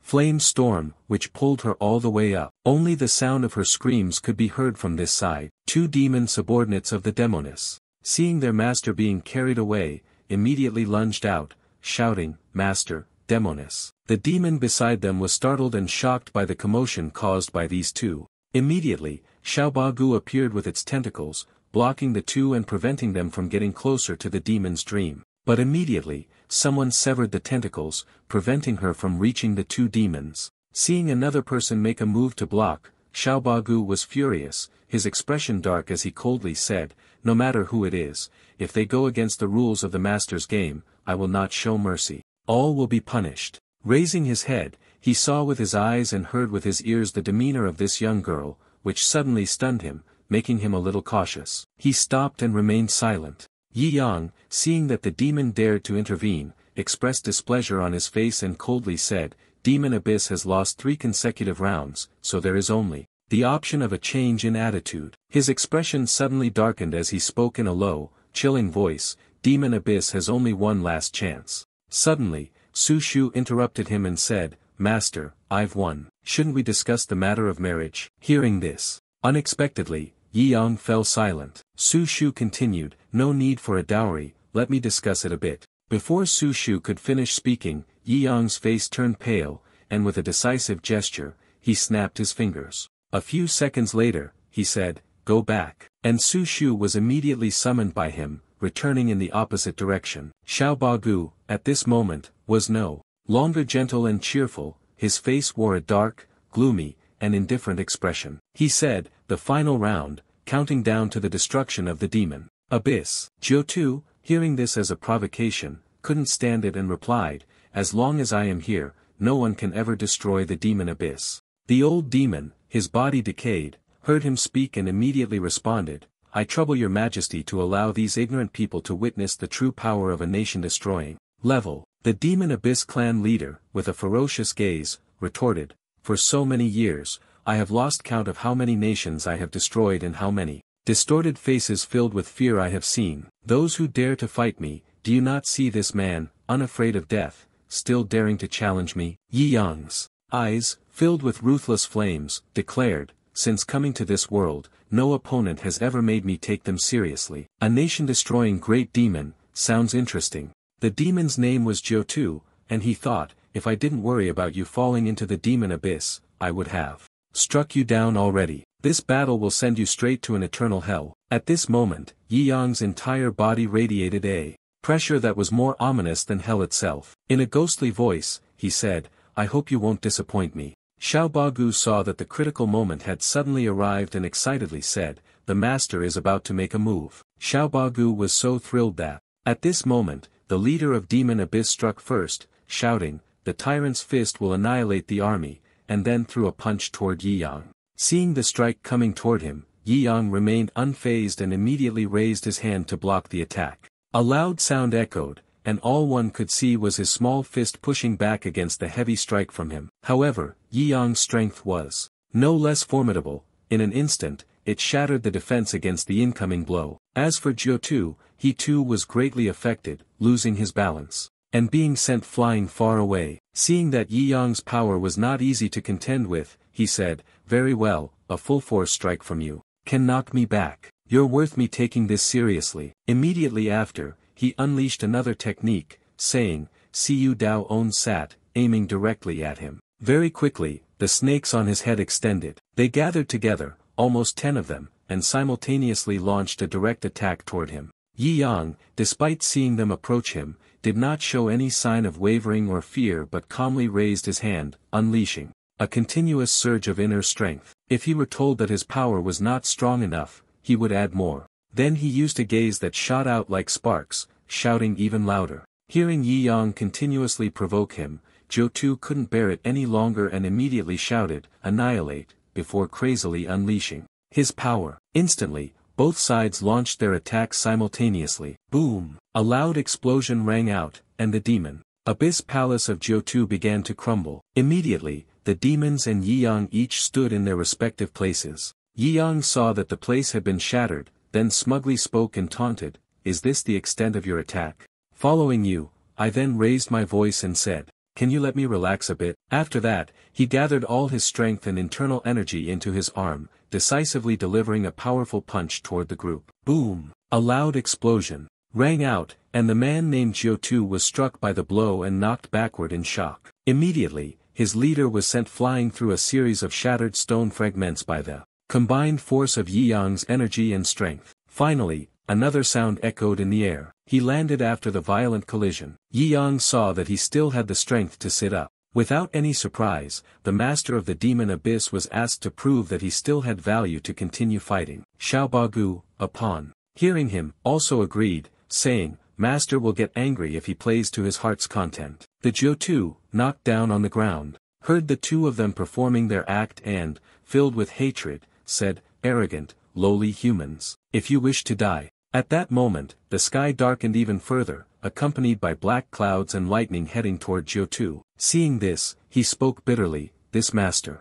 will satisfy you. He immediately unleashed the Thunder Serpent Destruction move, sending a barrage of serpents overhead charging toward Yi Yang. In response, Yi Yang, sensing the danger, used his internal energy to release a series of powerful electric bolts, immediately striking down the serpents charging toward him. Boom! This time, it wasn't the usual loud explosion. It was like the sound of a destructive explosion. Xiao Bagu witnessed this scene and immediately became worried, saying, this attack has caused many of the great 6th-level beings of Demon Abyss to disappear. At this moment, Yi Yang, his body radiating murderous intent, spoke in a gloomy voice, to call this attack boring at this level, do you think you can hurt me? Then, he became enraged and unleashed the Ko-Cap Ko-Vong Lion's Roar technique at level 100. He loudly shouted, how absurd. As soon as the words left his mouth, a lion materialized from within the technique. Carrying with it a destructive force, it immediately opened its mouth and roared loudly. Very quickly, the serpents from its Jiu-Tu were gradually eradicated and then vanished into the void. As a result, everything gradually shattered, and even the broken demon here was almost unable to withstand this terrifying power. He immediately shouted, Demon Lord, but not long after, he began vomiting blood. Seeing Yi Yang destroy everything about him more and more, Jiu-Tu grew increasingly vicious, unleashing his final move. Jiu-Tu's anger flared, and immediately a large monster appeared, charging straight toward him. He said, "Humans, destroy it." Xiao Bagu, as if sensing danger, immediately spoke up, "Master, be careful, don't let it bite you. Its venom has multiplied 1,000-fold. Yi Yang over here quickly executed another basic move from the Tai Chi martial arts, shifting his hand technique to 100 degrees. With a gentle swing of his hand, another spatial rift immediately appeared in the air. He ordered me to shift immediately. The monster from his Jiu-Tu was then sucked into the other dimension. At this moment, it screamed while crying out in pain, "You despicable human, old rotten devil." He saw the master of his sect, yet you still defeated him. It then, in fear, shouted, "Master of the Devil's Hall." At this moment, Yi Yang stood facing the spatial rift, coldly gazing through it. He said, "If you won't use your ultimate battle form to challenge me, then let me send you on your way." With that, Yi Yang's aura surged, his cold eyes locking onto the target. Jiu-Tu was sucked into the space, but still communicated with the remnants of the demon. "Make sure to always keep the protective barrier of the demon abyss open. My final combat form is too dangerous now." The old demon remnant replied, "Understood." Then, he voiced his opinion again, saying, "Your Highness, release him. If we defeat this despicable man, even if we have to destroy the demon abyss, we will have no regrets." Then, he followed the old man and used the demon god transformation technique to enter a state of his strongest power. Then, Yi Yang saw that a strange circle had formed and appeared in the space. Seeing this, Yi Yang crossed his arms, cast an interested glance,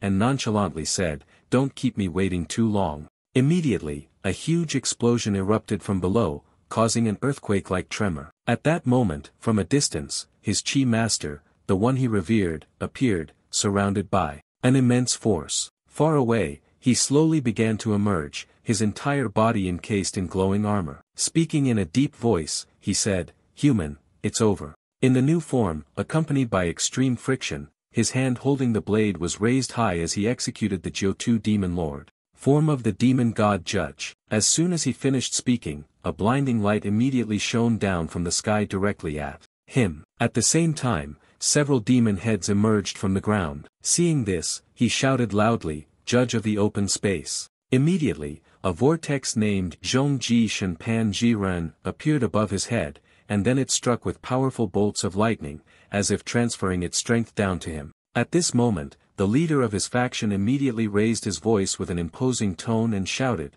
"May the mortal be turned to dust." He then swung his sword directly, unleashing a vast force to strike at Deep Zhuang. Seeing the attack coming toward him, Deep Zhuang calmly raised his hand to block it, catching the strike and then clenched his fist. After that, he effortlessly shattered the technique. Seeing that you had dodged the attack and shattered it, the demon lord refused to back down. He swung his sword forward and then spoke, "I crushed the judgment seal with my bare hands, and I still have my ultimate move." But before he could continue, his neck was quickly grasped tightly by Yi Yang's arm. Caught off guard by the sudden action, he didn't have time to react and could only say, "You." Yi Yang looked at him with a pair of cold, murderous eyes and said, "Don't worry, the entire demon abyss will be buried with you." This person suddenly noticed the serious attitude and tone and was terrified, thinking, "I actually." Before he could say anything, you immediately performed the mid-elementary martial technique, Dragon Claw Hand, at level 100. Instantly, you extended your hand decisively and crushed the head of this demon master. On this side, the old demon saw a shocking scene and couldn't help but panic, feeling fear. The group of demons, upon witnessing it, also stood motionless. Immediately, the old man shouted loudly, "Demon Lord." When the demons were still in shock, Xiao Bagu appeared, which stunned them even more. She spoke, "Sorry, the master has won. The deep and profound judgment of the demon lord has descended, and you will all be completely eradicated." The old demon trembled all over upon hearing this, as if furious, and said, "We won't just sit here and wait to die. I also have the demon god legion, formed by the patriarchs of past generations, a true divine weapon that can change the fate of nations." As soon as he finished speaking, he immediately ordered the demons to appear. He commanded them to come forth at once, and the demons appeared in large numbers. At this moment, from high above, something gradually began to appear. Immediately, the demons raised their heads, paying attention and looking up. Immediately, a three-headed dragon appeared, boom, creating a loud sound. Speaking, Third Little, burn it all. Receiving the order, Third Little immediately opened its mouth and breathed out a furious flame. The broken demon was immediately burned to ashes, falling from the sky to the ground, continuously letting out shrill cries. Instantly, nearly half of the demons it had just summoned were burned to death by the flames from Third Little. At this moment, another army of demons appeared. They were the Demon Abyss Demon Archery Regiment. As soon as they appeared, they drew their bows and aimed them at Yi Yang. Countless arrows shot toward him, but before he could make a move, Xiao'er suddenly jumped out from somewhere and said, "Master, leave this side to me." Xiao'er, at this moment, stood amidst the demonic beings, then slowly spread her arms and began to cast the quantum illusionless technique. Immediately, she summoned thousands of missiles, which flew and swirled through the air, crazily firing back to block the demonic attacks. Seeing this, Xiaobagu on this side crossed his arms, with interest, and said, "Interesting, I want to play too." Xiao'er, you control the rockets so quickly, causing these demons to explode into pieces. The rest, Xiaobagu also immediately charged into the battle, using his octopus-like hair to strike at them. The scene could now be described as chaotic and shattered. Quickly, a missile veered off course, heading toward and entering the demon abyss. A loud explosion rang out as the glass prison shattered, and Baifei's room was immediately destroyed, startling her as she sat playing cards. Seeing this, Baifei spoke, "The Jiutu soul seal left on me has disappeared. It seems he was killed by Yi Yang." Xiahua replied, "Sect Master Yi has finally arrived." Immediately, the room erupted in noise. The leader should go meet him. The person then replied, "Humph, why should I meet someone so insignificant? Chun Feng said to you that when you left the Wuji sect, you had said this name 1,000 times. Xiahua then replied, "Master, go ahead. Perhaps this will be the last time you two meet in this life." At this moment, Baifei did not pay attention to the two of them and hurriedly walked away. Then, she pondered for a moment, shook her head, and said, "I cannot go, I cannot leave. I know that meeting him will make me weak, make me want to stay by his side." Immediately, she fell into deep thought and told me, "No, I still want revenge. I still carry the blood feud of my entire clan that was wiped out." Qiushui on this side saw this and said, "So it is, the Lord is afraid of getting involved, Sect Master Yi, isn't it? Our enemy is the lone god still remaining in this world." At that time, the Lord stirred up the royal dynasty, mobilized the army, and killed the gods. As a result, the opposing side was completely destroyed. Chun Feng heard this and asked, "Sect Master Yi, having destroyed the demon abyss, but unable to resist before the gods." At this moment, Baifei said, "Let's go, I will use all my methods to recover my strength immediately." Baifei transformed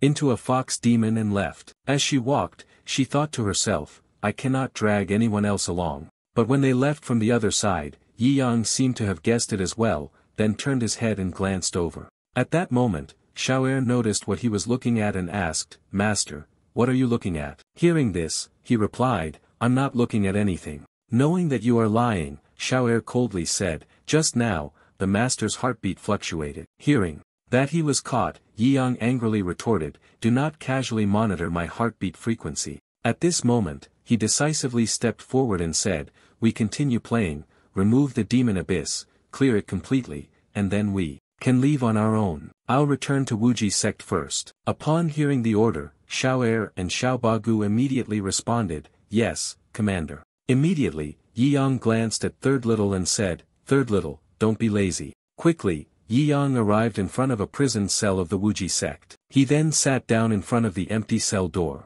Then, thinking to myself, "I still remember the first time you met me. You laughed and made a face, then glanced at the puppet in the prison that she left behind. You teased and prodded me into this world, always frowning when I arrived at the Wuji sect. You were always with Yi Yang. Now, as I think about it and look into the prison cell, there's a bit of complexity. Then sit there alone, lost in thought, saying, 'Now, consider this a temporary holiday for you, but one day I will come and take you back.'" Then he closed his eyes, thinking of her, and said, "Wait for me." In Haicheng, a long line of people were queuing up to do something. It turns out that today is the day the Yenyang blueprint is being sold, that's why so many people have come here. Wanshu smiled with satisfaction and sighed, "I never would have expected the pose in Yenyang's drawing to be so unique."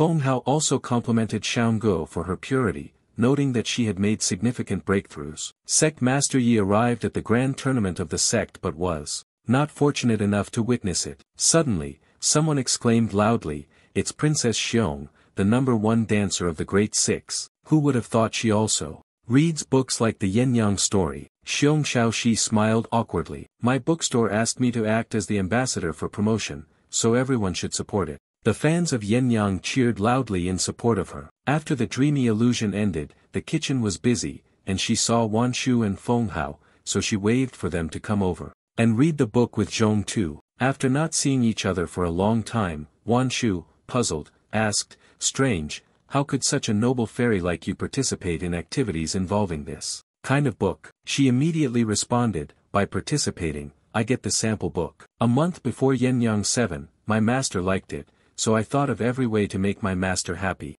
After saying that, she turned to invite the guest. "Everyone hurry up and buy a lot, it comes with my autograph." "Ah, how embarrassing," blushing, "it smells so good." Sect Master Yi, with disciples like this, still infatuated with Yin Yang. Feng Hao hesitated. The grand tournament of the sect doesn't allow the sect master to participate, right? Scene transitions to a cool, green forest. This is the ancient forest of the southeastern Yuan Tower, in the 15-Nation Alliance, the location for the grand tournament of the sect. The first round of the grand sect competition, the small teams set out from different regions, passing through the ancient forest of Lao Nam. The successful participants arrived at the ancient city, advancing to the second round due to the rules of the grand competition. Therefore, Yi Yang infiltrated a small team. Right now, as you roast the meat over the fire, you mutter, joining the Kansek squad, and now it's been several days without a full meal, this is really tough. Elder Bai Xian was startled. Yi Yang, brother, don't start the fire, it will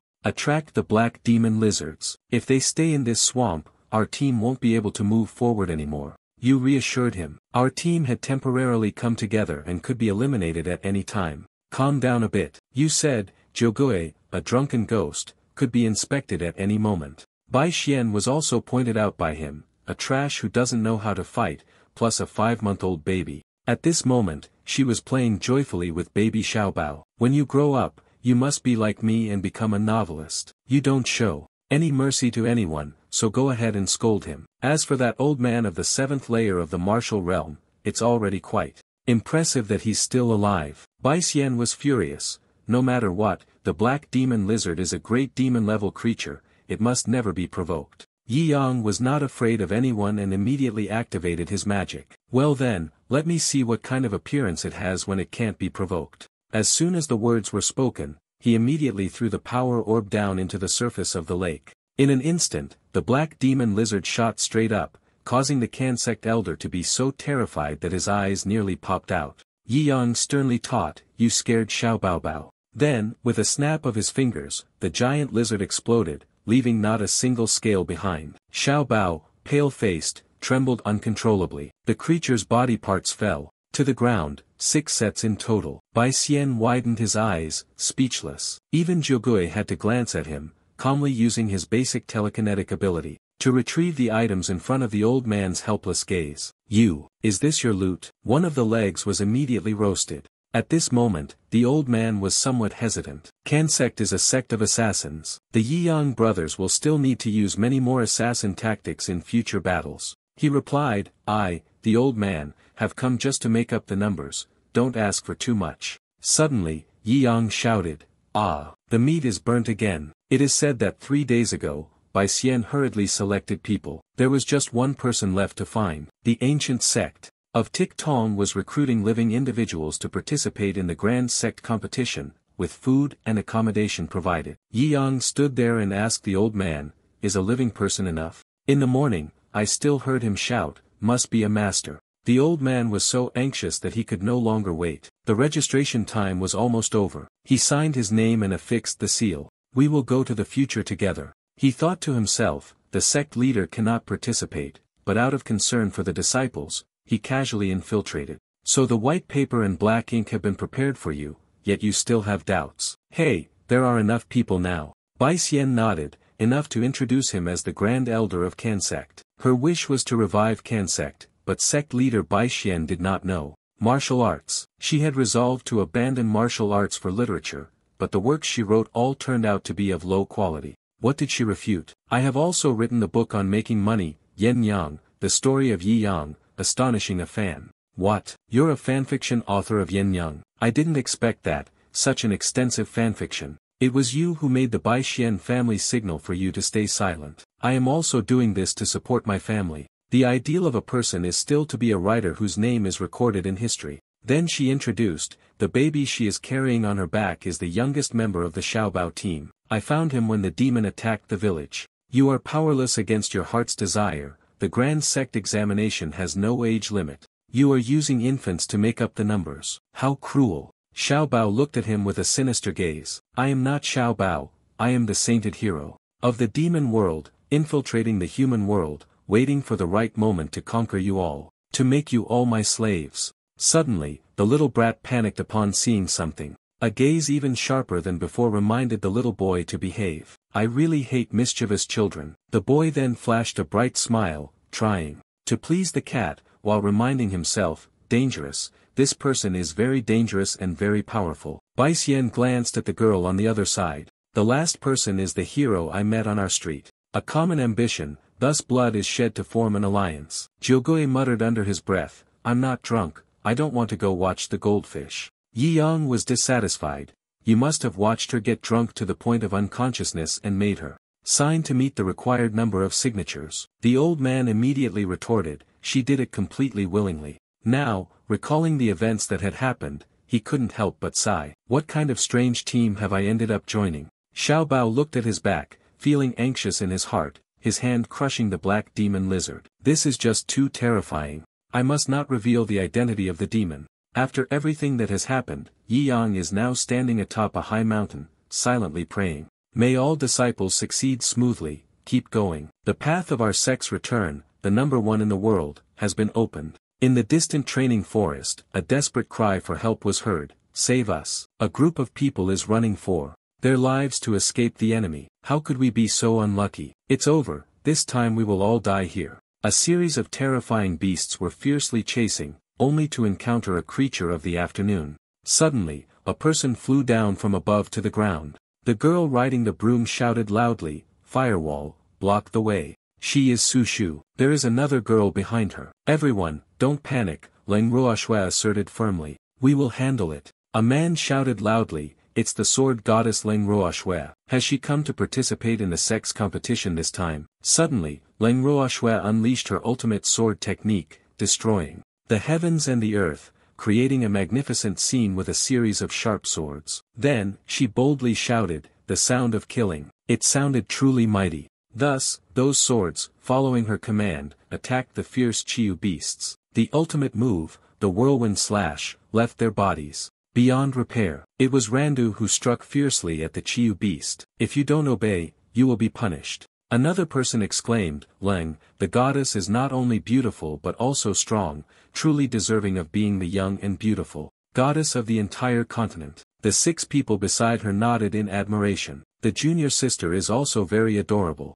Nan Guantong observed that everyone became stronger after changing professions. Lu Qing also began to speak, you are also very formidable. I haven't yet encountered a monster that can break through your defense. With you here, everyone feels at ease. Late at night, the moon was waning but still illuminated a corner of the forest. Everyone was sitting around the fire to keep warm. Leng Ruoxue spoke up, everyone need not be afraid, the danger has been eliminated. All of us are cultivators. She continued, if we are to participate in the competition together, we should look out for each other. Everyone, let's set up camp and prepare for defense. The young man smiled kindly, expressing his gratitude. I wonder which man is fortunate enough to be favored. The person next to him disagreed, the goddess only cares about the sword. At that moment, Randu was roasting meat while murmuring, Chu doesn't know if the master is hungry or not. Also, without me by your side, I wonder if some strange woman has tricked you into leaving. Lu Qing went to gather firewood and then wondered,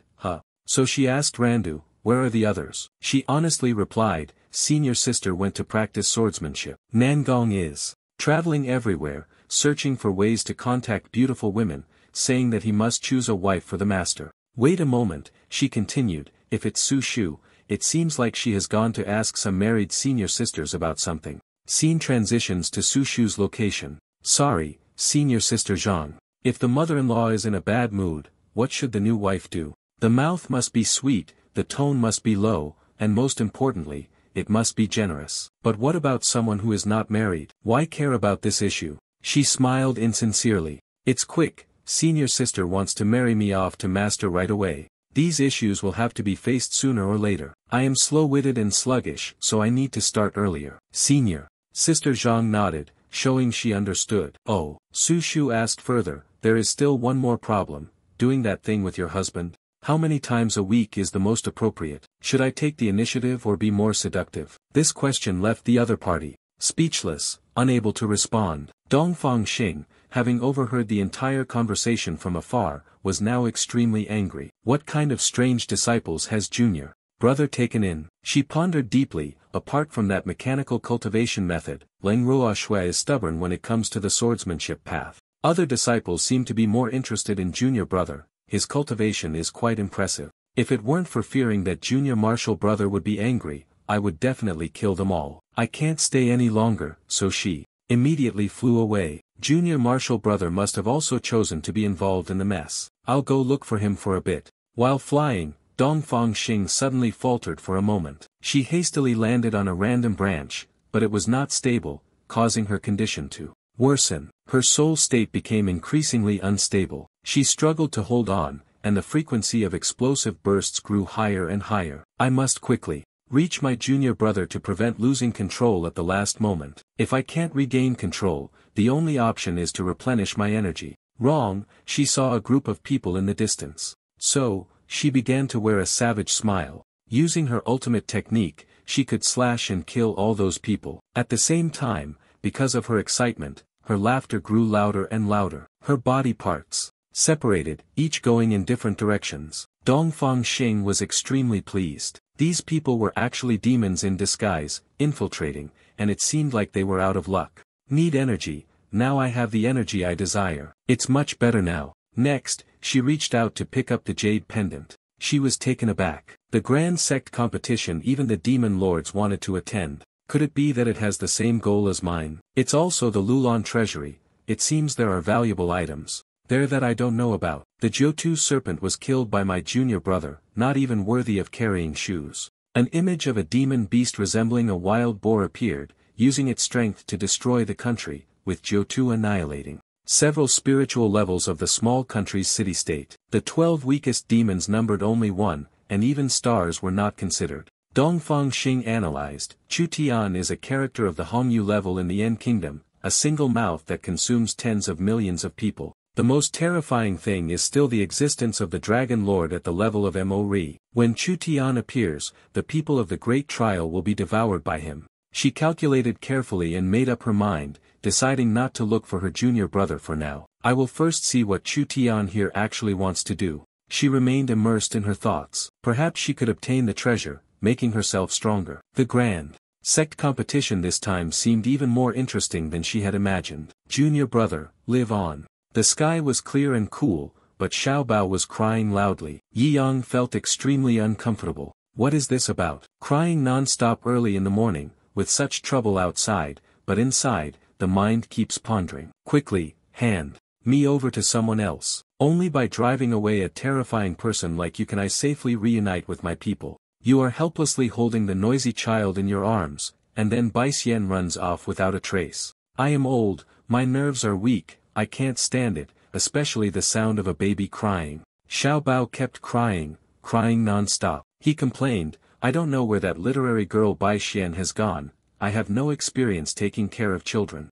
Because he couldn't bear it anymore, he decided to stop caring. Then, he raised it up high. It seemed like all the kids on earth liked this. Xiao Bao had a bad premonition, preparing for something unfortunate to happen to him. Yi Yang finished speaking and immediately soared high into the sky, causing Xiao Bao to cry even harder, refusing to stop. He circled around the sky a few times, making the little one even more frightened and terrified. Ugh, why is this person flying so high? My head hurts, I feel like vomiting, this is too scary. After a few minutes, he flew straight down to the ground, causing the rocks to explode and making a deafening noise. He looked at the little one and smiled insincerely. As expected, raising him high works. Finally, he stopped crying. Xiao Bao's face turned pale, his body trembling violently. I'm alive again. Could it be that he has discovered something? Is he using this method to warn me? I must not act rashly. The little devil came in front of you and said,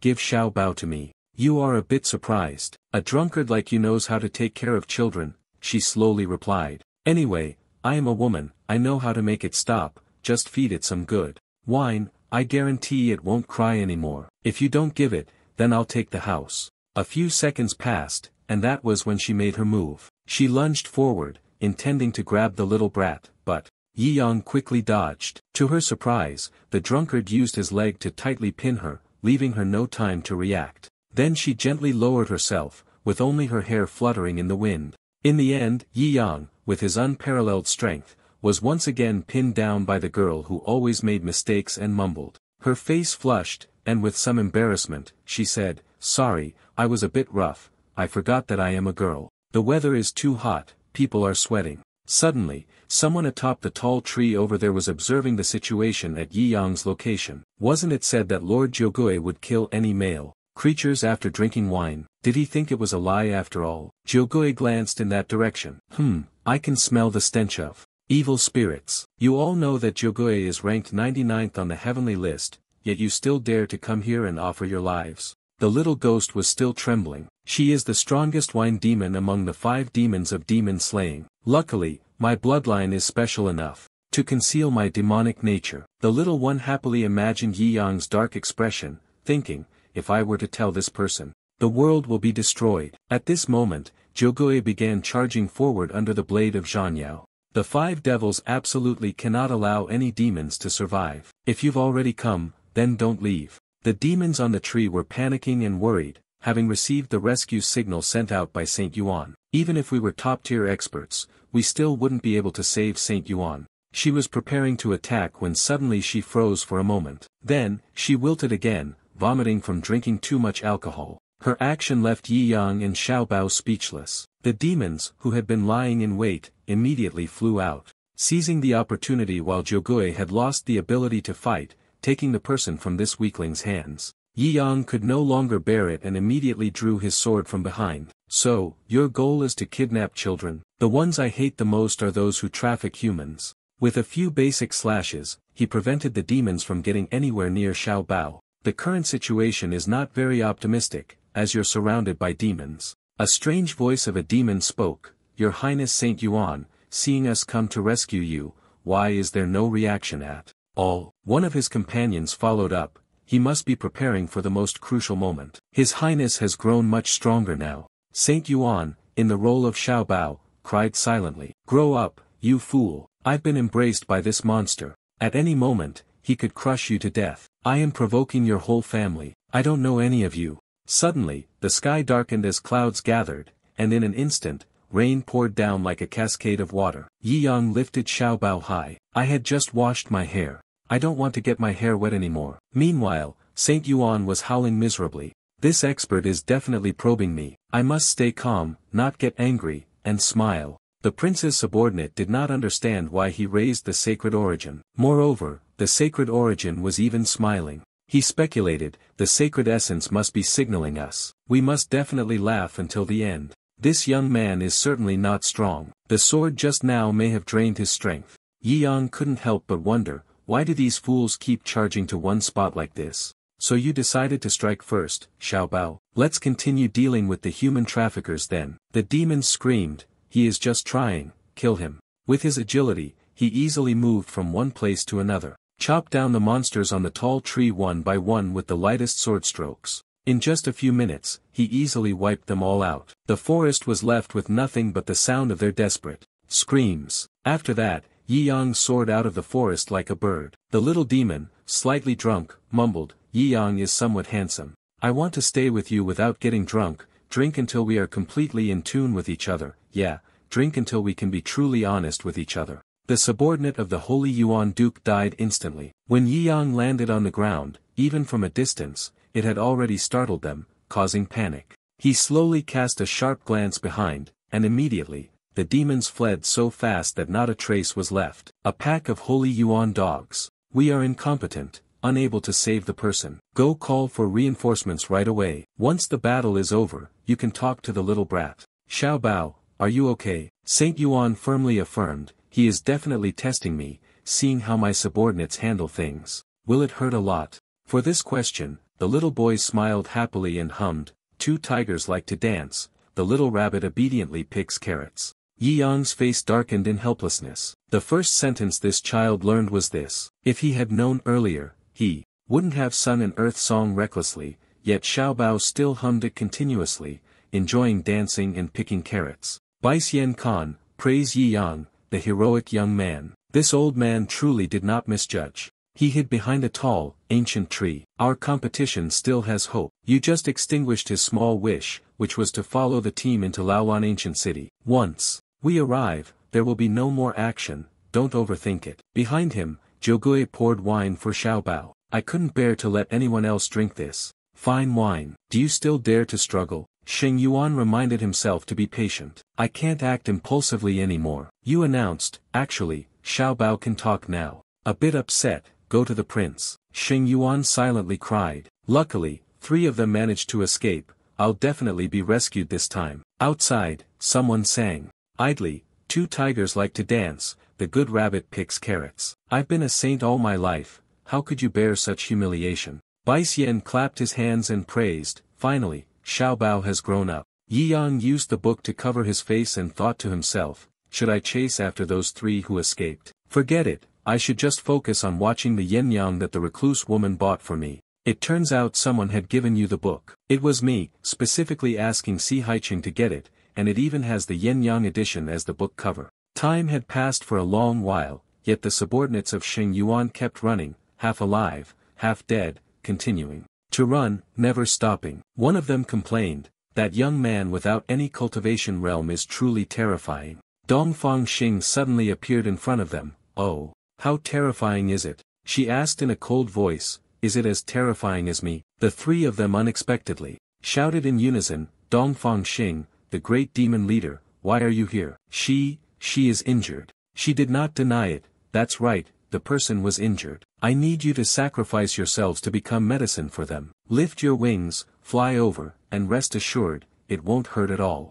Without any further hesitation, Bi immediately used the technique to suck the demon spirit into his mouth. She explained to them, I was injured by your master, Chu Tian. Absorbing you is considered compensation. Once the matter was settled, she flew away. However, a group of people chased after her. So, she had no choice but to land on a nearby rock. Chu Tian was furious. Dongfang Xing, come out. You owe me an explanation. You have killed so many of my subordinates. The group of people following him spoke one after another. Dongfang Xing, haven't you heard the command of the demon lord? Get out here, my master has ordered me to destroy this entire area. She answered in a cold voice, this destructive word will alarm the organization. You disguised yourselves as humans to participate in the competition, and you don't want to be exposed, do you? She mocked them, with so many of you, you're making it difficult for a weak girl like me. Indeed, there is no style. Chu Tian repeated her words. Oh, so humans and demons are different. So Dongfang Xing is just a weak girl.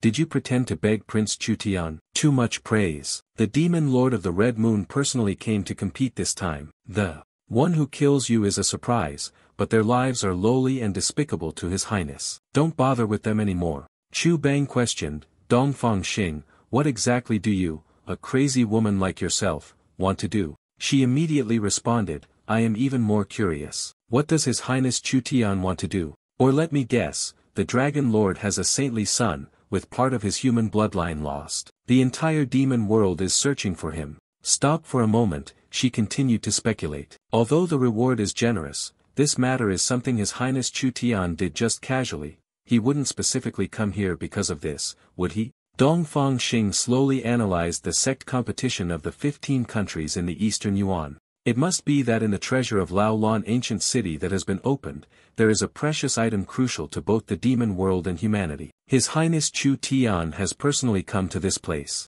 Chu Tian frowned. Dongfang, although a little crazy, was indeed still intelligent. Why did you come here? She blinked shyly. To look at our daughter, she's of age now. Since I must get married, but in order to marry well, I need a good bridal gift. Then, let the treasured item of His Highness Chu Tian be my bridal gift. Zhu Yan was furious. Your Highness, don't waste time with Dongfang Xing. This crazy woman cannot be allowed to ruin everything. My subordinates will kill her right now. Chu Tian shouted, take her alive. Then, Zhu Yan used his weapon to strike heavily towards her. Alright, I will keep the head of this madwoman to proceed with the soul extraction. The shape of the shark appeared and followed his command. Hurry, bring her head here. It bared its sharp teeth and flew straight toward her. Who could stand still and accept the punishment? Dongfang Xing. Who is the crazy woman? I'm not happy now. To punish you, I will send all of you to hell with me. And thus, a deafening explosion occurred, illuminating the entire region.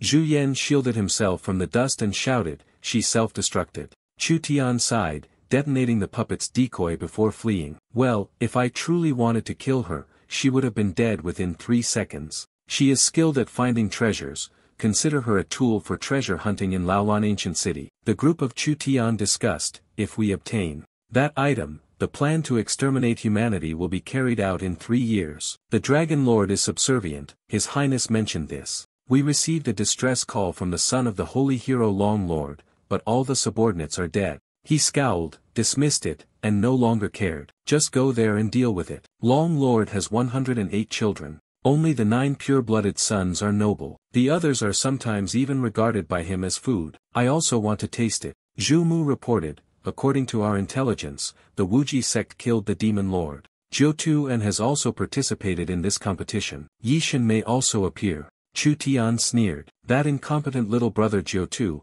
I really feel sorry for him. It's decided. After arriving at Laolan Ancient City, I will take on the name Yi Shen in place of my deceased younger brother and experience what it feels like. In the vast Laolan Ancient City, supported by 2 colossal stone statues. In the city, only a few people sparsely walked back and forth. Yi Yang muttered to himself, leading this strange group of teammates as they flew up, considering it the final effort before being eliminated, to find somewhere. Enjoy a delicious meal. Bai Xian lay flat on the ground, whispering, indeed, the ancient city in the legends, I can smell the history, the endless dark days, the breath of decay. In front of the old man was a puddle of water, so he reminded, hey, Xiao Bao, you just peed there. On the other side, Zhou Gui was being relentlessly chased by the people. Damn it, they even stole the wine, and the elder of Kan sect lifted Xiao Bao high. Our ancestor has already reached Laolan Ancient City, and I will fulfill my promise and revive my sect. I am willing to sacrifice this brat to the heavens. Then,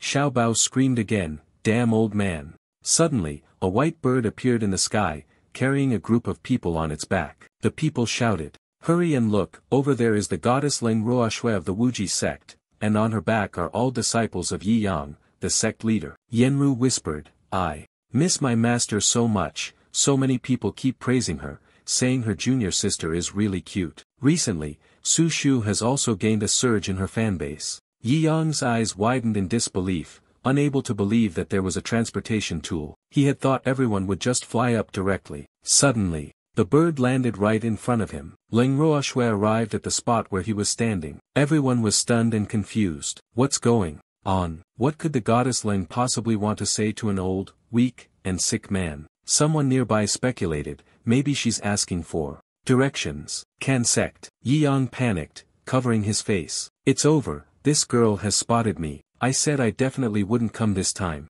Ling Ruoshui smiled gently and said, sister, since the moment I entered the sect's trial, I never expected to meet you here. This truly is fate. You've become gloomy, reminiscing about the past. She realized it was me in disguise, and we both proceeded to take the entrance trial. What kind of look is this swordswoman giving me? Because you kept standing there without answering, she picked you up. Sister, let's talk for a moment. He was startled and shouted, ah. Her fans witnessed an astonishing scene. A fan of Leng, the goddess, took the initiative to hug a male disciple of the Kan sect. Oh my god, she doesn't like me. Is it because I'm not weak enough? At this moment, Ling Ruoshui flew away. The last time, her elder sister had saved her, and she was always grateful. Meeting each other was like the reunion of soulmates. We must talk for 3 days and 3 nights. Yi Yang easily wallows in despair. Quickly, let me down. Half a year without meeting, she has indeed become stronger. It happened 2 months ago, on a day when the sky poured rain and thunder rumbled loudly. A girl stood there, lost in thought,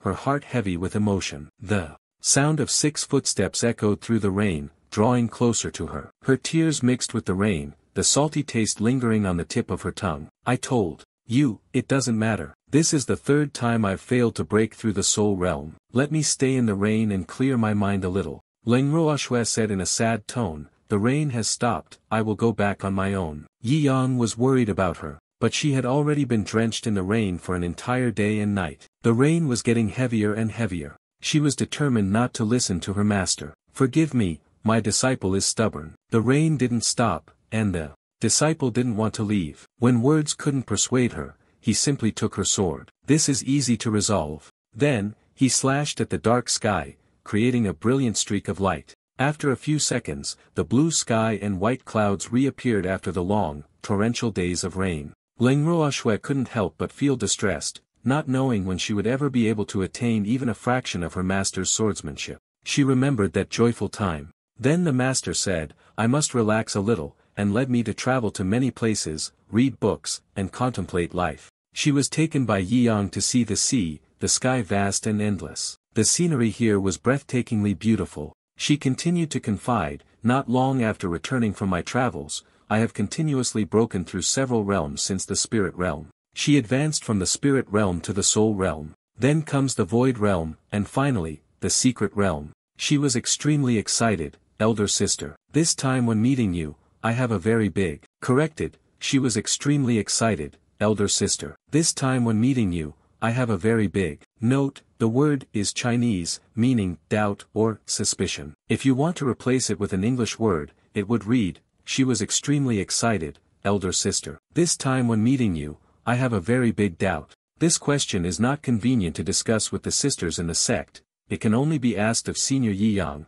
and I will beg her to allow me to speak. So, she stopped by the cliff. I had already told myself. My entire life has been dedicated to the path of the sword, free from the mundane world. In my heart, there is only the sword, but the image of my master is always in my heart, unable to be dispelled, Leng Ruoxue hesitantly expressed. I miss my master. I would even sometimes feel that my master is hotter than the fiery sword. I momentarily didn't know which was more important, my master or the sword path. Then he froze when he heard the deep words from the disciple's heart. Heavens! You turn around. The body temperature is about 37.2 degrees Celsius, at most only 42 degrees Celsius. The melting point of the sword is 1500 degrees Celsius. There is no such thing as a master being hotter than a sword. But if you ask her, if the master and the sword fall into the water, who would you want to save? She hesitates, unable to answer this. So she turned around, picked a flower, and began to separate its petals one by one. Master of the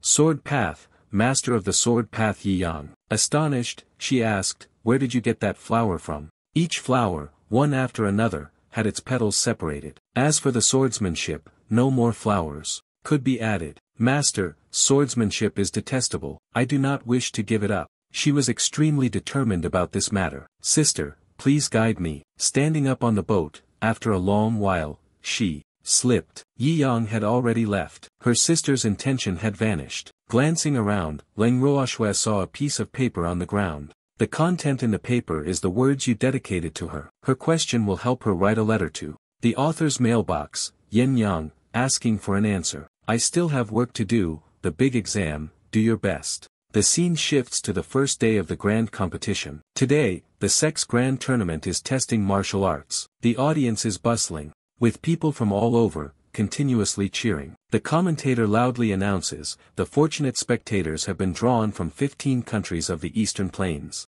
Hello, everyone. The girl excitedly announced, I am Xiaodao, welcome to the Grand Sect competition of the 15 Eastern Yuan countries. The team is placed in a martial arts testing space with a high mortality rate. Demons are waiting for them, and what concerns us is the number 1 Ken sect. Bai Xian is happy, a lucky fan drew number 1, a good start. Xiao Dao continued the introduction. Ken sect is suspected to be the first team eliminated among the sections. Unexpectedly, they managed to reach Laolan Ancient City. How long can they resist? The audience's disdain for this team is a bit excessive. There are even infants who could pass the martial arts test. Lao Tzu planted a banana tree and watched the entire grand tournament. The ridiculous thing was that the fool dressed as an assassin was reading a book, certain to be frightened by the demons. Bai Xian was visibly happy, testing his martial skills, ready to begin. Is everyone confident? Can you enter the #1 competition of the Ko Laolan ancient city in Yiyang? I'm interested.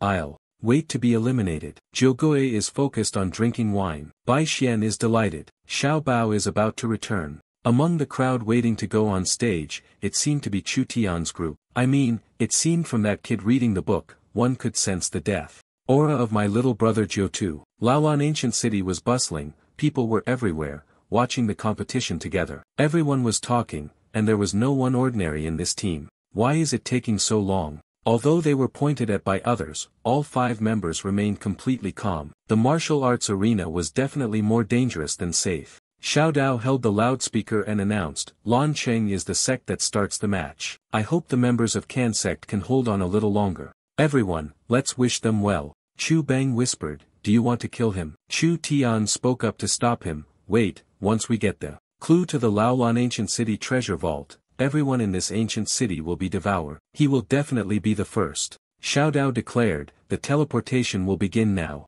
Immediately, the Can sect team was brought into the Bai Xian swordsmanship space, brimming with momentum, urging their teammates to fight. The young men. However, the old man's call had no effect on anyone. Everyone turned their backs, uninterested. So, he had no choice but to take the lead. Fine, I'll go ahead myself. There are all sorts of demons, each more terrifying than the last. The momentum of their presence made the elder tremble, swearing never to back down. Yi Yang spoke, with a voice as light as a feather, then stop struggling, give up. Suddenly, Zhou Gui's eyes turned blood red. Demon, demon, she screamed with all her might. Demon, kill all demons. Without hesitation, she used the gourd to release a jet of black air. Bai Xian paused for a moment as the purple Zhou Gui erupted, and the smoke gradually formed a girl floating in midair, the very immortal, Xian Tian Xian Nu, who had slaughtered all the demons in the world. Immediately, Jia Thien and his master soared towards the location of the demon.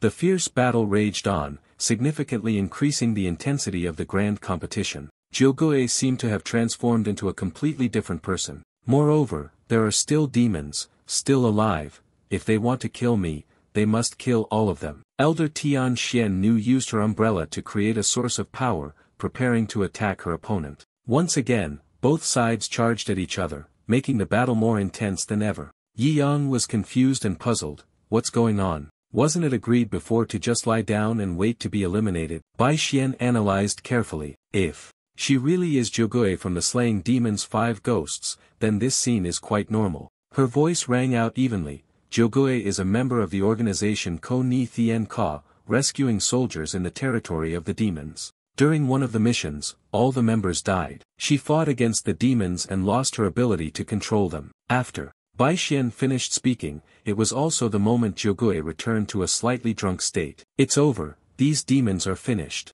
No, I am done. I still want to kill them. Xiao Da suddenly announced, all demons have been exterminated, and all members have been relocated from Can sect. Has the upgrade been completed? I don't see the situation within the sword martial space in general. Congratulations to Can sect for upgrading to the next round. The audience in the stands couldn't believe it either. This old, weak, and disabled team has upgraded. Oh my god, what's going on? Yi Yang mocked himself. This can also be upgraded.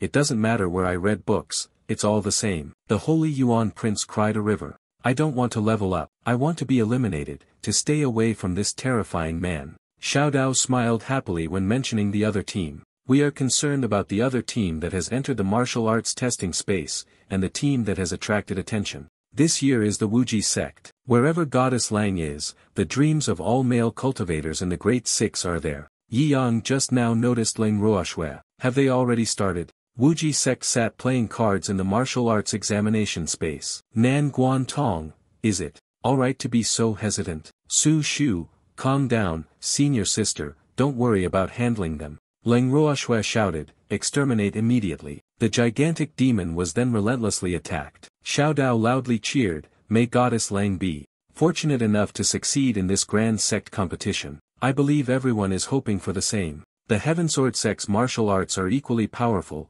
still the strongest sword sect. Each of them is a genius born for the sword. The only highlight of the sect's champion disciple. I don't understand why the sect leader wants to participate in this boring competition. Lin Yushin was frustrated. Our Heaven Sword sect is made up of beings from the heavens.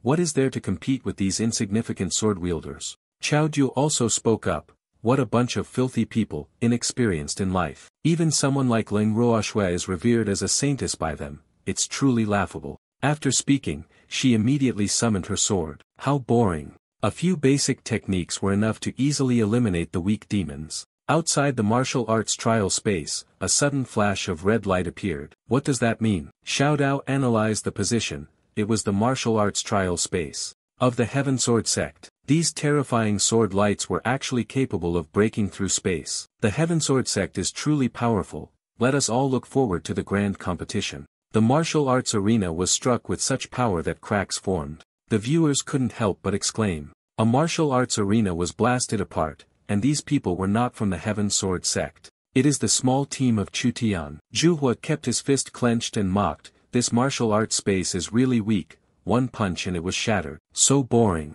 The host's voice echoed again. Here are the members of the Old Mountain Sect's team. They live in the mountains year-round. Always silent and anonymous. They haven't participated in the grand competition for several years. It's truly surprising how strong they are. Dongfang Xing stood in a corner, speaking to himself. So that's how it is. She crossed her arms and nodded. I understand now. Zhu Hua is actually the dog demon lord, Zhu Yan is the goat, and Zhu Mu is the rat. She firmly affirmed one thing. Chu Tian had brought the spirit-level demon lord to his side, making it a subordinate to participate in this grand competition. This was a demon lord's team, and humans basically stood no chance against it. The next development at Mount Ding Kingdom, the Tree of Life. Chun Feng spoke and said, absorb all the energy of this Tree of Life. Surely the master can recover half of his strength. Bai Fei was channeling his inner energy with overwhelming force. Thursday Noyet also responded, speaking of which, during this grand sect competition, the master sent a few puppets to infiltrate Dongyue. Is it also because of sect master Yi? She shouted, who would do this for that person? This time, the great competition of the sect, related to the opening of the Laolan Ancient City Treasure Vault, requires me to plan over 1,000 miles in advance and prepare well ahead of time. Absolutely no connection with that man. In a panic, my heart shifted to a place with much traffic, which was the Laolan Ancient City. The woman in white raised the arrest warrant and asked, earlier, did this man come to strike up a conversation with you? She immediately replied, he only came to buy fruit. She spoke incomprehensibly, looking at the girls, saying, he is my ex-boyfriend, I am the old friend of his ex-girlfriend. By accident, I became entangled with him. I was hurt, so even a sincere person couldn't accept me. I am his ex-wife, once saying that we would part for life and death, yet also saying it was a moment of loneliness, making the mistake more than 300 times. A command was given to them, resolutely carrying out the order of the supreme leader, to sabotage the possibility of the emergence of King Yi and other female creatures, aside from the disciples. In the second round of the grand competition, Yi Yang, worried, said, strange, the women I met in Laolan Ancient City, their gazes toward me were all very strange. Bai Xian laughed lightly, it's hard to even make it to the second round, brother Yang, and you're still thinking about romantic matters? How could that lead to great achievements? He angrily shouted, our opponent in this round is another assassin sect, the Ren Blood sect. They are the enemies of our sect. You casually hold a book and still say the same thing as before. Anyway, this time I won't make a move, Bai Xian spoke up. Jiugui has drunk too much. Today, we won't get up, let's admit defeat. Xiao Bao thought, finally, I can have freedom. You flew off and disappeared last night, watching Yin Yang the whole time. I found a place to sleep and catch up, while the old man surrendered early to the elder. Following that, he continued,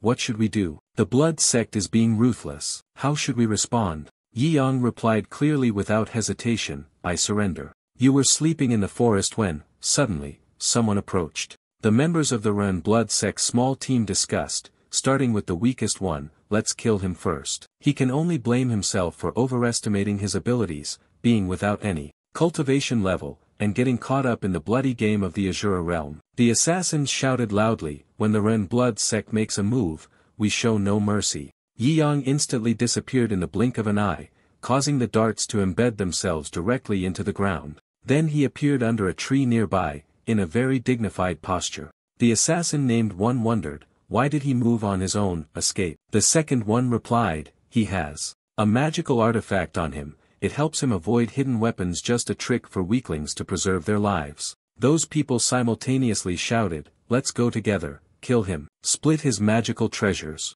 A man wielding a knife swung it directly at him and shouted, die. Suddenly, he stared in confusion and fear. It turned out that he had been struck by a move, causing him immense pain as he screamed, ah. His arm immediately evaporated. The others, startled, hesitated for a moment. The sky became bright, exploding with the force of his technique. The defensive barrier reflected a primary level 100 altitude. A large, red hollow appeared in the sky, flattening the entire forest. A small figure lay amidst the seismic chaos. Bai Xian collapsed to the ground in fear, exclaiming, oh my god. Bai Xian and Xiao Bao both clearly displayed their terrified expressions, thinking this was a warning. As they were born, the urge to flee was overwhelming, it was so terrifying. A congratulatory message echoed, congratulations to Kensect for reaching upgrade level 32. Yi Yang stood there, his face as if just waking up from sleep. He appeared skeptical. After sleeping for a while, he woke up and directly leveled up, he added. Today, the opponent of Leng Ruoxue is the Langyan sect. I am somewhat worried about that foolish girl, Su Shu.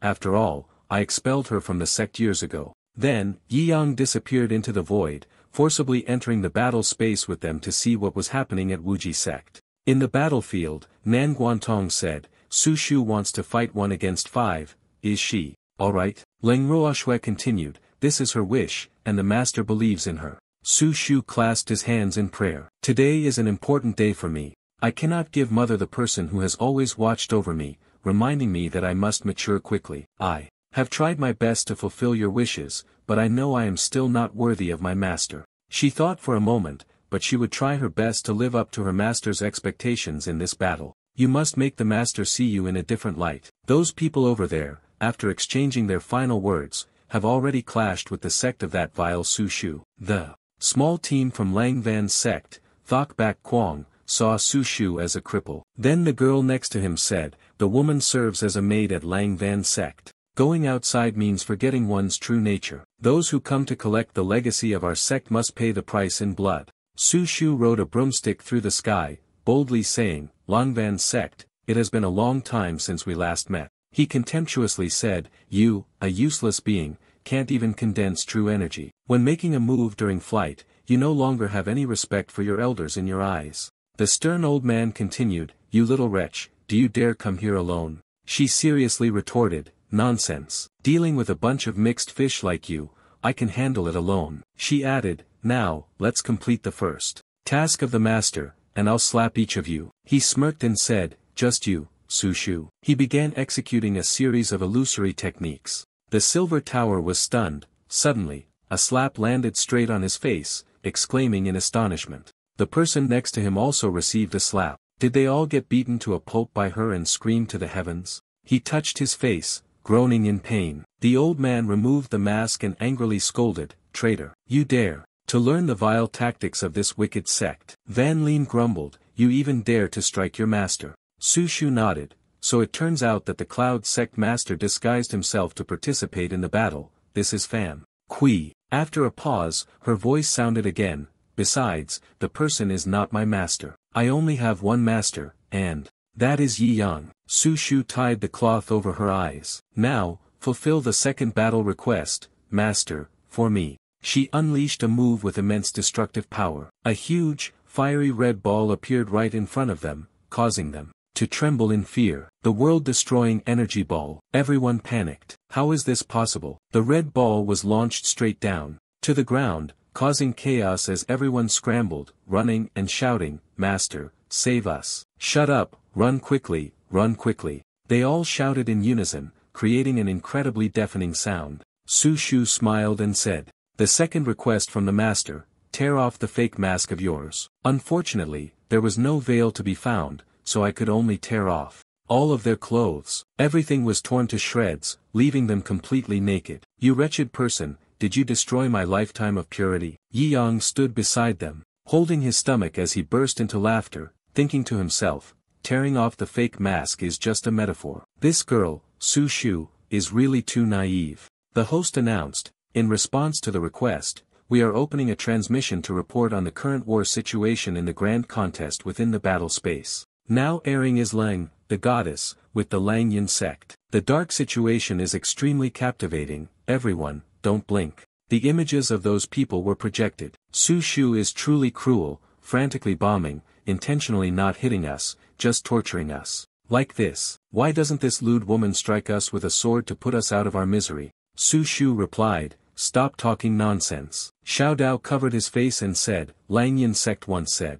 we should give Wuji sect some color. This color is too dazzling, kids, don't look. Yi Yang sat arrogantly on the tree, muttering, absolute talent, not hitting Su Shu's target, sometimes it's too cruel for the enemy. Xiao Dao declared, congratulations to Wuji sect for making it into the top 32 strongest teams. He calculated. For a moment, Ling Yin sect is done for, next is anyone, no matter who the opponent is. Perhaps there is no problem, after all, with Leng Ruoxue, the chaos on the battlefield of the Heaven Sword sect. Zhu Chan was unhappy and said, I never want to hear the name of Leng Ruoxue again. There is only one female sword god, and that is Chu Fu. I'll say it louder, remember it. Lin Yushan interrupted, Heaven Sword sect is supreme and unparalleled, while Wuji sect is lowly and inferior. You are unforgivable for comparing them. The people lying on the ground, defeated, were constantly groaning. She angrily retorted, they're wrong. The one who deserved to die has died,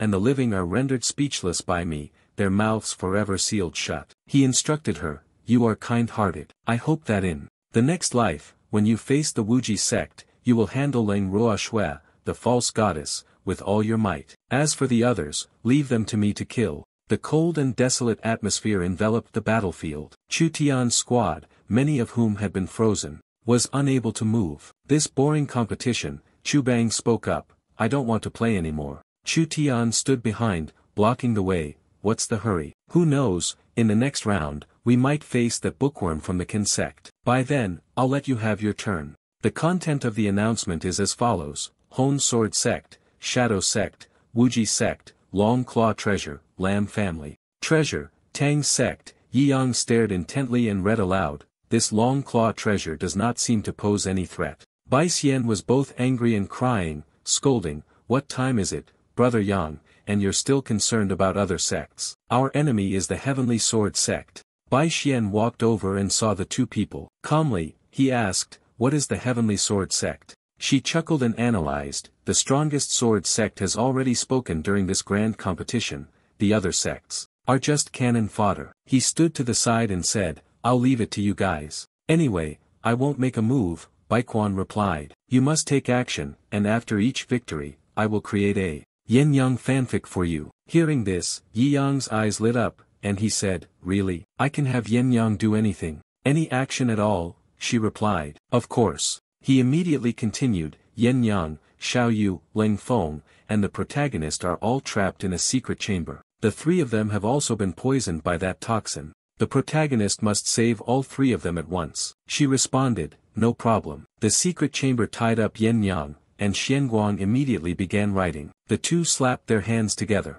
to form a dagger. Bai Xian was moved, crying as she said, the young sect master finally understands. This is to revive the Can sect, and thus, the shorthand pen is wielded. She then told me, I heard that the Lulan treasury contains many ancient scriptures, I must obtain them. The scene transitions to the day before the decisive battle between Qin sect and Heaven Sword sect. Yi Yang suddenly pushed the door open when he saw Su Shu in the room. She then said, Junior sister told me that senior sister is about to face a decisive battle with the Heaven Sword sect and asked me to come here. Continue saying, ask me to help my sister relax her mood. I am a master of foot washing and massage. She reminisced about the past. When I speak of it, during the entrance examination, it was my elder sister who saved me, and I have always wanted to repay her. You said it was fine, and she replied, elder sister is strong, it's so boring. Yi Yang panicked and thought, back then, the face-covering technique to protect them during the entry examination was misunderstood.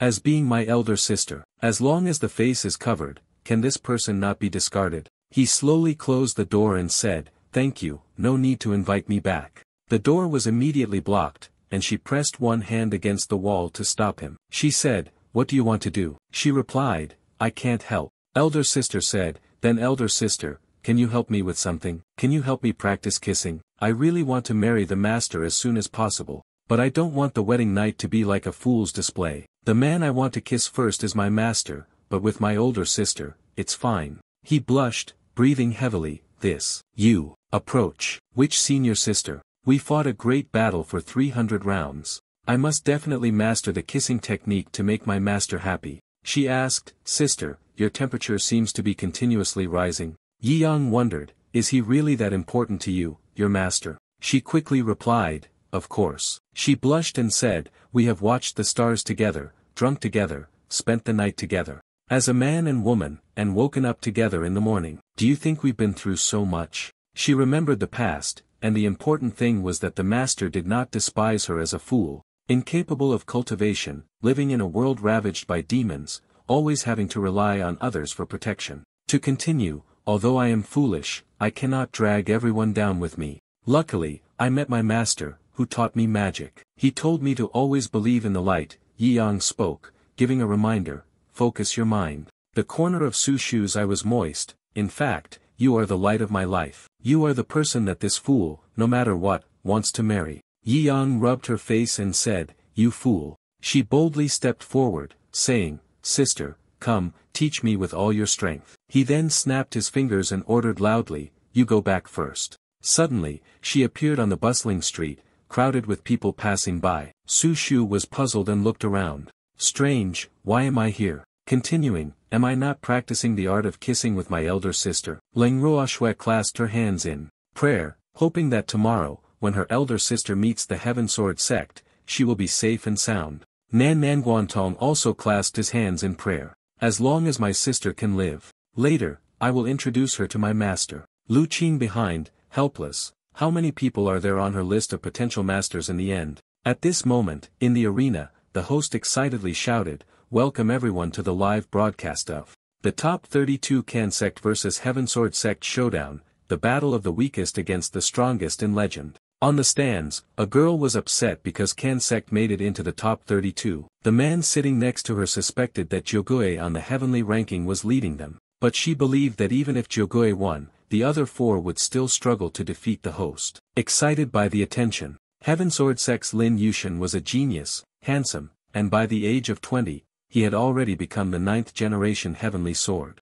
Together with Chu Thuyan, the famous sword goddess, she challenged the Can Sect to withstand several strikes. Bai Xian screamed in despair, "What should we do? This round is a one-on-one fight, the first to win 3 times gets promoted. We're doomed." Yi Yang, standing beside her, reminded, "Stay calm, follow my plan." The host, upon seeing Bai Quan and Bai Xian wave the white flag, shouted loudly, "Can Sect opens the list. 2 people have chosen to give up their rights to Heaven Sword Sect directly." In February, 2 disciples of Heaven Sword Sect smiled smugly upon witnessing this, as if mocking their opponents. The spectators in the stand sighed, surrendering continuously. The next 2 matches, unless a miracle happens, will end in 3 consecutive losses. No need to watch anymore, the competition is over. 1 Jiogui, 1 child, 1 book, no cultivation realm, has won 3 consecutive rounds. Lin Yushin was bored and instructed Master Zhang, "Go end the battle,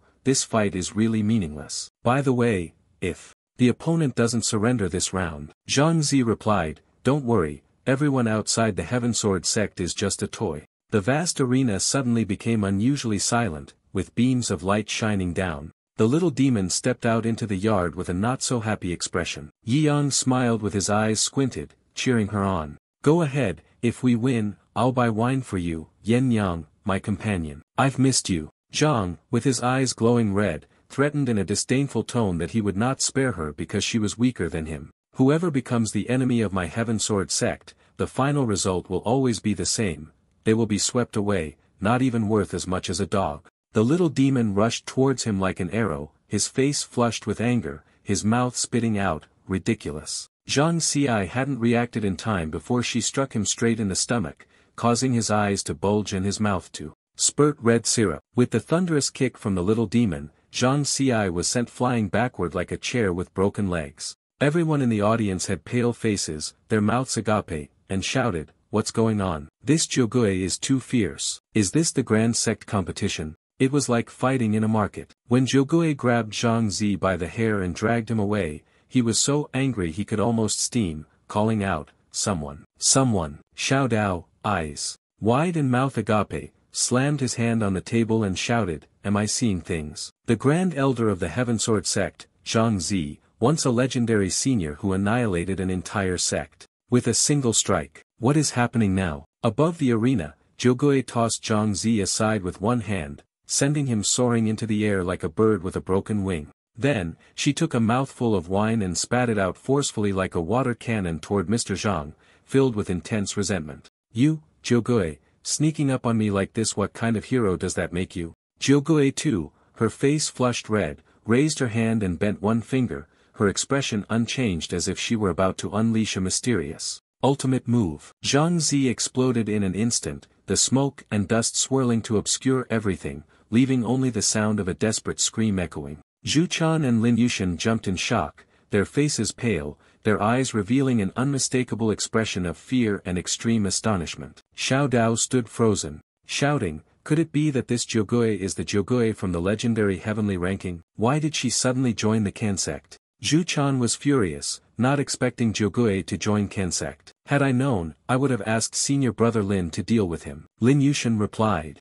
"Jogui struck Master Zhang, that debt will be settled. After the grand competition, I will make the entire Kan sect bear the consequences of the sword." The two contestants had already taken their positions in the arena. The announcer shouted loudly, "Next is the fourth match of the tournament." Yi Yang's face was as red as glowing charcoal, speaking each word slowly, "Uncle, if you don't look at Yen Yang, she will get angry." This made Xiao Bao turn pale, sweat pouring down his face as he thought to himself, "He's too terrifying." Zhu Chan angrily shouted, "You send a child onto the field, is this an insult to me?" She sneered, the useless Kan sect couldn't even replace him. With a powerful stomp, Xiao Bao shot up like a rocket. His eyes were filled with murderous intent, as if he wanted to devour his opponent. Before he could react, Zhu Chan was taken down by him with a lightning-fast move. Xiao Bao was thrown backward, while Zhu Chan stood frozen, trembling like a drying rice stalk. She lifted her head high, both confused and furious, shouting,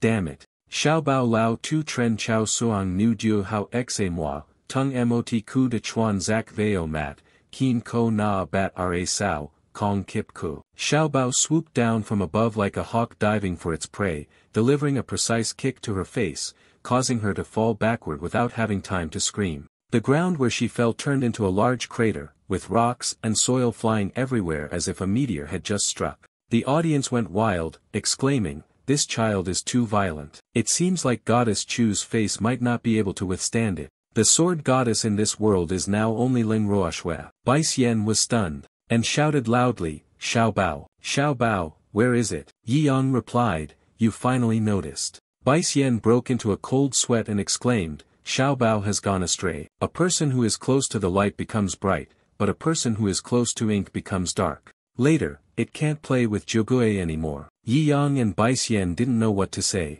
Zhu Chan was beaten until his face was bruised, his cheeks unrecognizable, lying motionless on the conveyor belt, crying in sobs. The host regretfully announced, "According to the doctor's diagnosis, all the meridians in Miss Chu's body have been shattered, rendering her a cripple, unable to cultivate anymore." And with a sigh, he said, "The child of the Kan sect squad is truly terrifying." Bai Quan struck Xiao Bao's bottom repeatedly and scolded, "Naughty, so naughty." The two people exclaimed with joy, "We can talk now. She has broken the silence curse, thank you, Kan sect young master." A book finally faces off against the strongest divine sword, hoping it can survive in the mouth of the tiger. Lin Yushan lowered his head, his eyes bloodshot and veins bulging as if a storm was about to break, as though he was on the verge of exploding with rage. He growled, "You ants, you all." Xiao Dao eagerly announced, "The final battle between the strongest and the weakest sects is about to take place." Lin Yushan, since the beginning of his cultivation,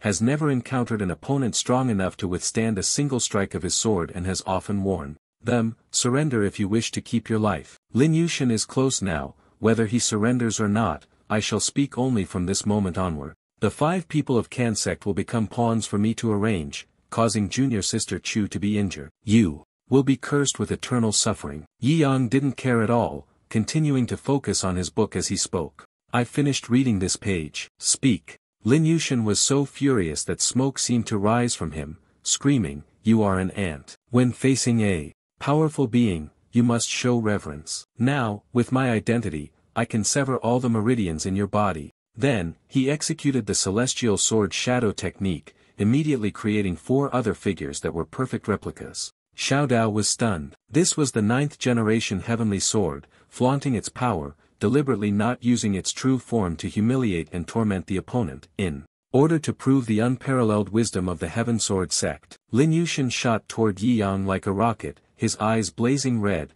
the flames of fury erupting. He was stunned, feeling as though he had just been stabbed. Yi Yang suddenly disappeared like mist, gradually fading away like a ghost, dissolving into the void before his eyes. Lin Yushin turned around in shock, his eyes wide with fear, exclaiming, "This." A person watched in awe, exclaiming, "The shadow of the heavenly sword has been defeated." Lin Yushin swung his arm forcefully, and thousands of swords shot out like lightning in all directions. He roared, "This is the infinite secret sword of soul binding." He narrowed his eyes and looked at Yi Yang, a smug smile spreading across his face as he shouted, "All worms, Lin Yushin." He unleashed the soul-cutting sword technique. Thousands of swords flew toward Yi Yang, yet he remained standing firm, showing no signs of dodging. A deafening explosion rang out. Dirt, rocks, and fine dust flew in all directions, creating a chaotic scene. Lin Yushin was completely bewildered when he saw Yi Yang still unscathed, not a scratch on him. Meanwhile, he was reading a book and pondering whether to watch the final 2 rounds.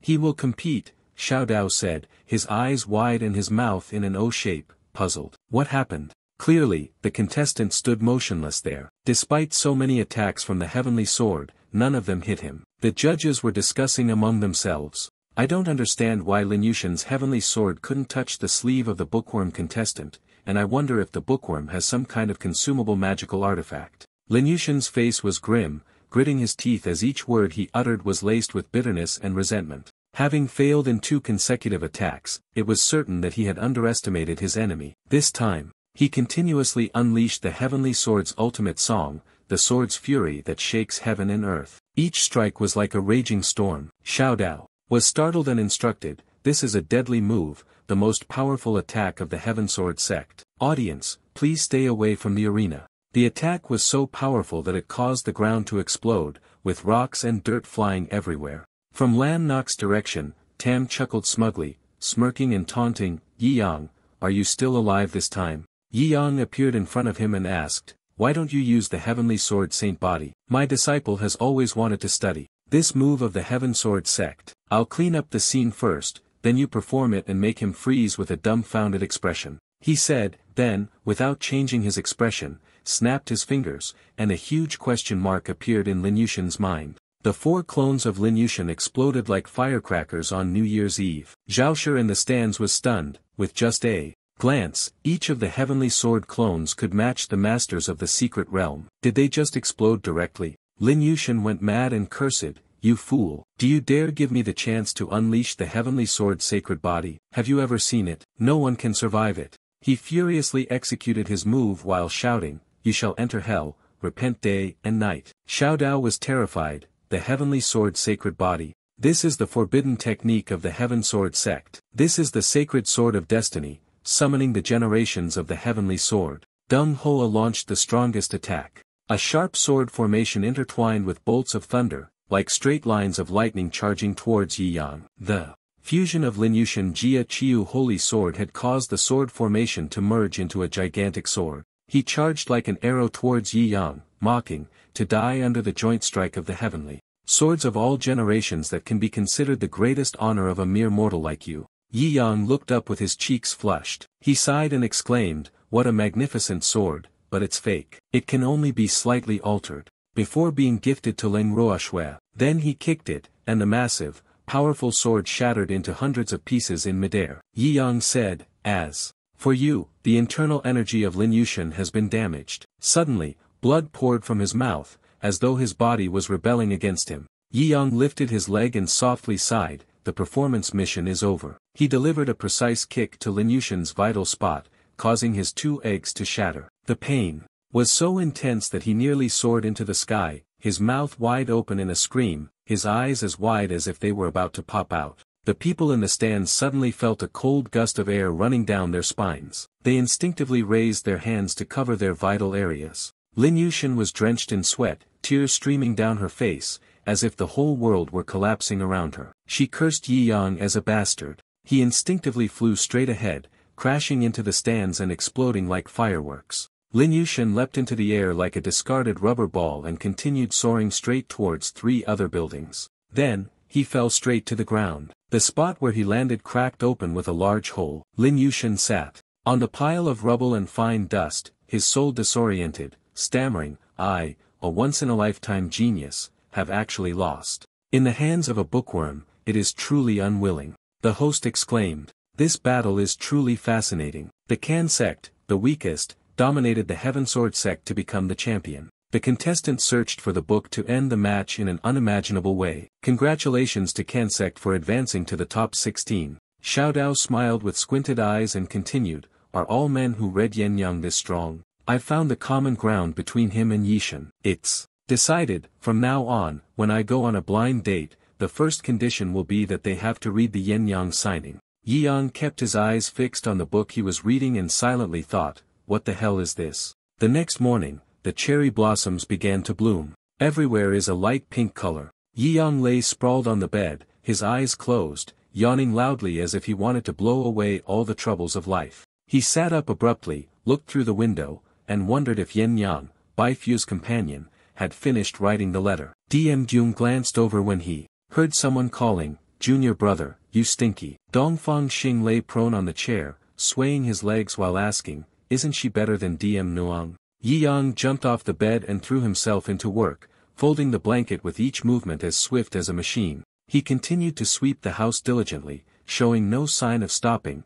despite Dongfang Xing lying bored in the chair. Dongfang Xing was so angry that his face seemed like it was about to smoke, his eyes shining brightly as if they could burn everything to the ground. Yi Yang suddenly appeared right in front of her, causing her to jump in shock. Something rushed towards her at lightning speed, so fast that her eyes couldn't keep up, and all she could hear was the ear-piercing scream of Dongfang Xing as Yi Yang lifted her up. She let out a gleeful exclamation, "You damn bastard! You couldn't resist my seductive charms after all, could you? Your face is as red as a ripe tomato." She continued, "I knew it, you were bound to fall under my skirt in the end." But just 2 seconds later, her face turned pale as she was flung out of the window by him. Yi Yang stood staring into the void and sighed. "Done, the room is clean now. Go outside." "What day is it today?" "The Sushu are competing in the 32nd round of strength. Although I have no doubts, I still have to go see for myself." When you put on your cloak and stepped outside,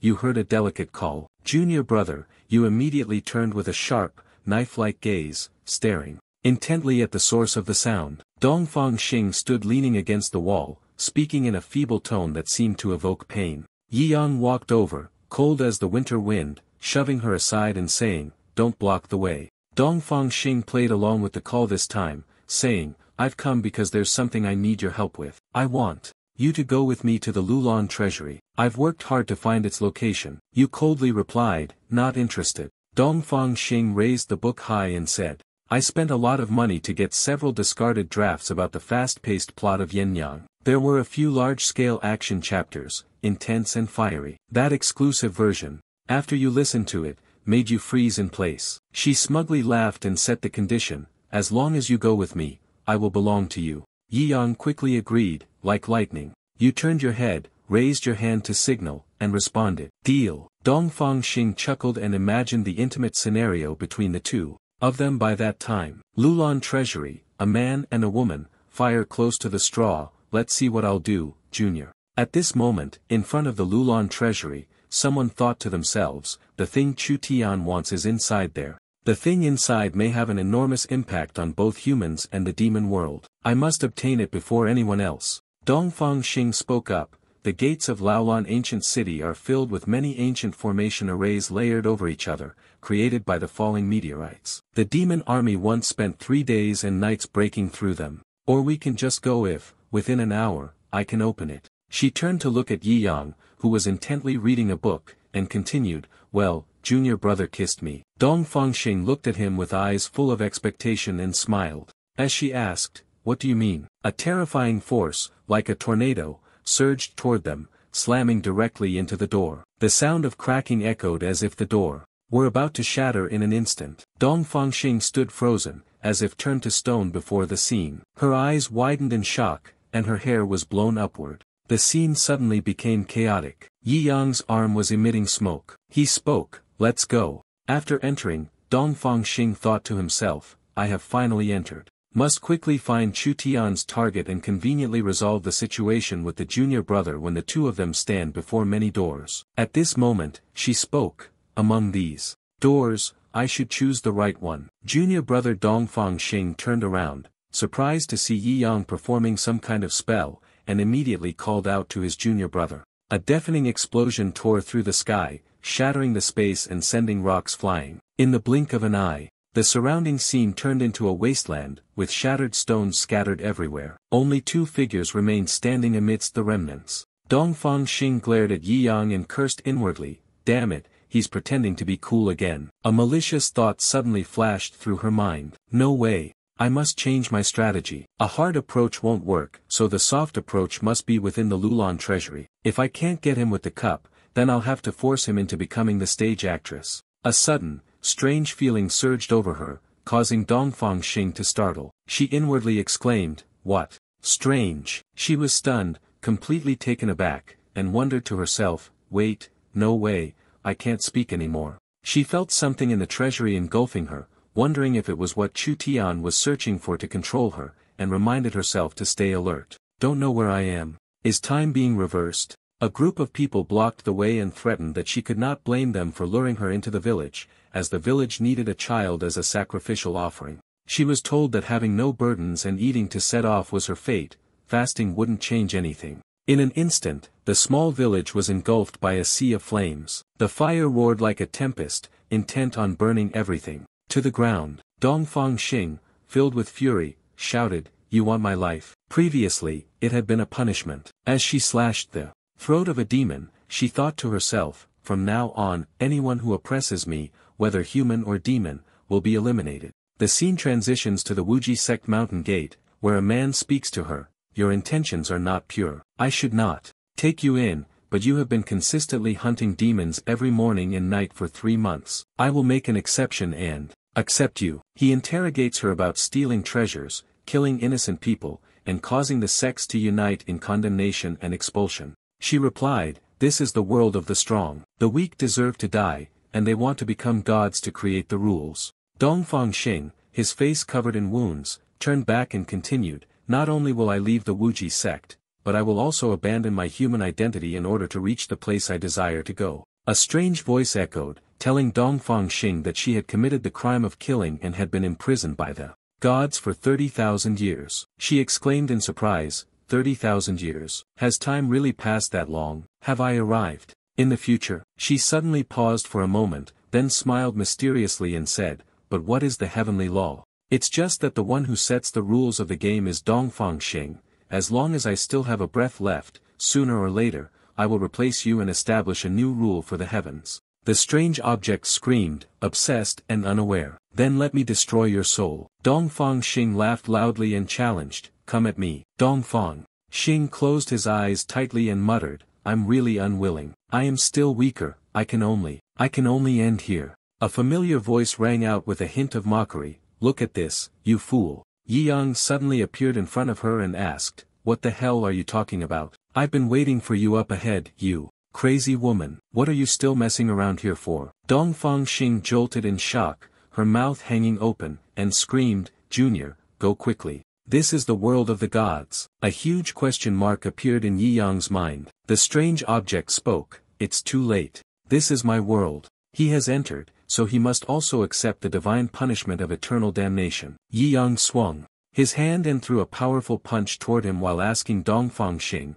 what is that? The strange object shattered, and he went berserk, gritting his teeth and uttering, mortal, you. Each fragment that fell from his body revealed gleaming rays of light, like flickering lamps in the dark night. The strange object exploded, its fragments scattering in all directions like shattered glass through the air. The fragments fell like hailstones. Dongfang Xing subconsciously crouched down and looked up. Yi Yang reached out and touched her face, saying, "The old sect leader said that when you are startled or become frantic, you should squeeze like this. Then you will feel a little better and become quiet." Yi Yang asked her gently, "How is it?" Dongfang Xing was moved to tears, calling out, "You." Yi Yang's eyes widened as he stared into her eyes and called out, "Hey, are you feeling better?" Dongfang Xing silently exclaimed, "Junior brother, he seems to have become different from both humans and demons." Yi Yang stood up, turned around, and began to leave, calling back, "It's fine now, let's continue moving forward and find the thing that affected your body earlier."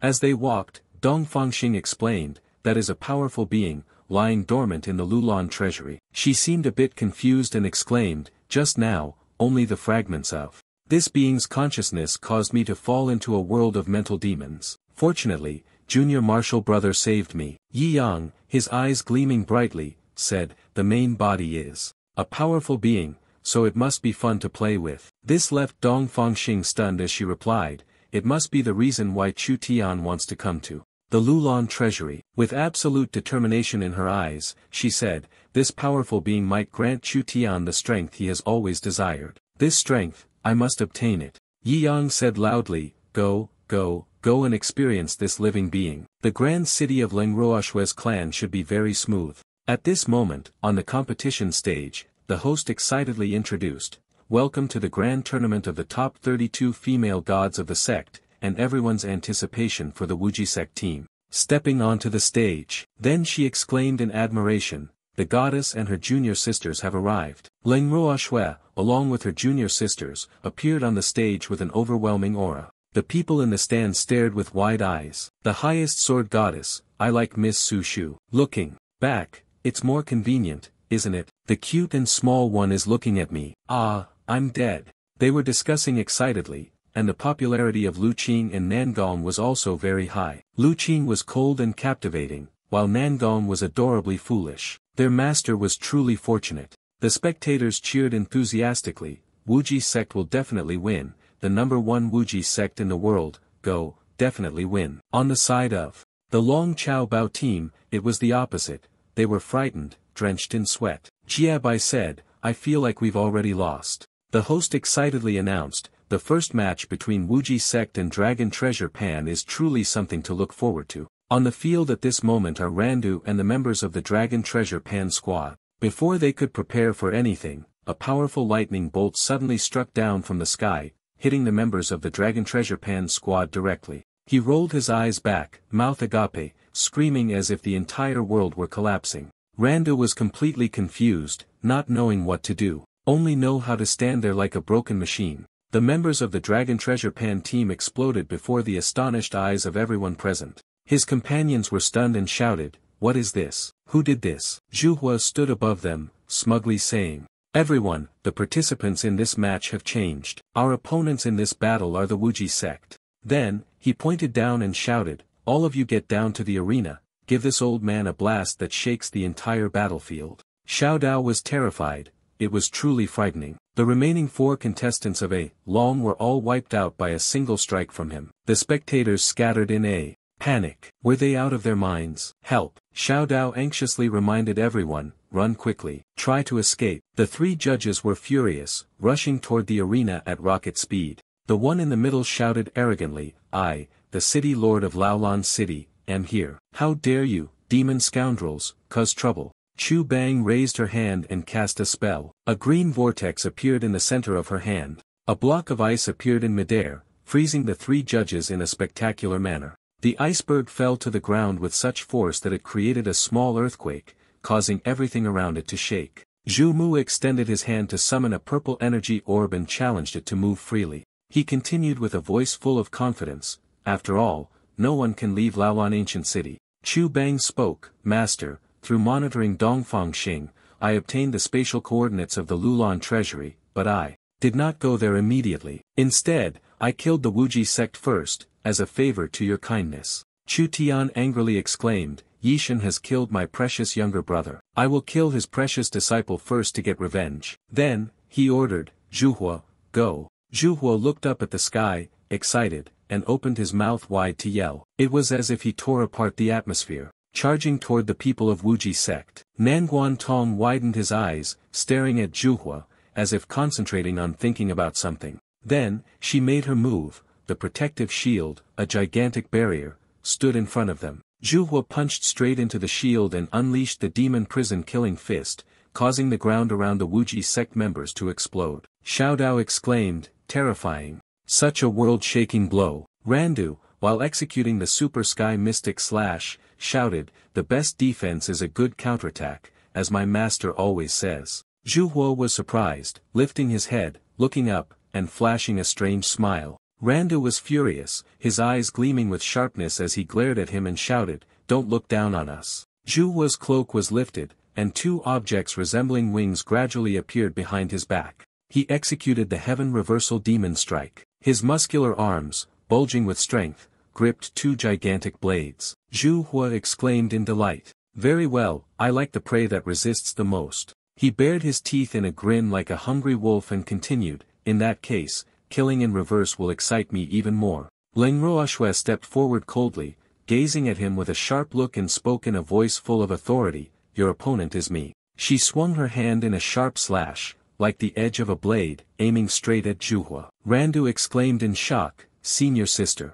Leng Ruoxue and Zhuhua charged into a frenzied chase, battling relentlessly. From the ground, they soared upward, reaching the very clouds. When the two of them clashed their swords together, Zhuhua gritted his teeth, almost snarling, you are more tenacious than I thought. Below, Xiao Dao cheered. Leng Nu, the goddess, can actually fight against the demon lord. Go for it. Leng Ruoxue unleashed the slash star sword move, sending Zhuhua crashing backward. He fell straight to the ground, causing the earth to explode, with rocks and dust flying everywhere. Leng Ruoxue continued with the 10,000 sword strike, with thousands of sharp swords appearing and surrounding her from all sides. The sharp swords rushed down from above with the speed of light. Xiao Dao marveled at the heavenly and earthly sword treasure of Goddess Leng. When the swords hit the ground, they caused a terrifying explosion, sending everything around flying in all directions. Thick smoke and dust rose up, making the visibility seem swallowed up. Unable to see anything around,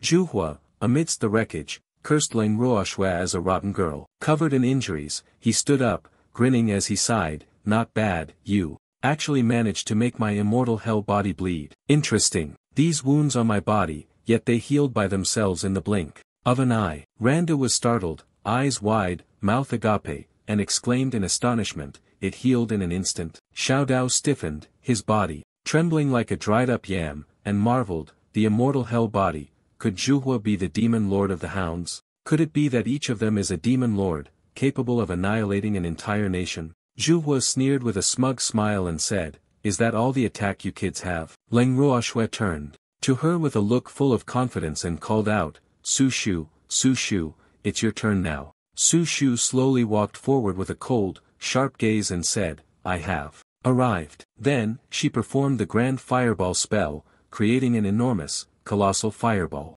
Zhuhua glanced up, his lips curling into a faint, peculiar smile, then stuck out his tongue and said, interesting. The gigantic fireball plunged straight down onto his head. Zhuhua suddenly assumed a stance and spread his arms wide, as if ready to take the blow. He actually reached out and tightly embraced that enormous fireball. Zhuhua was pleased, mouth agape as he burst into laughter. His laughter echoed, as if mocking his opponent. He tightly embraced the fireball, shouting defiantly. The fireball erupted violently, sparks flying everywhere, yet Zhuhua stood there, unmoved. He was rubbing his forearm while laughing loudly. The host reported, the great fireball has been crushed and exploded. Xiao Dao's face darkened, she clenched her fists and opened her mouth wide, exclaiming, the dog demon king is too terrifying. Lu Qing, with eyes full of determination, charged straight toward Zhuhua without hesitation. She was swift as lightning, throwing her sword and stabbing directly into Zhuhua's skull, catching him off guard.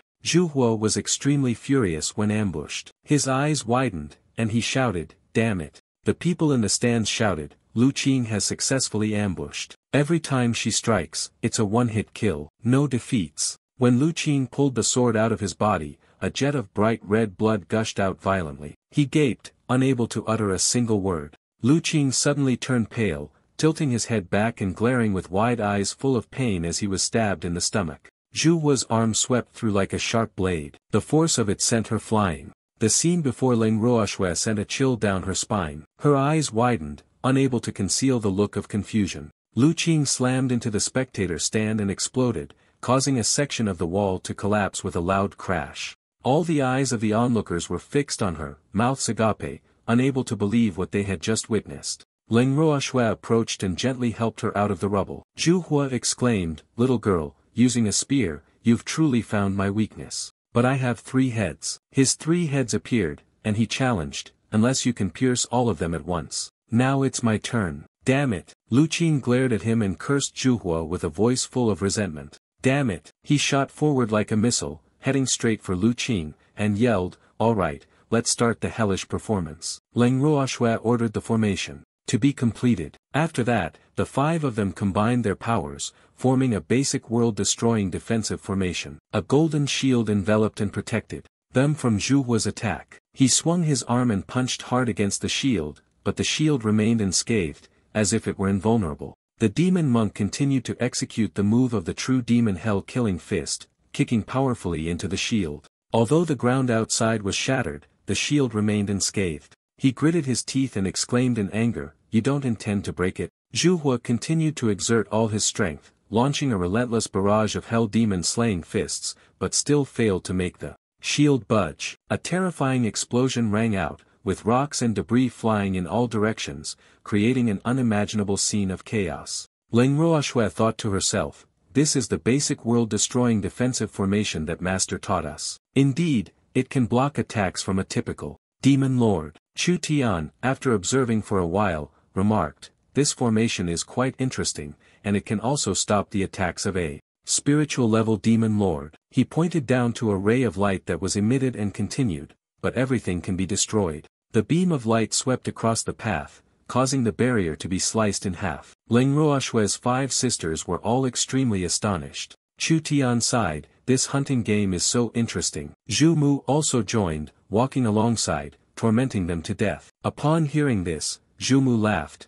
"Heh heh." Zhu Hua raised a finger in signal, flashed a smug smile, and stuck out his tongue, saying, The stinky rat Leng Ruoxue stepped forward to block the sisters and coldly said, "I will stop them, you all go." A voice from behind her rang out, "Leng Ruoxue." She couldn't stop. A brown-haired girl with eyes as bright as flames rising said, "Let me go." She shouted loudly, merging with herself and the avatars standing beside her, becoming one. They then used the 9 tails battle technique, spinning quickly like a whirlwind and emitting a powerful source of energy. Bai Fei appeared, her face as cold as ice, staring at them intently. Leng Ruoxue screamed, "Little fox spirit." She used a remote puppet control technique to help us. Zhu Mu mocked, 9 tails, it's His Highness matter. Chu Tian advised, "Don't get involved, I don't recall you ever protecting humans." Bai Fei replied calmly, "What you said is wrong, you remembered it incorrectly. Besides, you said you wouldn't get involved in this matter. Then I won't interfere." "Zhu Chan Chi master, wouldn't that be quite embarrassing for me?" She furrowed her brows, glared at them directly, and said firmly, "I will handle this from now on." Bai Fei hovered in mid-air, his eyes glowing red, and exclaimed, "I will protect them." Zhu Mu taunts, "Half of your strength hasn't even recovered yet, and you want to challenge me? I can only ensure you will never rise again for all eternity." Bai Fei angrily shouts, "We'll see who is truly cursed for eternity." He then strikes with a devastating move, using his fox tail to tightly bind Zhu Hua, causing him to jump in shock. She continued to use her tail, aiming directly at Zhu Mu, stabbing toward him with determination and strength. His companion above reminded him, even if her strength hasn't recovered, she's still a 9-tailed fox. "Take it seriously." He hid behind the rock and replied loudly, "Got it." Zhu Mu suddenly became excited, laughing loudly as if he were plotting something. He leaped up like a spring, executing the move Demon Ti Li Tianzhe, while shouting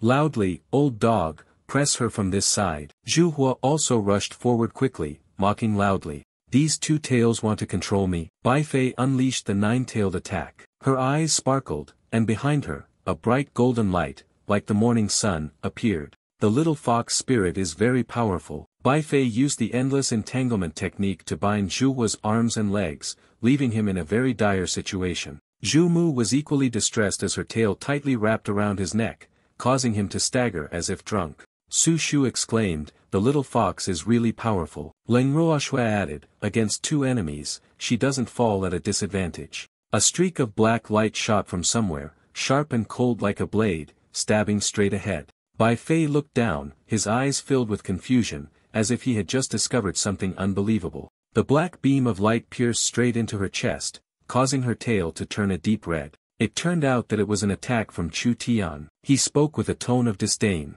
"The weak and insignificant beings are only worthy of being destroyed. The game is over, close your eyes." Bai Fei gradually faded away like a small flame extinguished by an invisible wind. Her figure was faint, she melted into the air, like morning mist evaporating under the sunlight. In another space, Bai Fei sat up abruptly with a pale face, coughing continuously. Bai Fei's 4 personal guards anxiously called out, "My lord." They reminded her, "My lord, you've only recovered 40%, so forcing yourself to act is unwise." Xiahua, in fear, said, "The remote-controlled puppet was destroyed, and your physical body also suffered backlash." Bai Fei reassured her, "It's fine. Having lived in Wuji sect for so long, helping once is no longer a burden to Yi Yang." Qiu Shui said sternly, "The master has only recovered 40% of his strength, yet he can already fight 2 opponents at once. Once he fully recovers, the great vengeance will soon be avenged." Bai Fei's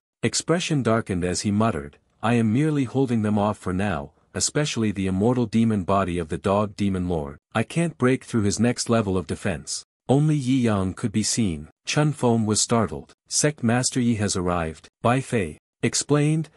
At the moment when my puppet body exploded, he suddenly appeared." At this moment, on the battlefield, Chu Tian sneered and said, "In the end, it's nothing but a wild fox, unable to withstand a single blow." Yi Yang suddenly appeared behind him and asked in return, "Is it true, did you make a move against my people?" Nan Guantong, upon seeing him, was overjoyed, his eyes shining brightly as he shouted loudly, "Ah, it's the master." "Su Shu," he exclaimed, "the master has arrived." Chu Tian sighed, "Yishan, the legendary figure, has finally arrived." Then he ordered, "Dog Demon Lord, use your true combat state to send him off." Zhuhua, after hearing this, agreed and laughed out loud with delight. He grinned slyly, sticking out his tongue, looking incredibly mischievous. Zhuhua unleashed his full fiery attack. The ground beneath his feet erupted into blazing flames, as if it sought to incinerate everything in its path. Zhuhua shot up like a rocket and arrogantly shouted, "Let me see," a cheap book fired off completely. His eyes gleamed brightly like headlights. He opened his mouth wide, swinging his fist to unleash the central extreme annihilation move. A Yi-Yang tome remained composed, its gaze focused intently on every slightest movement of his. With a worried expression, Xiao Dao hurriedly looked up and casually reminded him, "Yishan, be careful." Zhuhua threw a punch straight toward Yi Yang. A source of red energy enveloped his arm. Yi Yang did not back down either, swinging his hand toward him with great force and determination. When the two collided, Zhuhua immediately lost. His upper body was shattered, no longer intact. Zhuhua still felt regret and let out a groan of pain. His eyes were full of unwillingness. Why was that? The people in the stands were all startled when they saw this. They tightly and exclaimed, "Wow, kill immediately." The little demon looked up with cheeks flushed from the wine and said, "No wonder Yishan is ranked 9th on the heavenly rankings, with a single punch capable of killing 2 at once." Chu Tian was stunned when he saw Zhu Yan also knocked down by Yi Yang's previous attack, with a bewildered expression. Zhu Yan slowly dissipated like bones in the sun, vanishing without a trace. Xiao Dao stood dazed, his eyes wide open and mouth agape, shouting, "Ah, one punch. To kill 2 demon lords." Zhuhua and Zhu Yan simultaneously plunged headfirst, falling and causing 2 large holes to form in the arena. Chu Bang and Chu Tian's faces darkened as if they couldn't believe their eyes, while Chu Mu screamed out in utter frustration. Chu Tian glared at Yi Yang, licking his lips and almost unable to suppress his voice. "It is absolutely possible to unleash an attack of this level. The most exquisite of humans, Yi Yang, I must strike. The fear of the unknown is probably the best seasoning for a human." Yi Yang's entire body emitted a burst of golden energy, and his eyes glowed bright yellow. He challenged, "Oh, then come and play." Chu Tian, swift as lightning, stood in front of Yi Yang and said, I have sniffed the scent of countless human powerhouses. He passed by effortlessly, and just a second later, he appeared behind him. Chu Tian sneered maliciously and said with certainty, I'm sure you're the best type. He burst into laughter. He opened his mouth wide, revealing sharp, pointed teeth and a long, dangling tongue, like a monster preparing to attack someone in the stands. It seems this talented young man is about to meet his end in the mouth of Master Chu Ma, another person added. No human has ever been able to escape the devouring power of Chu Ma Lord. Chu Tian suddenly halted, his eyes wide open. And right behind him, a blinding golden light erupted. In his eyes, the image of Yi Yang at that moment appeared incredibly powerful. When you emanate a brilliant golden light, as bright as the sun, Chu Tian retreated 100 meters, simultaneously shouting loudly. His scream could not conceal his confusion. He trembled like a plow being dragged. Too scary, Chu Bang. Surprised, my lord, what's wrong? Chu Tian's eyes widened in surprise, his mouth forming an O as he weakly spoke. I can't do it anymore. Zhu Mu exclaimed, the beings of Chu Tian have consumed many, with a particular sensitivity to strength and weakness. It seems that this enemy is very strong, but the opponent is not a god. Why is he scaring even those who shrink back? Wait a minute, not only are they shrinking back, he's also. Chu Tian not only trembled but also wet himself, as if his body could not bear the terror. Xiao Dao jumped in. Shock. What's going on? Zhu Ma, the leader of the Hongyu faction, is afraid he'll piss himself too. The audience, watching the scene, was equally astonished, exclaiming, I'm not seeing this wrong, am I? Another person replied, not wrong. Actually, I wet the bed. Bai Xian was stunned, it was too exaggerated. Xiao Bao, on the other hand, had tears streaming down his face, the terrifying thoughts of his uncle were, finally not something only he could feel. Then, 3 big question marks appeared in his mind. Yi Yang, you're looking at everyone with a confused expression. Zhu Mu's voice was close to that of Lord Chu Tian, incredibly powerful to the point of being abnormal, yet very cautious, only daring to engage in battles where victory was assured. In reality, after undergoing the transformation of the divine demon, he could never lose to any human. We help him activate it. Chu Bang listened and then glanced ahead, shouting, put him into the divine demon state. Shi and Zhu Mu simultaneously worked to place Chu Tian into the divine demon state, while chanting in unison, kill all of Laolan ancient city. Chu Tian shouted, and then he began the process of transformation. His body started to change rapidly. A powerful source of black energy began to emanate from him, as if an invisible force was trying to devour everything in its line of sight. Chu Tian had completed the transformation. Now, he was like a colossal monster, powerful and terrifying, completely different from before. He lowered his voice. Earlier, I was careless, not entering the demon god's transformation, allowing the disturbance of your aura. Chu Tian arrogantly spoke, people nowadays, I will no longer be deceived by you. Standing at the position of an absolute powerhouse, I will punish you so you can witness my final transformation. Yi Yang challenged, and it continued. Chu Tian roared in anger and charged forward, as if he wanted to crush everything in his path. A deafening explosion, shaking the heavens and the earth, rang out. The dust and smoke were so thick that they obscured all vision. Chu Tian's gigantic, colossal foot stomped down forcefully, causing the ground to crack. Leng Ruoxue, Lu Qing, and Su Shu's eyes widened in shock, their mouths agape as they looked up. Su Shu sighed in amazement, my god. Randu stared with wide eyes and exclaimed, it's so big. Jilgoe looked up in astonishment and said, is the apocalypse here? Chu Tian suddenly turned black, his entire body emitting smoke and releasing a strange purple aura. Xiao Dao looked up at his blood-red eyes and screamed, this is the ultimate form that devours a nation with millions of people. Randu, terrified, had a pale, purple face. Xiao Bao silently thought, he has finally revealed his strongest form. Chu Tian, tall as a tower, stood proudly in the middle of the street, making everyone who looked up at him tremble with fear. He roared, the apocalypse of humanity has come. Yishan, I will not give you any chance. Swallowed by me. Yi Yang suddenly cast a wild glance, searching for something. He felt confused in his mind and wondered, where did I throw the exclusive Yen Yang book? Did I really lose this treasure? Chu Tian smiled triumphantly and exclaimed, very good. Now, being distracted is giving me the opportunity. He just looked up and created a gigantic black hole, shouting, let's be destroyed together with the world. Chu Tian executed the move, devouring heaven, first origin abyss. The black hole above Chu Tian spun violently, as if it were devouring the heavens and the earth. He raised both hands high, forming a V-shape. The black hole was spinning like a tornado, sucking everything into it. Zhu Bing was stunned. She's gone mad. To kill Yishan at the start, she used a forbidden demon technique that wiped out the entire team. She was terrified, running for her life, screaming, "This is no joke, I don't want to die." Zhu Mu looked up and felt a surge of fear. It's over. Not only is this ancient town about to be destroyed, but we won't be able to escape either. He gaped, desperately shouting, "Don't," as he was sucked into the enormous black hole. In the midst of the chaos, Xiao Dao shouted in panic, "It's over. The battle arena is collapsing." Fortunately, Nan Guantong and Randu had activated the formation to create a shield to protect everyone. Xiao Dao was surprised.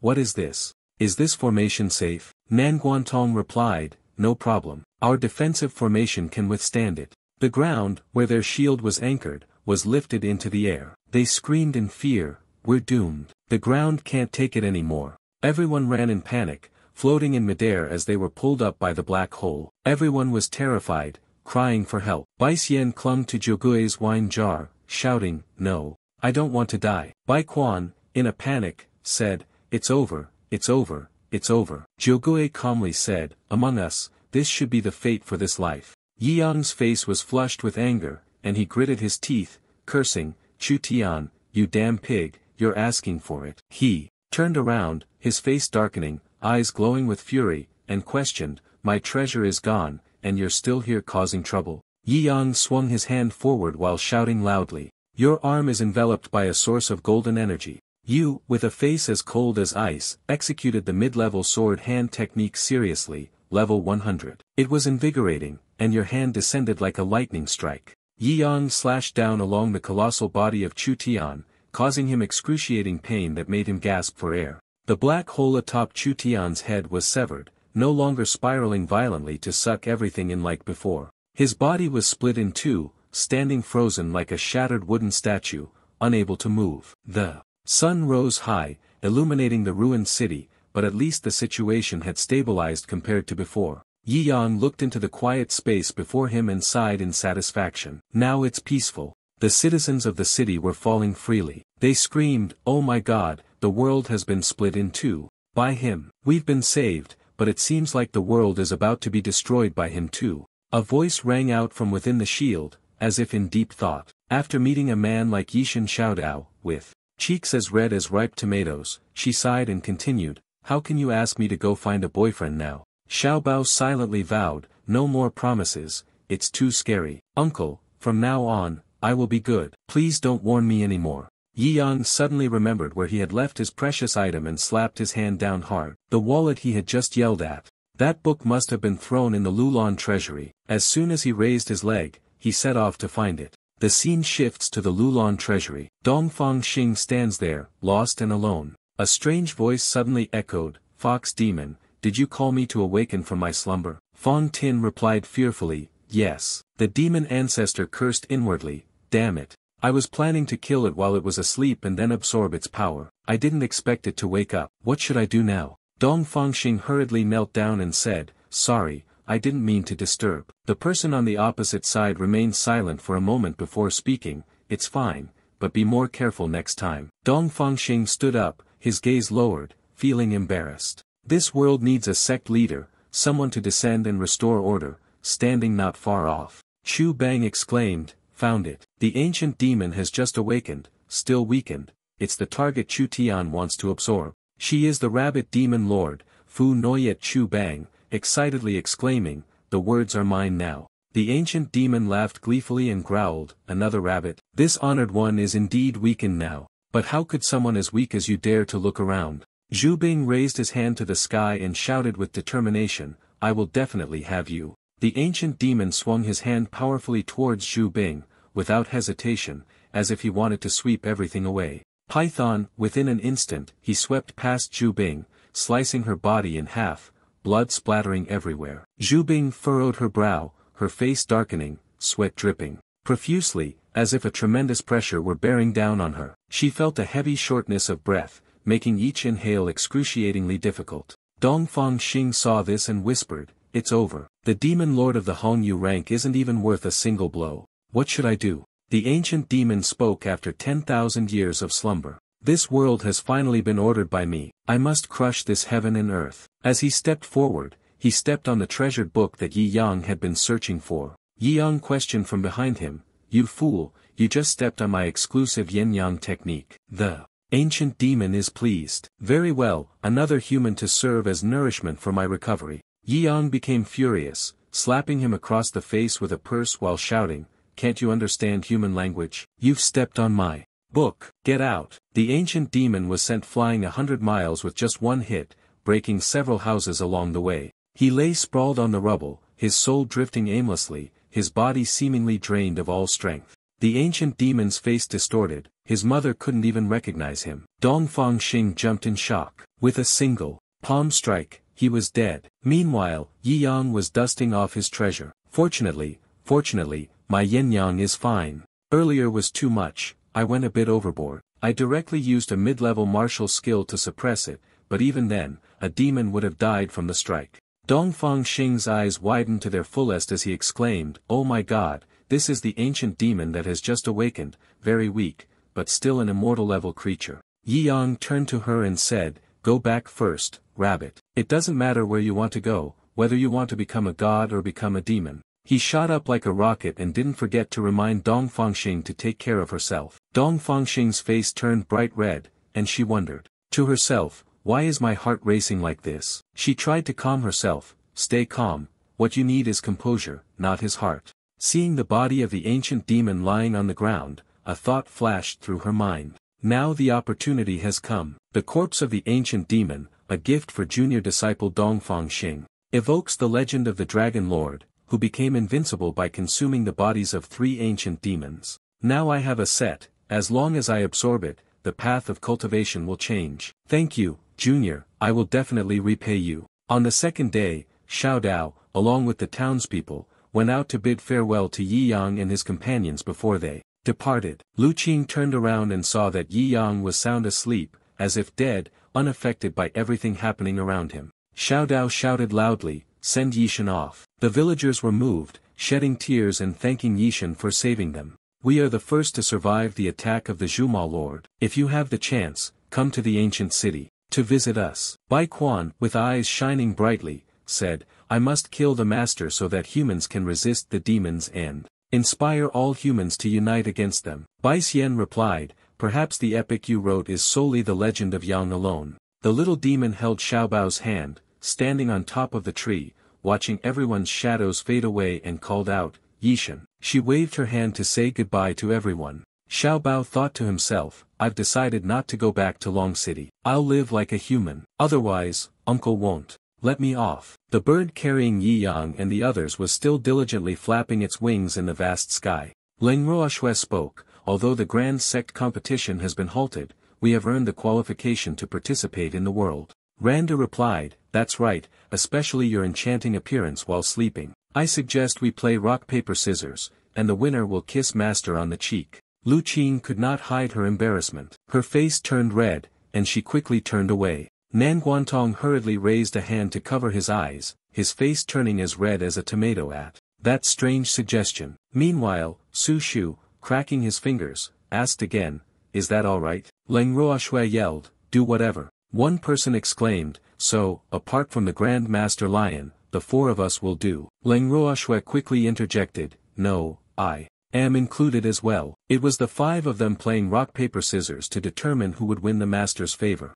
After some time of contemplation, I decided to return. "Really?" John asked in surprise. "I thought you had given up." "I thought so too," I replied, "but something prevents me from letting go." "So what's your plan?" "I'll start over from the beginning, this time more carefully." "Good luck." "Thanks, I'll need it." The 5 of them had only one person who played rock, while all the others played scissors. Su Shu was overjoyed, grinning from ear to ear and jumping up. Randu, frustrated, cheated by calling for rock, but when standing in front of Yi Yang, Su Shu felt a bit anxious. Although after marriage, she could kiss her master freely, she still felt a bit uneasy now. As her face pressed against Yi Yang's, a thought flashed through her mind, "Should I, or should I not? The wings of a bird fluttered in the silent space, with only the gentle sound of a kiss echoing through the peaceful surroundings. Su Shu gave Yi Yang a passionate kiss, to the astonishment of everyone present. Randu widened his eyes, gaping and shouting in anger, "Su Shu, you bitch! I'll kill you!" As for Ling Ruoxue, she seemed petrified, tightly clutching the sword in her hand, her mouth constantly mumbling, "Master, the way of the sword." The scene shifts to Sihai City, a bustling city filled with closely packed houses, creating a lively atmosphere. Several young men, each of them beaming brightly. "I'm about to die." Lengnu Goddess also came to participate in the martial arts conference. Yen Yang, Lengnu Goddess, the fierce fairy, Su Shu young lady, the flower of the dreamlike interconnected illusion. "I'm finished, facing death now, unable to defeat the power of death, I am greedy for more." Everyone's thoughts were happy as they watched the three girls dance. The fierce fairy dances beautifully. Su Shu shook her head seductively, but it was Lengnu Goddess with this dance that was truly paradise. The little bird silently thought, "These disciples are too impulsive." Coming back from Laolan ancient city, I haven't seen him focus on his duties. Ling Ruoxue also came to participate in the competition because the prize is the Yen Yang puppet. Tomorrow is the new year, I should go back to the sect to celebrate the festival first. In the stillness of the space, two bird calls suddenly rang out, breaking the silence. The little bird stretched its wings and flew up, gently brushing the air as it headed toward the sect. While walking smoothly, a sudden explosive shock occurred in front of him, causing little bird to jump in surprise. Looking at his great invention, Oyanglei pouted and muttered, "Master, let me change my profession to something like a merchant or whatever. This is too violent." He felt as if his senior sister was already keeping her distance from him. Mo Huanyang spoke from behind, "Senior sister, are you getting too close with her?" Oyanglei replied, "The grand tournament of the world still has 1 year left. Why is the master training us so early?" Yi Yang was lying on a tree branch, deeply asleep. Someone silently thought, "Master doesn't know where he caught so many monsters from, it's terrifying." Mu Huaxiang angrily shouted, "Stop talking, I'm about to lose control." She drew her bow and continued speaking, "Master has ordered me to kill Oyanglei." As she spoke, she always felt that our master had trained us to destroy the world. A single arrow was released from her hand, the bowstring humming as the arrow shot forward with great power. She executed the technique, soul-breaking bow, and the arrow flew straight toward the Iron Man. Then the arrow pierced straight into the face of the Iron Man, not deviating in the slightest. The head of Iron Man exploded, smoke billowing up in a dense cloud, causing the space to become blurry. Yi Yang was sound asleep when the noise startled him awake. "Did you finish speaking? Let's go. Tomorrow is New Year's, so today I'll clean up a little earlier," which startled Oyanglei. She turned around and asked, "Master Yi Yang, tomorrow is New Year's Day. Can I tell you my New Year's wish now?" Yi Yang was startled. Upon hearing this, his eyes wide open as he stared at her and asked in return, "Do I have to say it this early?" Oyanglei raised the book, Heaven's 18 Techniques, and engaged in a battle of wits, replying, "Of course, my only wish for the New Year can only be fulfilled by Master. It is for Master to stop tempting senior sister and disturbing her Tao heart." She continued, "If Master is lonely, you can find me anytime. I will definitely be able to satisfy you. Anyway, you've been studying the Heavenly 18 Techniques for a year now. Why are you panicking about everything?" Yi Yang urged, his voice filled with helplessness. "Let's go, everyone is waiting for us to celebrate the new year together." The space shifted to Sihaicheng, the business district of Dangyun, a luxurious house. Someone spoke up, "All right, I will risk 1 million for this Wuji sex love pill." Another person generously replied, "No problem, I truly don't know where Miss Lon managed to get so many of them." Lon Yu smirked, "It's all thanks to the training from the junior sisters." "Hurry up and settle it, that guy." Reply. "Today, Miss Lam is being generous with her prices, unlike usual. You're explaining because the new year is coming. The most important thing is to celebrate the Lunar New Year with the Master." At this moment, in the grand hall of the Wuji sect, the bright lights illuminated the vast space. When everyone had taken their seats, Yi Yang, sitting at the top, spoke, "Everyone has arrived. We are ready to open the banquet." He asked everyone, "Before we start the feast, does anyone have a New Year's wish they'd like to share?" Lan Yu stood up, smiling brightly like spring flowers, and politely replied, "We would like to hear Master's wish." Ling Ruoxue clasped her hands together in front of her and gently voiced her speculation, the wish of my master must be to carry the world in his heart. Yi Yang spoke up, interrupting, as for them, it's fine. I hope that next year, author Yen Yang will be able to update with more new chapters and stop asking for breaks all the time. The little bird, upon hearing this, was stunned, unable to say anything, as if its tongue had stiffened in surprise. Randu clasped his hands together and said, my wish for the new year is to always be with my master. Muko Hua exclaimed, I too. Mok Hoa Tuong Ling Roa Shui and Xiong Shao Shi said in unison, we hope to always be with our master. Su Shu silently prayed, please let me consummate the marriage with master soon. Ouyang Lei also wished, may the path of swordsmanship for senior sister be smooth. I hope that the master can see me as a substitute for senior sister and take care of that wholeheartedly. The sun gradually set. The flock of birds flew back to their nests, as if seeking peace after a long day. The full moon rose high. The fireworks blazed brightly, lighting up the night sky. Yi Yang and his disciples were admiring the fireworks. Randu exclaimed in awe, look, fireworks. The new year is here. Feng Hao sighed, what a pity. Sect Master Yi must be with the disciples of the association. Yin Yang can only be short of 3 then. Fan Shu smiled and said, Sect Master Yi, beautiful women like clouds, we cultivate solitude, crazily urging to drink wine in the night forest, fireflies blinking, the sky, seeming to light up with shimmering streaks of light. Dongfang Xing, feeling lonely and isolated, watched the fireworks and gently called out to her junior brother. Dongfang Xing smiled and thought, my wish is to become the new term's demon rabbit president and also gain a disciple. Bai Fei, along with her 4 personal bodyguards, was watching the fireworks and exclaimed, humans are so boring, they actually enjoy things like fireworks. Time rewound a year ago, Yi Yang said to Bai Fei, to celebrate the new year, I should especially take you out to get some fresh air. I'm sure that at this time next year, we'll still be here watching the fireworks together, right? Bai Fei closed his eyes, snorted, and replied, I don't want to be with you anymore. Watching fireworks together, I'm tired of you, reluctantly staying with you.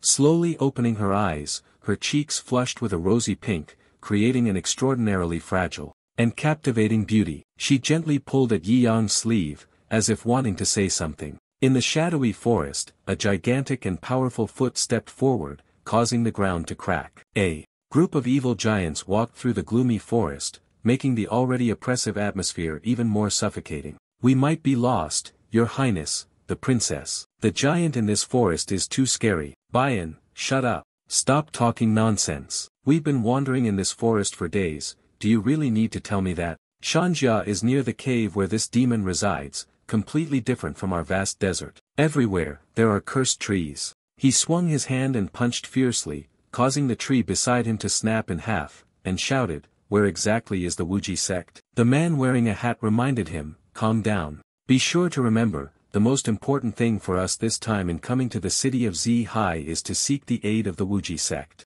Shanjia gritted his teeth and said, the Wuji sect has protected my Ran kingdom for thousands of years. I have heard that they have already weakened. We haven't had any contact for 15 years. Can they really help us overcome this crisis? Bayan explained, the great army of ancient demons deep within the vast desert is about to be resurrected, and the ancient demon of monarch level is soon to descend. The end of the vast desert is near. She exclaimed with a face full of determination, we have no choice. Asking for help from the Wuji sect is our last lifeline. They exclaimed in surprise, oh. Ahead, there was a person, like a flash, with the figure of Yi Yang appearing. Yi Yang was enjoying the peaceful space in the deserted forest, sitting alone and watching the newly released Yin Yang 7. It was such a blissful experience. The person wearing the hat was surprised, that person had no cultivation. Why am I in this forest full of demons everywhere? Shanjia speculated. Probably lost, trapped here. People like this are of no value. Ignore him. Bayan walked over and said to Yi Yang, little brother, did you get lost in this forest and end up stuck here? Come with us. We can protect you and take you outside. He asked again, why do we need to go outside? Bayan explained, this place is filled with demons and evil spirits everywhere. A small mistake, and you'll never be able to recover. The reason you can't move is because you've been lost in the forest for too long, and you're out of strength. Right, Amok? Share a little bit of our meat with the little brother. Yi Yang replied, I'm not interested. Before he could finish his sentence, he was drawn in by the alluring smell of meat. Ah, it smells so good. I'll go with you guys. While riding the horse, he encouraged everyone, just hang on a little longer, we will soon be able to leave the forest and reach Haicheng. Yi Yang stood still, pointing to the right and asked, isn't Zhihai City over there? Really? Let's go and check it out, one person in the group said doubtfully. Can we really trust him, Your Highness? She angrily glared and lowered her voice to question, find someone else for me to trust and see. Shanjia was also doubtful, I think he is just a liar, and moreover, in this forest. He is just a burden, he will drag us down. A terrifying roar echoed deep in the forest. The flock of birds frantically flapped their wings and scattered. Bayan tightly gripped Yi Yang's arm and shouted loudly, reminding him and everyone else to quickly flee. The vicious giant creatures emerged from the forest, their faces darkened with rage and full of fury. The group of people were hiding behind a large tree. Yi Yang wondered, what's going on here? Bayan quickly interrupted him, Shu, don't speak. With cold, sharp eyes, the group of evil giants scanned the surroundings like a pack of wolves hunting for prey. When they found nothing, they turned and left. Bayan let out a sigh of relief as they departed. A giant face suddenly appeared and greeted her, causing her to jump in shock. Bayan's face turned purple, his mouth agape, shouting out. Yi Yang poked his head out with an expression of innocent guilt. The gaze of the evil giant suddenly stiffened, and for a moment, there was a hint of fear. It was utterly confused as it looked at Yi Yang, seemingly unable to believe its own eyes. The eyes of the evil giant widened in fear, beads of sweat pouring out as if uncontrollably. It turned the car around, tucked its legs in, and ran while shouting loudly. The other vicious giant beasts, upon turning back, were also utterly stunned upon seeing Yi Yang. There was no time left to think, they hurriedly ran away, only wanting to escape. Yi Yang thought to himself, their companions, after being killed by me, still remember me. It seems they're not that foolish. The princess's people, stunned, have fled, right? Shanjia was taken aback and shouted, they're running away again. The man wearing a hat next to him spoke up, could it be that they've had enough to eat and are just here to scare people? Bayan was suspicious, it was clear that they had been frightened. In the end, what terrifying thing had scared them into running? She, upon seeing Yi Yang leave the group, anxiously called out, hey, hurry up and pack, don't run around. The space in the forest grew quiet again. Birds flew about, creating a peaceful scene. Yi Yang stopped and said, alright, that's enough. Mio, follow this path for another 3 hours. It is possible to leave this forest and go to Sihaicheng. Bayan asked in surprise, aren't you coming with us? He replied, I'm not going,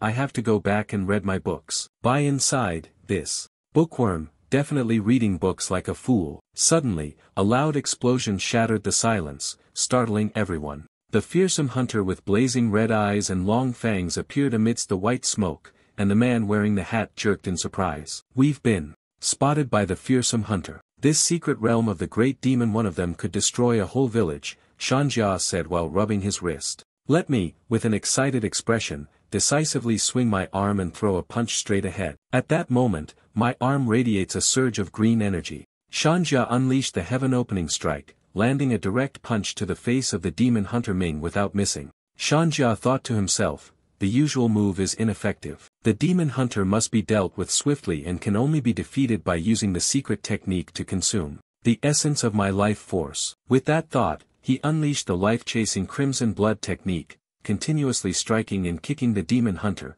leaving it no chance to retaliate. The hunter who loved Ming exploded, smoke billowing in thick waves, obscuring the view. Shanjia struck until blood streamed from his eyes. He let out a sigh of relief, it was over. Bayan was overjoyed, we've been saved. The man in the hat stood dumbfounded. Thankfully, Shanjia, the immortal cultivator, broke through the human barrier and solved this extremely dangerous demon hunter. Issue. A series of loud explosions rang out simultaneously, causing the space before them to appear as though it were being torn apart. 7 Yumin hunters suddenly appeared in front of them. Their cold eyes were like wild wolves stalking their prey. Bayan screamed once, close to 100 bookworm demon hunters, you must follow behind me. Yi Yang raised one arm. A strange blue energy surrounded his arm. Yi Yang executed the basic thunder formation technique at level 100. In his eyes, a torrential downpour of dark lightning surged down, each bolt of lightning flashing with the intensity of an eruption of anger. The shadow hunters were in extreme agony,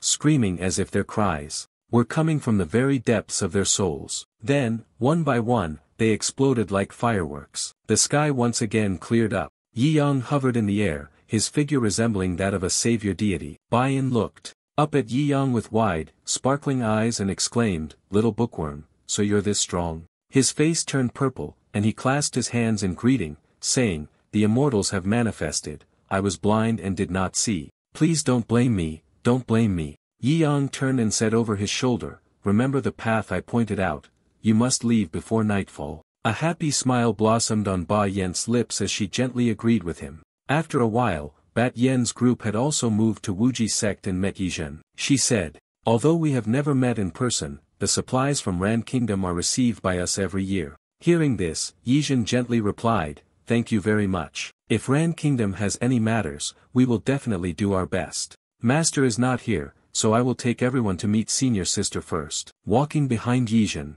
she thought to herself, although the Wuji sect has fallen, its manners are still very considerate. While walking, Shanjia inadvertently glanced at the disciples who were training and muttered, "Is the Wuji sect now left with only these weak female disciples?" Hearing this, Yizhen smiled and then replied, "They're not weak, they have all been taught by my master." Shanjia still refused to agree and retorted, "A weak person is a weak person, even immortals can't teach them. Like a child, just a single hair of mine could kill him." From afar, upon hearing it, Randu immediately ran over, pointed directly at Shanjia's face, and shouted, "Hey, big monk, let's have a competition." Bai Yin couldn't hide his surprise and exclaimed, Shanjia immediately shook his head, continuously refusing. "No, no, if I unleash my power, I will kill all of you." Bai Yin saw the situation and immediately suggested, "How about we just give it a try? As long as we don't harm anyone's life, it should be fine." In her mind, she was thinking,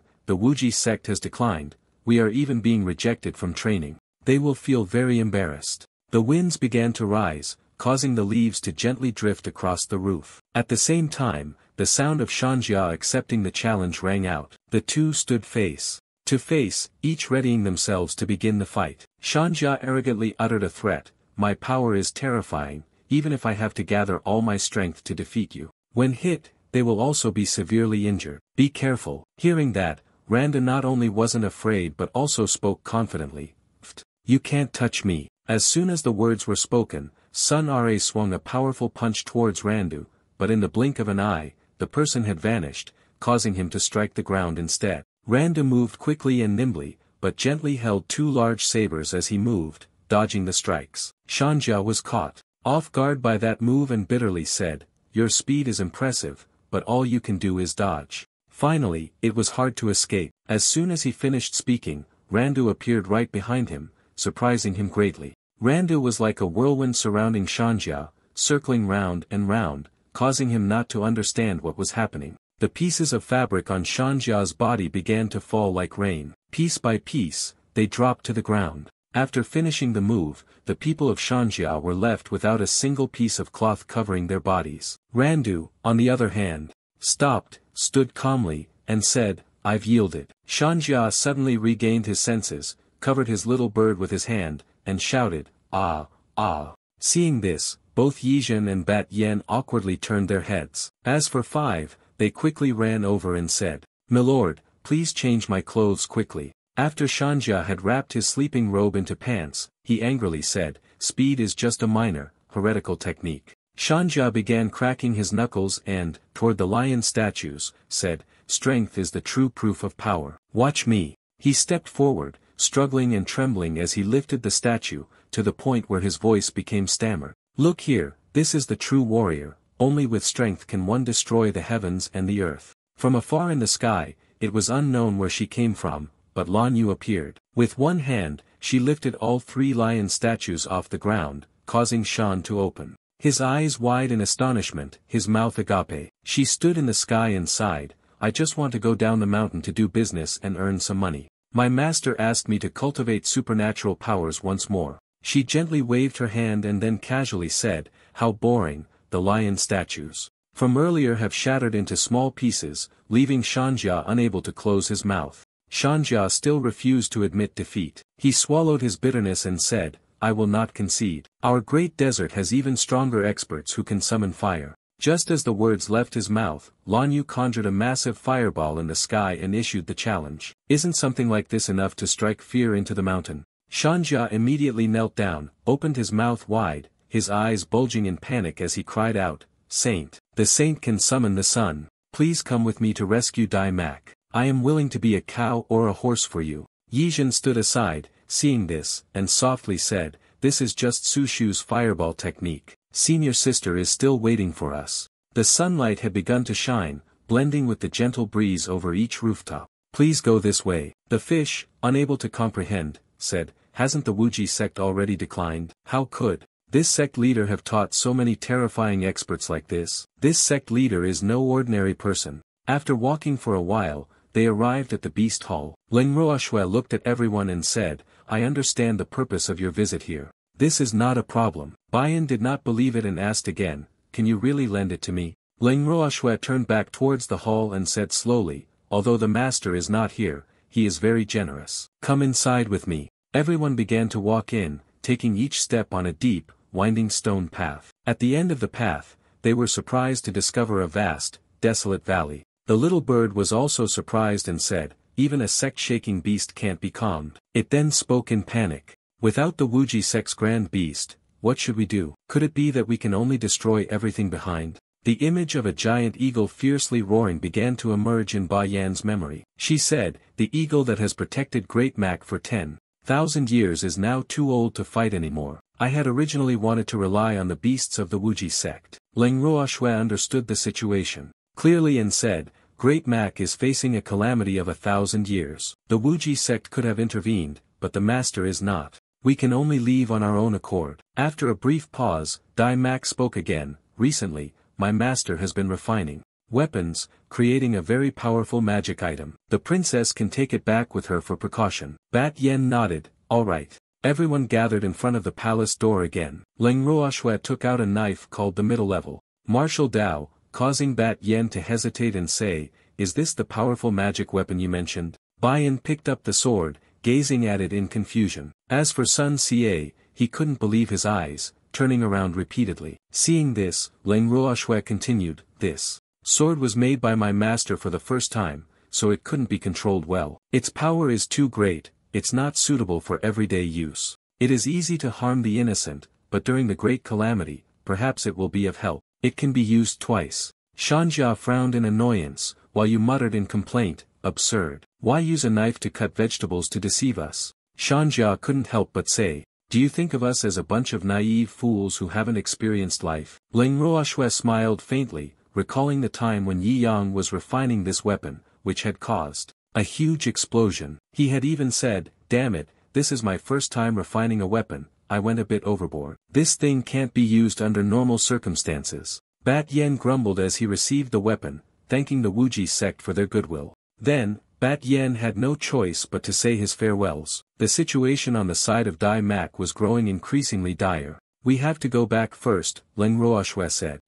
Be careful on the way." As they walked, you continued to complain, "They are bullying us too much. We always give gifts to Wuji sect, and this is what they give us in return." Shanja was furious and shouted out, "If this vegetable cutting knife works, I'll eat it right now." After Bat Yan's group left, everyone gathered in the hall, standing in front of where Yi Yang was sitting. Yi Yang just held the book in his hand, flipping through it, then softly spoke, "If there's nothing else, let's end our meeting." As soon as he finished speaking, he was kicked straight in the face by the little bird. "Didn't you summon everyone to discuss the issue of the great aid?" Yi Yang said, half crying. "I almost forgot that the sect token of Wuji sect was thrown by the old sect master in Ran Kingdom. The world competition a year from now also requires this token. Looks like I'll have to make a trip to the great aid." All three disciples stood inside. Ling Roashue stepped forward and said, "I, the disciple, am willing to go to the Ran Kingdom to offer assistance and, at the same time, retrieve the sect's token."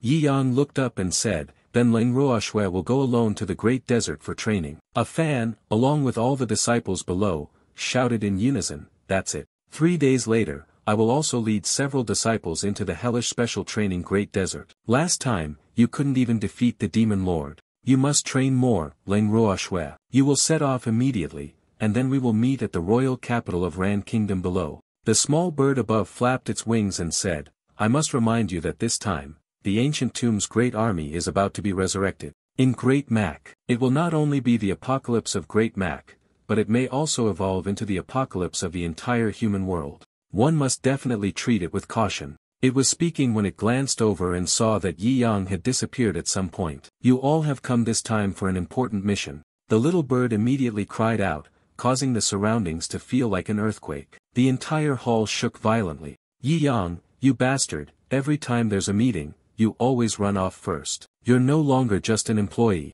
Scene shifts to the western wilderness. The great desert is desolate, with nothing in sight, only the squeaking of a mouse. From afar, a group of people was walking. Alongside them, there was a voice echoing, "The great Mac merchant team is departing. Ordinary people, do not disturb." Yi Yang was sitting on a very large palanquin, leisurely, while the unknown figures beneath were lamenting. The leader of Wuji sect, under a different name, continued, "What is the real background? This big lion with a fierce expression is looking around, thinking, I, the dignified heavenly dog, a destructive level fierce beast, am being used to pull a cart. The sect leader is really out of his mind." A group of people, both beasts and humans, were walking together across the desert. Yi Yang stood on the palanquin and said, "Don't talk about fortune, pulling the cart is quite stable." Another disciple said, "Master, quickly try this cold grape." Su Shu sat, holding a grape in his hand, offering it to his master, saying, "It has been specially processed with a freezing spell." Yi Yang ate while saying, eating something cold in the summer reminds me of Earth." The group attracted attention wherever they went. Below, people whispered, "So impressive, what kind of schedule does the sect leader of a small sect have?" Others say beautiful women surround him, it doesn't look like he's in a hurry. Hearing those words, both Oyanglei and Randu jumped down. She said, "What are you looking at, daring to approach my master?" Randu beside her continued, "Tao often serves below." Seeing this, they took turns speaking. This person has no cultivation level at all, yet uses the name Yishan to deceive others outside. The reputation from before was definitely all created by Ling Ruoxue for him. People in business like us understand this kind of sales technique the best. Lan Yu stood behind the crowd, frowning gloomily, speaking in a way that terrified the two people. The Thuong Hang Lai family behind whispered, "My master. Really bold, take a good look. This is the imperial order of the Emperor of the Ran Kingdom, the authority of the Grand Merchant of the Shang Hang Li family. You are doomed." Upon hearing this, the group immediately knelt before Lan Yu and said, "Your Majesty, we apologize." Speaking while thinking, the Queen of the Merchant World, Lan Yu, is indeed an entity capable of bankrupting someone in the blink of an eye. Yi Yang sat above, glancing down below and said, "Xiao Wu, forget it." This time, everyone followed the trade team to Ran Kingdom, which could be considered fate. "Let them go, don't spoil the enjoyment of reading my book." Hearing this, Lan Yu suddenly softened, walking over to Yi Yang's side, and said, "The disciple understands." One of the subordinates complained, "I really can't understand, it's as if the king is serving a man who just relies on others." He grumbled, "The young master says we must be careful when speaking to her, fearing that a single wrong word will anger her." But Yi Yang, on the other hand, was careless, treating the queen like an ordinary woman. But she was very happy. Bai Jian stood beside her and could not help but feel the anger in his heart,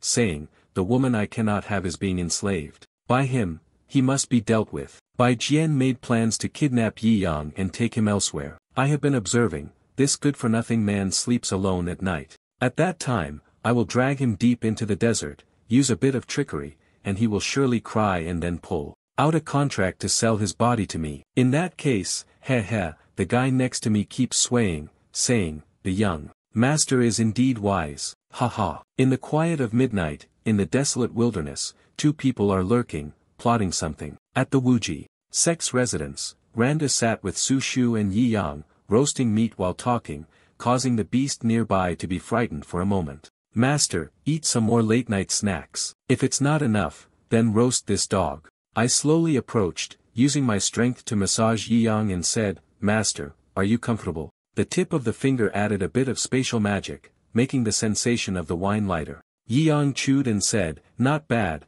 the magic I taught you can finally use it flexibly now." While talking, Lan Yu suddenly stepped out of the tent, walking and speaking, "Master, your tent and bed are all ready, the chamber pot has been cleaned, and everything is prepared. You can rest at any time." Bai Qian stood from afar, hiding behind the rock wall, angrily listening to the conversation from over there. Traveling in the wild is really tiring. I'll go to sleep. First, master, please excuse me. Bai Qian complained irritably. Damn it, how dare they make the queen clean the chamber pot for him. Bai Qian was so angry he almost cried, his eyes welling up with a few tears. Not only am I the young master of the 5 lakes of Thuong Hang, but I'm also the top disciple of the Devouring Moon sect. He was so furious that his face turned bright red, veins bulging on his forehead. Just wait, you freeloading scum of the Wuji sect, tonight I'll show you the cruel world. At this point, night had already fallen, and the fire pit in front of Yi Yang's tent had been extinguished. Bai Qian rushed into the tent,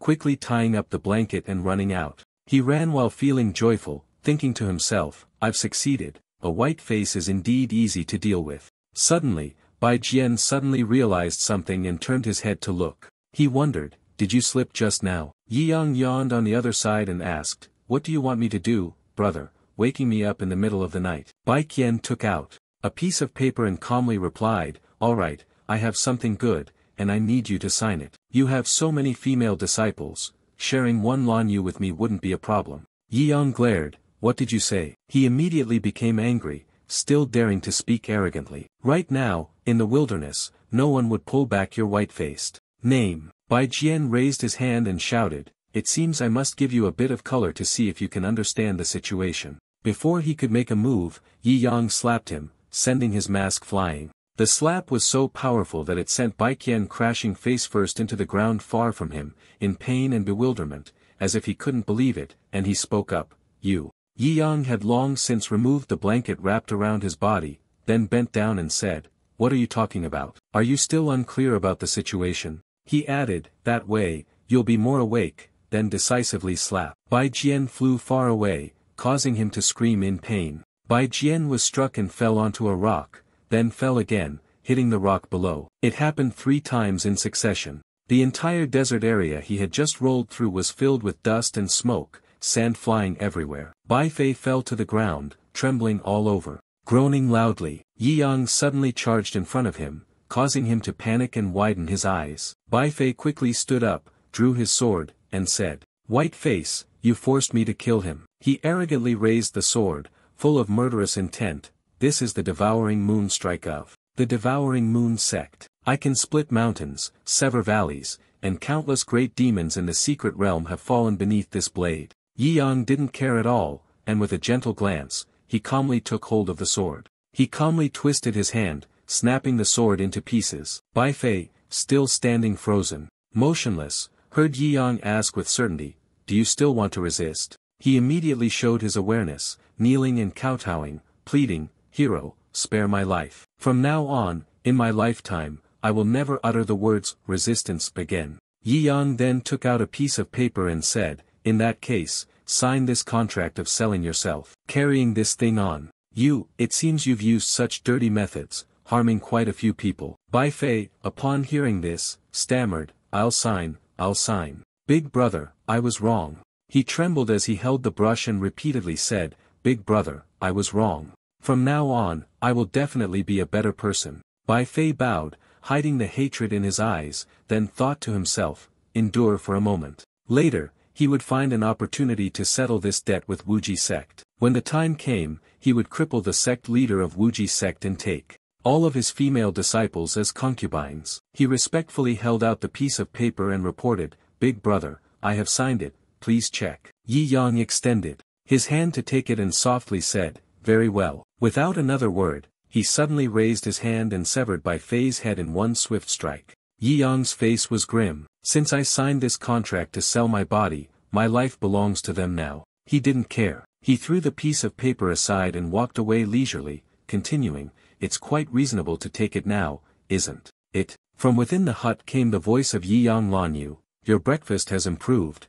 but it's still far behind Xiao Nu. She carried the tray of food and whispered with a hint of grievance, Master, in the future, I will definitely learn how to cook with junior sister Randu. Yi Yang drank the soup and replied, do your best. The people around them were furious. The queen of the immortal realm, Lan Yu, was, according to legend, the one who despised women doing household chores the most. He can be given so much to eat, yet he still complains. Don't stop me, I have to go beat that master who clings to my skirt. Lan Yu then asked, by the way, yesterday that young master of the 5 Lakes trade wanted to stir up trouble, and this morning the master discovered a corpse in the sand dunes. You didn't disturb the master's dreams last night, did you? Yi Yang replied, it's fine, I slept very well. Hearing this, the others said one after another, the young master of the 5 Lakes, who is also the top disciple of the Devouring Moon sect, it is wrong to go and beat people. After all, I am just a scholar. At this moment, Su Shu stepped out of the tent and greeted the master. Where are Yi Xiaonu and Ouyang Lei? Yi Yang glanced at them and then replied, they went on a special mission. She was excited, special training, I also want to go to Yi Yang. Holding up something, she said, my special training is to memorize the theory and formula of the great fireball spell, even a mage lord can't kill it. It needs to be improved. Su Shu said sadly, I feel dizzy from reading, I want to sleep. Master, is it possible to pay the tuition with something else instead? Yi Yang heard this and scolded, where did you learn this trick? Study properly, there's an exam tomorrow. It was as if she had discovered something. Su Shu immediately rushed into Yi Yang's arms and said, all right then, if I succeed tomorrow, can my master reward me with one thing? This one thing, I can ask my master to do anything for me. Yi Yang quickly said, all right, hurry down. I promise you, as long as you succeed, she will be satisfied. But where did Ouyang Lei go in the end? Lan Yu stood by, thinking to himself, at this moment, a little junior sister would be needed. Lan Yu angrily said, this matter must remain a secret. All you need to know is that master must go to Ran Kingdom to resolve the apocalypse, which concerns countless humans. We need to set up a formation to subdue the powers within this vast desert first. Fool, even if you talk more, I still wouldn't understand. Su Shu, now enraged, shouted, is being smart really that great? You're at best just the strategist for your junior sister, but I'll be your master's wife in the future. Lan Yu, no longer surprised, immediately became angry, is the mistress really that great? I'm fine with that too, didn't the master say that only one senior sister is limited? She scolded, foolish woman, still wanting to dominate. Master Su Shu also shouted, master doesn't like greedy ghosts. Yi Yang stood dead in his tracks. Why is their Mars aura so strong? The air in the hall must be too hot. Ouyang Lei and Randu were currently holding guns in both hands and knives in both hands. Randu spoke up, not wrong, I am just a passing mistress. I mean, a little girl. What do you want to do? A demon laughed and said, your luck is really bad, encountering the territory of our band of rogues. Someone else added, our boss really likes to eat pure-blood humans. She smirked in that moment. Her luck wasn't bad. You are indeed the Sa-Fi demon group that master wanted us to find. The demon immediately became furious and charged forward. You silly girl, you're still able to laugh. Break her arms and legs first, then take her back. Randu said nothing, directly sending them to the heavens with his swordsmanship. She stood and looked into the distance, then sighed. This demon fiend is indeed ruthless, killing with great efficiency, swift and decisive. After finishing off the enemies, I'll catch a few goats to bring back for master to eat, he will definitely be very happy. A group of people appeared out of nowhere, shouting arrogantly, chop her up. Before they could even reach the spot, something shot through the air, and they met their end. Below the cliff, there are also quite a few demons and monsters residing. Ouyang Lei placed the sniper rifle on that section of the mountain. She snorted softly, sighed, and then fired several shots. Still not proficient, 2 bullets flew through the air, directly piercing the heads of the 2 demons below. Randu, on the other side, held a sword and rushed forward, then shouted, I must speed up. There is something like a rock outcrop in the distance. It is the headquarters of the demons around here. She flew straight towards the 2 guards outside the door and shouted, monsters, die. Randa swung her shiny blade, slicing through the air as fast as a flash of lightning. The 2 demons had no idea what was going on when they were sent off to meet their doom by Randu. She swung one of her blades and then spoke. Ouyang Lei arrived, she was here. The long sword accurately pierced through the protective door of the demons. A group of demons laughed savagely, wielding various weapons, and charged outward quickly. Randu saw this and quickly reminded, Ouyang Lei, there are nearly 1,000 demons in this castle, thanks to you. Ouyang Lei, on the other side, was using the Fire Fury technique, launching the Lam Fun XA move and shooting continuously downwards. Her powerful firepower was aimed straight at the entrance of the cave with great force. Gradually, Yang Lei's gunfire swept across all areas outside the demon's stronghold.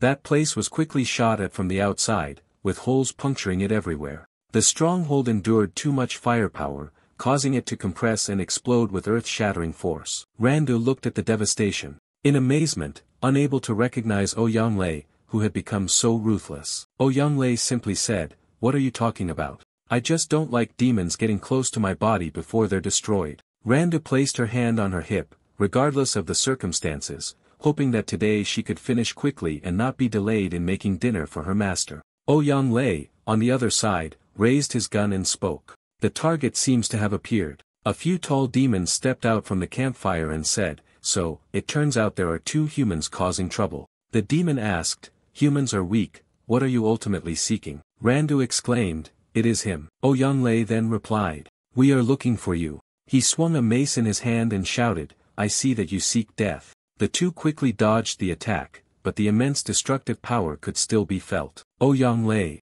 jumped high and raised his gun, aiming directly at his face, saying 2 words of farewell. The demon was immediately shot, blood splattered, its head severed from its neck. The ring around its neck, driven by inertia, was flung upward. The large demon fell backward onto the ground, blood splattering everywhere. The green ring around its neck was then torn, falling to the ground. Randu quickly caught it and smiled. Yang Lei, the token that Master Foam wanted to get is here. Clean up. The remaining group of demons suddenly saw several bombs being thrown toward them, startling them. Randu watched the explosion with a satisfied expression. Finally, the task is done. Yang Lei asked, "Shan Jr. sister, I've always wanted to ask, is your current wish still to become the #1 chef in the world?" Randu, holding 2 sabers, smiled and replied, "Of course. Becoming the #1 chef in the world, creating food that will bring joy to those who eat it, is my dream. This does not conflict with Master choosing me to become an assassin." She asked me again, always saying that she just wanted to quietly protect senior sister.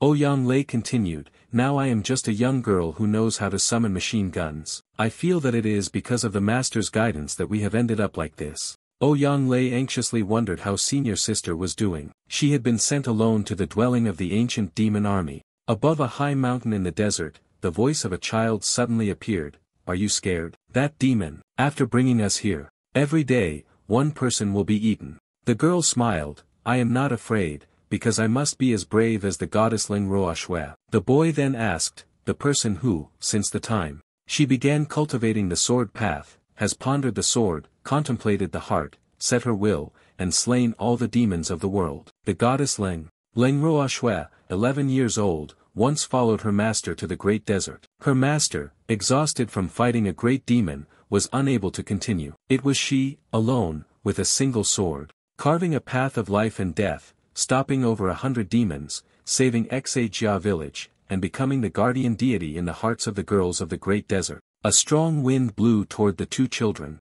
The boy shouted, "It's coming." A pair of feet, like those of a bird, landed. The little girl, though trembling, still stretched out her arms to protect the boy behind her and said, "Don't be afraid, the guardian of the land of ancient demons, the one who controls the ghostly laughter, is back. When it's time for breakfast, be a good child, let me stuff it between your teeth." The little girl bravely stood in front of her friends, stammering as she shouted, "No, no way." He wondered, does this little human brat want to resist? The girl calmly raised the wooden stick in her hand. Length Goddess once said, with the sword in hand, never give up until the final moment. The boy earlier also grabbed a dry brick. Lang, the goddess, had once said, humans can never sit and wait for death. Another child shouted, let's take a risk, we're going to die anyway, so let's risk it with him. As for the ghost, it immediately stretched out its hand, intending to grab the children. It laughed loudly, ha ha ha, humans can never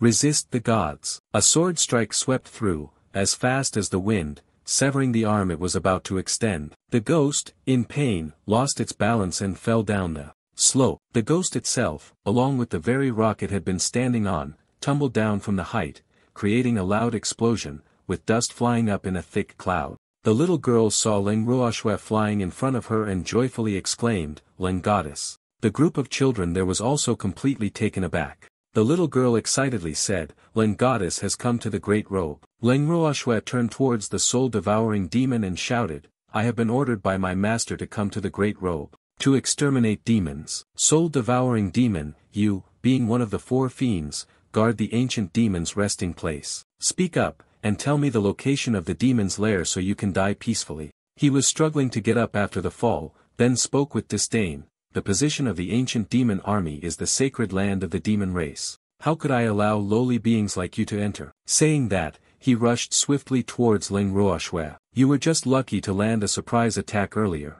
Now, let me devour your soul, consider it a punishment. The soul-devouring demon immediately created a black ball filled with thunder and lightning, called the Nihil Bullet. Ling Ruoxue, on the other side, also launched several sword strikes, forming the move one sword, 10,000 threads. Her technique instantly split him and the black orb into many pieces, leaving him utterly astonished. Just like that, the ghost had yet to make a move before its own orb caused it to explode in front of the children's eyes. Ling Ruoxue calmly took out the soul-absorbing crystal and absorbed the black smoke into it. In the black smoke, the image of the soul-devouring demon struggled to fly quickly. She brought him in, then said with satisfaction, with your soul, it will be possible to accurately locate the resting place of the ancient demon army. The children below quickly knelt down before the snow-white curtain and cried out, thank you for the life-saving grace of Goddess Lang. She stepped forward and gently patted the little girl's head. Quickly stand up, Junior. Very brave. Your parents will be here soon. I have other matters to attend to. Farewell for now. The boy beside her spoke up, sister, I want to ask you something. Ling Ruoxue agreed, go ahead. The question the boy asked was, sister, do you have a boyfriend? Upon hearing this, she blushed and shyly replied, The girl refuses, Ling the goddess will not have a boyfriend. She only has the sword path. Ling Ruoxue hurriedly turned around. Children should not be too nosy. The boy watched her figure as she left, waving his hand and shouting. The goddess must definitely have a boyfriend. The swordsmanship cannot bring happiness to women, the girl immediately shouted. What nonsense are you talking about? I said, swordsmanship is more fragrant than men. She pinched my ear hard, making me cry out, it hurts, it hurts, it hurts. Ling Ruoxue silently thought, master of the swordsmanship, you must have brought Lan Yu into the great hall by now. I must quickly find the place where the ancient demon army lies dormant, then go to the royal capital of Ran Kingdom to meet my master, hoping that the junior sisters will take good care of him.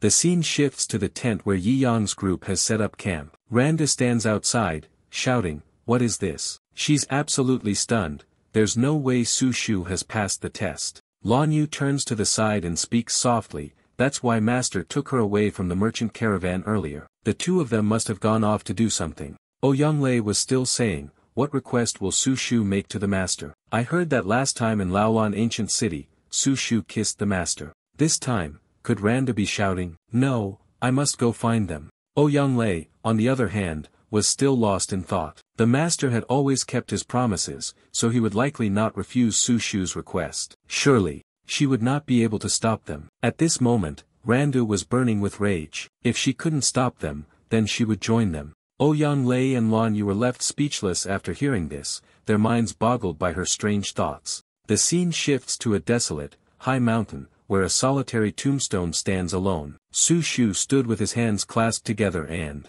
said, Master, thank you for accompanying me to pay respects to my grandfather. Yi Yang replied, this is what I promised you. Do anything within an hour, after all, you've already made it. These past few days, I've just been studying, not sleeping. She softly said, you must succeed. You know, only by doing this can you bring master to meet grandpa. He smiled. You fool. Su Shu bowed. My grandfather used to say, if you want to get married, you must bring someone to the old man, so that a fool like you won't have to live alone in these chaotic times. Yi Yang spoke up, grandfather, Su Shu need not worry, I will protect this fool. Su Shu wiped away her tears and said, Master, grandpa is the one who loves me the most in the world. He always tells me, one must certainly be a good wife, and you will be like that. In order for the master to leisurely ascend to immortality, I must diligently cook in the kitchen. At this moment, suddenly, a large bird flew from somewhere and landed on a tree, making a rustling sound. The large eagle cried out with a goo sound. Su Shu immediately shouted, ah, it's the grandfather eagle. She happily shouted in surprise, grandfather eagle has come too. Yi Yang looked at the bird in confusion. Grandfather eagle, Su Shu explained, yes, that's right. Back then, Grandfather Eagle took me to the Great Desert. It was Grandfather Eagle who helped me bury my late grandfather and saved me. She remembered that every time she went to visit her grandfather, he would fly over if he agreed. She would report the recent situation to him. Su Shu stepped forward and said, "Grandfather agrees. This is your future husband. You brought him here to visit," and then he made sounds like, "goo goo goo." Yi Yang saw that and sighed, "This one seems to have quite a spiritual nature." Grandfather Ing, looking somewhat angry, "Goo," she shyly responded. "No, no, no. Master, I'm not weak. He can protect you just like he protects himself." Yi Yang was speechless upon seeing this and thought to himself, "I didn't expect Su Shu to also know bird language." Grandpa Eagle raised his wings and shouted, "Google." Su Shu hurriedly said, "No, Master, I will not go to get that warrior certification or whatever. Even if grandfather agrees or disagrees with our marriage, I will still marry you, Master." Yi Yang asked, "Is that certification from the fire department, from the 4 great nomadic tribes, sir?" With a grunt, he continued, "Lan Yu said, this apocalypse requires the subjugation of those people. If I encounter a fire formation, I will go and try it out." Grandfather spread his wings and flew away, leaving behind the 3 words, "Goo." Su Shu was in a difficult situation, and her grandfather agreed, saying, "Although the person is weak, their courage is commendable." The scene shifts to a vast mountainous region, filled with a cold, freezing snowstorm. A group of tall, muscular individuals has set up tents here. They are shirtless, walking around outside. A large bearded man said, "The warrior certification of the fire department, we, as outsiders, are not allowed to participate. Because it is too dangerous, people like you, a scholar, should not come here to take risks." He spoke softly, "But you are the saint beast of the Great Bong, protector of the Great Mac for 10,000 years, so it's an exception." Su Shu was taken aback. Her grandfather, the sacred beast Yi Yang, asked, "Does the competition have 3 stages? Is this the first time I am climbing a snow-capped mountain?" A member of the fire sect spoke, "The first task is to harvest the hunching stone from the peak of the snow mountain. Everyone has already begun. I suggest you don't act rashly, wait and see how the warriors of our clan handle it first." He continued, "This snow mountain is extremely dangerous, the terrain is perilous, the cold penetrates to the bone, and even fierce snow beasts appear." The voice continued without stopping. After going through countless hardships and reaching the peak of the mountain to pick the Hanxing stone, in the brutal scene, the Hanxing stone was harder than diamond. After several days and nights, success was not achieved. He finished speaking and then asked, "Yi Yang, young man, do you understand the level of danger in this first trial? The person over there is worried. I advise you to give up soon. Don't sacrifice your life for an unrealistic goal." Yi Yang didn't care much about him but suddenly raised his fist and struck directly at the ice mountain where the other contestants were battling. The powerful punch caused the entire mountain to crack instantly, with the sound of it breaking echoing through the air. That mountain, in the blink of an eye, was shattered into many pieces. The falling rocks tumbled down, making a loud crashing sound. The peak above quickly detached and fell, causing the old man to stare in astonishment. A few of the participants, seeing the mountain collapse toward them, hurriedly dodged and fled. Yi Yang immediately lifted the mountain and asked, "On the peak of this mountain, there are at least several tons of Hanxing stone. Is that enough? If it's not enough, I see there are some on the peaks of the nearby mountains as well, or should I gather a bit more?" He heard this and, frightened, waved his hands. "No, no, no, please stop. The master of Fengshan Mountain, our clan has already destroyed the entire mountain range, it's gone, and now we have no place to stay." Su Shu, standing by, was delighted. "Master, you're so cool." The contestants standing to the side were dejected, sighing, "This scholar is really terrifying. Even the most solid of pawns couldn't withstand a single blow from him." Indeed, the male holy beast, introduced with a single strike, was able to collapse the mountain peak. Yi Yang calmly asked at this moment, "There are 2 more trials. Let's hurry up. My disciples are still waiting for me." At that moment, everyone had gathered in front of a large lake. Someone spoke up. "After everything was settled, you told me not to kill the royal beast, only the smaller beasts." A giant monster had its meat stripped away. Yi Yang waved his hand, and the others were left in shock. "Oh my God!" Under the terrified gaze of everyone, he simply said in a low voice, "That's enough. For now." At that moment, Yi Yang stepped up to the edge of the lake, raised his leg, and decisively stomped it down,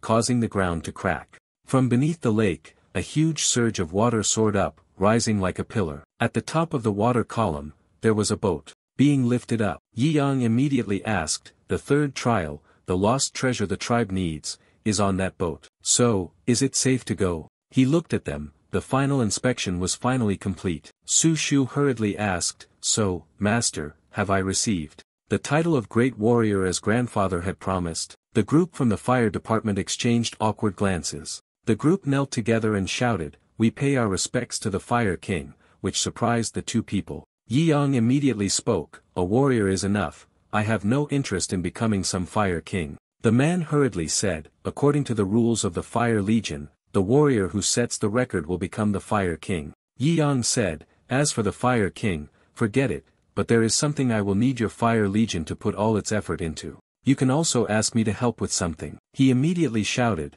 "As for the matter of Lord Fire Legion, it's a perilous situation, 1,000 deaths would not deter me." He left and called back, "Everyone is just a business relationship, a matter that requires your help. In the future, I will go ahead, and these people will respectfully escort the distinguished sir." The man was deep in thought. The Depeng sacred beast introduced the person. The strength was indeed at the level of a divine sacred being. The Fire Legion could have such a connection with a sacred being, all thanks to Depeng's care. They were anxious. Depeng was too old, and the countless clones it used to protect the great desert had gradually disappeared. It was growing weaker and would soon lose its fighting strength. This great desert, who would protect it when that time comes? The group wondered, could this young man who has become an adult be the one to succeed Depeng? Everyone then said, "Let's go. We will return to the tribe first." At the same time, in the Fire Legion village, long plumes of smoke rose into the sky. A group of soldiers, having appeared out of nowhere, began slaughtering the villagers, causing everyone to scream in panic, "Save us! Run quickly!" A man holding a sword sternly said, "Fire Legion, you worship Depeng, colluding with the demon race, and thus your entire clan shall be exterminated. No one is allowed to resist." A wounded man shouted, "Depeng has always protected humans. It is the belief of all the people of the Great Desert. As soldiers of the Ran Kingdom, you have joined the demonic forces, betraying the nation and the royal family." The person over there grabbed that person's head and said coldly, "The imperial family, the support of the Thokpa family, is the Wuji sect, the sect that has fallen apart, and now it is about to change its dynasty. You trash must be cleaned up first." Saying that, he ruthlessly swung his sword, cutting through the neck to kill the person. The fiery group of soldiers also jumped in, slaying the people and shouting loudly, "Kill!" One person, in pain, looked at their loved ones being killed before struggling to run away. That person used all their strength to strike a spark into the tube, creating smoke as a distress signal. The leader, seeing this, burst into laughter. "Very good. It is precisely to make you beg for help, to capture the Fire Legion." He calmly raised his hand, gathered his strength, and shouted. The entire assembly, the group of the red-haired man, upon seeing smoke and flames rising from Yi Yang's location, anxiously shouted, "It's over," he said angrily. After Depeng weakened, it seems that the defectors in the Ran Kingdom's army have started to conspire with demons. They want to eliminate the human forces that resist. The group of people rushed quickly toward the village. Everyone was racing at full speed, even though the village had been massacred. "We must also seek vengeance." The soldiers were still continuously killing the people. A woman hugged her child, terrified. "No, don't kill me." The man raised the blood-stained sword towards her, causing her to panic. "Help! Help!" The soldier swung his sword while speaking. "Those who wish to resist demons have only one path, death." From a distance, something suddenly flew towards him, startling him. Yi Yang, with killing intent surging,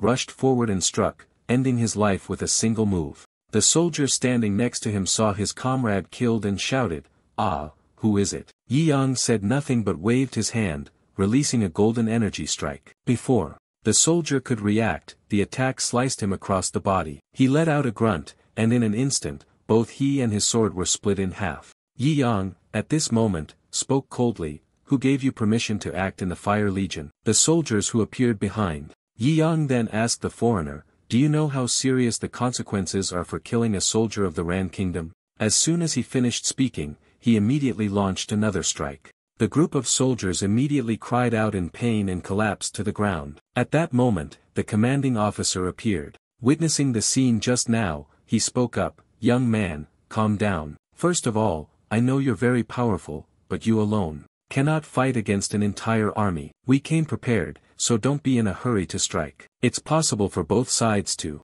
win. Whatever you want, I can make the decision, satisfy you, and even give you the power of the ancient demon. Here, he was suddenly struck by Yi Yang and died on the spot. He was angry and said, "You're talking too much." The group of soldiers was surprised when they saw that. Then, Yi Yang also said to the others, "My disciple received news from Depeng, you are colluding with demons. Killing the Fire Legion, this matter originally had nothing to do with me, but the Fire Legion had made a deal with me." His gaze gradually became sharp and cold. "Anyone who intends to sabotage my transaction must be killed." Having said that, the soldiers, far from being afraid, boldly ordered everyone to advance. He alone was more powerful, but there were times when he grew exhausted. The strategy of overwhelming numbers wore him down. Yi Yang stood still at this moment, ignoring them as they charged forward, shouting to kill. Immediately after, he threw a punch. So, the group was blasted away, flying a distance of about 10 meters.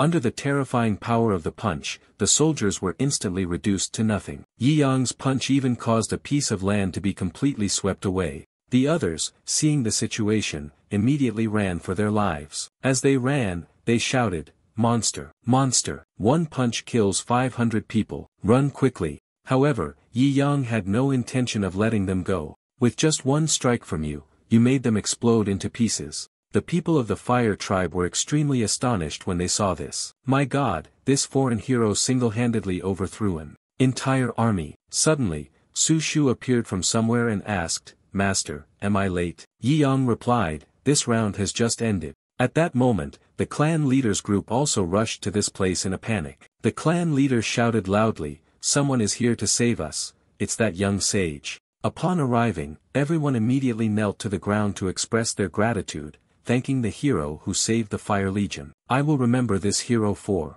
all eternity. If there are any orders, the Fire Legion will die without hesitation." But Yi Yang suddenly flew up and said, "No need to thank me.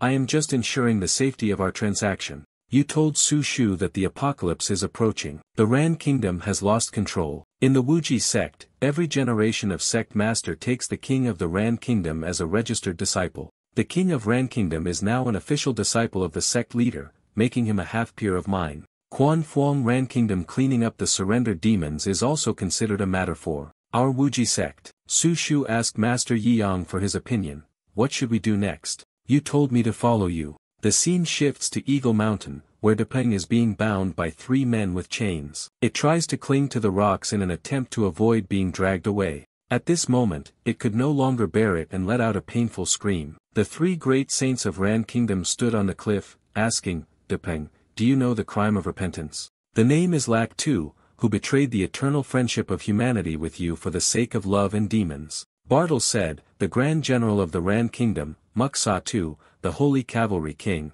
is personally present. Why do you not bow your head and accept your punishment?" Ten Musashi also said, "Don't think that fleeing to Eagle Mountain will spare you." Suddenly, Fan Shu appeared, tightly gripping the chain. How bold to spit blood at someone. Depeng had been protecting the great rogue for 30,000 years, exterminating demons. He jerked the chain back, cursing, "Now that I'm growing old, I can no longer fight. You useless scoundrels are colluding with demons, adding more crimes to it. And yet, it does not dare to seek its true original form, only knowing how to bully its clone." Seeing this, Lak Tu asked, "Who are you?" Wan Shu tried his best to hold on to the chains and replied, "A monk who exorcises demons smelled the foul demon stench on you and came. I will not allow you, useless scum, to harm the holy path." Immediately afterward, the man named Lak Su pulled the chain tightly and cursed, "Impudent." The 2 of them then rushed at each other, throwing punches. Their fists collided, creating a burst of radiant power. In an instant, the area was shattered. Lak Su sneered and said, "So you're the Fan Shu monk who lost the heavenly tome of your original fate. I really thought you were a master on the heavenly rank, daring to meddle in other people's business." Saying this, Fan Shu threw out a book, but it wasn't the heavenly tome. Then, he threw the book towards him and performed the hidden scriptures cleaving sword technique, still slaying demons and exterminating evil. The book immediately transformed into a gigantic sword, pointing at Lak Tuesday. In this life and death situation, he swiftly released his divine binding rope and said, how can mere mortals like you possibly resist the three great knights, bestowed with divine power and strength like us? With a quick incantation, Lac Tu's chains tightly coiled around Fan Shu's sword. In an instant, the sword had dissolved into hundreds of pages. Then, Lac Tu continued to shout loudly. The demonic power erupted, and dozens of chains shot out, wrapping tightly around Fan Shu, causing him to spit blood and scream in pain. He was thrown straight down to the ground by Lac Tu. Fan Shu was beaten to the point of coughing up blood, causing him to exclaim, "Damn it." Next, the name Lac Tu transformed and became a central force, piercing through the heavens and earth to strike at Fan Shu. But suddenly, all the chains snapped. Immediately after, Yi Yang appeared in front of Fan Shu. "Monk, long time no see. You are the one who broke all the chains just now." The monk stood up and said, "This matter cannot be overlooked." Seeing this, the three grand knights were extremely surprised. Lac Tu screamed and asked, "Who knows that the great general of Ran Kingdom is here to slay demons and exterminate evil?" Fan Shu, hearing them speak like that, hurriedly reminded Yi Yang's sect master Yi, "Don't trust the words of these demons. They have already allied with the monsters." He calmly replied, "Don't rush, all three of you, listen carefully. My disciple has grown up and needs to practice. Now, I need you all to cooperate a little." Then, Yi Yang raised a finger, twirled it, and said, "Consider it a little game. You have created a barrier around the mountain. From now on, none of you three are allowed to step out of this circle, not even by a single step." Upon hearing these words, Bartle immediately became furious and shouted, "You're insane. In front of Lord Mo Sha Si, commander of 100,000 troops, you dare to cause trouble?" Musashi sneered contemptuously and said, "This young man from the Great Mac, this is my territory. Every rule should be made by me. Do you intend to draw a prison for me?" Yi Yang sincerely advised, recommending that you not challenge the rules. Musashi ignored him and ordered Bartle to leave. So he immediately charged forward, gritting his teeth and saying, "If you're capable, kid, then stop me." Bartle laughed loudly and charged towards the barrier. As soon as he passed by, a flash of light suddenly appeared. Then, one of his arms and legs were severed from his body, causing him to scream in excruciating pain. Lac Tu looked on in disbelief and exclaimed, "How could this be?" Witnessing the scene, Musashi immediately raised his hand, casting the ancient demonic healing spell to treat Bartel's wounds, then shouted an order. "Retreating to this formation is very powerful. Before it is broken, we cannot rush out like this." The man screamed in pain as he tightly held onto his injured arm. Just a few seconds later, his limbs had regrown. He had been saved, thanks to the power of the demon. Bartle glanced at Yi Yang and cursed at the bastard. After that, he jumped back to his comrade's position. Wan Shu was also astonished upon seeing this scene and exclaimed, "Oh my god. Sect Master Yi casually drawing a circle, like that is still so domineering." As for Su Shu, holding her grandfather tightly, she reassured him, "Grandpa, it's okay. You are now able to protect Grandpa." Yi Yang continued, "I will proceed to talk about the rules that follow. This is a special training game. My three disciples, you are the props. My disciple, Su Shu, will enter the challenge circle to face you. If you can defeat my disciple, the three traitors who join the demonic forces will have a chance to survive. The total time is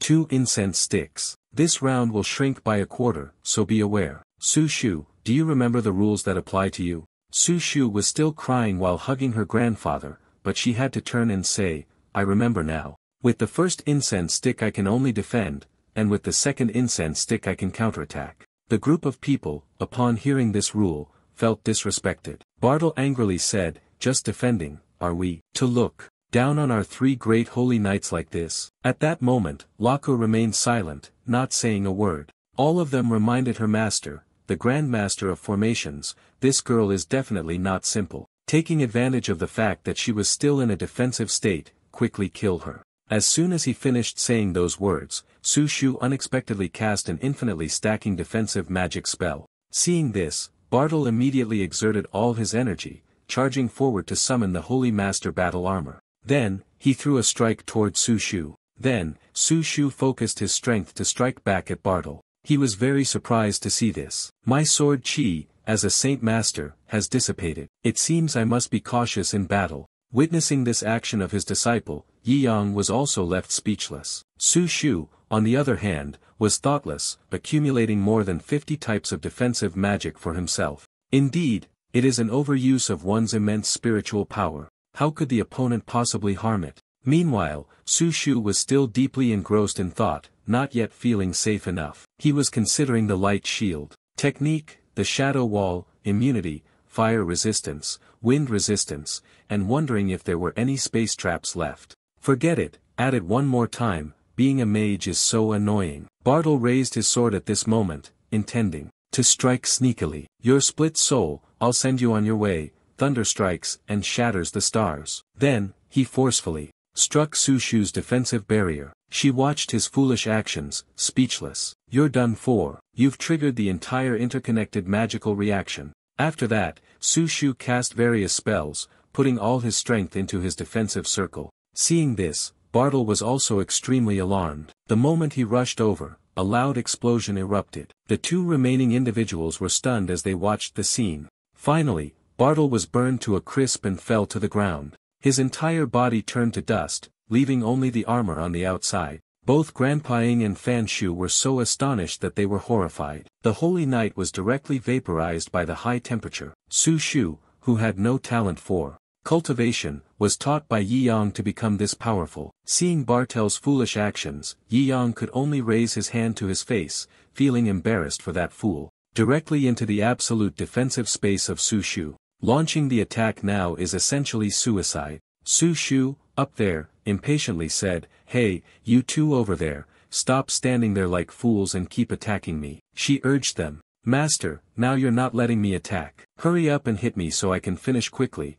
I still have to attend the talisman control class tonight." Lak Tu saw her provocative behavior, and his face darkened, cursing, "Damned." Taking advantage of the situation, Musashi immediately stepped forward to block calmly, not falling for her provocation plan. He waited for the right moment to act. He decided that he must awaken the demonic heart inside her body first. At that moment, he would certainly strike her and all the creatures within 100 miles with one fatal blow. Musashi thought to himself, "I must use the fastest speed to awaken the ancient demon's mind." Seeing them remain so silent, Fan Shu wondered, have these two great generals, each commanding tens of thousands, been frightened into stupidity by Su Shu? No, they must have some secret technique. The two of them are too slow. Yi Yang could no longer remain patient and immediately ordered his disciple, "Forget about the distraction. Su Shu, attack directly." Su Shu immediately heard and complied with the order. He quickly cleared away the two saintly knights above. Seeing this, Musashi said,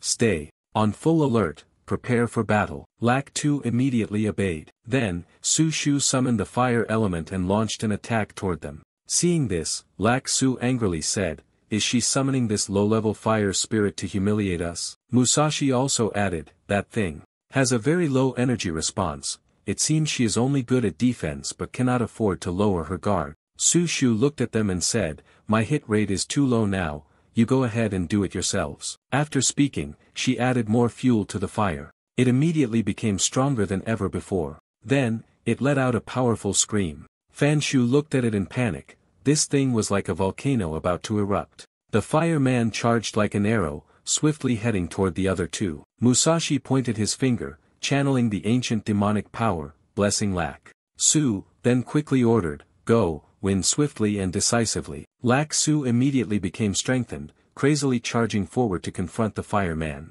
Both sides, with two enormous sources of power, rapidly charged toward each other, but suddenly, the fiery figure tightly embraced Lak Tu's leg. Then it broke into a dangerous smile. Lak Su stopped abruptly, looking down in confusion. Then, another explosion erupted, shaking the entire region and shattering the rocks and earth. Musashi was horrified when he witnessed the scene and loudly called out the name of his mentor. The explosion just now had caused the ground to form a deep pit. Both Grandfather Ying and Fan Shu couldn't help but be astonished, staring wide-eyed. Yi Yang helplessly covered his face and said, "The path of magic lies in controlling the essence of alcohol, but this girl, Su Shu, every time relies on her unspent mental energy, recklessly exploding and destroying the enemy. It's really giving me a headache." Finally, only Musashi remained standing there with an extremely frustrated expression on his face. After a loud cry, he immediately used the ancient spell demon-killing life-devouring dance. Then,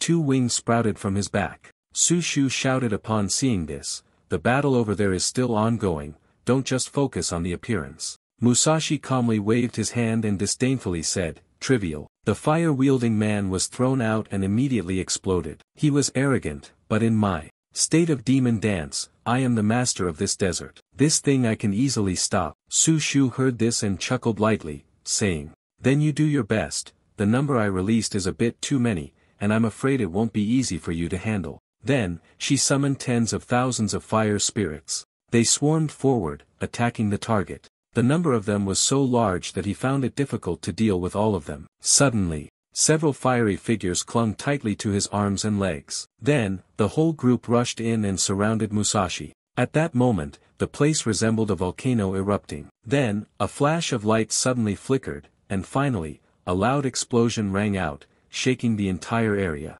Musashi immediately shattered into hundreds of pieces. Fan Shu went from one surprise to another, but the three great holy knights wiped everything out. Then Su Shu asked, Master, do you think my special training this time was a success? Yi Yang said, failure. I hope you use your head in battle. Hearing this, she retorted, it must be that they are too weak. Don't force the child to the point of using their head to fight, Wan Shu said. General, out of tens of thousands of people, you've become a toy to train your disciples, and yet you still complain about others being weak. This perverse master and disciple pair. Yi Yang immediately jumped down, telling the monk, you're the one who's abnormal, not liking Yen Yang, but liking that man who mistreats the cold phoenix. Wan Shu yelled, the cold phoenix is the one that gives people a sense of conquest. Only a foolish man like you would like Yen Yang, doing that kind of thing all day, from morning to night. Meanwhile, Su Shu sat watching, feeling helpless. Done, they started again. Another day wasted. I should still visit Grandpa. Fan Shu suddenly became serious again and said, stop talking about trivial matters. This time, I came to the great desert to prevent the resurrection of the ancient demon army, especially the demon king, whose threat endangers the safety of the world. This time, the heaven ranking will probably have quite a few experts leading the charge against the ancient demon, and who knows, you might even get to see a heaven ranking expert of your level. Yi Yang naively asked, has the publisher Yen Yang come? He seems to be a heaven-ranking expert too. I've been wanting to meet him for a long time. Hearing this, Fan Shu immediately became angry. What time is it, and you're still focused on this? He turned his back and replied, saying no more, I still have to go to Ran Kingdom. You furrowed your brows. Ran Kingdom is the front line against the demon army. I've heard that recently the Ran Kingdom court has been undergoing dramatic changes. I hope nothing happens to this country. Yi Yang waved his hand and said, don't worry. Ran Kingdom is a state under Wuji sect.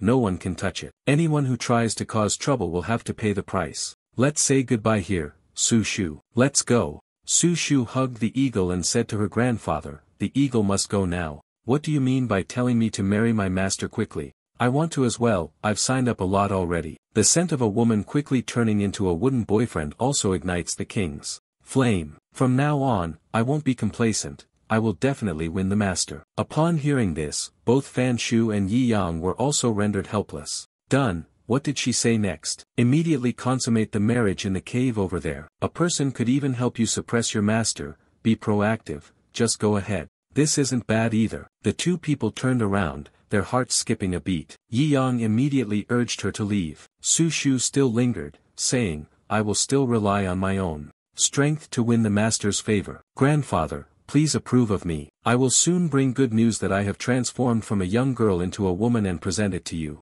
The scene shifts to a rocky hill. At this moment, someone stands at the top. A girl was standing in front, sensing someone behind her, not far away, so she said, Lan Yu, long time no see. Master took Su Shu for special training, so if you're looking for someone, it's really not the right time. Dongfang Xing heard this, but still calmly and cheerfully said, Junior brother, sooner or later, she will be mine. I am very confident that they are searching for her this time. Then, she continued speaking, Miss Lam is the most intelligent woman in the Ziyuan kingdom. In fact, she should be governing a nation, not replacing a small sect to manage a wasted treasury. When Lan Yu heard this, she immediately retorted, Oh, Lan, you went to trade in the far north. Why don't you let me cultivate the demon together with you, and we can jointly rule the Baihong kingdom? I refuse. Dongfang Xing heard this, then curled his lips and said proudly, It is not that I want you to fall into demonic cultivation, it is that you will inevitably fall into it sooner or later. Yi Yang comforted her. You said that the demonic markings on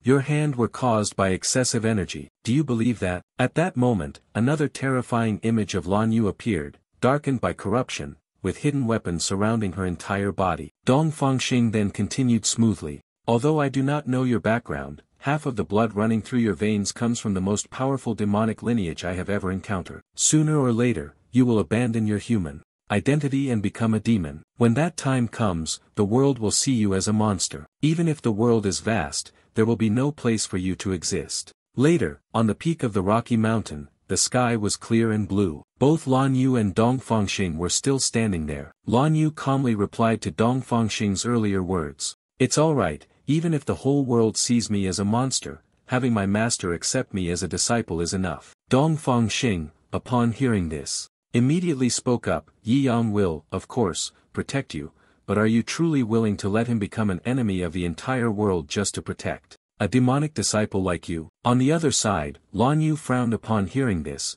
her face showing some discomfort, but she couldn't find the words to respond. Seeing Lan Yu remain silent, Dong Fangxing continued, his tone slightly condescending. I know why you risk your life to earn money. Since you were little, you've always been very clear about it. There will come a day when I will transform into a demon, into a monster. I must earn enough money before I become a monster so that my senior sisters can. It is possible to live safely in this chaotic world, moving to a past realm. When Lan Yu was still young, she looked at her master and innocently said, Master, when it comes to making money, I'll think of a way to solve it. I will definitely not let anyone go hungry. Dong Fangxing continued speaking without any sign of stopping, completely ignoring the dark expression on Lan Yu's face. Now that Yi Yang is there to protect them, you can leave. Your existence will, in the future, threaten their safety. As soon as the words were spoken, Dong Fangxing's fair and delicate hand brushed past Lan Yu's shoulder, causing her to blush in response. Dong Fangxing said,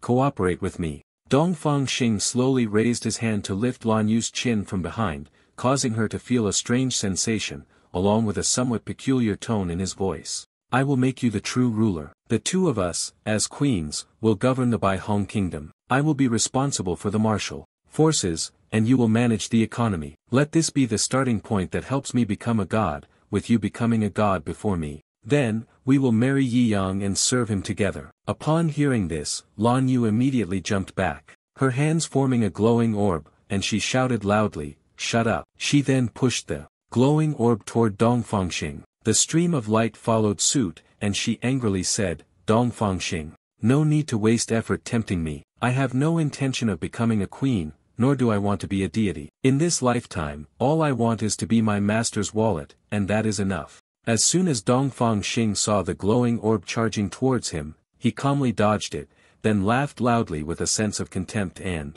said to Lan Yu, You are a smart person, your great calamity is less than 3 years away. I suggest you make plans for Yi Yang soon. Lan Yu was standing high up, noticing the tone of disdain in Dong Fangxing's voice, and replied irritably, Dong Fangxing, women from the countryside should first think about their own problems. In 1 year, if she doesn't consummate the marriage with her master, then I will truly be facing the greatest calamity. Suddenly, an explosion, neither too big nor too small, erupted from the large stone behind. The irritable voice of Lan Yu was heard. My matters, I will handle them myself. After hearing this, Dong Fangxing responded with a slight sense of helplessness. That's right. This time, regarding the resurrection of the ancient demon army, she warned Yi Yang to be cautious. The ancient demon king is about to awaken. Not only does it possess the power to destroy the world, and moreover, it is also skilled at seducing the hearts of people. It is said that now the entire Ran Kingdom road is already in its grasp.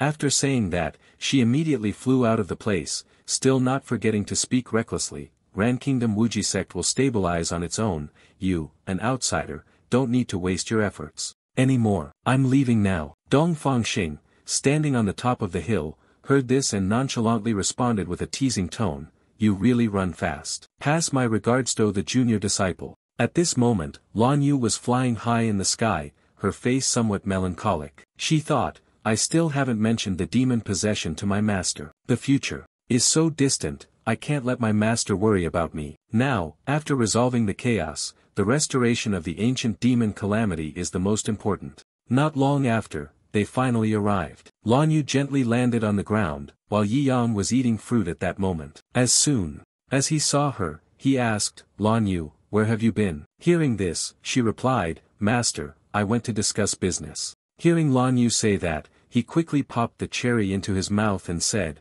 Ah, so you're back. Let's head out then. Then, he stood up and ordered those present. The target is the royal capital of Ran Kingdom. And pacifying the Ran Kingdom is also a test for you. They then responded, Yes, sir. Not long after that, at the royal palace of the great Ran Kingdom, Bayan appeared, slightly lifting her head to glance up before speaking. It's been 3 days since I returned to the imperial capital, and my father still refuses to meet with me. Could it be because I didn't meet Master Wuji sect? Of course, it's because I failed to register my father's name, and he's upset. The man, upon hearing this, turned to reply, Not at all, the king is just busy with state affairs. Especially with the recent surge in demonic activities, he hasn't had time. Moreover, you have already brought back the king's supreme token. Bayan unexpectedly pulled out a sharp object and asked, This? The man, upon seeing it, was rendered speechless. Suddenly, all 3 of them bowed when they saw someone.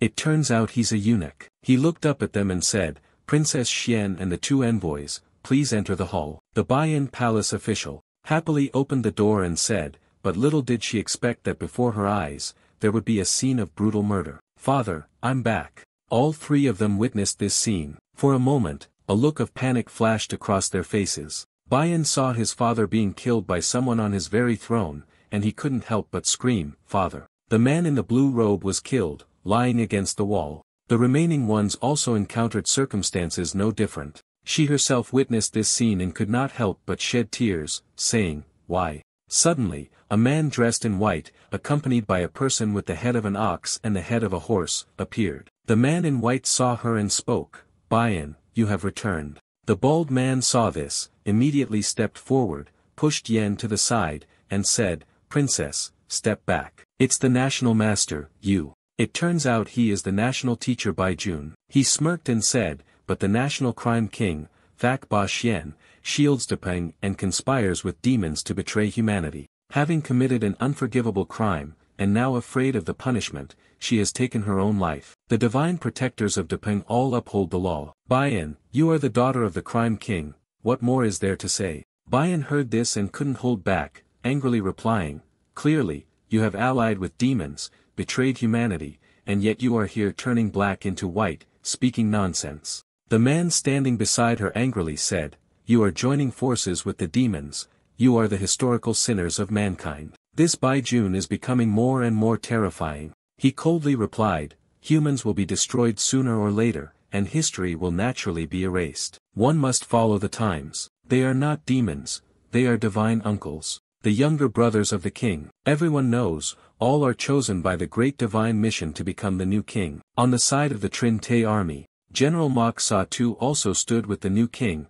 beginning to massacre the opposing forces. Suddenly, the fat king appeared, holding 2 young women in his arms. He said joyfully, What demons? They are gods. The 2 beautiful girls coquettishly said, Your Majesty, drink some wine. It turns out he is the new king, Ba Tian, he said, only by submitting to them can we live on without worries. The bald man immediately drew his sword, guarding Bayan. He said again, Based on your pig-like head, you're also worthy to be the new king of the Ran kingdom. The arrogant Baijun replied, Bayan, kneel and accept your guilt, prepare to die. Now, you are trapped in a heavenly net, with divine arrangements in place, and 2 gods of law enforcement with boundless power here. You no longer have any chance to struggle. Obey and die, and at least your body will remain intact. Bayan heard this, gritted his teeth, and replied, I will not admit to the crime. At that moment, in her hand was a glowing knife. She bravely said, I want to protect Ran Kingdom.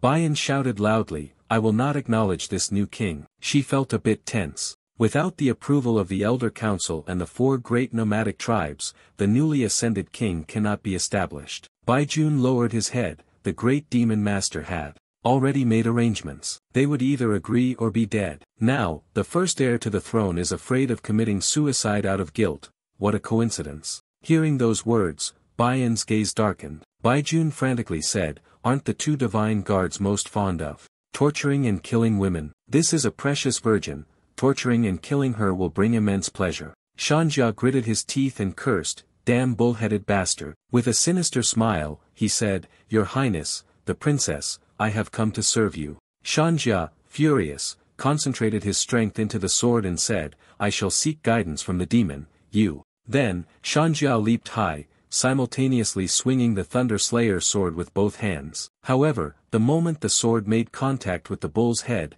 it shattered, and the sword fragments pierced directly into Shanja's body. The bull's head grinned with satisfaction. "The strength of this body belongs to this venerable one. For humans, it is the level of indestructible diamond. Standing motionless, it can crush the fragile lives of beings like you." Then, it unleashed a demonic sound explosion, causing Shanja to be thrown backward. Bayan was horrified as Shanja was sent flying into the wall. Shanja, the man wearing a hat, stood in front of the saddle. "Don't come here, not even the ox's head cares. Human women always excite people." Bayan's entire body trembled in fear. "I am not afraid of you because I possess a supreme magical artifact, personally crafted by the leader of the Wuji sect." Baijun was somewhat surprised when he heard her speak. Immediately after, a mocking, derisive laugh was heard. "The Wuji sect is indeed declining, resorting to this to deal with us. Your so-called heroes." The horse muttered, "This woman has left." Bayan gritted his teeth, the horse disdainfully pointing at him.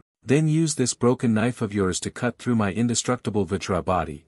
I will not dodge." A stream of spiritual power enveloped Bayan's arm holding the knife. She was afraid but still swung the knife recklessly, making a large cut toward the bull's head. Prompt, English translation, genre, Xianxia, immortal cultivation, with elements of fantasy and action. The body of the bull's head was immediately sliced in two. "My Vajra. And those standing around me were not spared, sharing the same fate." Bayan's strike even cut through the building. From the ancient ruin, a furious shout echoed. "How is this possible?" The person wearing a red cloak exclaimed, staring intently at the celestial web I had set up, only for Bayan to shatter it. The person in the red cloak was the first demon messenger.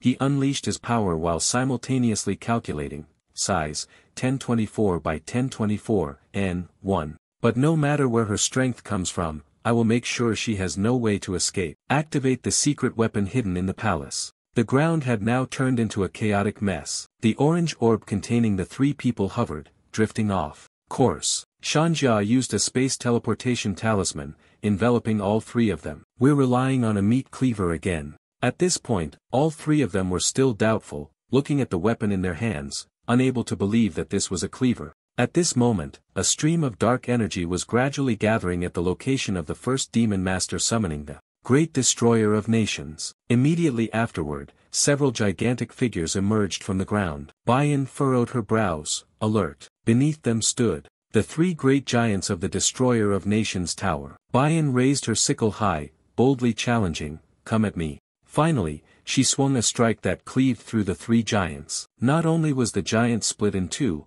but even the ground was torn open, creating a deep chasm. The sphere in front of the first demon master shattered as the three colossal beasts were destroyed. He exclaimed, in shock, "Impossible. How could Bayan possess a divine weapon capable of opposing and annihilating the nation-destroying colossal beasts?" Bayan was also puzzled by the power of the sickle. Who would dare to come forward? I wield Yishin's blade, striking with such force that even after 10,000 lifetimes, one cannot transcend death. Shanja thought to himself, the princess also knows how to scare people. Leng Ruoxue said, "This blade can only be used twice." The figures of the three Bayan gradually blurred. This time, it was a warning for the losers, those who betrayed humanity and the demons. "We can return at any time." The soldiers below, in fear, knelt and begged for mercy. Tuoba Yen, unconscious on the ground, had yet to regain consciousness. The two girls accompanying Tuoba Yen were frustrated. This person was truly useless, not worth it at all. "We risked our lives to teleport him, to preserve his life." The number one demon master was somewhat unwilling. Jun Wushang in the vast desert had spent nearly 100 years setting up the situation, and it absolutely could not be disrupted by a cleaver. He was determined not to. "I must personally return to the Ran kingdom before the monarch descends, to control everything." The scene shifts to the royal capital of Ran kingdom, Yiyang, holding the bounty hunter's portrait of Bayan. He muttered to himself, "This girl, I've seen her before. Is she really worth this much?" You remained indifferent, hastily tossing away the notification letter. Lan Yu and the others had already gone off to carry out their respective tasks. I also have to finish my own business, but DM is at the most exciting part of the action, I can't stop now. Yi Yang walked up to the city gates, standing before the two guards, speaking as his eyes remained focused on the book in his hand. I am the sect master from Wuji sect. Yi Yang wishes to meet your emperor. Thak Ba Xian. The two guards furrowed their brows, exchanging doubtful looks. A few seconds later, the two of them turned and walked away, speaking, "Follow us." They stopped at the Ran Kingdom dungeon. The dungeon door suddenly slammed shut. Yi Yang was surprised.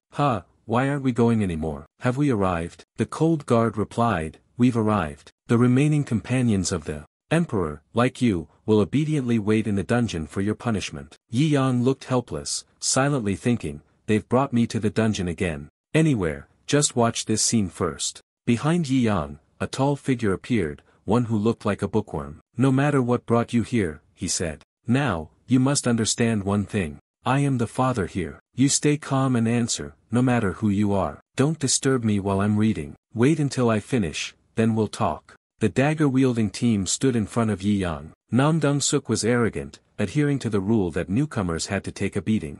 "This name is too weak, I'm afraid it will die soon." Mu replied, "You should be a little gentler. We are still missing a gentleman to be the accountant." Nam Dong-suk, full of vigor, with a self-satisfied tone, "A bookworm, I advise you not to dodge, my black mountain fist has never been defeated. It feels refreshing, a quick snap of 3 ribs, and it's over." Nam Dong-suk had just taken a few steps when Yi Yang's foot blocked his path. He fell straight to the ground. Yi Yang continued to focus on reading his book. He casually brushed off his shoe, then moved his stiff leg a little. Xiao'er and A.Mu were both bewildered by the scene in front of them. A.Mu furrowed his brows slightly. "What's going on here?" Xiao'er, beside him, face flushed, said, "That bookworm suddenly stuck his leg out to block Elder Ba. Indeed, the learned ones use wisdom to overpower strength. He's so sinister." I quite enjoyed watching them getting angry, charging toward Yi Yang with fury, shouting loudly in front of him, "Absolute strength. Your little bit of intelligence is nothing against a single blow. Let me show you now, in this prison, it's the fist that is the truth." The angry voice shouted loudly, "Hit him until he understands." The entire group rushed forward at the same time to attack Yi Yang. He still maintained his calm demeanor, flipping through the pages of the book one by one, his foot kicking them away, sending them flying far off. Amu and Xiao'er here were immediately startled and panicked. They were kicked by him and sent flying into the wall on the other side. Clear marks were left on the wall. Yi Yang turned his head and calmly asked, "Who is the boss here? I want to talk to him." The people behind him were startled and fearful. They hesitantly pointed towards Amu, shouting loudly, "Him." Mu. At this moment, Mu's expression was one of confusion. Seeing this, Yi Yang smiled contentedly. According to the rules in the sect, the person who knocks down the leader can become the new leader, right? Hearing this, Mu immediately became angry, frowning. His face darkened, filled with anger, his body tensed, and he stomped his feet heavily on the ground. "You little brat, at best, you're just a martial arts expert. I am a warrior who has fought in 100 battles and survived. Between us, if anyone falls, it will definitely be you." Yi Yang had just stood in front of A.Mu when he suddenly vanished, disappearing without a trace. A.Mu then rejoiced, feeling self-satisfied and proud. "He's gone." He ran away, just as expected. No one can stand before a true warrior. The group behind suddenly became frightened, pointing upwards. Mu turned his head in curiosity, wondering what was happening. At that moment, Mu realized that Yi Yang was standing right above him. He was bewildered, not moving at all. Yi Yang had not let go of the book in his hands the whole time and spoke up to announce, "Starting today, the boss in this prison has been replaced." He placed one foot down and forcefully kicked A.Mu's back, using his other foot to step on his head, causing him to lose his balance. Immediately, A.Mu fell heavily to the ground. His face was forcefully stomped into the earth by Yi Yang. Yi Yang sat leisurely on A.Mu's back. "Do you agree?" A.Mu lay on the ground, weakly responding, "I agree. I submit. I am no match for you. From today, you are the boss. Everyone, hurry and pay respects to the new boss." The group of people holding the vegetable-cutting knives on this side immediately burst into tears. Xiao'er, with tears streaming down both sides of his face, shouted loudly in protest, No, we only have one big brother.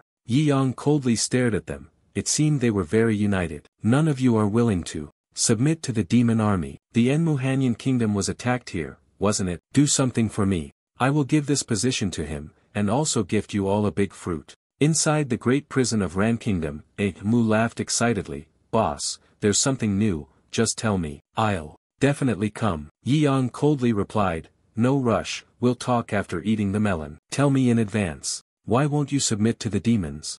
Mu said angrily. The 3 great demon lords are dead. I know that submission is the only way to live in peace, but no matter how strong the demons get, I will not bow to them. Xiao Er, who was massaging his feet, spoke in frustration. Even if we're not strong enough, a person should still resist. Xiao Er furrowed his brows in discomfort. The signal of humanity will forever resist the darkness. Our small soldiers are of no use. Then, even if it means sacrificing oneself, it must be said to the humans beyond the great desert, the human race has never given up resisting. Yi Yang slammed the book down on the table. At this moment, it is rare to be able to resist the minions of the demons. With such determination, you are clearly not truly obedient to the boss. At this very moment, Mu, soldiers like you can take on the mission. This is for you. Yi Yang threw a token to a daimyo. A daimyo took it and looked closely, his eyes widening in surprise. He stared at the token in his hand, taken aback. General Trin Tei's command,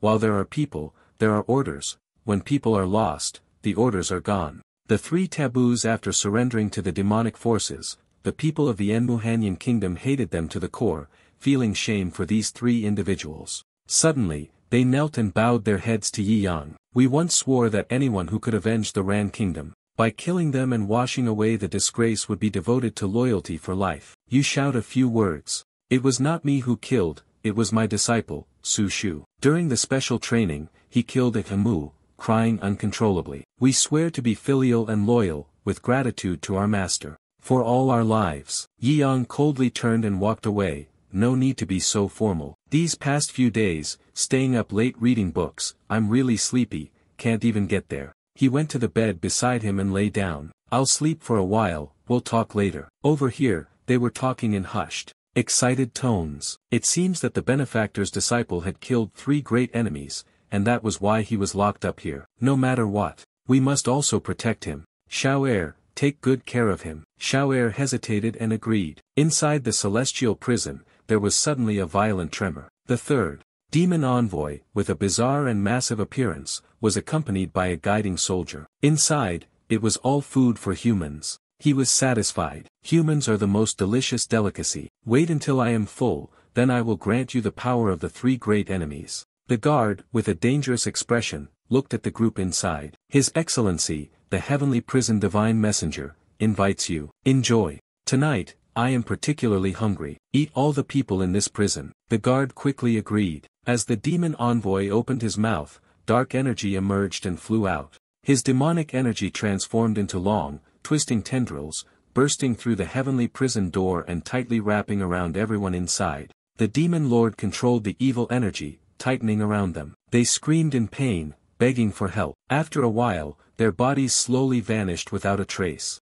Mu shouted loudly from this side, the demon wants to massacre the 2nd elder, quickly abandon the benefactor and the unfinished secret path, hide the others, and assist the 2nd elder. They quickly took Yi Yang down the secret passage as instructed. Mu and the remaining disciples stood in front, blocking the path of the demon envoy. Fiercely, he kicked away the iron cage that held them. His appearance was that of a hungry beast, eager to turn them into soldiers, the freshest and most vibrant blood being the most delicious. What's this? You little soldiers are hiding some tasty food? Mu grinned, standing before him without a trace of fear, delivering a monstrous punch. Let's see if you have the skill to eat me first. As soon as the words left his mouth, dark energy began to swirl around Mu, ready to engulf him. At this moment, a beam of light suddenly erupted, blasting away the dark power of the demon envoy. Mu was bewildered, the demonic energy evaporating in an instant. Then he turned his head and saw Yi Yang, who had just intervened to stop the sudden attack, was his savior. The person's spiritual energy had recovered, with a look of frustration. The 3 major taboos of deceiving and betraying humanity. Yi Yang stepped forward to stand before the demon envoy, asking, it was you who captured Deping from behind, wasn't it? The demon lord sneered. Spit it out, you must also want to obtain the power of the ancient demon, right? With the ability to resist the corrosion of my demonic energy, you could certainly become a better human war slave than the three great knights. Yi Yang remained silent, not responding. Carefully, he picked the blade of grass from his shoulder. You use it to cut through the body of the demon envoy. He was still rambling at this moment. As long as you kneel down now and swear to the end of the demonic betrayal of humanity, I will make you even stronger. After saying that, he realized something was wrong and then asked, what were you just doing? Yi Yang calmly replied, the trial will begin immediately. Immediately after finishing his words, the face of the demon envoy split into 4 parts. He suddenly fell heavily to the ground in front of numerous witnesses. Everyone here was startled by the scene before them. The guard who had been walking beside him earlier immediately dropped to his knees, pleading, Hero, please spare my life. I was also forced into this by the demons. Before he could finish speaking, suddenly, a sharp object flew toward him, straight through the helmet, then pushed him flying far away. His body slammed into the wall, causing it to crack and shatter. He looked utterly miserable in that moment, with no breath left in him. Yi Yang turned his head and spoke. Everyone is free now, Xiao'er sighed. It's useless. The new king of Ran Kingdom has surrendered to the great demon. Even so, there is no longer a place for us to belong. Very simple. Then, change a Yi Yang king, pointing at the guard. The intermediate level family attendant's death 0. His body recovery technique, his movements returned. The structure of his facial muscles also began to change. He suddenly kicked the wall forcefully and shot off. He quickly appeared in front of Yi Yang. The appearance has completely changed. He became the warrior of skulls. Yi Yang made a request. As long as you do something for me, not only will I return the position of the leader to you, but I will also give you a great gift. Mu was momentarily stunned. He showed his filial piety and loyalty, even willing to descend into the volcano as entrusted by the benefactor. He asked for nothing in return, and as you look at him, a promise is a promise. If you lead the minions to the Ran Kingdom's royal palace, the task will be complete. The rest is up to him. It will blood cleanse the Ran Kingdom imperial palace, killing the emperor. Mu was confident and decisive. It was clear, both of them were now standing before the Ran Kingdom city. Mu spoke, we've arrived. This is it, the entire fate of the great desert has troubled you. The warrior's arm, the skull, has transformed into a sharp sword, ready for battle. At this moment, at the city gate, there are many people, and the voices are incredibly noisy. A soldier spoke up and asked, did you hear any strange sound? Another person simply replied, the palace now has divine envoys, anyone who gets close is killed. He looked ahead at the smoke and dust, saying, that little bastard Bayan doesn't even have the guts to come here. Don't worry. As soon as the soldier finished speaking, a strange figure suddenly appeared, sending a chill of fear through him. The skull warrior calmly stepped out from behind the dark smoke and dust. The soldier, terrified, exclaimed, what is this thing? Another person hesitated, being the attendant of the divine envoy. How could he arrive and strike with such force that the soldier was split in two? The person standing next to him, terrified, screamed, monster. Someone, hurry. They were still stammering, not finishing their sentences. Come quickly. At that moment, the soldier with the skull head used his sword to end the lives of the other soldiers. Witnessing this, someone grabbed a weapon and shouted, it's a monster. A monster has infiltrated. A man, seemingly a general, stepped forward to block him. He arrogantly said, no matter what kind of demon or evil spirit you are, this general is here. Don't even think about stepping into the imperial city. The skull-headed soldier said nothing more and immediately threw his sword,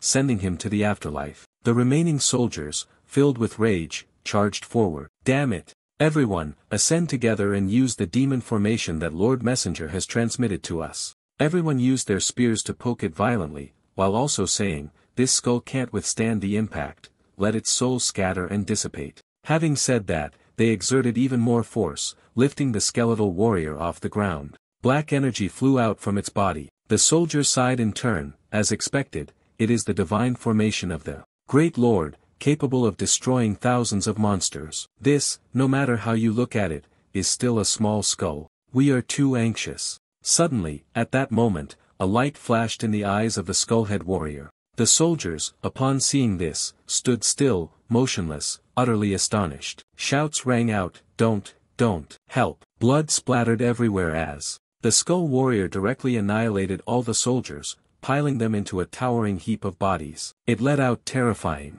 growls. At that moment, the Taboo cavalry arrived, riding their horses at full speed. The few surviving soldiers scrambled to flee, shouting as they ran, "This monster can't be killed. Can't be killed. Run quickly," the newcomers confidently declared. All the weapons in the cavalry camp were granted by the divine emissary, specifically crafted to exorcise demons and heresy. The small skull knelt in submission to the law. The Skull Warrior paid no attention to them and rushed forward on his own. In an instant, it dashed through the group of soldiers. All of them had been sent to the heavens. The Skull Warrior, after breaking through the soldiers, took a step with its dry foot, stepping outside. It boldly held the blade, left this place, leaving the crowd behind. Only then did they fall, one by one.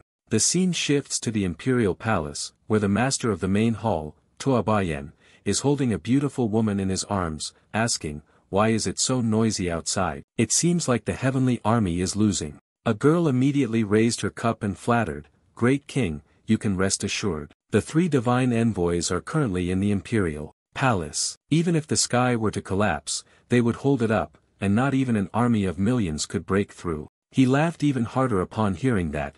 "My lords, everyone continue drinking to your heart's content. Let us all wish Junju Wushang, who is peacefully sleeping, may soon descend and unify the world." The group of power holders below quickly followed suit. "Let us all enjoy eternal prosperity, let us all enjoy eternal prosperity." On the other side, the skeleton warrior was slowly approaching a certain building. The 4th demon lord could not help but feel contemptuous. These people are truly unreliable. An entire army was scattered by a tiny skull. The 5th demon lord quickly rushed outside at that moment, shouting, "Let me take this skull off." He walked while using the great demon overturning slash technique to attack. The 4th skull warrior demon general, displeased, said, starting off by using the ultimate move to end the battle, "Elder 5 is truly disappointing." The 5th demon messenger charged out, only to suddenly see it swing its technique. In the blink of an eye, he was defeated. The 4th demon lord was stunned. With just one strike from this little skull, Old 5 is done for.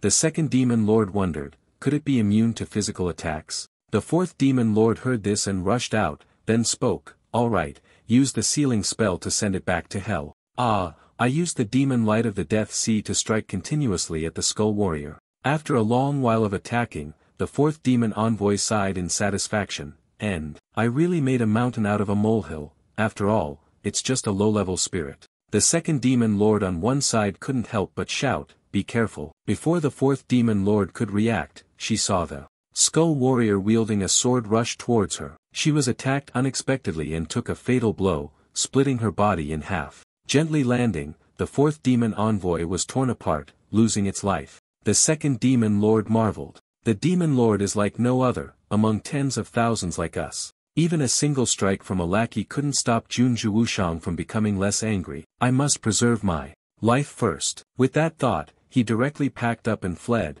leaving the skeleton warrior standing alone. It had now stepped into the area just outside that house. The Skull Warrior raised his blade and let out a growl, as if sneering inwardly. At this moment, outside the grand hall of the Imperial Palace, the wind was blowing in all directions, and leaves were flying through the sky. The Skull Warrior had then leapt into the hall, causing the Imperial officials to be terrified beyond measure. Tuabayan was horrified and quickly called for the Divine Messenger. "Where is Lord Divine Messenger?" The 2 elder sisters, "Save me." The girl in the pink dress coldly said upon seeing the situation, "Fat pig, it seems that Lord Divine Messenger has died because of you. Lord Divine Messenger wasn't even a match for it. Fat pig, you better pray for yourself." Seeing this, the 2 girls flew up, intending to escape, surprising everyone present. The Skull Warrior did not let them go but swung 2 sword strikes. Immediately, both of them were split in half and died. It was only at that moment that it looked directly at Tuabayan,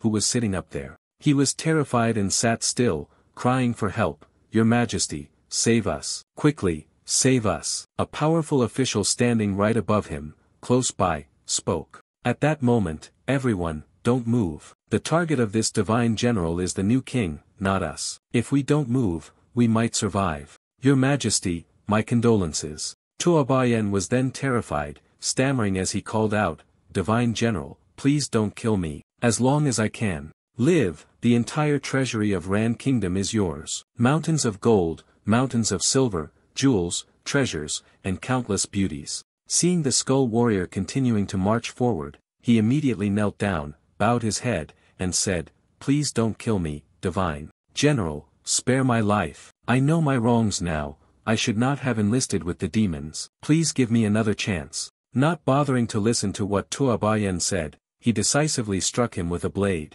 His head was immediately chopped off and flew out, fresh blood still dripping. The group of powerful officials, seeing this, quickly knelt down and shouted, the new king is dead, the great Mac cannot be without a ruler. For even a day, I am willing to support General Shen as the king. As soon as the words were spoken, the group was turned around by the skeleton warrior and given a single strike of the blade. Some people behind them were surprised and horrified upon seeing this. He held 2 sabers in both hands, and wherever he passed, he directly beheaded the group of power holders there. In the end, the warrior with the skull head left, leaving behind a pile of dead bodies and desolation. The scene transitions to another place, with tall buildings, eerily silent, where the corpse of a demon is being split in 2. A voice rings out, this chapter is finished. Yi Yang then closed the book and said, the matter over there should be settled by now. Let's go. Xiao'er immediately asked, where to? He spoke up and went to the imperial palace because the ruler after Bayan was a daughter. She was also a daughter, and she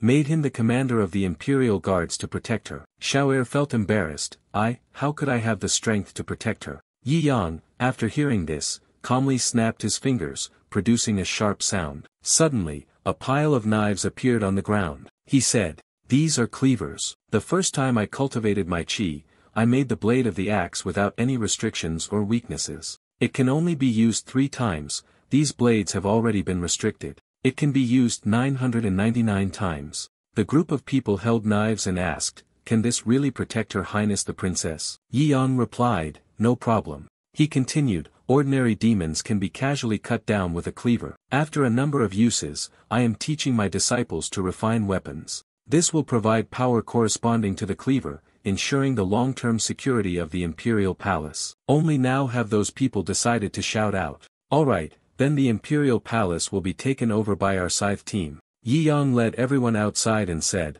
let's go, the little skeleton has already cleaned up. We will go take over the imperial palace. The scene shifts to the Ran Kingdom's imperial palace. Here, someone suddenly shouted, there's a pervert. Nam Dong Suk is humming, little sister, don't run. 2 girls walk past and scold, his gaze is too vulgar. You are standing before Elder Ba in anger. We are now soldiers of the royal family. Do not look at the palace maid's backside anymore. He rubbed his head, smiled, and turned towards the second elder, saying, I didn't expect the palace maid to be so fiery. Be careful in the future. A soldier ran over from somewhere and reported, we have discovered a demon envoy hiding in the Fengyang Pavilion. Nam Dong Suk asked again, Fengyang Pavilion? Second elder, upon hearing this, spoke coldly. He might be planning to ambush the princess on her way back to the palace. We will handle it. In Fengjiang, at this moment, there was a person flying high above, laughing loudly. Demon Lord number 2 laughed at that moment and said, that skull has already disappeared. What can you do if you discover this lord? He unleashed a massive surge of energy and shouted, now, I will kill you all. Second elder had just arrived and shouted, demon spawn, don't even think about being arrogant with the Wuji sex scythe here. The second demon master didn't pay attention, and laughed loudly, stepping into his own energy circle. Nam Dong Suk raised his blade in fear, thinking to himself, this is a divine envoy, will the scythe even work? At this moment, he launched his demon-devouring projectile from above, arrogantly shouting, a bunch of, die. He saw the energy orb flying toward him and was terrified, his eyes widening. Nam Dong Suk, at that moment, held a knife, swinging it wildly, and shouting loudly, don't come here. Unexpectedly, after just a few wild swings of the knife, the orb was sliced into several pieces. The demon master number 2 was also slashed several times, leaving cuts across his skin, causing him to be stunned and wide-eyed. Then, from those slashes, his body was hacked into several parts. Before dying,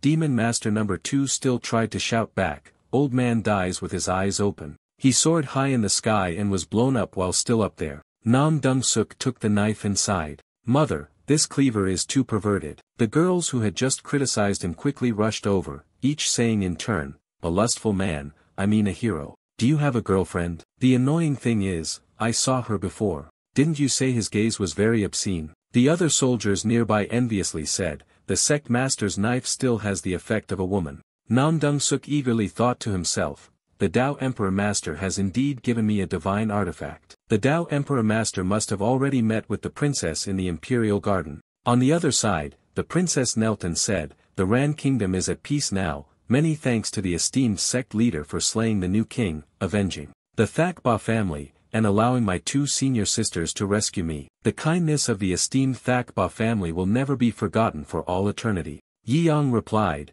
get up, for these years the Thakba family has always supported the Wuji sect, aiding the Thakba family is also a duty. Prepare yourself a bit, and ascend to the throne as the new king of Ran kingdom. Bayan waved his hand and said, absolutely not. I really am not suited to hold the position of ruler of the Ran kingdom. There are people in this country who are more talented than I am. I don't understand anything about politics. He immediately turned around and said, but his determination to protect Ran kingdom was no less than anyone else's. Lan Yu stood there, calmly listening as the venerable one acknowledged her as an official disciple. I will have Lan Yu assist you for 3 months. If there is anything you don't understand, you can ask her. Bayan hesitated, saying nothing. The 2 people beside him spoke in unison, we beseech the princess to accept the imperial mandate of ascension from the emperor's mentor. She knelt down, deeply thanking the master for accepting her as a disciple. She swore to give her all in her training. He replied, stand up,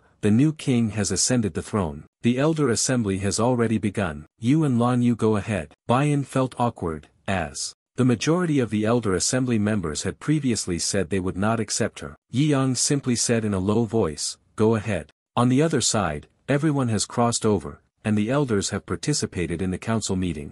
All the elders greeted in unison as the 2 entered. Greetings, Miss Lam. Lan Yu coldly said, greetings to my junior sister's pseudonym, and pay respects to Ba Yan, the true master of you all. The elders finally listened and shouted, greetings, princess. Bayan wondered, are they all familiar with Miss Lam? Lan Yu replied, I have visited each household to inquire. Those who are favorable to me will rise in rank and position, while those who oppose me and value profit will lose everything, and those who value their reputation will lose their honor. She asked in surprise, have you finished everything? Lan Yu replied, there aren't any, just a few stubborn ones left. I saw them already. There was a call from the era of the Confucian master No Mak to him. His virtue was highly respected, and he was an idol of the scholars throughout the great Mak. He said, sorry to keep you all waiting. Lan Yu said, this person has a lot of issues. He was the one who first spread the news about the great family, and he was the first to make contact with the demons. Unexpectedly,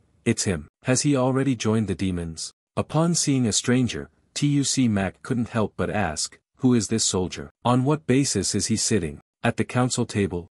Mu rested his chin on his hand, saying nothing but calmly glancing at him. Yi Yang stepped in from the outside and said that he was the newly appointed general of the Western Territory. Then he calmly asked, damn old man, do you have a problem? Angry, the person on the other side was both astonished and furious. He asked, is it really him? Lan Yu sat on the chair and coldly said, before the new king ascends the throne, the national supervisor, the imperial teacher, no one is allowed to make any presumptuous decisions. At this moment, at the end of the table, someone also raised their voice, making the grandmaster the focal point. The person with the angry expression, upon hearing what others said, did not dare to act rashly and remained silent. Yi Yang decisively said, Lan Yu, don't waste your breath on this old man. Those people arrived late and need to be punished. Someone, take those chairs away. The soldier, upon hearing the order, quickly ran in, shouting, Elder, move aside, before carrying the chairs away. This made the person with the angry expression feel even more furious. Yi Yang then expressed his opinion, you stand aside. Regarding Bayan's ascension to the throne, everyone who is showing support, who is in favor, who is against. He quickly said, I am the first to oppose. Tuc Mak expressed his viewpoint, Bayan is still young and has never had any natural talent in terms of intellect. At the same time, I have someone more suitable for Wang Mian, as the Mak and Ran Kingdom cannot agree. Yi Yang snapped his fingers after hearing that and said, O Yang Lei, if Mr. Mak is tired, let him rest for a while. He was still speaking, I, the old man, possess righteous integrity and will never bow to power. Ouyang Lei, from behind, aimed the gun directly at his head. In the blink of an eye, instantly, she shot him, and he ascended to the heavens. He fell directly to the ground, causing the other elders to stare in shock. The entire room was filled with surprise and fear, no one knowing what to say. Yi Yang, with a grim expression, coldly said, "The meeting continues." At the meeting, at that moment, Yi Yang's voice rang out, "The final vote begins. Who is in favor? Who is against?" On the side of the faction, despite the elders raising their hands one by one, they said, "I agree, I agree. I am the first to raise my hand." This old man fully agrees with both hands. Everyone at this moment simultaneously shouted, "We all agree with the Emperor Master's proposal." Yi Yang, at this moment, calmly left. "Everyone, prepare yourselves, and be ready to face the great catastrophe of the 10,000 demons 3 days from now." Everyone bowed their heads. To see off the Emperor Master, Bian hurriedly said, "But I am worried." Lan Yu softly spoke, "There's no need to worry, the difficult matters will be handled by me." In the heavenly prison, the night before the enthronement, a voice rang out, "Tua Bagwang, Lord Lan has come to visit you." Lan Yu entered and then spoke, "This heavenly prison is truly not a place for a person to stay. The incense is used, yet there is also a strange smell." In the tray of items that the maid, following her, carried, there were 8 incense sticks and a wine bottle. Lan Yu asked, "The son of Thok Bavim, you have done this to stop him from ascending the throne. Is this what you call integrity?" Tua Bagwang replied, "You flatter me, my lord. This is something every learned person in Ran Kingdom would do. May I ask, what brings you here?" She then said, "The new king passed away and saw you as the one most suitable for the throne, to restore the nation. However, because my master has given an order, she will ascend the throne first. 3 months later, she will step down to allow you to take over. What do you think?" He immediately declined, saying, "The title is illegitimate and improper. I once stopped the immortal matron from ascending to the throne, and I will do the same for myself. But this nation should be entrusted to Bian. She is a pure-hearted girl, fully dedicated to the country. I will do my best to support her." Lan Yu said, "Registering junior sister as someone innocent, I was worried you might have divided loyalties, but this part will, sooner or later, change hands. Upon reaching there, my master had to come from afar to handle the troublesome matter." Bak Kwong spoke softly, "Lam Daran, you're overthinking it." She then suggested, "Drink this cup of wine, consider it a token of your loyalty. Once you finish the wine, I will release you from prison." He chuckled, "Miss Lam, why go so far as to chase and kill? If you're not at ease, I can go deeper into the large goat blanket." Lan Yu coldly replied, "You are indeed a clever person. In order to let my master focus on reading in the Wuji sect without worrying about the time bomb in the Great Desert, you must have the light-absorbing tower removed from your nose, blood dripping out, and angrily shout, 'You!'" Lan Yu flicked her hair. "I have always liked to cause trouble. A few days ago, an invisible poison was added to your water and food. It doesn't matter whether you drink alcohol or not. I will prepare the conduit, you act alone." At that moment, he revealed his true form as the #1 demon master and then spat out curses, "You wretch. So, you've discovered my true identity." She explained, "This is really just an accident. I don't care whether you're a human or the first demon messenger, people are preparing to play tricks. What I want to kill is this identity of Tua Bagwang." Lan Yu said, "Consider yourself unlucky, don't even mention the demon lord. Even the demon king cannot withstand the full potency of the poison from my master. He transformed into an ancient demon. Then, I will drag you, a worthless person, down to hell with me." She merely looked at him calmly, continuing to transform into a cloud of black smoke. Seeing him grow larger, Lan Yu sneered, "Is being big really that impressive?" She raised her hand and said, "Don't underestimate me. Even if you are struck by the deadly poison of the wind's fragmented bamboo, do you still want to challenge the psychic queen?" Lan Yu used her invisible power to reverse gravity, causing him to fall upwards, towards the glowing light beneath the foot of the house. Terrified, he shouted, "What is this, a joke?" At this moment, she allowed him to maintain his position as she flew upward,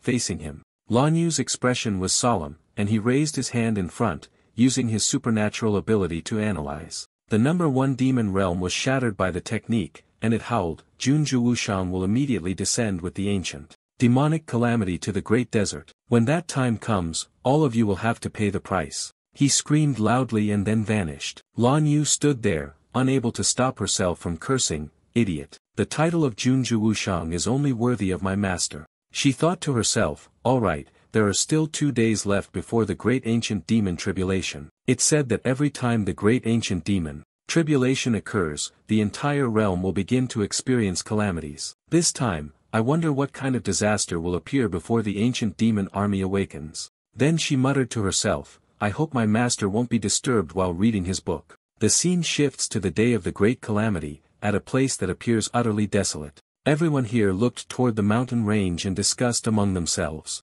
This time, many experts have come. Anyway, the grand army of the ancient devils is about to emerge from the abyss. At that moment, on the edge of the mountain peak, the silhouette of a woman appeared. Leng Ruoxue thought to herself, Master, I will do my utmost to stop the great calamity of the demons. Someone shouted, quick, look, the master of the heaven rankings has appeared. It's the 84th ranked heaven rankings, Lai Wedongzi. Someone else saw it and shouted, Lot 71, heavenly ranking, Grandmaster Exin. Someone continued, there is also the 96th heavenly ranking of the infinite void. The others were astonished, knowing that someone would lead the way. Some people also saw through the intention of taking the priceless treasure and simply said, my life has always been to save the great desert, not for personal gain. Jogue said on one side, the ones at the back are also ranked 9th on the heavenly ranking. They must all call her Xiaobao. Struggling like that is only natural. Elder sister, quickly let me go,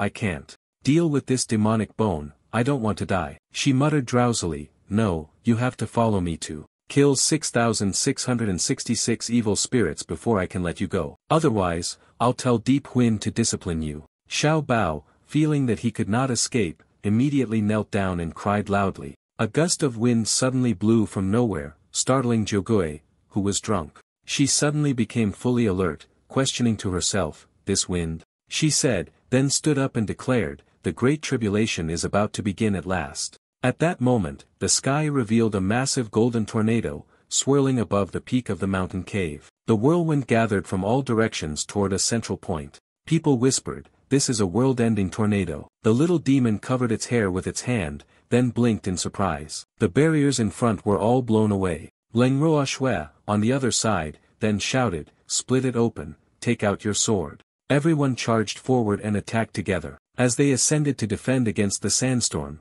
some people also shouted, I can't breathe anymore, it feels like the ground is moving. Xiaobao hurriedly said, this storm, even cultivators cannot stop it for long. We run. Jogue responded, there's no place to run. At this rate, we'll be gone in 3 incense sticks. The whirlwinds have already toppled several nearby mountains, sweeping up rocks and dirt. The city gates are now being battered by the storm. The soldiers, seeing this, cried out, oh my God, Ran Kingdom is about to fall. At this moment in the palace, an official was reporting to the emperor, the records in the annals state that the end of the world Mad Sands and Ran Kingdom have been thoroughly buried. Bayan then said, we will turn danger into safety. The Deping true form is about to emerge, and it has already summoned a protective barrier for Ran Kingdom. Deping over there, as she said, was putting all his effort into creating the 6th green protective shield. The veil not only protects the mountains and the imperial palace but also safeguards the homes of the people. At that moment, several strange creatures flew in. Deping shouted, the ancient Sama is approaching Ran Kingdom. Deping did not hesitate to use his foot to catch the body of the snake, causing it to hiss and turn around. The ancient Sama showed no mercy as it lunged forward, biting him in one swift motion. Deping was furious, striking its head and cursing. Damn it, getting older, my strength and speed aren't what they used to be. Both sides charged at each other, with the air filled with the sound of shouting and curses. Get out, from outside the hall. A soldier rushed in with a message, Deping is about to be defeated. Lan Yu calmly said, don't worry, I already told Su Shu to carry the master who was completely drunk yesterday. When you ascended the throne, and entered the city, you were so surprised to see that even natural disasters could be dealt with, weren't you? Su Shu over there is in great difficulty, waking up Master Yi Yang. The master woke up. She shook her master vigorously and shouted, Master, quickly wake up from your drunken dream. Deping, at this moment, was in a rather poor condition, groaning in pain. Su Shu also noticed that the divine barrier was about to break. She hurriedly shouted, Grandfather, quickly retreat so my master can handle it. Yi Yang then opened his eyes and said, I am not drunk, I just want a little more. The wine is too sandy. Depeng remained deep in thought, but he heard the call, "Grandfather, hurry back. I only have you as my family now. Please don't die, master. I will stop the sandstorm, trust me." At that moment, he flew away and called back, "The sandstorm that will destroy the world will last for 7 days and 7 nights. I hope he can truly stop it." The sandstorm began to form, taking on a strange appearance. A group of people shouted, "It's the distant demon's face. The sandstorm has entered the second stage of mutation." Su Shu sensed the situation was dire and quickly turned around to call for her master, "Hurry." To her surprise, Yi Yang, who had been lying there, was gone. She was stunned. Where did they go? He was now walking out of the city, murmuring to himself, "All sand. Yin Yang, my heart has turned into sand, shattering my beautiful dreams." A stream of powerful golden energy surged out, flickering at Yi Yang's hand. He swung his hand and cursed, "Damn it, the sandstorm's annihilation." From the city gate, a massive, intensely fiery energy appeared. A mid-level rage attack at level 100. Yi Yang's eyes pierced through the sandstorm. From Yi Yang's perspective, the move successfully cleared all the swirling sand and dust around. It even flew with such force that it circled and formed a path on the earth. The little demon was shocked when it saw this. This energy is so powerful, it's about to force the primal essence of this sand disaster out. At that moment, the great calamity, the ancient era destruction Buddha, finally appeared. The fury orb of Yi Yang at this moment was aimed directly at it, launching an attack. The ancient Buddha Slayer was killed instantly by a mid-level move from Yi Yang as soon as it appeared. A deafening explosion echoed, shattering the tranquil space. The group of leaders in the heavenly ranking were now in a state of panic. A single punch had already triggered a world-destroying sandstorm. "Oh my God!" Leng Ruo Shui, standing to the side, silently thought, "My master is thousands of miles away, yet their strike is already this terrifying." Bayan also made the announcement at this moment. "You are the new guardian deity of the great desert." The divine beings quickly knelt and shouted, "Thank you, Master, for granting the authority to save the vast desert." Yi Yang was still confused, but the sandstorm had been resolved. But is this just the beginning? What exactly is the great calamity? He sighed in frustration and collapsed onto the ground, intending to sleep. "I have to go check it out." This left Depeng and Su Shu on the other side in astonishment. She shouted, "Call the master." Su Shu narrated Depeng's words. "Grandfather asks me to thank master on his behalf for protecting the great desert." "Hey, thank him, he agreed for us to get married." "Master, rest well, he will lead us to the demon battlefield." At this moment, a dazzling red light descended from the sky, creating a considerable shockwave. Dust rose in a thick cloud, followed by 3 humanoid figures. 3 gigantic stone figures appeared in the mouth, continuously uttering dry, crackling sounds. "Kill, kill, eradicate all humans." Seeing the group of stone people suddenly appear, Leng Ruo Shui, Jogui, and Tongzi were startled and panicked. The frantic shout of someone echoed at the same time. "Finally, it's here." Looking at the 3 massive stone figures hovering in the air, their entire bodies continuously radiated a pinkish glow. Among the crowd, someone loudly reminded, "The first ancient demon has appeared, everyone be careful." These are not mere demon creatures with acquired ancient demon intelligence, this is a true, fully developed ancient demon. The cultivators on the local ranking were all furious. A man who appeared to be the leader gritted his teeth, and growled each word, "Strike first to gain the upper hand. Everyone, concentrate your firepower, kill one of them first." Immediately, a great deal of pale green energy was struck toward the 3 stone figures. However, Long Tian's attack was even more devastating. Yet, the real strike landed on one of the owls. The collision created a significant shockwave. However, as soon as the dust settled, the stone figure remained unharmed and stood firm. Moreover, from its mouth came the words, "Damage level 0.0001. Seeing this scene, the local ranked cultivators were startled, filled with fear and trepidation. "This is bad, our firepower has no effect on the ancient demon." At this moment, Vobi sprang up, leaping into the air, his hands constantly channeling his martial power. His face flushed with anger as he shouted, "Monsters of this level should still be dealt with by those of us from the heaven rankings." His fist was extremely fast, striking forward immediately. The mighty dragon was struck by the punch, carrying immense force. But the stone figure quickly threw a punch to block the strike. The 2 forces collided, creating a huge explosion that shook everything. Immediately after that, Vo Bailey swiftly threw a decisive punch, shattering the enormous body into countless tiny fragments. On this side, Tongzi was also not idle. His face darkened as he shouted loudly,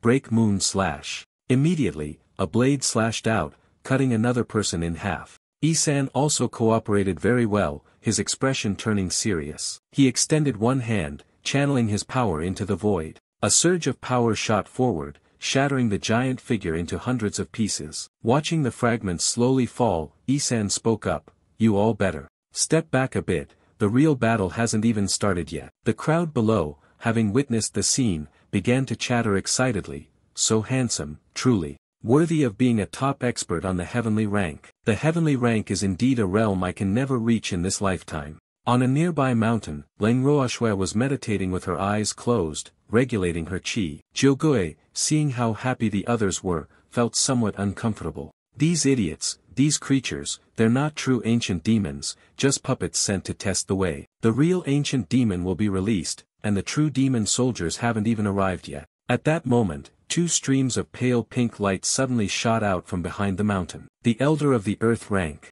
immediately shouted, "Everyone, be on alert, something else is coming out." Isan felt it more clearly, the murderous aura was overwhelming. Gradually, it became clear that they were two level B evil spirits of the soldier rank. One of them in front spoke up, "Who destroyed our puppet tool?" The one behind immediately followed up, "Pay with your lives." Wubi once again sprang forward, his eyes showing clear signs of battle fervor as he shouted loudly, "Finally, I can have a real fight with the evil spirits. This is so exciting." He quickly swung his fist to strike, but this time, the punch from the ancient demon was completely different. It blocked all of his attacks, and in addition, it made him cough up blood and let out a cry of pain. Immediately after, a burst of purple energy was shot from the hand of the ancient demon, striking the ground with a tremendous explosion. The people watching from this side were also startled and panicked. How could this be? Even a master of the heavenly rank couldn't withstand a single strike. At this moment, behind that ancient demon,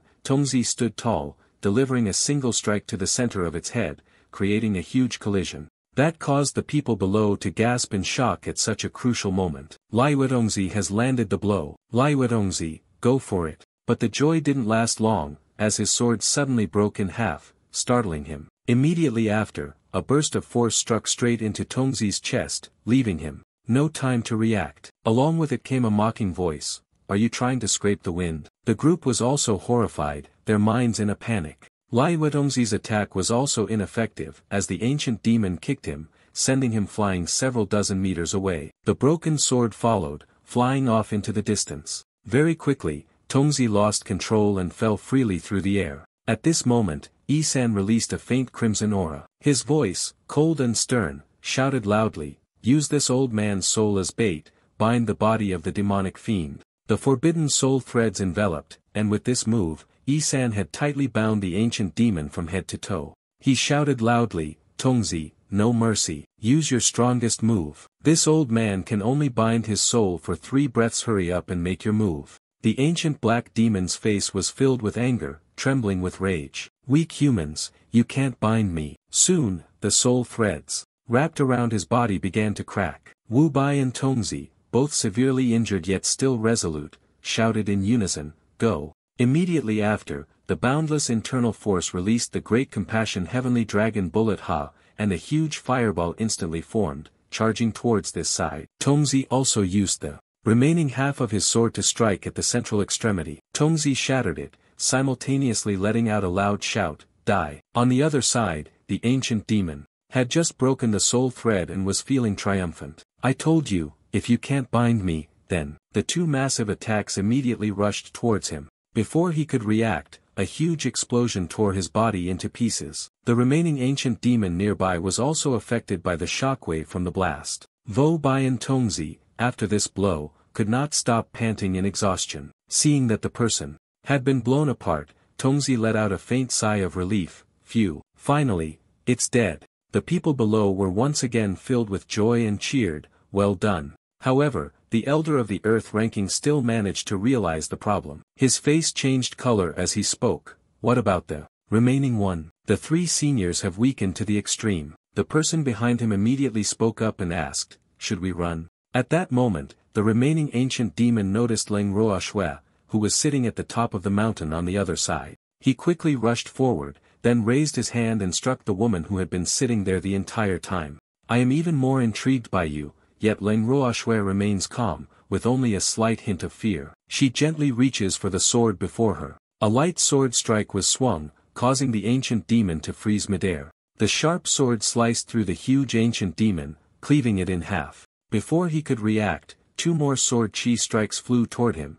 and the body of the ancient demon was torn apart into pieces. Seeing this scene, the people below stared in astonishment. A single sword strike. Who is she? Leng Ruoxue's expression remained exceptionally calm as she sheathed her sword. She was a disciple of Yixin, the sword goddess, Leng Ruoxue. Leng Ruoxue stood up, looking down from above. The little demon in the distance was also watching her, then silently sighed. Brother Ye's disciple has become much stronger. Xiao Bao, who was sitting beside her, also praised non-stop. Sister is so beautiful. As for Yi San, he spoke.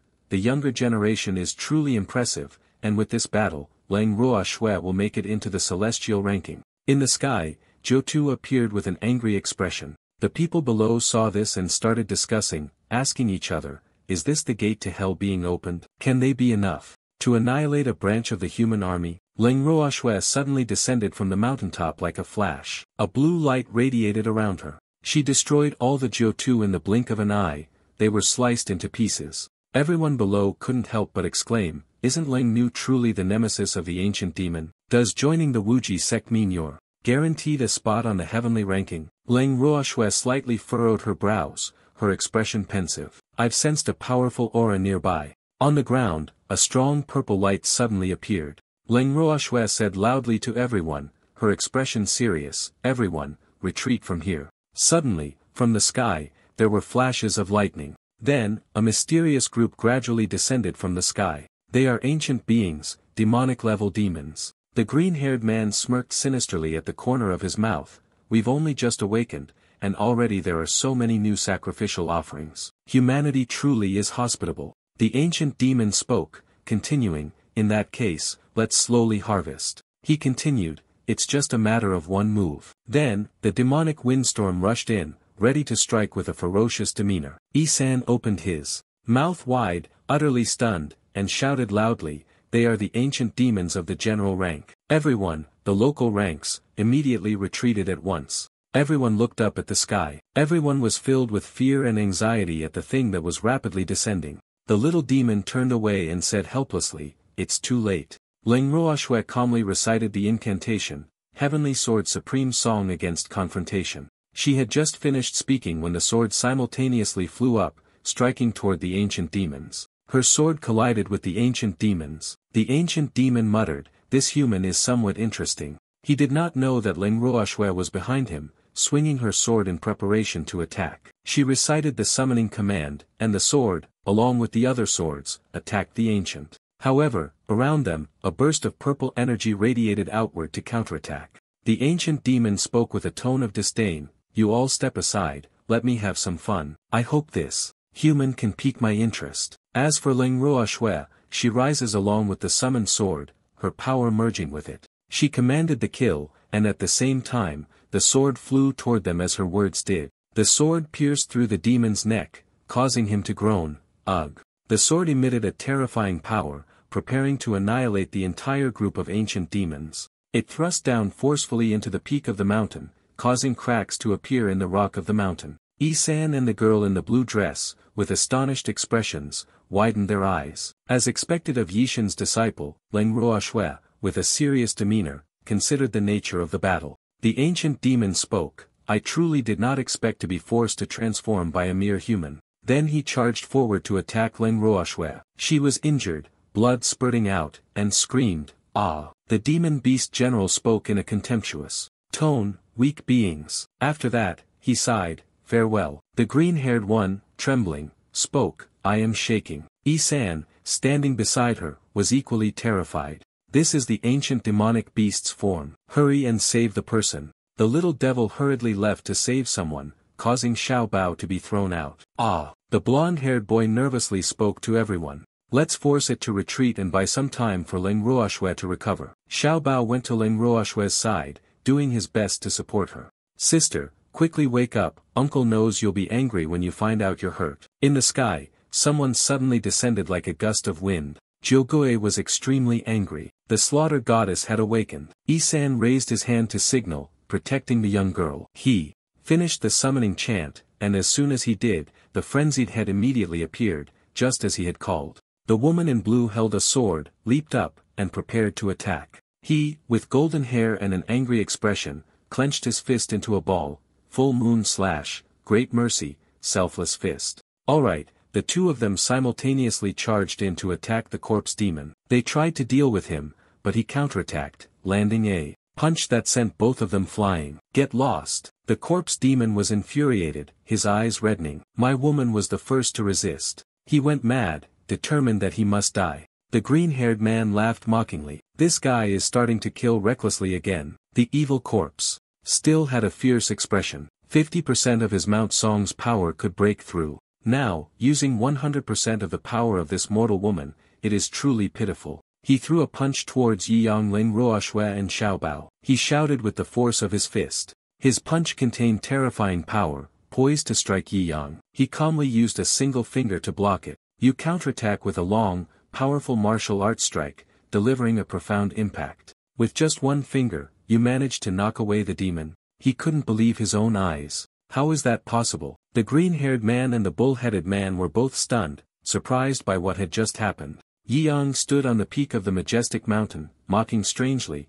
this ancient demon, why can't it even withstand a single finger of mine? Could it be that my passive skill is unlimited? Has this made me stronger? Isan was also a little surprised. This is the top 9 of the Yishan celestial ranking. The girl with green hair was also absolutely shocked. Before the top 10 of the heavenly rankings, indeed, they were all at the level of the savior. Yi Yang picked up Ling Ruoxue and said to her, Ling Ruoxue, with such a level, you're covered in injuries, looking pitiful. You speak up, next time handle it yourself. I sense there are still 100,000 demons in the abyss, I'm going down to have some fun. Just a reminder, master. There are still 2 up in the sky. He nonchalantly replied, their breaths are too weak, I completely forgot about them. The 2 ancient demons shouted in anger, why is there a human being so powerful? Is there a mistake in the record? Why aren't you managing it anymore? Let's team up and take him out first. My ultimate move requires strength. The ancient demon's name had not yet been fully spoken when you blocked on my behalf, and then 2 attacks, moving at the speed of light, rushed towards us. Piercing through their bodies, the 2 ancient demons didn't even have time to react before ascending to the heavens. Immediately, they were blown apart in midair. Yi Yang's eyes blazed with fire as he stared at the 2 of them, their faces evaporating. Lai Wedongzi's face turned green, and he said, the gaze directly handles the 2 ancient demon generals, it's as if the heavens themselves are at work. Isan couldn't keep his mouth shut and said, is this the legendary stare that kills whoever it targets? Vobi was left speechless, unable to say a word. Yi Yang turned to speak to his disciple, Ling Ruoxue, take everyone and leave. The ordinary cultivators will be in danger. She immediately obeyed the order. The disciple understood, and the 3 of them felt a slight chill upon hearing it. All 3 turned pale, knowing that it referred to them. Others sighed when they realized that those 3 experts were as equal to him as ordinary people. Yi Yang reminded Jyogoe to take Xiaobao and leave for Ran Kingdom in case the ancient demon army launched an attack, so they could be protected in time. Jyogoe anxiously said, Brother Yi, are you planning to stay behind and face them alone? Are you serious? No, Yi Yang's silhouette from afar looks incredibly mysterious. You replied, waiting is a waste of time. I'll go down there and find them. Finishing his sentence, he immediately flew away at the speed of light, leaving behind the 3 of them with endless admiration for Yi Yang. Dong Fangxing flew down and announced to everyone, dismissed. Everyone obeyed. Once everything was settled, Dong Fangxing flew to the maw of the mountain. She stopped at a cliff, thinking to herself, finally, I've set foot on the ancient battlefield of the demon monarch Junju Wushang, who has slept for 1,000 years. She stood there, observing, recalling how her junior brother had once given Dong Fangxing a general-level demon corpse, which had greatly strengthened Dong Fangxing. So, this time, being by Yi Yang's side, she would gain even more. She realized that, in this ancient demonic battlefield, it was only she and her junior brother fighting.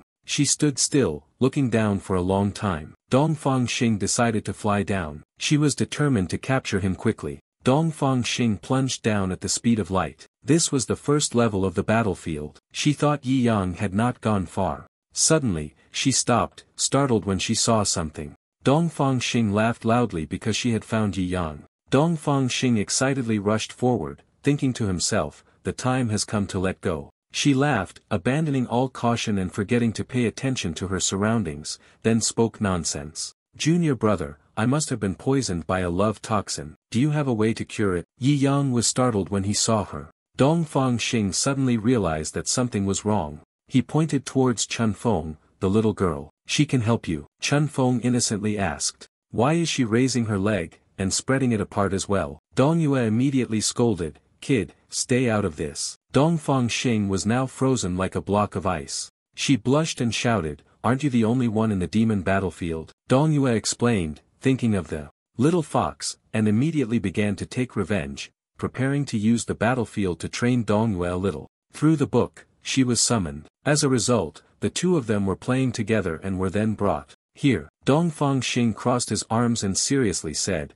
you really know how to think for the little fox. Chun Feng picked up the clothes, wondering why she had taken them off. Dong Yue, behind her, shouted loudly, put that down now. Dong Yue replied, Miss Dongfang, I advise you to give up the idea of trying to seduce Sect Master Yi. You are no match for our family's main consort. After all, she is married to Sect Master Yi, and the 4 bodyguards we have are part of her dowry, with strength far surpassing yours. You are alone and weak, you will certainly lose. Dongfang Xing resolutely responded, the 9-tailed fox is not here, yet you send all of you to steal a man from me. I will not admit defeat. Dongfang Xing finished speaking and leaned close to Yi Yang's face, seducing him, my hand is frozen, could you help me warm it up? A Taoist priest suddenly appeared, shouting loudly, how dare there be a lewd and evil temptress here, stealing the yang essence of cultivators. You, Demonis, release the scholar and come at me. He is the team leader of the top 63 on the heavenly ranking.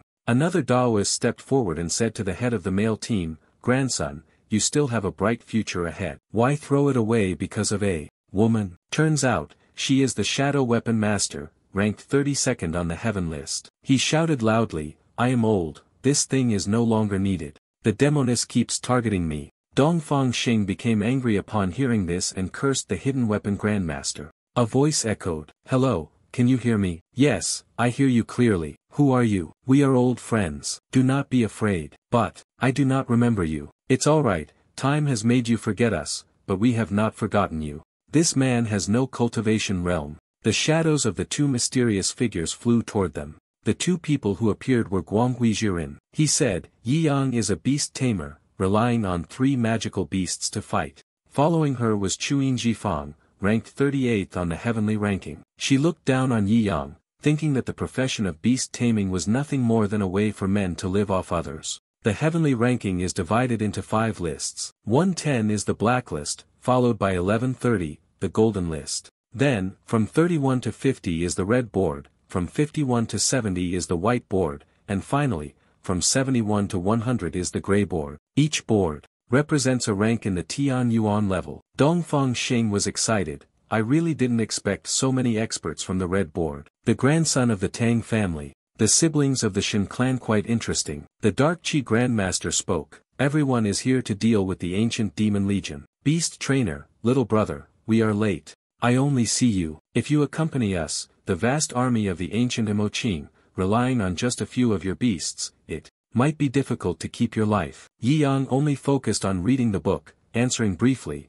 and asked him to lead the way. He advised you, the ancient demon battlefield has 100 floors, each more dangerous than the last. Your junior's pet is no ordinary one, but you are too weak, so you must stay close to me, do not wander off. He appeared indifferent and simply said, sorry for the trouble. The gloomy scene with dense fog covering the rocky terrain and mountains. In the hazy mist, a group of mysterious people appeared, their origins unknown. The masked weapon master, wearing glasses and looking cool, spoke, stop, all levels of cultivation. Yi Yang, with his hand still holding the book leisurely, as the mist gradually dissipated, everything began to slowly appear. They suddenly shouted loudly, what is that? In the midst of the fog, there were 4 monsters with strange and bizarre shapes. The first to appear was the ancient demonic beast, the giant elephant. Following that, as the mist gradually dissipated, tens of thousands of soldiers emerged, overwhelming the Yi-Yang group, who were looking down from above. The elder, who had been boasting earlier, now had to be cautious upon seeing the reality.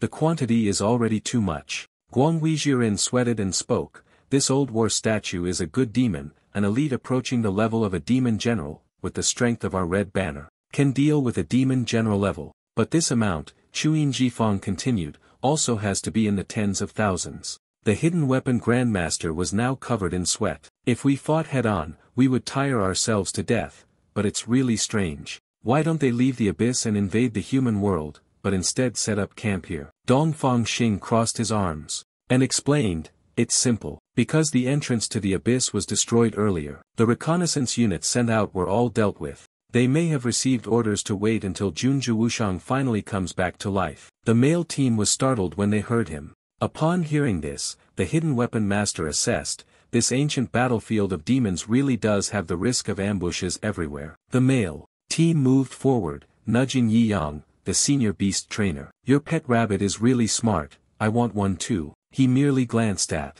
him and replied, I advise you to be cautious, she kills without blinking. Chuyin Jifeng anxiously said, what should we do? This is only the first level, and we have already encountered tens of thousands of ancient demonic giants. Could it be that we must stop here? We are members of a prestigious family, tasked with saving the entire world. He interrupted. We leave now, they are not far yet. As long as we don't disturb them, it should be fine. As soon as the sentence ended, Chunfeng spoke a single word and then flew down toward them, startling everyone. Guang Huijiren shouted, Beast trainer, why is your pet running around like that? Everyone turned pale, their mouths agape. He shouted loudly, quick, tie her up, don't disturb the great army of the giant elephants. Yi Yang remained calm, still reading the book intently. He spoke gently, anyway, you can't save the world. I'll just train the little fox a bit. He communicated mentally, speaking to her. Remember, you cannot avoid it. You can only face it, as you have understood these words. Chunfeng charged straight into the demon statue's neck.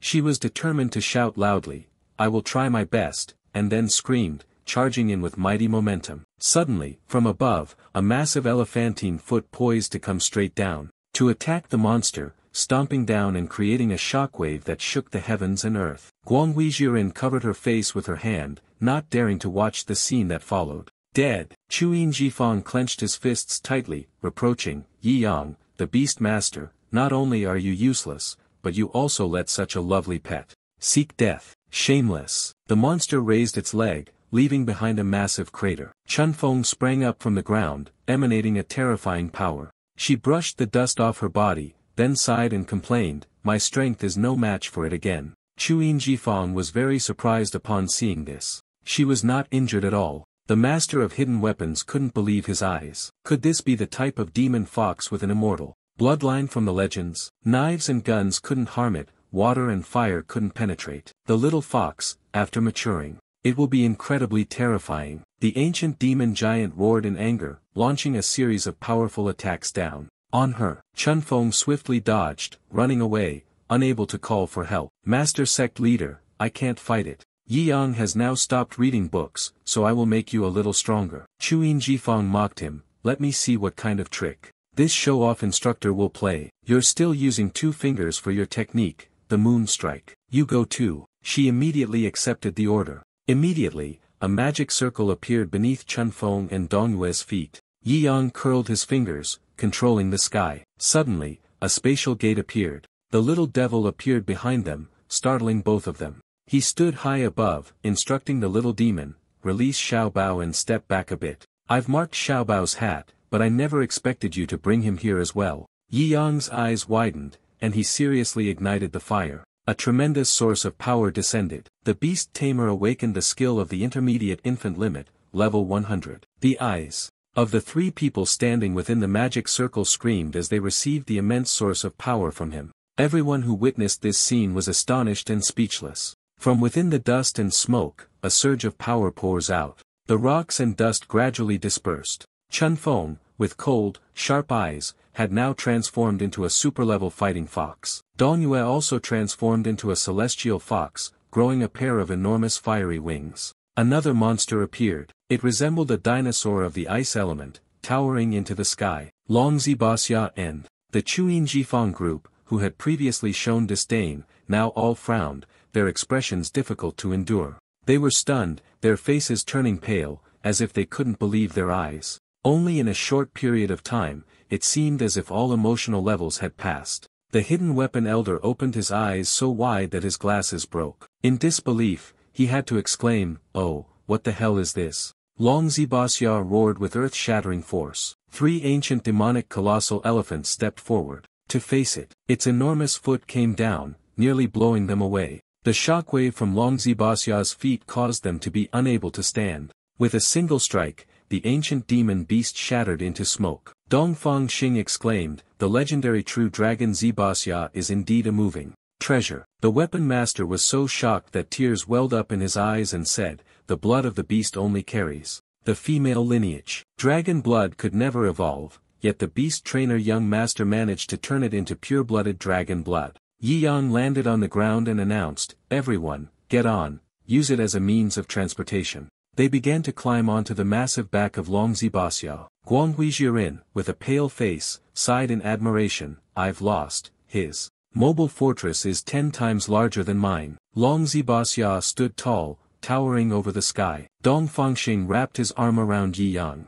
and said, "What kind of beast awakening technique was that you just used? Could it be applied to me?" Her words startled him. "No, you're too old for this. This trick won't work." This made her pout. On the Dongyue side, the atmosphere was filled with vigor from their newfound strength. Yi Yang commanded, "You go test the new power." Receiving the order, she quickly dove down, leaving behind a vertical streak of light. As soon as her feet hit the ground, she was struck by a kick from the ancient demon's cursed weapon. The venerable elder, filled with worry, silently thought to himself, "She's dead." Immediately after that, Chun Feng was seen using one hand, smiling excitedly, as she lifted her enormous foot. Chun Feng soared into the air, stabbing her foot through the demon's head, flying up to its level, preparing to strike. The ancient demon was struck by a punch from the heavens. Chun Feng's figure, her massive body, was sent flying by the blow. It splattered directly onto the wall, creating a huge shockwave. The hidden weapon elder was shocked because the demon seed's battle with the fox was too terrifying. Guan Huijirin's eyes widened in disbelief, sighing, "I've lost. Again, my spiritual beasts could not withstand a single blow from this fox." Yi Yang spoke up, "Dongyue, you should start as well. The speed of your training is too slow. When facing a strong enemy and Chun Feng is unable to fight back, you must make sure the little fox escapes. Remember, do not attack the positions beneath the feet of the great generals. Under the left foot of each person, they must place the right foot to mark an O, in order to complete the training of 3,000 units. Dongyue listened in silence and obediently complied. Chuyin Jifang said, "This beast tamer is really perverted, the basic equipment can't accomplish the goal." Guanghui Jirin followed, "I haven't figured out how to complete it either, let alone just the pet." At that moment, Dongyue replied to Yi Yang's words, "Understood." As soon as she finished speaking, she flew away. Dongyue struck, leaving the demon cultivators no time to react, making their gigantic bodies lose balance and fall over. This astonished Chuyin Jifang, who exclaimed, "The chi flow she moves with is at high speed." Directly rolling into themselves, Dongyue then flew in a few circles, causing them to float. Disdainfully, their feet were already marked with an X. Guanghui Jirin did not believe her eyes. This one is a flying heaven spirit fox. After evolving, its speed is on par with divine beasts. The pets of this young master are all of divine quality. The Grand Master of Hidden Weapons has been silent until now. Guanghui Jirin knelt down helplessly, crying because she was not even as good as a pet. Chuyin Jifang shouted, "Brother, quickly get up, don't disgrace our Shen clan." The Master of the Hidden Weapons pointed and shouted, "I know, you are the beast ranked 17th on the heavenly rankings." After speaking, he turned his face away. Shen denied, "That's not right, you're not pretending like that." "What did he ask?" Yi Jin staggered toward Yi Yang. Shen complained, "I drank too much last night, and now Xiao Bao is still shaking, making my head hurt so much." She pretended to stagger and fell into his arms, making him embarrassed. He asked, "Are you all right?" Dongfang Xing saw this, and taking advantage of pretending to have a headache, sat down and thought to himself, I cannot lose. Yizhen sighed, your feet are so hot. This event made Yi Yang's face turn bright red. The group of men stood there, watching and drooling. This scene indeed exists. The master of dark qi blushed and instructed his precious grandson, actually, I've always wanted to change careers and become a beast trainer. I am passing down the family's sect to you. Guanghui Jiren turned around and teased, you should sit down too, otherwise, I feel like you're not being sociable at all. Go ahead, because the bloodline of our Shen clan must absorb stronger bloodlines, all for the sake of the Shen clan. Chuyin Jifang's face turned crimson when she heard this proposal. She abandoned her sense of shame and eagerly requested to sit in the middle, leaving Yi Yang speechless. On the second floor of the ancient battlefield of the demon, an entrance appeared. The sky was covered by a strange color from the mystical gate. The sounds coming from the massive beasts being struck down continuously fell to the ground. Dong Yue had just finished the formation. On this side, leisurely landing on the ground after taking down 3,000 beasts. Chun Feng, over here, it's all dealt with. On Chun Feng's side, they are also full of enthusiasm, brimming with fighting spirit. I am almost done as well. She had barely finished speaking when the giant soldiers, who had been struck by Chun Feng, let out a painful scream. Each of her strikes was as fast as a flash, leaving them no time to defend. The group of giants stood there dazed, eyes wide, waiting for death. The air immediately filled with the strong stench of blood. The sounds of agonizing roars echoed loudly. The unfortunate statue-like giants were quickly sent off to meet King Yama. Dongfang Xing greed absorbed the rising source of energy, adding a little more so I could continue devouring. Witnessing this scene, the Shadow Qi Grandmaster couldn't help but be surprised. Using ancient demonic qi to train and nurture a pet was truly terrifying. His future was boundless. We must definitely protect him. He might be the key to saving humanity. Guanghui Jiren's face was full of worry. It's undeniable, he's like the savior, the future of our world. Yesterday, you sat on top of him, only to be thrown off. What a pity. Chuyin Jifang, standing beside, seemed to dislike the master trainer but appeared to really like small animals. From afar, Yi Yang casually said, you want to leave the first level already? Alright. Chun Feng and Dong Yue, wanting to make further progress, needed to challenge even stronger monsters. At that moment, Jiugui quickly spoke up, wait a moment, the two of them combined have already killed thousands, tens of thousands of these giant elephant soldiers. This is too simple. Because when the time comes, they will begin to invade the human world, causing a great catastrophe. The 5 giant war elephants that can destroy a city are recorded in history. In fact, there are a few countries that were once annihilated by them. The master of hidden weapons slowly spoke, there's no other choice. Anyway, we are few in number, so we'll have to go below and deal with the leader. Some sacrifices are unavoidable.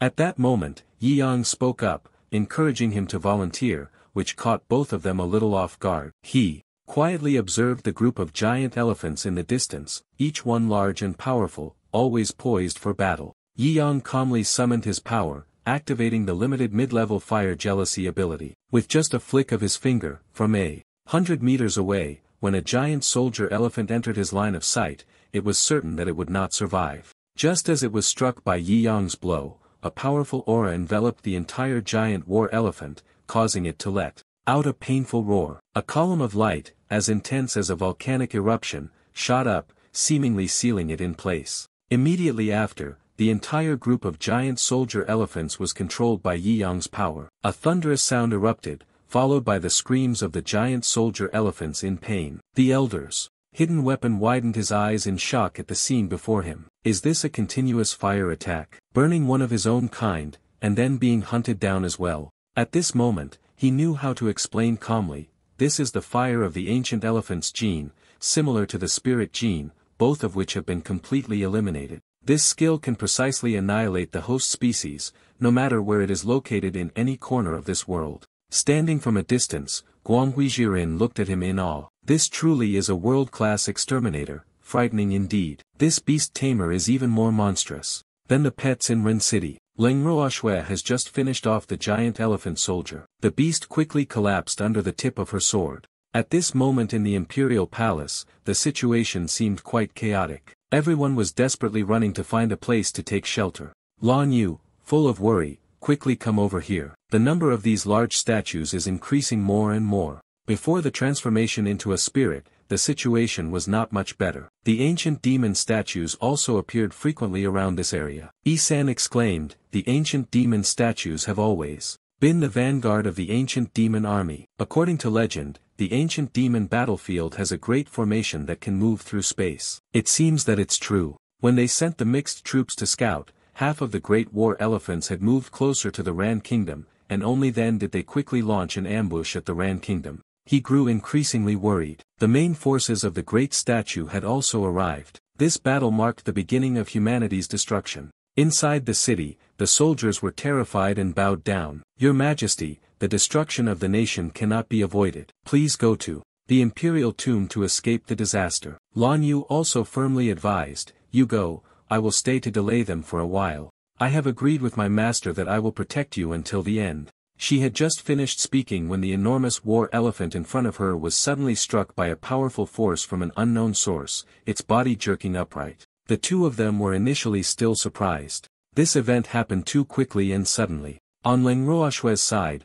a similar incident also occurred, completely catching her off guard. Outside the city gate, where a group of Isan people had gathered, a similar event took place. Columns of light rose, swirling in a terrifying manner. The three of them were pale, astonished by the scene before their eyes. Why had this ancient demon army ignited the flames? Was this divine punishment? Suddenly, it caused the army of thousands of horses to disintegrate into dust. Dongfang Xing was also shocked by the overwhelming power of the boy. The world became silent. This fire of jealousy is truly terrifying. Really, what would happen if it burned within a human? In a short amount of time, all the ancient soldiers, regardless of their positions, were swiftly brought to an end. Yi Yang, after observing, calmly said, "Humankind with the same bloodline disappeared completely from this world in the blink of an eye." Dongfang Xing looked at him and sighed, "This divine technique not only can annihilate an entire species, but also eradicate the entire 9 generations of a family. Junior brother, you truly are the man I have always looked up to." At the same time, at the location of the towering giant elephant, the lord of the 100th floor, right at the entrance, stood 2 enormous elephant soldiers tasked with the responsibility of guarding. And as expected, both of them were immediately reduced to ashes. The event happened in an instant. The agonizing scream still echoed beneath the ground, leaving only a pile of ashes behind. Master Wang was immediately taken aback. Why is that? The enemy clearly hasn't reached the 100th level yet. There are a few close guards with her, and it's becoming increasingly difficult to understand. Why were the 2 senior guards dismissed? But the elder Vong seemed unconcerned. If it dies, then it dies. It's just a level of commander. Everyone can easily crush countless of them with a single move. It's just a long-range finishing move. Blood King immediately spoke. "We should focus on the main topic, Juanjuwushang. After the destruction of the human world, all of Dongfang will surely belong to me. She is vicious. I will raise the last human in Dongfang to offer their blood as a sacrifice to Junjuwushang." Uncle Wang immediately became furious upon hearing this. That bastard Junjuwushang doesn't need such filthy blood sacrifices. After provoking me so many times and paying attention to Dongfang, do you think I won't kill you for real? As expected, Blood King does not like the person in front of him. Very well, before Junjuwushang wakes up, let's decide who the true servant of the monarch is. The group of fairy princesses saw the two arguing back and forth and immediately intervened. "Don't be angry, everyone. Let's talk things over calmly. We can give you the western wastes for now." Suddenly, an angry and insolent voice rang out, "Junjuwushang has still not awoken, and you have already started seizing territory. How is the world of mankind to be divided then? It seems that the monarch must act as the judge. So when did Xiong Wang, Chong Wang, and Wushang Mofei arrive here?" The group stopped completely, arguing while simultaneously bowing their heads to pay respects to Wushang Mofei. She solemnly commanded, "For the first time, our 9 great demon kings must follow the guidance of the supreme ruler, destroy the old world of mankind, and once again rebuild our world. Each king is allocated a portion by Junju Wushang. Now, do not argue." The king of Zhong bowed and said, "Your Highness Mofei, the intruder from the human world this time, dealing with the great army of ancient demons, is quite interesting. We'll go have some fun." She frowned. "No need to go. The stone statue king is guarding the 10th floor, so there's no need to worry." Then, Wushang Mofei loudly commanded, "Now, let us sincerely pray for Junju Wushang, may he descend Quickly, the others also echoed in unison, we welcome the descent of Junju Wushang. Yi Yang, after using the fire of jealousy, finally revealed the true identity of Yishan. The heavenly rankings were thrown into chaos for several hours. Don't worry about the matters of the demons. Start focusing on playing a game with him, directly reaching the 9th level of the demon battlefield. Everyone doesn't seem too tense, as they are still gathered and playing cards at this moment. Yi Yang's continuous wins in every round made the other players visibly annoyed, but they couldn't do anything about it. Chuyin Jifang stood outside, speaking up to remind, brother, we have come to the battlefield of the ancient demon to save the world. Why have you been so absorbed in these gambling games all day? Guang Huijiren frowned. Isn't it because of you? I originally wanted to win to slay the gods and take you, but in the end, my luck is just too bad. The shops in the house are also lost, it cannot be helped. More rounds must be added. At the same time, a dark shadow flashed by, followed by Chun Feng being dropped freely. She fell to the ground at an astonishingly high speed, causing the earth and rocks in the area to crack open. Chun Feng gasped for breath and stood up. Esteemed sect leader, I have broken a rib. I can no longer fight. Flying closely behind her, several beasts were also charging towards her like missiles. However, as soon as it met Yi Yang's gaze, it seemed as if something mysterious compelled it, causing it to freeze in fear. Then, it hurriedly turned its head and flew away. The others all admired the aura that Yishan exuded, which made these elite demon generals not dare to approach. Following him was indeed reassuring. Some even told the Shadow Weapon Sovereign that they must establish a good relationship with him. Otherwise, we will have to pledge the ant who is still alive as collateral for him. Yi Yang was currently controlling the Thunder Pillar, while simultaneously ordering Chun Feng, use this beast blood pill. She, her face smeared, her limbs scratched, obediently opened her mouth to accept the pill from him. Dongyue puffed his cheeks, slowly chewing each bite with difficulty. Just a few seconds later, the power returned to her. Chun Feng joyfully shouted loudly, then quickly ran forward, happily realizing that she was alive again. Chun Feng regained his energy and charged forward, full of momentum, to continue the fight. Chuyin Jifang looked over with concern. This fighting tiger, each time it was injured, would be saved, becoming even stronger than before. This physique is truly terrifying. Guang Huijiren's face turned pale, not understanding how it could be stronger than this. Yi Yang, at this moment, with his eyes still fixed on the book, said dejectedly, you all play cards by yourselves, I need to go read. Don't disturb me. Suddenly, the enormous pet in front of him stopped, surprising the Dark Chi Lord. Why did Xiao Bao stop? He vaguely sensed something, an instinct of Long Zibaxiao. Perhaps he could perceive a great danger. In front of them is the entrance to the 10th level of the demon battlefield. It is the tomb of all human powerhouses, the forbidden realm of gods and demons. Currently, no human has been able to break through. First of all, do not act rashly. Suddenly, from within the gate, a gigantic hand mysteriously appeared. It swiftly seized the hearts of the 9 great lords. Then, all of them were immediately pulled into a violent whirlpool. The mysterious gate transported them to a strange place. Surrounding them was a vast expanse of water, and the whirlpool slowly descended, nearing the water's surface. It was thought that it would thrust all of them out. But no, it continued moving across the surface, shifting to an area of barren land. The pet gradually materialized in midair in a miraculous way. Dunam coughed persistently, surprised by the constantly changing scenery before his eyes. His face suddenly turned ashen,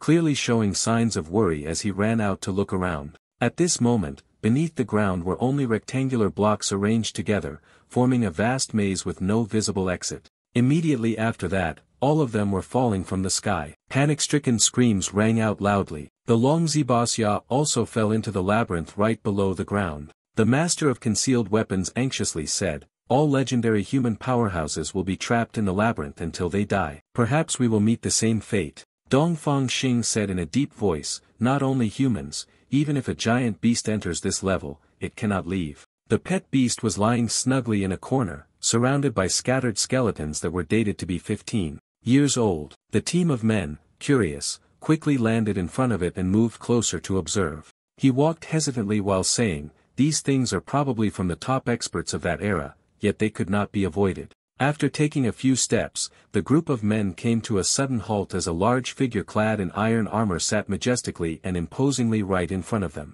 The hidden weapon grandmaster quickly noticed and loudly reminded, absolutely do not touch the corpses, or else they will immediately turn to dust. At this moment, Dongfang Xing was equally tense, paying respects to the sect master, extinguishing the corpse light, the divine monk's long chrysanthemum, and the Grand Master's devouring immortal maiden. They were all top-tier experts, famous throughout the world 30,000 years ago. This maze was basically the tomb of powerful beings, yet only Yi Yang was still focused on the pages of the book, reading and chuckling to himself. Yin Yang crouched down. Again, Chuyin Jifang stood behind him, suddenly startled in shock, and she loudly said, "The person over there is the ancestor. Finally, I have found the ancestor." Lord General Shen Lang, the commander of the Black Cavalry 30,000 years ago, killed countless demons and monsters to protect humanity. In the end, he and his team disappeared in the Great Desert. The Shen clan has been searching for him for 30,000 years.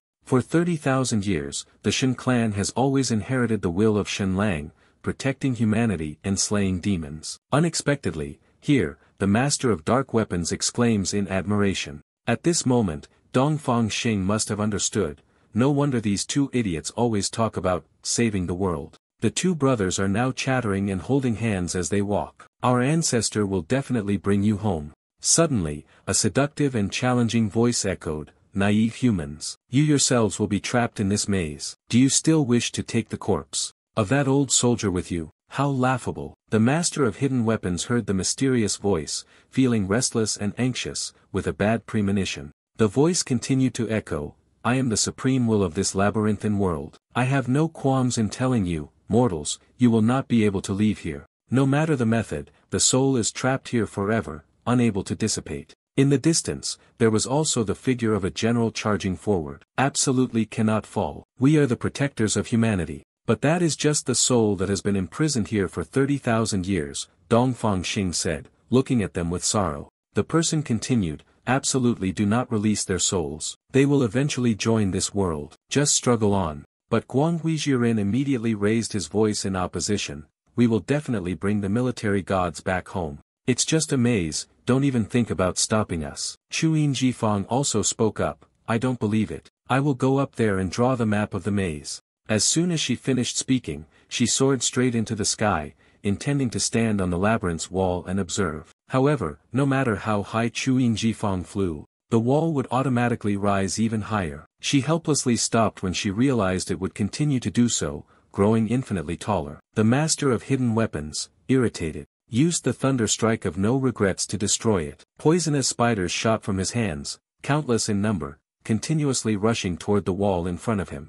They cling to it, and wherever the city wall is blown up, they follow. At first glance, several cracks had appeared on the wall, with numerous small holes scattered across its surface. But right after that, the city wall automatically repaired all the cracks. The areas that had been blasted were restored as if nothing had happened. Guanghui Jiren was stunned. This maze seemed to be alive, moreover, it was even restoring itself. Duan Nam gritted his teeth in discomfort. "Let me try using the earth concealment technique." After that, he executed the move. Just a few seconds later, he charged straight into the wall in front of him. As Du Nam went, the wall began to bulge up where he passed, like a giant worm digging through the earth. But just as he was about to break free from the wall, he was unexpectedly stopped by the southern team, his entire body pressed against the large wall. Luckily, he was still able to squeeze his head out. He shouted loudly for help, "Grandfather, save me." The hidden weapon master became furious and immediately used the dragon spear technique. "My beloved grandson, do not panic." However,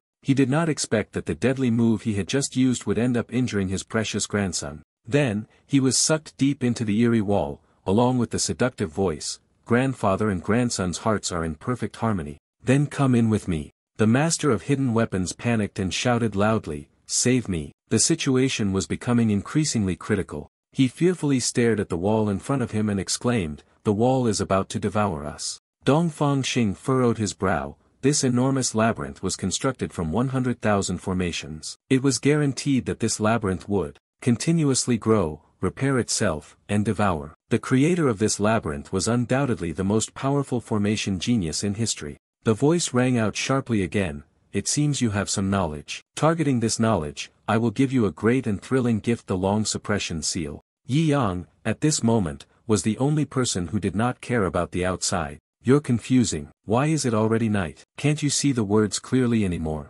Then, Yi Yang gently used his spiritual power, and the strength quickly erupted from his hand. Immediately, the Zhenlong seal was shattered into hundreds of pieces. Watching the large and small stones fall like rain before his eyes, the person praised, "This mortal has impressive resistance, which only fuels my desire to kill even more." But Yi Yang was still very uncomfortable. It's really hard to read a story and not feel at ease. Dong Fangxing saw that and reminded him, in the end, junior brother is making his move. Just one punch and this entire maze will be destroyed. He coldly replied, "No need for a punch, a single finger will be enough. Isn't this world formed by several 100,000 formations? In that case, just resolve all these formations." Yi Yang chanted the incantation, his hands forming seals. Immediately, a circle of reincarnation appeared, enveloping the entire maze. Just a few seconds later, sure enough, the entire maze shattered to everyone's astonishment. The entire maze began to dissolve, while the young girl's heart,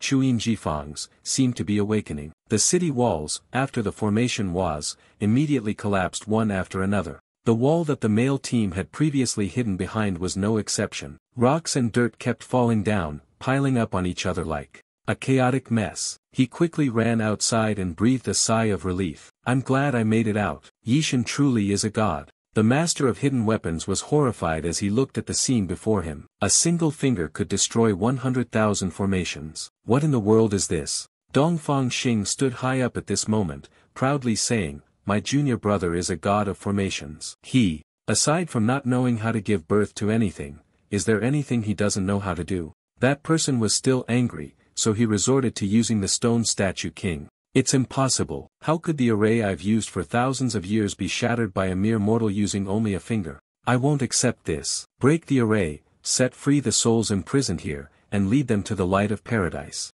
Finally, we can leave this place. The new protector of humanity has appeared. Thank you, Yi Yang Guanghui Jirin." Together with his junior martial sister, they quickly kneeled and thanked Yishin for rescuing the Shen clan's ancestors. "We will never forget Yishin's kindness." He replied, "No need to be polite. They should never have been imprisoned here in the first place." Yi Yang frowned and spoke in a serious tone, "Then let's go directly from here to the 100th floor to deal with them." At the same time, in a desolate mountainous forest, the voices of two girls could be heard. "Did you receive the news from Chunfeng's soul sent from the ancient demon battlefield?" Xiahua asked in surprise. "She is the woman beside Sect Master Yi. Are there many things about her?" Qiu Shui sighed. "It's a pity, the master is not interested in Sect Master Yi." However, Bai Fei heard all of this conversation. The two of them were unaware of this, so they continued their conversation enthusiastically. "It is said that the rabbit has been held in someone's arms multiple times, and that the drunkard has always leaned on Sect Master Yi. I also heard that some worldly young lady sat on Sect Master Yi's lap." Hearing this, Bai Fei completely lost control. Her fury reached its peak, and her body erupted in a terrifying blaze of raging flames. Xiahua shouted in panic, full of concern, "Master, what's wrong with you?" However, Bai Fei coldly replied, his tone terrifying, "Why ask? I've cultivated to the point of being consumed by my own. Is that clear?" Both were inadvertently rendered speechless, awkwardly saying, "Lord, take care. I hope those two can protect Sect Master Yi and not allow any other women the opportunity, otherwise, it will affect the speed of the master's cultivation." Bai Fei, at this moment, could only think of Yi Yang. Just thinking about it was enough to make her face flush red, her actions becoming uncontrollable. At this moment, on the 100th level of the ancient demon battlefield, Yishin directly punched from the 10th floor, and in an instant, his punch pierced through to the 90th floor. The male team followed Yi Yang's steps, scaring a few fans into fright. The hidden weapons of the venerable master were no different. "We are in this cave, having fallen for 3 days and 3 nights and still haven't reached the bottom. It's terrifying." While being brought down to the lowest level, everyone was anxious and worried, but Yi Yang remained comfortably lying with his legs crossed, taking a good nap. Dong Fangxing turned around and blushed upon seeing his face, feeling embarrassed. When his junior brother slept, he truly looked adorable. Should he take the opportunity to sneak an attack? They, after free falling from the 10th floor, continuously bypassing the next floors and directly descending to the bottom floor. Finally, "We have arrived. Is this really the legendary 100th floor?" The male team was frightened. In fear, they still could not grasp the situation unfolding around them. The surroundings were engulfed in a gloomy, cold shade of green. The atmosphere was incredibly still. Unconsciously, Nam discovered a strange object ahead, which made him pale with fear. It was a gigantic hand, reaching forward, charging straight toward them. Chunfeng's eyes flashed with anger. In that moment, she shot toward it like an arrow, continuously launching attacks. What's even more terrifying is that not just one, but many more hands like that are appearing, rising up from the fiery red ground. As Dongyue suddenly appeared before them, even more fiery red blood pits, infuriating in their intensity, emerged. The strange noise beside her caught her off guard. It seems like there is an ominous premonition. Then, 10 gigantic eyes consecutively emerged, purple intertwined with bright red, creating an oppressive and stifling atmosphere. Nam quickly shouted loudly, "Everyone, don't panic. None of this is real, because I have captured a tremendous amount of spiritual energy. This is the ancient demon king, an illusion created." Xiongwang, the master of hidden weapons, trembled. "Good grandson, Xiongwang is even more terrifying than you imagined. It has the ability to create a small world for itself." Dongfang Xing continued, "Xiongwang has 2 types of abilities. One is to create his imaginary world in the real world, the other is to target the enemy's soul, create a spiritual world, and trap the enemy inside it. Previously, in the large labyrinth, the method of trapping souls may have come from Xiongwang. Even so, it can be said that the ancient demon army has been asleep for 10,000 years. Everything relies on Xiongwang, continuously using human souls as a source of energy to revive the entire demon army." That voice rang out again. "They have acquired some knowledge that is not wrong. In the past 30,000 years, the human souls I have collected include countless human armies and demon-slaying cultivators. Whether he has schemes to attack or comes to the human world to create calamities, in the end, I must thank you all." Guanghui Jiren was furious and shameless, determined to eliminate these damned, harmful creatures. Only by killing them could the ancient demonic army be prevented from being resurrected endlessly. He smiled maliciously, "You are truly naive and foolish. All of you combined are not worth a single thought of mine. Humans want to kill gods. Ridiculous." The little demon holding the wine bottle stands arrogantly, cursing your arrogance as nonsense. "Brother Yi, quickly get up and kill them all." He glared with wide eyes, threatening, still hoping for Yishan. "He is completely trapped in my perfect world and will never wake up. Only blame Yishan for easily entering the 100th level of the ancient demon battlefield. This is the consequence of underestimating our ancient demon clan." Hearing this, Jogoe immediately ran over, pulled Yi Yang up, and desperately tried to call his name. Xiongwang laughed triumphantly. "Now I will destroy you all, first with the World Eyes Ray." Dongfang Xing quickly ran forward. "I am the one who was trained by junior brother in summoning dark enchantments," and then, with one strike of the black flame, the annihilation she had just cast created an incredibly powerful force. A powerful strike aimed directly at the eyes of the triumphant Xiongwang in front, but unexpectedly, he quickly counterattacked, leaving Dongfang Xing unable to react in time. She painfully spat out a mouthful of blood. Her physical condition significantly weakened. Then, he created a terrifying earthquake, shifting everything within his control. Everyone on the back of the pet was pushed off. All of them were threatened by a fan, scared out of their wits. Xiongwang was arrogant, thinking that just relying on you could block a few of my attacks. The answer will soon be revealed in a dreamy illusion. Yi Yang, in a daze, heard the call of Jogoe. "Who is that calling softly?" "The child's father, I'm back from the market." It turns out that Bai Fei and the 2 children next to him had just arrived this morning. They were going to make the breakfast he liked the most. "Are you hungry yet?" Yi Yang, still in a daze, with a red face, wondered to himself, "Have I already gotten married?" Yi Yang, confused, still not fully processing the information, scratched his head and asked again, "Am I really married?" Bai Fei, embarrassed, covered her face. "It feels like a dream, in the blink of an eye, 3 years have passed." Being deceived by a wanderer, someone with no background like him, who has swindled both money and affection for so long, it's truly a big loss. On the other side, 2 children were noisily arguing over a piece of cake that Bai Fei had just brought to Yi Yang. He then stepped closer and gently picked up a piece of cake from the tray. "All right, let's be fair." Yi Yang leisurely enjoyed the delicious piece of cake amidst the frustration of the 2 children. Then, he turned to Bai Fei and said, "Your wife makes delicious snacks, truly reminiscent of the taste of the imperial delicacies in the palace." As soon as he heard it, that person was immediately taken aback. "Oh no, has the secret been discovered?" Bai Fei looked around and calmly said, "What nonsense are you talking about? You haven't even eaten the food in the imperial palace." He felt uncomfortable recalling the time in the imperial palace when he met Bai Fei for real. She coldly said to the servant, "Go to the imperial kitchen by yourself and get the freshly baked egg tarts, take however many you need for me." The servant was puzzled as to why, since she didn't like sweets. Bai Fei then became irritated. "He likes you, stop meddling in things that don't concern you." Yi Yang smiled gently. "So, the wife of the master is the empress of a nation. No wonder she mysteriously disappears so often."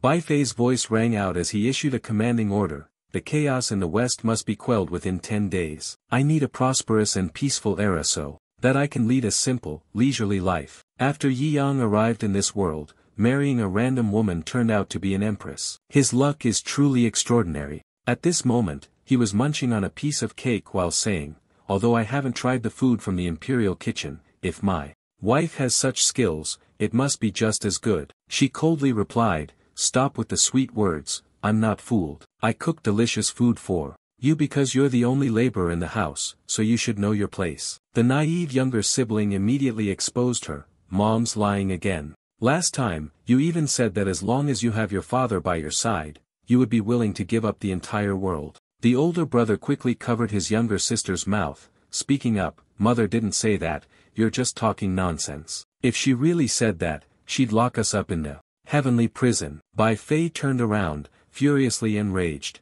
"You two little brats are so unruly. To punish you, mother will give birth to a third elder to divide the inheritance." Then, turning to speak to him, she said, "Husband, did you hear that? I don't want that. I just want third elder to punish these two brats, do you understand?" Yi Yang smiled. "Understood, I will prepare a little tonight." Bai Fei immediately turned around and went to remind the two children to wash their hands and rest inside the house. Yi Yang sighed. "You will surely feel that this world is so perfect that I will inevitably become immersed in it, forgetting everything else. But then, if it is a perfect world, why is there no yin yang?" Then, he became angry and shouted loudly, "I am not happy, get out here for me." Xiongwang was surprised. For the first time, someone discovered the truth in the world I created and was so enraged that they summoned heavenly thunder. "You truly have some skill. Yi Yang despised an idiot like you, and yet you think you deserve to be the source of disaster in the legend? The moment you invaded my spiritual world, you were already caught by my passive skill, soul law. I'm just curious how you will make me experience the world."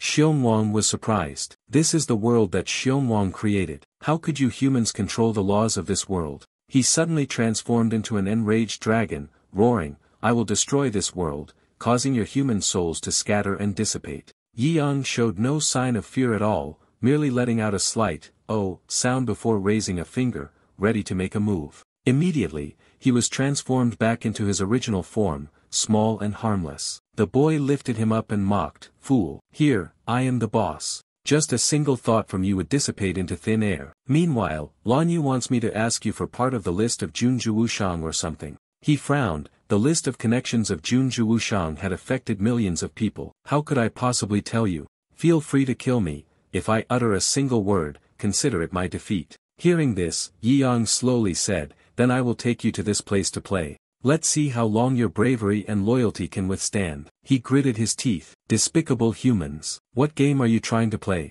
Bai Fei stood behind and spoke, "The child's father, do you wish to leave? Do you want to leave us?" He gently turned back, ruffling his head in comfort. "Idiot, we will definitely meet again in reality." Back to the desolate hills. At that time, the current scene was still enveloped in silence. Only the sound of the wind blowing and the rustling of the leaves could be heard. Bai Fei faintly heard a voice, "In reality, we will meet each other." Xiahua felt it was strange and asked, "Master, what's wrong with you?" But she replied absent-mindedly, "I feel like I've had a very long dream. Perhaps it is the great force of heaven and earth in the spiritual world. At the same time, when Yi Yang attacks, he takes a part of my consciousness and places it within. But it's all right now. Everything is now under Yi Yang's control." Unfortunately, it ended too quickly. The two people became increasingly confused as they listened, and she had no choice but to say less. "I told you, Yi Yang, don't contact me anymore. I do not want to stay with humans in the Yumin prison. After Yi Yang's soul hunter profession reaches the required level, only the evil spirit realm will be imprisoned. Yi Yang gently landed on the ground with Xiongwang. In the dark prison scene, the army stood still, solemnly welcoming the return of the chief officer. Outside, Xiongwang was creating illusions to intimidate them. A final blow that seemed like the finishing strike, as he wanted everything to dissolve into bubbles. The hidden weapon grandmaster exclaimed in shock, fear gripping him, "It's over, it's all over." He closed his eyes tightly, screaming in despair, "I am still young. Living is still not enough." However, everything was like a slow-motion film, gradually coming to a halt in a way that was hard to comprehend. The hidden weapon grandmaster trembled, ready to endure, but then nothing happened, leaving him even more surprised. Everyone dealt with everything again, unfolding in a different direction, leaving no one able to understand the current situation. Dongfang Xing suspected, perhaps Xiongwang recklessly intruded into my junior brother's spiritual world, and as a result, his soul was sealed. After hearing this, Guanghuijiren gasped in astonishment.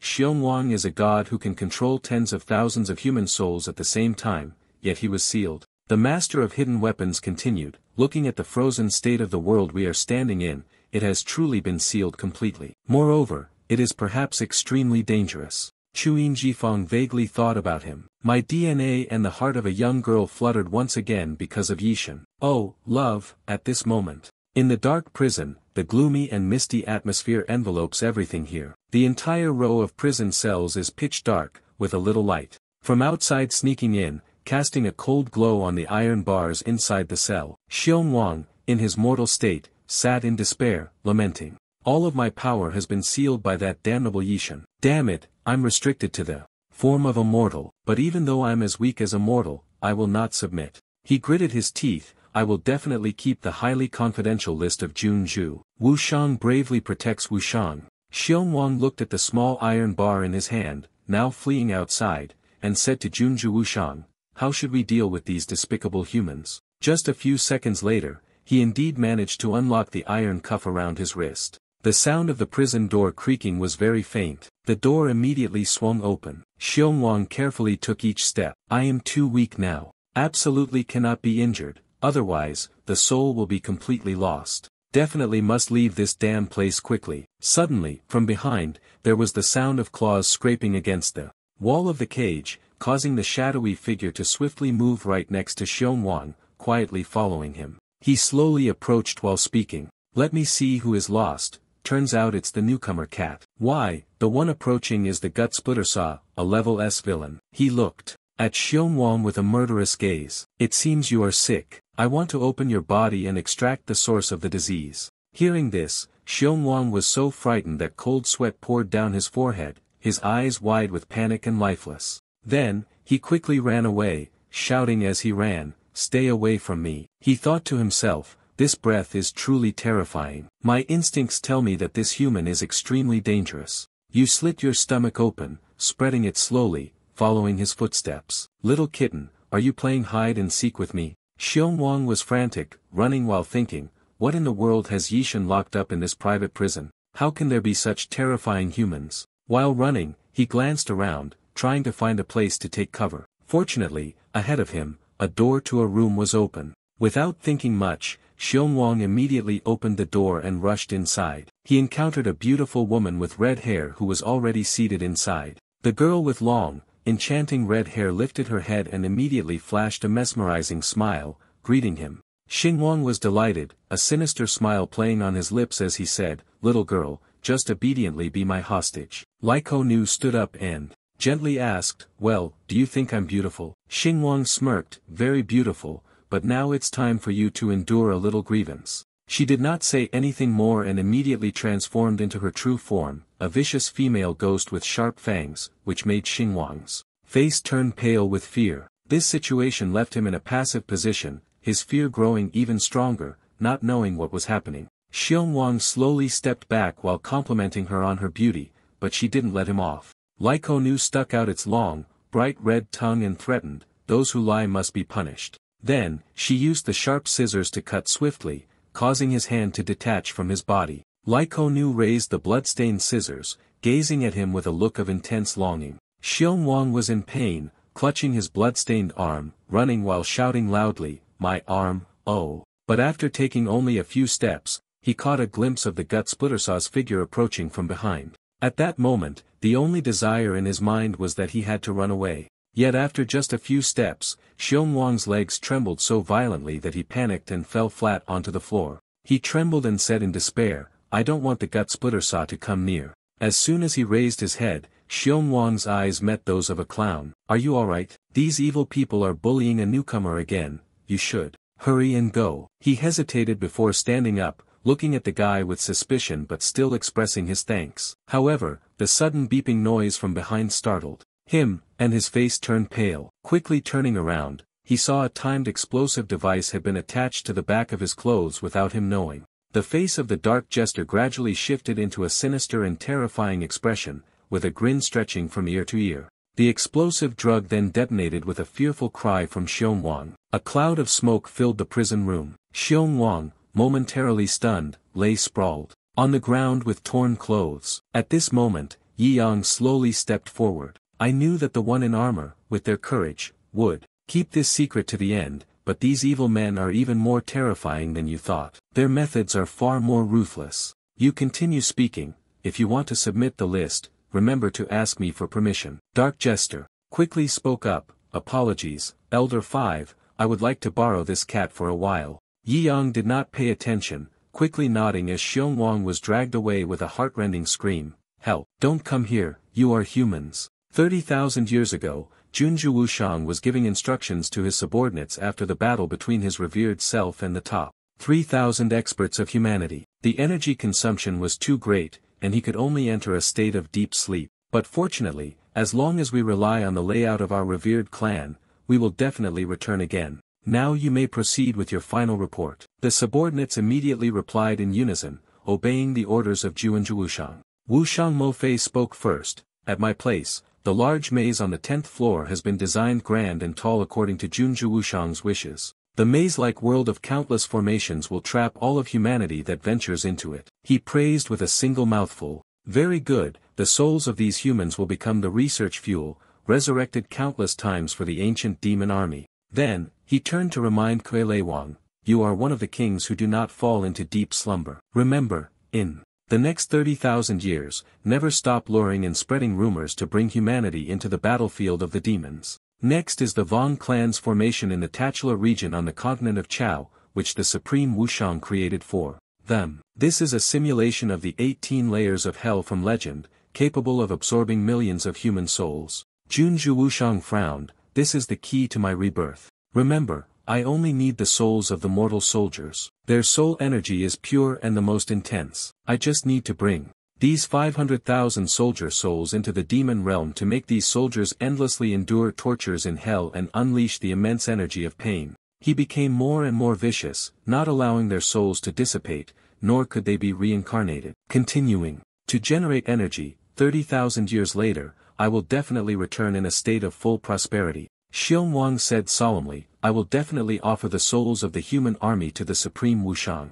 Junju Wushang continued, "Xiongwang, you are one of the 3 sleepless kings. The most important responsibility, aside from collecting souls, is to find the list of human members that I gave you. Spare no means." The Hung Vong immediately obeyed the order, gathering all the humans on the list and nurturing them step by step to rise in the human world. "My subordinates will use the ancient demon contract to implant ancient demon cells into their brains, allowing the cells to continuously divide. When they reproduce, they enter the bodies of their descendants. If anyone has the intention to resist, they will become a tool of our clan." Hearing this opinion, Junju Wushang was so excited that he stood up, praising him. He instructed that 30,000 years later, when we gather, it will be the moment when the human world is destroyed and the time when we will build a new world. Junju Wushang still held hope for the day he would become the ruler of the world. Then, he turned and walked into the group of subordinates, all of them simultaneously bowing and sending off the Junju Wushang. The door gradually closed, but the shout still echoed, 30,000 years later, we will surely perish together with this world. Humanity will establish a new, supreme world. Xiongwang, at that time, was a key figure in the ancient clan, so naturally, he knew all the important matters. Back in the current prison, that is the entire story that Xiongwang recounted. He trembled, begging, "Don't hand me over to those three monsters anymore, I really can't take it." Yi Yang slowly said, "Old Mac, the interrogation can be concluded now." Maggie exhaled a puff of smoke from her cigarette and looked at him. "At your command, my great warden." Then, he turned to look at him, the final interrogation step, handing over the list of betraying humans. "Come here." The book immediately appeared before the three people in the cell. He commanded, "Old Mac, you go ahead and take a look for me." He obeyed the order. While reading, he said, "This list mentions countless people from noble and prestigious families. At the top are the rulers of countries, and at the bottom are the saints and great scholars. This list has permeated the entire human world. The one who created this list understands very well the weaknesses and structure of the human world. The Hung King's great regret is that, although you have obtained the list, Junju Wushang will soon descend. The pieces scattered across this world have already begun to move." Yi Yang spoke up, cutting off the interrogation, ending it. In his hand, he already held a pistol, ready to pull the trigger at any moment. He grinned maliciously. "At this point, even if you kill me, it's fine. The pawns have already united, causing a stir throughout the human world. They will definitely spread like sparks, scattering across the grasslands. The world of humans has been destroyed, the grand scheme has already been decided." Immediately, a gunshot pierced straight through his head, cutting off his words. Xiongwang was pushed back, crashing directly into the cold prison wall. He tilted his head to one side and muttered, "I am already dead, and nothing can change the final outcome." Yi Yang slowly approached. "You are dead. Inside your body is the resentment of all those treacherous humans, and you will be buried in the sea of flames, dying." After speaking, the fiery jealousy of the limited supernatural ability from his hand immediately reached the maximum level. Xiongwang was instantly reduced to ashes by the supernatural flame in the blink of an eye. At the same time, after he was burned to ashes, an army led by General King Zhao was preparing for battle. He just gave the order, "We must go at once to greet the resurrected monarch." Just 1 second later, he was consumed by the flames of jealousy, burned to ashes, dying in agony. The soldiers stood in shock, staring at their general, who had suddenly died for an unknown reason. The result was that General King Zhao passed away, and then Zhu Lin Lu Xian also did not have a better outcome. All were burned to death in the wealthy house in Jiangnan. A man named Shi Chong was also burned to death. Suddenly during dinner, King Ziyuan was subsequently burned to ashes. No one had time to comprehend what was happening. The 9 clans of the Ziyuan royal family were also annihilated, without exception. All related genes in the world, humanity, and traitors were burned to death in an instant. Yi Yang leisurely walked ahead. "Old Ma, I'll go back first. This, the Yuming Blue Prison, I leave to you." He replied, "I will definitely keep an eye on those monsters on behalf of the warden, sir." At the same time, he also earnestly pleaded with the warden to handle Junju Wushang so that the 100,000 souls of the soldiers in Tula could rest in peace. He gazed into the distance and calmly replied, "No problem." The purple flame was gradually encircling the magical pupil. The male team members looked over in panic. Why did it suddenly catch fire? The elder master speculated about the situation. Xiongwang might have been dealt with by Yi Yang. At the same time, Yi Yang suddenly opened his eyes, and as soon as he stood up, he immediately ordered, "I'm awake now, let's go." Chuyin Jifang shyly replied, "Yi Yang,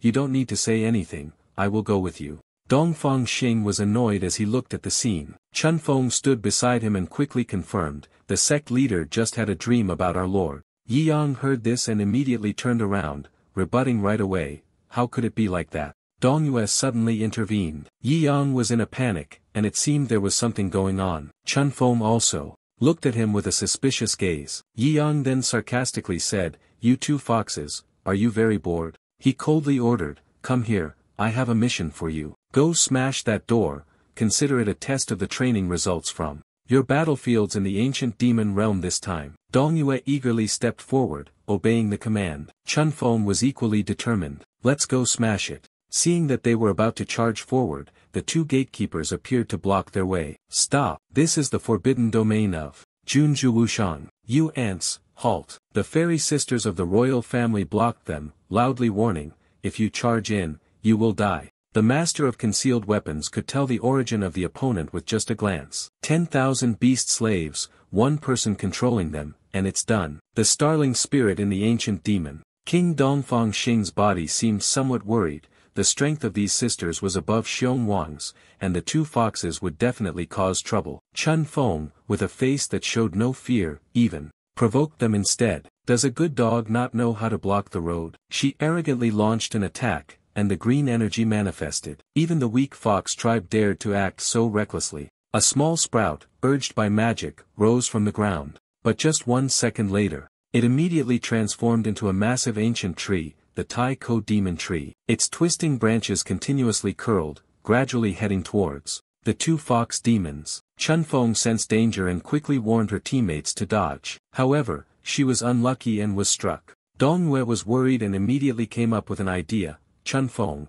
go around there and smash the door. She was struck, in pain, grinding her teeth in anger, and agreed. Dong Yue was creating a shield to block the blows from the tree branches. Meanwhile, Chun Feng cast a spell to swiftly escape the encirclement. Unexpectedly, the remaining sister of the Elf King suddenly materialized, blocking the way and halting their steps. She wondered, looking at the other party strangely. Two members of the Fox clan, you rely on humans. Your Fox clan, from ancient times until now, has always been enslaved by the ancient demons. Only we can ensure your growth. The overwhelming aura continuously emanated from her. Feel the strength of your ancestors for a moment. A white fox slowly appeared beside him. Other similar creatures appeared as well. 3 enormous white foxes gradually formed a siege formation. Standing before the mighty avatar, Chun Feng was deeply astonished by the disparity in power. Dongfang Xing widened his eyes in awe at the opponent's strength. The demon fox, having left the mountain,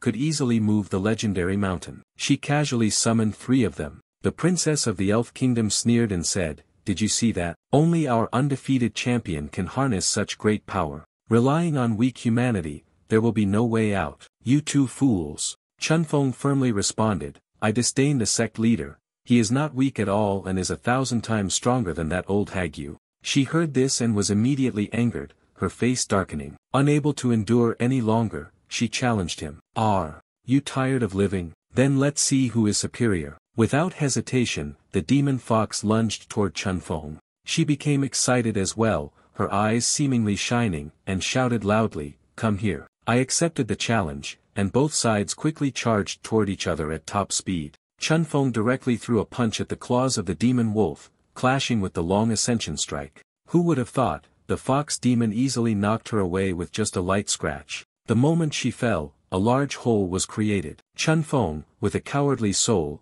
stood up, her strength truly impressive, though half of her body was numb. Over on the enemy's side, she was desperately trying to tempt them. "Imagine, your ancestors were just as strong. So surrender and bow down to us." Chun Feng, as if touching a sensitive spot, immediately stiffened and shouted, "I disdain you." She angrily declared, "I will defeat you and summon your beast, the blood of the demon fox's killing fist." The slow ghost fox was punched repeatedly all over its body by her. Dongfang Xing observed and couldn't hide his joy. "That's great, Xiao. Who can suppress the opponent again?" The dark weapon grandmaster replied deeply. "I can't suppress him. He could not take this battle lightly." These two little foxes, although on the ancient battlefield, the mature demons were extremely terrifying, with demon soldiers reaching the level of a lord, but now the opponent was, after all, the legendary ancient demon king. Chun Feng seemed to have grown weary, breathing heavily with each exhale. The sharp fangs of the demon wolf suddenly approached her.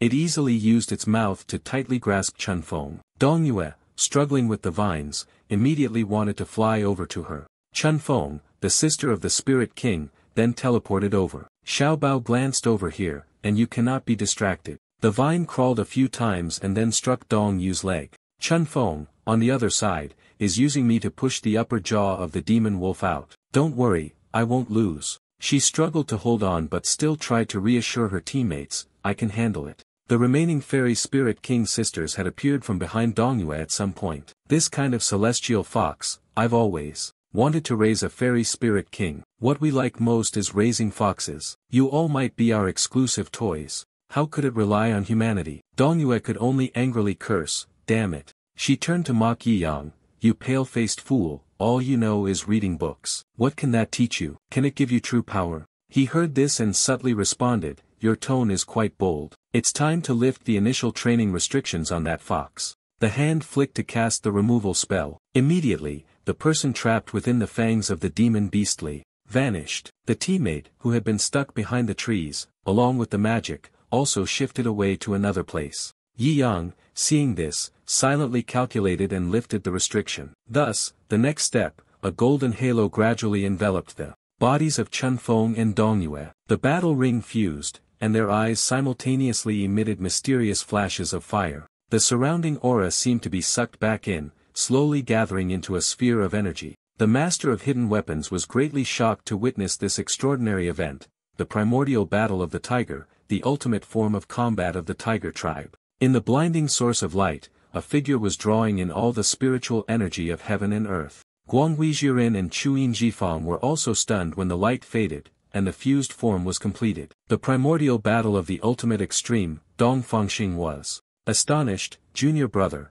are you the creator of the light? How did you make these two types of mixed energy evolve into their ultimate form? The fairy sisters and the fairy king also became fans, shocked by the opponent's unexpected transformation. The fox demons simultaneously charged aggressively to attack. The primordial fox, seeing this, immediately raised its sharp claws and growled. The next moment, a series of sharp thorns suddenly shot up. She was in pain, tears welling up in her eyes, clenching her fists, and shouting, "Sister, you, fox, despicable, you fought the primal fox spirit and were questioned by the opponent. By what right do you resist? Supreme ancient demon clan of highest wisdom, we." The primordial turtle coldly commanded, "Die, summon for me the 9 dragons, a power so immense, like flames burning to the very heart of the dragon." The fairy sisters, the elven princesses, nervously watched as their moves were countered. The primordial Taoist mocked and ridiculed her. "Supreme ancient demon clan of highest wisdom, what is that?" 1 second later, she had teleported behind her opponent, using her nails to grip her head. In the blink of an eye on the battlefield, only the figure of the primordial fighting tiger remained. Chuyin Jifang looked up in admiration. Crazy killer. The fairy princess sisters were even weaker than the primordial fighting tiger. The Grand Master of Hidden Weapons quickly noticed something unusual. She was blown away. Perhaps he has completely lost his sanity. Everyone, be careful. At this moment, Yi Yang still appeared extremely calm, ordering to continue breaking down the door. Unexpectedly, the primordial battle lake, filled with murderous intent, obediently accepted the mission from above. She quickly flew straight to the large door. Her arm retracted, and after thousands of lightning bolts were immediately summoned into her hand, the massive power orb was then hurled away. It flew wherever it went, and the ground around it was devastated. Unexpectedly, when they were close to their target, a person suddenly leaped up and blocked it. The sound of loud laughter, along with the impact and the force, echoed simultaneously. In the end, the energy ball had no choice but to explode in midair. The primordial battle also came as quite a surprise because of it. In the dissipating smoke, a buzzing sound filled with excitement. Finally appearing, Mu Wang hesitated for a few words of emotion. "There is something that can make me feel that I am still alive." "So how comfortable." Guanghui Jiren and the poison weapon grandmaster widened their eyes. Mu Wang is a transcendent existence within the Demon King's legions, having continuously killed 15 Demon Kings, and was forever sealed by Mu Wang of Junjuwushang. He quickly changed his tone to a strange one. "A worthy opponent has appeared for me, so I have come." Even though everything around him was in chaos, Yi Yang remained calm, studying the book. In the past, on the 11th floor of the battlefield, Mu Wang stood staring at the person opposite in the final moment before the supreme, unparalleled deity descended. "I need you to protect the gates of his devilish hall." He dismissed the other's words. No need for many words if Yi Yang is truly as strong as claimed. "Let me fight a thrilling battle, I will use all my strength." Thinking of this, he was extremely excited. His face was gloomy. "Yi Yang, I am coming." The master of hidden weapons fell into deep thought. Mu Wang was a pure warrior, pursuing victory, and also a king who did not slaughter the innocent. The only addition in the eyes of the demon Guanghui Jiren was the legend.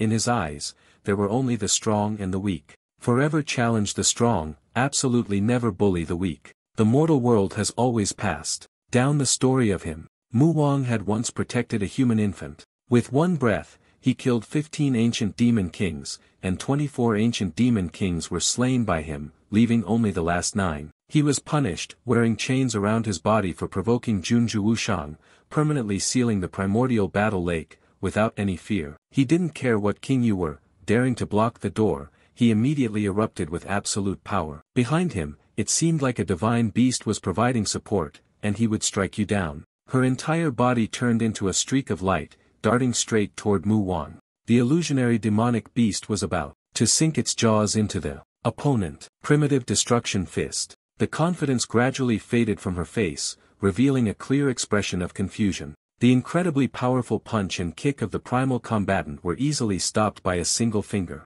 He gently pushed his hand, instantly dissolving all the power. Chunfeng and Dongyue were knocked out of their fused state by that blow. The master of hidden weapons trembled and commented, the primordial battle beast was blown up by his single strike. This battle must be fought. Mu Wang said in a low, grim voice, "You are no match for me. The weak are not worthy of fighting with me, do not seek death." Seeing Chunfeng agitated and wanting to charge forward, Dongyue stepped forward to stop him. "Calm down a bit." In her heart, she was extremely terrified. The strength of the opponent, when delivering a punch to fight him, gave her a truly terrifying, spine-chilling feeling. He is not an opponent we can handle. Only the sect leader can deal with him. Yi Yang finally spoke. "Are you the legendary undefeated champion of close combat in this world? Very good. You can stop reading now. I like undefeated opponents. It's been a long time since I last had a match." His entire body exuded a mysterious aura. "In the past, I was just an employee,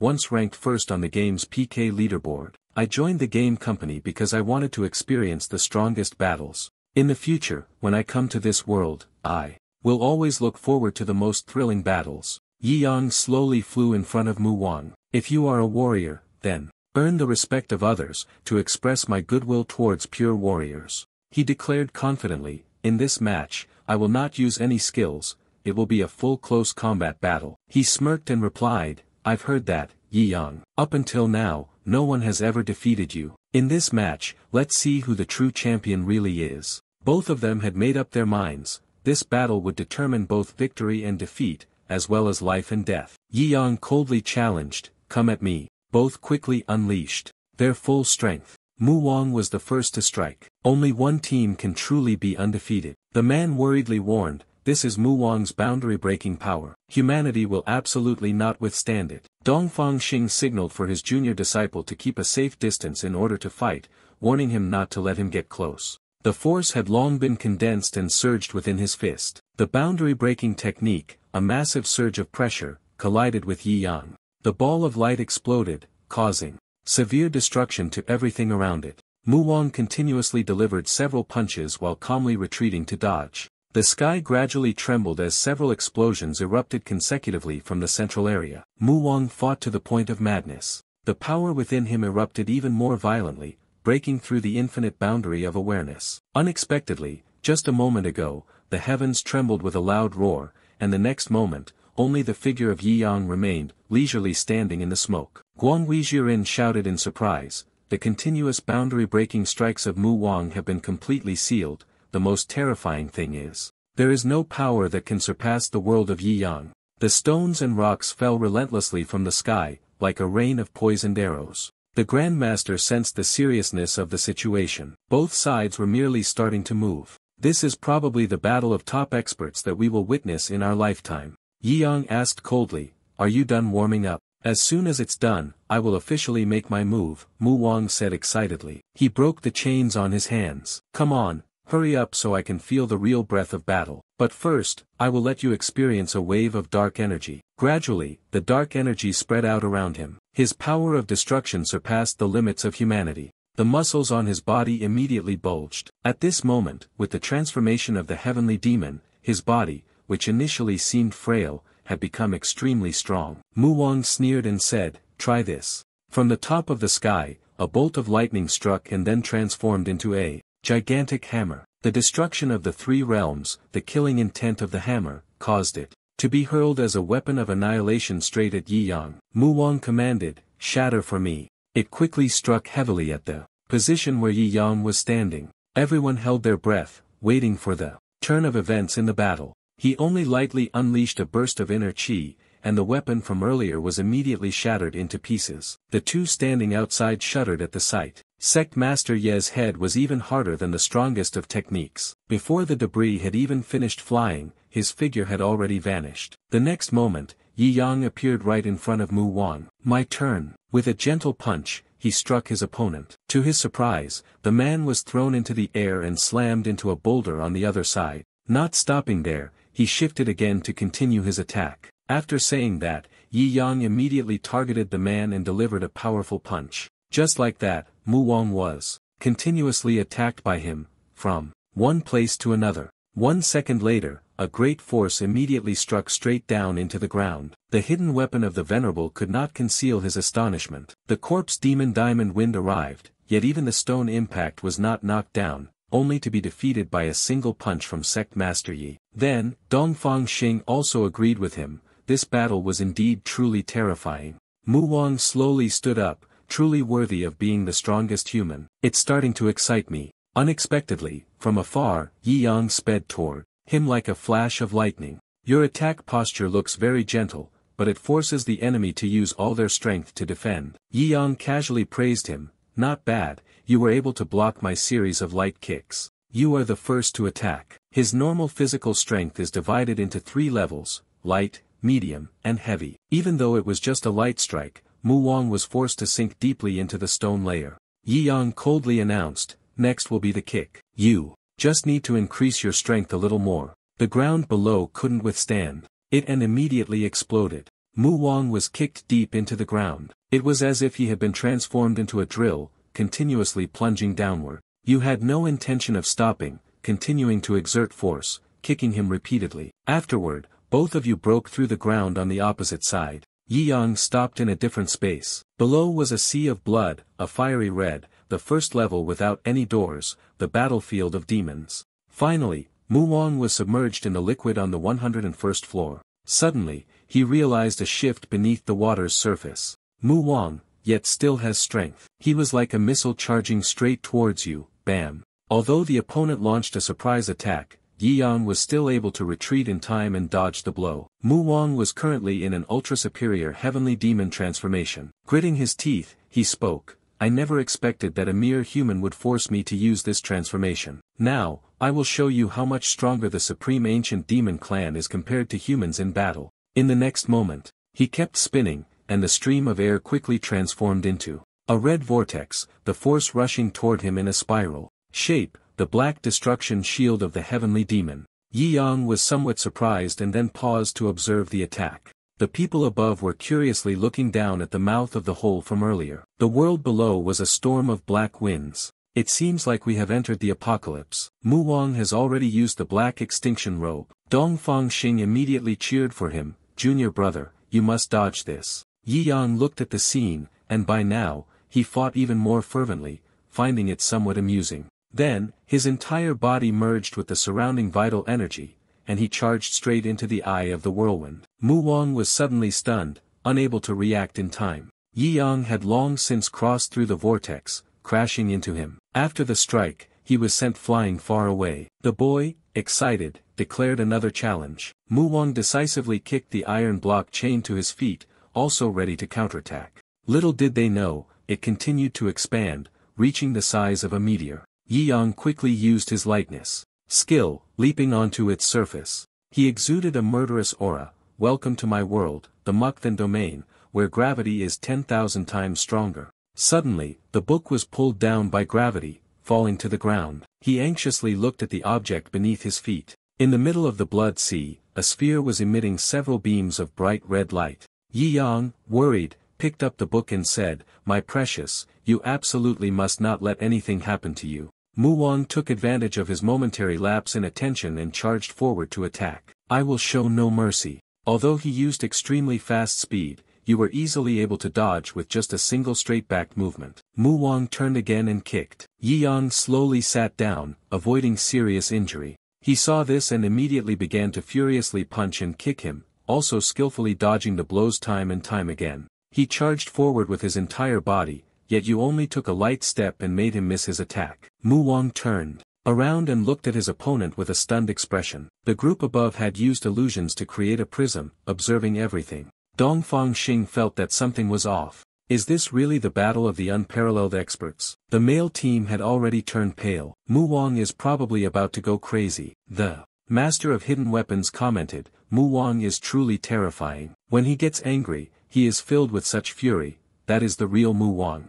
As expected by him, Mu Wang was indeed approaching the limit of his emotions. He challenged him, Yi Yang, do you dare to dodge my lethal strike? The demon god statue gradually began to materialize from the void, a massive demonic figure of destruction. Mu Wang unleashed all his power, yet Yi Yang remained engrossed in his book. After a moment, he let out a sigh of relief, thank goodness, it's fine. Then let's just keep fighting. When you paid attention, the giant demon statue was already very close to you. Its fist was just moments away from injuring him. Unexpectedly, Yi Yang directly shattered it with his bare hand. An explosion rang out, and several waves of fluctuating air appeared around the orb. The surface of the water surged continuously due to the pressure of the force. Yi Yang's palm strike pierced through the demonic statue and sent Mu Wang flying. His body turned into an arrow, shattering nearly 10 mountains in a row. The blood-red seawater continuously bore the impact of the hailstorm. The distant voice of Mu Wang echoed,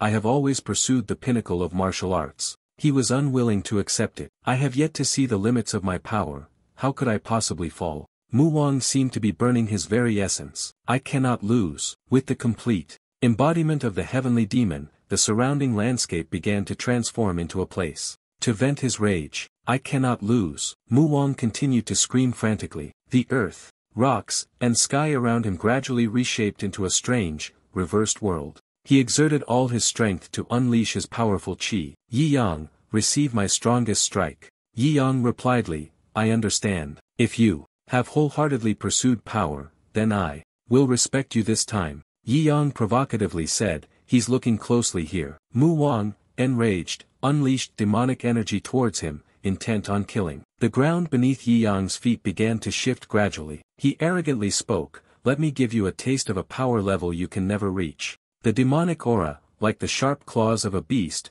was about to seize Yi Yang. Suddenly, a dazzling rift tore open the sky, created by Mu Wang. The super-heavy strike of the saber, with a simple wave of his hand, shattered the ultimate technique he considered invincible. The space was shattered. The gap grew larger, revealing the super-galaxy inside. Mu Wang was momentarily startled by what you had done. The Milky Way vortex is radiating a gravitational force, drawing in his illusions. Mu Wang was sweating profusely, hesitating as he stared at the scene before him. The void had been severed. However, in an instant, he seemed to awaken. Tears, as a result, slowly began to fall. I saw it. Mu Wang shouted in satisfaction, finally, I've seen it. The power I've always been searching for. The last words before vanishing, Mu Wang left behind only 3 words, thank you. He gradually sank into the endless whirlpool. Another crack appeared. The surface of the sea was now surging violently under the pull of the spatial gate.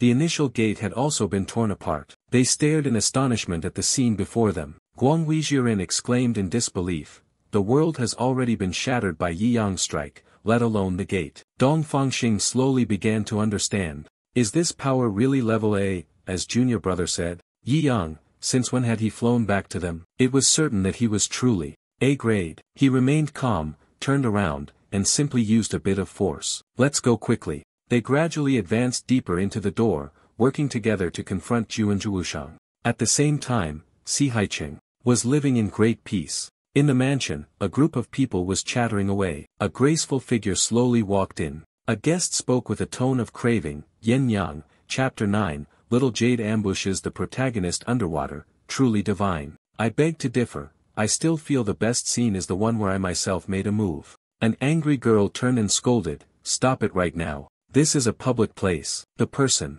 next to you is mocking as well. Fortunately, Sect Master Yi is not here. The gathering of those from the society who share the same interests as Yin Yang is truly irritating. The innkeeper spoke politely, but Sect Master Yi is not here. It always made others feel that something was missing. Moreover, Yin Yang truly was a good book. A person loudly called out their order, boss, the same as usual, 2 taels of Nuan I Hong, and an extra plate of dry beans. Seeing the teacher glance around the crowd, she teased, Miss Li, don't look anymore. Sect Master Yi hasn't returned yet from his trip outside. She shyly retorted, mumbling something incoherent. Who cares about him? She's looking for a seat. The tavern owner quickly helped her out, understanding that in this chaotic world of demons, the Four Seas region hadn't seen any trace of demons for a long time. This was mainly because Brother Yi had been guarding this place. Suddenly, a deafening scream came from outside. Demons, run quickly. Everyone was running while shouting to each other, she has killed many people. Everyone,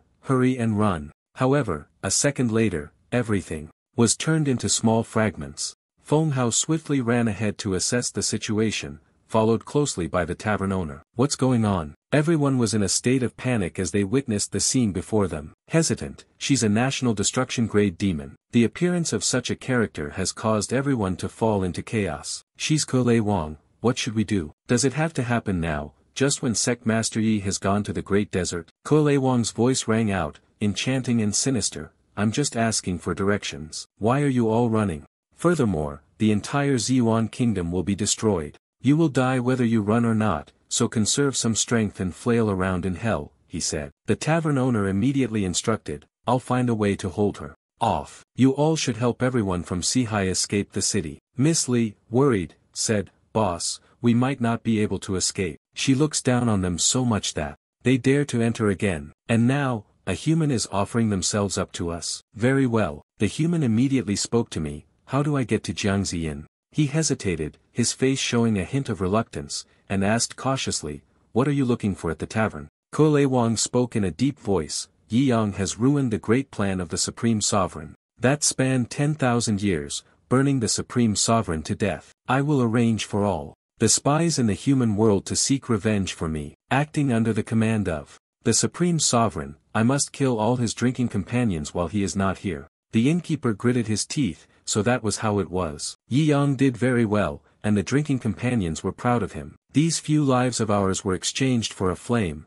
it was worth it. Ah, I've exposed your identity, innkeeper, you didn't even bother to disguise yourself a bit. In fact, all of your intelligence is under my control. Well then, let's go, take me to your tavern. He immediately poured all his strength into his muscles. As a result, his shirt of determination was torn apart. Seeing this, Mod Kolei Wang swiftly swung out a red rope. The thread barely grazed, instantly severing the arm of the tavern owner. Mr. Chung immediately let out a heart-wrenching scream. Seeing this, Feng Hao rushed forward to attack. When the distance was close enough, she was reduced to a fine powder. He turned around and ordered, take the master away quickly, return to the tavern. Sect Master Yi had once said, if anything happens, as long as everyone is inside the tavern, it will be fine. Kolei Wang was extremely irritated, angrily holding his face. Damn that bald-headed bastard. Everyone quickly arrived at the tavern. Ah, I will capture Feng Hao, Yi Yang's friend. Let's go.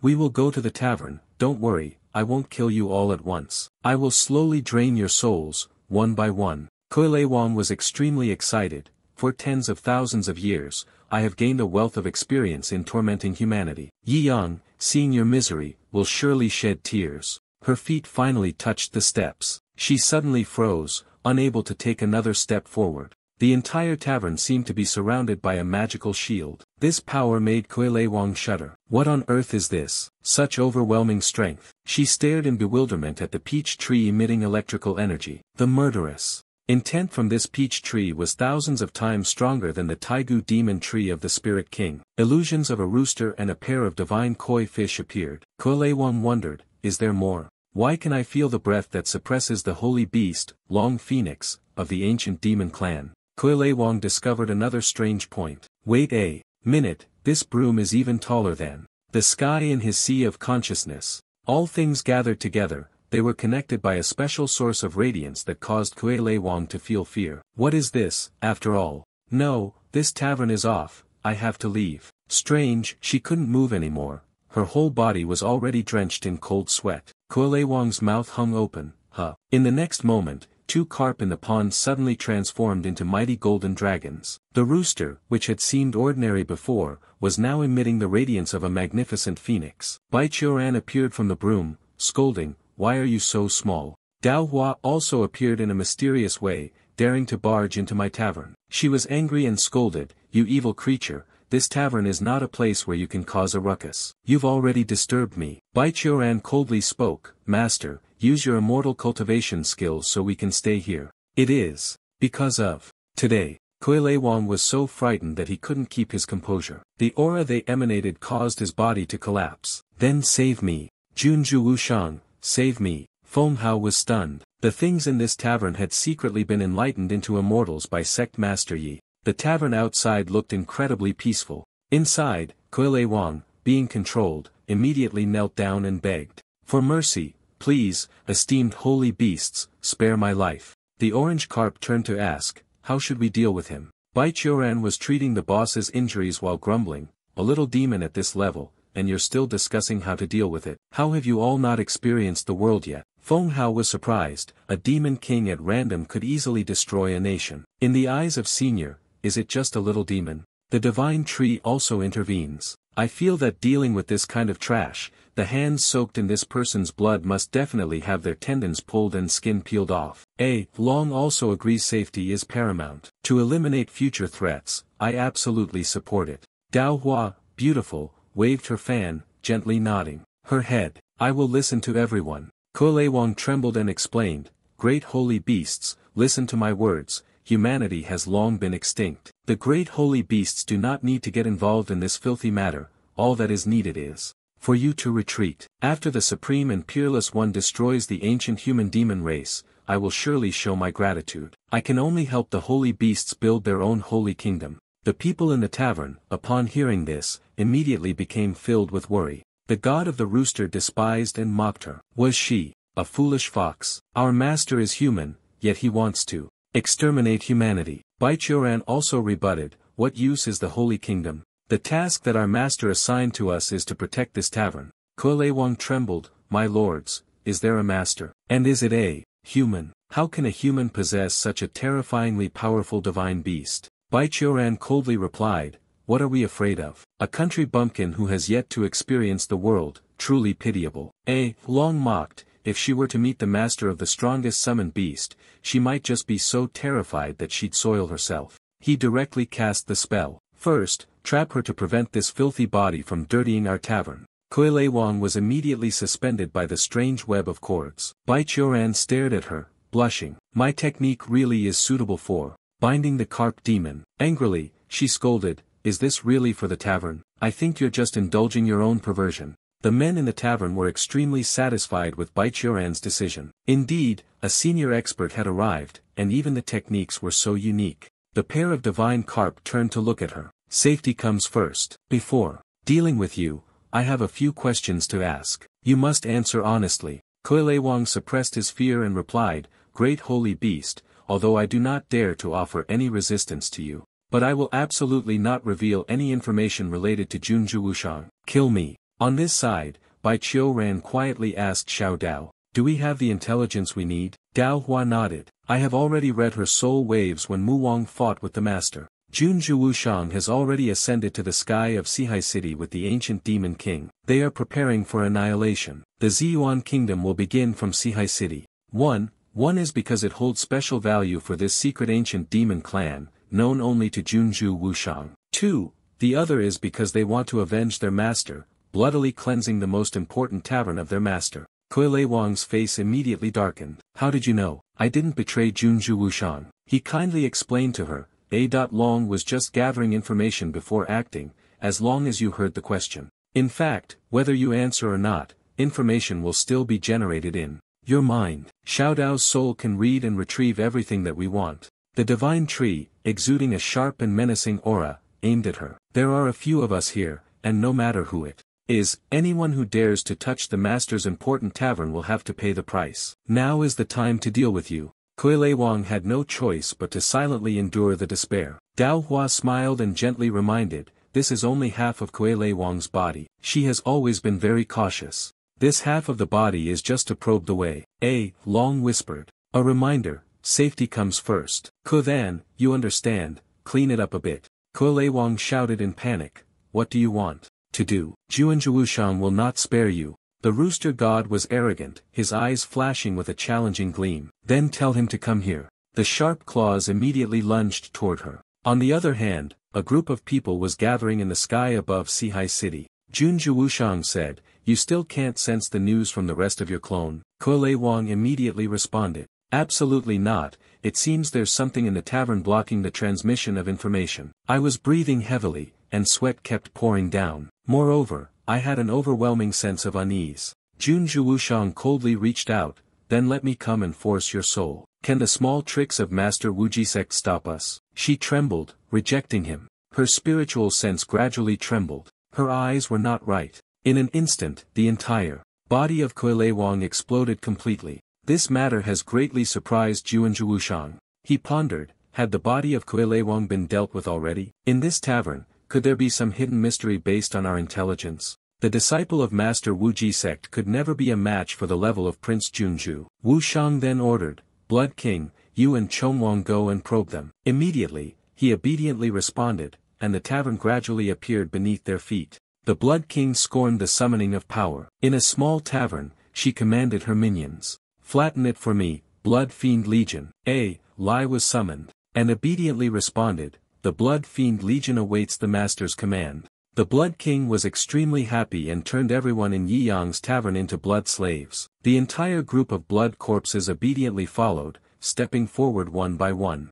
Lai suddenly approached and asked, Master, all the members of the royal faction have died in that tavern. Should we be more careful? She spoke with great confidence, saying, that wooden puppet is too weak. Our Blood Clan's army has already destroyed hundreds of human kingdoms. Could it be that we can't conquer a mere tavern? Elite was still hesitant, advising humanity to pass down a saying, caution is paramount. The servant suggested leading a small team to enter the tavern. The Blood King finally agreed, which is good. You have followed me for 10,000 years. We have gone through countless massacres together. Your loyalty and intelligence are beyond doubt. Go ahead, this time after we destroy the tavern, I will take you to serve Juan Wushang. I have long known that you have this intention. The red blush on her face, she replied, thank you, Master. Lai swears to remain loyal forever, never changing, even unto death. After that, she immediately changed her expression and commanded the army to continue marching. We will head to the tavern at once. Unexpectedly, the golden dragon slowly revealed its true form and flew upwards. Cao Trunge was taken aback, exclaiming in astonishment as he looked up at the overwhelming presence. She couldn't believe her eyes. In this tavern, they even raised divine beasts with great power, suppressing the 8 desolates. The phoenix's eyes widened, causing her to collapse to the ground. There's actually a real phoenix here, one that can counter our bloodline. It makes my soul tremble. Cushion walked forward with great dignity, warning us, you wretched lot, kneeling here will affect the tavern's business. The owner will be angry. Lai trembled and begged, Lord Phoenix, I came specifically to repent and change my ways. I have already endured enough of the Blood King and Junju Wushang. In this life, I will only be loyal to you. The god glanced at him. I am not qualified to take in a pet, I already have a master. Moreover, what use is someone like you, a piece of trash? She trembled, trying to persuade him. My skills and beauty are top-notch, my body is so flexible it will surely bring great pleasure to Lord Phoenix, and then you will be greatly favored. Cushion heard this, and found it somewhat difficult to respond, standing frozen for a moment. What is all this mess? Baichuran suddenly appeared, waving his hand to cast a low-level demon spell. Only know how to sell yourself, shut up. As a result, Lai was immediately bound into an awkward position. Using the binding spell, the men in the inn were once again treated to a beautiful scene. Wu Chen, the senior, then punished the demon, this time even creating something new. Baichuran appeared solemn and replied, the path of exterminating demons and subduing monsters must constantly innovate. In the future, I will let you witness more of my demon-slaying techniques. Dao Hua could not stand it any longer and interjected with a reminder, apart from the group inside the shop, there is also a large number of demons and monsters outside. Long seriously reminded, safety comes first. The remaining carp also added, do not act, do not think. Once, I dealt with all the demons and monsters in Sihai City, and the divine tree's expression darkened. However, because our responsibility is to protect the tavern, we are not allowed to leave the area. Waiting for them to come slowly would be too slow, so Bai Ran turned back into a broom for me to handle it. Borrowing a bit of your Mars, his consciousness gradually emitted light, linking with the broom. Then, Bai Ran blushed again because she had touched Lai's body with her hand. The men in the tavern were extremely excited. This time, the senior had finally displayed his thunderous methods to exterminate the demon. Then, Baichoran directly pulled the stopper from the woman's mouth. The two people had become so intimate that there was no longer any distance between them. He looked up, crying out loudly, with the purpose of eliminating the demon, with the intent of sending the Mars constellation into her body. I could only go this far. The crowd around them was so moved they almost cried. The senior truly has morals. Long said in disgust, this guy is basically a pervert, don't mind him. Then he ordered a lie, alright, now you can leave the tavern and head straight outside. Outside, Blood King had been waiting anxiously for a long time. Why is it taking so long? They still haven't come out. It's just a small tavern. A bloodied corpse suddenly shouted, I see it. The head of the guards has gone outside. The entire army that was here earlier now only had a lich returning. However, her entire body exuded a special aura, and she couldn't stop laughing gleefully. Blood King saw this scene and immediately felt the emergence of something strange and ominous. Lai's entire body erupted with true chi, like a blazing fire of the phoenix in its false form. She saw the flame spreading wider and wider, so she gave the order to retreat. Run, everyone, run quickly. Inside her body, a divine flame from the phoenix's foot was thrust in. However, the useless blood corpses were soon engulfed by the fire, screaming miserably. This world is about to be set on fire. Seeing Phoenix Shadow chasing after her, Blood King panicked and flew faster. What is this joke? I don't want to turn to ashes. The fire phoenix was flying closely behind her. The panic was evident in the eyes of the Blood King, leaving behind his final words, this is bad, it's still chasing me on its own. Then, Phoenix Shadow engulfed her completely, creating a thunderous explosion. In the sky. On this side, Chongwang was instructing his subordinates, remember this, later you will go in my place to scout the tavern. You are humans, the tavern will not be wary of you. After all, this world, it will certainly be held by Junju Wushang. Their surrender is indeed the key to continuing to live. The people below simultaneously shouted the slogan, we swear to die, we will definitely remain loyal to Junju Wushang, and eliminate the tavern for the sake of the ruler. Who would have thought, the fire phoenix had managed to fly to its location. Phoenix Shadow immediately aimed at Chongwang, and charged forward to attack. Throughout the entire space, nothing could be seen except for the blinding light left behind by the fire phoenix. A terrifying explosion suddenly erupted, shaking the entire city. The whole city is now engulfed in flames. The four seniors that Sect Master Yi left behind, could it be that they've destroyed Sihai City? Baichoran quickly turned around. The weather is really nice today. Dao Hua is also beating the village drum. Xiao Dao has something to take care of, so he went ahead. Even from a distance, one could still clearly see the terrifying explosion created by the fire phoenix. Juanju Wushang sat on the throne, pondering, this counterattack from the tavern is somewhat interesting. Wushang Mofei frowned and spoke, the enemy in the tavern has just used a Blood King Legion move, and Chongwang has been completely wiped out. The subordinate king suddenly stepped forward and requested, Master, please allow this subordinate to go to the tavern to investigate. He looked very angry and replied, let each of you go. Can a single move eliminate the existence of Blood King and Chongwang? Even if reluctantly, it's worth it for this deity to take action once. The subordinates, upon hearing this, respectfully bowed their heads. Supreme Sovereign, please allow the tavern first. Junju Wushang, with eyes gleaming, reached down to the mortal world and slowly spoke, come here. The shadow of his hand began to cover a section of the sky in the tavern. The crowd had yet to realize the true danger, the storm brought by the Demon King this time, thanks to the senior elders. It has finally come to an end. Miss Lu happily added, we must drink, not get drunk, and not return to our seniors. Especially, I must ask Senior Wuchen for guidance. Baichoran immediately became serious, without a trace of turbulence. This was just the beginning. Junju Wushang could be considered the strongest enemy in the past 30,000 years of the human world. He anxiously explained to them that what was most frightening about him was not that he was simply a powerful expert, but that he was a ruler of the world. Suddenly, his body tensed up due to a terrifying symptom. A gigantic steel arm plunged down from the sky. Immediately, the protective barrier of the tavern activated its power. Everyone in the tavern screamed in fear. Is this the legendary colossal arm that destroys the sky? The monstrous arm immediately grabbed a piece of stone and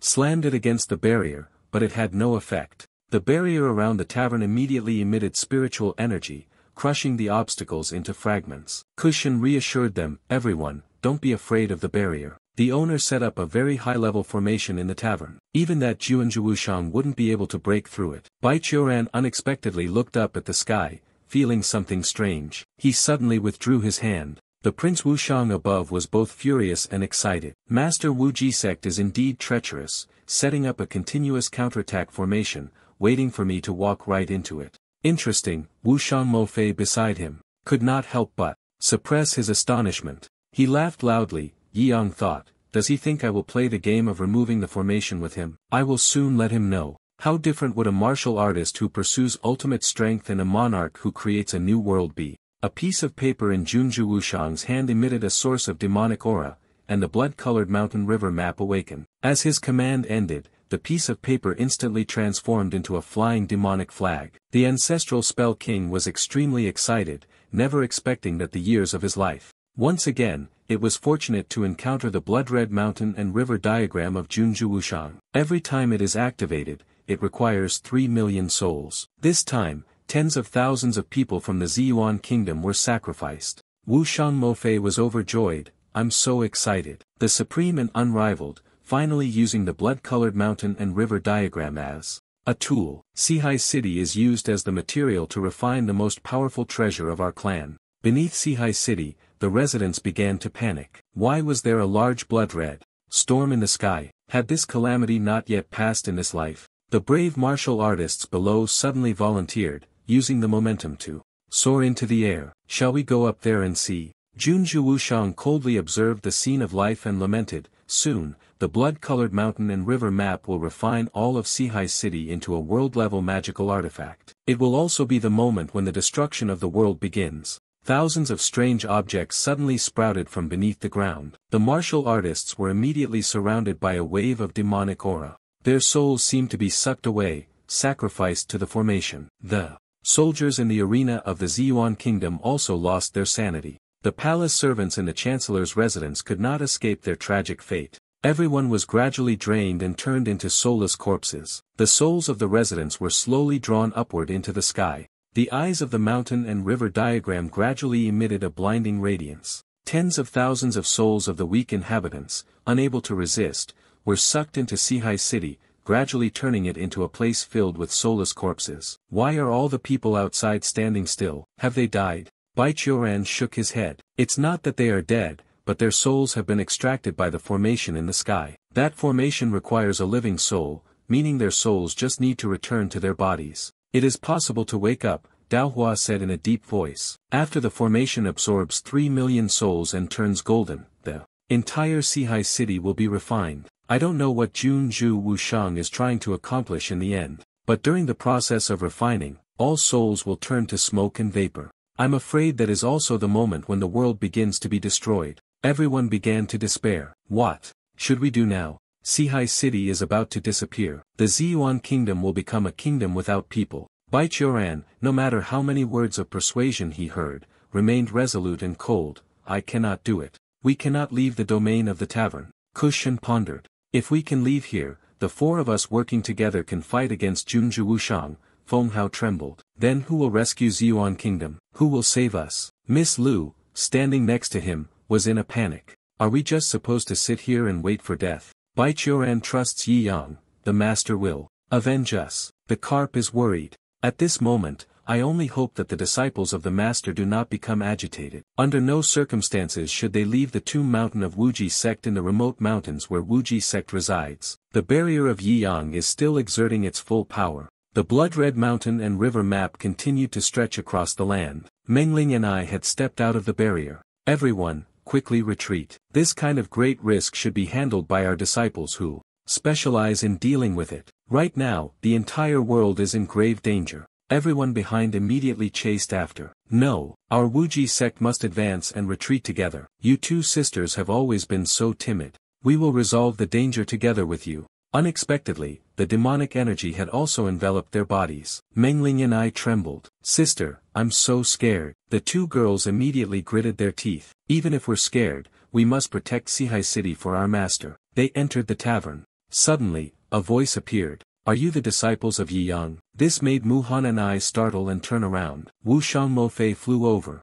Mocking them, you think you can solve the world with just the likes of you? She arrogantly looked at Yi Yang's disciples. They haven't been properly taught, let me teach them. Meng Lan and I angrily threw a talisman. Old woman, who is teaching whom? You still don't know. A winged monster slowly appeared. The summoner of the evil bone spirit, Meng Ling and I, drew her bow, aimed at Wushang Mofei, and commanded, use your fastest speed to deal with that old woman. The summoning beast immediately condensed. A ball in its mouth. The energy from both sides simultaneously attacked Wushang and Mofei. After that, deal with the blood-red battle. Next, an explosion occurred. Meng Ling and I cheerfully exclaimed, got it. However, Meng Ling and I's face turned pale, and she darkened, saying, this is not right. As expected, amidst the hazy smoke, Wushang Mofei remained unharmed. The disciples of Yi Yang were nothing more than this. She immediately released a wave of demonic energy, disdainfully saying, you're only worthy to be material for the mountain and river map. The two sisters were instantly weakened, being knocked away. Immediately afterward, the formation withdrew the souls of both individuals. The voice of Nan Guantong echoed through the space, urging, are you all right? The power of the laws in the formation above is growing stronger by the moment. I'm about to cry, I can't stand it anymore. Lu Qing tried to reassure Nan Guantong, it still needs a bit more time. This is the first time I have used the soul-shaking technique. Suddenly, Nan Guantong noticed a dangerous anomaly. We've been discovered. Master Wang had created a swirling orb. The maidservants of the Wuji sect were destined to die. At that moment, Lu Qing gritted her teeth and reported the completion. A massive beam of light shot straight toward the nest, and Uncle Wang Shang activated the mid-level technique. She suddenly sensed the danger. A surge of purple electricity enveloped her, weaving through the golden light. The beam of light, like a spear, shot straight into the sky. Finally, everyone managed to set aside their feelings of fear. Great, someone had finally taken action against the mountain and river map. A strange hand reached out, grabbing the source of the light. It directly crushed the power, and only with great difficulty could it be operated. Lu Qing exclaimed in astonishment, how could this be? Jun Zhu Wushan eagerly absorbed the soul of Nan Guantong, and Lu Qing, a disciple of Yi Yang, had entered the mountain and river map. The eyes of the formation gradually grew stronger, and the completion rate of the blood-red mountain and river map formation reached 95%. They were so frightened that they began to cry out loudly. The painting is almost finished, who will come to save us now? Bai Qiuran also gradually sensed the helplessness. In the hearts of the powerful, beings who had come from all corners to the 4 Yuan kingdom. Finally, they were all sucked back into their souls. The carp, filled with resentment, said, in the eyes of Juanzhu Wushang, all cultivators in the world are mere pawns. He could only watch in pain as everyone was entranced, sacrificed to the cursed bone formation. From within the sect, the voice of someone warning them echoed out. Everyone, quickly get out of the way.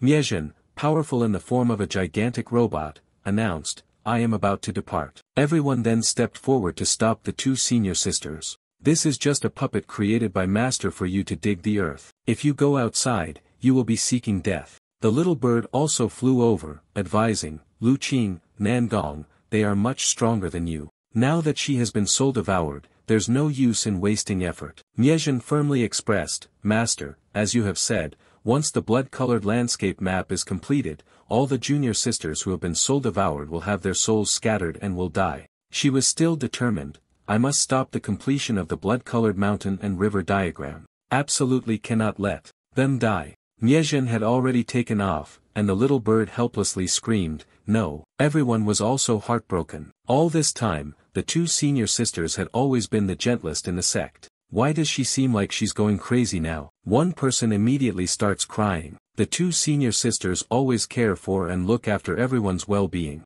The thing is, she doesn't have any combat skills. What does she want to do? The mountain and sea diagram and the cloud where Junzhu Wushang is standing are very close before Yizhen's eyes. Making a firm decision, the main goal is that bone. As long as it is destroyed, the junior sisters will be saved. She clenched her teeth. Master and senior sister would no longer be sad. Only then can everyone return to a peaceful and happy life. You must absolutely not die. Yizhen tried to encourage himself, just a little bit more. I must get a little closer. The mech that my master crafted is very sturdy, I can break through it. Unexpectedly, tens of thousands of demon spirits flew out from within the formation to block the way. Yizhen and his companions appeared in greater numbers, and mortals were forbidden from entering the supreme domain. 2 demon shadow guard legions. Yi Zhen continued to fly straight into their encirclement, pushing his master's mecha, managing to withstand the gunfire. Soon after, she stepped in front of Junju Wushang. Junju Wushang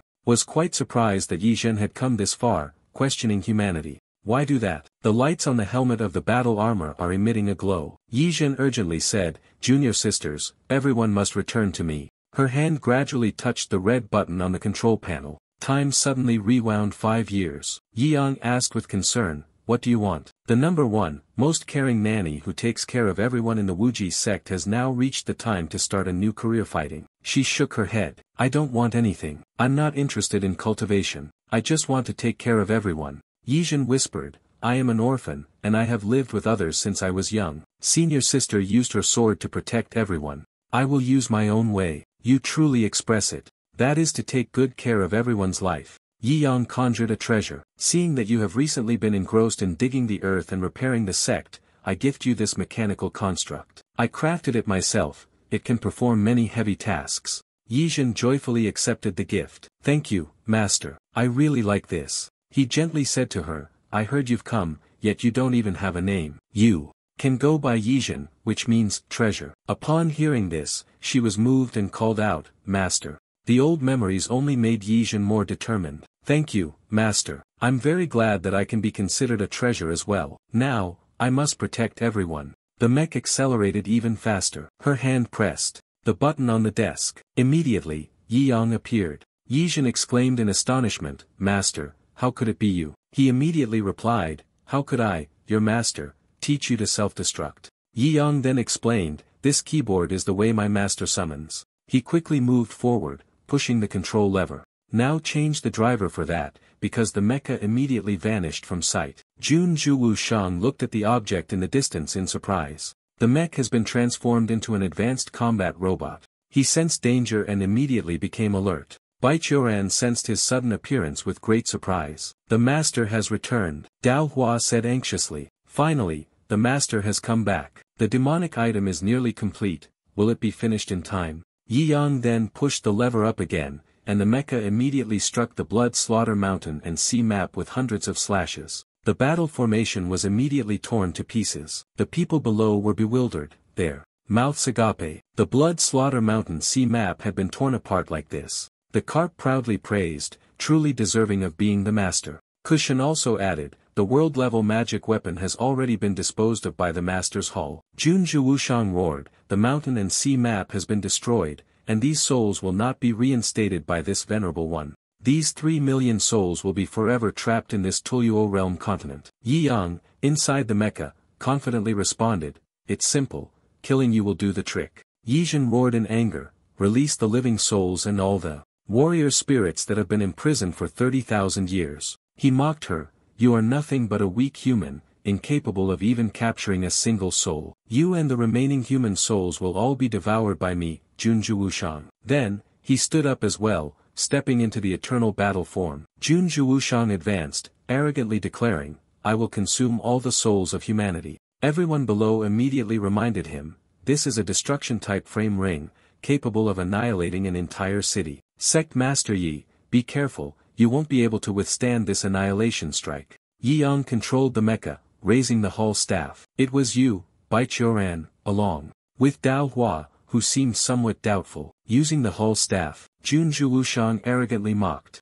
One of my hull staff can shatter heaven and earth. Be careful. Then, he seemed to transform into a stream of demonic energy, soaring toward his opponent. To challenge them, the mech immediately launched itself toward the foe like an arrow. The initial hull was gradually emitting a source of overwhelming, superweighted energy. He also violently struck the tip of the dagger against the bone of his arm. Song Kun destroys and slashes. The 2 sword strikes collided, creating 2 brilliant streaks of light. Junju Wushang felt a sense of emptiness. He was bewildered. Why can't my supreme and unparalleled self defeat a mere hull? This is wrong. Did you disguise the grand hull as an unpainted one? I refuse to accept this. On the surface of the earth, a large suddenly appeared. In the blink of an eye, such a massive planet lost part of itself. 100,000 cultivators who betrayed humanity on the surface were severed, in a state of extreme panic. Isn't it said that if we surrender to Junju Wushang, we will survive?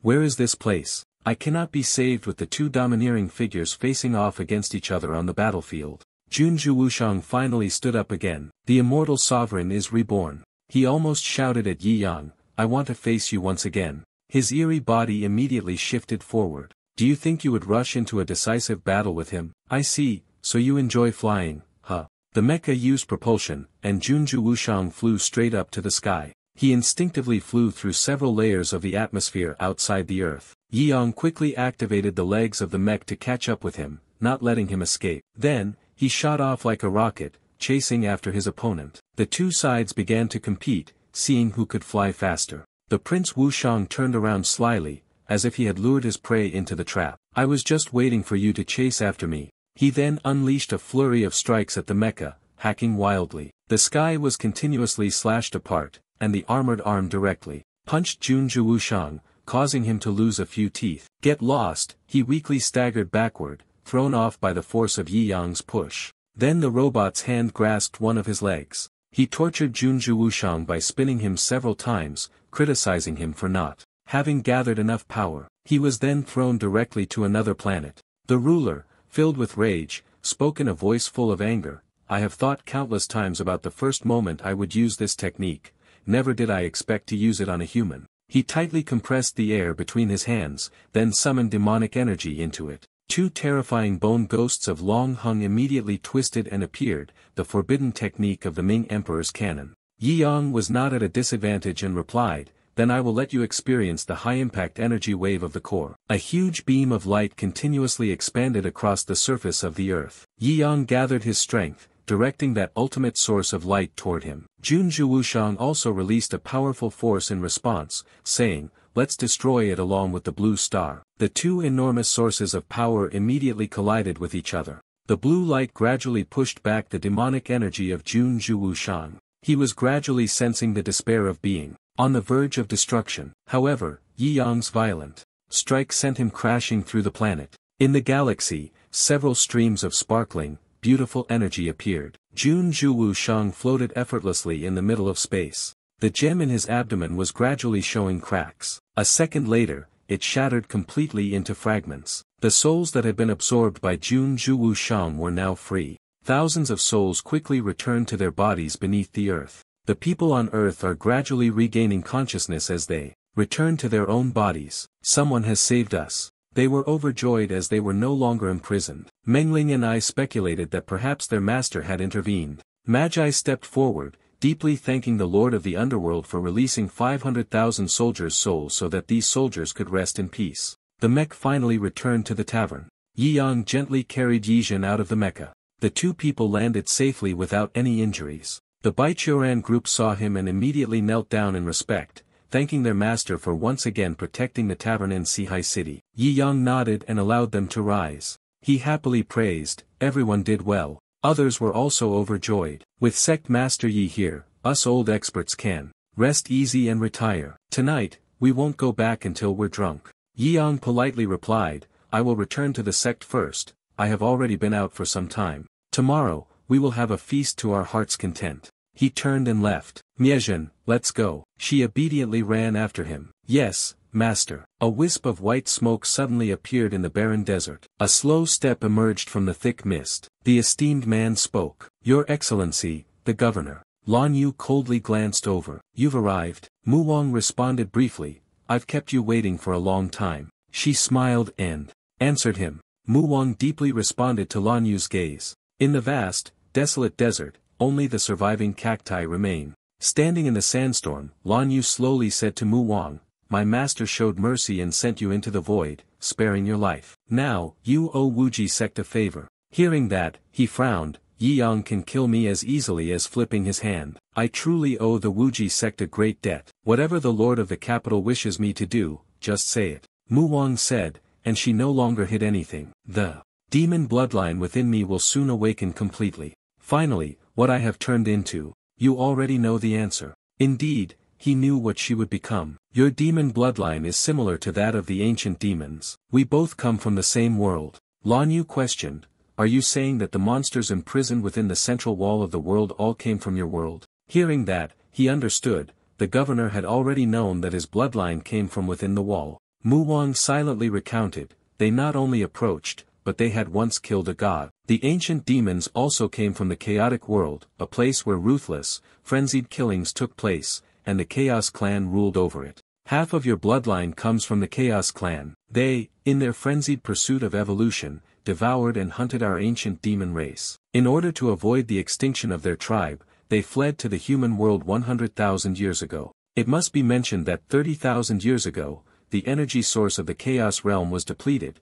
and it began to collapse. The Chaos Clan also arrived in this world, bringing about the threat of extinction for humanity. However, in the end, humanity had to pay a great price to injure them, using walls to surround them. Lan Yu coldly said, it is rumored that you were suppressed by Junju Wushang in the deep abyss because you resisted him and could not provoke the Chaos Clan Mu Wang. You are not afraid to challenge the strong, for that is his purpose of existence. Thus, they cooperated without scheming. Lan Yu extended an invitation for an alliance. The Chaos Clan has always wanted to break through the walls and escape. There are only 4 people with a bloodline like mine outside the wall. They all have the potential to become the wall breakers that help us. Mu Wang understood that the goal of the two working together was to kill these people. Lan Yu calmly continued, as for those who broke the walls, I will find them myself, leaving no one behind. As for you, just go and do something harder with me. Mu Wang, filled with fierce battle intent, agreed immediately. The Chaos Clan was the enemy I had always wanted to face for the past 10,000 years. After fighting Yi Yang and receiving his guidance, even though the Chaos Clan may be difficult to fight, I will still go. With those words, she felt completely reassured. About half a year later, when I helped junior sister Bat stabilize the Great Mac, we will join forces to deal with them. Mu Wang's fighting spirit flared up, his fingers cracking as he made a firm resolution with just one word. 3 months later, on the wide road of Sihai City, a crowd of people filled the area. At this moment, Randa happily patted the notice she had just posted about finding a master. It was then that Leng Ruoxue appeared behind her, ripped down the notice, and asked sternly, who allowed you to post this? A slight sense of guilt arose in her heart, but her worry for Yi Yang surpassed everything else. She shouted, Master has been missing for over a month. We have tried everything, but there is still no news. I am out of options now. Leng Ruoxue disagreed with this approach. Now, the master is the guardian deity of Dongyuan. Knowing that the person is not here, the demons will swarm in. Randa speculated, could it be that the master has returned to Earth? Leng Ruoxue knew Yi Yang's personality well, and if he were to return home, he would not disappear without a trace. Something must have happened unexpectedly. Yi Zhen stood beside, comforting, don't worry too much, we've already entrusted the #1 divine detective of Sihai City. He has investigated the time period. Recently, there has also been a new clue about the sect. Previously, they had gathered at the martial arts arena of Wuji sect. When they saw the person from Randu, they couldn't help but feel suspicious. Isn't that the given name of the Yenyang sect? Miezhen explained. Help him. Don't underestimate him. On the outside, he seems like a lecher, but in reality, he solves cases with a 100% success rate in Sihai City. That's the protagonist being praised. Tiango pretended to be modest, acting like a gentleman. You're overpraising me, his subordinate standing beside him said. Can't even get second place, only poking fun whenever there's a difficult problem. Aren't you going to use Yen Yang's picture to find Sect Master Yi and take action? Tiango sweated profusely, trying to cover it up. In any case, Yi Yang is like a bosom brother to me. This time, with his mysterious disappearance, I've searched the entire city and gathered some key clues. I will consult with everyone. The whole group, including Leng Ruoxue, felt that he was untrustworthy, but there was no choice but to follow. First, he went to the bookstore, where the owner angrily complained that Yi Yang had not returned his manuscript. Meanwhile, the servant cried and accused Yi Yang of licking his precious illustration and still hadn't paid for it. Next is the casino, where he often fought with the owner. It was also heard that Yi Yang hadn't been here for a long time. There is only one last place left, Le Hong Vin. As soon as he entered, Tiango was surrounded by the young ladies disguised as disciples of Yi Yang. He was favored and mesmerized to the point of drooling. After spending a night with the beautiful young ladies, Tiango staggered out, his legs trembling. He was utterly exhausted and had to lean on the door frame to steady himself before speaking to them. I've spent the whole night researching and gathered some news about Yi Yang's friends. If 5 people come at once, they can get a 10% discount. This nonsense made the young ladies angry,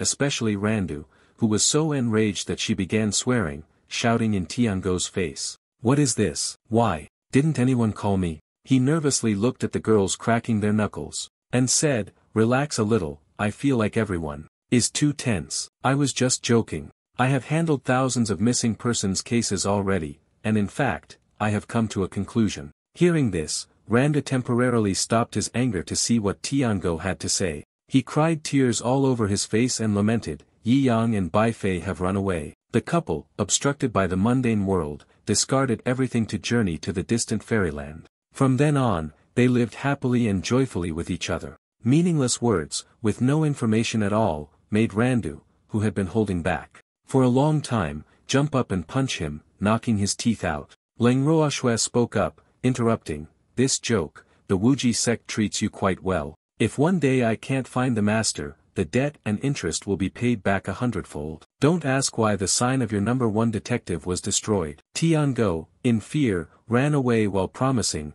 "Leng New Goddess, rest assured. Yi Yang is definitely in some corner of this world. Even if I have to travel across the ends of the earth and the seas, I will find him." He silently marveled inwardly. The perfect and kind-hearted goddess Leng Ruoxue, known throughout the world, had actually turned dark for the sake of her master. It was truly terrifying. How strange, why does it seem like Yi Yang has completely disappeared? Could it be that Yi Yang suddenly turned into a child and is starting a new life? Go to southern Lang City, beautiful like a painting, almost blending into the vast, azure sky. At this moment, Yi Yang clutched her small belly, which was growling loudly. Xiaogui, upon hearing the sound, was startled. "He's hungry again, I'm doomed." Little Yi Yang, frustrated by her hunger, almost teared up, wanting to cry out loud. Xiaogui glanced at Yi Yang sitting there, lost in her thoughts with worry. "The little monster I picked up must have been cursed with bad luck. Every time his emotions became unstable, something truly terrifying would happen.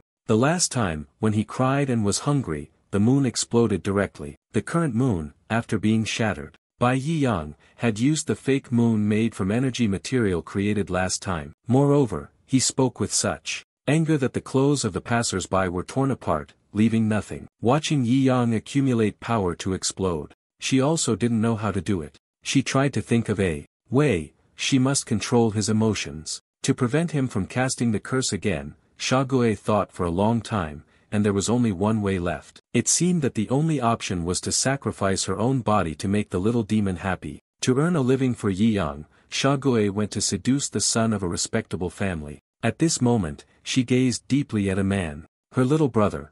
"What are you afraid of?" He was already addicted, but still hesitated to pretend and shouted, "Don't come over here." The guys around him could only watch and wish, whispering among themselves. Xiaogui is the one with the strongest taste in Guizhan, and his favorite thing is flirting with men of ordinary appearance. At the moment, she is whispering to him, "Can you guess what I like most about you?" He stammers, unable to answer. The more this happened, the more Xiaogui wanted to tease. "What he liked most was the moment you raised your hand and surrendered to love." The young man was so embarrassed he was practically steaming. To gain his trust, she sincerely expressed, "What I like is someone chubby like you." It seemed that he was a bit shaken, so he told her to give him some time to think. Suddenly, in the distance, the sound of a child screaming mixed with the tearing of fabric could be heard. Xiaogui, feeling distressed, cursed inwardly, "Raising a child really costs a lot of money, and now I've lost another outfit." The young man could not believe it, looking at Xiaogui. "So, you've already had a child?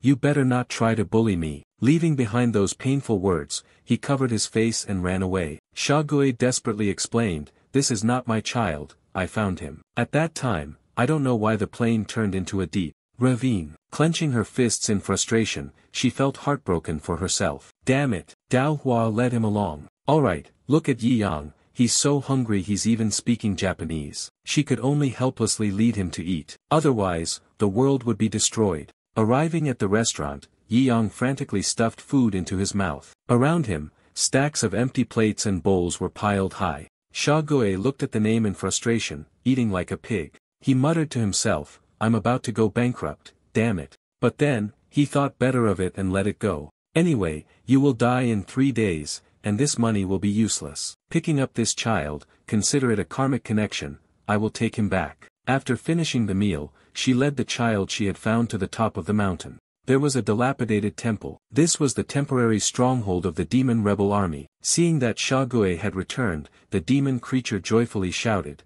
"I've won. I knew she could never seduce the man, and you lost. Tonight, go spend the night at the brothel, and I'll leisurely show you. Look closely, the one who lost in the end is you." She brought a man back with her. Looking back carefully, it was indeed true that Shagoe was carrying a child who was deeply asleep. The demon, startled, shouted loudly, "Has Shagoe finally had a child? Don't let her beat the drum of the village." The letter replied with a smile, reminding, "When you go to the brothel, remember to sleep with 5 younger sisters." Devil, being provoked and unwilling to back down, told them to stop talking nonsense. "I will call the 5 Lingruoshue mountain camps for you." In the noisy clamor of hers, the little demon dragged its tired body back. She was drunk, recounting her astonishing achievements. "I've set a new record again. Today, in one go, I brought over 200 customers to the Qin Lu brothel, which just opened." Shagoe helplessly asked in a low voice, "To drink wine, would you do anything else?" The wine demon nodded,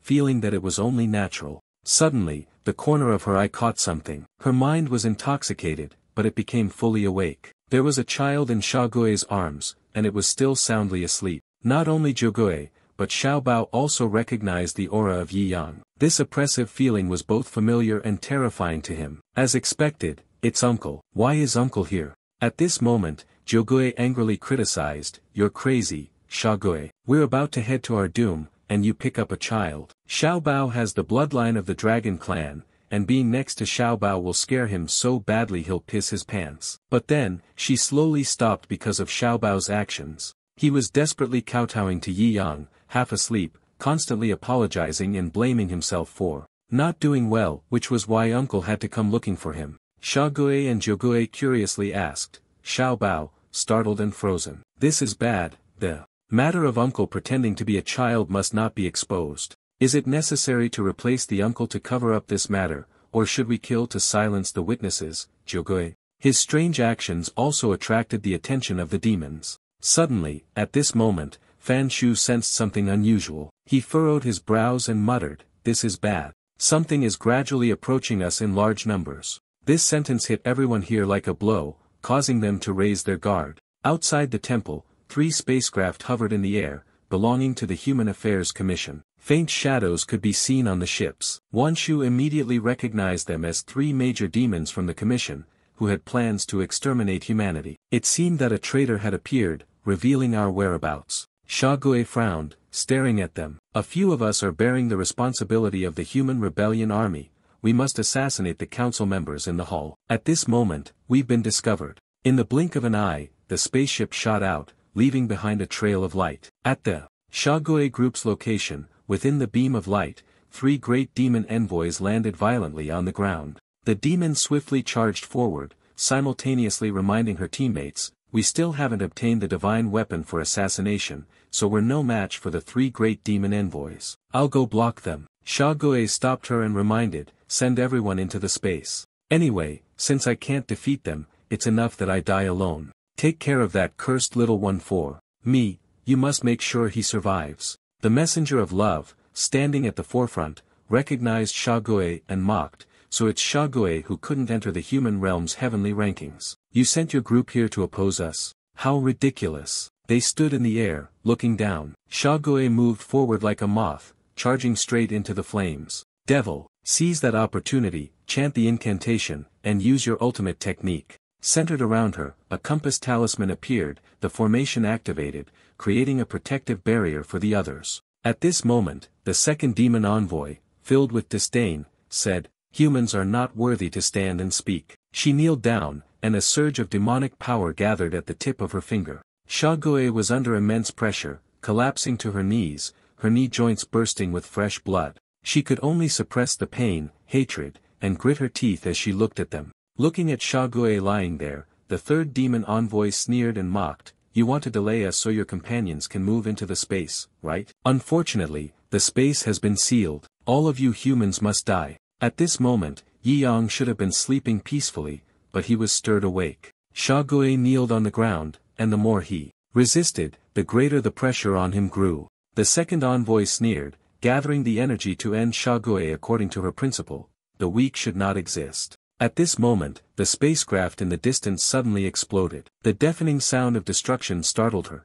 interrupting the spell she was casting in her hand. The cause of the explosion was just a single point of Yi Yang's finger. The three great demon emissaries stood amidst the dense smoke, unable to believe that their fleet had been destroyed in the blink of an eye. Suddenly, the three of them were pressed down by a mysterious force and fell to the ground. Unable to use their strength to stop themselves, they slammed heavily down, creating an explosive shockwave. Shagoe looked at the scene before him, so shocked that he was left speechless. The smoke gently dissipated. The earth and stones that had been thrown up earlier fell back down. The three great demon envoys couldn't comprehend what was happening. They could no longer stand. The love envoy, struggling to sit up, endured such humiliation. He threatened, Shagoe, what are you playing at? Do you know the consequences of provoking us? On the other side, while the demon was panicking, Xiaobao relaxed and blew bubbles. He secretly thought, uncle is making his move now, I must pretend to know nothing,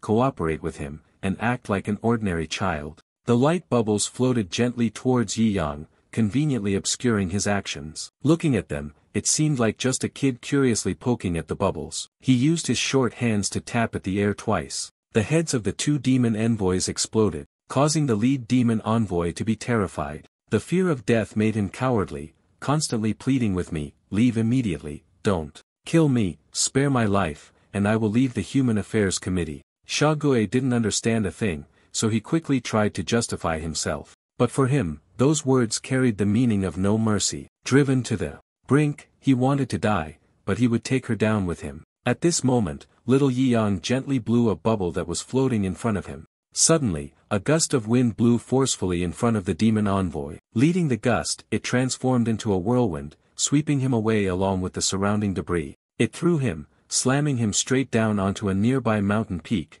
then silenced him completely. The Fanshu people were terrified, their faces turning pale in the presence of this absolute power. Meanwhile, Yi Yang had just created a one-sided battle and then fallen into a deep sleep. Xiaobao was nearby, his face turning pale in panic. Uncle is truly terrifying. The laws of heaven and earth are all within a single thought. The little demon Wanshu and the curious demon surrounded, staring at Yi Yang, who was fast asleep. Xiaobao, fearing he might be discovered, panicked and spoke up, he's just an ordinary child. This has nothing to do with uncle. I beg you, don't continue investigating, or I will die. But no matter what, they would not let him off, so he had no choice but to admit that everything was his doing. At this moment, Shagoe weakly thought that she was an unlucky child. No wonder they abandoned me by the road. As long as he is here, something terrifying will still happen. Moreover, the emotions of his heart would truly manifest in the form of a terrifying curse. With her words, even the demon somewhat believes. She turned to speak to them, take this little demon away. 3 days later, we will assassinate the president of the council and eliminate humanity. She was worried, her arms crossed, fearing that the survival rate was very low and that she couldn't let him die along with us. At that moment, Fan Shu finally spoke. Although the 12 demon lords were almost entirely slaughtered by Yi Yang, the Dragon Demon King and Tiger Demon are still alive. They are great demons who feast on the corpses of demon kings. Most of the top experts on the heaven ranking have already reached a dead end. Except for Yi Yang, I don't think anyone can 100% defeat the demon tiger. The little demon, no longer displaying the usual drunkenness, solemnly reminded, Yi Yang has entered seclusion, so we must grow stronger. For humanity to achieve victory, there must be many people who stand up to resist the demon beasts, but that damn demon still seems strangely concerned about Yi Yang. We will begin the assassination of the tiger demon right now. Currently, I can't find anyone to take over this cursed child. Jogoe no longer cared much, resolutely saying, I will take him with me, for in 3 days, I will drag the tiger demon down to hell. Hearing this, Fanshu let out a faint sigh. Your hatred towards the tiger demon is indeed deep. Your companions were all killed by it, only you survived. From then on, you drank day after day. Now, the time has finally come to face it. Jogoe heard this and cast a faint glance into the distance. I know, he said. No matter how drunk one gets, eventually they must sober up. They stopped in a forest. The moon in the sky cracked, casting its light. Jogoe was feeling frustrated at this moment. These people have all run outside, throw this cursed child out for me. The leaves swayed, rustling softly. She sat leaning against a rock, taking slow sips of wine. If it weren't for that little brat digging like a puppy, how serene the scene would be. Taking another sip of wine, she gazed at the moon, which had a chunk missing from it, and Jogoi once again thought of Yi Yang, murmuring softly, I wonder where you are now. The matter of your disappearance, I will keep it a secret from the monk. If the world has know you, then we will protect it on your behalf. Her face turned crimson from drunkenness. Before, you always asked me why. I like to drink so much. This secret, I will tell you. Because only by drinking until I am drunk can I see them. Jogoi leaned back, silently shedding tears one by one. Yi Yang was madly digging the earth, but he abruptly stopped upon hearing her words. The strong scent of wine spread in the midst of intoxication. Jogoi lazily opened her eyes, and before her appeared a familiar figure. Jogoi murmured, Old Captain, we meet again. Don't say I'm sick like this. I'm still trying to eat meat. I'm not really your daughter. You're talking too much. She looked at them and said, Brother Wang, my sister-in-law has always been sending money. Don't worry, I won't let her and Xiao Yanzi go hungry. At this moment, Xiao Wu, in pain, said, Sister, forget about us, it's all in the past. We are no match for the tiger demon, not even you. We do not want to replace you, we seek revenge. As long as the elder sister survives, that's all that matters. The little demon laughed self-deprecatingly. As long as I live, I don't care about how I live. I will definitely take revenge for you. If not, I will never be able to forgive myself, hiding in the shadow of the demon tiger, just living to get by. The old captain felt heartbroken as the little girl he had once cared for had to suffer like this. Xiao Wu could not suppress his emotions and cried bitterly in sorrow. The more this happened, the more Jogoi's hatred grew. I will definitely send the tiger demon to hell, and then I will return to the team, forever staying with everyone. Suddenly, she stopped. She didn't know when it had happened, but Yi Yang had clung to her, gently stroking her head in comfort. The hatred swelling in her heart seemed to subside. The only thing she needs right now is that. The Fanshu group stopped at an abandoned house outside South Lang City because they had been waiting for so long, their patience withering to the point of exploding. The little demon carefully reminded her, keep your voice down, don't provoke these people, or else the most important divine weapon for assassination this time will never be obtained. She was afraid, perhaps even having to sacrifice her own life right there. Indeed, there are people watching them from a place that cannot be seen. Devil, just waiting to get angry, even the safety check has been done several times. There are indeed a group of people watching them from an unseen place. Damn it, waiting until angry is really just the safety check done several times. Is it like meeting the emperor? Fan Shu mocked as well. Meeting the enemy state is even harder than meeting the emperor. After all, he is the only merchant and can acquire anything. However, this person's moods are unpredictable. Just a single wrong word, and they could kill the one making the deal. The heir of Baimo families Biao and Changfeng of Jiangnan, thousands of people were robbed of their money and killed in one night. Upon hearing this, the devil became even more furious. This person is clearly a bandit, why should we trade with him? Targeted by her rage, Fan Shu stammered, we have no other choice. In short, you must be careful with your words. Shagoe was carrying Yi Yang, speculating where this merchant came from. He suddenly understood, she was silent. The one had arrived. Before Sui Pai arrived, a voice rang out, feel free to do as you wish, I'm not a demon. He slowly appeared, with his subordinates behind him. Since you've come all the way here, you should already know my rules, right? Fan Shu represented and handled the transactions. Every time a trade was made, he would add a random condition. Refusal would cancel the deal. Sui Pai was satisfied and felt that they had investigated thoroughly. He gestured for his subordinates to bring up the laser guns for them to see. The group of demon disciples curiously looked at the legendary assassination divine weapon. It was somewhat similar to the kind of item Yi Yang had once used. If that's the case, it must be a good one. At this moment, Sui Pai stated the condition, aside from the transaction money, the demon must wager a winning game against me. If they lose, they will not get the money. If they lose again, there will be no goods, the money will not be refunded, and they must give me the heart of the strongest. Hearing this, Du Goe asked again in astonishment to make sure, with his words, I'm extremely addicted, but I can't bear this price. It still involves human lives. Wan Shu was scared to the point of turning pale. She kept thinking that she would lose everything.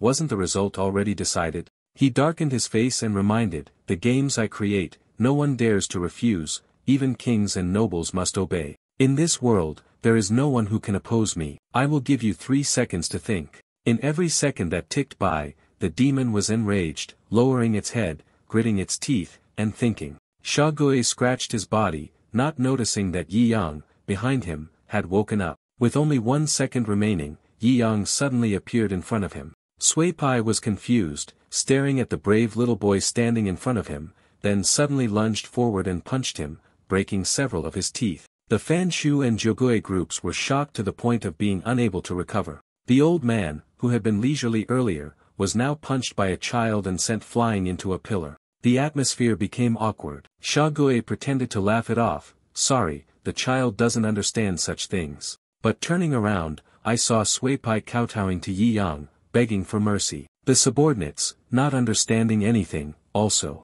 knelt down. My mind was in chaos, and at that moment, countless massive question marks were spinning around. Why is it that everyone who meets this child directly bows their head? Shaogue hurriedly ran over to hug Yi Yang because of his strange behavior. Sui Pai silently thought in fear, the master is having his memory sealed. Although I have broken a taboo, it was not intentional. It doesn't pose any harm to the master, but for now, I'll just hide it from him. He changed his expression, smiling lovingly, and approached Shaogue. I won't hide anything from you. I really like cute little children. Although it is our first meeting, I feel a strong connection with this child. Sui Pai generously responded, you don't need to pay any more money, just take the items. The condition attached is to destroy everything. He was extremely chivalrous and generous, using the divine weapon to strike Fanshu. Take it, don't be polite, consider it a small gift I give to the child. Devil. Moreover, Sui Pai's actions at that time were truly incomprehensible.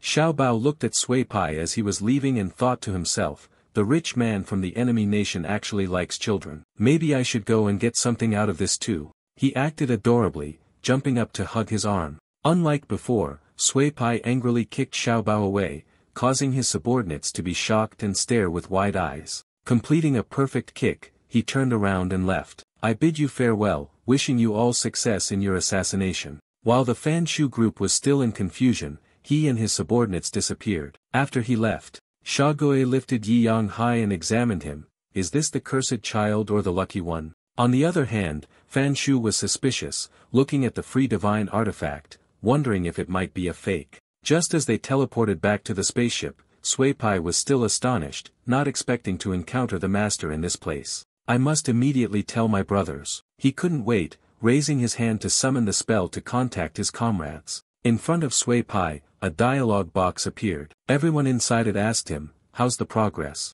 Sui Pai recounted the incident that had just occurred, causing the entire conference room to be thrown into a panic. Emoli AD comforted him, saying, it wasn't intentional, it'll be fine. This time, the master has turned into a child due to a system error and has had their memories sealed. Now, there are 2 possibilities. One is that after the master recovers, they will receive a new hidden profession. The other is that they will grow once again. In the future, everything that invades from Granzhou will be fully dedicated to the master. As for the second point, we have decided to initiate the plan to hunt the Granzhou dynasty. First, everyone will take turns discussing the work they are responsible for. The Sui Pai will report their progress. And everything here has been going smoothly. Half a year ago, based on the fate granted by the master, they engaged in business. Now, the matter of acquiring the 4 major businesses of Granzhou is a small one. Li Konu calmly reports the achievement, while I, just 10 days ago, killed the saintess of the light sect. Now,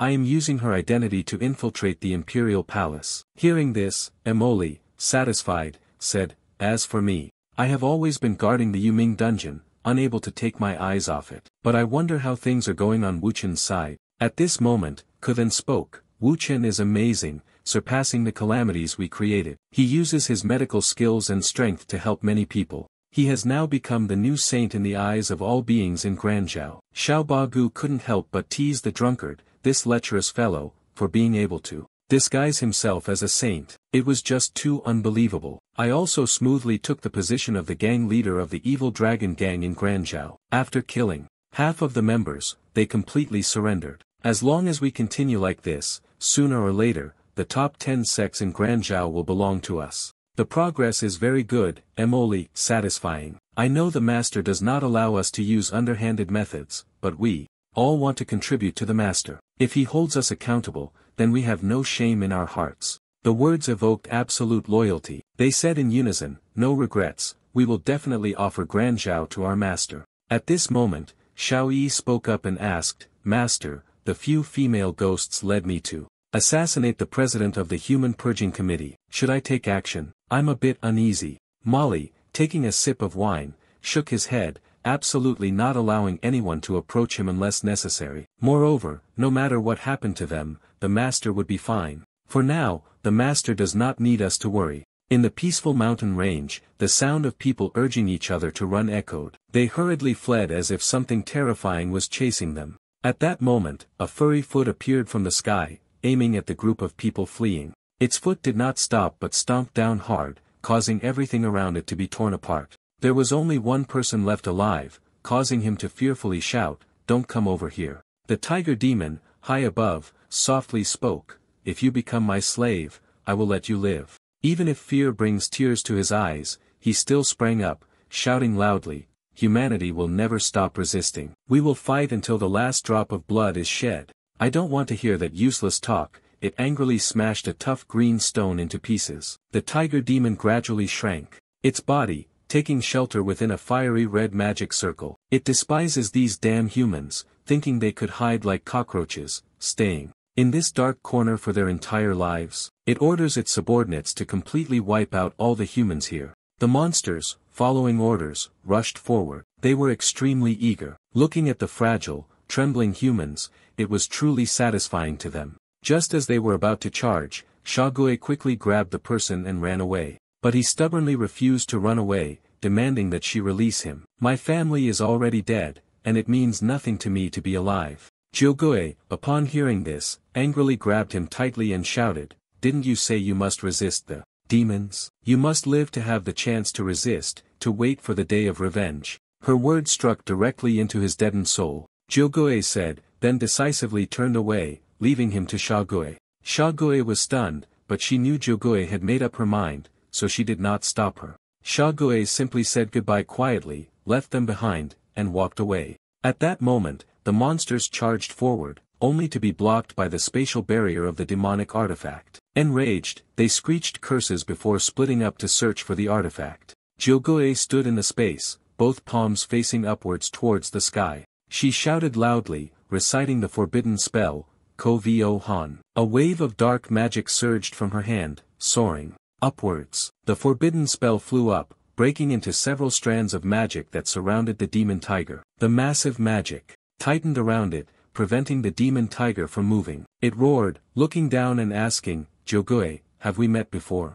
Hearing this, she reminded him, 7 years ago, in the black snow forest, all my teammates died by your hands. The tiger demon awoke, remembering that among the stubborn ones from back then, there was you. Are you still alive? Little devil, be very pleased to know that the reason you've lived until now is to take revenge on it. Still, the tiger demon looked down on humans with great disdain. Just like stepping on a 1x0 death, I'll step on it again. It's time to exterminate all of you. The words made Xiaogui frown. I will not give you any opportunity, she grinned mockingly. Does she want to take my life? Just relying on these seals? Of course, it's not just that. The seals have only just begun. Xiaogui flew into the air, raising a hand to summon energy. Just now, she had added 3,000 blood curse talismans. Now, the tiger demon could no longer escape. Around this time, several blood incantations appeared and entered its body. The tiger demon roared in anger, vile humans like you have used blood blessings to bind with me.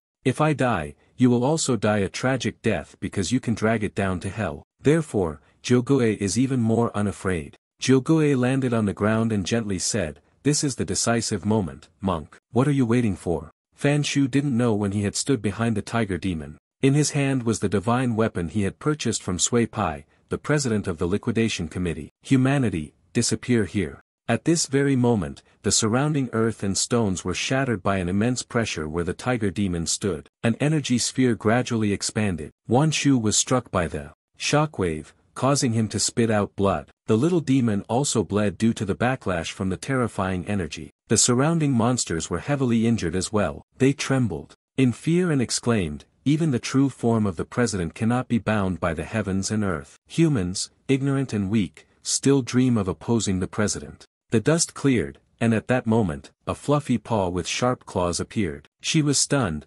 clutching her chest and panting, unable to defend herself any longer. The tiger demon bared its jagged teeth and sneered. I had once said, humans are like fried fish. If stepping on once doesn't kill, then must step again. It lifted its enormous foot, covering the entire sky, and descended onto the spot where Jyogoe stood. Shagoe anxiously called out Jyogoe's name, and the ghost, no longer hiding, also screamed loudly in this life and death moment. Jyogoe thought to herself, actually, I knew what my fate would be, but I must have my revenge. At least she would not feel ashamed when meeting them again. She let everything go, waiting for the tiger demon to set her free. The moment its claws were about to touch her, it slipped and stopped. In the center of its paw was the tiny Yi-yang, blocking the attack. Upon closer inspection, Yi-yang was using only a single finger to resist the massive tiger. Yi-yang, beneath the demonic tiger's paw, was suddenly enveloped by a stream of light. In the stream of light, the figure of the young man,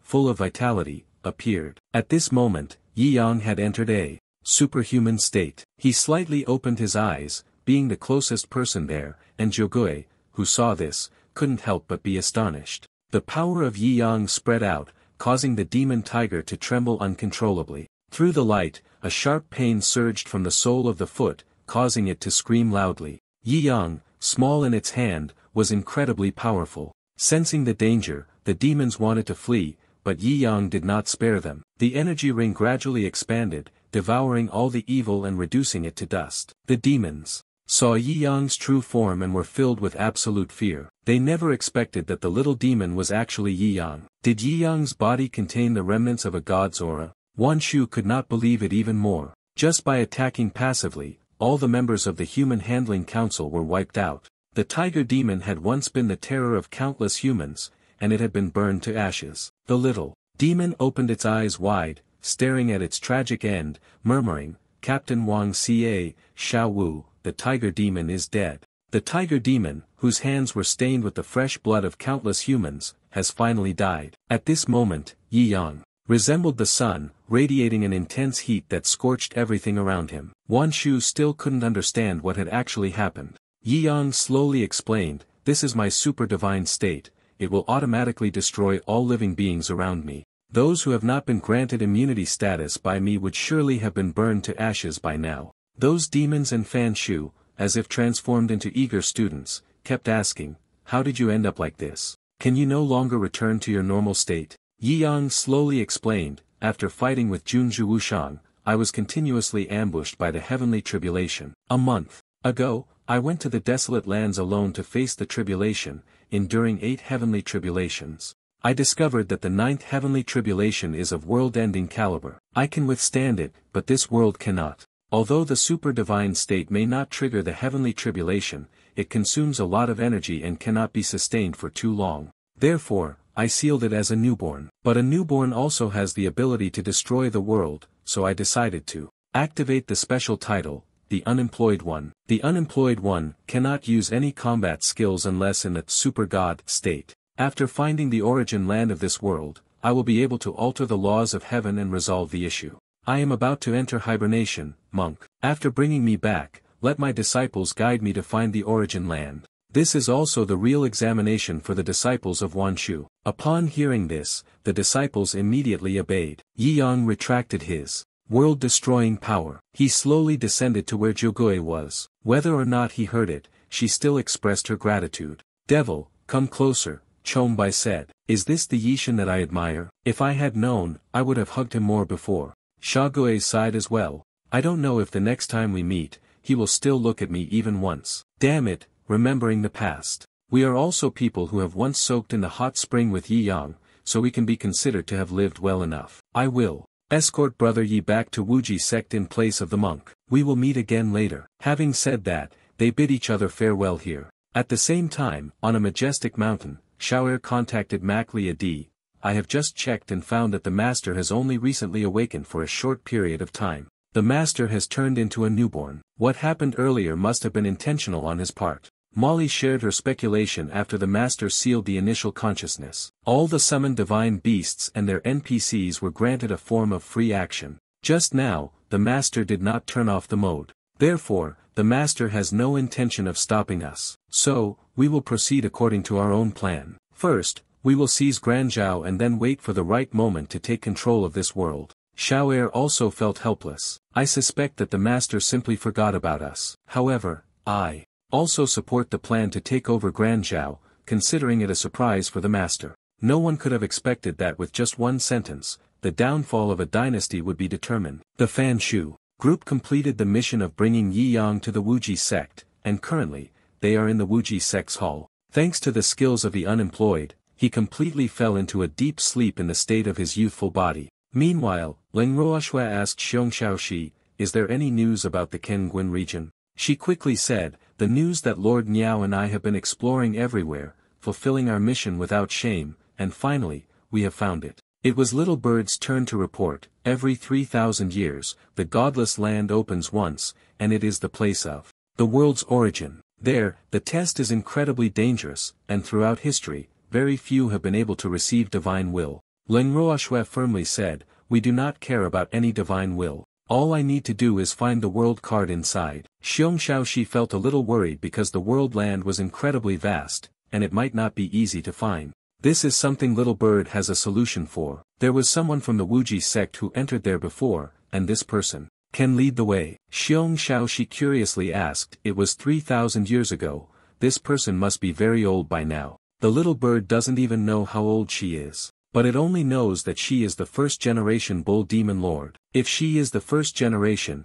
then Ling Ruoxue knows who she is. The Ox Demon Master appeared over 100,000 years ago. Each of them is not inferior to the ancient Demon King, and each possesses their own unique abilities. The ancient Bull Demon Lord is even more of an evil character, possessing the most powerful abilities among the Demon Lords. Su Shu just remembered that it was the Bull Demon Lord who was locked in our demonic prison. The Little Bird agrees with her words. She is one of the dangers in the will of the old sect leader. Absolutely cannot leave the demon prison hall. However, in this world, the only person who may know the location of the world token is probably her. There was no other choice. Ling Ruoxue decided that she would go meet her. The aura emanating from the demonic prison hall made everyone feel uneasy. Yizhen and Ling Ruoxue gradually approached the Bull Demon Lord's prison. The mysterious being sensed their arrival and was not surprised. With a mocking tone, she said, "Wuji sect, even you have come to beg me one day." The Bull Demon Lord's face turned red,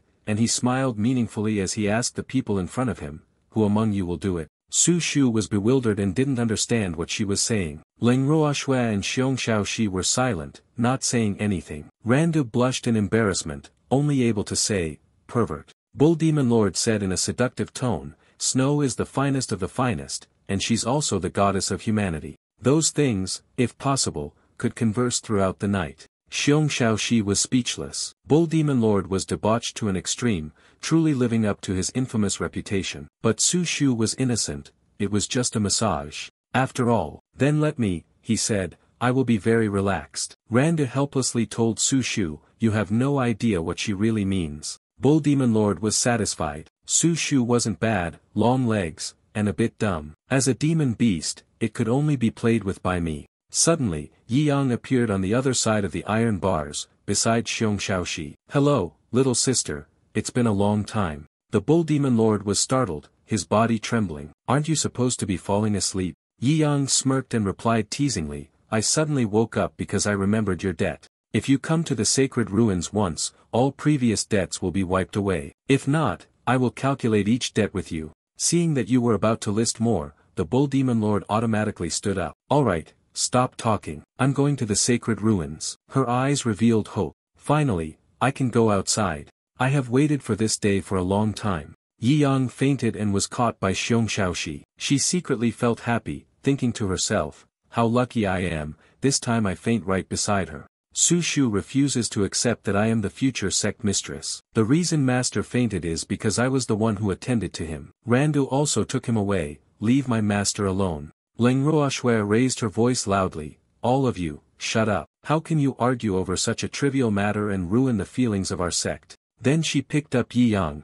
causing everyone to become furious. "This responsibility will be taken on by the eldest disciple." The Bull Demon Lord frowned in confusion, his face already showing a look of disdain. "What kind of harem is this? There is a substitute puppet inside, but no one pays attention to it. Ling Roashue spoke as she walked. Before leaving, we should still make some preparations. In another place, atop the vast and high peak of Baifei Mountain, my voice echoed. Suddenly, there is a decision. Her decision startled everyone. I will go to the sacred ruins, a trip right now. Xiaohua's greatest worry was, Master, you have recovered 9/10, you're almost fully recovered. If we go to the sacred ruins now, all the effort might go to waste. Chunfeng warned, that cow, it said she seduces men. I think the master is afraid of this. Xiaohua also added, that's true, she's both vicious and powerful. The master must be worried about the safety of the extermination sect leader. Baifei immediately retorted, who cares about Yishan? Sacred ruins might have divine will, which could aid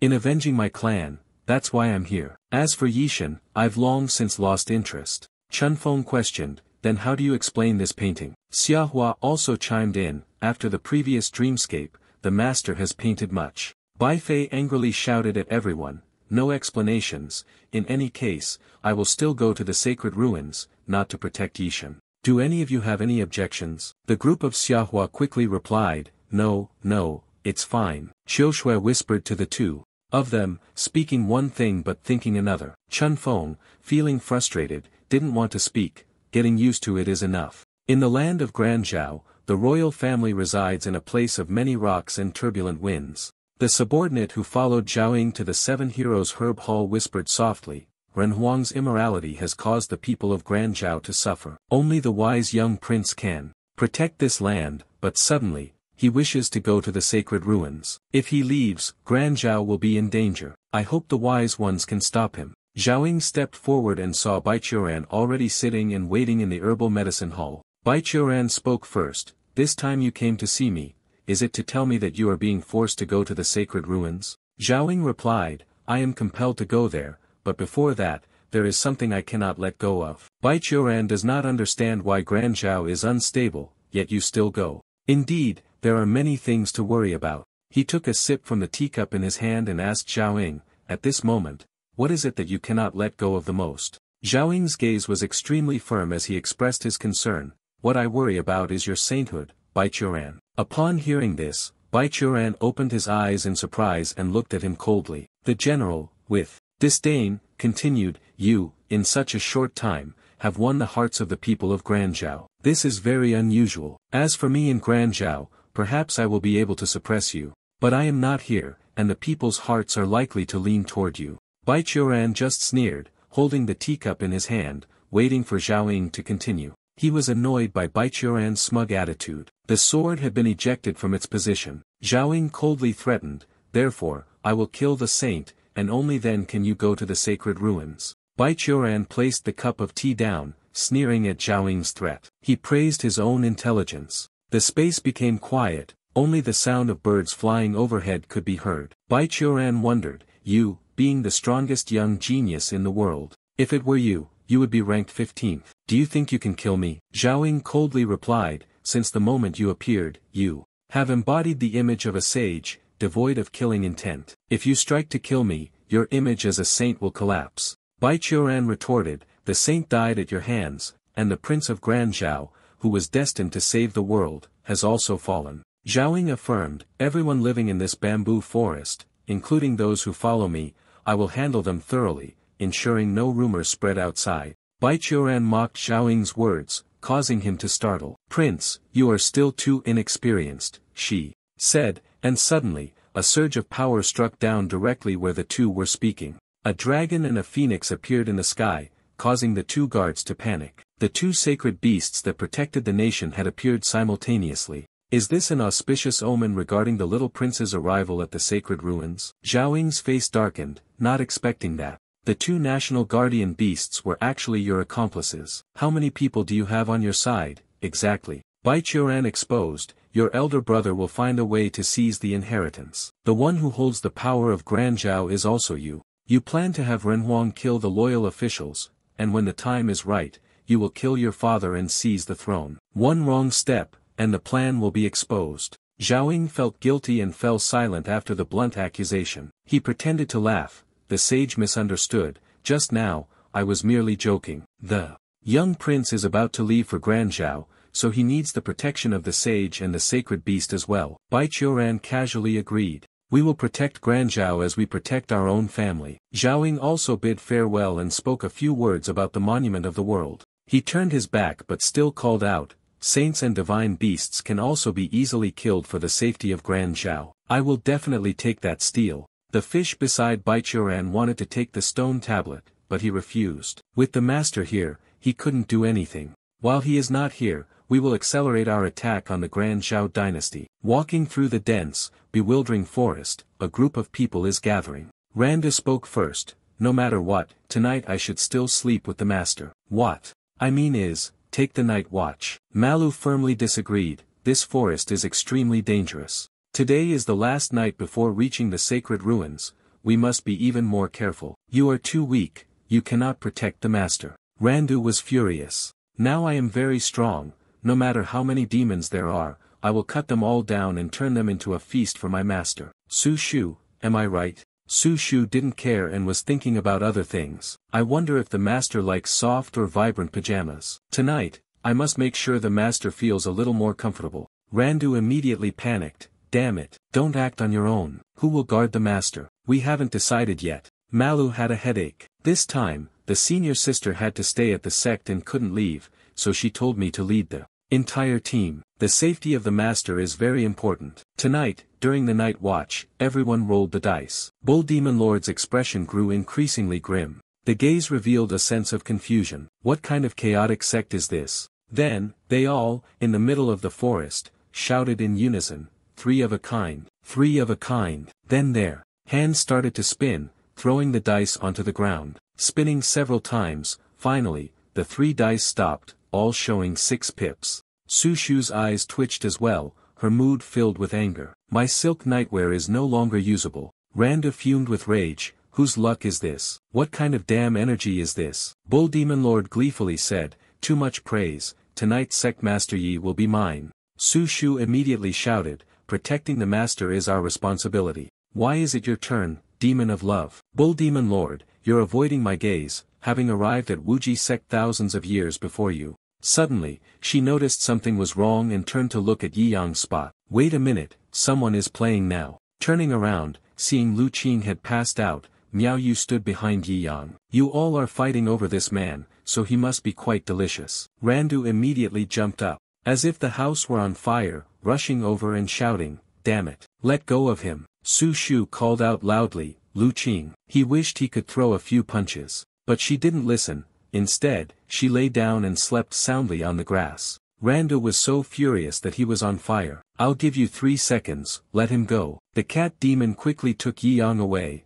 The food was right at his mouth. How could he let someone else snatch it away? Su Shu reached out his hand, as if trying to pull her back, shouting in utter despair. No change is needed. Don't eat, my master is more delicious. Eat me instead. Miao Yao carried Lu Qing, moving swiftly through the trees. I brought this food too. You all can play among yourselves. Randu and Su Shu were now furious and flew after him. You bastard, I'll kill you. Let's chase him. The figures of the 2 people immediately vanished. Bull Demon Lord could only murmur. The food was chosen by Miao Yao from the Mi Thien forest. She stood still in place without chasing after anything and said casually, I have never been able to get it back. The wind blew across, causing the leaves to rustle. The forest was silent. Bull Demon Lord stood behind, speaking in a baffling tone. They've all gone to save Yi Yang. Why are you still standing here? It seems you don't care much about your master. Malu, hearing what she said, responded while treating her injuries. I must stay here to guard you,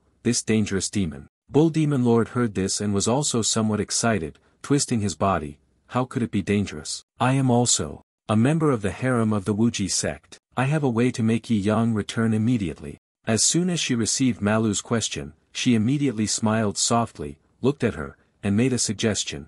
If you're the seal for me, I will save Yi Yang to help you. This Mi Thien forest is not as dangerous as other places, that's what Bull Demon Lord said. Malu was a little doubtful, looking at her. Bull Demon Lord, under her gaze, smirked faintly and said, if you keep hesitating, Yi Yang may never return. Malu did not take the elder's words to heart, but decisively left, not needing the junior sisters. She would definitely bring the master back. Her words made her feel amused. too naive. Bull Demon Lord stared intently into the dense forest, sighing, underestimating this forest will come at a price. At this moment, inside the forest, Randu and Su Shu were constantly worried, quickly advancing forward. Damn it, lost the trail, I've been searching for half a day and can't find it. Su Shu immediately reassured, don't worry, my master has promised you. Her eyes flashed, and she looked at Randu, speaking, Master, you will be fine. She immediately flew into a rage upon hearing Su Shu's words,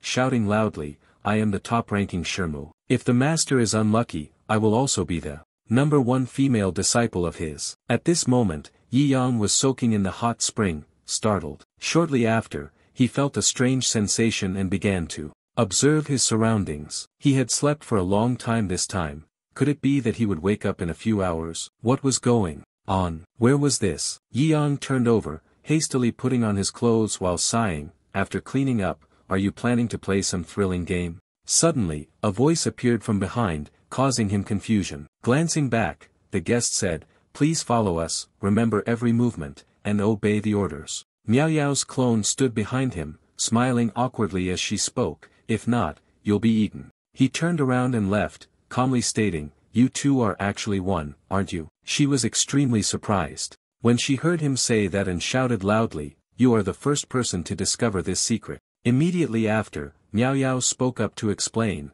in fact, in this forest, thousands of Miao Yao are all one person. We are all avatars of Miao Yao. Having brought you here, each avatar possesses different, limited abilities. Suddenly, the voices of Tiango and Zhao Zun rang out, surprising him. So marrying her means having more than 1,000 wives, right? What kind of joke is this? Miao Yao is the protector of the sacred ruins. Marrying her also means gaining a lot of the sacred ruins' authority, being the closest to a god. Yi Yang immediately turned his head, looked at the two of them, and spoke in confusion, why are you two here as well? Zhao Zun and Tiango were surprised when they saw him. Yi Yang, brother, why do you look so young? We were all forced by Goddess Leng to go to see Haiqing to find you, spending a lot of money from Wuji sect. There, you helplessly told that maid to go dark. Truly terrifying. Miao Yao stood beside them and loudly interrupted the conversation. Please, distinguished guests, move toward the center of the forest. Our marriage selection event is about to begin.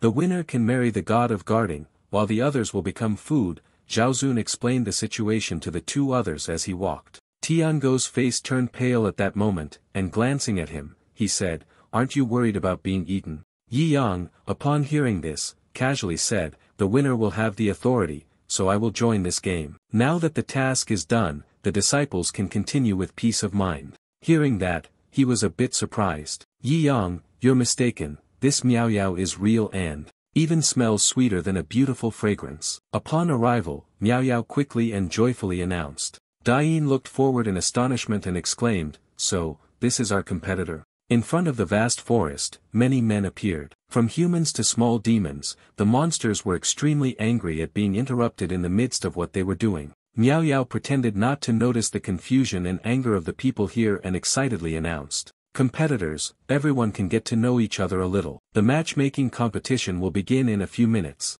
The angry monster decisively turned around and left. I don't want to recruit anyone. I'm leaving. You all can play by yourselves. Miao Yao was a little angry when she saw him turn around and leave. She immediately blocked the way and announced that the demon must return. Miao Yao glanced, her eyes glowing red, warning that the marriage selection contest would not allow anyone to break the rules. He was extremely angry when he saw her blocking his way and shouted, are you tired of living? How dare you block my path? Immediately after, he swung the spear with great force, preparing to attack. Miao Yao, with her back turned to him, quickly swung her hand forcefully, striking behind her. Yi Yang was a little surprised when he saw the scene right in front of him. The monster was sliced in half before it could even launch an attack on Miao Yao. Everyone was stunned, their eyes wide with horror at the scene that had just unfolded. Miao Yao immediately turned around, her previously cold expression replaced by a face full of smiles. Esteemed guests, I didn't scare you, did I?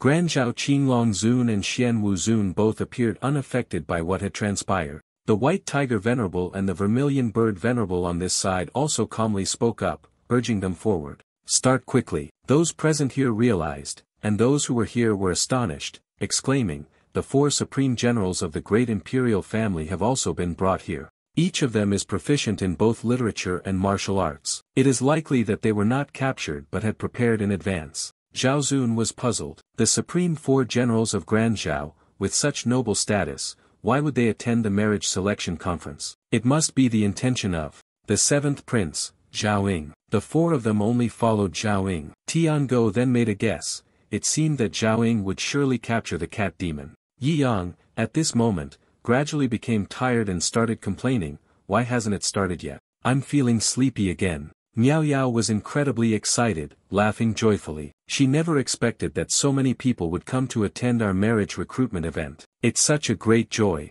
Tiango felt a bit helpless upon hearing her say that. Aren't we supposed to be kidnapped? A moment later, Miao Yao stood in the midst of the crowd and spoke, explaining the rules of the game and stating that the number of participants was too large. Therefore, 4 people form a team. On the first day of the battle, everyone selected their own teams. Those who couldn't find a team would be forcibly placed into the last team. Xiao Bai is a member of the prestigious guild, pursuing Yen Yang, the wealthiest person in Si Haicheng, who is frowning and speaking with difficulty. "That I am on the same team as you." Zhao Zun and Tiango immediately surrounded him, laughing and joking excitedly, then welcomed him into the team. Zhao Zun only explained that he was leading the merchant team through the Mithien forest when they were captured. He angrily responded, "What kind of man is this? I hate him the most. I won't let Vong Lao Tun take another free meal from me." Zhao Zun comforted him, "Don't worry, the old man is not an evil demon. I only tricked you earlier because I was pressured too much by the brothel demanding payment."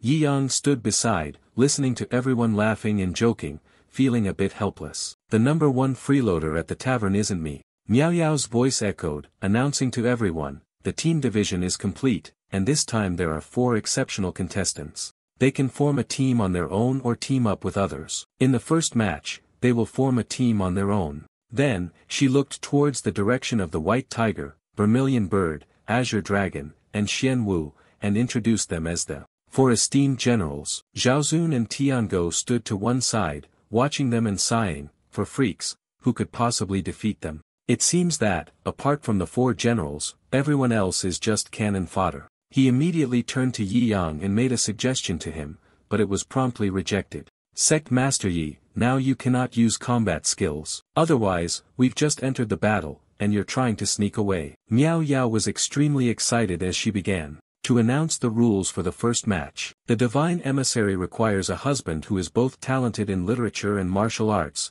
capable of singing and dancing. The first match, each team selects their opponent to challenge with musical instruments, and at most, they can send 2 contestants to compete. "Everyone, do your best." Hearing this, the group of monsters immediately laughed maliciously and spoke up, "Hey, the 4 humans over there. Our opponents will be you." Everyone did not know that musical instruments were not as effective as killing both sides to determine the victory. The 4 humans, including the young disciple and the fisherman, were all extremely frightened by the challenge posed by the group of demons, trembling in fear, unable to resist. They couldn't run, nor could they fight back.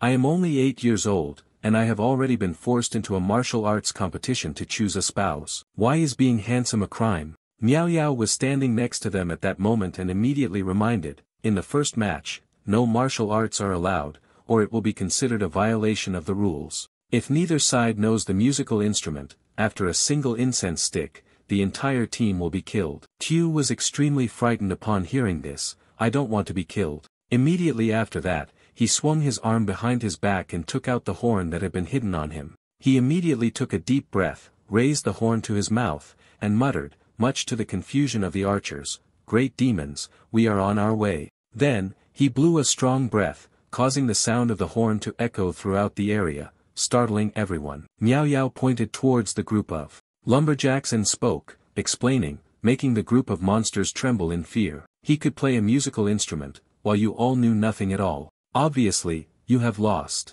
Her face immediately became extremely cold, glaring at them and preparing to deliver the verdict. They were all extremely terrified, shrinking back and trembling under her gaze. Immediately after that, Miao Yao swiftly took action and killed them without hesitation, then announced the continuation of the competition. Each wave of announcements rang out, causing the birds in the forest to panic and immediately fly in a chaotic frenzy. You have lost. After a period of slaughter, Miao Yao introduced the next competitor, King of the Sword, Xian Wu. Xiao Bai and Tiango looked at the images before them, trembling in fear. That Miao is too violent. It seems like we don't know how to play the musical instrument, we're definitely doomed. Almost everyone's face turned pale, and no one knew what else to say. Xian Wu slowly advanced forward amidst the discussions of everyone. Present was the current king of the Zither, known for his tough character, using music to suppress the malevolent energy. His music, together with its violence, could overwhelm 10,000 troops. Any team facing misfortune would be chosen by him.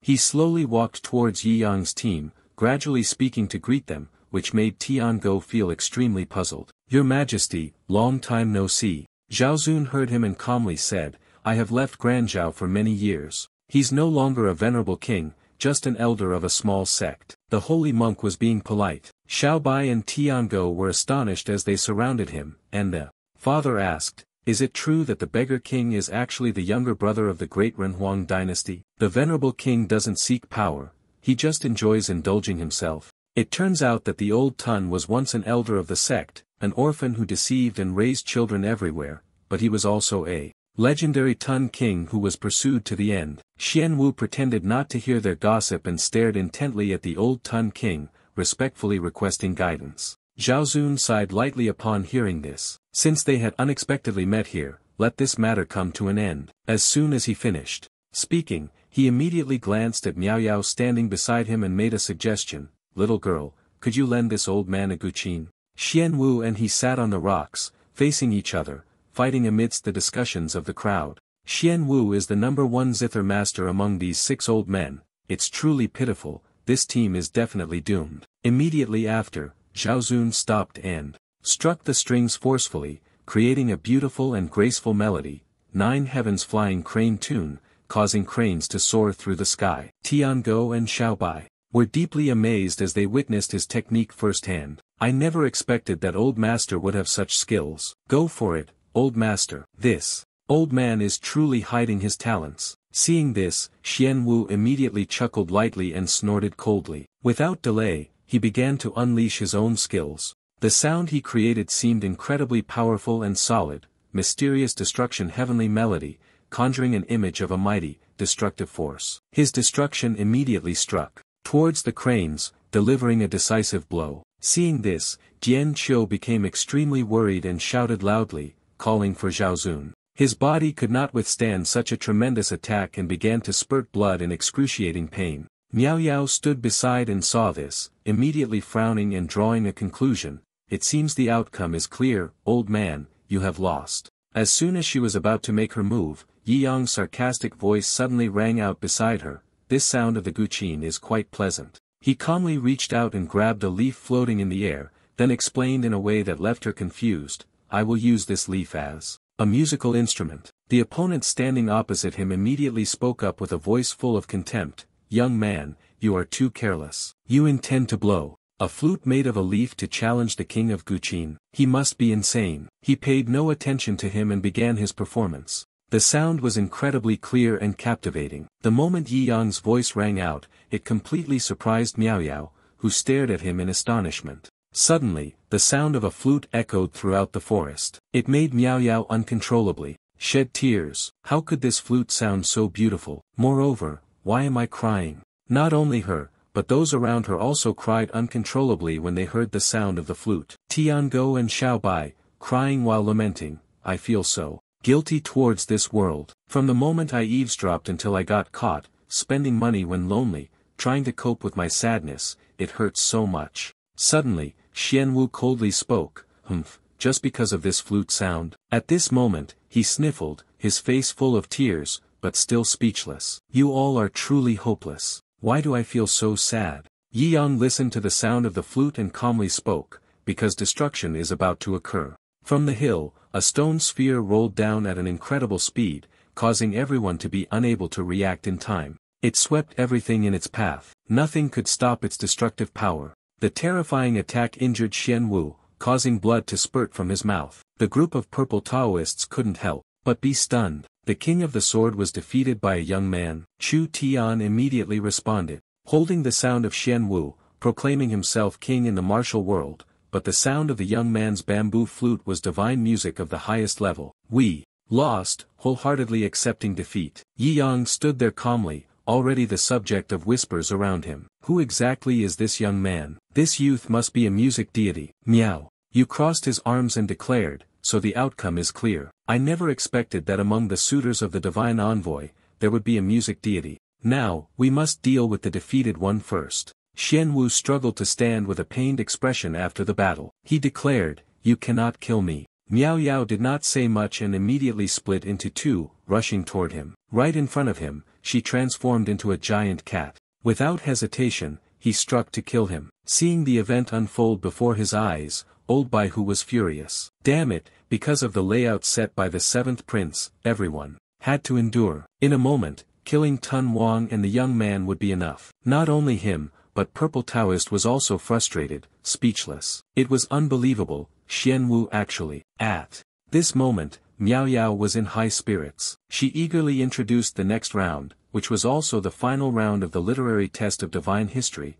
her favorite. As fate would have it, her dream fiancé had to be a master of literature. The rules of this round still followed the team competition format, but each team could only submit one painting and one calligraphy. Purple Taoist and Chu Tian had grim expressions, ready to challenge. This time, Tun Wang and the two of them teamed up to ask for guidance. The battle between your team and Qingfeng's team is about to take place. Tiango couldn't help but feel anxious. We're doomed. Qingfeng is the holy scholar of Chu Tuo, the heavenly monster. Whispers echoed continuously around them. People from the great dynasty are so shameless. This young music prodigy has an incredible natural talent for musical instruments, but, no matter how skilled the holy scholar is, he can't compare to the two monsters who have been immersed in these fields for nearly 100 years. Contrary to Tiango's concern, Yi Yang remained remarkably calm. He yawned and lazily spoke, I'm so sleepy, I'll take a nap for a bit. You guys should go ahead. Zhao Zun calmly stepped forward. Yi Shen, a master of martial arts and deeply knowledgeable in music theory, but there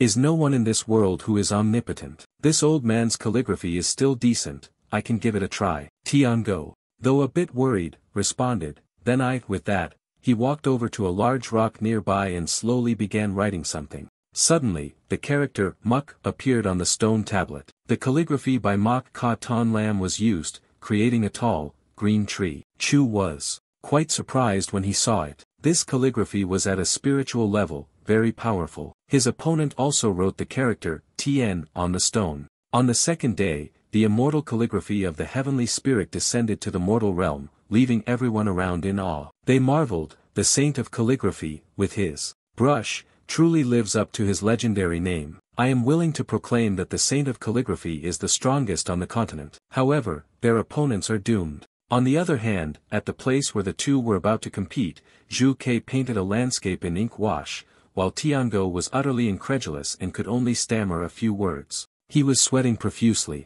I can't make out what the picture in your hand is. Do you really need to use such a powerful move to deal with someone as insignificant as me? At this moment, he could only remain speechless. Two people stood beside Yi Yang, talking to each other. It's over, they're going to die in this round. He jolted awake. The person beside him continued, it's fine if these people die, just go. It's a bit of a shame for the young music god, though. At this moment, his eyelids had not fully opened yet. He lightly lifted his hand, preparing to lend a hand to his teammates. Oh, the draft is finished. I'll add a few more lines. He made another stroke on the wooden character, delivering a blow that mirrored the dual calligraphy of Zi Nian Dao. He waved his hand lightly, and Tiango's painting instantly transformed into a galaxy. Zhu Ke stood frozen, stunned by what had just happened. The people around them gasped. They rushed towards each other. Heavens! The majestic landscape painting was nothing compared to this vast and intricate cosmos. It was truly unimaginable that the god of music was also the god of calligraphy and painting. Heaven and earth, there is actually someone who has cultivated all three: calligraphy, painting, and music. Qingfeng knelt down to the ground, trembling as he shouted, Vermilion bird, quickly kneel together. The divine calligraphy that paints the realm. With just a few strokes, even if we lived for 3 more lifetimes, we could never achieve this. Everyone knelt around him, bowing and saying, Oh my God, come quickly and see. The star of literature has reincarnated. The star of literature is really the star of literature. From afar, Tiango watched the scene and silently lamented, if I had known about the debt note that Boss Deep wrote for me last time, I would have kept it. Now it's a fortune. Miao Yao blushed and looked at Yi Yang, whispering, this man seems to attract others more than he attracts me. Qing Feng and Chu Tuok were injured by Miao Yao. She angrily spoke up, you dare to defy the rules of my game. Her killing intent flared as she shouted, the game continues. The team of a few small disciples won the next match. Congratulations on the calligraphy competition, you have been promoted. They themselves were surprised by their victory. The scholar was bewildered. We don't know a single word, yet we can still defeat the trivial details of speech. It seems as though the literary spirit from earlier has sprinkled ink onto our paper. Our luck seems quite good, doesn't it? Miao Yao looked toward the rustling forest, as if something were about to emerge. She declared, the final round is about to begin. This round is a survival game. At this moment, no one understood what was going on.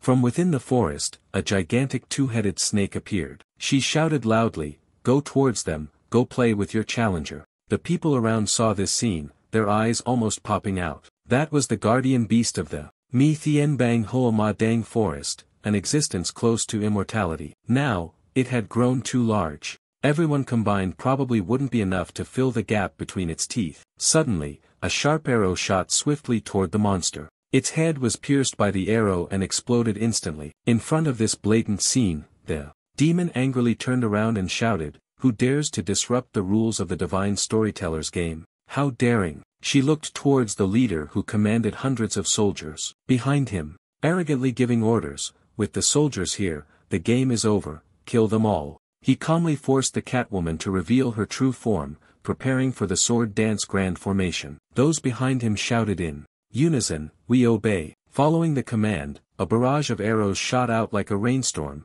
soaring through the vast blue sky. They charged toward the group of people standing. They stood motionless, stunned as if struck by lightning at the scene before them. They screamed in chaos non-stop. That's the heavenly general of Granzhou, how did they appear here? It's over, it's over, it's over. Miao Yao angrily charged towards the man, using all her breath to shout loudly, this is not the place for you to cause interference. But the dense rain of arrows caused her to be captured, and they screamed in pain. No matter what happens out there. Yi Yang and his teammates were hiding behind a large tree. The seventh prince Zhao had laid out his strategy before the game began, having failed twice with his marriage proposals, so he resorted to more forceful tactics. He was determined to obtain Miao Yao, the old man by who angrily charged out. Lord Vong, surely you also know the truth behind the seventh prince's plan. No one can break it. You, as the gift the prince offered to Ren Huang on the occasion of his centennial birthday, should obediently accept death and stop running away. Upon seeing this situation, Zhao Zun sighed, this seventh prince has been more intelligent than others since childhood, cold-hearted, with the ambition of a wolf, looking down on all things. He has never suffered defeat, and in this battle, the outcome is already determined. Xiao Bai couldn't help but feel worried. Facing someone like this, we're done for. Yi Yang calmly sat and muttered an analysis. To enter the super god state, one must grant many people the immunity state. Currently, there are still 4 enhancement seeds for the useless trash you requested everyone to find. The 4 people with useless foundations, by who stood behind a few surviving individuals, speaking coldly, you are very lucky. Being able to live until now startled them, exclaiming, ah, he's planning to strike and kill us. Right now, he said, as a reward for you, I will help you on your journey. Suddenly, a strike landed, causing a loud explosion as the ground shattered, and fragments of rock flew into the air. The one who struck was faster than Bai Hu by a step, injuring him and catching him off guard. What is going on? A figure staggered to its feet. It was Du Yanxiao, with a large build and a body full of muscular strength. Besides you, there are others, Chao Yu, Xiatu, Juran Mu. Everyone around was astonished as they looked in that direction. The white tiger, flustered, stammered and asked, you are what? Kind of demons or monsters? Yi Yang calmly spoke,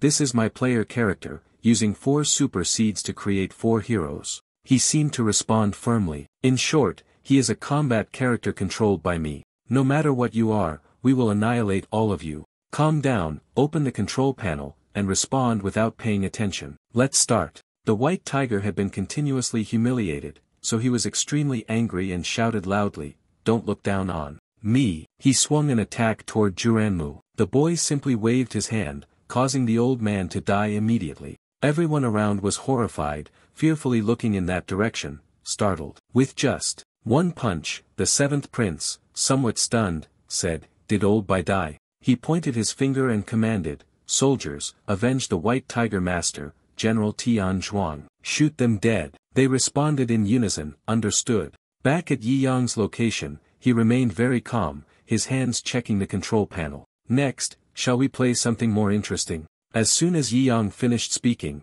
a series of arrows flew toward him from somewhere. He looked at his control panel and began to use it. The little one summoned infinite tentacles, with killing intent, filling the air around his face. The little one flashed a sinister smile and moved the tentacles behind his back. It immediately flew toward the small one, intending to attack the others. The demon seemed unable to believe that you could be this strong. "This human is more like a demon than we are." Ling Xiang took out a cube and confidently declared, "Tian Zhangjun only needs me. It will be resurrected." As soon as the words were spoken, it immediately flew into the air, releasing a surge of magic. The girls stood at a distance, observing Tian Zhuangjuan, known as the Immortal Legion, which had once sacrificed hundreds of thousands of souls. As long as the commander did not die, the soldiers would continue to be reborn. The person standing beside her felt that it was truly terrifying. His body emanated an incredibly powerful magic. "I will have Tian Tuanjun devour all the beings in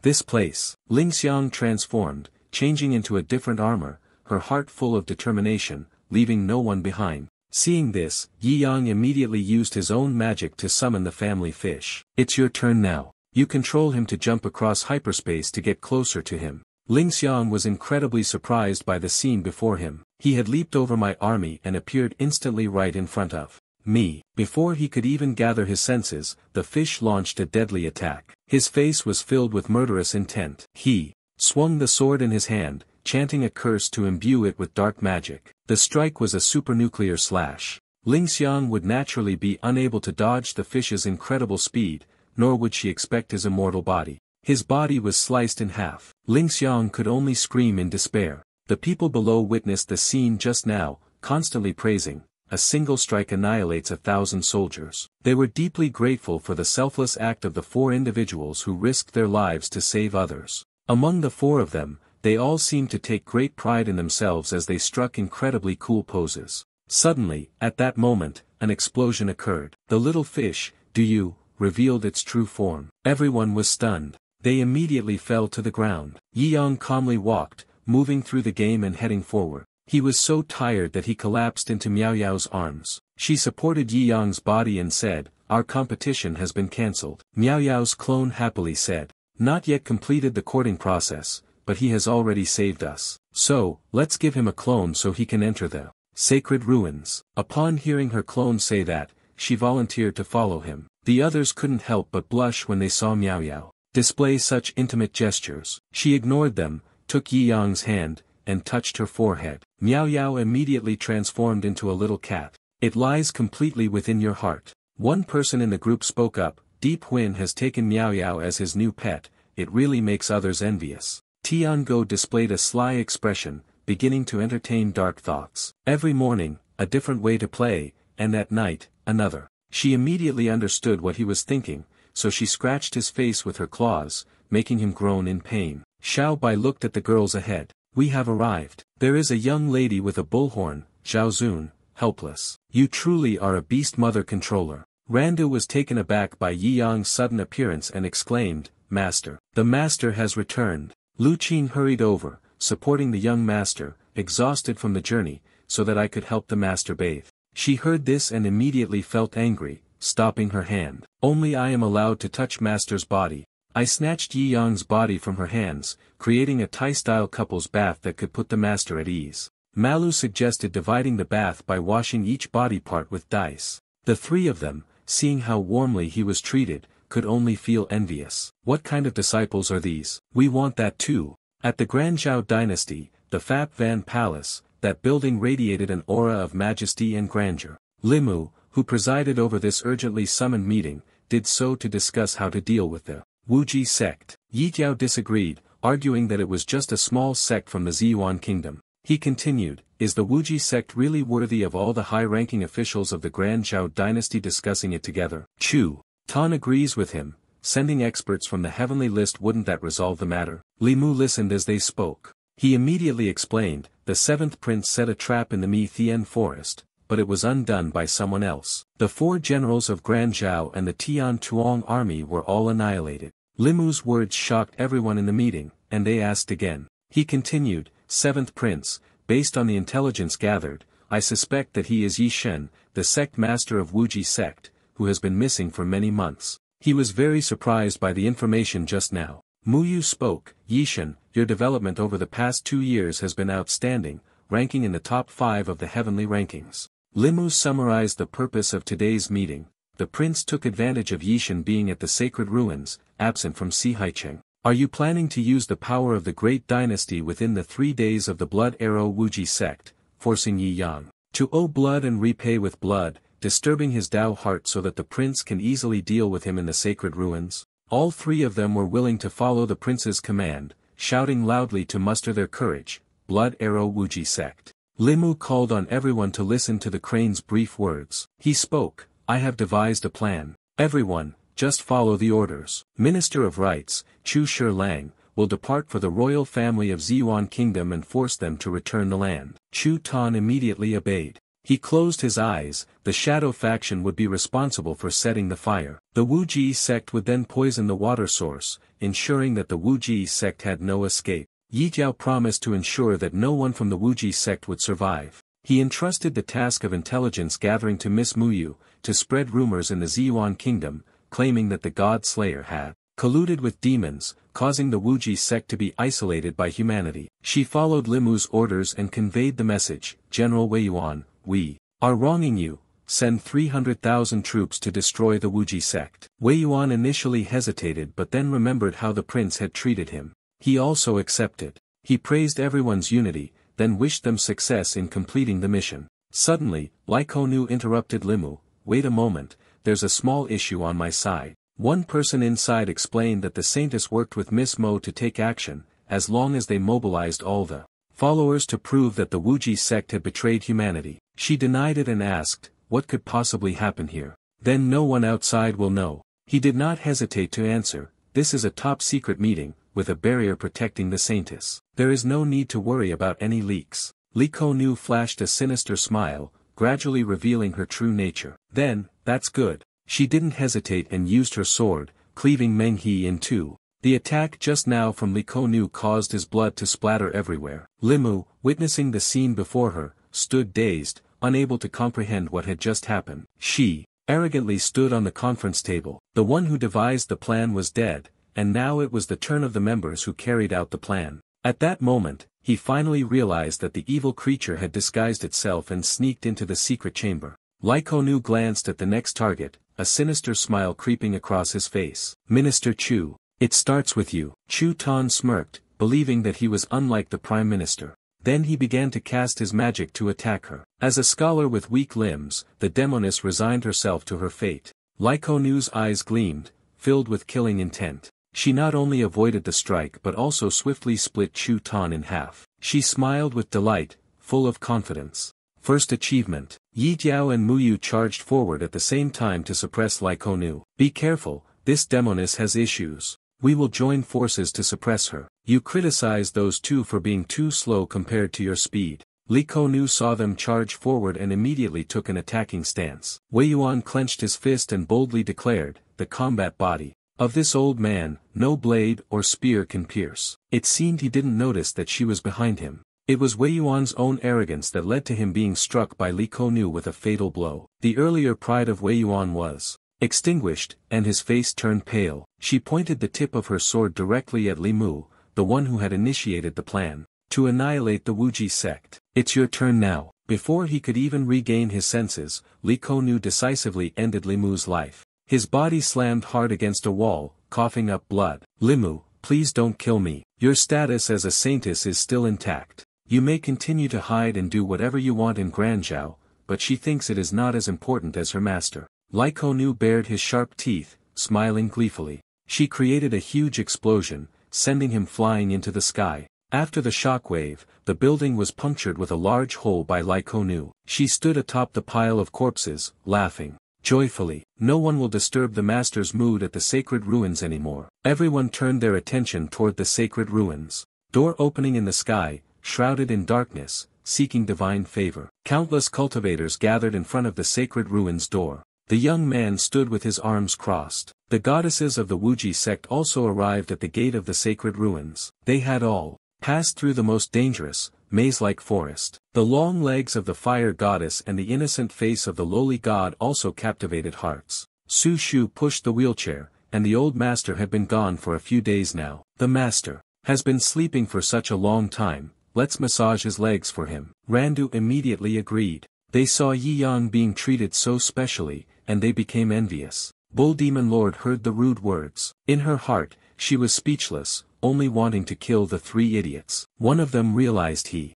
was asleep. The fat guy began to speculate nonsense. Surely it was because he had been weakened by the goddess' actions last night. The young man sighed, trying to suppress his anger. He muttered curses under his breath. Yi Yang, that good for nothing. The person said, this time, the check must be done personally. If he sleeps, he will be disqualified from the competition. He smugly added, I will kick him down. To make Miss to see me differently, that guy Mock also agrees. In the end, you can prove your own abilities. All eyes were focused in one direction. The loudspeaker announced, the ability test has begun. The young man clenched his fist, trying to exert all his strength, and charged rapidly in one direction. He used all the strength his body could muster and punched the wall with such force that flames ignited upon it. The attack stat of 76,000 began to appear. The young man let out a sigh of relief. The loudspeaker announced that his energy level had exceeded 5,000, and through his friends, who were standing behind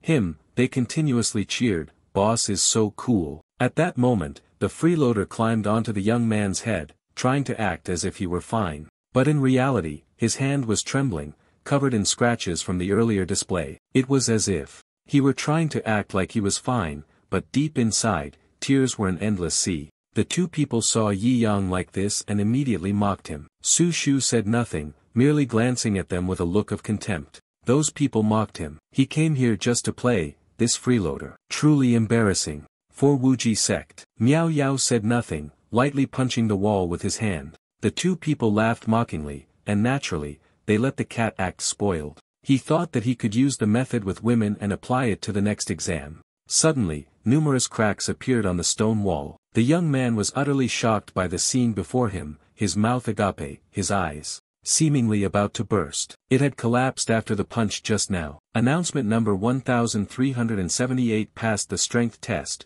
leaving everyone around in astonishment. He became enraged. A pet can fight for him too. This person not only relies on women but also on his pet. Testing speed requires a human body, and when testing to reach the goal, the pet cannot be used either. All the contestants focused on the starting line. As the loudspeaker announced, "Start," everyone else dashed off, leaving only Yi Yang still at the starting line. The young man was even more delighted when he saw that you weren't moving. By the time you wake up, I will have reached my destination. Miss Two, look at me. Miao Yao floated in the air, using her hand to push Yi Yang's wheelchair. In the blink of an eye, his wheelchair had passed those ahead. She tried to run faster than Yi Yang's speed, leaping over the finish line. Miao Yao gently stopped his wheelchair. System notification number 1738 passed the speed test. The other testers left the competition. He became even more enraged, both furious and crying. Damn it, I lost to a vegetable person again.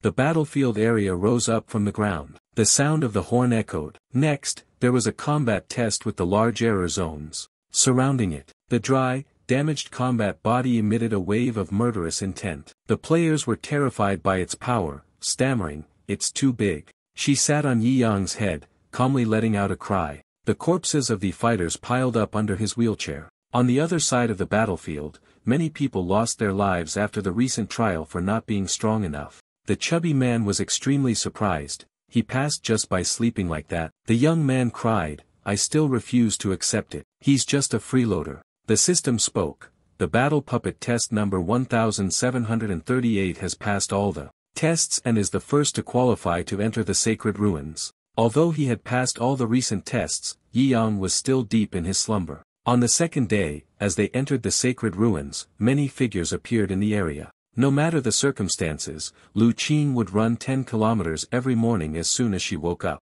Although her entire body trembled, Lu Qing still tried her best to complete 100 push-ups. She lay on the cliff, disregarding the life-threatening danger, and performed 100 sit-ups. Finally, Lu Qing diligently practiced 100 squats. Then, she found a large, crystal-clear waterfall, with no one around to bathe alone. After that, Lu Qing dealt with those who dared to eye her master. Perhaps she sensed that someone was secretly watching her. Bull Demon Lord stood at a distance, startled. Luckily, he hadn't been discovered outside the tent. A voice spoke up, Lu Qing is going out to train again, right? Yenru, what's wrong? The other girl replied. She didn't like the cat lying in the master's arms, so she angrily walked into Miao Yao. They fought, neither of them willing to back down. I took the opportunity to take Yi Yang away. You all are so busy, so I'll handle the morning massage for the master, which will surely make the other two angry. Suddenly, the loudspeaker rang out, all cultivators who have entered the sacred ruins, listen carefully. The first trial of the sacred ruins is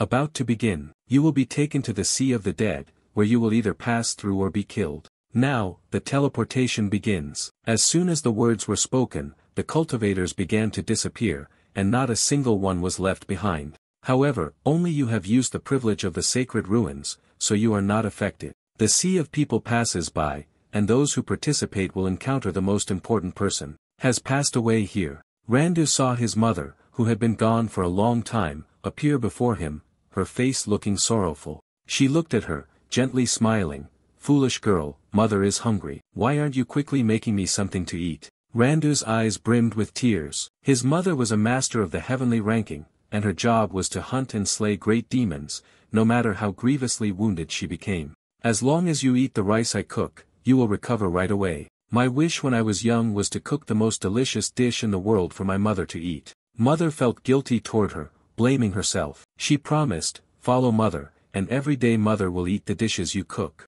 Never leave my side again. Randu's expression fell. No need, I'm very happy that I once cooked for mother. Now I've grown up. There is a person who always wants to cook for him for the rest of her life. Mother seems unhappy. It looks like you've been deceived by a bad man. I could only force you to go. She handed her 10 scrolls containing information about Yi Yang. Wait, this is his information. Mother, please look into him first. The mother opened it and read the words written on it. You possess the ancient sect that once stood at the top of the world, have a fondness for reading, are an upright person, but your flaw is being too attractive and not understanding the rules. After reading, she gradually vanished into the air. Randu stood there, watching his child, not choosing the wrong person, and not worrying about you. You will no longer be lonely like before. On the other side, Lu Qing had also defeated her opponent. She struck decisively. My comrade cannot be humiliated like this. After handling everything, Lu Qing teleported to a different location. Upon arriving, she saw that everyone was already fully dressed. You've all arrived already.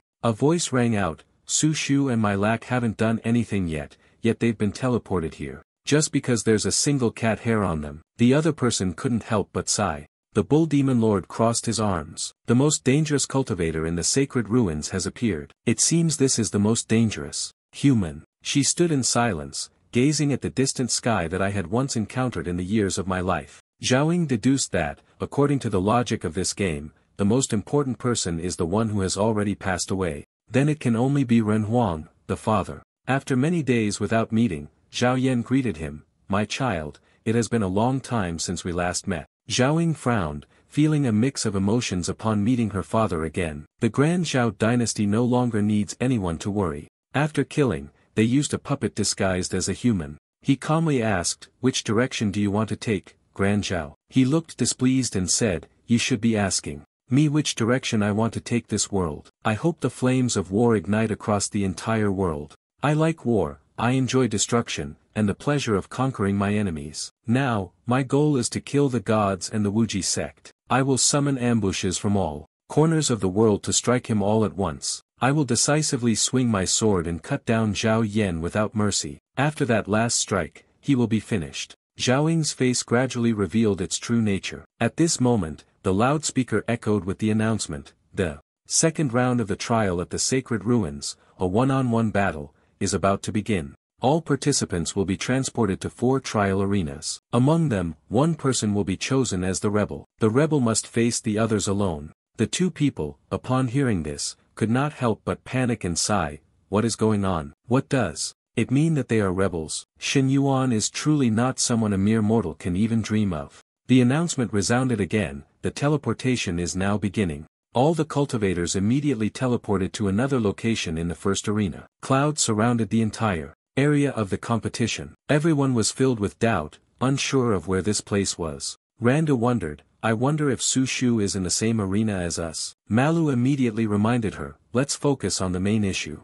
The young man wondered, who will be unlucky enough to be chosen as the rebel, hunted down and killed by everyone? The person standing beside him speculated, logically, it should be the strongest here, but it's not certain who will end up hunting whom. A surge of incredibly powerful magic suddenly appeared. The rebel descended. Randu and Malu were both utterly shocked by the scene before them. Su Shu's face was filled with murderous intent. Why can't I sense the presence of my master? Those 2 looked at her with disdain as soon as she appeared, clearly underestimating Su Shu's abilities. She immediately sensed the presence of those 2 people. Su Shu cast a spell towards the direction he was standing. One of his arms was severed after being hit by the attack, and he groaned, saying, she exudes powerful magic. A world without a master must be destroyed. The person immediately cursed at the bald man and shouted loudly, everyone, charge together and kill her. A group of people simultaneously charged toward Su Shu, but she quickly suppressed them all,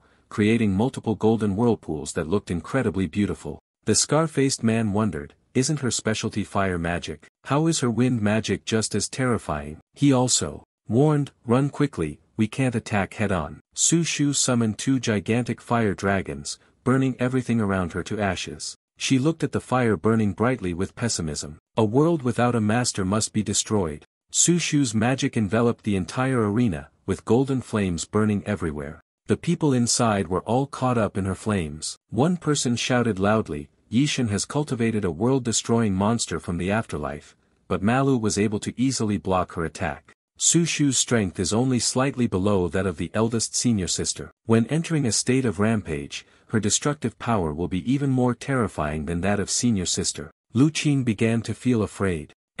We all have to die at Su Shu's hands. It's already chaotic. In the second arena, the cultivators there were also subjected to ruthless punishment by the heavenly execution. Everyone screamed, this is madness. Seeing the strength of his own power far surpassing that of the people around him, he grew even more pleased with himself. Killing all the cultivators, I enjoy it very much. One person among them shouted loudly, Tianlianshi is currently ranked 19th on the leaderboard, we cannot possibly resist. Zhao stood with his arms crossed. If you want to obtain divine blessings, you must pay the proper price. However, this one-on-one battle seemed to be about gaining something from the cultivator. Sensing his presence, he immediately hurled the scythe toward Zhao. But he still kept a cold expression. I'm not interested in playing these pointless games, so let's end it. As soon as the words were spoken, a group of people simultaneously attacked Tianlianshi, causing a huge explosion. After the matter was settled, the cultivators standing below expressed their gratitude while constantly praising Zhao. They thanked the prince for his kindness in stepping forward.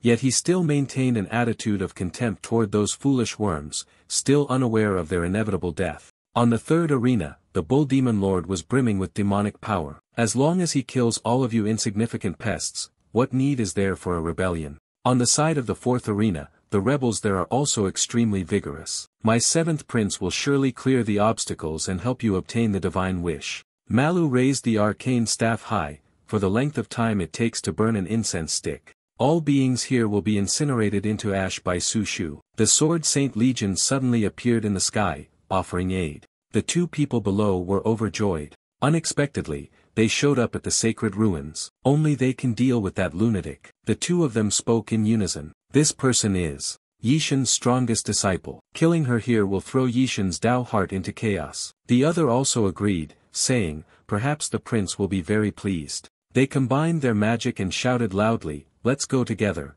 kill those people. They summoned a giant dragon using the same magic as hers, only with a different color. I looked at the group of people who could only manage that and felt a bit of contempt. Her eyes sparkled as she raised her hand, with sharp claws, to to cast a spell. The hellish hand of Su Shu swung mercilessly, chopping off its head without hesitation, driving it away decisively. They saw that their magic was ineffective, so they shouted to change the formation. The second move unexpectedly, she was able to force us into using our ultimate technique. Everyone prepared, but before the Holy Sword sect could use their magic, she had already flown behind them. It was too late, and their faces turned pale. Su Shu quickly created a massive fireball, swallowing them into a hell of intense heat. A huge explosion occurred right on the battlefield, almost everything shattered into pieces. The earth and rocks of the floating island were flying in all directions, accompanied by smoke from the explosion. Bull Demon Lord flew high above, witnessing everything that had just occurred.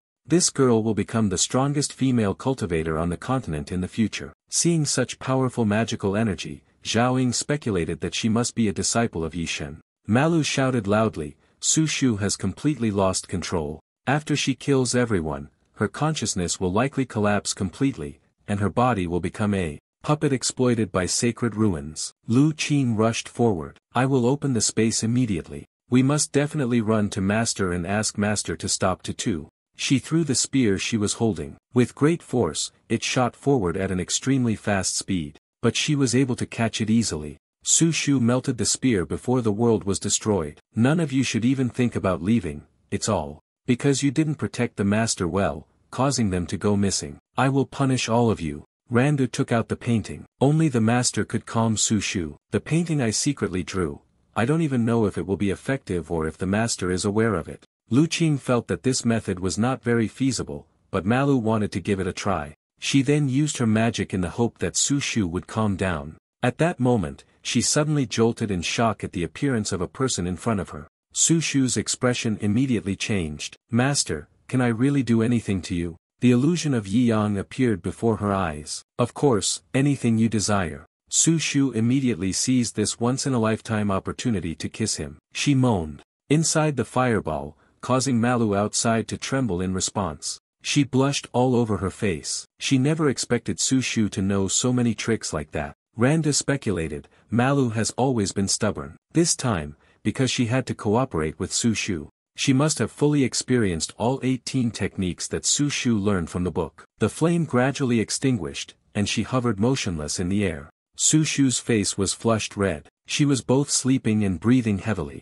A person below questioned, it's over, but the goddess still has a joyful expression on her face. The loudspeaker announced, Arena number 4, the rebel wins. Arena number 3, the rebel wins. Arena number 2, the rebel is dead. Arena number 1, the rebels and participants both survived, the trial was not completed. Begin killing all members. The atmosphere around them suddenly changed. A group of people holding scythes appeared in the sky. The people below were in a state of extreme panic at their presence. Too many death gods. Randa panicked. Now I've gotten myself into big trouble. Let's run quickly. Malu replied. This is the rule of the sacred ruins, we cannot escape. The death gods began charging toward the place where Su Shu was lying. This is the rule of the sacred ruins, we have no place to escape. At arena number 2, Bai Fei grumbled at Yi Yang's female disciples, this is such a hassle. She immediately teleported to arena number 1 to help them. Bai Fei took off her cloak and glared at the enemy. Her magical power swiftly defeated the group of death gods in front of her.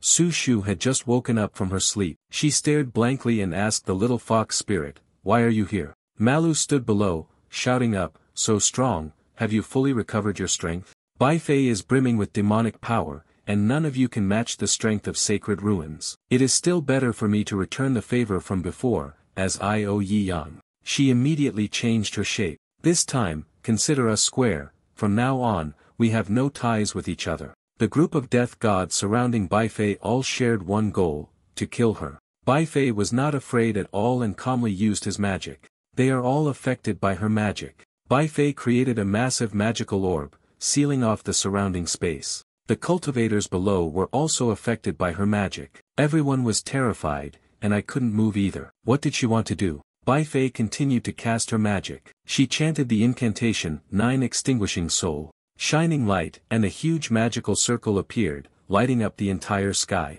A young man below suddenly remembered that she was the 9-tailed fox queen Bai Fei. Every time she appeared, she caused the destruction of a nation. The man beside him was confused, she had disappeared for many years. How could she appear here? She carried Su Shu over and instructed everyone, "You all quickly leave here, I have already opened the barrier." Lu Qing wondered, "The punishment has ended, why are you telling us to leave?" Malu explained, "She destroyed the sacred ruin spell, and those who destroy will not be forgiven." Bai Fei criticized the two for being talkative, then snapped his fingers. The three of them immediately disappeared from the battlefield, teleporting to another location in front of the astonished onlookers. One person among them asked a question. "She doesn't want to have a divine covenant, so why is she opposing the sacred ruins for our sake?" The other person speculated that she might be concerned about the safety of her master, not caring at all about the divine covenant. Clouds filled with lightning appeared in the sky, gathering and descending toward the ground. Bai Fei, far from being afraid, stood tall and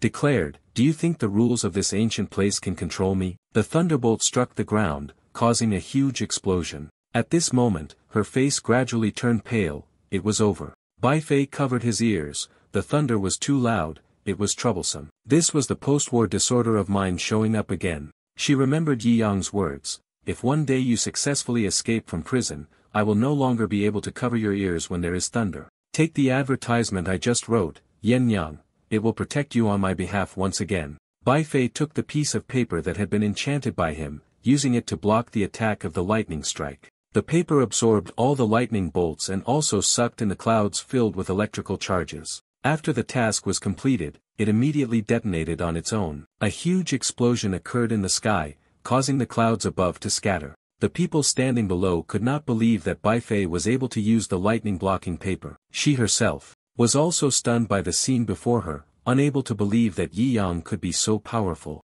In the dissipating cloud, a strange blue light suddenly appeared. The judge's door stood in confusion. The order and rules were disrupted by a piece of paper. Why has a powerhouse, stronger than we could have ever imagined, appeared this time? Xiongquan stood with his arms crossed, his opponent in disarray. One can only use divine punishment to destroy the spiritual leopard standing opposite. When spoken, divine punishment will not cause space to collapse, as long as it does not affect the soul of the main deity. She gritted her teeth. The fox killed Ling Di, disrupting the order of the laws. This is a challenge to the supreme authority of the sacred ruins. Wei Ma sneered, the lynx is hindering the divine punishment. Is it time for it to go into heat and mate with humans? She immediately refused, and with that, she took advantage and pushed forward. Then, she activated the divine punishment and eliminated all participants. The deadly killing intent surged. Could the one destined for the demon horse be the seventh prince? The seventh prince is the strongest.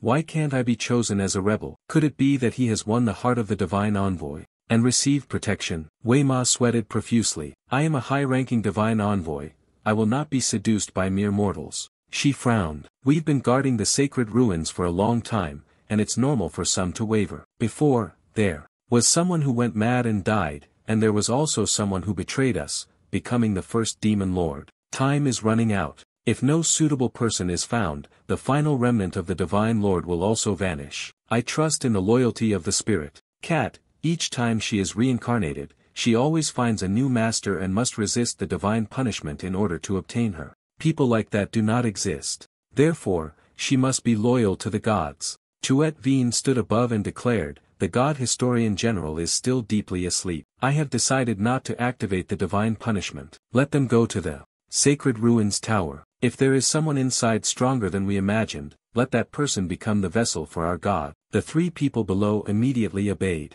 At sacred ruins, the ancient path leads to the final trial location in the sacred ruins tower. A group of people was moving toward the divine tower, reminding each other, hurry and get there first to obtain the divine blessing. One person in the group laughed and said, there are no rules on this path of cultivation, why don't we eliminate some of the competitors? They only had time to say that before a sharp sword strike cut through their bodies. A demon general swiped past the crowd, shouting loudly, whoever blocks the way, kill their comrades. Reprimanding, you're killing again. The prince told us to restrain ourselves, so I only severed the tendons and gouged the eyes of those who obstructed the path. It's both merciful and satisfying. The other one spoke again, I want to find someone from the Wuji sect to play with, to satisfy myself a little. The remaining demon intervened. That's not allowed. The prince instructed our demon-slaying unit to head to the sacred ruins tower first. The prince will handle the Wuji sect people himself. They quickly flew together toward the divine tower.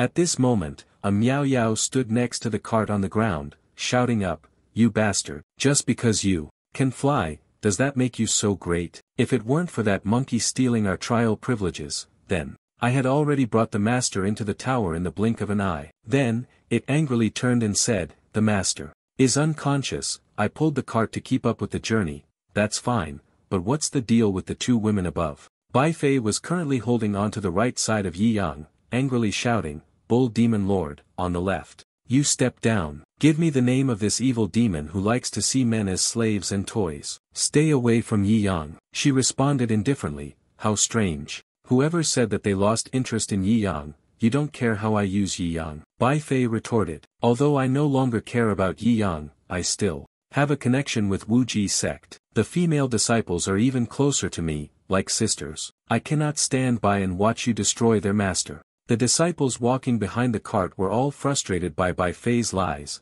as well as her discrimination against them. The Bull Demon Lord spoke, "The disciples all regard you as their sister and see me as their master mother. They already have a close relationship with Sect Master Yi. During the days you were away from us, they became entangled, played around, and indulged in forbidden games together." Bai Fei casually responded, "Wu Ji sect forbids gambling, so your forbidden game is playing cards, right? Back then, when I followed Yi Yang, we did things that could only be called breakthroughs in the boundaries of ethics, hugging and sleeping together in the demon prison, singing music day and night. Don't know what heaven and earth are." Randu heard this and became enraged. "Little fox, I knew you were seducing master, you shameless wench." The Bull Demon Lord was confused. It was all in the past now. Now Sect Master Yi has been enchanted by me to the point of life and death. A small explosion erupted on the cart. Bai Fei transformed into the shape of a giant fox, holding Yi Yang in his arms, and said, "Rely on you. The one who is infatuated with him can only be me. My waist, my skills, there's nothing that a short, lowly man like you can compare to." Bull Demon Lord argued, riding on her sister, looking cute. "How could that be wrong? I'm more voluptuous, no man could refuse me." Their argument stirred those around them. They all wore puzzled expressions and looked in that direction. A person spat blood from his nose and said, "Both of you are beauties who could make the king fall for you. How did this plant person get so lucky?" Randu could no longer bear it, holding the hoe and charging forward, shouting loudly, "Let go of my master now." Su Shu immediately rushed to the cart, saying, "As the rightful wife of my master, I can give you my love, but my body must be preserved." This left Randu confused, asking, "What are you doing here?" Malu also participated. "We all ascended to the Libra constellation. I feel that master's body belongs to everyone." All of Yi Yang's disciples simultaneously got on the bus, causing Miao Yu to become uncontrollably furious. She erupted like a volcano. "These women, they've all gotten on the bus. Have you considered Miao Yao's feelings?" He kicked with his foot, sending the entire cart flying through the air. Everyone on it was thrown off. Everyone around thought that having such a large harem was indeed troublesome. That night, the moonlight shone brightly over the vast forest, illuminating a white tent that lay peacefully within it. Bai Fei sat next to Yi Yang and said, "All right, now everyone is asleep. I can talk with you. Do you know why I came to the sacred ruins? It is because, on many stormy nights, when I was too scared to fall asleep but too afraid to actually sleep, you promised me that you wouldn't leave, and that when I fall asleep, you would always stay by my side. So, when you fall asleep, I will come to stay by your side, you fool. In short, after I return the favor to you on this trip to the sacred ruins, we truly won't have any relationship with each other anymore." At the sacred ruins tower, where the spatial door stretches wide as if reaching toward the blue sky, the Wuji sect was now standing before the gate. Su Shu spoke at this moment, "The tower is about to be opened. Why did those two demonesses suddenly disappear?" Ouyang Lei said irritably. "It's better that they disappeared." At this moment, amidst the dense pile of bones, two figures were conversing with each other. One person spoke up and asked, "Hurry up and speak. What exactly do you want to do when you return to the divine tower?" The other person then replied, "Of course, I am leading the way for Sect Master Yi, but you are quite strange, you have a grudge against the divine race." Bull Demon Lord crossed his arms and said, "Be careful, human. Things are not as simple as you think." The human frowned slightly upon hearing this but still kept his composure. "I am ready for any challenge." Bull Demon Lord smirked, his eyes flashing with disdain. "Oh, really? Well, let's see. But don't say I didn't warn you." The human looked straight into his eyes, determined. I will have no regrets, no matter what price I have to pay. Are you sure you won't accept the divine will? Could it be that you really like Yi Yang? Bai Fei snorted. How ridiculous. I, the ruler of the nine-tailed fox, would ever like such a mere mortal? The Bull Demon Lord smiled. That's right, humans are merely toys, tools that help us enjoy ourselves. That's the way it should be.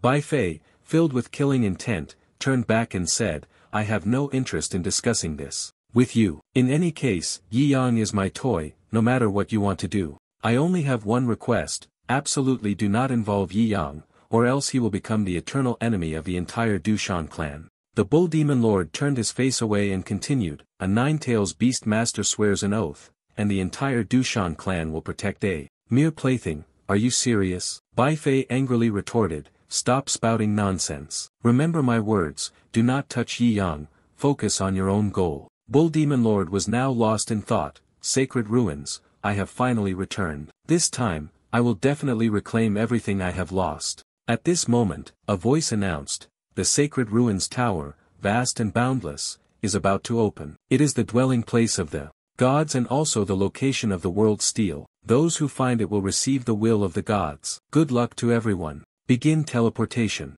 As soon as the announcement ended, everyone was teleported away, moving to a strange space. Each person held a blue lantern in their hand. Lu Qing was standing alone at that moment, wondering where the others were. Immediately after, an announcement sounded, welcome to the land of buried bones. After the god was cursed, the god's remains turned into a monument. The world exists eternally, but the remnants of the curse have not yet fully dissipated. It is scattered everywhere, a world of nightmares. In the world of nightmares, the lamp in everyone's hand must never be extinguished. Without the protection of the spiritual lamp, you will quickly be cursed by the beings in the darkness, devoured by bloodthirst. The man with the head of a human then said, let me give it a try. He then unleashed a burst of power, causing the lamps of those standing nearby to flicker out. They panicked and shouted loudly, I see it, I see the monster. A blood-red color enveloped the surrounding space. The sound of desperate cries echoed repeatedly. The notification immediately reminded, protect the spirit lantern in your hands well, for it is the greatest protection for your survival. If you want to find the stone tablet of the world, then make your light shine brighter. Only when you extinguish the light of others can your own shine brighter, allowing you to find the stone tablet of the world. Wish you all good luck. At that moment, a figure appeared within Lu Qing's sight, smiling mischievously. They are the undead disciples of the four great villains, discussing the matter of killing someone to obtain divine wishes. Lu Qing quickly moved at this moment. I must find my master quickly. That cat may not be of any help. Suddenly, the four infamous disciples of the sect slowly approached, surrounding her, intending to attack and extinguish the lantern in her hand. She was gloomy, her face darkened, and she only spoke one word, scram. One of the men in the group laughed nastily. Move aside. But I have to play with my brothers for a bit first. No one here will protect your little wife. Before he could finish his sentence, the whip in Lu Qing's hand struck sharply into his head. She remained indifferent. I said, get lost. This enraged the others. They all charged forward together, wanting to kill her. Lu Qing glanced at them without saying a word. Her powerful spear, full of majesty, swiftly pierced through their bodies. At that moment, she also noticed that the lamp in her hand was glowing brighter. The people who witnessed it there were all astonished by Lu Qing's power. At this moment, a muscular man appeared and said, little girl, your ruthless heart is quite similar to the demeanor of this old man. Everyone then realized that he was the blood-hand human figure, a notorious killer of experts on the heavenly ranking, and they all believed that Lu Qing would meet a tragic end. The blood-handed man continued to boast, I have killed many experts on the heaven ranking. You should kneel and become my disciple. Agree, and I will kill everyone here with you. Refuse, and I will kill you. Just as he finished speaking, he was indeed wounded. Lu Qing's weapon pierced through him. She coldly said, I told you to get lost. The people around her, seeing how easily she killed the item on the Fu Tian list, also realized that she was a disciple of Yishen. The world called her the goddess of mercy. Lu Qing didn't mind, she just wanted to hurry and find her master. Yi Yang was still peacefully sleeping in the chair at that moment, quietly mumbling about Yen Yang while being pushed into a corner. Yi Yang dreamed of her body, feeling shy and blushing. In the dark night of the Divine Tower's space, a voice rang out, how tragic, I still haven't found an ordinary man to marry, and now I've died. The devil said, we only have one lamp left.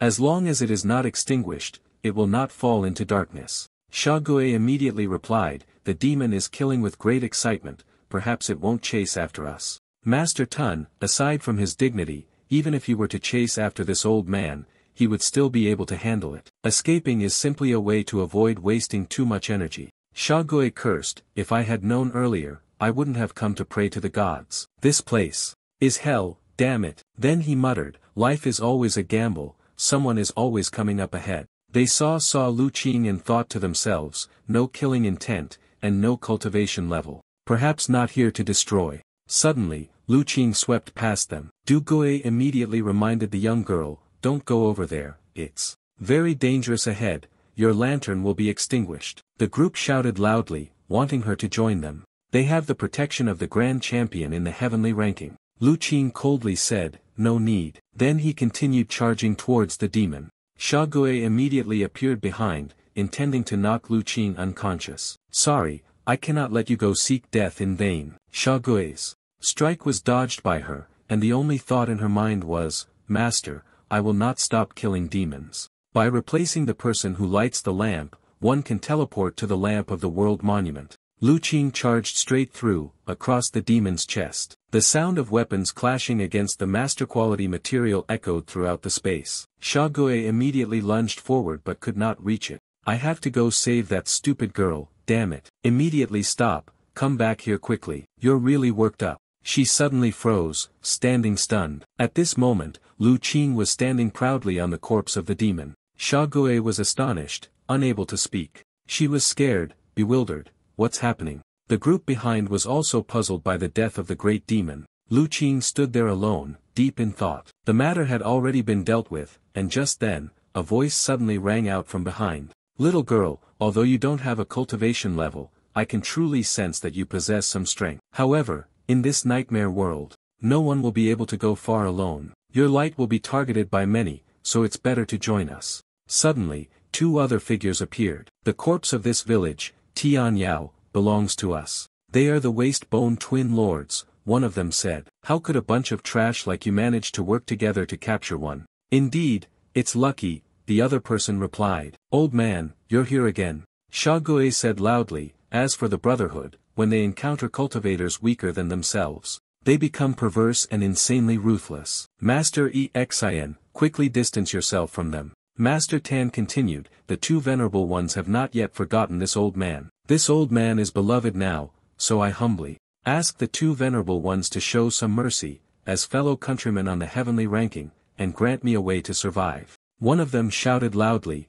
impertinent. Even the heaven ranking is shattered. Lu Siyu, behind this old dog, also dares to stand and speak to our brothers. Kneel before me. Then, with forceful pressure, he made them all kneel down. I am not someone who has no feelings for the past. Let it be, so that you die a little slower than the other hunted creatures. On one side, you endure the methods of tendon extraction and bone dislocation from my brothers, while on the other, you continue to struggle, suffering from blood loss. Whoever can catch me, consider it my defeat. Suddenly, he was impaled through the throat by a red spear. Both were killed by the spear tree. The lanterns in their hands also fell. Lu Qing Lan Lung, Nain Hang Dap, the land after killing them. The two men screamed in agony, their throats clogged with blood. The lights of their lamps simultaneously flickered out. The energy from them flowed into the lamp in Lu Qing's hand, transforming it into a brilliant, glowing orange. She said coldly, sorry, I cannot accompany you. The Grand Master of the sect immediately knelt down. Benefactor, please wait. In the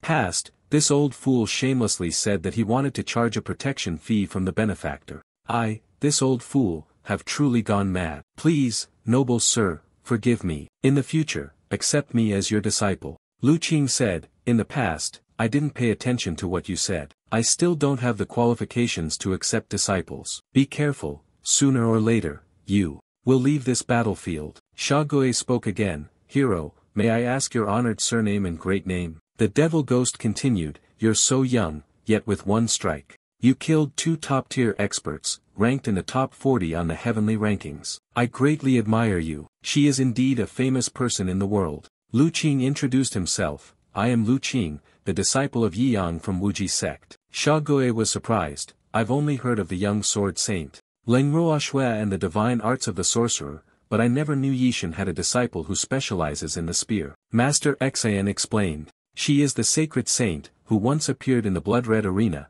and then never roamed the martial world again. I truly did not expect her to be this terrifying. Shaogue immediately thought, perhaps every disciple of Yishan is capable of standing at the pinnacle of the great Tao. I can be considered a lucky person, as I have once held Yishan and slept. At this moment, I have no idea where Yishan might be. At this moment, on one side, Miao Yao lay in Yishan's arms, having set up a series of lanterns to lure more players. The Shaogue group continued moving forward. The person beside Shaogue asked loudly, how much longer until we reach the teleportation point? I don't want to stay in this damned place for another second. She immediately replied, only heaven knows. As long as I can survive and leave this place, if I see any ordinary man, I will marry him immediately. Devil, smirking coldly, damn it, I will definitely be rejected. If he accepts the divine talisman, I will marry you. Master Dao then announced, ahead, there is a demonic head with extremely violent killing intent,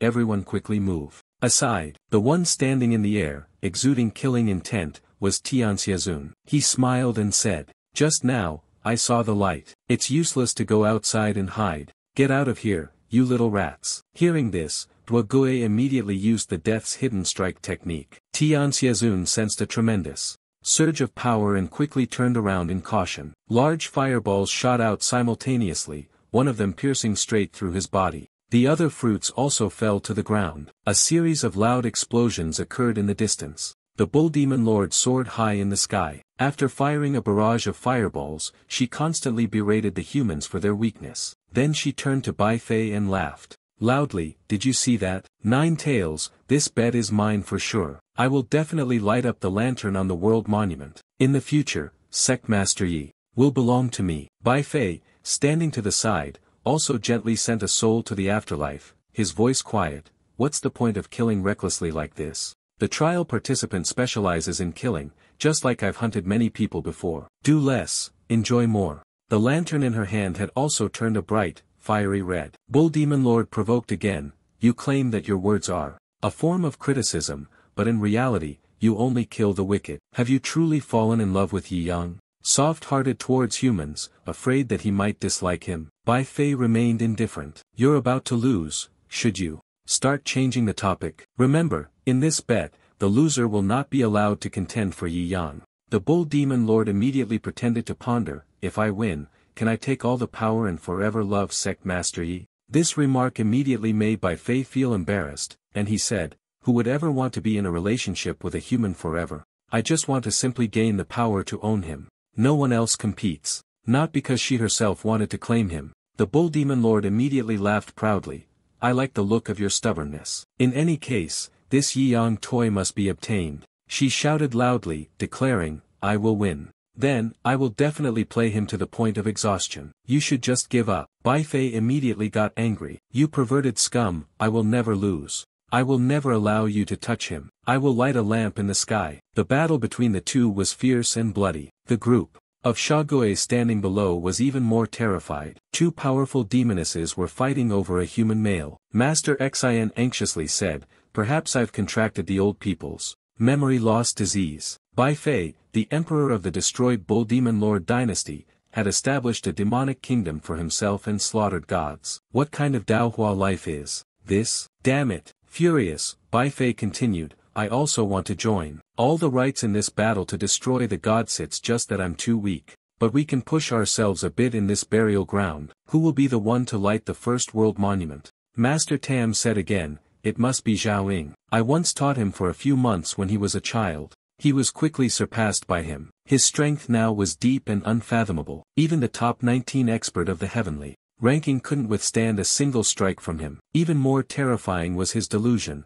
War was the calamity of the world. One person in the group immediately responded, don't tell me he's only relying on the soldier regiment and the demon sword sect's perverse use of demonic drugs to refine it. His is enough to kill all the trial participants. Each one of them is terrifying. Our country was also destroyed by a female demon sword master. Shaogue anxiously said, I just hope we don't encounter those perverts. After all, I don't want to die before getting married. On the other side, the Demon Sword sect had surrounded the people of Wuji sect. They casually said, "Now, the Demon Sword sect will officially declare war on the Wuji sect." The Demon Sword sect and Wuji sect were once the number one in the world, now returning to the peak, but first, only a Wuji sect has appeared, a god-slaying that our Demon Sword sect willingly serves.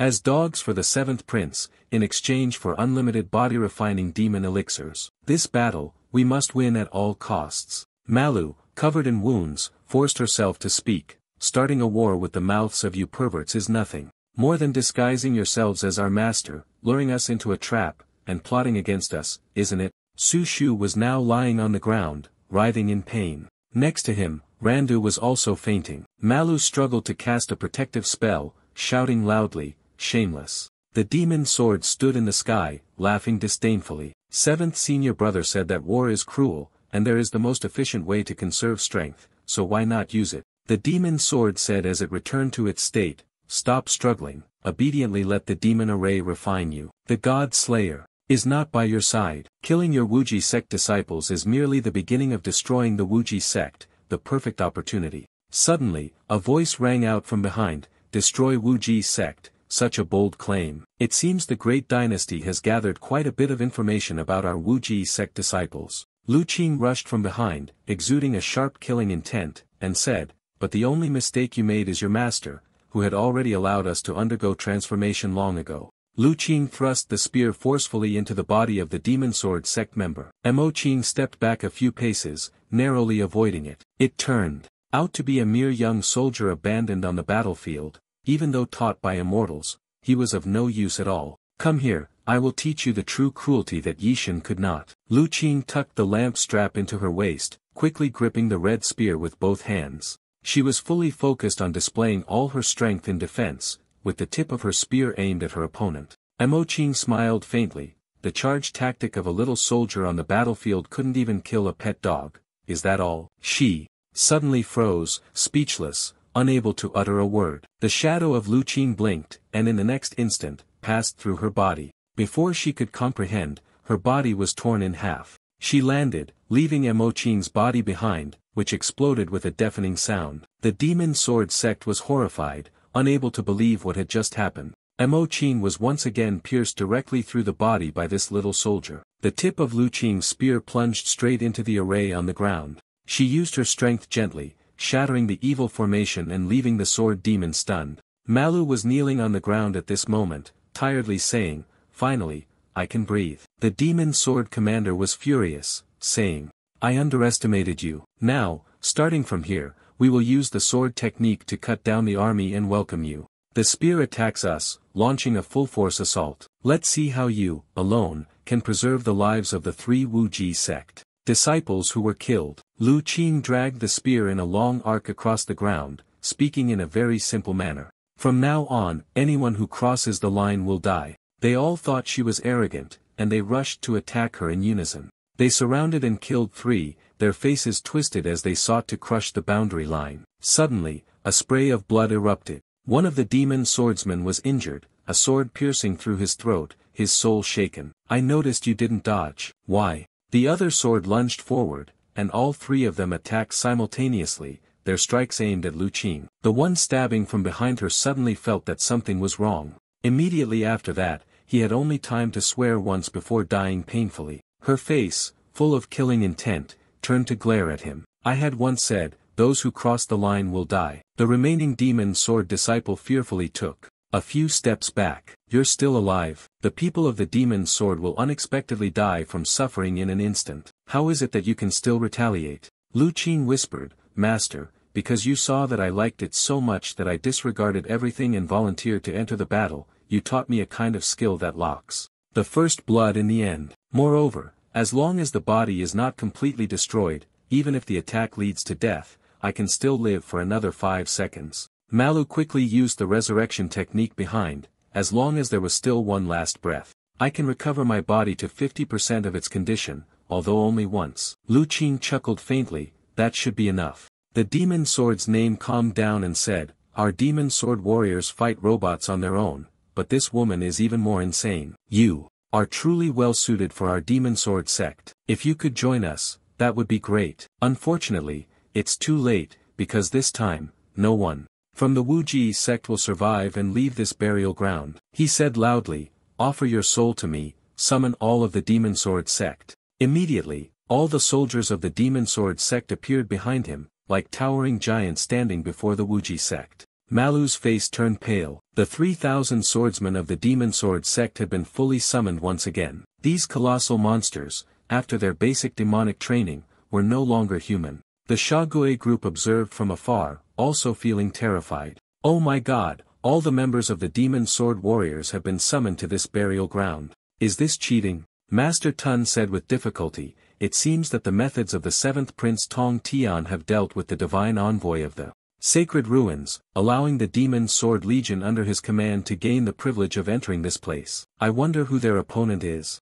This is a disaster beyond measure. The commander immediately issued the order to kill all the disciples of the Wuji sect. The soldiers of the Demon Sword flew up in unison, shouting, destroy Wuji sect. Lu Qing suddenly recalled, except for fighting, know nothing. My life belongs to my master. The Wuji sect is the only place to take refuge that my master came to in this world. For me, wherever my master is, that is home. Protecting the Wuji sect is protecting home. Therefore, all I know is to fight, and I will not hesitate at any cost to protect it. She gathered all her strength and added, anyone who tries to cross the line now will die. Lu Qing shouted loudly, Malu, give me all your strength this time. Malu responded, no problem. Use everything master has taught us and fight for the Wuji sect. Two people marched side by side, their power erupting fiercely. That power transformed into Lu Qing's ultimate killing move, the infinite spear killing formation. A series of blood-red spears rose from the ground,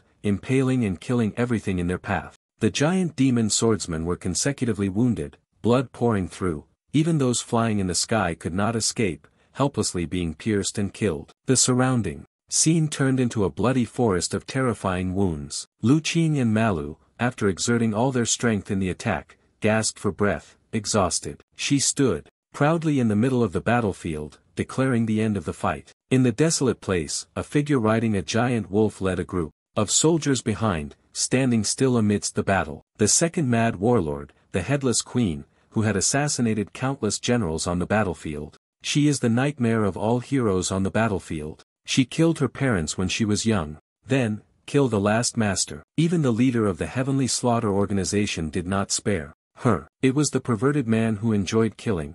Zhao wanted her to deal with whom? At that moment, she was sitting on the rooftop, laughing loudly. It has been thoroughly investigated. Vice Minister Fo Duk Kwok is the largest financial source of the Wuji sect. Saint Wuchen, the Black Dragon Gang, the 8 princesses, and the foreign forces infiltrating the great dynasty are all nurtured by you. Then, let's sever this golden artery of yours. She sat on the Fo family treasure of the Wuji sect and spoke like that. On the other side, in the 4 great wars of madmen, the most terrifying figures were the military god of lost control, Chao Shan, and the world's #1 fist god, Baitinga. Chao Shan, the drunken demon and violent lunatic, was the military god of the great Shao Empire, a being whose single punch could destroy thousands of soldiers and horses. The one ranked 8th in the leaderboard, like him, was also a pawn of Zhao Ying. At this moment, he stood on his own throne, murmuring, unrivaled, forever accompanied by solitude. At the Grand Zhao Imperial Palace,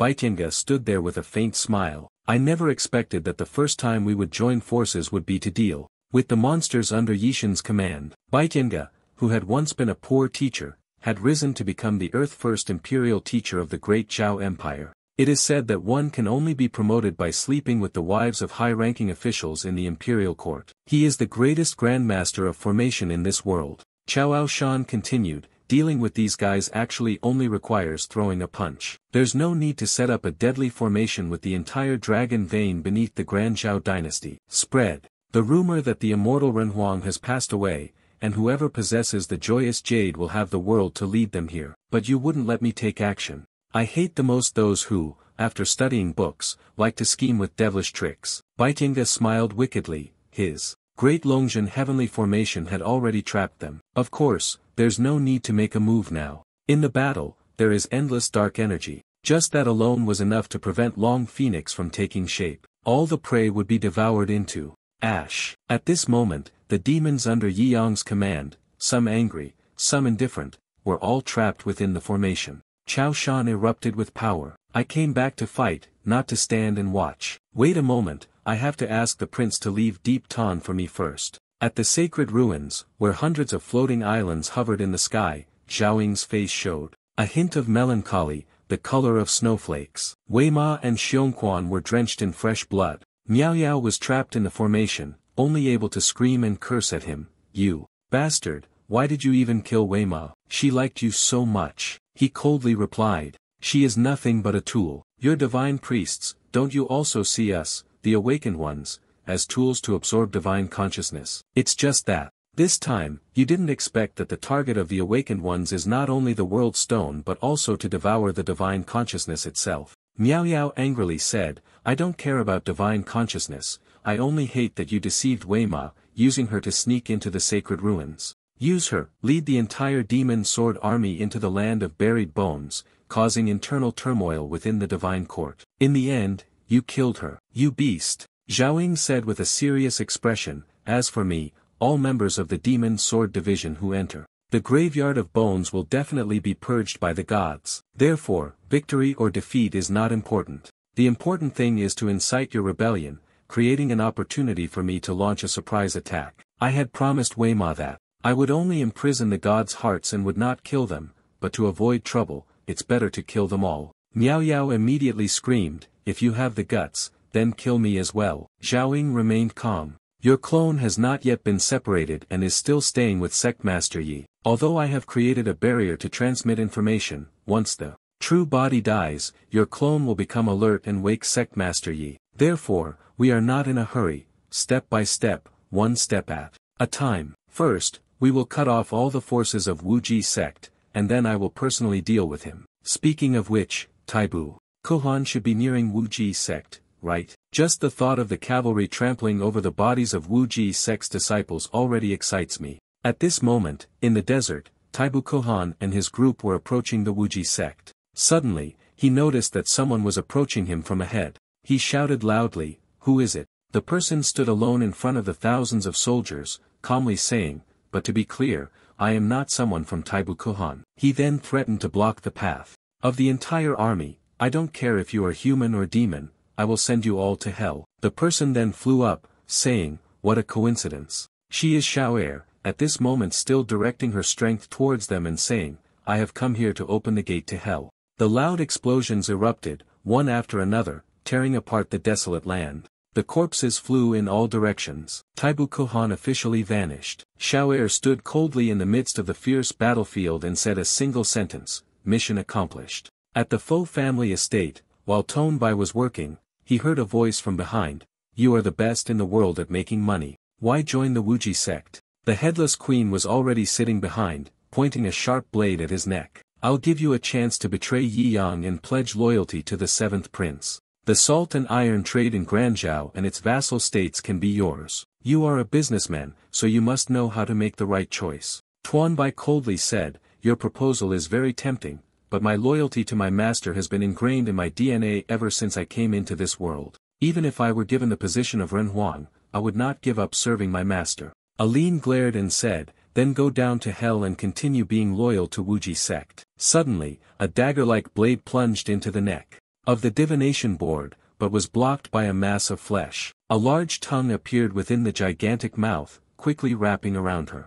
The headless queen, terrified, struggled and signaled to her people behind her. Not good. You all quickly run away, it's a trap. Everyone, head straight toward the wide-open jaws, trying to escape outside. But the monster's mouth had closed, leaving behind the pitiful cries of those trapped. The group coughed lightly. Every time Xiao Yi drank blood, he would let out a fart. I had to stay a little farther away. At the demon underworld prison, a report echoed, both Xiao Yi and Xiao'er have completed their missions. Lai Konu was discussing with Emoli in the prison, but their plans were foiled because Renhuang Zhaoyan had suffered a fatal stroke and fallen into a trap while fighting for the imperial seal. Emoli calmly replied, it turns out that no matter what kind of trap it is, they will destroy it. But Baitinga, this human, is a bit special. He used the long vein of Granzhou as his eyes, setting up the Black Dragon Immortal formation to harness the national fortune of Granzhou to annihilate them. Lai Konu, assessed that Grand Zhao employed the most ruthless methods,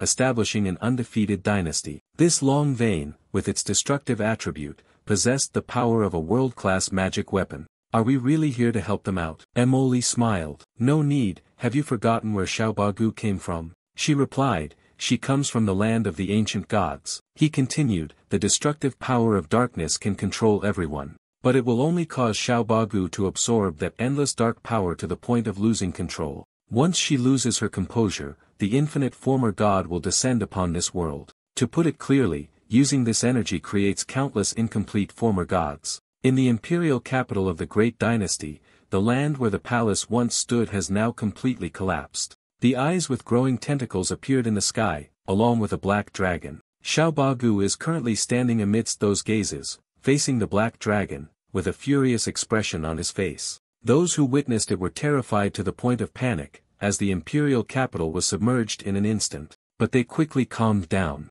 Believe that the ancestral dragon vein is also the invincible national fortune of the great dynasty, which will suppress the monsters in the sky. Chao Shan stood with his arms crossed, sighing as he said, you are using the long vein's national fortune to suppress these weaklings. I no longer have a chance to make a move. Baitinga, upon hearing this, also chuckled wryly. This little octopus girl is quite strange. In such a trapped situation, she is still able to summon so many monsters. Chao Shan continued, so what? For the Long Kingdom's fortune, it's just one strike, soul scattering. The overall situation is already set. Suddenly, something from Baitinga shot through the air. The white tentacle instantly struck, causing Baitinga to disappear without a trace. Chao Shan stood beside, witnessing the scene, still unable to regain his composure, frozen in place, staring blankly at Xiaobo. Xiaobo laughed loudly for a long time, his hair spreading out into the surrounding space. Her burst of power made Yi Yang's subordinates, who were with her, hastily flee.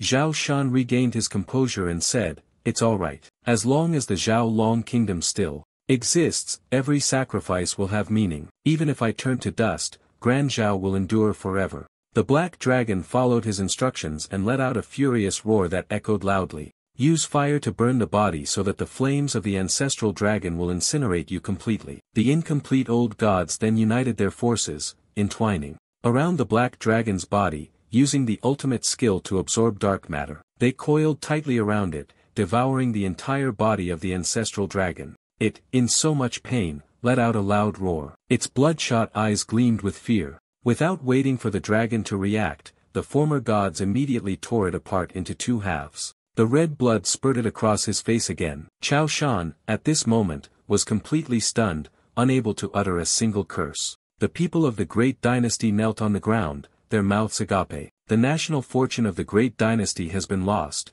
What are we going to do now? Only annihilation awaits. Chao Shan was completely enraged. He poured all his life force into saying, destroying the Long Kingdom's grand dynasty, even if I die, I will drag your little demoness down with me. His power erupted, radiating in all directions, but it failed to cause any damage. A massive ancient god opened its mouth and charged forward, causing Chao Shan to instinctively freeze. It gently bit him once, sending him to the other side. The great army knelt on the ground, completely silent. The ruler and his subjects were gone, just one strike. Xiaobagu, at this moment, shouted loudly, the sound echoing throughout the space. Baichuran stood on the edge of the abyss, assessing the situation. Something was not quite right. Quickly stop Xiaobagu, or else when the master returns, they will discover that the grand court has vanished and will definitely deal with us. They all pretended to know nothing at that moment. In unison, they agreed, letting everything pass,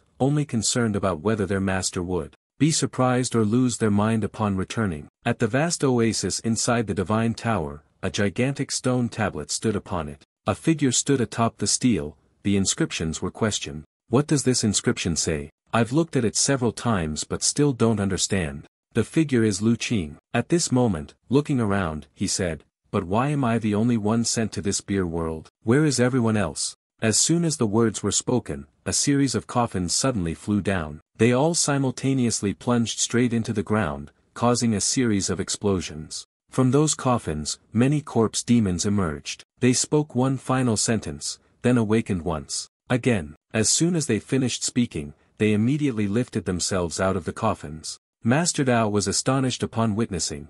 I have encountered the ancient demon ancestors who died tens of thousands of years ago. These trial takers seem quite delicious. There were 4 people, Wanling Yuan, Ming Lang, Tu Shanhu, and Tianxiu He. They reminded each other not to cause any more trouble and to focus on completing their objective. Master Dao was alarmed. Powerful experts from past generations have arrived at the sacred ruins. But why are they wearing prisoner clothes? Are they still alive? Heishan Miaolao then appeared directly, killing 2 people. He licked his hand and said, "It's rare to get a chance to act, so of course, I must taste human blood." They watched the scene of death unfold before their eyes, unable to move for a moment. It was over for them. These people all carried the scent of bloodlust. When they finally left, the Shaogui group could only breathe a sigh of relief. Everything has already flown away, where do you want to go? They all swiftly flew toward Yi Yang and landed right in front of him. Miao Yao lay on Yi Yang and quickly sat up. This was bad. Her actions were suddenly, completely sealed. It must be that her true body had been bound by the gods. Impossible, unless the divine consciousness has awakened. Sacred Ruins has not yet found the guiding object. How could it have awakened? Is it possible that the god was absorbed by someone else? Therefore, these divine slaves were all released by that person. Those divine slaves were too strong. Even if I self-destructed, I wouldn't be able to push back many of them. It's truly over now. At that moment, a gentle voice came from behind. "Little kitten, what are you afraid of?" Bai Fei had been behind them for who knows how long, reaching out to lift Miao Yao up, gently saying, "Leave it to me." She sternly questioned the people standing in front of her. "Where are you seniors in such a hurry to go?" The divine servants assessed her as a 9-tailed fox with some degree of cultivation. Heishan Miaolao laughed. "The demonic elder showed respect for your difficult cultivation. And if you step aside, I will not kill you." Bai Fei stood there, and upon hearing this, he softly uttered a single word, "Please." He was also not polite at all and immediately rushed toward her. Immediately, the old man's body suddenly exploded in midair. This shocked everyone. Bai Fei has just revealed his aura, threatening everyone. He surely wants to continue with her, right? Tu Shanhu immediately asked, "You are a descendant of my Tu Mountain, right?" She asked again, "You?" He immediately replied, "I am the master of the 3rd generation 9-tailed fox." Bai Fei recognized the elder and slightly bowed respectfully. Bai Fei greets the strongest 9-tailed ancestor in history. The elder then sneered and said, "The master of the latest generation of 9-tails is actually a girl. It seems that our clan has encountered a great calamity. Do not worry, the ancestor will uphold justice for you," Bai Fei said, then bowed his head to thank the ancestor. Tu Shanhu then said, "But my ancestor is imprisoned here, and only by killing that young man can we regain our freedom. The ancestor calculates that you and he share some karmic ties. You bear the blood feud of our clan, how can you be immersed in romantic feelings with a human?" He handed over a dagger and said, "This sword with the mountain inscription, I give to you. Go, stab him to death with your own hands, and you can take half of his power." He continued to persuade Bai Fei, "This is a once-in-a-thousand-years opportunity." Hearing this, Bai Fei's eyes were filled with a cold, sharp gleam as she replied, "All right." She took the saber from Tu Shanhu's hand. Then, she continued, "I understand now." As soon as she finished speaking, she used that very saber to chop off Tu Shanhu's head with a single strike. The action caused all the remaining divine servants who were witnessing it to be astonished. He himself also found it hard to believe, staring wide-eyed at Bai Fei. She coldly explained clearly, "Knowing that my clan has been annihilated by the gods and that you yourself have fallen into their servitude, I will place my hopes upon you thereafter." Tianxiu He smiled and spoke clearly, "You killed your own ancestor for the sake of the person you love. Therefore, forcing the patriarch to become a divine slave, this cruelty instead makes me somewhat like you, little girl." Bai Fei, upon hearing this, remained indifferent. "Say whatever you want. Today, no one is allowed to kill this person." Wanling Yuan approached and explained, "No, this young person must die. We are, in fact, just scouts in the divine prison." The most terrifying figure is Renhuang of the 1st generation of the Great Shao dynasty, because he sought revenge on the ancient gods of Central Earth. He enchanted the emperor of the Great Shao, leading the entire country to punish the gods, which caused the imperial dynasty of the Great Shao to be destroyed. He will definitely come to settle the score with you. I too have once harbored hatred, making it not easy for you, little fox. I advise you to leave quickly, don't bury yourself because of a vile person. Bai Fei's face darkened as she responded, "I will not leave. I once swore that if one day he falls asleep, I will make sure to protect him thoroughly. Suddenly, behind her, a gentle voice called out, "Little fox." Yi Yang slowly sat up and gently asked her, "If we wake up, what happens?" Miao Yao suddenly turned around, looking at the figure of the boy, a strong and dignified aura appearing on her face. He gently said, "Hello, everyone." Yi Yang stood proudly there, calling out once more, "Little fox, it's been a long time, you've become even more beautiful." Bai Fei, upon hearing this, became embarrassed, blushed, and stammered, "What is this?" "Listen carefully, the strongest of sacred ruins in these times has become a divine servant. Their goal now is to kill you. I don't have time to explain to you anymore, Xiaomiao. Quickly take your master away, he has no way of entering battle mode. Run as far as you can." Yi Yang heard this and merely nodded indifferently. Suddenly, another voice came from behind. At this moment, "Can your little pup still run?" "He could not escape, and neither could you, fox. You seduced Ren Huang, the last emperor of our great sway, gained the title of empress, and then refused to enter the palace." The Ren Huang of the great realm stood there, full of anger, and said, "What do you mean by, as long as the god does not die in a day, you will not marry in a day?" The result was that he was punished by the gods. "Destroy the grand empire that I single-handedly built. I will make sure you pay the blood debt with your own blood." Bai Fei said with killing intent, "Destroy your main stronghold. It is clear that your ungrateful descendant intends to use divine punishment to build everlasting merit. If he himself does not have ambition, what use is it for me to tempt him? On the contrary, old man, you dare not seek revenge from the divine, only daring to cause trouble for a woman. Truly laughable, a miserable servant of the gods." Ren Huang, upon hearing this, turned red with rage and growled, "Impudent! What a shameless fox demon, speaking so arrogantly. Today, this sovereign will teach you how to behave like a proper person." Bai Fei turned with a cold expression. "Humans value loyalty, seeking revenge for grudges and repaying kindness. Even a fox like me understands this. The god killed my kin, and I must kill the god in return. You have been enslaved by the god for 10,000 years, and yet you have no trace of resistance." Bai Fei firmly retorted, "If we're comparing, I'm more like a human, while you resemble a dog more." This sentence immediately made him furious, his blood boiling. Demon, bold, with a sharp tongue. The power within him erupted, causing the earth and rocks to shatter into pieces. He roared, ordering, "Kneel down." Slapping herself in the face, Bai Fei was forced to kneel and bow her head under his pressure. Her face turned slightly pale. Suddenly, a flash of light appeared before her eyes, drawing his attention. Then a powerful punch struck him, as if it could knock his jaw loose. He was punched. "Still don't understand what happened." Yi Yang stood there, his swing had sent him flying back into the world monument. All those who witnessed it were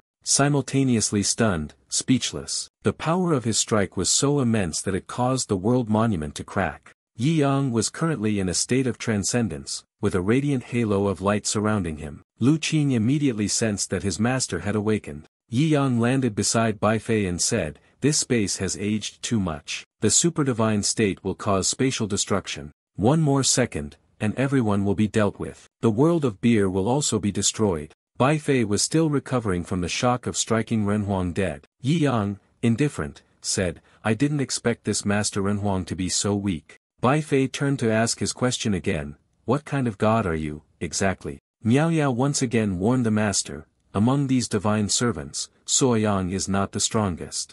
The strongest person is Ren Huang, the third generation of the great Zhou. Master must be careful. They want to unleash all the divine slaves in a single strike with their master, 1,000-strong assault." In the dark sky, within the divine tower, 3 figures hovered in mid-air. They each recited the incantation, "Let all of us, the divine companions, work together to escort this sleeping one on their journey." The god servants below also chanted, obeying the command, "We swear to kill the one who sleeps." Thunder and lightning immediately appeared in the sky with great power. At that moment, countless purple lights shot down from the heavens. Bai Fei saw this and immediately intervened, "I know you're very strong, but a 1,000-man joint attack cannot be stopped. Hurry, run." The cat demon beside him also spoke up, "This is troublesome, master. You need to find a way to deal with the weakest of the 3. Ren Huang blocked their combined attack, preventing it from forming. Yi Yang remained calm as he raised his hand and said, "Deal with them one by one, there's no need to waste time if efficiency isn't achieved." Then he snapped his fingers, activating the career-level chief envoy technique. The lights were immediately turned off, and the glow of a Renhuang was extinguished, causing him to instinctively turn around in surprise. At the moment when all the lights of the divine servants were extinguished in the blink of an eye, numerous curses emerged from the darkness. The god devourer swallowed them whole, with cries for help and screams echoing one after another, filled with horror. Fresh blood gushed throughout the space. The Shagui group, standing behind the rock outcrop, watched Yi Yang's battle in astonishment. They quickly realized the power of Yi Yang. Bai Fei also asked in surprise, "Yi Yang, how can you control the spiritual lantern of the sacred ruins? What is it that you don't know anymore?" He immediately replied, "If you are willing to use my method of extinguishing lights, I could turn off all the lights in this world. We have many things we don't know, such as love." My lamp is lit up now." Bai Fei, upon hearing those words, blushed, feeling embarrassed, and shot him a glance. Yi Yang clasped his hands behind his back and said, "Finally, we can go see the world steel." Bai Fei quickly responded, "In that case, we'll meet at the world stone." At the sacred ruins, Bull Demon Lord gazed at the desolate scene before him in astonishment. She saw Zhaoying standing to one side and asked, "Did you kill these divine envoys?" Zhaoying immediately replied, "The traitors of sacred ruins, weren't you supposed to return to take revenge? I killed all your former companions for you. Perhaps you should thank me. Why are you still so angry? Gods can only be killed by God. Show could a mere mortal like you possibly kill one?" Zhaoying sneered, "Gods, you're nothing more than divine emissaries. To speak seriously, I am now your master." The Bull Demon Lord's face darkened as he cursed, "You dared to get ahead of me, devouring the remaining consciousness of the divine being while you haven't fully harmonized yet, so I can dig it out and see for myself." She immediately clapped her hands together, using the ultimate technique, Divine Kingdom Descends. Zhaoying, upon seeing this, laughed out loud, "You think a little messenger like you can make a difference?" He spoke with contempt while exerting his power. Was he even worthy of fighting a god? How ridiculous. He merely waved his hand lightly, and the skull formation of the Bull Demon Lord split in two. She cried out in pain and then fell into the void of the sacred ruins. Zhaoying turned to the cat demon and said, "Now it's your turn." She stubbornly replied, "My master will not forgive you." Zhaoying immediately explained, "Before entering the beer world, I had thoroughly erased all the writings. He won't be able to obtain any information. If he forcibly enters the divine land, still in his superhuman state, in the blink of an eye, this entire world will be seized, plunging him and everyone else into chaotic nothingness. As for you, I will give you a gift. Those who are fortunate enough to meet the master will speak of it themselves." Then, he pointed at the Miao Yao person,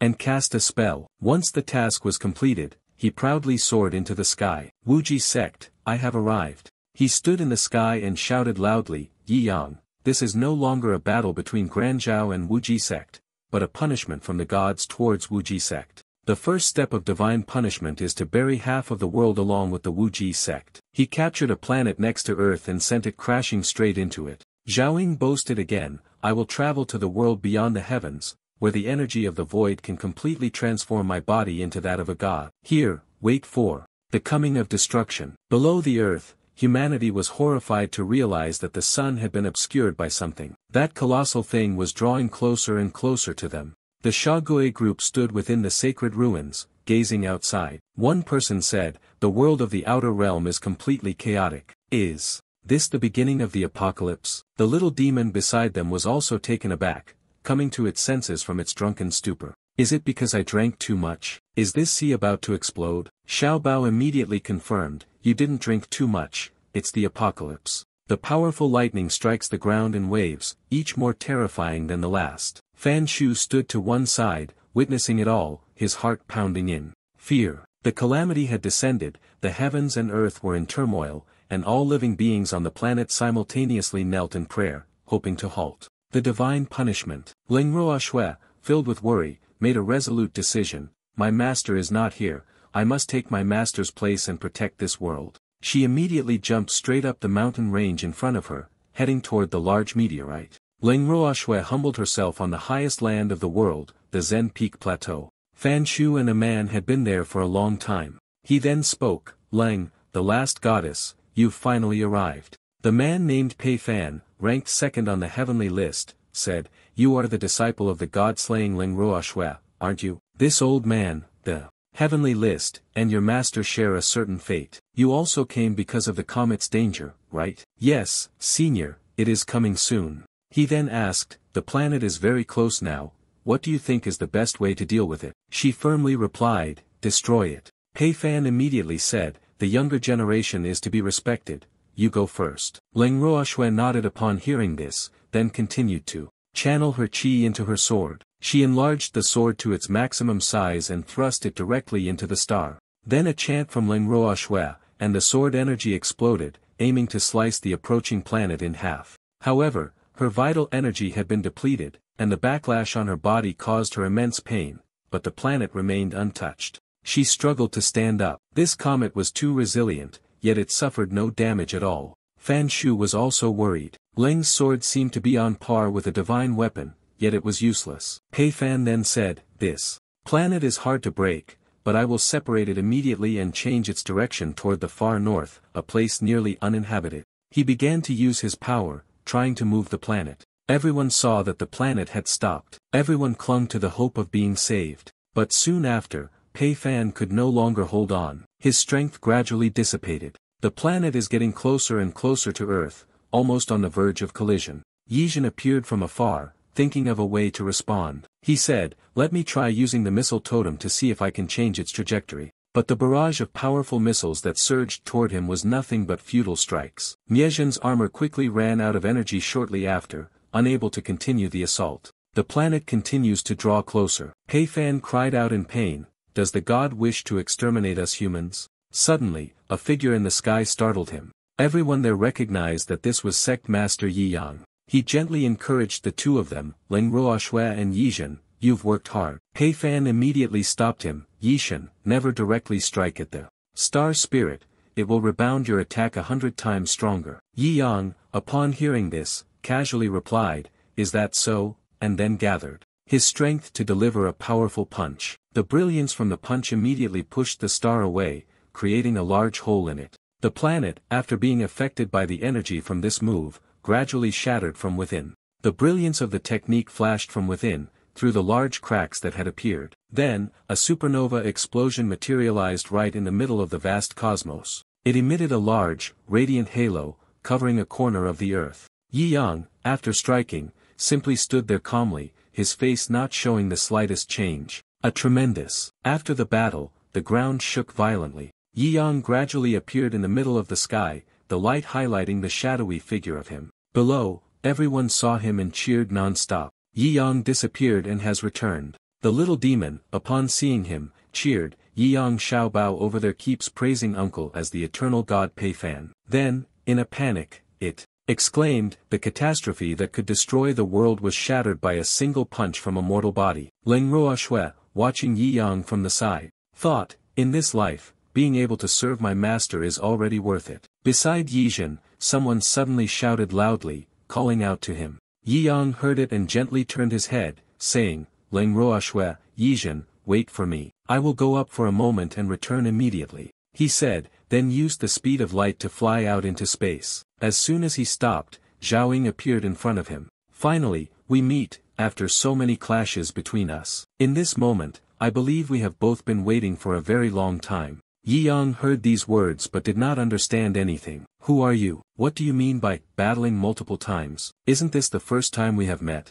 He was at a loss for words, seeing your confusion and lack of understanding in that matter. Zhao lowered his head slightly, his voice tinged with a hint of grievance. Have you always ignored my existence? Yi Yang, faced with this situation, could only respond, I just saw you causing trouble, so I came over to play with you. Hearing these words, he truly felt weary. Alright, how did you manage to leave your body? It's still clearly the world's boundary marker. The moment you teleported, I erased it. You won't be able to figure out how to fix it and regain your freedom. Yi Yang calmly responded to the question. Simply put, Lu Qing has watched the entire world monument on my behalf. I just need to scan and read her memories, that's all. Zhao really couldn't think of a way like this, but he didn't pay much attention to it anymore. In fact, this was fine. I just so happened to be looking for you to experiment with the power of the gods. Hearing the phrase, God's face, Yi Yang's expression darkened. This opponent seems a bit interesting, doesn't he? He slightly curled his lips and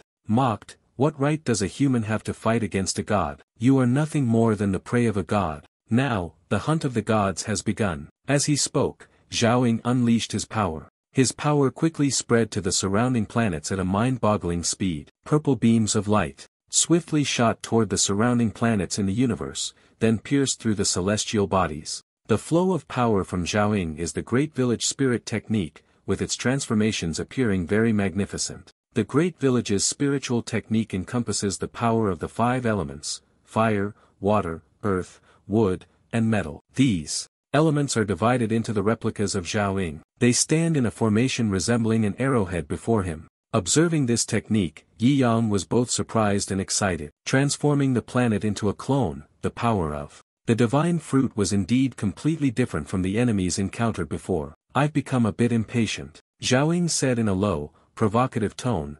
It is to make prey like you unleash your strongest power, which excites me. I will now make it clear to you, I will destroy the planet where your disciples are. What will you do? Yi Yang slightly curled his lips, snapping his fingers with a simple motion, creating a protective barrier. To break the barrier, you must first defeat me. According to his words, an invisible barrier was created, enveloping the Yi Yang planet. After shifting for a moment, he spoke in a challenging tone, "Come here. This is the battlefield where we will clash." After finishing his words, Zhao Ying quickly approached, his voice tinged with mockery. "In this situation, you still want to turn the tide from being the guest to the host, such perfect prey." As he spoke, he split into several clones, surrounding you. Zhao Ying was extremely delighted. "Let the god of earth amuse you. Begin the test. I hope you will collapse after 3 seconds. After saying that, he activated the star domain, his figure poised to seize the opportunity for an advantage. From a distance, at the speed of light, Zhao Ying shot forward to prepare for the attack. Facing the imminent danger, Yi Yang remained completely still. He threw out his powerful fist, causing the stars to shatter and the revolving planets to break apart, rushing toward it with the force of the punch. You simply raised your empty hand, blocking that powerful strike. Immediately afterward, Yi Yang gathered his internal energy and counterattacked, creating a stalemate. 2 streams of power collided, creating an extremely terrifying shockwave that caused the heavens and earth to tremble. Zhao Ying could not see Yi Yang anywhere and was certain that he had been shattered into pieces. But unexpectedly, from behind, Yi Yang gently landed on his arm. Zhao Ying was startled, immediately turning around, wanting to curse at the person with a murderous glare. Before he could speak a word, he received a kick from the boy. Zhao Ying was struck by a kick and flew uncontrollably out of the arena's bounds. The clone passed by the original body at maximum speed, leaving him stunned. Yi Yang calmly made the remark, "Excessive power, too slow a reaction. Gods, you all go up at once. I want one fight, and none of you hold back anymore. You want to end this battle quickly." Faced with that provocation, Zhao Ying could not help but feel angry. "Dealing with you, I alone am enough." With that, he gathered spiritual energy in the palm of his hand to strike, the planetary force cutting through the air. Yi Yang did not even use his hands to counterattack, instead standing calmly and waiting. He could no longer hold back and quickly rushed forward, launching an attack, seemingly determined to fight to the death with him. But for him, those movements were too slow. Yi Yang easily dodged, humming a song. Zhao Ying attacked with his chaotic and depraved moves, his face full of madness. In return, you simply broke that move in the blink of an eye. The advanced Tai Chi fist of Yi Yang was like closing a flying hand, with only afterimages remaining. At this moment, he still could not stop being proud. The technique wasn't bad, but the defensive power of a human has its limits. Now check the promotion. As soon as Zhao Ying finished speaking, Yi Yang used the Ice Punishment God technique to launch an attack. He quickly cast the Divine Fire half-state towards him. "Let's see how you defend against it." Yi Yang gave a slight glance at Zhao Ying and slowly raised his hand. He began a fierce counterattack with the 8 heavenly pounds of Taiji, carrying an incredibly terrifying force. Yi Yang was currently surrounded by 5 clones of Zhao Ying, but he showed no sign of hesitation. "Come at me together, and let all of you feel a little bit." Yi Yang brought out his strongest defensive method, the 8-fold chaos reversal of the Taiji. Waves of magical energy were quickly sent towards the avatars of the 5 elements. He stood right in the center, leisurely controlling everything, as if this were just a game. The waves immediately blocked every move of Zhao Ying. He held himself back in the current situation. How could this be? The defensive power of an ordinary person was on par with the divine beast guarding the city, Yi Yang. A deep voice spoke, "From now on, I will take the offensive." He quickly activated the immortal god body, creating a shield and enhancing his strength. Zhao truly could not tolerate the fact that such a small mortal like you could be so strong. "You are too impudent." Everyone activated their immortal divine bodies to destroy him. After finishing his words, he had already arrived in front of Yi Yang and swung his fist towards him. Yi Yang dodged too easily and immediately afterward grabbed Zhao arm. He didn't hesitate, gently applying force to pull his arm, splitting it into two pieces. Zhao felt a sharp, excruciating pain and immediately widened her eyes. Her other avatar swiftly flew toward the attack. Before he could even touch a single hair of Yi Yang, Zhao head and neck were already heavily injured by the martial arts technique, the upper-level kick, beaten to a pitiable state. Naturally, he was unwilling to accept this and shouted, "You dare to harm my divine body, how audacious. I will immediately obliterate both your body and soul." Two other clones quickly charged forward, attacking from behind. But those things meant nothing to him. Yi Yang swiftly shifted, suddenly appearing right behind the two clones, and with both hands, he sent their heads flying. A clone from the Moose system tried to ambush Yi Yang with vines, but failed. It seemed that this clone of Zhao was also disobedient, even arrogantly threatening, "I will bite you to death." As soon as the words were finished, he pulled the vine with force, causing it to bind him tightly. The cord behind his head had been tightened to the point of shattering, completely sending him to the afterlife. Zhao, standing behind, could not believe the scene before him. His body had been destroyed by a mere mortal like you. "It cannot be restored to its original state," Yi Yang replied calmly. "Because my true energy is derived from high-level cultivation and destruction techniques, the immortal killing force is what you use to deal with Zhao and his clones." Knowing the truth, Zhao couldn't help but become angry. "Hey, you despicable mortal, you're not playing anymore. Now, using the complete form of the divine arrow, once the person speaks, he will merge the avatars together." Yi Yang spoke from the side, "Didn't it just begin? Why are you no longer waiting?" Then, standing before his gaze filled with lethal intent, he couldn't help but feel a little amused. Zhao faced Yi Yang, secretly feeling that this appearance was acceptable. After that, she spoke, "It's over, the final judgment of the gods upon all of humanity is about to begin." Hearing this, he couldn't help but exclaim in his heart, "Is that so? But I have already passed judgment on you." The moment the sentence finished, Zhao body was consecutively sliced and damaged. Yi Yang gently soared into the air and then explained, "The immortal slaying chi will not disappear from your body just because of your fusion." After saying that, he lightly snapped his fingers, and Zhao exploded in mid-air. Dipjung thought for a moment, after all,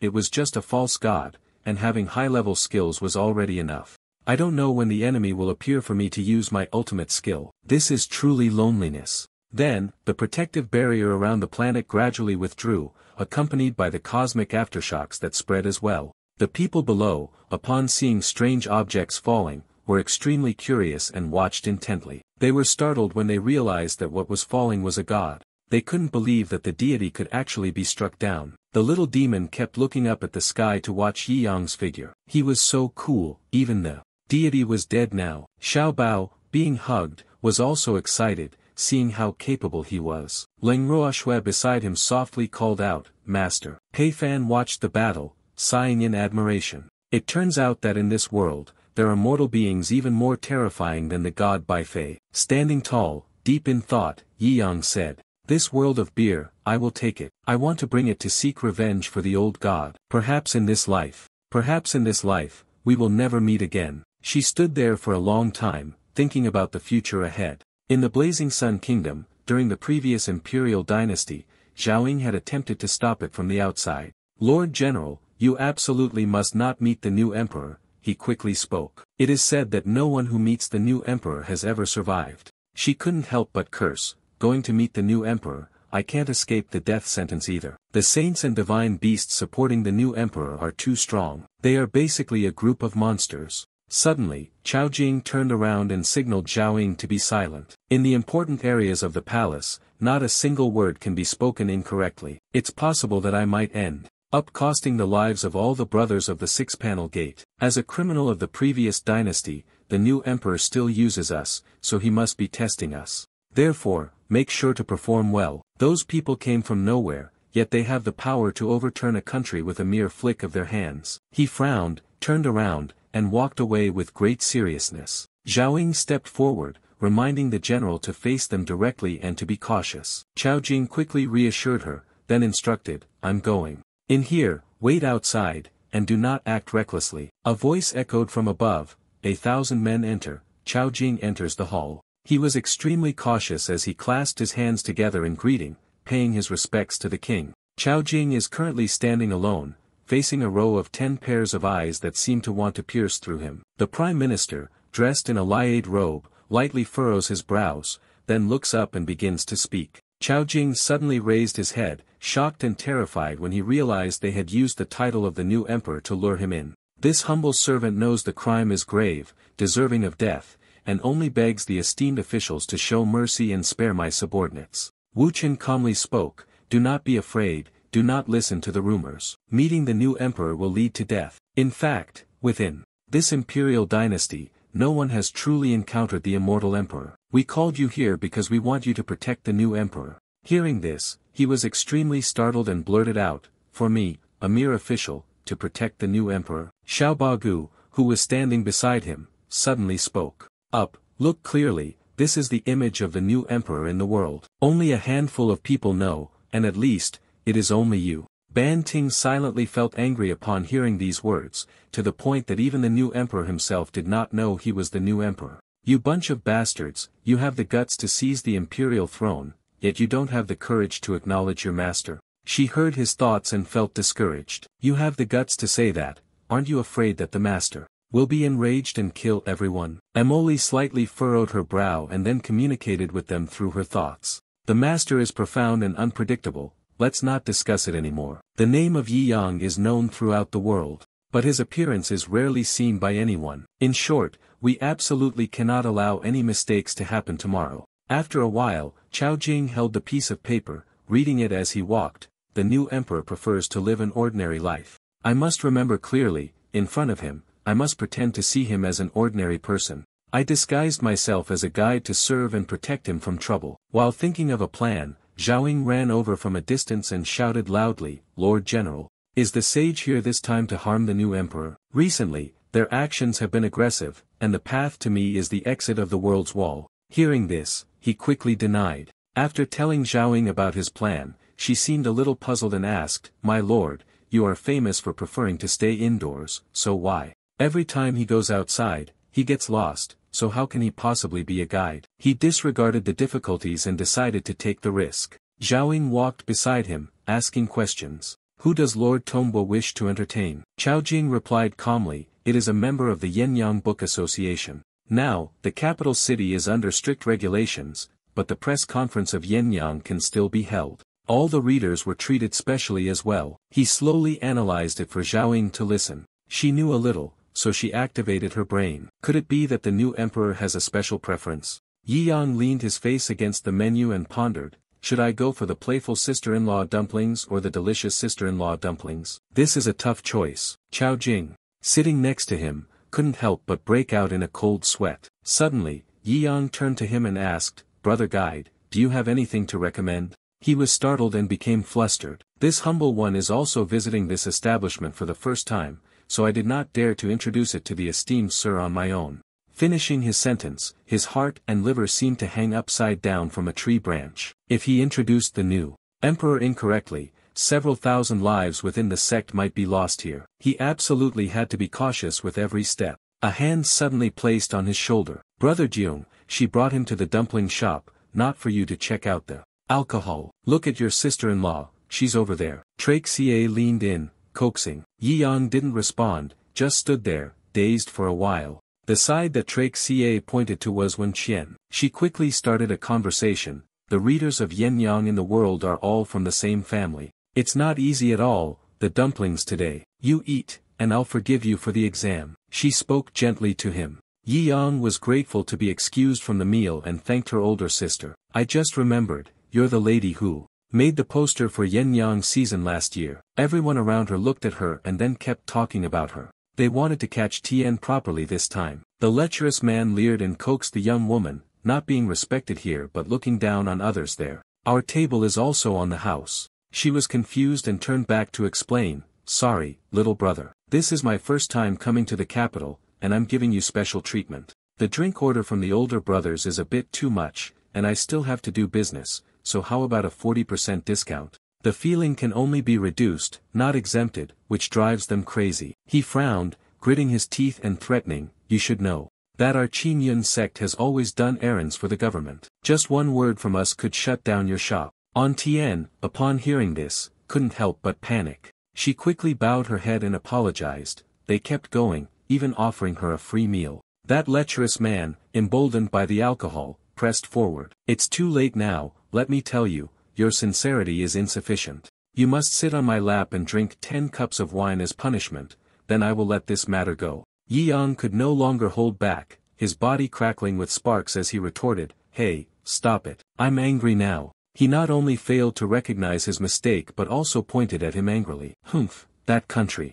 bumpkin, saying he's angry. A nameless, rustic fool, thinking he can stand up for someone else." He had just spoken when he and his companions burst into loud laughter. Yi Yang gently pulled An Tien toward himself. At this moment, Chao Jing suddenly became visibly enraged. "So you like to talk about power, do you? Do you know who I am?" The person beside him leaned in, a mocking expression on his face. "Isn't he just a guide for that country bumpkin? Locals shouldn't interfere with outsiders, or you'll drag your whole family into it." He had hit a nerve, and the man's face darkened as he provocatively said, "You've already dragged thousands of brothers into this. You really are something." With that, Chao Jing slapped him, the force of the blow sending shockwaves through the earth. He silently seethed, "6 sects were ruined because of you." Thinking for a moment, he quickly flew over and kicked the guy with another decisive strike. The man fell to the ground, crashing into the tables and chairs, causing 8 chopsticks, cups, and bowls to scatter. Chao Jing tightly pinned the perverted man to the ground, silently cursing,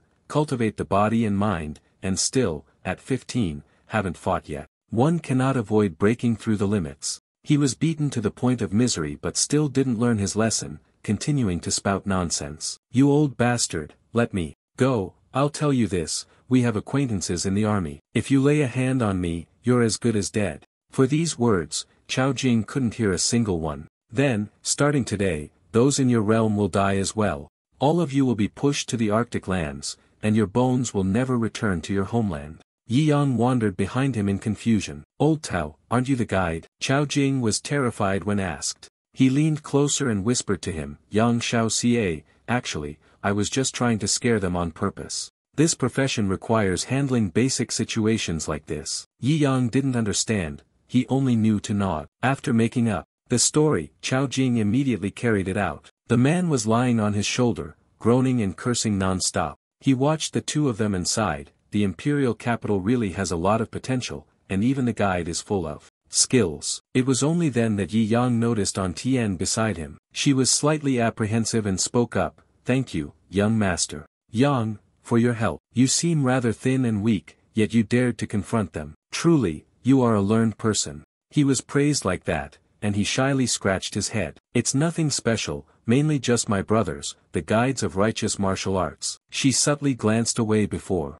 speaking. "Little brother, I really do thank you this time. But I advise you, don't act recklessly in the future. In the royal capital, even ordinary people have backing. They aren't like you, coming from the countryside, and could easily offend someone." Suddenly, Wen Xian was called over by a customer, causing her to quickly regain her composure. An Tien winked at Yi Yang and instructed, "I have business to attend to, so I will leave first. Tomorrow, you must come to eat the dumplings. I have specially prepared a delicious portion, and I will personally feed you." He didn't think much and agreed immediately. Yi Yang looked around with admiration. Indeed, everything in this royal capital was exquisite. Jia Xie stood beside him, feeling a bit envious. Didn't this guy notice that the hostess was flirting with him? These people hadn't even experienced that yet. He walked over, putting his arm around his shoulder and coaxing, "Brother Yi, this is your first time in the royal capital. So I'll help you broaden your horizons and let you experience a bit of the reputation of dogs, horses,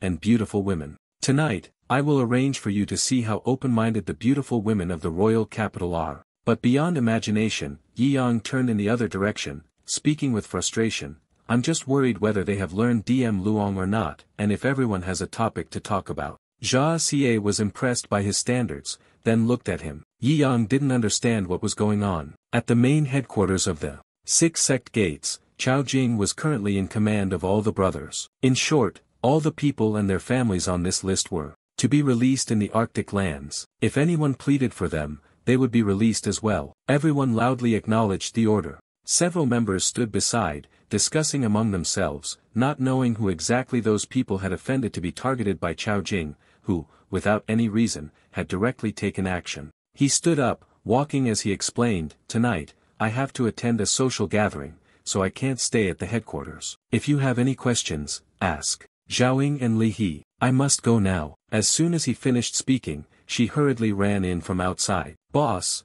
I'm afraid you can't leave just yet." He was very puzzled when he saw that. Zhaoying, right in the middle of the headquarters, announced, "The #1 divine healer in the world is dead." In the secret chamber, Chao Jing could not contain himself and shouted loudly, "How could this happen? Did he go to the underground vault? Didn't I tell you not to go there?" Zhaoying explained, "That place is where the wall breakers are gathering, and they are about to make their move. My empire is the entrance to the wall. That's right, if it is opened, the world will be destroyed." He asked about the final pieces of information. She then presented, "The villagers in the south have discovered the corpse. At the same time, he also discovered a memory crystal, recording the last moments I had seen. Then, he brought back extremely valuable intelligence, capable of overturning the entire world." Zhaoying spoke while handing over the glass sphere. Chao Jing clenched it, so angry that his body trembled. His eyes gradually turned bloodshot. From inside the crystal ball, the voice of Li He could be heard. "Next will be the highly confidential scene of the meeting of the 6 leaders of the Wall Breaking Association. I beg you, whoever obtains the memory glass, please hand it over to the 6 Fragments sect. This concerns the entire world. This trip is one of 10 deaths and 1 life, so no matter what, it must be entrusted to the 6 Pian sect. They have arrived." After finishing the sentence, a group of people slowly appeared. They stood there for a while because there was still one person who had not appeared. Wu Shangmofei angrily said, "Why is this bastard not on time? I'm about to hit the wall." The little bird quickly broke the siege. "Don't worry, our plan is very meticulous. There will be no issues," the Dragon Demon King said grimly for a moment before also entering the fray. "Today, we have waited far too long. Finally, the moment is almost here." He is currently filled with great anticipation. Zhou Yi stood behind, also in agreement. "In order to break through this wall, we have sacrificed too much. The 7th prince is a member we have nurtured for so long." Wu Shangmofei cursed without hesitation, "The 7th prince is too arrogant, having obtained the divine consciousness and yet forgetting himself, truly foolish. The name of that, trash, is not worth regretting its death. It would have been enough to simply hand over the divine will to the world." He heard it and immediately declined. The figure sat quietly on the stone. Upon hearing his name mentioned, he quickly declined. The divine sense he had obtained was nothing more than a fragment. "I have once devoured 3 complete divine thoughts, there is no need for that fragment." He coldly rejected the responsibility that Wu Shangmofei had placed upon him. The little bird chirped mistakenly. "At this moment, the whole world thought you had already hit the wall." The realm calmly denied it. "It was just my avatar there, concealing its presence. In short, nothing is more important than breaking the wall in 7 days." Li He, too surprised, accidentally made a noise. He keenly discovered that someone was eavesdropping. Those few white hairs were flying in disorder, with a hint of sharpness. Li He was terrified, thinking that his actions had caused too much of a disturbance. The world suddenly fell down. "It seems like our last member has arrived." By this point, he finally let out a sigh of relief. "It seemed that they had not discovered me, but the last member." Following Little Bird's words, a figure gradually appeared. They all simultaneously bowed their heads in greeting. Young Li He widened his eyes. Upon seeing the appearance of the last member, but in an instant, a surge of power emanated, sweeping everything away. He hid here, unable to escape from that terrifying power any longer. "The memory ends here." Chao Jing tightly grasped the glass of memories. Zhaoying sorrowfully spoke, "The memories end here," suddenly interrupted. "Li He has been killed. I never expected the identity of those who breached the wall to be so noble." He lowered his head, veins bulging on his face. "What I didn't expect the most was that the newly appointed savior, Yi Yang, was actually the leader of the Wall Breaker organization. Li He, I will never let your death be in vain," he shouted loudly, swearing to his conscience. She furrowed her brows, looking very serious. What should we do? I frowned, my eyes sharp and piercing. I made a decision, there was only one way left. The streets are now desolate, with no one in sight. The cold wind blows, scattering the dry leaves. Zhao Ying nervously stated, the top of the heavenly ranking only cares about the strongest path, they do not concern themselves with the outside world. Everyone agreed that Yi Yang was the savior. Once the news that he was the wall-breaker spread, Chao Jing furrowed his brows, contemplating the consequences. The whole world fell into uncertainty, turning into a global crusade against him. Therefore, this information must not be disclosed outside. She stood still in one place and asked him, Hak Ca had to sacrifice to bring this news here, and now it must be suppressed. Chao Jing helplessly thought, for the world is about to fall into great chaos, that is why it must be this way. First, we must deal with those involved with the organization. Zhao Ying suddenly continued, all right, the 6 disciples are still monitoring the 3 targets. One of them definitely belongs to the wall-breaking organization. But they all relied on their identities as members of the Scholars Association to enter the city so they could approach him. Hearing the shocking news, they were all greatly alarmed. Chao Jing quickly turned around and shouted directly at her face, what did you say? A member of the Yin-Yang Right-Hand Association? Today, absolutely do not touch them until the Yin-Yang conference tonight, then we will decide what to do. Next, you must not ruin that man's mood. Chao Jing kept muttering to herself, leaving Zhao Ying confused and unsure. Finally, he dejectedly ordered, she is talking about the information of the 3 targets that the 6 sects are monitoring. Zhao Ying did not understand anything but still had to obey the order. At the small tavern in Lijiang, every corner of the street was devoid of a single soul. Yet, inside the tavern, the voice of a woman filled the air, full of contempt. The food and drink are so simple and poor, how could they possibly be swallowed? You common, lowly people, quickly bring out the most expensive food and present it all to me. She didn't hold back and caused a scene in the shop. The customers around were all dissatisfied with the attitude of being so dismissive. Suddenly, Bai Lu became as cheerful as a flower after snatching a piece of candy from a customer. Everyone in the tavern was truly at a loss for words due to that strange temperament. On the other side, 2 people were arm wrestling with no clear winner. But in the next moment, the muscular man was immediately taken down and mocked for being too weak. Everyone around was confused, unsure whether she was actually a woman. Shang Guanyin calmly enjoyed her wine, almost forgetting that at this hour, she was bak pumai, so she couldn't be too rude. 3 drinks as self-punishment, everyone hurry up and drink. This elder brother should drink as well. She quickly ran over and offered the wine. Guanyin swiftly fed wine to Chao Jing, causing his face to turn ashen. After drinking a few drops, Chao Jing had to go meet Sister Hu. This rough young lady was unlike anyone from the wall-breaking organization. Suddenly, he looked at the final target of the 6 gates, a woman who appeared incredibly mysterious. Bingling calmly picked up the cat and then apologized, earlier, I saw this cat on the roof, unable to come down, so I left the shop for a moment. She leisurely walked to the table and then gently sat down. I have violated the rules of this meeting. May I ask how I should be punished? The young man was joking with her when another young man, with a delighted expression on his face, asked, wait, how will the punishment be carried out? You also did Bingling, without thinking much, and just agreed. He was granted approval and then made his request, take off your clothes, what do you say? Accept the punishment. The other customers around him also laughed and joked merrily. Unexpectedly, Bingling accepted the punishment. The men from the central region, seeing this, became covetous and widened their eyes. She really took off her outer garment, yet her face showed no sign of emotion. On the contrary, the men in the tavern were so mesmerized they forgot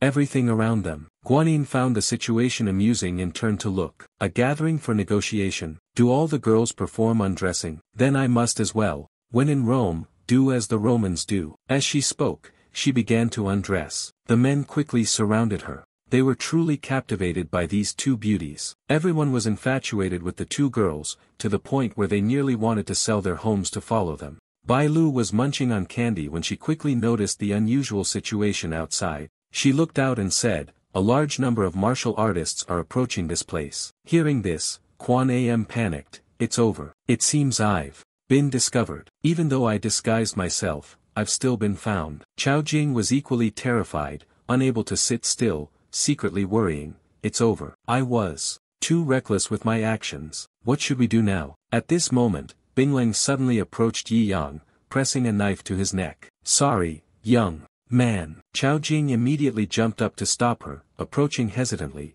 hoping she would spare Yi Yang and target him instead. The customers around were astonished. The tour guide of the capital truly had a kind heart, actually risking her life to save a guest. Bingling whispered an explanation to him. "Rest assured, I will not harm the weak without reason. You just need to cooperate with me to escape." Yi Yang agreed without any surprise. She stepped toward the window, speaking loudly. "Did you not discover that the purpose of my coming to the capital is to assassinate the new emperor? Then, according to the plan, the only option left is to break into the Tram Chow mansion." Zhaoying and his brothers advanced, exposing her as a member of the wall-breaking organization, responsible for assassinating the new emperor. Truly one of the wall-breaking actions. Once the new emperor dies, our empire will be thrown into chaos. And only in chaos will it be easier to break through the Chaojing wall. Beside her, they were so scared they went crazy, cursing at her. Zhaoying heard these words and widened her eyes, secretly questioning. The boss, who was always cold-blooded, ruthless, and decisive in killing, was now panicking like this. Could it be that he got too deep into the role of a guide? Chao Jing didn't think much more and immediately knelt on the ground, the female hero pleading, "Please spare this little brother. We will agree to any condition you set." Bingling cradled Yi Yang in his arms, then turned to speak to them. "I warn you, do not chase, do not control. Otherwise, it will be hard to keep the hostage's life safe." He was so intimidated that he stuttered. She made a huge leap far outside, decisively, leaving people speechless. Chao Jing cried, her heart full of fear. "It's over, my 6 sects are about to be finished." Zhaoying stood behind, not understanding what was going on, but seeing his appearance, she couldn't help but wonder, "You're leaving too? Why is the boss still acting?" At this moment, in the forest outside the world barrier, a stillness enveloped the space. Suddenly, the rustling sound, along with some noises from the tree branches, rang out. Bingling and Bailu gently landed on the tree branches, their appearance incredibly familiar. They all headed towards the wall filled with murderous intent, chattering for a while, mostly throwing insults at one another. She was very unwilling. "I don't like lowly people." Before she could say much, Bailu had detected the danger behind the bull-headed monster with a snake's body, looking extremely ferocious and advancing closer to their position. Bingling saw it and immediately became angry, wanting to strike and destroy it, but she shouted loudly, "Absolutely do not take the initiative to attack. This is the hellish venomous snake's corrosive transformation." Bailu reminded those around her while remaining extremely cautious of the ferocious beast in front. It suddenly opened its mouth wide, intending to swallow Yi Yang, who was standing nearby. At that moment, he was reading a book when it interrupted him, and he was a bit displeased. Yi Yang had barely spoken a few words when Quan Am took out the long chi. She swung the chi forcefully, striking the head of the savage beast and rendering it stunned. After she attacked it,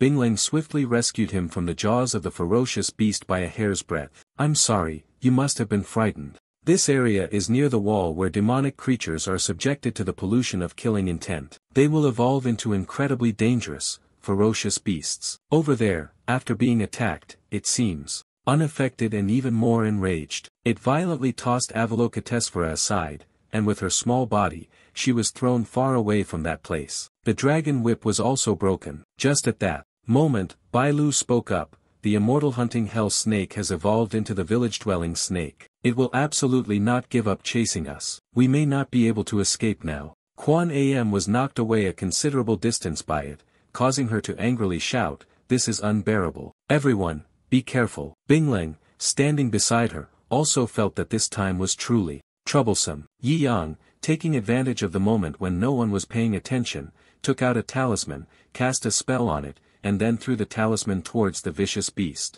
Immediately, it was injured by the sword strikes imbued with the spell from the talisman. The savage beast was cut into pieces, and even the surrounding trees could not withstand the sharpness. In less than 3 seconds, the fierce beast was torn apart. The 4 trees were also felled in an instant. The 3 beautiful women saw this scene and immediately sneered, then gaped in astonishment. Bailu was stunned, exclaiming, "These places are near the wall. They might come into contact with the formation of the wall. Our luck is truly amazing." Yi Yang remained silent in the back, quietly pondering, "Didn't you all see me make a move? Could it be that I've been using my hands too much recently? Has your hand speed gotten faster again?" Bingling suddenly apologized to him. Hearing her say that she had dragged him into this and even wanted to take responsibility, Yi Yang was left utterly confused. He couldn't understand what Bingling was talking about. Suddenly, she discarded the clothes on her body and, with no hint of emotion, said, "I will keep your descendants, and that can be considered my responsibility towards you. We will do it according to the procedure." Hearing this, he blushed in embarrassment. "Are you a robot or something, always talking about procedures?" Behind Quan Am, it was like adding fuel to the fire. The rules in the city were indeed numerous. "Truly, if that is the case, I will also follow the customs accordingly. Keep descendants for you." She shyly, gently took off her clothes. At this moment, a giant bird flew from somewhere, attracting their attention. Bai Lu panicked and shouted loudly, "Warning! It's the ancient sky giant deer of slaughter and the high-level savage beast that the hell snakes consider food. Everyone, run away." After finishing their words, the four of them quickly retreated deeper into the forest. She was terrified, clinging to the tree trunk and then turning back to assess the situation. As he looked back, in front of Bai Lu were the feathers of that bird falling. She watched the bird, then wondered, is it dead too? Is there a defensive formation of Tuong in the sky? Yi Yang silently stood to one side, allowing Bingling to hold him, while also thinking to himself and grabbing another piece of advertising paper. Recently, Yin Yang's advertisements have really changed a lot. She carried you on her shoulder and comforted you. "Little brother, don't be afraid of the countryside, I will take you to a place. Before I die, I will definitely protect you until the end." Bai Lu stood beside and frowned upon hearing it. "Assassin, are you really a member of the Wall Breaker organization? Have you ever met the 6 great pillars of Wall Breaker?" Bingling glanced at her faintly and replied, "I am merely the lowest speck of dust, unworthy of meeting the 6 great titans." She couldn't help but sigh and exclaim, "The top 10 female assassins of the Great Six are just like specks of dust. This wall-breaking organization is truly terrifying." Yi Yang heard about the wall-breaking organization and grew suspicious, turning to Bai Lu to ask. Bai Lu looked at the towering wall and explained, "The wall-breaking organization is formed by a group of peerless experts of this era. They created this organization by any means necessary, solely to shatter the eternal wall." He was reading a book while asking, "Is it really necessary to go through all this trouble just to break down an old wall? Directly using his fists to crush it, isn't that enough?" Facing Yi Yang's naivety, the two beauties were also at a loss for words. Bai Lu could no longer hold it in and explained, "This ignorant commoner, the wall cannot be breached, and there is also a holy steed standing guard. But if not, then why would the organization use any means to break the wall? But what I don't understand is that this girl basically cannot assassinate the new emperor successfully. She is facing 2 people and asking questions." Guanyin also agreed with that question. Indeed, beside the new emperor, there are the saint and the sacred beast, both of whom are powerful beings. Assassinating the new emperor is no different from throwing eggs at a rock. Yi Yang was a bit curious, is the new emperor really that terrifying? Bingling, who was carrying him, turned to answer them both. "The superior does not care whether I succeed in the assassination or not. I am merely a pawn in the entire plan. Calm down, just advising to leave that organization is enough." She replied in a gloomy tone, "It's impossible. They had implanted super-restrictive devices into their bodies, capable of exploding at any time, anywhere." Bingling, darkened, lightly touched his chest. Bai Lu, visibly uncomfortable, spoke with disdain, "The wall-breaking organization is really generous, huh? This restriction was forged by an ancient formation master, incredibly sturdy, and cannot be broken." Her words were like a thunderclap. Bingling's face turned pale. Suddenly, Yi Yang gently pulled her back, causing the barrier to break in two. She watched in horror. The two beauties, upon seeing this, could not believe their eyes. Bingling gently raised her hands to inspect them, then murmured, "Was it broken when pulled out?" Guanyin exclaimed in disbelief, "The forbidden device is broken." Bai Lu beside her was equally alarmed. After all, it was an antique, probably not repaired for a long time. She approached him and whispered, "The forbidden device is useless when it's broken. Every member of the organization has demon tattoos on their bodies. The demon tattoos are bound to the soul and can never be erased. It's on my thigh." Yi Yang said nothing, simply pulling Bingling's clothes aside to assess the situation. So, this is what it was. His series of actions left the three people stunned, and before anyone could catch up, Yi Yang had already started to dismantle the demon rune. A mere 3 seconds of patience was all it took. The two women here looked at what was happening,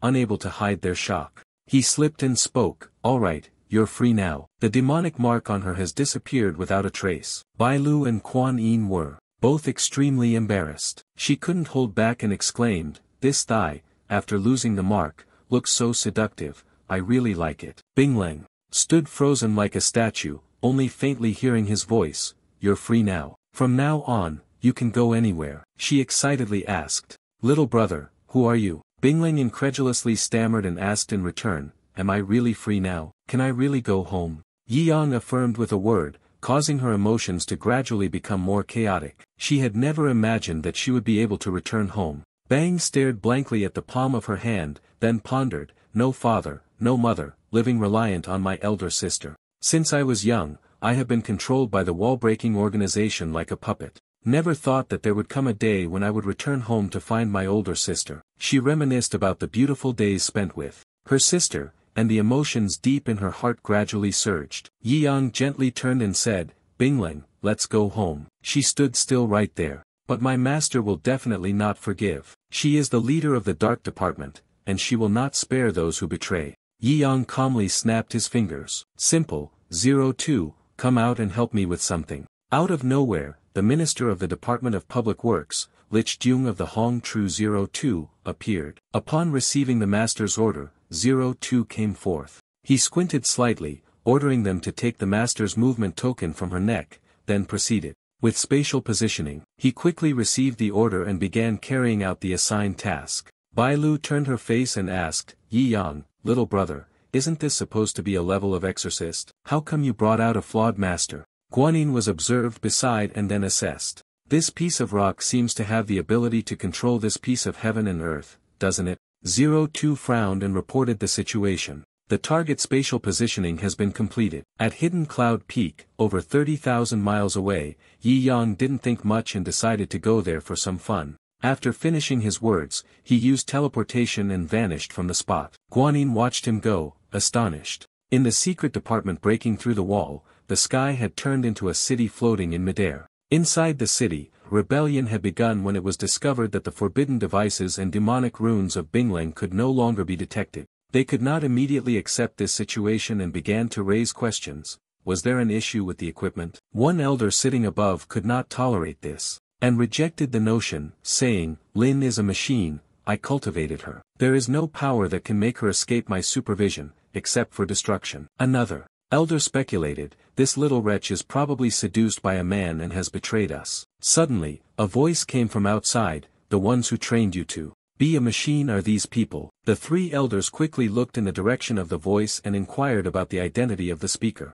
Yi Yang calmly stepped in, along with Bingleng, and said, "I have something I wish to discuss with all of you here." The elder was astonished. "Negotiation? Ha! A lowly person like you, who has returned, is even worthy. The one who incited the breaking of the barrier and betrayed the organization. There is only one road to death." Another person at this moment could no longer suppress their anger. "Women are truly easy to sway. Let me go put out this fire of love, kill that man clinging to your skirt, and then bring you to the grave to examine him," I said as I rushed toward them. This elder used the breaking barrier technique, directly injuring him. She saw it and was utterly panicked. But the arm that reached Yi Yang's shoulder was burning. He stood, stunned, for a moment. Soon after, the entire body of the elder was consumed by flames in agony due to the unimaginable event. Everyone was horrified beyond measure. Bingleng looked at the ashes and softly spoke, "Could this be the righteous breath of a scholar?" The other elder did not hold back at all and forced a genuinely sincere smile. There was something wrong with this person's body, they could not directly touch him. So, he immediately unleashed his ultimate move to attack Yi Yang, taking advantage of the moment before anyone could react. Endlessly losing the target, the elder's killing strike was as fast as lightning, flying towards him. Yi Yang gently touched it, his face darkening. "This is your life-saving treasure and the life and death force that controls your fate. How could you cut it off so recklessly?" The endless loss of focus in the killing strike caused him to be struck back. She could not endure any longer, as the two elders were brutally killed one after another. The members of the organization below were also terrified by Yi Yang's rebellion. They felt that this time they had cut off all retreat. You stood beside Bingleng, asking questions. "Your master did not negotiate with me, so do you have anything to say to your master?" She bluntly refused, causing the elder sitting here to become enraged. Yi Yang, after receiving the answer, quickly gathered his spiritual energy. Then let's finish this quickly. He threw out the blazing fireball. With great force, preparing to burn this place to the ground. A massive explosion occurred at Tian Kong City, creating an enormous uproar. Bang Lan Nin and Hung Tro Ton Kon Sot Lai Roi Thuan Ming Hoi, Nuoi La Than Sao, Yi Yang Ben Then Dap Loi, Chi La Hoi Vien Qua Yen Yang. On this side, a group of people had just arrived and, upon seeing the explosion, they were puzzled. The general, leading the army, suddenly spoke. We are under orders to encircle and annihilate this place. Why haven't we made a move yet? The den has already been blown open. Forget it, then destroy the remnants of the shadow. His brows furrowed slightly, secretly feeling fortunate. The soldiers behind all shouted in unison, exterminate the remnants of the shadow sect. Bingling slightly lowered her head, her face darkening. They are the army of the Blazing Sun Kingdom. Little brother, don't mind me, the fate of a pawn like me has already been decided. Light and darkness both refuse to accept me. Do not oppose the empire because of me. The saints are subordinates of the new emperor. Even beings that gods fear exist. 3 parts of Bingling are sorrowful about their own fate. Yi Yang didn't say a word, suddenly snapping his fingers and summoning someone. Your subordinate heard the summoning sound and quickly appeared. Jack, 5 years old, greetings, master. Bingling panicked and shouted loudly, causing him to be startled. He was the head of the Ministry of Justice of the Blazing Sun Kingdom. I had seen his name on the list. He calls you master. She could no longer believe her ears for even a second. Yi Yang calmly asked, Jack, 5,000, what can be obtained, Chancellor? He awkwardly walked over, forcing a smile. It's fine, just a nickname. Immediately after, Jack hastily turned to Bingling and instructed. Absolutely do not say it, you are no longer hungry, but ordering him to take her back to her hometown safely. Jack, with a hollow expression, received the order and then bowed his head respectfully to send Yi Yang off. Bingling watched his figure leave, filled with emotion.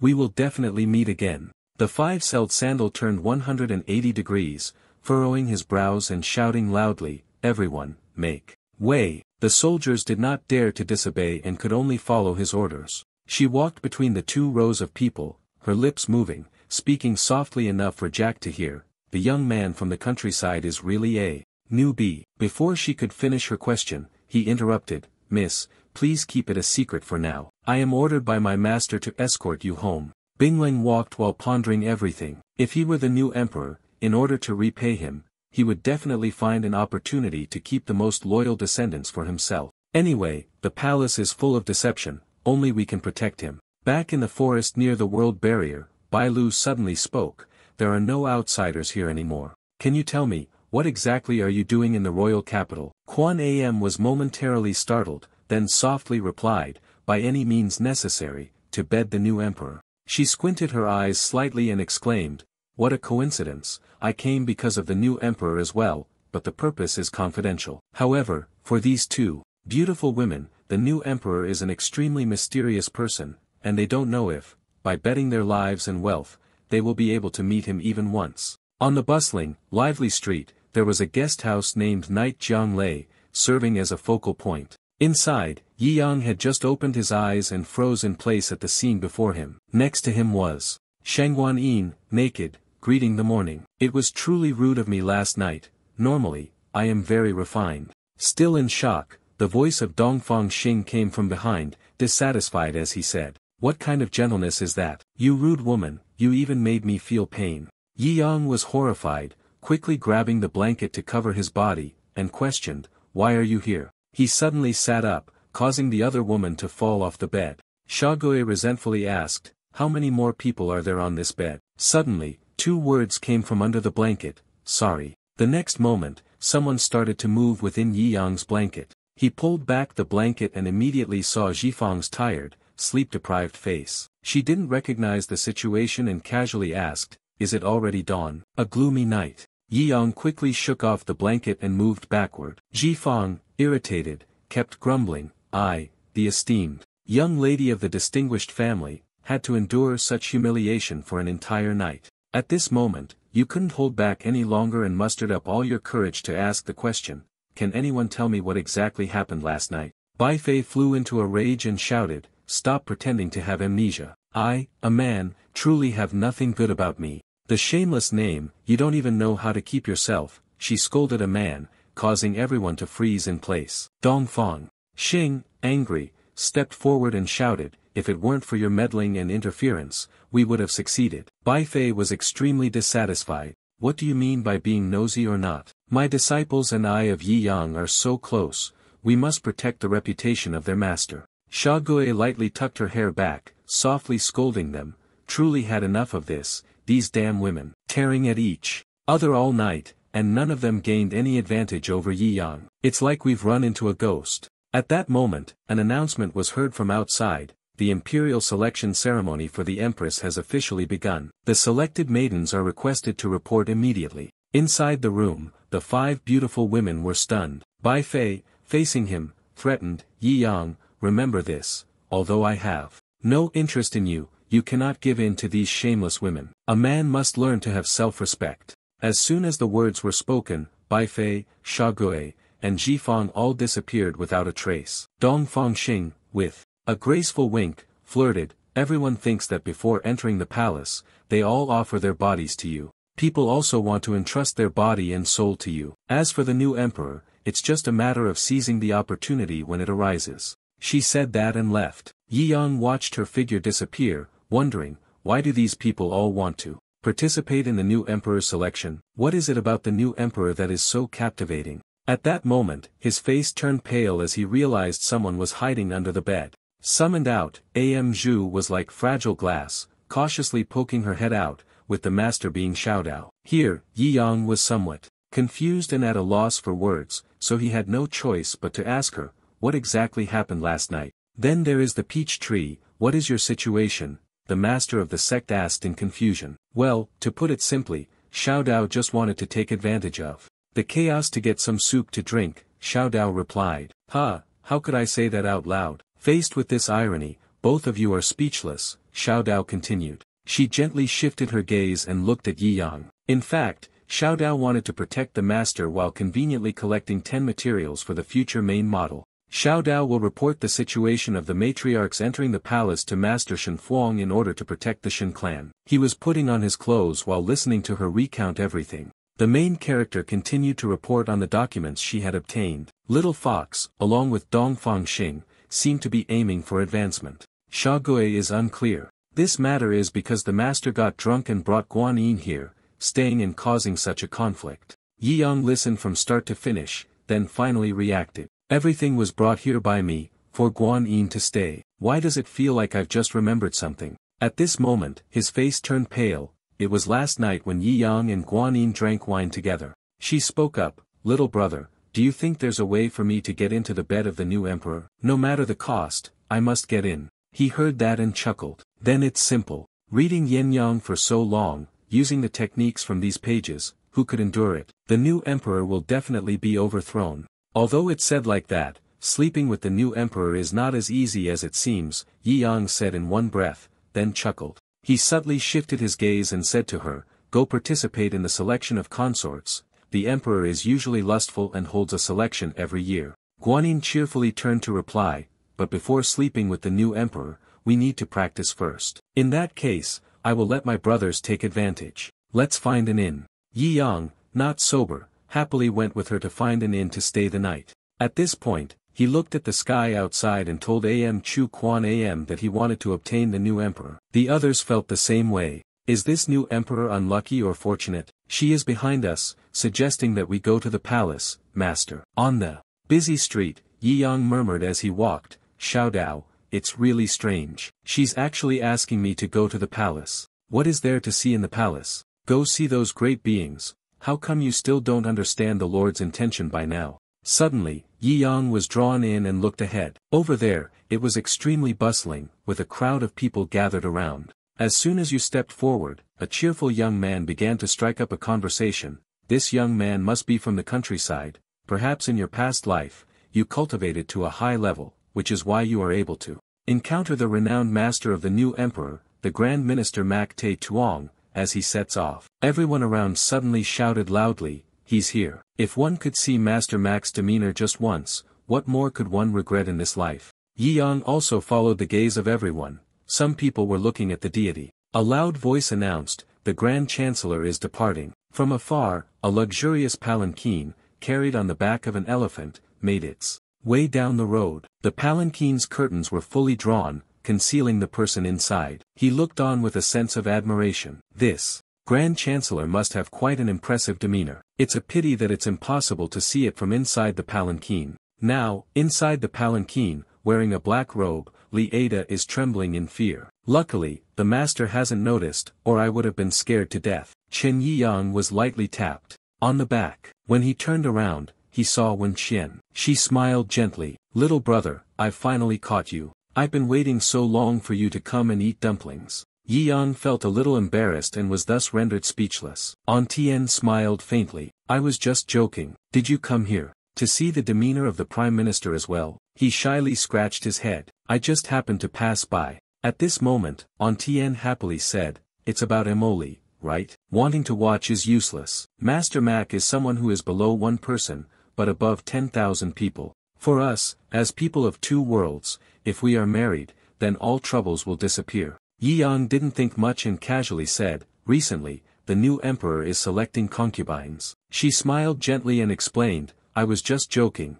How could I catch the eye of the new emperor? I still prefer the young men from the countryside. I like watching Yanyang's young men. If you have time, help me with this matter." Yiyang quickly agreed. The warm, golden sunlight shone down on the bustling, lively street. They both went shopping together. An Qian praised happily, "I didn't expect that the scholar would have such great strength. You simply answer it's because of magic." Suddenly, Ranking Domi's eyes lit up, and her mood became much more excited. "I completely don't understand at all. The jewelry store ahead is having a sale." Saying that, An Tian dashed straight to the jewelry store. Yiyang watched her go, feeling completely helpless. As expected, no matter the world. As long as she is a woman, she enjoys strolling the streets. The jewelry store is currently having a sale, and she had just rushed over to take a look. An Tian happily admired the sparkling pieces of jewelry displayed for sale. The other women were also very excited. Her eyes gazed at the jewelry, sparkling and delicate. Too bad, even after the discount, it was still quite expensive. He smiled gently, his warmth evident.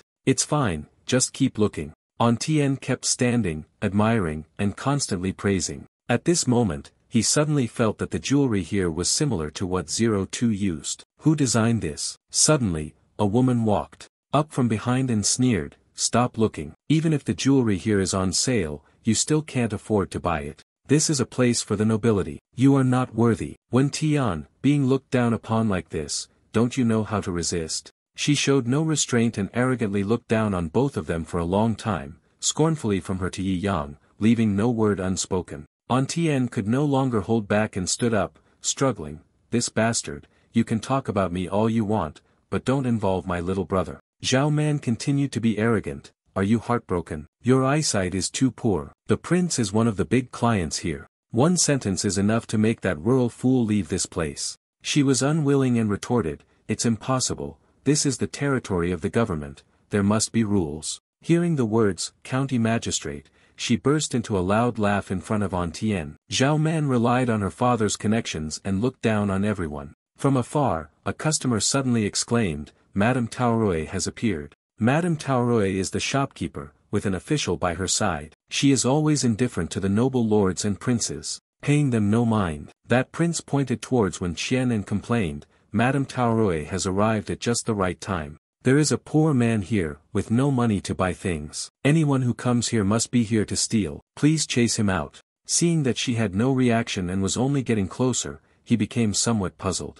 Madame Taoroi gave that prince a resounding slap. The series of actions left both An Tian and True Man stunned. Even he was paying attention. The man, slapped by the woman, began to cry and yelled loudly, "Why are you doing this?" She paid no attention to him and gently lowered her head to apologize to Yiyang for the oversight. After speaking, Madame Taoroi gave a slight glance at the staff and ordered, "Where are the others? Seize the two criminals who attempted to steal the jewelry and bring them to the Yamen to be punished." They were immediately escorted away, with the prince and Zhao Man leaving, while the two of them screamed in protest, unwilling to accept their fate. Madame Taoroi quietly smiled to herself, feeling as happy as a blooming flower. "The new emperor surely doesn't know that I am just one flower among 1,000 on the peach tree. Transforming like this is fine, as long as I handle things well, it will not implicate anyone. An Tien turned to Yi Yang, anxiously asking, "Little brother, why did Jin Yan Trey refer to you as a distinguished guest? Who exactly are you?"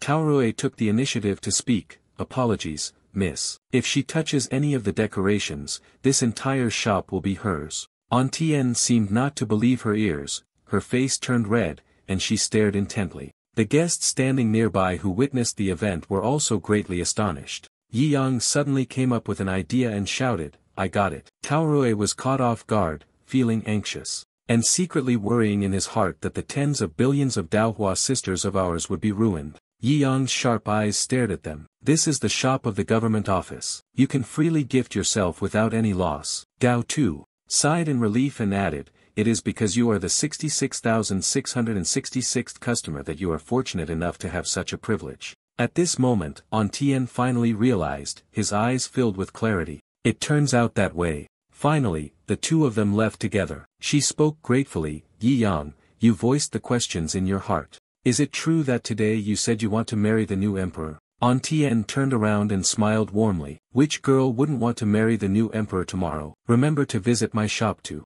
eat some cakes, and then we'll go together to participate in the lottery event of the Yenyang Yiyang Autograph Association." Behind her, watching her figure, she silently thought, "The lottery event of the Yenyang Autograph Association, I hope I can draw the VIP position." He focused his thoughts with a determined expression on his face. Not only could he obtain the fake Yenyang, but he also had the right to make any move in the matter with the author. It truly made others feel a sense of joy. The peaceful, bright, moonlit night echoed with Yi Yang's thoughts. The young girls of the book club were not blessed with this fortune. "Where is that little loli? It seems that I haven't seen her for the past few days. Has she been deceived as well?" At this moment, on the peak of the high mountain, a person was cultivating, emitting a brilliant beam of light around their body. Bai Lu was as calm as a still lake. Nothing could move her at this moment. A gigantic hand with a growing stream of dark energy drew closer to her. "You really have some nerve. A mortal daring to intrude into the cultivation battlefield." The sky darkened with the appearance of several other hands. Bai Lu narrowed his eyes as if he had discovered something dangerous,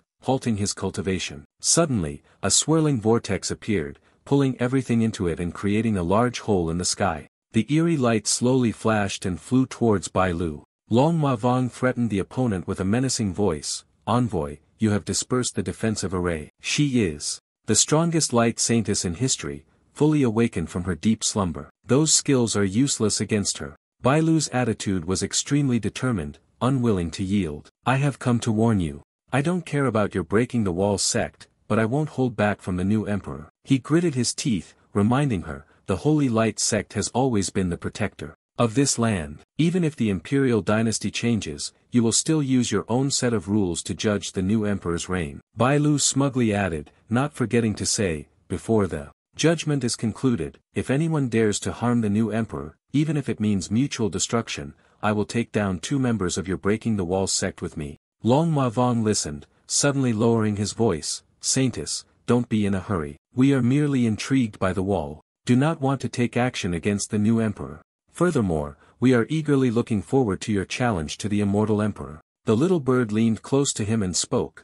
"It should be mentioned that there have been 2 imperial dynasties that did not pass the inspection. If this time the test is not passed, then, the land of the imperial dynasty will lose its light and fall into darkness forever. After that, the entire world will fall into a deep sleep." Bai Lu's attitude toward you is one of extreme disdain. She must be eagerly anticipating the failure of the new emperor's inspection, when the defense of the wall will be incredibly weak, and those monsters will easily break through it. The Dragon Demon King shamelessly confirmed. "This is also one of the parts that disrupt our plan." She seemed to have anticipated everything and firmly said, "I will not tolerate anyone's interference." The little bird casually made a statement. "Of course, we will not disturb, but if we can prove that the world of the new emperor does not exist, then, we might enter the darkness forever, right?" Bai Lu, after hearing this, was startled and confused, feeling the sinister intention behind those words. At this moment, outside, a voice calling out in the middle of the night echoed. The ruler of the Zhou Empire, Chu Di,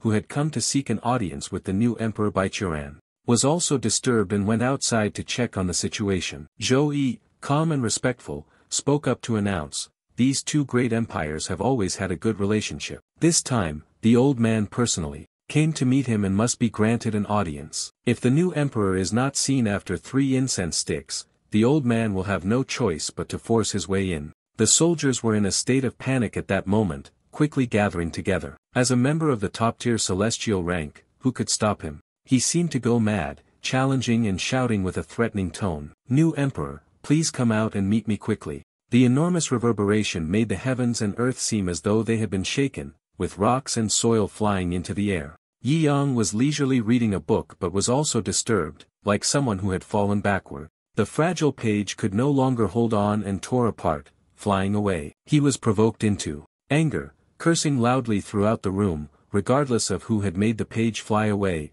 Damn it. Teeth clenched, Yi Yang's face was filled with intense rage, and his heart was resolutely determined to uncover the person responsible for this. Yi Yang stuck his head out, banging on the door while continuously cursing, "I'll beat you so badly that your mother won't recognize you." Suddenly, an announcement sounded, causing him to pause for a moment. The book fair for readers around Yenyang is offering a large welfare giveaway. Everyone, please line up to receive it for free. Yi Yang hesitated, his face extremely grim as he had to choose between the two. Is it hitting someone or what? On top of the palace, another figure appeared, standing tall with an aura of mystery. Molly Ad spoke up, warning everyone beforehand, "Whoever dares to offend the dragon's might of the new emperor will pay an unbearable price." Zhou guessed the meaning behind the words and cleverly responded, "Does the esteemed chancellor intend to take action against this old man? He probably won't agree." The aura exuded an extremely indifferent demeanor. Emily Ad smiled enigmatically, evaluating the first rank of the heavenly list. No wonder Renhuang of the Zhou Empire was not afraid to provoke the heavenly might of our blazing sun kingdom, but I have a gift for you. He was quite surprised, raising his head as if curious about what would happen next. A large screen appeared before him, showing the borders of the blazing sun kingdom. Deju's voice was full of certainty, "As long as I don't stop it. After an incense stick burns out, the hundreds of thousands of black cavalry from the border will all march out." Zhou glanced over briefly and replied succinctly, "General, do not underestimate the cavalry of the Zhou Empire." Mak Liada, after hearing this, didn't pay much attention to it. The 100,000 black cavalry all regarded the sacrifice of the new emperor as an honor, but the war would begin in 3 days. The Zhou Empire will lose more than 30% of its population, and your army will also lose the people's trust. Forced to do so, they revealed their crimes. He seemed to be in an unfavorable position, unable to refute anything. Mak Liada did not want to say much more, so he directly issued the order, "Your only choice is to leave the Blazing Sun Kingdom and seat 30% of you Fong Thien at the border. For now, the matter of the imperial edict you failed to send, and your unauthorized intrusion into the imperial capital, violating the imperial authority of the new emperor, will not be pursued." He was so enraged that his face turned purple, staring at him without taking his eyes off. He coldly spoke after a while, 10 seconds after the incense burns out, I will take action. The incense was almost burned out, and the smoke rose faster and faster. The soldiers were now ready, with sharp weapons in hand. The entire army was prepared to march out. Wait for the translation. In the final moment, one had to beg for the boundary of the forest. We retreat. I temporarily cannot lose the title of human ruler. In the depths of Mak Lie's heart, at this moment, Ad was very satisfied. You cultivate the path of the sage. All the source of power comes from the faith of the people of the Zhou Empire. If you completely lose the support of the people, you will become crippled. They quickly left, not staying a moment longer. General Mak, consider this your cruelty. Xiao Bagu hovered in the air, notifying the soldiers to evacuate before completing the task. She felt a deep sense of regret at this moment, silently thinking to herself, the humans of the Zhou Empire look quite delicious. Below the road, everyone gathered in a dense crowd, coming together to watch something. The beautiful woman with a stunning figure caught Yi Yang's eye. His face flushed red as he began to think of something inappropriate. The item has been received. Next, the plan was immediately shattered when An Tien appeared behind Brother Yi. The matter of dealing with the missing page was overlooked. You quickly hid it on your person, and I turned around to hear her continue, Yen Yang, I have sealed it back for you. Yi Yang was surprised and asked, why did you come here, sister-in-law? Then, An Tien smiled warmly and said, I'm taking you to the He-Hon pastry shop, and after that, we'll go together to Yen Yang's autograph event to draw for prizes and get tickets. His face was extremely innocent when he first heard about that pastry. How exactly is the He-Huan cake eaten? On the bright moonlit night, the clear voice of An Tien echoed, "Follow me, and you will know soon enough." A tranquil scene enveloped the entire space. The 3 generations of Grand Elder Wushang Mofei were seething with rage. These brash fools had dared to storm the imperial palace, showing complete disregard for the monstrous creatures that occupied the Blazing Sun Kingdom. The power of the Blazing Sun Kingdom was immense, making a direct counterattack impossible. From a distance, a calming voice echoed, "Destroying from within is the true path of kingship." Zhao Baiyuan made a firm promise to her. "Mo Fei, rest assured, this old man will definitely make the entire internal structure of the Blazing Sun Kingdom collapse." Wu Shang Mo Fei showed a satisfied expression. "You, as a 3-epoch elder of this land, each generation of the imperial dynasty will admire you, uniting the old and new forces from all directions. The imperial dynasty will never abandon you. Who would have thought that you would belong to me?" He did not forget the kindness from years ago and gratefully said, "I, an old man, was saved by Mo Fei, and of course, I swear to follow him to the death." She instructed Zhao Baiyuan carefully, 3 days from now is the day of the great breaking of the barrier, we will act together. This is the final wall breaking. No matter what,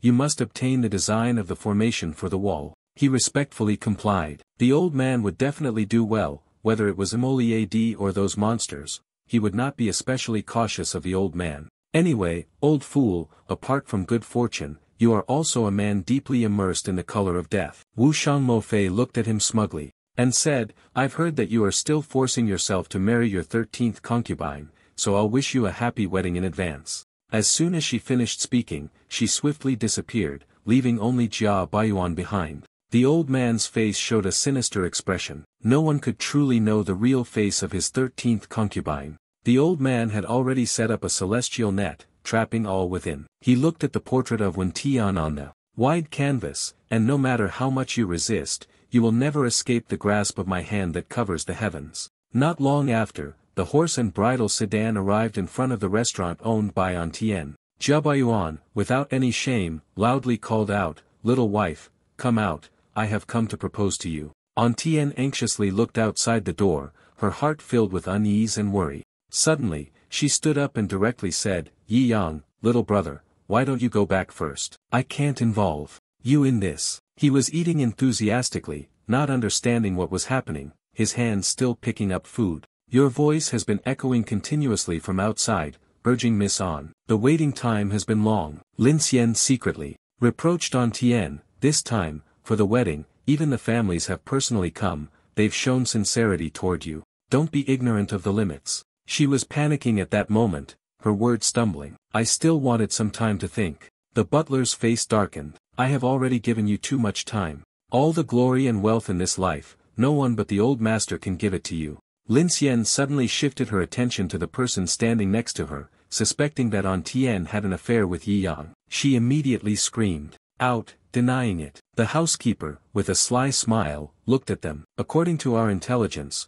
we know that this country bumpkin has been in contact with you several times already, right? So, it must be this pale-faced fellow who is making you look elsewhere, dragging things out." The old Zhao Baiyuan followers on horseback calmly said, "Little Lin, you are too soft-hearted. You haven't put enough pressure on her. In the past, having people cause trouble at her shop was ineffective. Now, I will make her obedient and make her listen." He had dark thoughts as he looked at Yi Yang with a mocking expression. "You are not the slightest bit afraid." Zhao Baiyuan calmly watched the old man perform his tricks. An Tien realized the situation was not good and immediately urged, "Young master, quickly go out through the back door. Now that the new emperor has ascended the throne, the world is pardoned. They will not easily move against you, brother." Lin Xian, with a face exuding cunning, realized that the vast world had no place left for him to belong. Because he had committed a grave crime, it could not be forgiven. A maid slowly stepped forward according to the orders passed down, causing the people to turn their gaze toward her. She immediately pointed her finger at Yi Yang, openly accusing him, "It is this lowly commoner who assaulted me." The men standing nearby, upon hearing this, began to chatter and criticize him harshly. "Zhao Baiyuan, just as planned last night. At the temple street, this man has succumbed to his animalistic nature, violating the maidservant of the San Noyet kingdom, breaking diplomatic relations between the two countries. Now, no matter what, you must be executed. Tian retorted angrily, defending Yi Yang with all her might. The members of the Yen Yang Book Friends Association also agreed with her. He is a member of Yen Yang, he comes from the countryside, straightforward and honest. There must be some misunderstanding, right? Mingyue appeared at that moment. This matter originally had nothing to do with me, I was entrusted by someone else to uphold justice. It was only because of the solid evidence that I came to apprehend the culprit. She shamelessly claimed to be a witness. After Tu Mai and I went to the city god temple to offer incense, as we were passing by, he became lustful and humiliated Tu Mai. Yi Yang only uttered a soft, "Oh," his eyes appearing sorrowful, as if lost in thought. His tone was indifferent as he looked at them. Since the moment I arrived in this world, the first time I met someone who wanted to harm me, it was quite interesting. Before things were even settled, Mingyue had already demanded compensation. This time I'll lend a hand, next time it'll be your turn, Zhebayuan. Upon hearing this, Zhebayuan chuckled. Thank you, princess, for your help. Once the little wife is in my hands, I will surely repay you handsomely. He quickly carried out the final step to restore justice for the maid and bring this lecherous scoundrel back to the manor. The elderly examiners, confused and disheveled, anxiously pleaded, looking very pitiful. I will go with you, please spare the young lad, Zhebayuan spoke in a deep voice. Agree, you must go for sure. Thus, he did not die in the heavenly prison, but he must bear this crime. He should never have approached the woman whom the strongest person had set their eyes upon. Suddenly, from afar, the sound of galloping hooves echoed, charging rapidly toward them. Zhebayuan did not take his eyes off, carefully observing, and soon noticed something. The army still showed no signs of stopping, its momentum like a storm, advancing straight toward Zhebayuan. The members of Yen Yang were astonished and exclaimed, how could the black seal of the new emperor appear here? Lin Xian was daydreaming and immediately laughed mockingly. Originally, we planned to deal with you in the mansion, but now, you old men have caused a commotion that alerted the black cavalry of your rural household. How pathetic. As soon as the words were spoken, a sharp sword pierced through the butler's throat. Lin Xian had no time to understand what was happening. Only the vague figure of the cavalryman was seen before they died. The other three were terrified beyond measure, standing frozen in shock, unable to do anything but stare. Next, the cavalry attacked the people of Zhebayuan one after another. A series of killing sounds rang out. A chaotic battle scene unfolded. The crowd shoved and pushed, fleeing in fear. Blood flowed in streams, and the bodies slowly fell beneath the careless hooves. The Black Knight did not spare Zhebayuan either, directly grabbing his head and yanking it hard. He fell hard to the ground, his face displaying an expression of utter agony. Zhebayuan at this moment showed his sycophantic nature. Our cavalry general is the elder Zhebayuan, while Shenbayuan is now an esteemed old military general who holds me in high regard. Moliad listened and then coldly asked, in my eyes, you are nothing but a crippled dog. How could you possibly be worthy of being called a human? He bitterly suppressed his hatred and replied, even a dog has its value. He looked at Zhebayuan with contempt, but the dog dared to bite its master. Old Ma, tell me, what should I do? His face changed color, looking up at Yi Yang with an expression full of terror. Moliad respectfully bowed directly to the master. Moliad had arrived late and hoped the master would forgive them. Ancien stood beside, frozen, speechless, staring at Yi Yang without blinking. Perhaps now Zhebayuan has understood the issue, but it is too late. The cavalry also knelt down, simultaneously shouting, Shendang.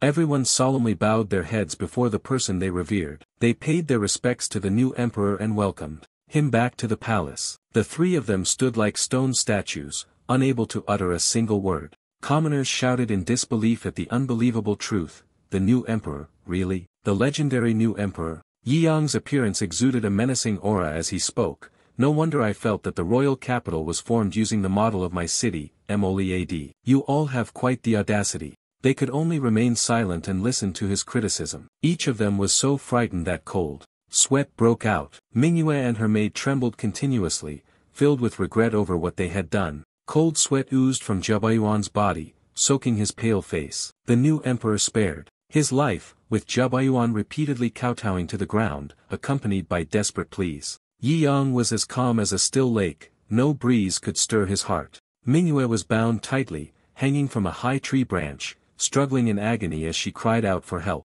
She was whining at that moment but still maintaining her arrogance. Let me down right now. I am the princess of the Sang Noyet kingdom, you cannot insult Me. The screams reached the ears of the gut splitter saw. Sang Noyet, I am the nation that produces the largest amount of materials for magic weapons in this world. If you hurt me, the Blazing Sun Kingdom will have its supply of divine crystal or severed. Manhwa threatened the opponent with all her might. It's not too late to admit your mistake now. I am absolutely not someone you can lay a hand on. He flew up in front of her, rendering her speechless, unable to speak another word. The gut splitter saw directly struck Ming Yu's face with a powerful blow. He looked at her with disgust, tarnishing the immortal emperor's name, forcing your maidservant. What is the Jade Star or? Even if your entire Sun Noyet kingdom were offered up, it wouldn't be enough to make up for it. Manhwa gritted her teeth and bitterly retorted, Father, I will not forgive you. The sharp claws of the gut splitter saw were raised into the air, streaking through the sky. The dimension was instantly torn apart, revealing her imperial city. This startled her. He spoke with a tone full of disdain, This old man is the father you said would not spare me. A son does not teach his father, and you raised an unfilial daughter, tarnishing the name of the immortal emperor. Perhaps he will be punished, Manhwa said, immediately becoming fearful upon hearing this. He did not hesitate and immediately commanded Black Steed, follow the plan. Go, kill everyone in the palace. Her father was weak and begged me, as the master of Sa Noyet, to show mercy to the demon god. I was willing to pay any price. At this moment, Manhwa knelt down in despair, seeking a way to save her father. I was wrong, please don't kill my father. Just as he finished speaking, he breathed his last under the sword of the Black Knight. She called out to her father in helplessness, only able to stand and watch his departure. Moliad, seeing this, immediately ordered the gut splitter saw to cry bitterly. It will make noise, so drag the new emperor down below, and take him to the Baichuran private teaching hall. At that moment, he also apologized to Yiyang Jiabayuan, who was still in a disheveled state. The old man knew that harming the new emperor was a crime that could not be forgiven, but he showed some leniency due to the friendship with his old comrade during the time of building the Blazing Sun Kingdom, traveling around to rally forces from all directions. Please spare the lives of this old man's wife and child. Moliad does not easily give up. When you think the new emperor is a naive young man, do you think of sparing him? The despicable methods, framing the new emperor, exterminating the 9 generations. Guards, take him to the celestial prison. At this moment, he hastily provided an important clue. I can reveal the hiding place of the broken stone giant. Wu Shangmofei ordered me, only begging you to spare my descendants. He thought for a moment and then decided, you go to the agency and write a confession first. If the information is valuable, perhaps we can consider sparing your bloodline. He seemed to have found the light of life, repeatedly thanking. This old man will definitely say whatever he knows. Reveal all the intelligence of the bitch breach, only begging to exchange merit for redemption. He naturally had other plans. He instructed Dark Jester to use your mind-reading technique to verify all of his testimony and then eliminate his entire family. The people couldn't help but assess Emoli. General Matruli is incredibly cool, always lofty and above, forever cold and distant. This world has already been controlled by him. A man like this, perhaps even at the end of the world, would not feel the slightest fear. They all simultaneously gaped, showing extreme disbelief. The scene before them made him appear incredibly pitiful as he walked up to Yi Yang. Immediately afterward, he knelt down to acknowledge his wrongdoings. Master Emoli also realized his mistake. Xiao Yi, seeing this, hurriedly knelt down. As well. Move over a bit, don't crowd me. Emoli scolded. He should stop arguing, it's right to let the master calm down, someone said. Outside, the people watching broke into a cold sweat. A series of questions ran through their minds. From beginning to end, Yi Yang exuded an aura of authority. People like you are causing too much trouble. I'm leaving, goodbye, sister-in-law, and I'll return to the imperial palace to settle the debt with you. You walked over, feeling deeply grateful, and thanked her for always taking care of me since I arrived in the royal capital. She smiled warmly. It's nothing, it's always you, little brother, who helps me. Yi Yang expressed his regret. The dumplings are very delicious, and the lottery ticket from Yen Yang, I can no longer go. We will meet each other at the fan meeting. A person walked by, and when Qian curiously asked, before, you always said you wanted to marry the new emperor. Was that true?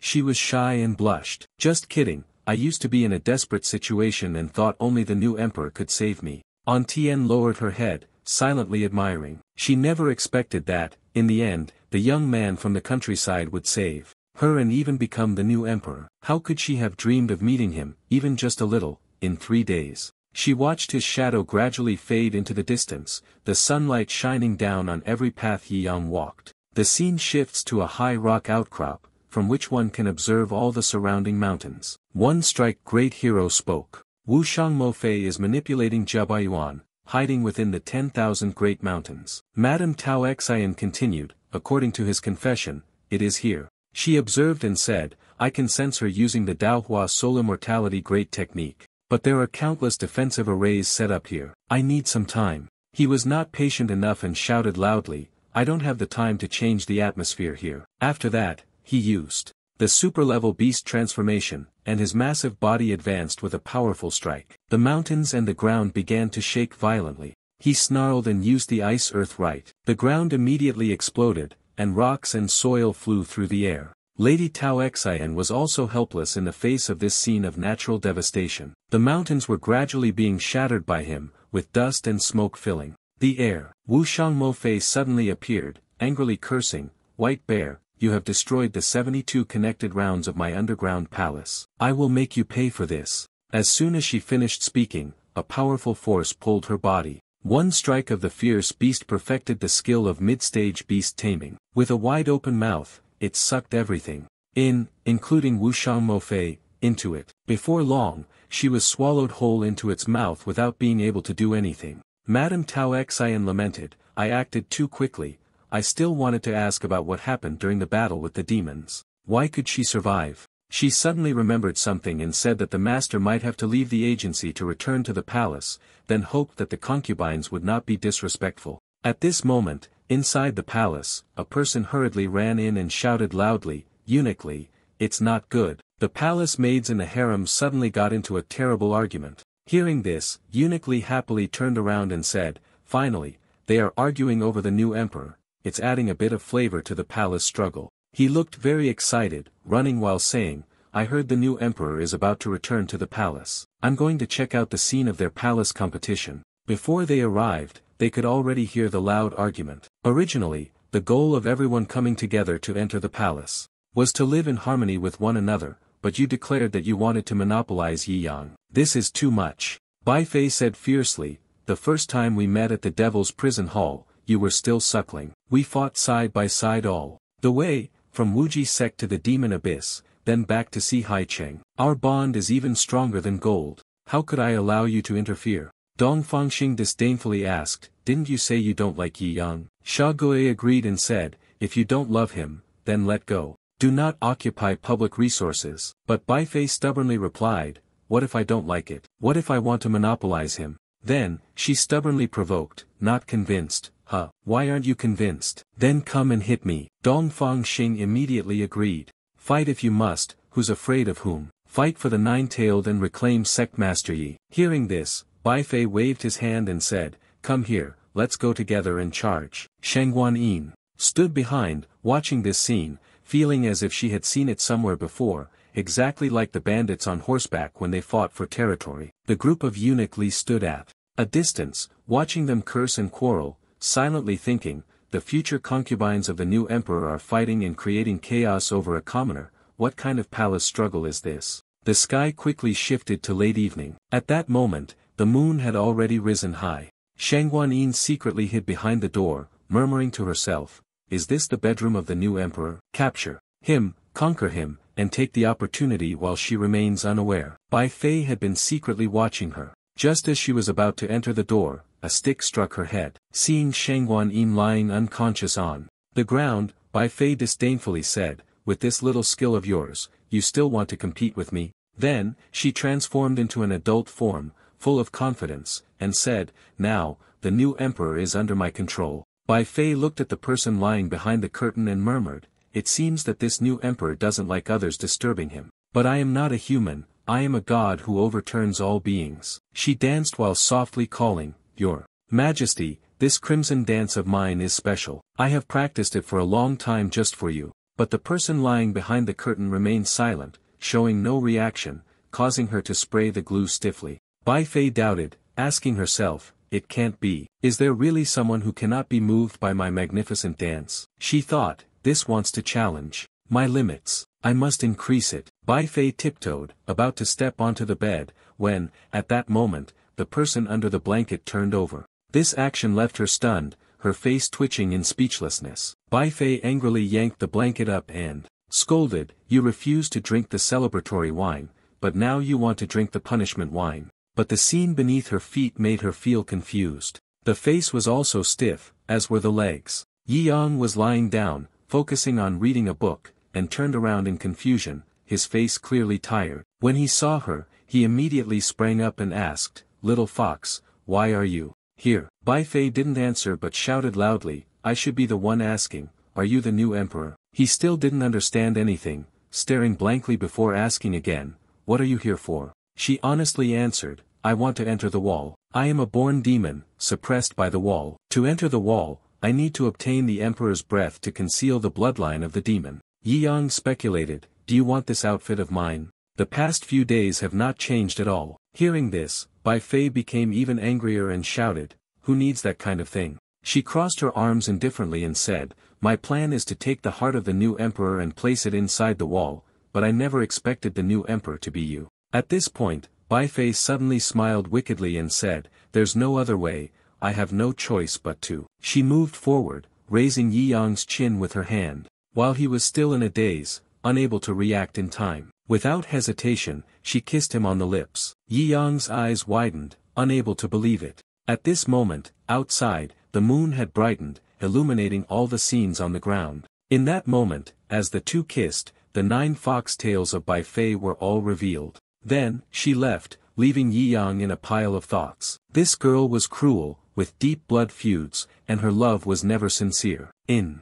the blink of an eye, she had already run away, but in the end, was she using him or truly in love with him? At that moment, it was already late at night. He decided to go to sleep, no longer thinking about anything. The next day, when the sun began to shine on the entire palace of the Blazing Sun Empire, in the court, Yi Yang was questioning everyone. "I never expected that you all would dare to do such a thing. You reckless and audacious people, you better honestly tell me, aside from this, have you done anything wicked behind my back?" Xiao Yi spoke first. "Master, you understand me. Although I don't use my brain when I work, I am the most loyal. This time, it's also everyone saying to attack the imperial dynasty. The master will definitely be very happy, so I went up to the gut splitter saw, trembling, and said, although I'm a little perverted, I'm extremely loyal, even more so than everyone else. When attacking the imperial palace, everyone will collect 10 rare treasures, and I will collect 10 spring-themed beauties,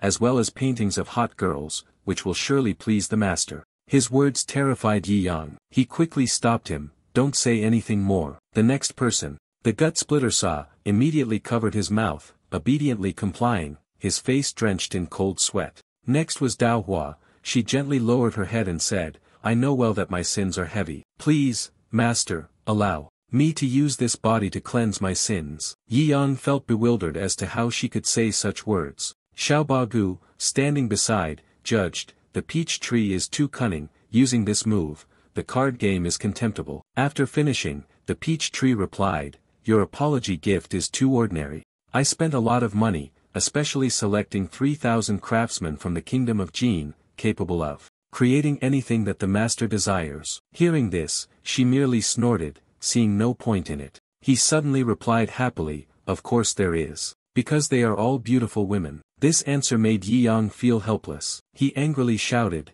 "Now is not the time to talk about that. Sorry, do you guys have something you're hiding from me?" Yi Yang switched to directly naming the 2 leaders, Emoli and Wuchen. "You 2 hand over the key points." He immediately denied it. "Master, you know old Ma, I am loyal to you, master. The sun and moon can testify, I have always been guarding the Umming prison on behalf of my master. I also received the proposal from Wuchen." Hearing this, Baichuran became furious and questioned, "I suggested it. Who was it that first said the master might grow up in the form of a child? How about gifting the Granzhou dynasty to the master?" Emoli calmly replied, "You have devised the entire plan to make me bear the consequences. Truly shameless." Hearing this, Yi Yang felt a headache and spoke out, "Enough, you bastards. Can't you just let me peacefully read Yin Yang in the sect? How could you leave such a big gap for me?" He sighed and proposed a solution, but if a new imperial dynasty had already been established, then he must take responsibility for the common people.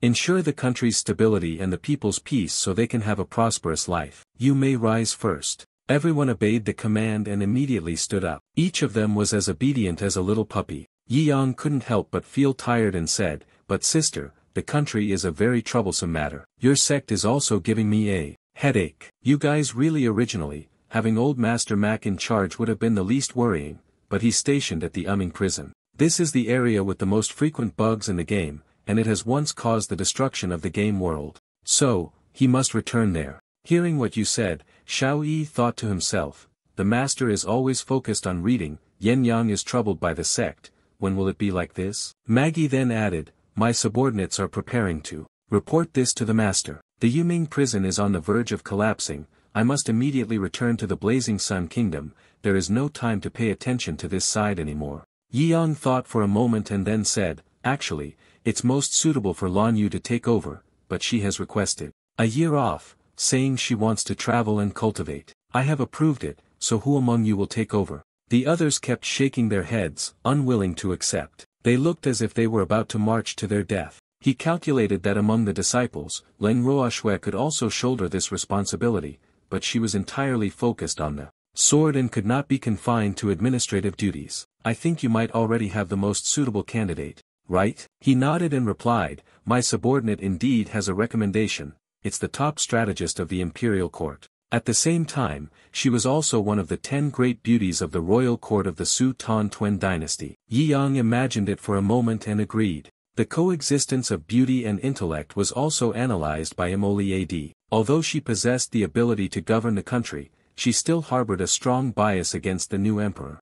"I feel that you will lead this country down the wrong path, so I locked you in prison. If you want to use her, I'm afraid the master must personally convince her." You immediately agreed, "No problem. I specialize in winning people over with virtue, and I will arrange for us to meet right away. After dealing with her, we can go back to the Wu Ji sect. I have played American games with bold girls before, convincing a beautiful woman might be as easy as flipping my hand." Looking at Yi Yang's figure as he left, everyone gathered together and whispered, "When did the mistress's power become so strong? It feels like he only knows how to reverse the cultivation of a few girls." Just hearing that sounds unbelievable. Playing the common folk, returning towards dusk. The prison stands alone, looking incredibly desolate. The group of Shangguanyin hid behind a rock, and one of the subordinates spoke up, "Boss, didn't you go to kill the new emperor? Why must we force ourselves into such a dire situation?" She sighed helplessly. Originally, she wanted to lie on the bed to persuade the new emperor and then take the opportunity to use his life to exchange for the lives of the Blood Moon brothers, but this path was blocked. "All the lives of my blood brothers, I will save them myself. But the Dragon Demon Lord is already in existence approaching the divine. He is the only Demon Lord, starting from the first generation, with no changes ever since. In legend, even the combined strength of 11 Demon Lords could not match a trace of his killing intent." Shang Guanyin calculated, "If we cannot take the head of the new emperor, we will never be able to save everyone from his hands. I have already made 2 preparations. To secretly add the poison into the water source, the time has come. It's time to take the risk." The subordinate used a small tube to blow sleeping powder through the prison door's tray. Inside the room, it immediately took effect, causing the Dragon Demon King to slump his head onto his hand, slowly closing his eyes, as if affected by the drug. She saw that the situation was under control and then ordered, "Let's go, I want to personally behead the dragon, without causing any trouble for the new emperor." The subordinate asked, "What kind of person is the new emperor, after all? This is the first time I've heard the big boss repeatedly mention someone like this." At this moment, in another part of the imperial palace, the sound of conversation could be heard. "It is rumored that the young lady is the world's greatest expert in Go. Let us have a match. If I win, you will take over the management of the official affairs of the Blazing Sun Kingdom." Stop for a moment, Yi Yang continued, setting forth his condition. "If you win, I will return your freedom." Hearing this, she replied indifferently, "The new emperor is indeed the most arrogant in all the legends." Master Tin Tuen continued, "Knowing my chess skills, which are unmatched in the world, yet still wishes to challenge me using the way of the game." Xiao Yi muttered behind, as expected of the master, using full-level Go skills to deceive others. Suddenly, she spoke up in refusal, "Go is a minor art, while the great Tao governs the country. To exchange the minor art for the great Tao is truly unjust. Yi Yang found the words of the master spirit to be difficult to understand and let out a soft snort. Chao Jing thought to himself, it's over, the senior apprentice sister is truly too resilient. In her heart, she regarded the new emperor as the one who had broken the seal of the Blazing Sun Kingdom. In the end, how could someone who broke the seal possibly govern the kingdom? She hoped that everything would continue to develop, leading to a connection with the sixth sex of hers. She honestly said, without hiding anything, the young daughter of the new emperor has been caught in the court's web. Now, in his heart, there is only the great Tao, and for the rest of his life, he only wishes to strip away all darkness and search for the truth that exists within heaven and earth. Death is not to be regretted. The gut-splitter saw speculated, it seems the master can no longer subdue this stubborn woman. He calmly said, don't be agitated, how about having some tea first? Master Tin Tuen declined, the new emperor knows I am obsessed with the way of tea, but both chess and tea are trivial paths. Now I only want to pursue the truth and the great Tao. She was determined, her thoughts unshakable. Suddenly, Yi Yang drew her sword, only to find that it had grown old. She replied, this is my fate spirit sword. What does the new emperor intend to do? He threw the sword to one side and explained, I have a friend who is in some trouble, and temporarily needs to borrow your sword. I'll use it to pierce through the wall and fly out. There was no sign of stopping at all. It flew straight in a determined direction, soaring swiftly, leaving only an afterimage. At this moment, at Long's location, the Demon King, the book lying on the ground, was emitting a glow. He squeezed Sheng Guanyin's neck, coldly saying, is this the resistance of humanity? I gave you the opportunity to exchange the head of the new emperor for the life of Blood Ming, but you made the wrong choice. Sheng Guanyin said painfully, word by word, if you want to kill, then kill. The new emperor is a good person. Even if we die, we will not drag a good person down. Hearing this, the Dragon Demon King was displeased and said, stubborn. I will kill you all and destroy the new emperor. At this very moment, he suddenly felt something approaching. The sword of Master Tin Tuen was flying rapidly toward them. It pierced through anything that blocked its path, even a large rock couldn't stop it. The sword flew out, reaching the speed of light, drawing a smooth and beautiful path. He could sense it and then disdainfully said, so it turns out to be the perverted soulmate of the useless sword control technique. Fine, wait until I break this sword, and I'll make the sword master explode to death. But contrary to Long Ma King's thoughts, the sword flew straight toward his face. Just like that, it was easy to kill him in an instant, ending the life of that arrogant person. Then, before the astonished eyes of the crowd, Sheng Guanyin, with the ground splitting apart, let the sword fly around the earth in a circle, not stopping for a single moment. Every place it passed through was left with a long slash, like a unique mark. It didn't take much time, and it had returned to the original room, the place where it had started. Yi Yang easily caught the sword, even though it was flying at a very high speed. This scene left Master Tin Tuen stunned. For a moment before he spoke, one strike was enough to kill Long Ma, the strongest barrier breaker of the ancient era. He gently slid the sword back into its sheath, returning it to her with a tone that was incredibly relaxed. At this moment, she had clarified a thought in her heart, the sword from earlier, it was both coming and going. The world turns out to be round. The sky is round, and the earth is square. This was wrong all along. The world is round. Master Tin Tuen suddenly clasped his hands together in respect and said, I have realized it now. This sword strike of the new emperor has shattered my darkness, allowing me to see the truth. What is beyond reproach, I will wholeheartedly devote myself to, even to the point of death, without regret, only wishing that I can take it with me to seek the ultimate truth. Yi Yang replied, confused, you're really too enthusiastic. I just borrowed your sword for a bit, searching for some truth or whatever. I was too harsh with my words. She immediately kowtowed, earnestly pleading, I beg the new emperor, please take me with you to search for the truth. Sihai City is extremely bustling. The host introduces, hello everyone, I am the host Xiao Dao of the battle of the strongest sect in this world. Tomorrow, Wuji sect will face the final battle. I wonder if they can achieve first place. The rule of the peak battle is that Wuji sect must win 5 consecutive battles. The final battle of tomorrow, Miss Su Shu will fight solo against the 5-man team of the Sword sect. The last opponent that Wuji sect defeated consecutively in 4 matches is. She paused for a moment, then continued, the Thundersword sect is famous for being the #1 sword technique in the world, as fast as thunder and lightning, like a shadow that cannot be caught. The more Su Shu listened, the more irritated she became by these boastful words. Lady Su Shu was famously known as a master of the human borderline, with an almost impossible hit rate. Therefore, the compensation rate has increased by 1,500 times. Xiao Dao is a true fan of God Slayer, so she bet 1 silver coin on it. All the remaining assets are wagered on Thundersword Sect. Everyone's choice is Xiao Dao. As soon as the words were spoken, the entire arena shouted the name Thundersword Sect. On an observatory platform, a reminder echoed from afar: in tomorrow's battle, no one should be negligent. The prestigious sect stands second in the world, and we must definitely protect our dignity and honor. We cannot allow a bookworm to lead and take the top position in the world. The subordinate beside him reassured the sect leader, "Don't worry, if it's Leng Ruoxue Su Shu, she is likely to lose." He was still not at ease and added, "We cannot be careless, even though she missed the target. Her power is still on par with the destroyer god." Then he ordered, "Leia, you are to follow Su Shu. You must investigate the origin of that terrifying power. Use every possible means to find her weakness." She refused. "I am the female genius of a prestigious righteous sect,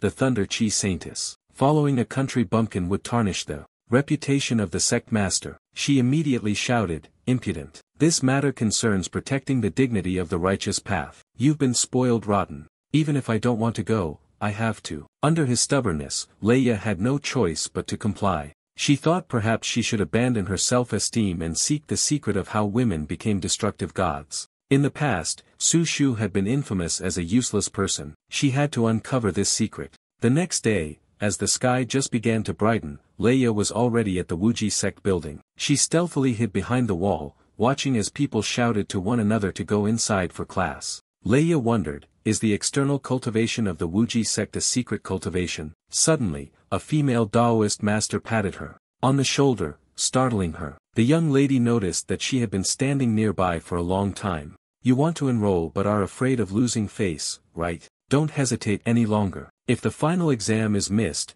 you'll have to wait another year." She enthusiastically invited Leia to join. Then she was quickly taken to a classroom. After observing, she couldn't help but feel confused. Is this the classroom? Why can't I see any other students? She pondered, not knowing what romantic home was ultimately trying to understand. At this moment, the girl from before entered with a tall figure and introduced herself. "Apologies, female disciple, it seems that the female master should guide you." But she was the last one to register. Only the male Taoist master can teach her. Leia responded seriously, "Men and women are equal. Please be strict with me, master." How fortunate, a male mentor will obviously teach better. She secretly felt pleased. "Su Shu, I'm so sorry, but I must take your fortune." Master Nan went straight to the point. "The main purpose of our Hong Lang man is to create a service industry. The first lesson is to liberate one's true nature, to let go of all constraints." Leia didn't understand, showing a puzzled expression. "What the hell is the service industry?" He suddenly became excited and charged forward. "Stop pretending to be stupid. Hong Lang Man is where they teach the beauties. Originally, female students could only use their female Taoist priestess cultivation, and defying fate would only bring them to my side." She was terrified, trying to stop him from getting any closer. The male Taoist master did not pay attention and said, "It seems like you've fallen into the trap. You want to accept it but pretend to refuse. That's the first step." Leia's curses echoed, "Damn it, that's not it. If you touch me, I'll kill you." The last sentence seemed as though she used all her strength,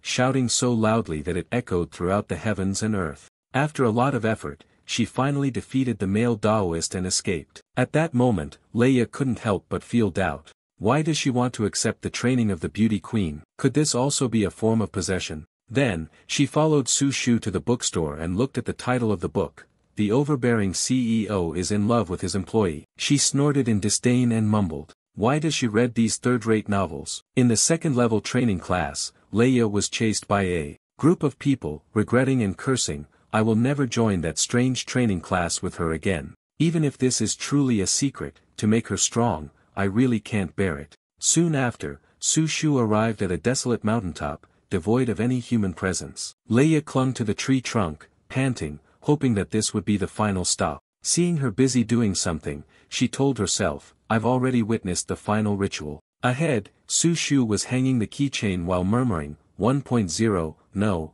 I've gained strength all by myself again. Leia pondered. She had asked the mountain guardian. She often came to this place to perform some kind of ritual and had even personally stated that she had gained power this time. In the end, she had finally uncovered the true secret of strength. After she left, you slowly approached to inspect the things hanging there. But what caught Leia's eye was the key to the heart, inscribed with the names of Su Shu and Yi Yang. Seeing her, I was completely stunned, felt unbelievable and cursed. Then she immediately flew into a rage. Damn it, I came to investigate the great secret of power, not to watch you two making love. I'm perfectly fine being single. Leia thought again, maybe this is Su Shu's great secret of power. Then she made her decision. It was better to right it wrong than to let it go. Soon after, a lock with the names Leia and Yi Yang appeared in the competition arena. Xiao Dao raised his voice, stirring the atmosphere and captivating the audience from all around the world. Can the Wuji sect return to the top rank of the world? Or let us together look forward to this final battle. Xiao Dao excitedly introduced. First, let's welcome the goddess girl group of Wuji sect. She continued to enthusiastically narrate the battle. The Ling goddess had been in seclusion, cultivating her skills in recent years. This time, due to the peak battle, she descended to the mortal realm to gather the young male cultivators from all over the world in Sihai City. Xiao Dao, due to his fame, speaks without restraint. Ling new goddess, in her eyes, there is only the sword. Does she still have space for someone else in her heart? Perhaps only she knows herself. The crowd observed, and upon hearing that, burst into loud laughter. One person with a sword, like the Ling goddess, feared that she would no longer have human emotions. That's right, after all, I can't have length goddess. It's fine if everyone looks up to her together. Amid the cheers and shouts of the crowd, Ling Roashue straightened her back and declared, regarding this question, I would like to provide a brief answer. Her proud voice echoed throughout the arena and the stands. Whether it was the master or the sword, Ling Roashue, I will never let go in this lifetime. Hearing her declare so boldly, the Nanguantong crowd immediately cheered for Ling Roashue, and in an instant, they were stunned to the point of petrification. Xiao Dao clutched his belly, laughing uncontrollably. With everyone giving up like this, they could finally relax and watch the match. Now, let's shift the focus back to Miss Su Shu and the 5 battle scenes between her and Thunder Sword Peak. On the arena at this moment, the disparity in strength was clearly visible. One side had only a single figure, while the opponent was a team of 5. The countdown began, the last 10 seconds. Xiao Dao kept commenting, Su Shu Miss might be too mentally tense because she's preparing for the match. It seems like she's not in high spirits. In reality, she had the opposite thoughts in her mind. Last night, staying up late and finishing the 2 Bao Jian, she even thought, I haven't slept enough, I'm really sleepy. Su Shu's opponent didn't let their guard down. Yet, the 5 of Lei Jian Peak were all fully on alert. They thought this was a strategy to deliberately appear weak. No wonder she was ranked second in the world and was the most respected. Grand Sect. When Xiao Dao's question stirred the atmosphere, everyone assumed they knew who the winner would be. Immediately, the cheers of Thunder Sword Peak echoed throughout the arena. The leader of Thunder Sword Peak directed the strategy, based on our research, Su Shu, because they didn't fight back. She will definitely release a large number of fire slaves. Therefore, Lei Jia, you will be responsible for opening the space thunderstorm and drawing these fire slaves into it. He continued to give orders. Leia, Jira, Lei Zhou, use the lightning storm from the magnetic field to disturb her, be careful with the lightning sword, divide the tasks for each person. Lei Fan, use the lightning drug technique up close, and ambush Su Tzu. Once everything was settled, the leader issued the final command. Everything follows a specific plan. Within 3 seconds, all of her attacks must be rendered ineffective. As soon as the words were spoken, all 5 of them immediately surged forward. Su Shu Xiao Dao raised his voice and commented, as expected of the great Thundersword sect. I can see their overwhelming momentum and flawless strategy. Next, let's wait and see their strongest performance. The comment had not yet finished when the group from Thunder Sword Peak suddenly widened their eyes in shock. Their knees instinctively buckled, dropping them to the ground in fear. The scene at this moment was that all the members of the group were kneeling in unison, which stunned Xiao Dao. This kneeling is happening too quickly, what on earth is going on? Looking towards Su Shu, all that could be seen was a gigantic fireball, larger than the entire arena, condensing in midair. The extreme fireball technique caused the entire spectator stand to tremble in fear. The fireball was so large that it extended beyond the atmosphere, carrying with it the momentum to destroy the entire Earth, clearly showcasing the overwhelming disparity in power. The group of people, including Lei Jianfeng, anxiously begged, "We came here for a friendly match. This match is between the two of you, there's no need to be so serious. I'm still a virgin, please. Forgive me, don't destroy the world. My fiancé is waiting for me back in the village to finish this match so we can get married." In the stands, the spectators' emotions erupted. "Our audience is innocent. Luo Jianfeng, Do Mei, quickly admit defeat, don't drag our audience into this." Just now, the entire arena was cheering, but now it has turned into a sea of criticism. Thundersword sect, take responsibility, quickly admit defeat. The disciples of the sect dare not utter a word. Standing in second place isn't too bad, at least they don't have to die. Xiao Dao happily announced, "Let us all congratulate Wuji's sect for reclaiming the top rank in the world. Although I have gone bankrupt, but I can endure." The voice of Xiao Dao was filled with uncontainable excitement. After all, this was Yishan's sect. Meanwhile, the audience was far from calm. They shouted, demanding the destruction of the Thundersword sect, lamenting the loss of all the assets they had wagered. Su Shu proudly raised his voice. "Finally, the disciple has completed 1/1000 of the fireball's power that you possess." The disciple could make the most primitive request of a young girl to someone, and then she would be so moved that tears fell. Xiao Dao couldn't help but feel a sense of emotion. The Wuji sect has returned to the #1 rank in the world, having endured too much torment. At this moment, I wonder if Yishan is still shedding tears. Nan Guantong heard this and replied seriously, "It seems that the last time, Master shed tears while reading a book called Yen Yang." Lu Qin quickly stopped her. "Kid, don't talk about such things." Leng Ruoxue happily announced the news that our Wuji sect has reclaimed the #1 spot in the world, has already reached Master. Master asked me to take everyone to soak in the hot springs to relax for a bit. Randa tried to appear arrogant, but in reality, she was very soft-hearted. Every time she soaked in the hot spring, the thing that angered everyone the most was Queen Lan Yu. I wonder where she is now. I want to tell her the news. We are back to being #1 in the world. Leng Ruoxue calmly replied, "Junior sister Lan, you said you went on a journey, but it seems that the news I sent has not reached her. I've always been worried that something might happen to her. I hope it's not just me overthinking." The space within the wall at this moment was in the early evening. The silence in the space was terrifying. The setting sun resembled an endless sea of blood. Two shadowy figures were moving at an incredibly fast speed, only leaving behind fleeting traces of dust and sand swirling in the air. They were Lan Yu and Mu Wang. She apologized, "I'm sorry. My acceleration ability has reached its limit." Mu Wang paid little attention, but the dark mist was no longer able to keep up. Lan Yu suggested finding a place to rest. Mu Wang kept saying he was fine, that his physical body recovered very quickly. However, it was truly unexpected that it was so terrifying in here. He furrowed his brows in pain and worry. It was just the wandering black mist, yet it could devour the myriad of spirits in heaven and earth. If he encountered the true lord of the Chaos Clan, how could he even fight back? Mu Wang temporarily put aside his thoughts. The most important issue for both of them right now is that, before nightfall, they must find the fresh blood hidden in the cave. Lan Yu understood and continued, "Here, as the sky darkens, it's not just the black mist that appears in the space, but also something like a premonition before nightfall. We must find the cave. We can only continue to live." As he spoke, Mu Wang covered her mouth, signaling for her to remain silent. A deafening roar echoed through the forest, causing the ground to tremble, and the wind blew wildly in all directions. The birds, frightened, flew in a frenzy. The two people hiding behind the ancient tree trunk saw this scene and were filled with fear. Mu Wang was worried. "Have we been discovered?" Lan Yu reminded him, "Don't speak yet." Both of them quickly transformed into flashes of lightning and vanished in the blink of an eye. Mu Wang and Lan Yu had just walked when a giant foot descended from the sky, crushing everything exactly at the spot where they had been standing moments before. Both survived the peril, still shaken to the core. The giant bodyguard of the moon chaser was extremely sensitive to heat. "We should stay away, and nothing will happen." Mu Wang lost all confidence. "I doubt it.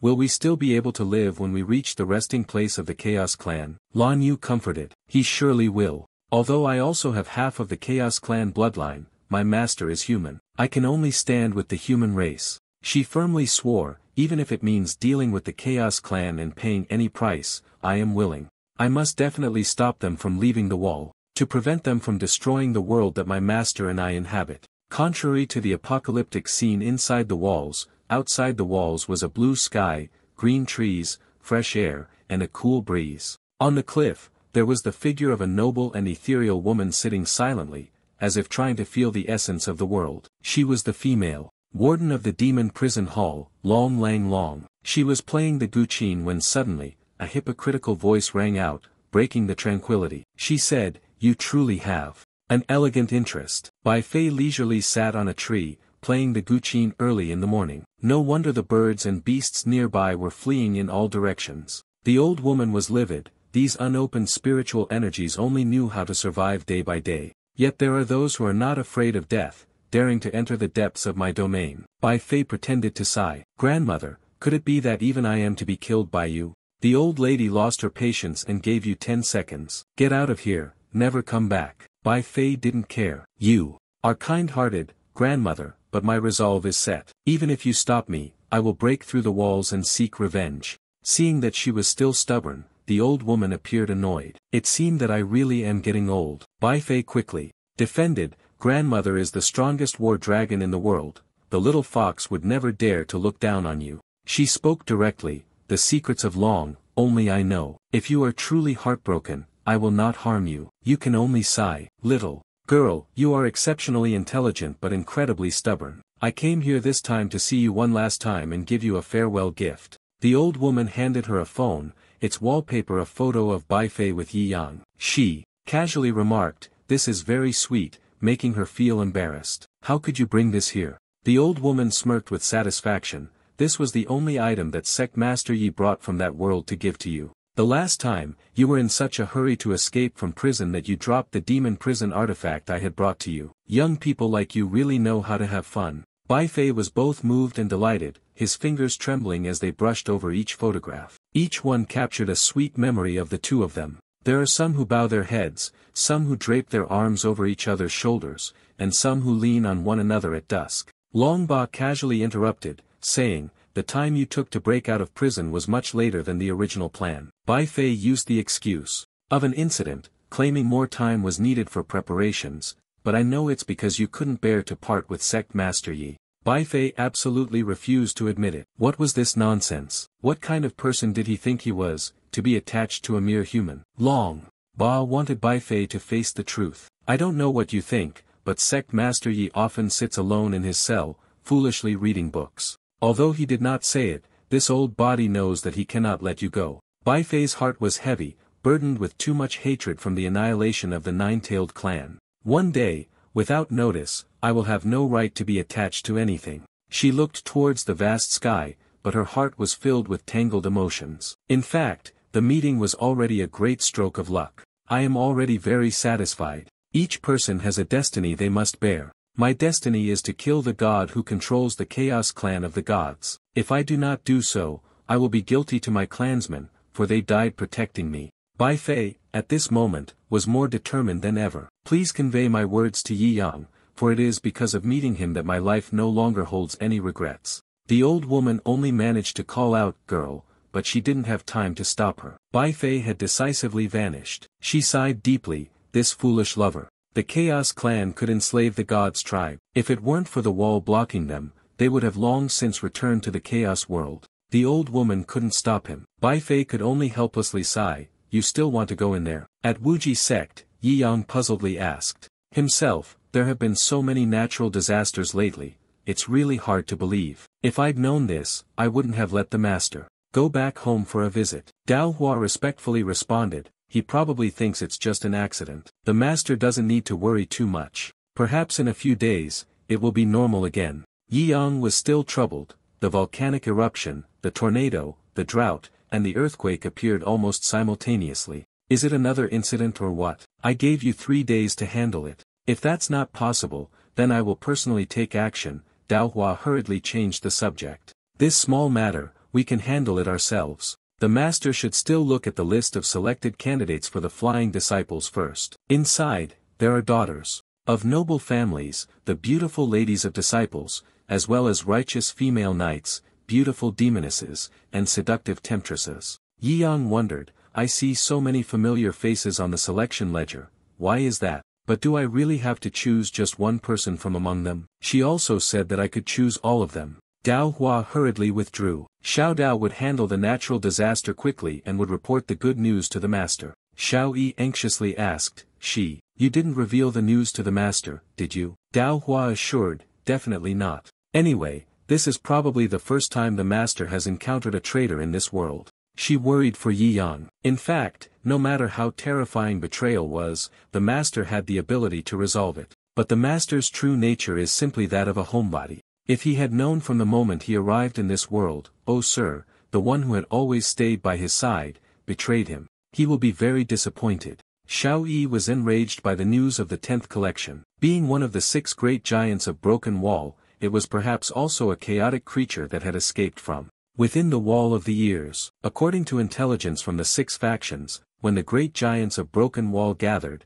it seemed that a figure resembling the master had appeared. Dao Hua firmly declared, if it were to impersonate the master, whoever it is, they must pay the price. Xiao Yi agreed with her. Let's go clarify it right away. How many schemes are behind the ambush near the master? Let's determine how many chaotic creatures have been running out from the wall for a long time, without any battle yet. Both auras were filled with determination, ready to set off and engage in a decisive battle with the master's enemies. In their hearts, only one principle remained: kill them all, leaving no one behind. Just now, full of confidence, Xiao Yi was a little confused. It seems like we have lost our way. Dao Hua was a little worried. This is bad, we're late. Xiao Xiu is about to face danger in his first battle. She carefully speculated that he had a talent for assassination. Once they engaged in combat, being in the open, his fighting strength would be significantly diminished. Now, Xiao Xiu has been discovered by that bird, and at this point, he can only quickly go there.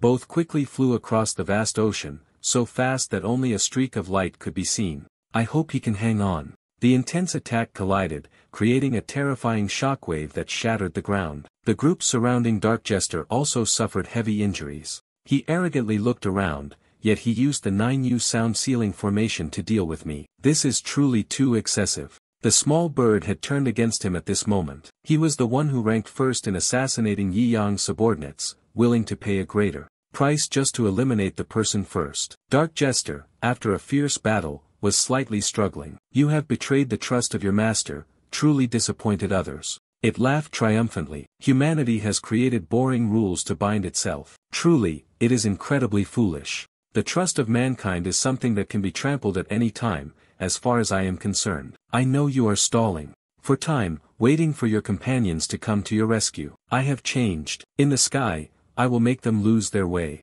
Having said that, it approached each word carefully. Just go ahead and leave with peace of mind. The moment you unleash your ultimate move, it will have incredibly strong destructive power. Dark Jester had exhausted all his strength, only able to curse silently, damn it. But fortunately, at that moment, another small bird appeared, blocking the blow and causing him to be caught off guard. The small bird appeared and greeted, Tai Ach, long time no see, you're still losing as usual. Dark Jester was stunned upon witnessing this scene. There are 2 Lord Niao. What else doesn't he understand about this situation? The bird over there turns out to be fake. I am actually a split body formed into 2 small birds. To be serious and correct my words seriously, it is the main body. I am the split body. The little bird pretended to be enraged and shouted, You, not even considering my appearance. You are just the impurity I discarded from my body, a pathetic, weak, and fearful piece of filth that should have been hiding by Yishan's side, living a breathless existence. After saying this, it transformed into a human form,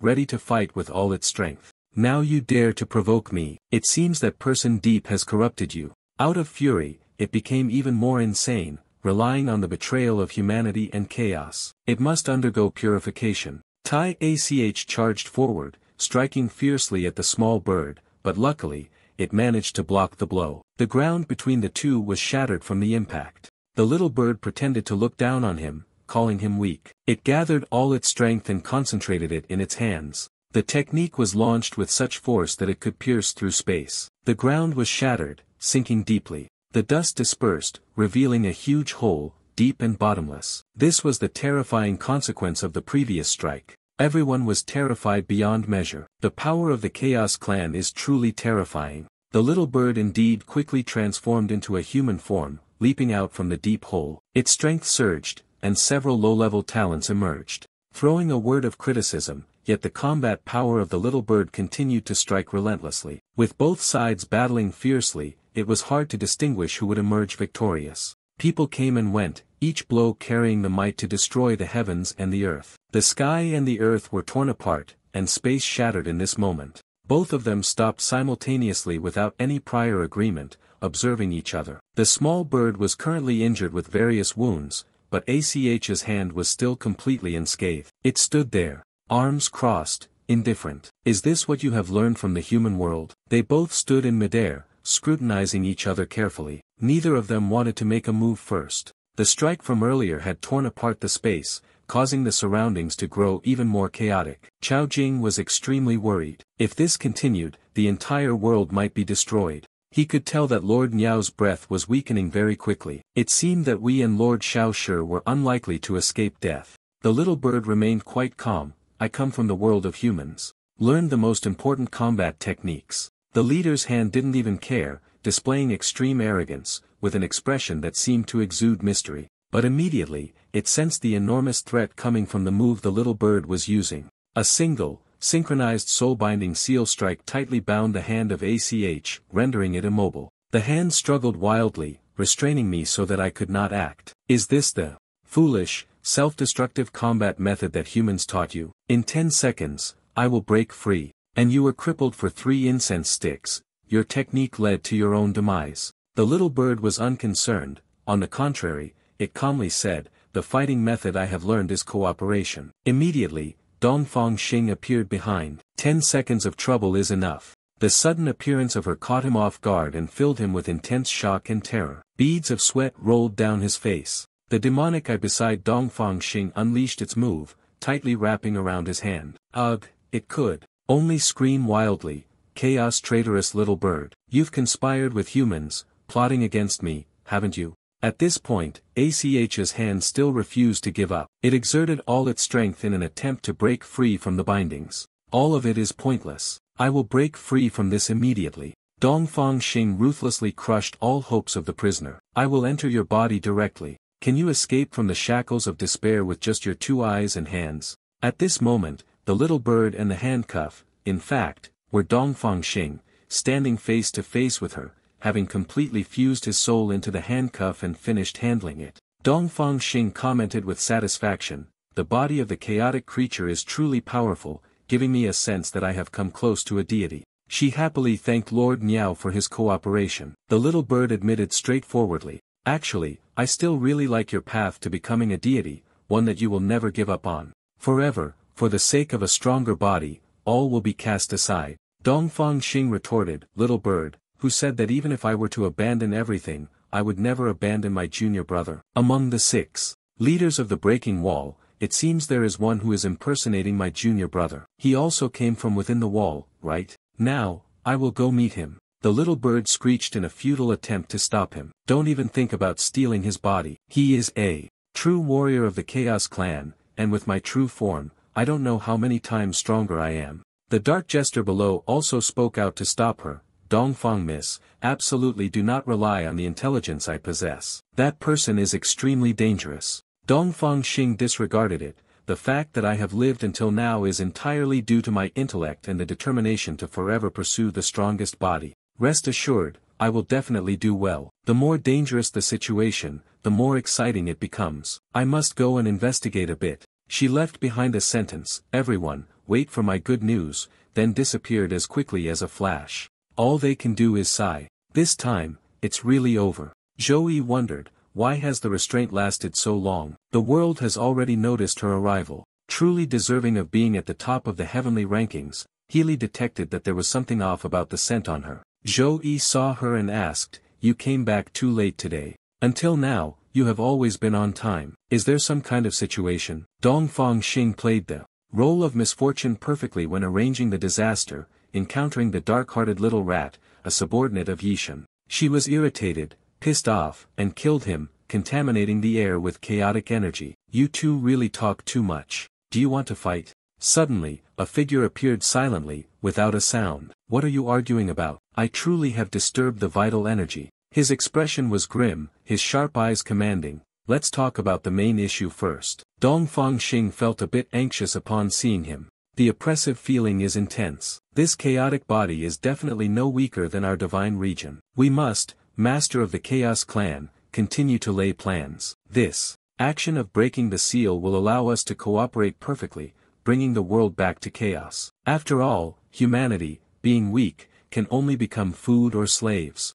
Suddenly, he turned to ask, "Tach, what do you think of humans?" Dong Fangxing seized the opportunity to sow discord. Humanity is nothing good. The realm and Zhou are humans, they are Yuanzui, or should we just kill them directly? Both of them found it difficult to understand what Dong Fangxing said, but they didn't show any exaggerated reaction. The master of the Chaos Clan nodded, confirming that the words of the calamity were not without reason. Human beings are indeed the unstable factor, they truly need to be dealt with. Before the astonished eyes of the world and Zhou Yi, he lightly waved his arm. Dong Fangxing didn't even have time to react. The two words that escaped his mouth were directed at Dong Fangxing. In her body of misfortune, she was violently thrown, crashing into a massive ancient tree, the impact so strong that she vomited blood. Her body collided harshly with a rock, and she couldn't stop herself. Dong Fangxing was hurled out like a kite with its string cut. When she stopped, the spot where she landed had formed a large crater, surrounded by cracks resembling a spider's web,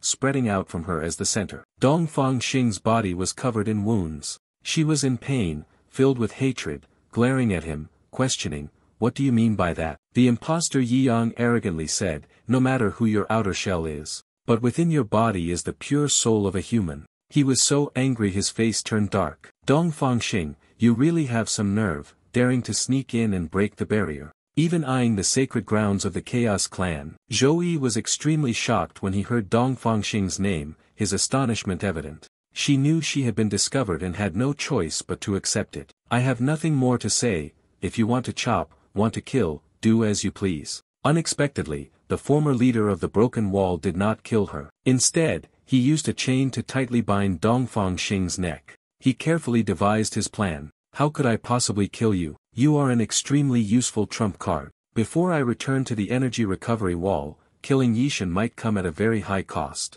Capturing you and putting you into my hands could ensure my safe return to the wall." Dong Fangxing still gritted his teeth, forcing each word out. "You're overthinking, junior brother. You hate me so much, you won't give in for my sake. Now's the time. You should just kill me." The giant beast breaking through the wall only felt more triumphant upon hearing this.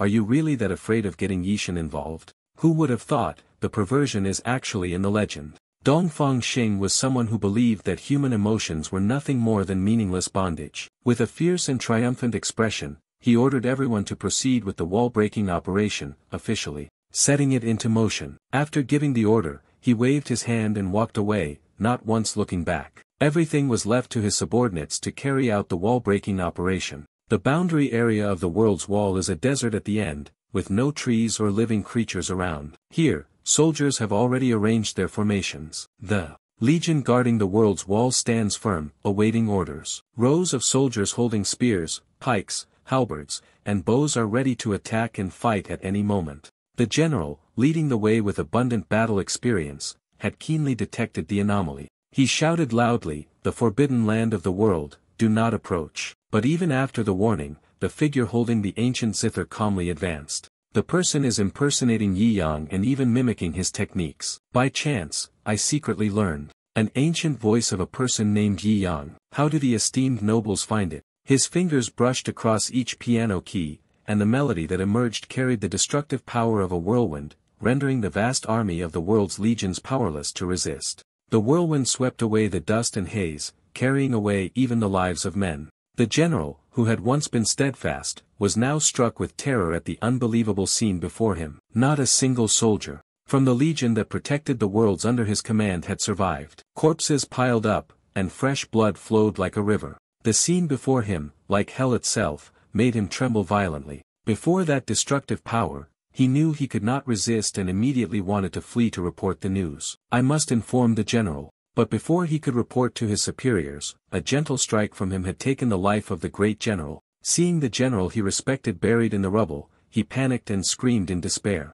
At that moment, she had regained her body. She threatened, are you looking for this old man? I will bring him here for you. I am a good person, after all, nothing is more comfortable than one's own body. Dongfang Xing was tightly bound, and upon seeing this scene, he felt unwilling to accept it. You actually dared to steal the music piece of your junior brother, you really have some nerve. I won't spare you. The fake name Yi Yang was currently immersed in illusions. I never expected the piece of music that Yishan played to possess such tremendous power. In the blink of an eye, 100,000 soldiers were completely annihilated. I have cleaned up countless battlefields after Yishan made his move. From the memories of those he defeated, when I hear this melody, it makes me tremble with excitement. The impostor has no sense of restraint, the power of this music is truly perfect. Yishan is indeed a treasure. Later, I will definitely kill him and read his memories. Dongfang Xing saw his arrogance and was enraged. You bastard. Zhou Yi, not knowing the limits, interfered in the most important matter at hand. First,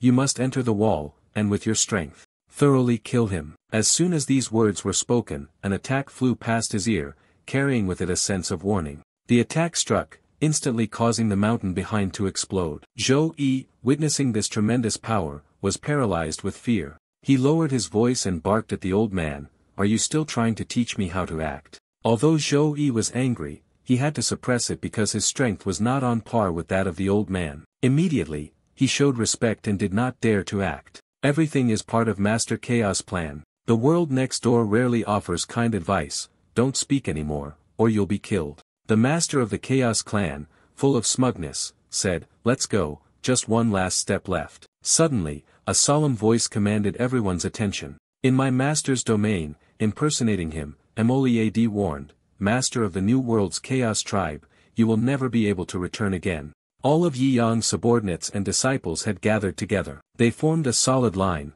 protecting the world before them. It could only be the hell of eternal torment. Ling Roashui led everyone, proudly declaring, "How can the human world allow you to come and go as you please?" Dongfang Xing was deeply moved to see everyone united in such a way, but she couldn't hide the extreme worry in the depths of her eyes. The master of the Chaos tribe didn't care at all, thinking, "Just relying on you, these useless things created by Yi Yang, and you want to challenge the Chaos tribe?" At this moment, his eyes completely turned blood-red with thirst. For blood, have you even considered the outcome? Dongfang Xing anxiously shouted, "Old Ma, he has replicated many of the techniques used by junior brother, don't provoke him." Hearing this, Ma Liad completely lost his temper. Then killing him is even more justified. Stealing the techniques of the master. There is only one outcome. Along with his powerful voice, Xiao Yi also stepped forward with a furious expression, ready to tear the opponent to pieces. He quickly gathered momentum and shot straight toward his opponent, without hesitation, using the ultimate skill, Ice Heaven Strike. Before the attack that could shake the heavens and earth from Xiao Yi, the leader of the Chaos clan neither dodged nor avoided. A single punch from Xiao Yi cracked the ground, its immense power so overwhelming that it scorched the very fabric of space. A powerful column of light shot out from that strike, accompanied by lightning strong enough to show the immense destructive force. Deke widened his eyes and asked, "How is it?" The old man calmly replied, "He will wait a little longer." The dust and rubble scattered, and it was clear that Xiao Yi's signature strike could not progress any further, having been easily blocked. He used 2 fingers to prevent him from advancing. It turned out to be a stolen move, yet he remained arrogant. Yi Yang's Shi Tian finger truly had the power to block everything in the world. The Chaos clan leader was pleased that Xiao Yi could not progress any further and decided to test his ice power. Upon finishing his words, the arm of the Chaos clan master unleashed another technique from Yi Yang. The power of the strike was incredibly formidable. Even Xiao Yi was severely injured by this punch, sent flying back a full 10 meters. The surrounding space tore apart from this punch, causing even more chaos in the area. The place where Xiao Yi landed was turned into a deep crater, with cracks spreading out from him like a spider's web. Xiao Yi, covered in wounds, roared in anger and helplessness, "Damn it!" Xiao Er immediately exerted his strength, standing in front of him and giving instructions. "Xiao Yi, you may step down for now." The master of the Chaos clan did not waste any words and directly used his ultimate move to end the battle. The powerful strike seemed as if it could tear apart space itself, instilling a sense of awe in the heart. The dust cleared, revealing Xiao Er, who had been buried under the rubble. The heavy sound of machinery echoed. Emoliad and Xiao Yi were both astonished, unable to believe that Xiao Er had been defeated with a single move. Not even able to resist. This result also surprised Leng Ruoxue, Su Shu, and Randu. Xiao Er's mechanical voice rang out, "The body damage rate is 90%. Then, the master of the Chaos Clan appeared before her. He ruthlessly raised his hand, condensed his power, intending to finish her off with a final strike. At this moment, Xiao Bagu could no longer hold back. Her gaze was filled with murderous intent and fury. The user seems to prefer concise English translations with no additional commentary. They also appear to be working with text related to Xianxia, immortal cultivation, and fantasy. Wave after wave of tentacles prevented him from taking Xiao Er's life. Xiao Bagu used the ancient technique, descending of the gods at dusk. She successfully saved Xiao Er, gently lifting her with her tentacles. Xiao Bagu brought her to Xiao Yi. Standing in front of the two, she instructed him to protect Xiao Er well. She completely switched to a combat state, filled with rage and madness. This old dog came out here to kill. The master of the Chaos Clan, still full of arrogance, was able to summon so many evil gods. Without giving him a chance to say another word, Xiao Bagu's tentacles quickly and precisely wrapped around him. She used her most powerful, secret technique, the heavenly wrapping of the 10,000 worlds' great extinction. Waves of tentacles connected one after another, intertwining relentlessly. Not as expected, the master of the Chaos Clan easily used a technique to blast apart the tentacles that were tightly binding him. He sighed, boring. At that moment, the level 66 attack skill of the novice priest, Tan Kuang, was activated. The force of the explosion twisted and shattered Xiao Bagu's tentacles, and the surrounding space seemed to tear apart. A binding strike at that moment drained her of all her strength. Xiao Bagu struggled to resist the blinding beam of light, barely holding on. But before she could react, the intense beam of light slammed in front of Xiao Bagu with overwhelming force, unstoppable. The explosion sounded as if it sought to destroy heaven and earth, and everyone was anxious for her safety. Fortunately, a protective layer created from the powerful lightning energy helped Xiao Bagu retain his life. But the price she had to pay still left her severely wounded, her body torn and broken, with no strength left to fight. The master of the Chaos Clan, upon seeing this, did not expect it either. Yet it still has some energy. It seems I must add another strike. Moliad could not let him have his way. He quickly gave the order, "Third Little, stop him." Without hesitation, it unleashed the full breath of a three-headed giant dragon, its pressure like flames that could burn everything. The dragon's roar contains immense power, as if it seeks to burn all things in the heavens and the earth. Third Little stood at the peak, his entire body blazing. The destructive flames scorched, causing the space to warp from the intense heat. Its three heads lowered, unleashing a devastating strike, the divine dragon star-extinguishing flame. In the face of Third Little's colossal attack, the Chaos Clan master only erected a thin layer of defense. This blow sent him flying off the earth, out of the atmosphere, and into outer space. Under worry, it was discovered that the master's breath had vanished, and Magli had also delighted. The strike hit him, and Third Little's attack directly created a large tear in space in the universe. He delivered a strike, using all his strength. He thought everything had been resolved, but things were never that easy. Just as Third Little was unprepared, the leader of the Chaos Clan suddenly appeared behind him. Power gathered in his hands, his voice calm, indifferent, and slightly composed. He directly executed an ice-type attack with the intent to freeze Third Little and everyone in his path. Mali Ade and Baichuran were extremely worried as Third Little was frozen, while they themselves were helpless. The master of the Chaos Clan showed a smug expression, concentrating the attack in his hand. "It has been a long time, still haven't killed the dragon." At this moment, a powerful sword light slashed directly at him, but he managed to dodge it. The sword strike swung horizontally as if it wanted to cut through the entire sky, preventing him from continuing his attack toward Third Little. The gaze of the Chaos Clan leader grew even darker and colder. Leng Ruoxue showed no fear, absolutely unwilling to allow you to harm Third Little, the senior sister of Wuji sect. She quickly ordered Su Shu and Lu Qing to set up the three ultimate divine formations that our master taught us. Both of them unanimously responded to Su Shu's fireball, Leng Ruoxue's sword light, and Lu Qing's spear, forming a three-pronged divine formation of annihilation. No matter how powerful the formation was, the master of the Chaos Clan had an even stronger formation. That was the absorption domain, which absorbed the three supreme trials. Divine formation, leaving Su Shu stunned. The formation capable of annihilating gods was instantly absorbed by him. And yet, the master of the Chaos Clan still stood there, unscathed. On the contrary, Nan Guantong couldn't bear it, causing Ling Ruoxue to worry and ask. That person was still arrogant, self-satisfied, and smug, treating human lives like weeds. Having played enough, he was ruthless, devoid of humanity, and prepared to finish it. He began to sweep. After speaking, each red laser beam intertwined into a net,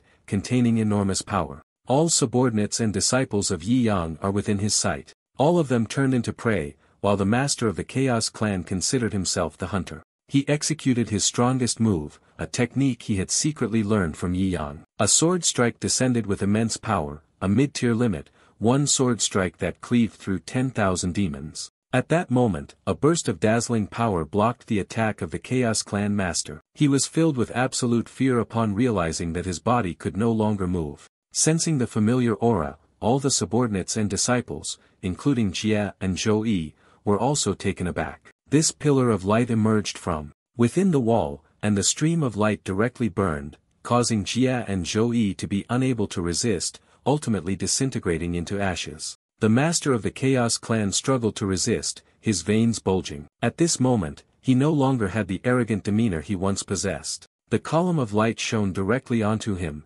causing his body to burn away in patches. All resistance is futile. His body was gradually eroded, and in the end, it completely turned to dust, dissipating into the heavens and the earth. The attack from within the wall directly caused the world's wall to shatter, the earth and rocks fragmented, piling into heaps. Yi Yang had just appeared and destroyed all the threats to the world, saving his disciple and subordinates in time. Bai Fei looked at the current scene and felt powerless. It was just smashing the wall. Did you perhaps use a bit too much force? The earth was torn apart by a blow from Yi Yang, ripping through the lithosphere. The earth was too large then. He looked around. Just now, did I accidentally knock something over? At that moment, all the disciples and subordinates competed to call out, Master, Lord, catching Yi Yang's attention. All of your disciples and subordinates, none of them lost their lives. The two sides met again. Mak Liada and Baichuran led the way, kneeling down to congratulate the master. He wondered,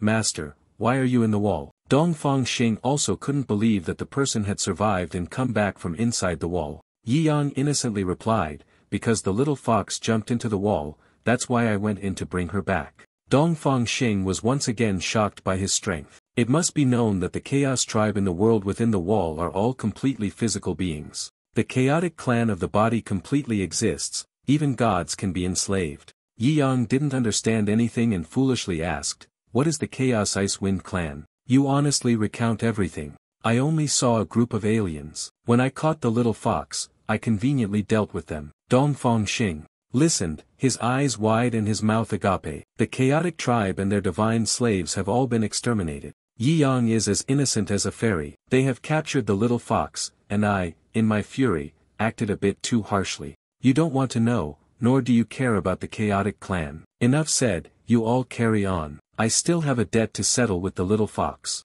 After speaking, Yi Yang quickly hugged Bai Fei's waist and flew away. Dongfang Xing was even more speechless and struck harder. The chaotic tribe had been exterminated, and if the killing blow was dealt, this universe. Yi Yang brought Bai Fei to a cliff with a breathtaking view. He pretended to be cold and aloof. You participated in the selection for my harem, and I had chosen you as the empress, but you ran away on your own. How should we settle this debt? Bai Fei gently asked again, have I been chosen already? She was straightforward, which surprised Yi Yang. Then what else is there to say? I am the one responsible, voluntarily participating in the selection. If chosen, we will marry. Bai Fei Om Yi Yang Tu Phia Sao, knew the Om Tron Ca the Gioi Quan. She was so happy that tears streamed down her face, silently vowing, I will never part with you again. Bai Fei said seriously, we will not be separated anymore. Let's get married. Yi Yang, after being completely stunned, was overjoyed. You seriously promise? Then it's a promise. We will never be apart for the rest of our lives.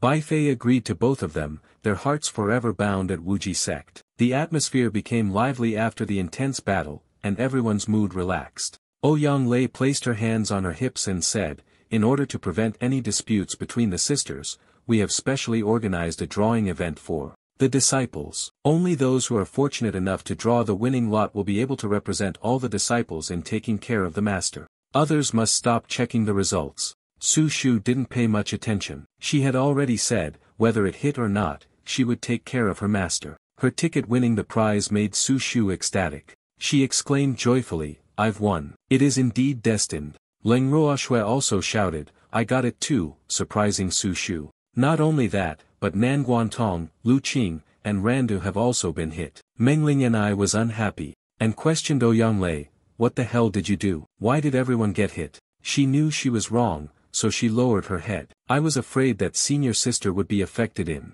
her cultivation of the great Tao by taking care of the master alone, so I dragged everyone into it. Ouyang Lei was pleased with the plan he devised, allowing his senior sister to continue focusing on her cultivation even after marriage. She stubbornly retorted, "This is the way I've thought about for a long time. Yet you all are secretly delighted like this." The little bird flies high, taking in the entire scene with its eyes. These crazy women are waiting for Yi Yang to join the Sex Book Selling Association, and they don't know how crazy they will become. The Yin-Yang Book Fair was crowded with participants. The atmosphere around was extremely lively. Bull Demon Lord stood alone on the roof, enjoying the breeze, and couldn't help but sigh. Sect Master Yi definitely never expected himself to be the author of Yin-Yang. She remembered that every time she handled a warranty or helped with sending a package, it was always Yin-Yang's manuscript. Bull Demon Lord did not expect that Yi Yang, in order to prevent the author of Yin-Yang from revealing the events that had occurred, would also chant a spell to save the author of Yin-Yang, thus saving herself. She did not know how to repay this, so she used the scene where Yi Yang participated in the book-selling event as an avatar for the conclusion of Yin-Yang. She added a segment as a gift for Sect Master Yi and the little fox. At the same time, Yin-Yang will also join. The atmosphere on the street was bustling and lively. Passers-by hurried by, and the fireworks in the sky became even more dazzling. Bai Fei shrank down and clung to Yi Yang's neck, leaving him helpless. There were so many people here. Quickly go down. You are favored, yet you are being stubborn. Just because I tell you to go down, should I go down as well? Bai Fei arrogantly embraced Yi Yang's face, kissing him passionately, as if it were an embarrassing act. Hug me a little tighter. Yi Yang and Bai Fei happily admired the brilliant fireworks together. In the future, throughout the years of mortal life, the two would always stand side by side, experiencing everything together. Together, we admire all the beautiful scenery in the world. Randu is in charge of the kitchen, while Mengling and I is responsible for the laundry. Each person has their own task, living harmoniously and happily like one family. The happy, smiling face of Bai Fei Long, along with her warm silhouette. Above and below, the Wuji sect is a unified block, always full of joy and laughter.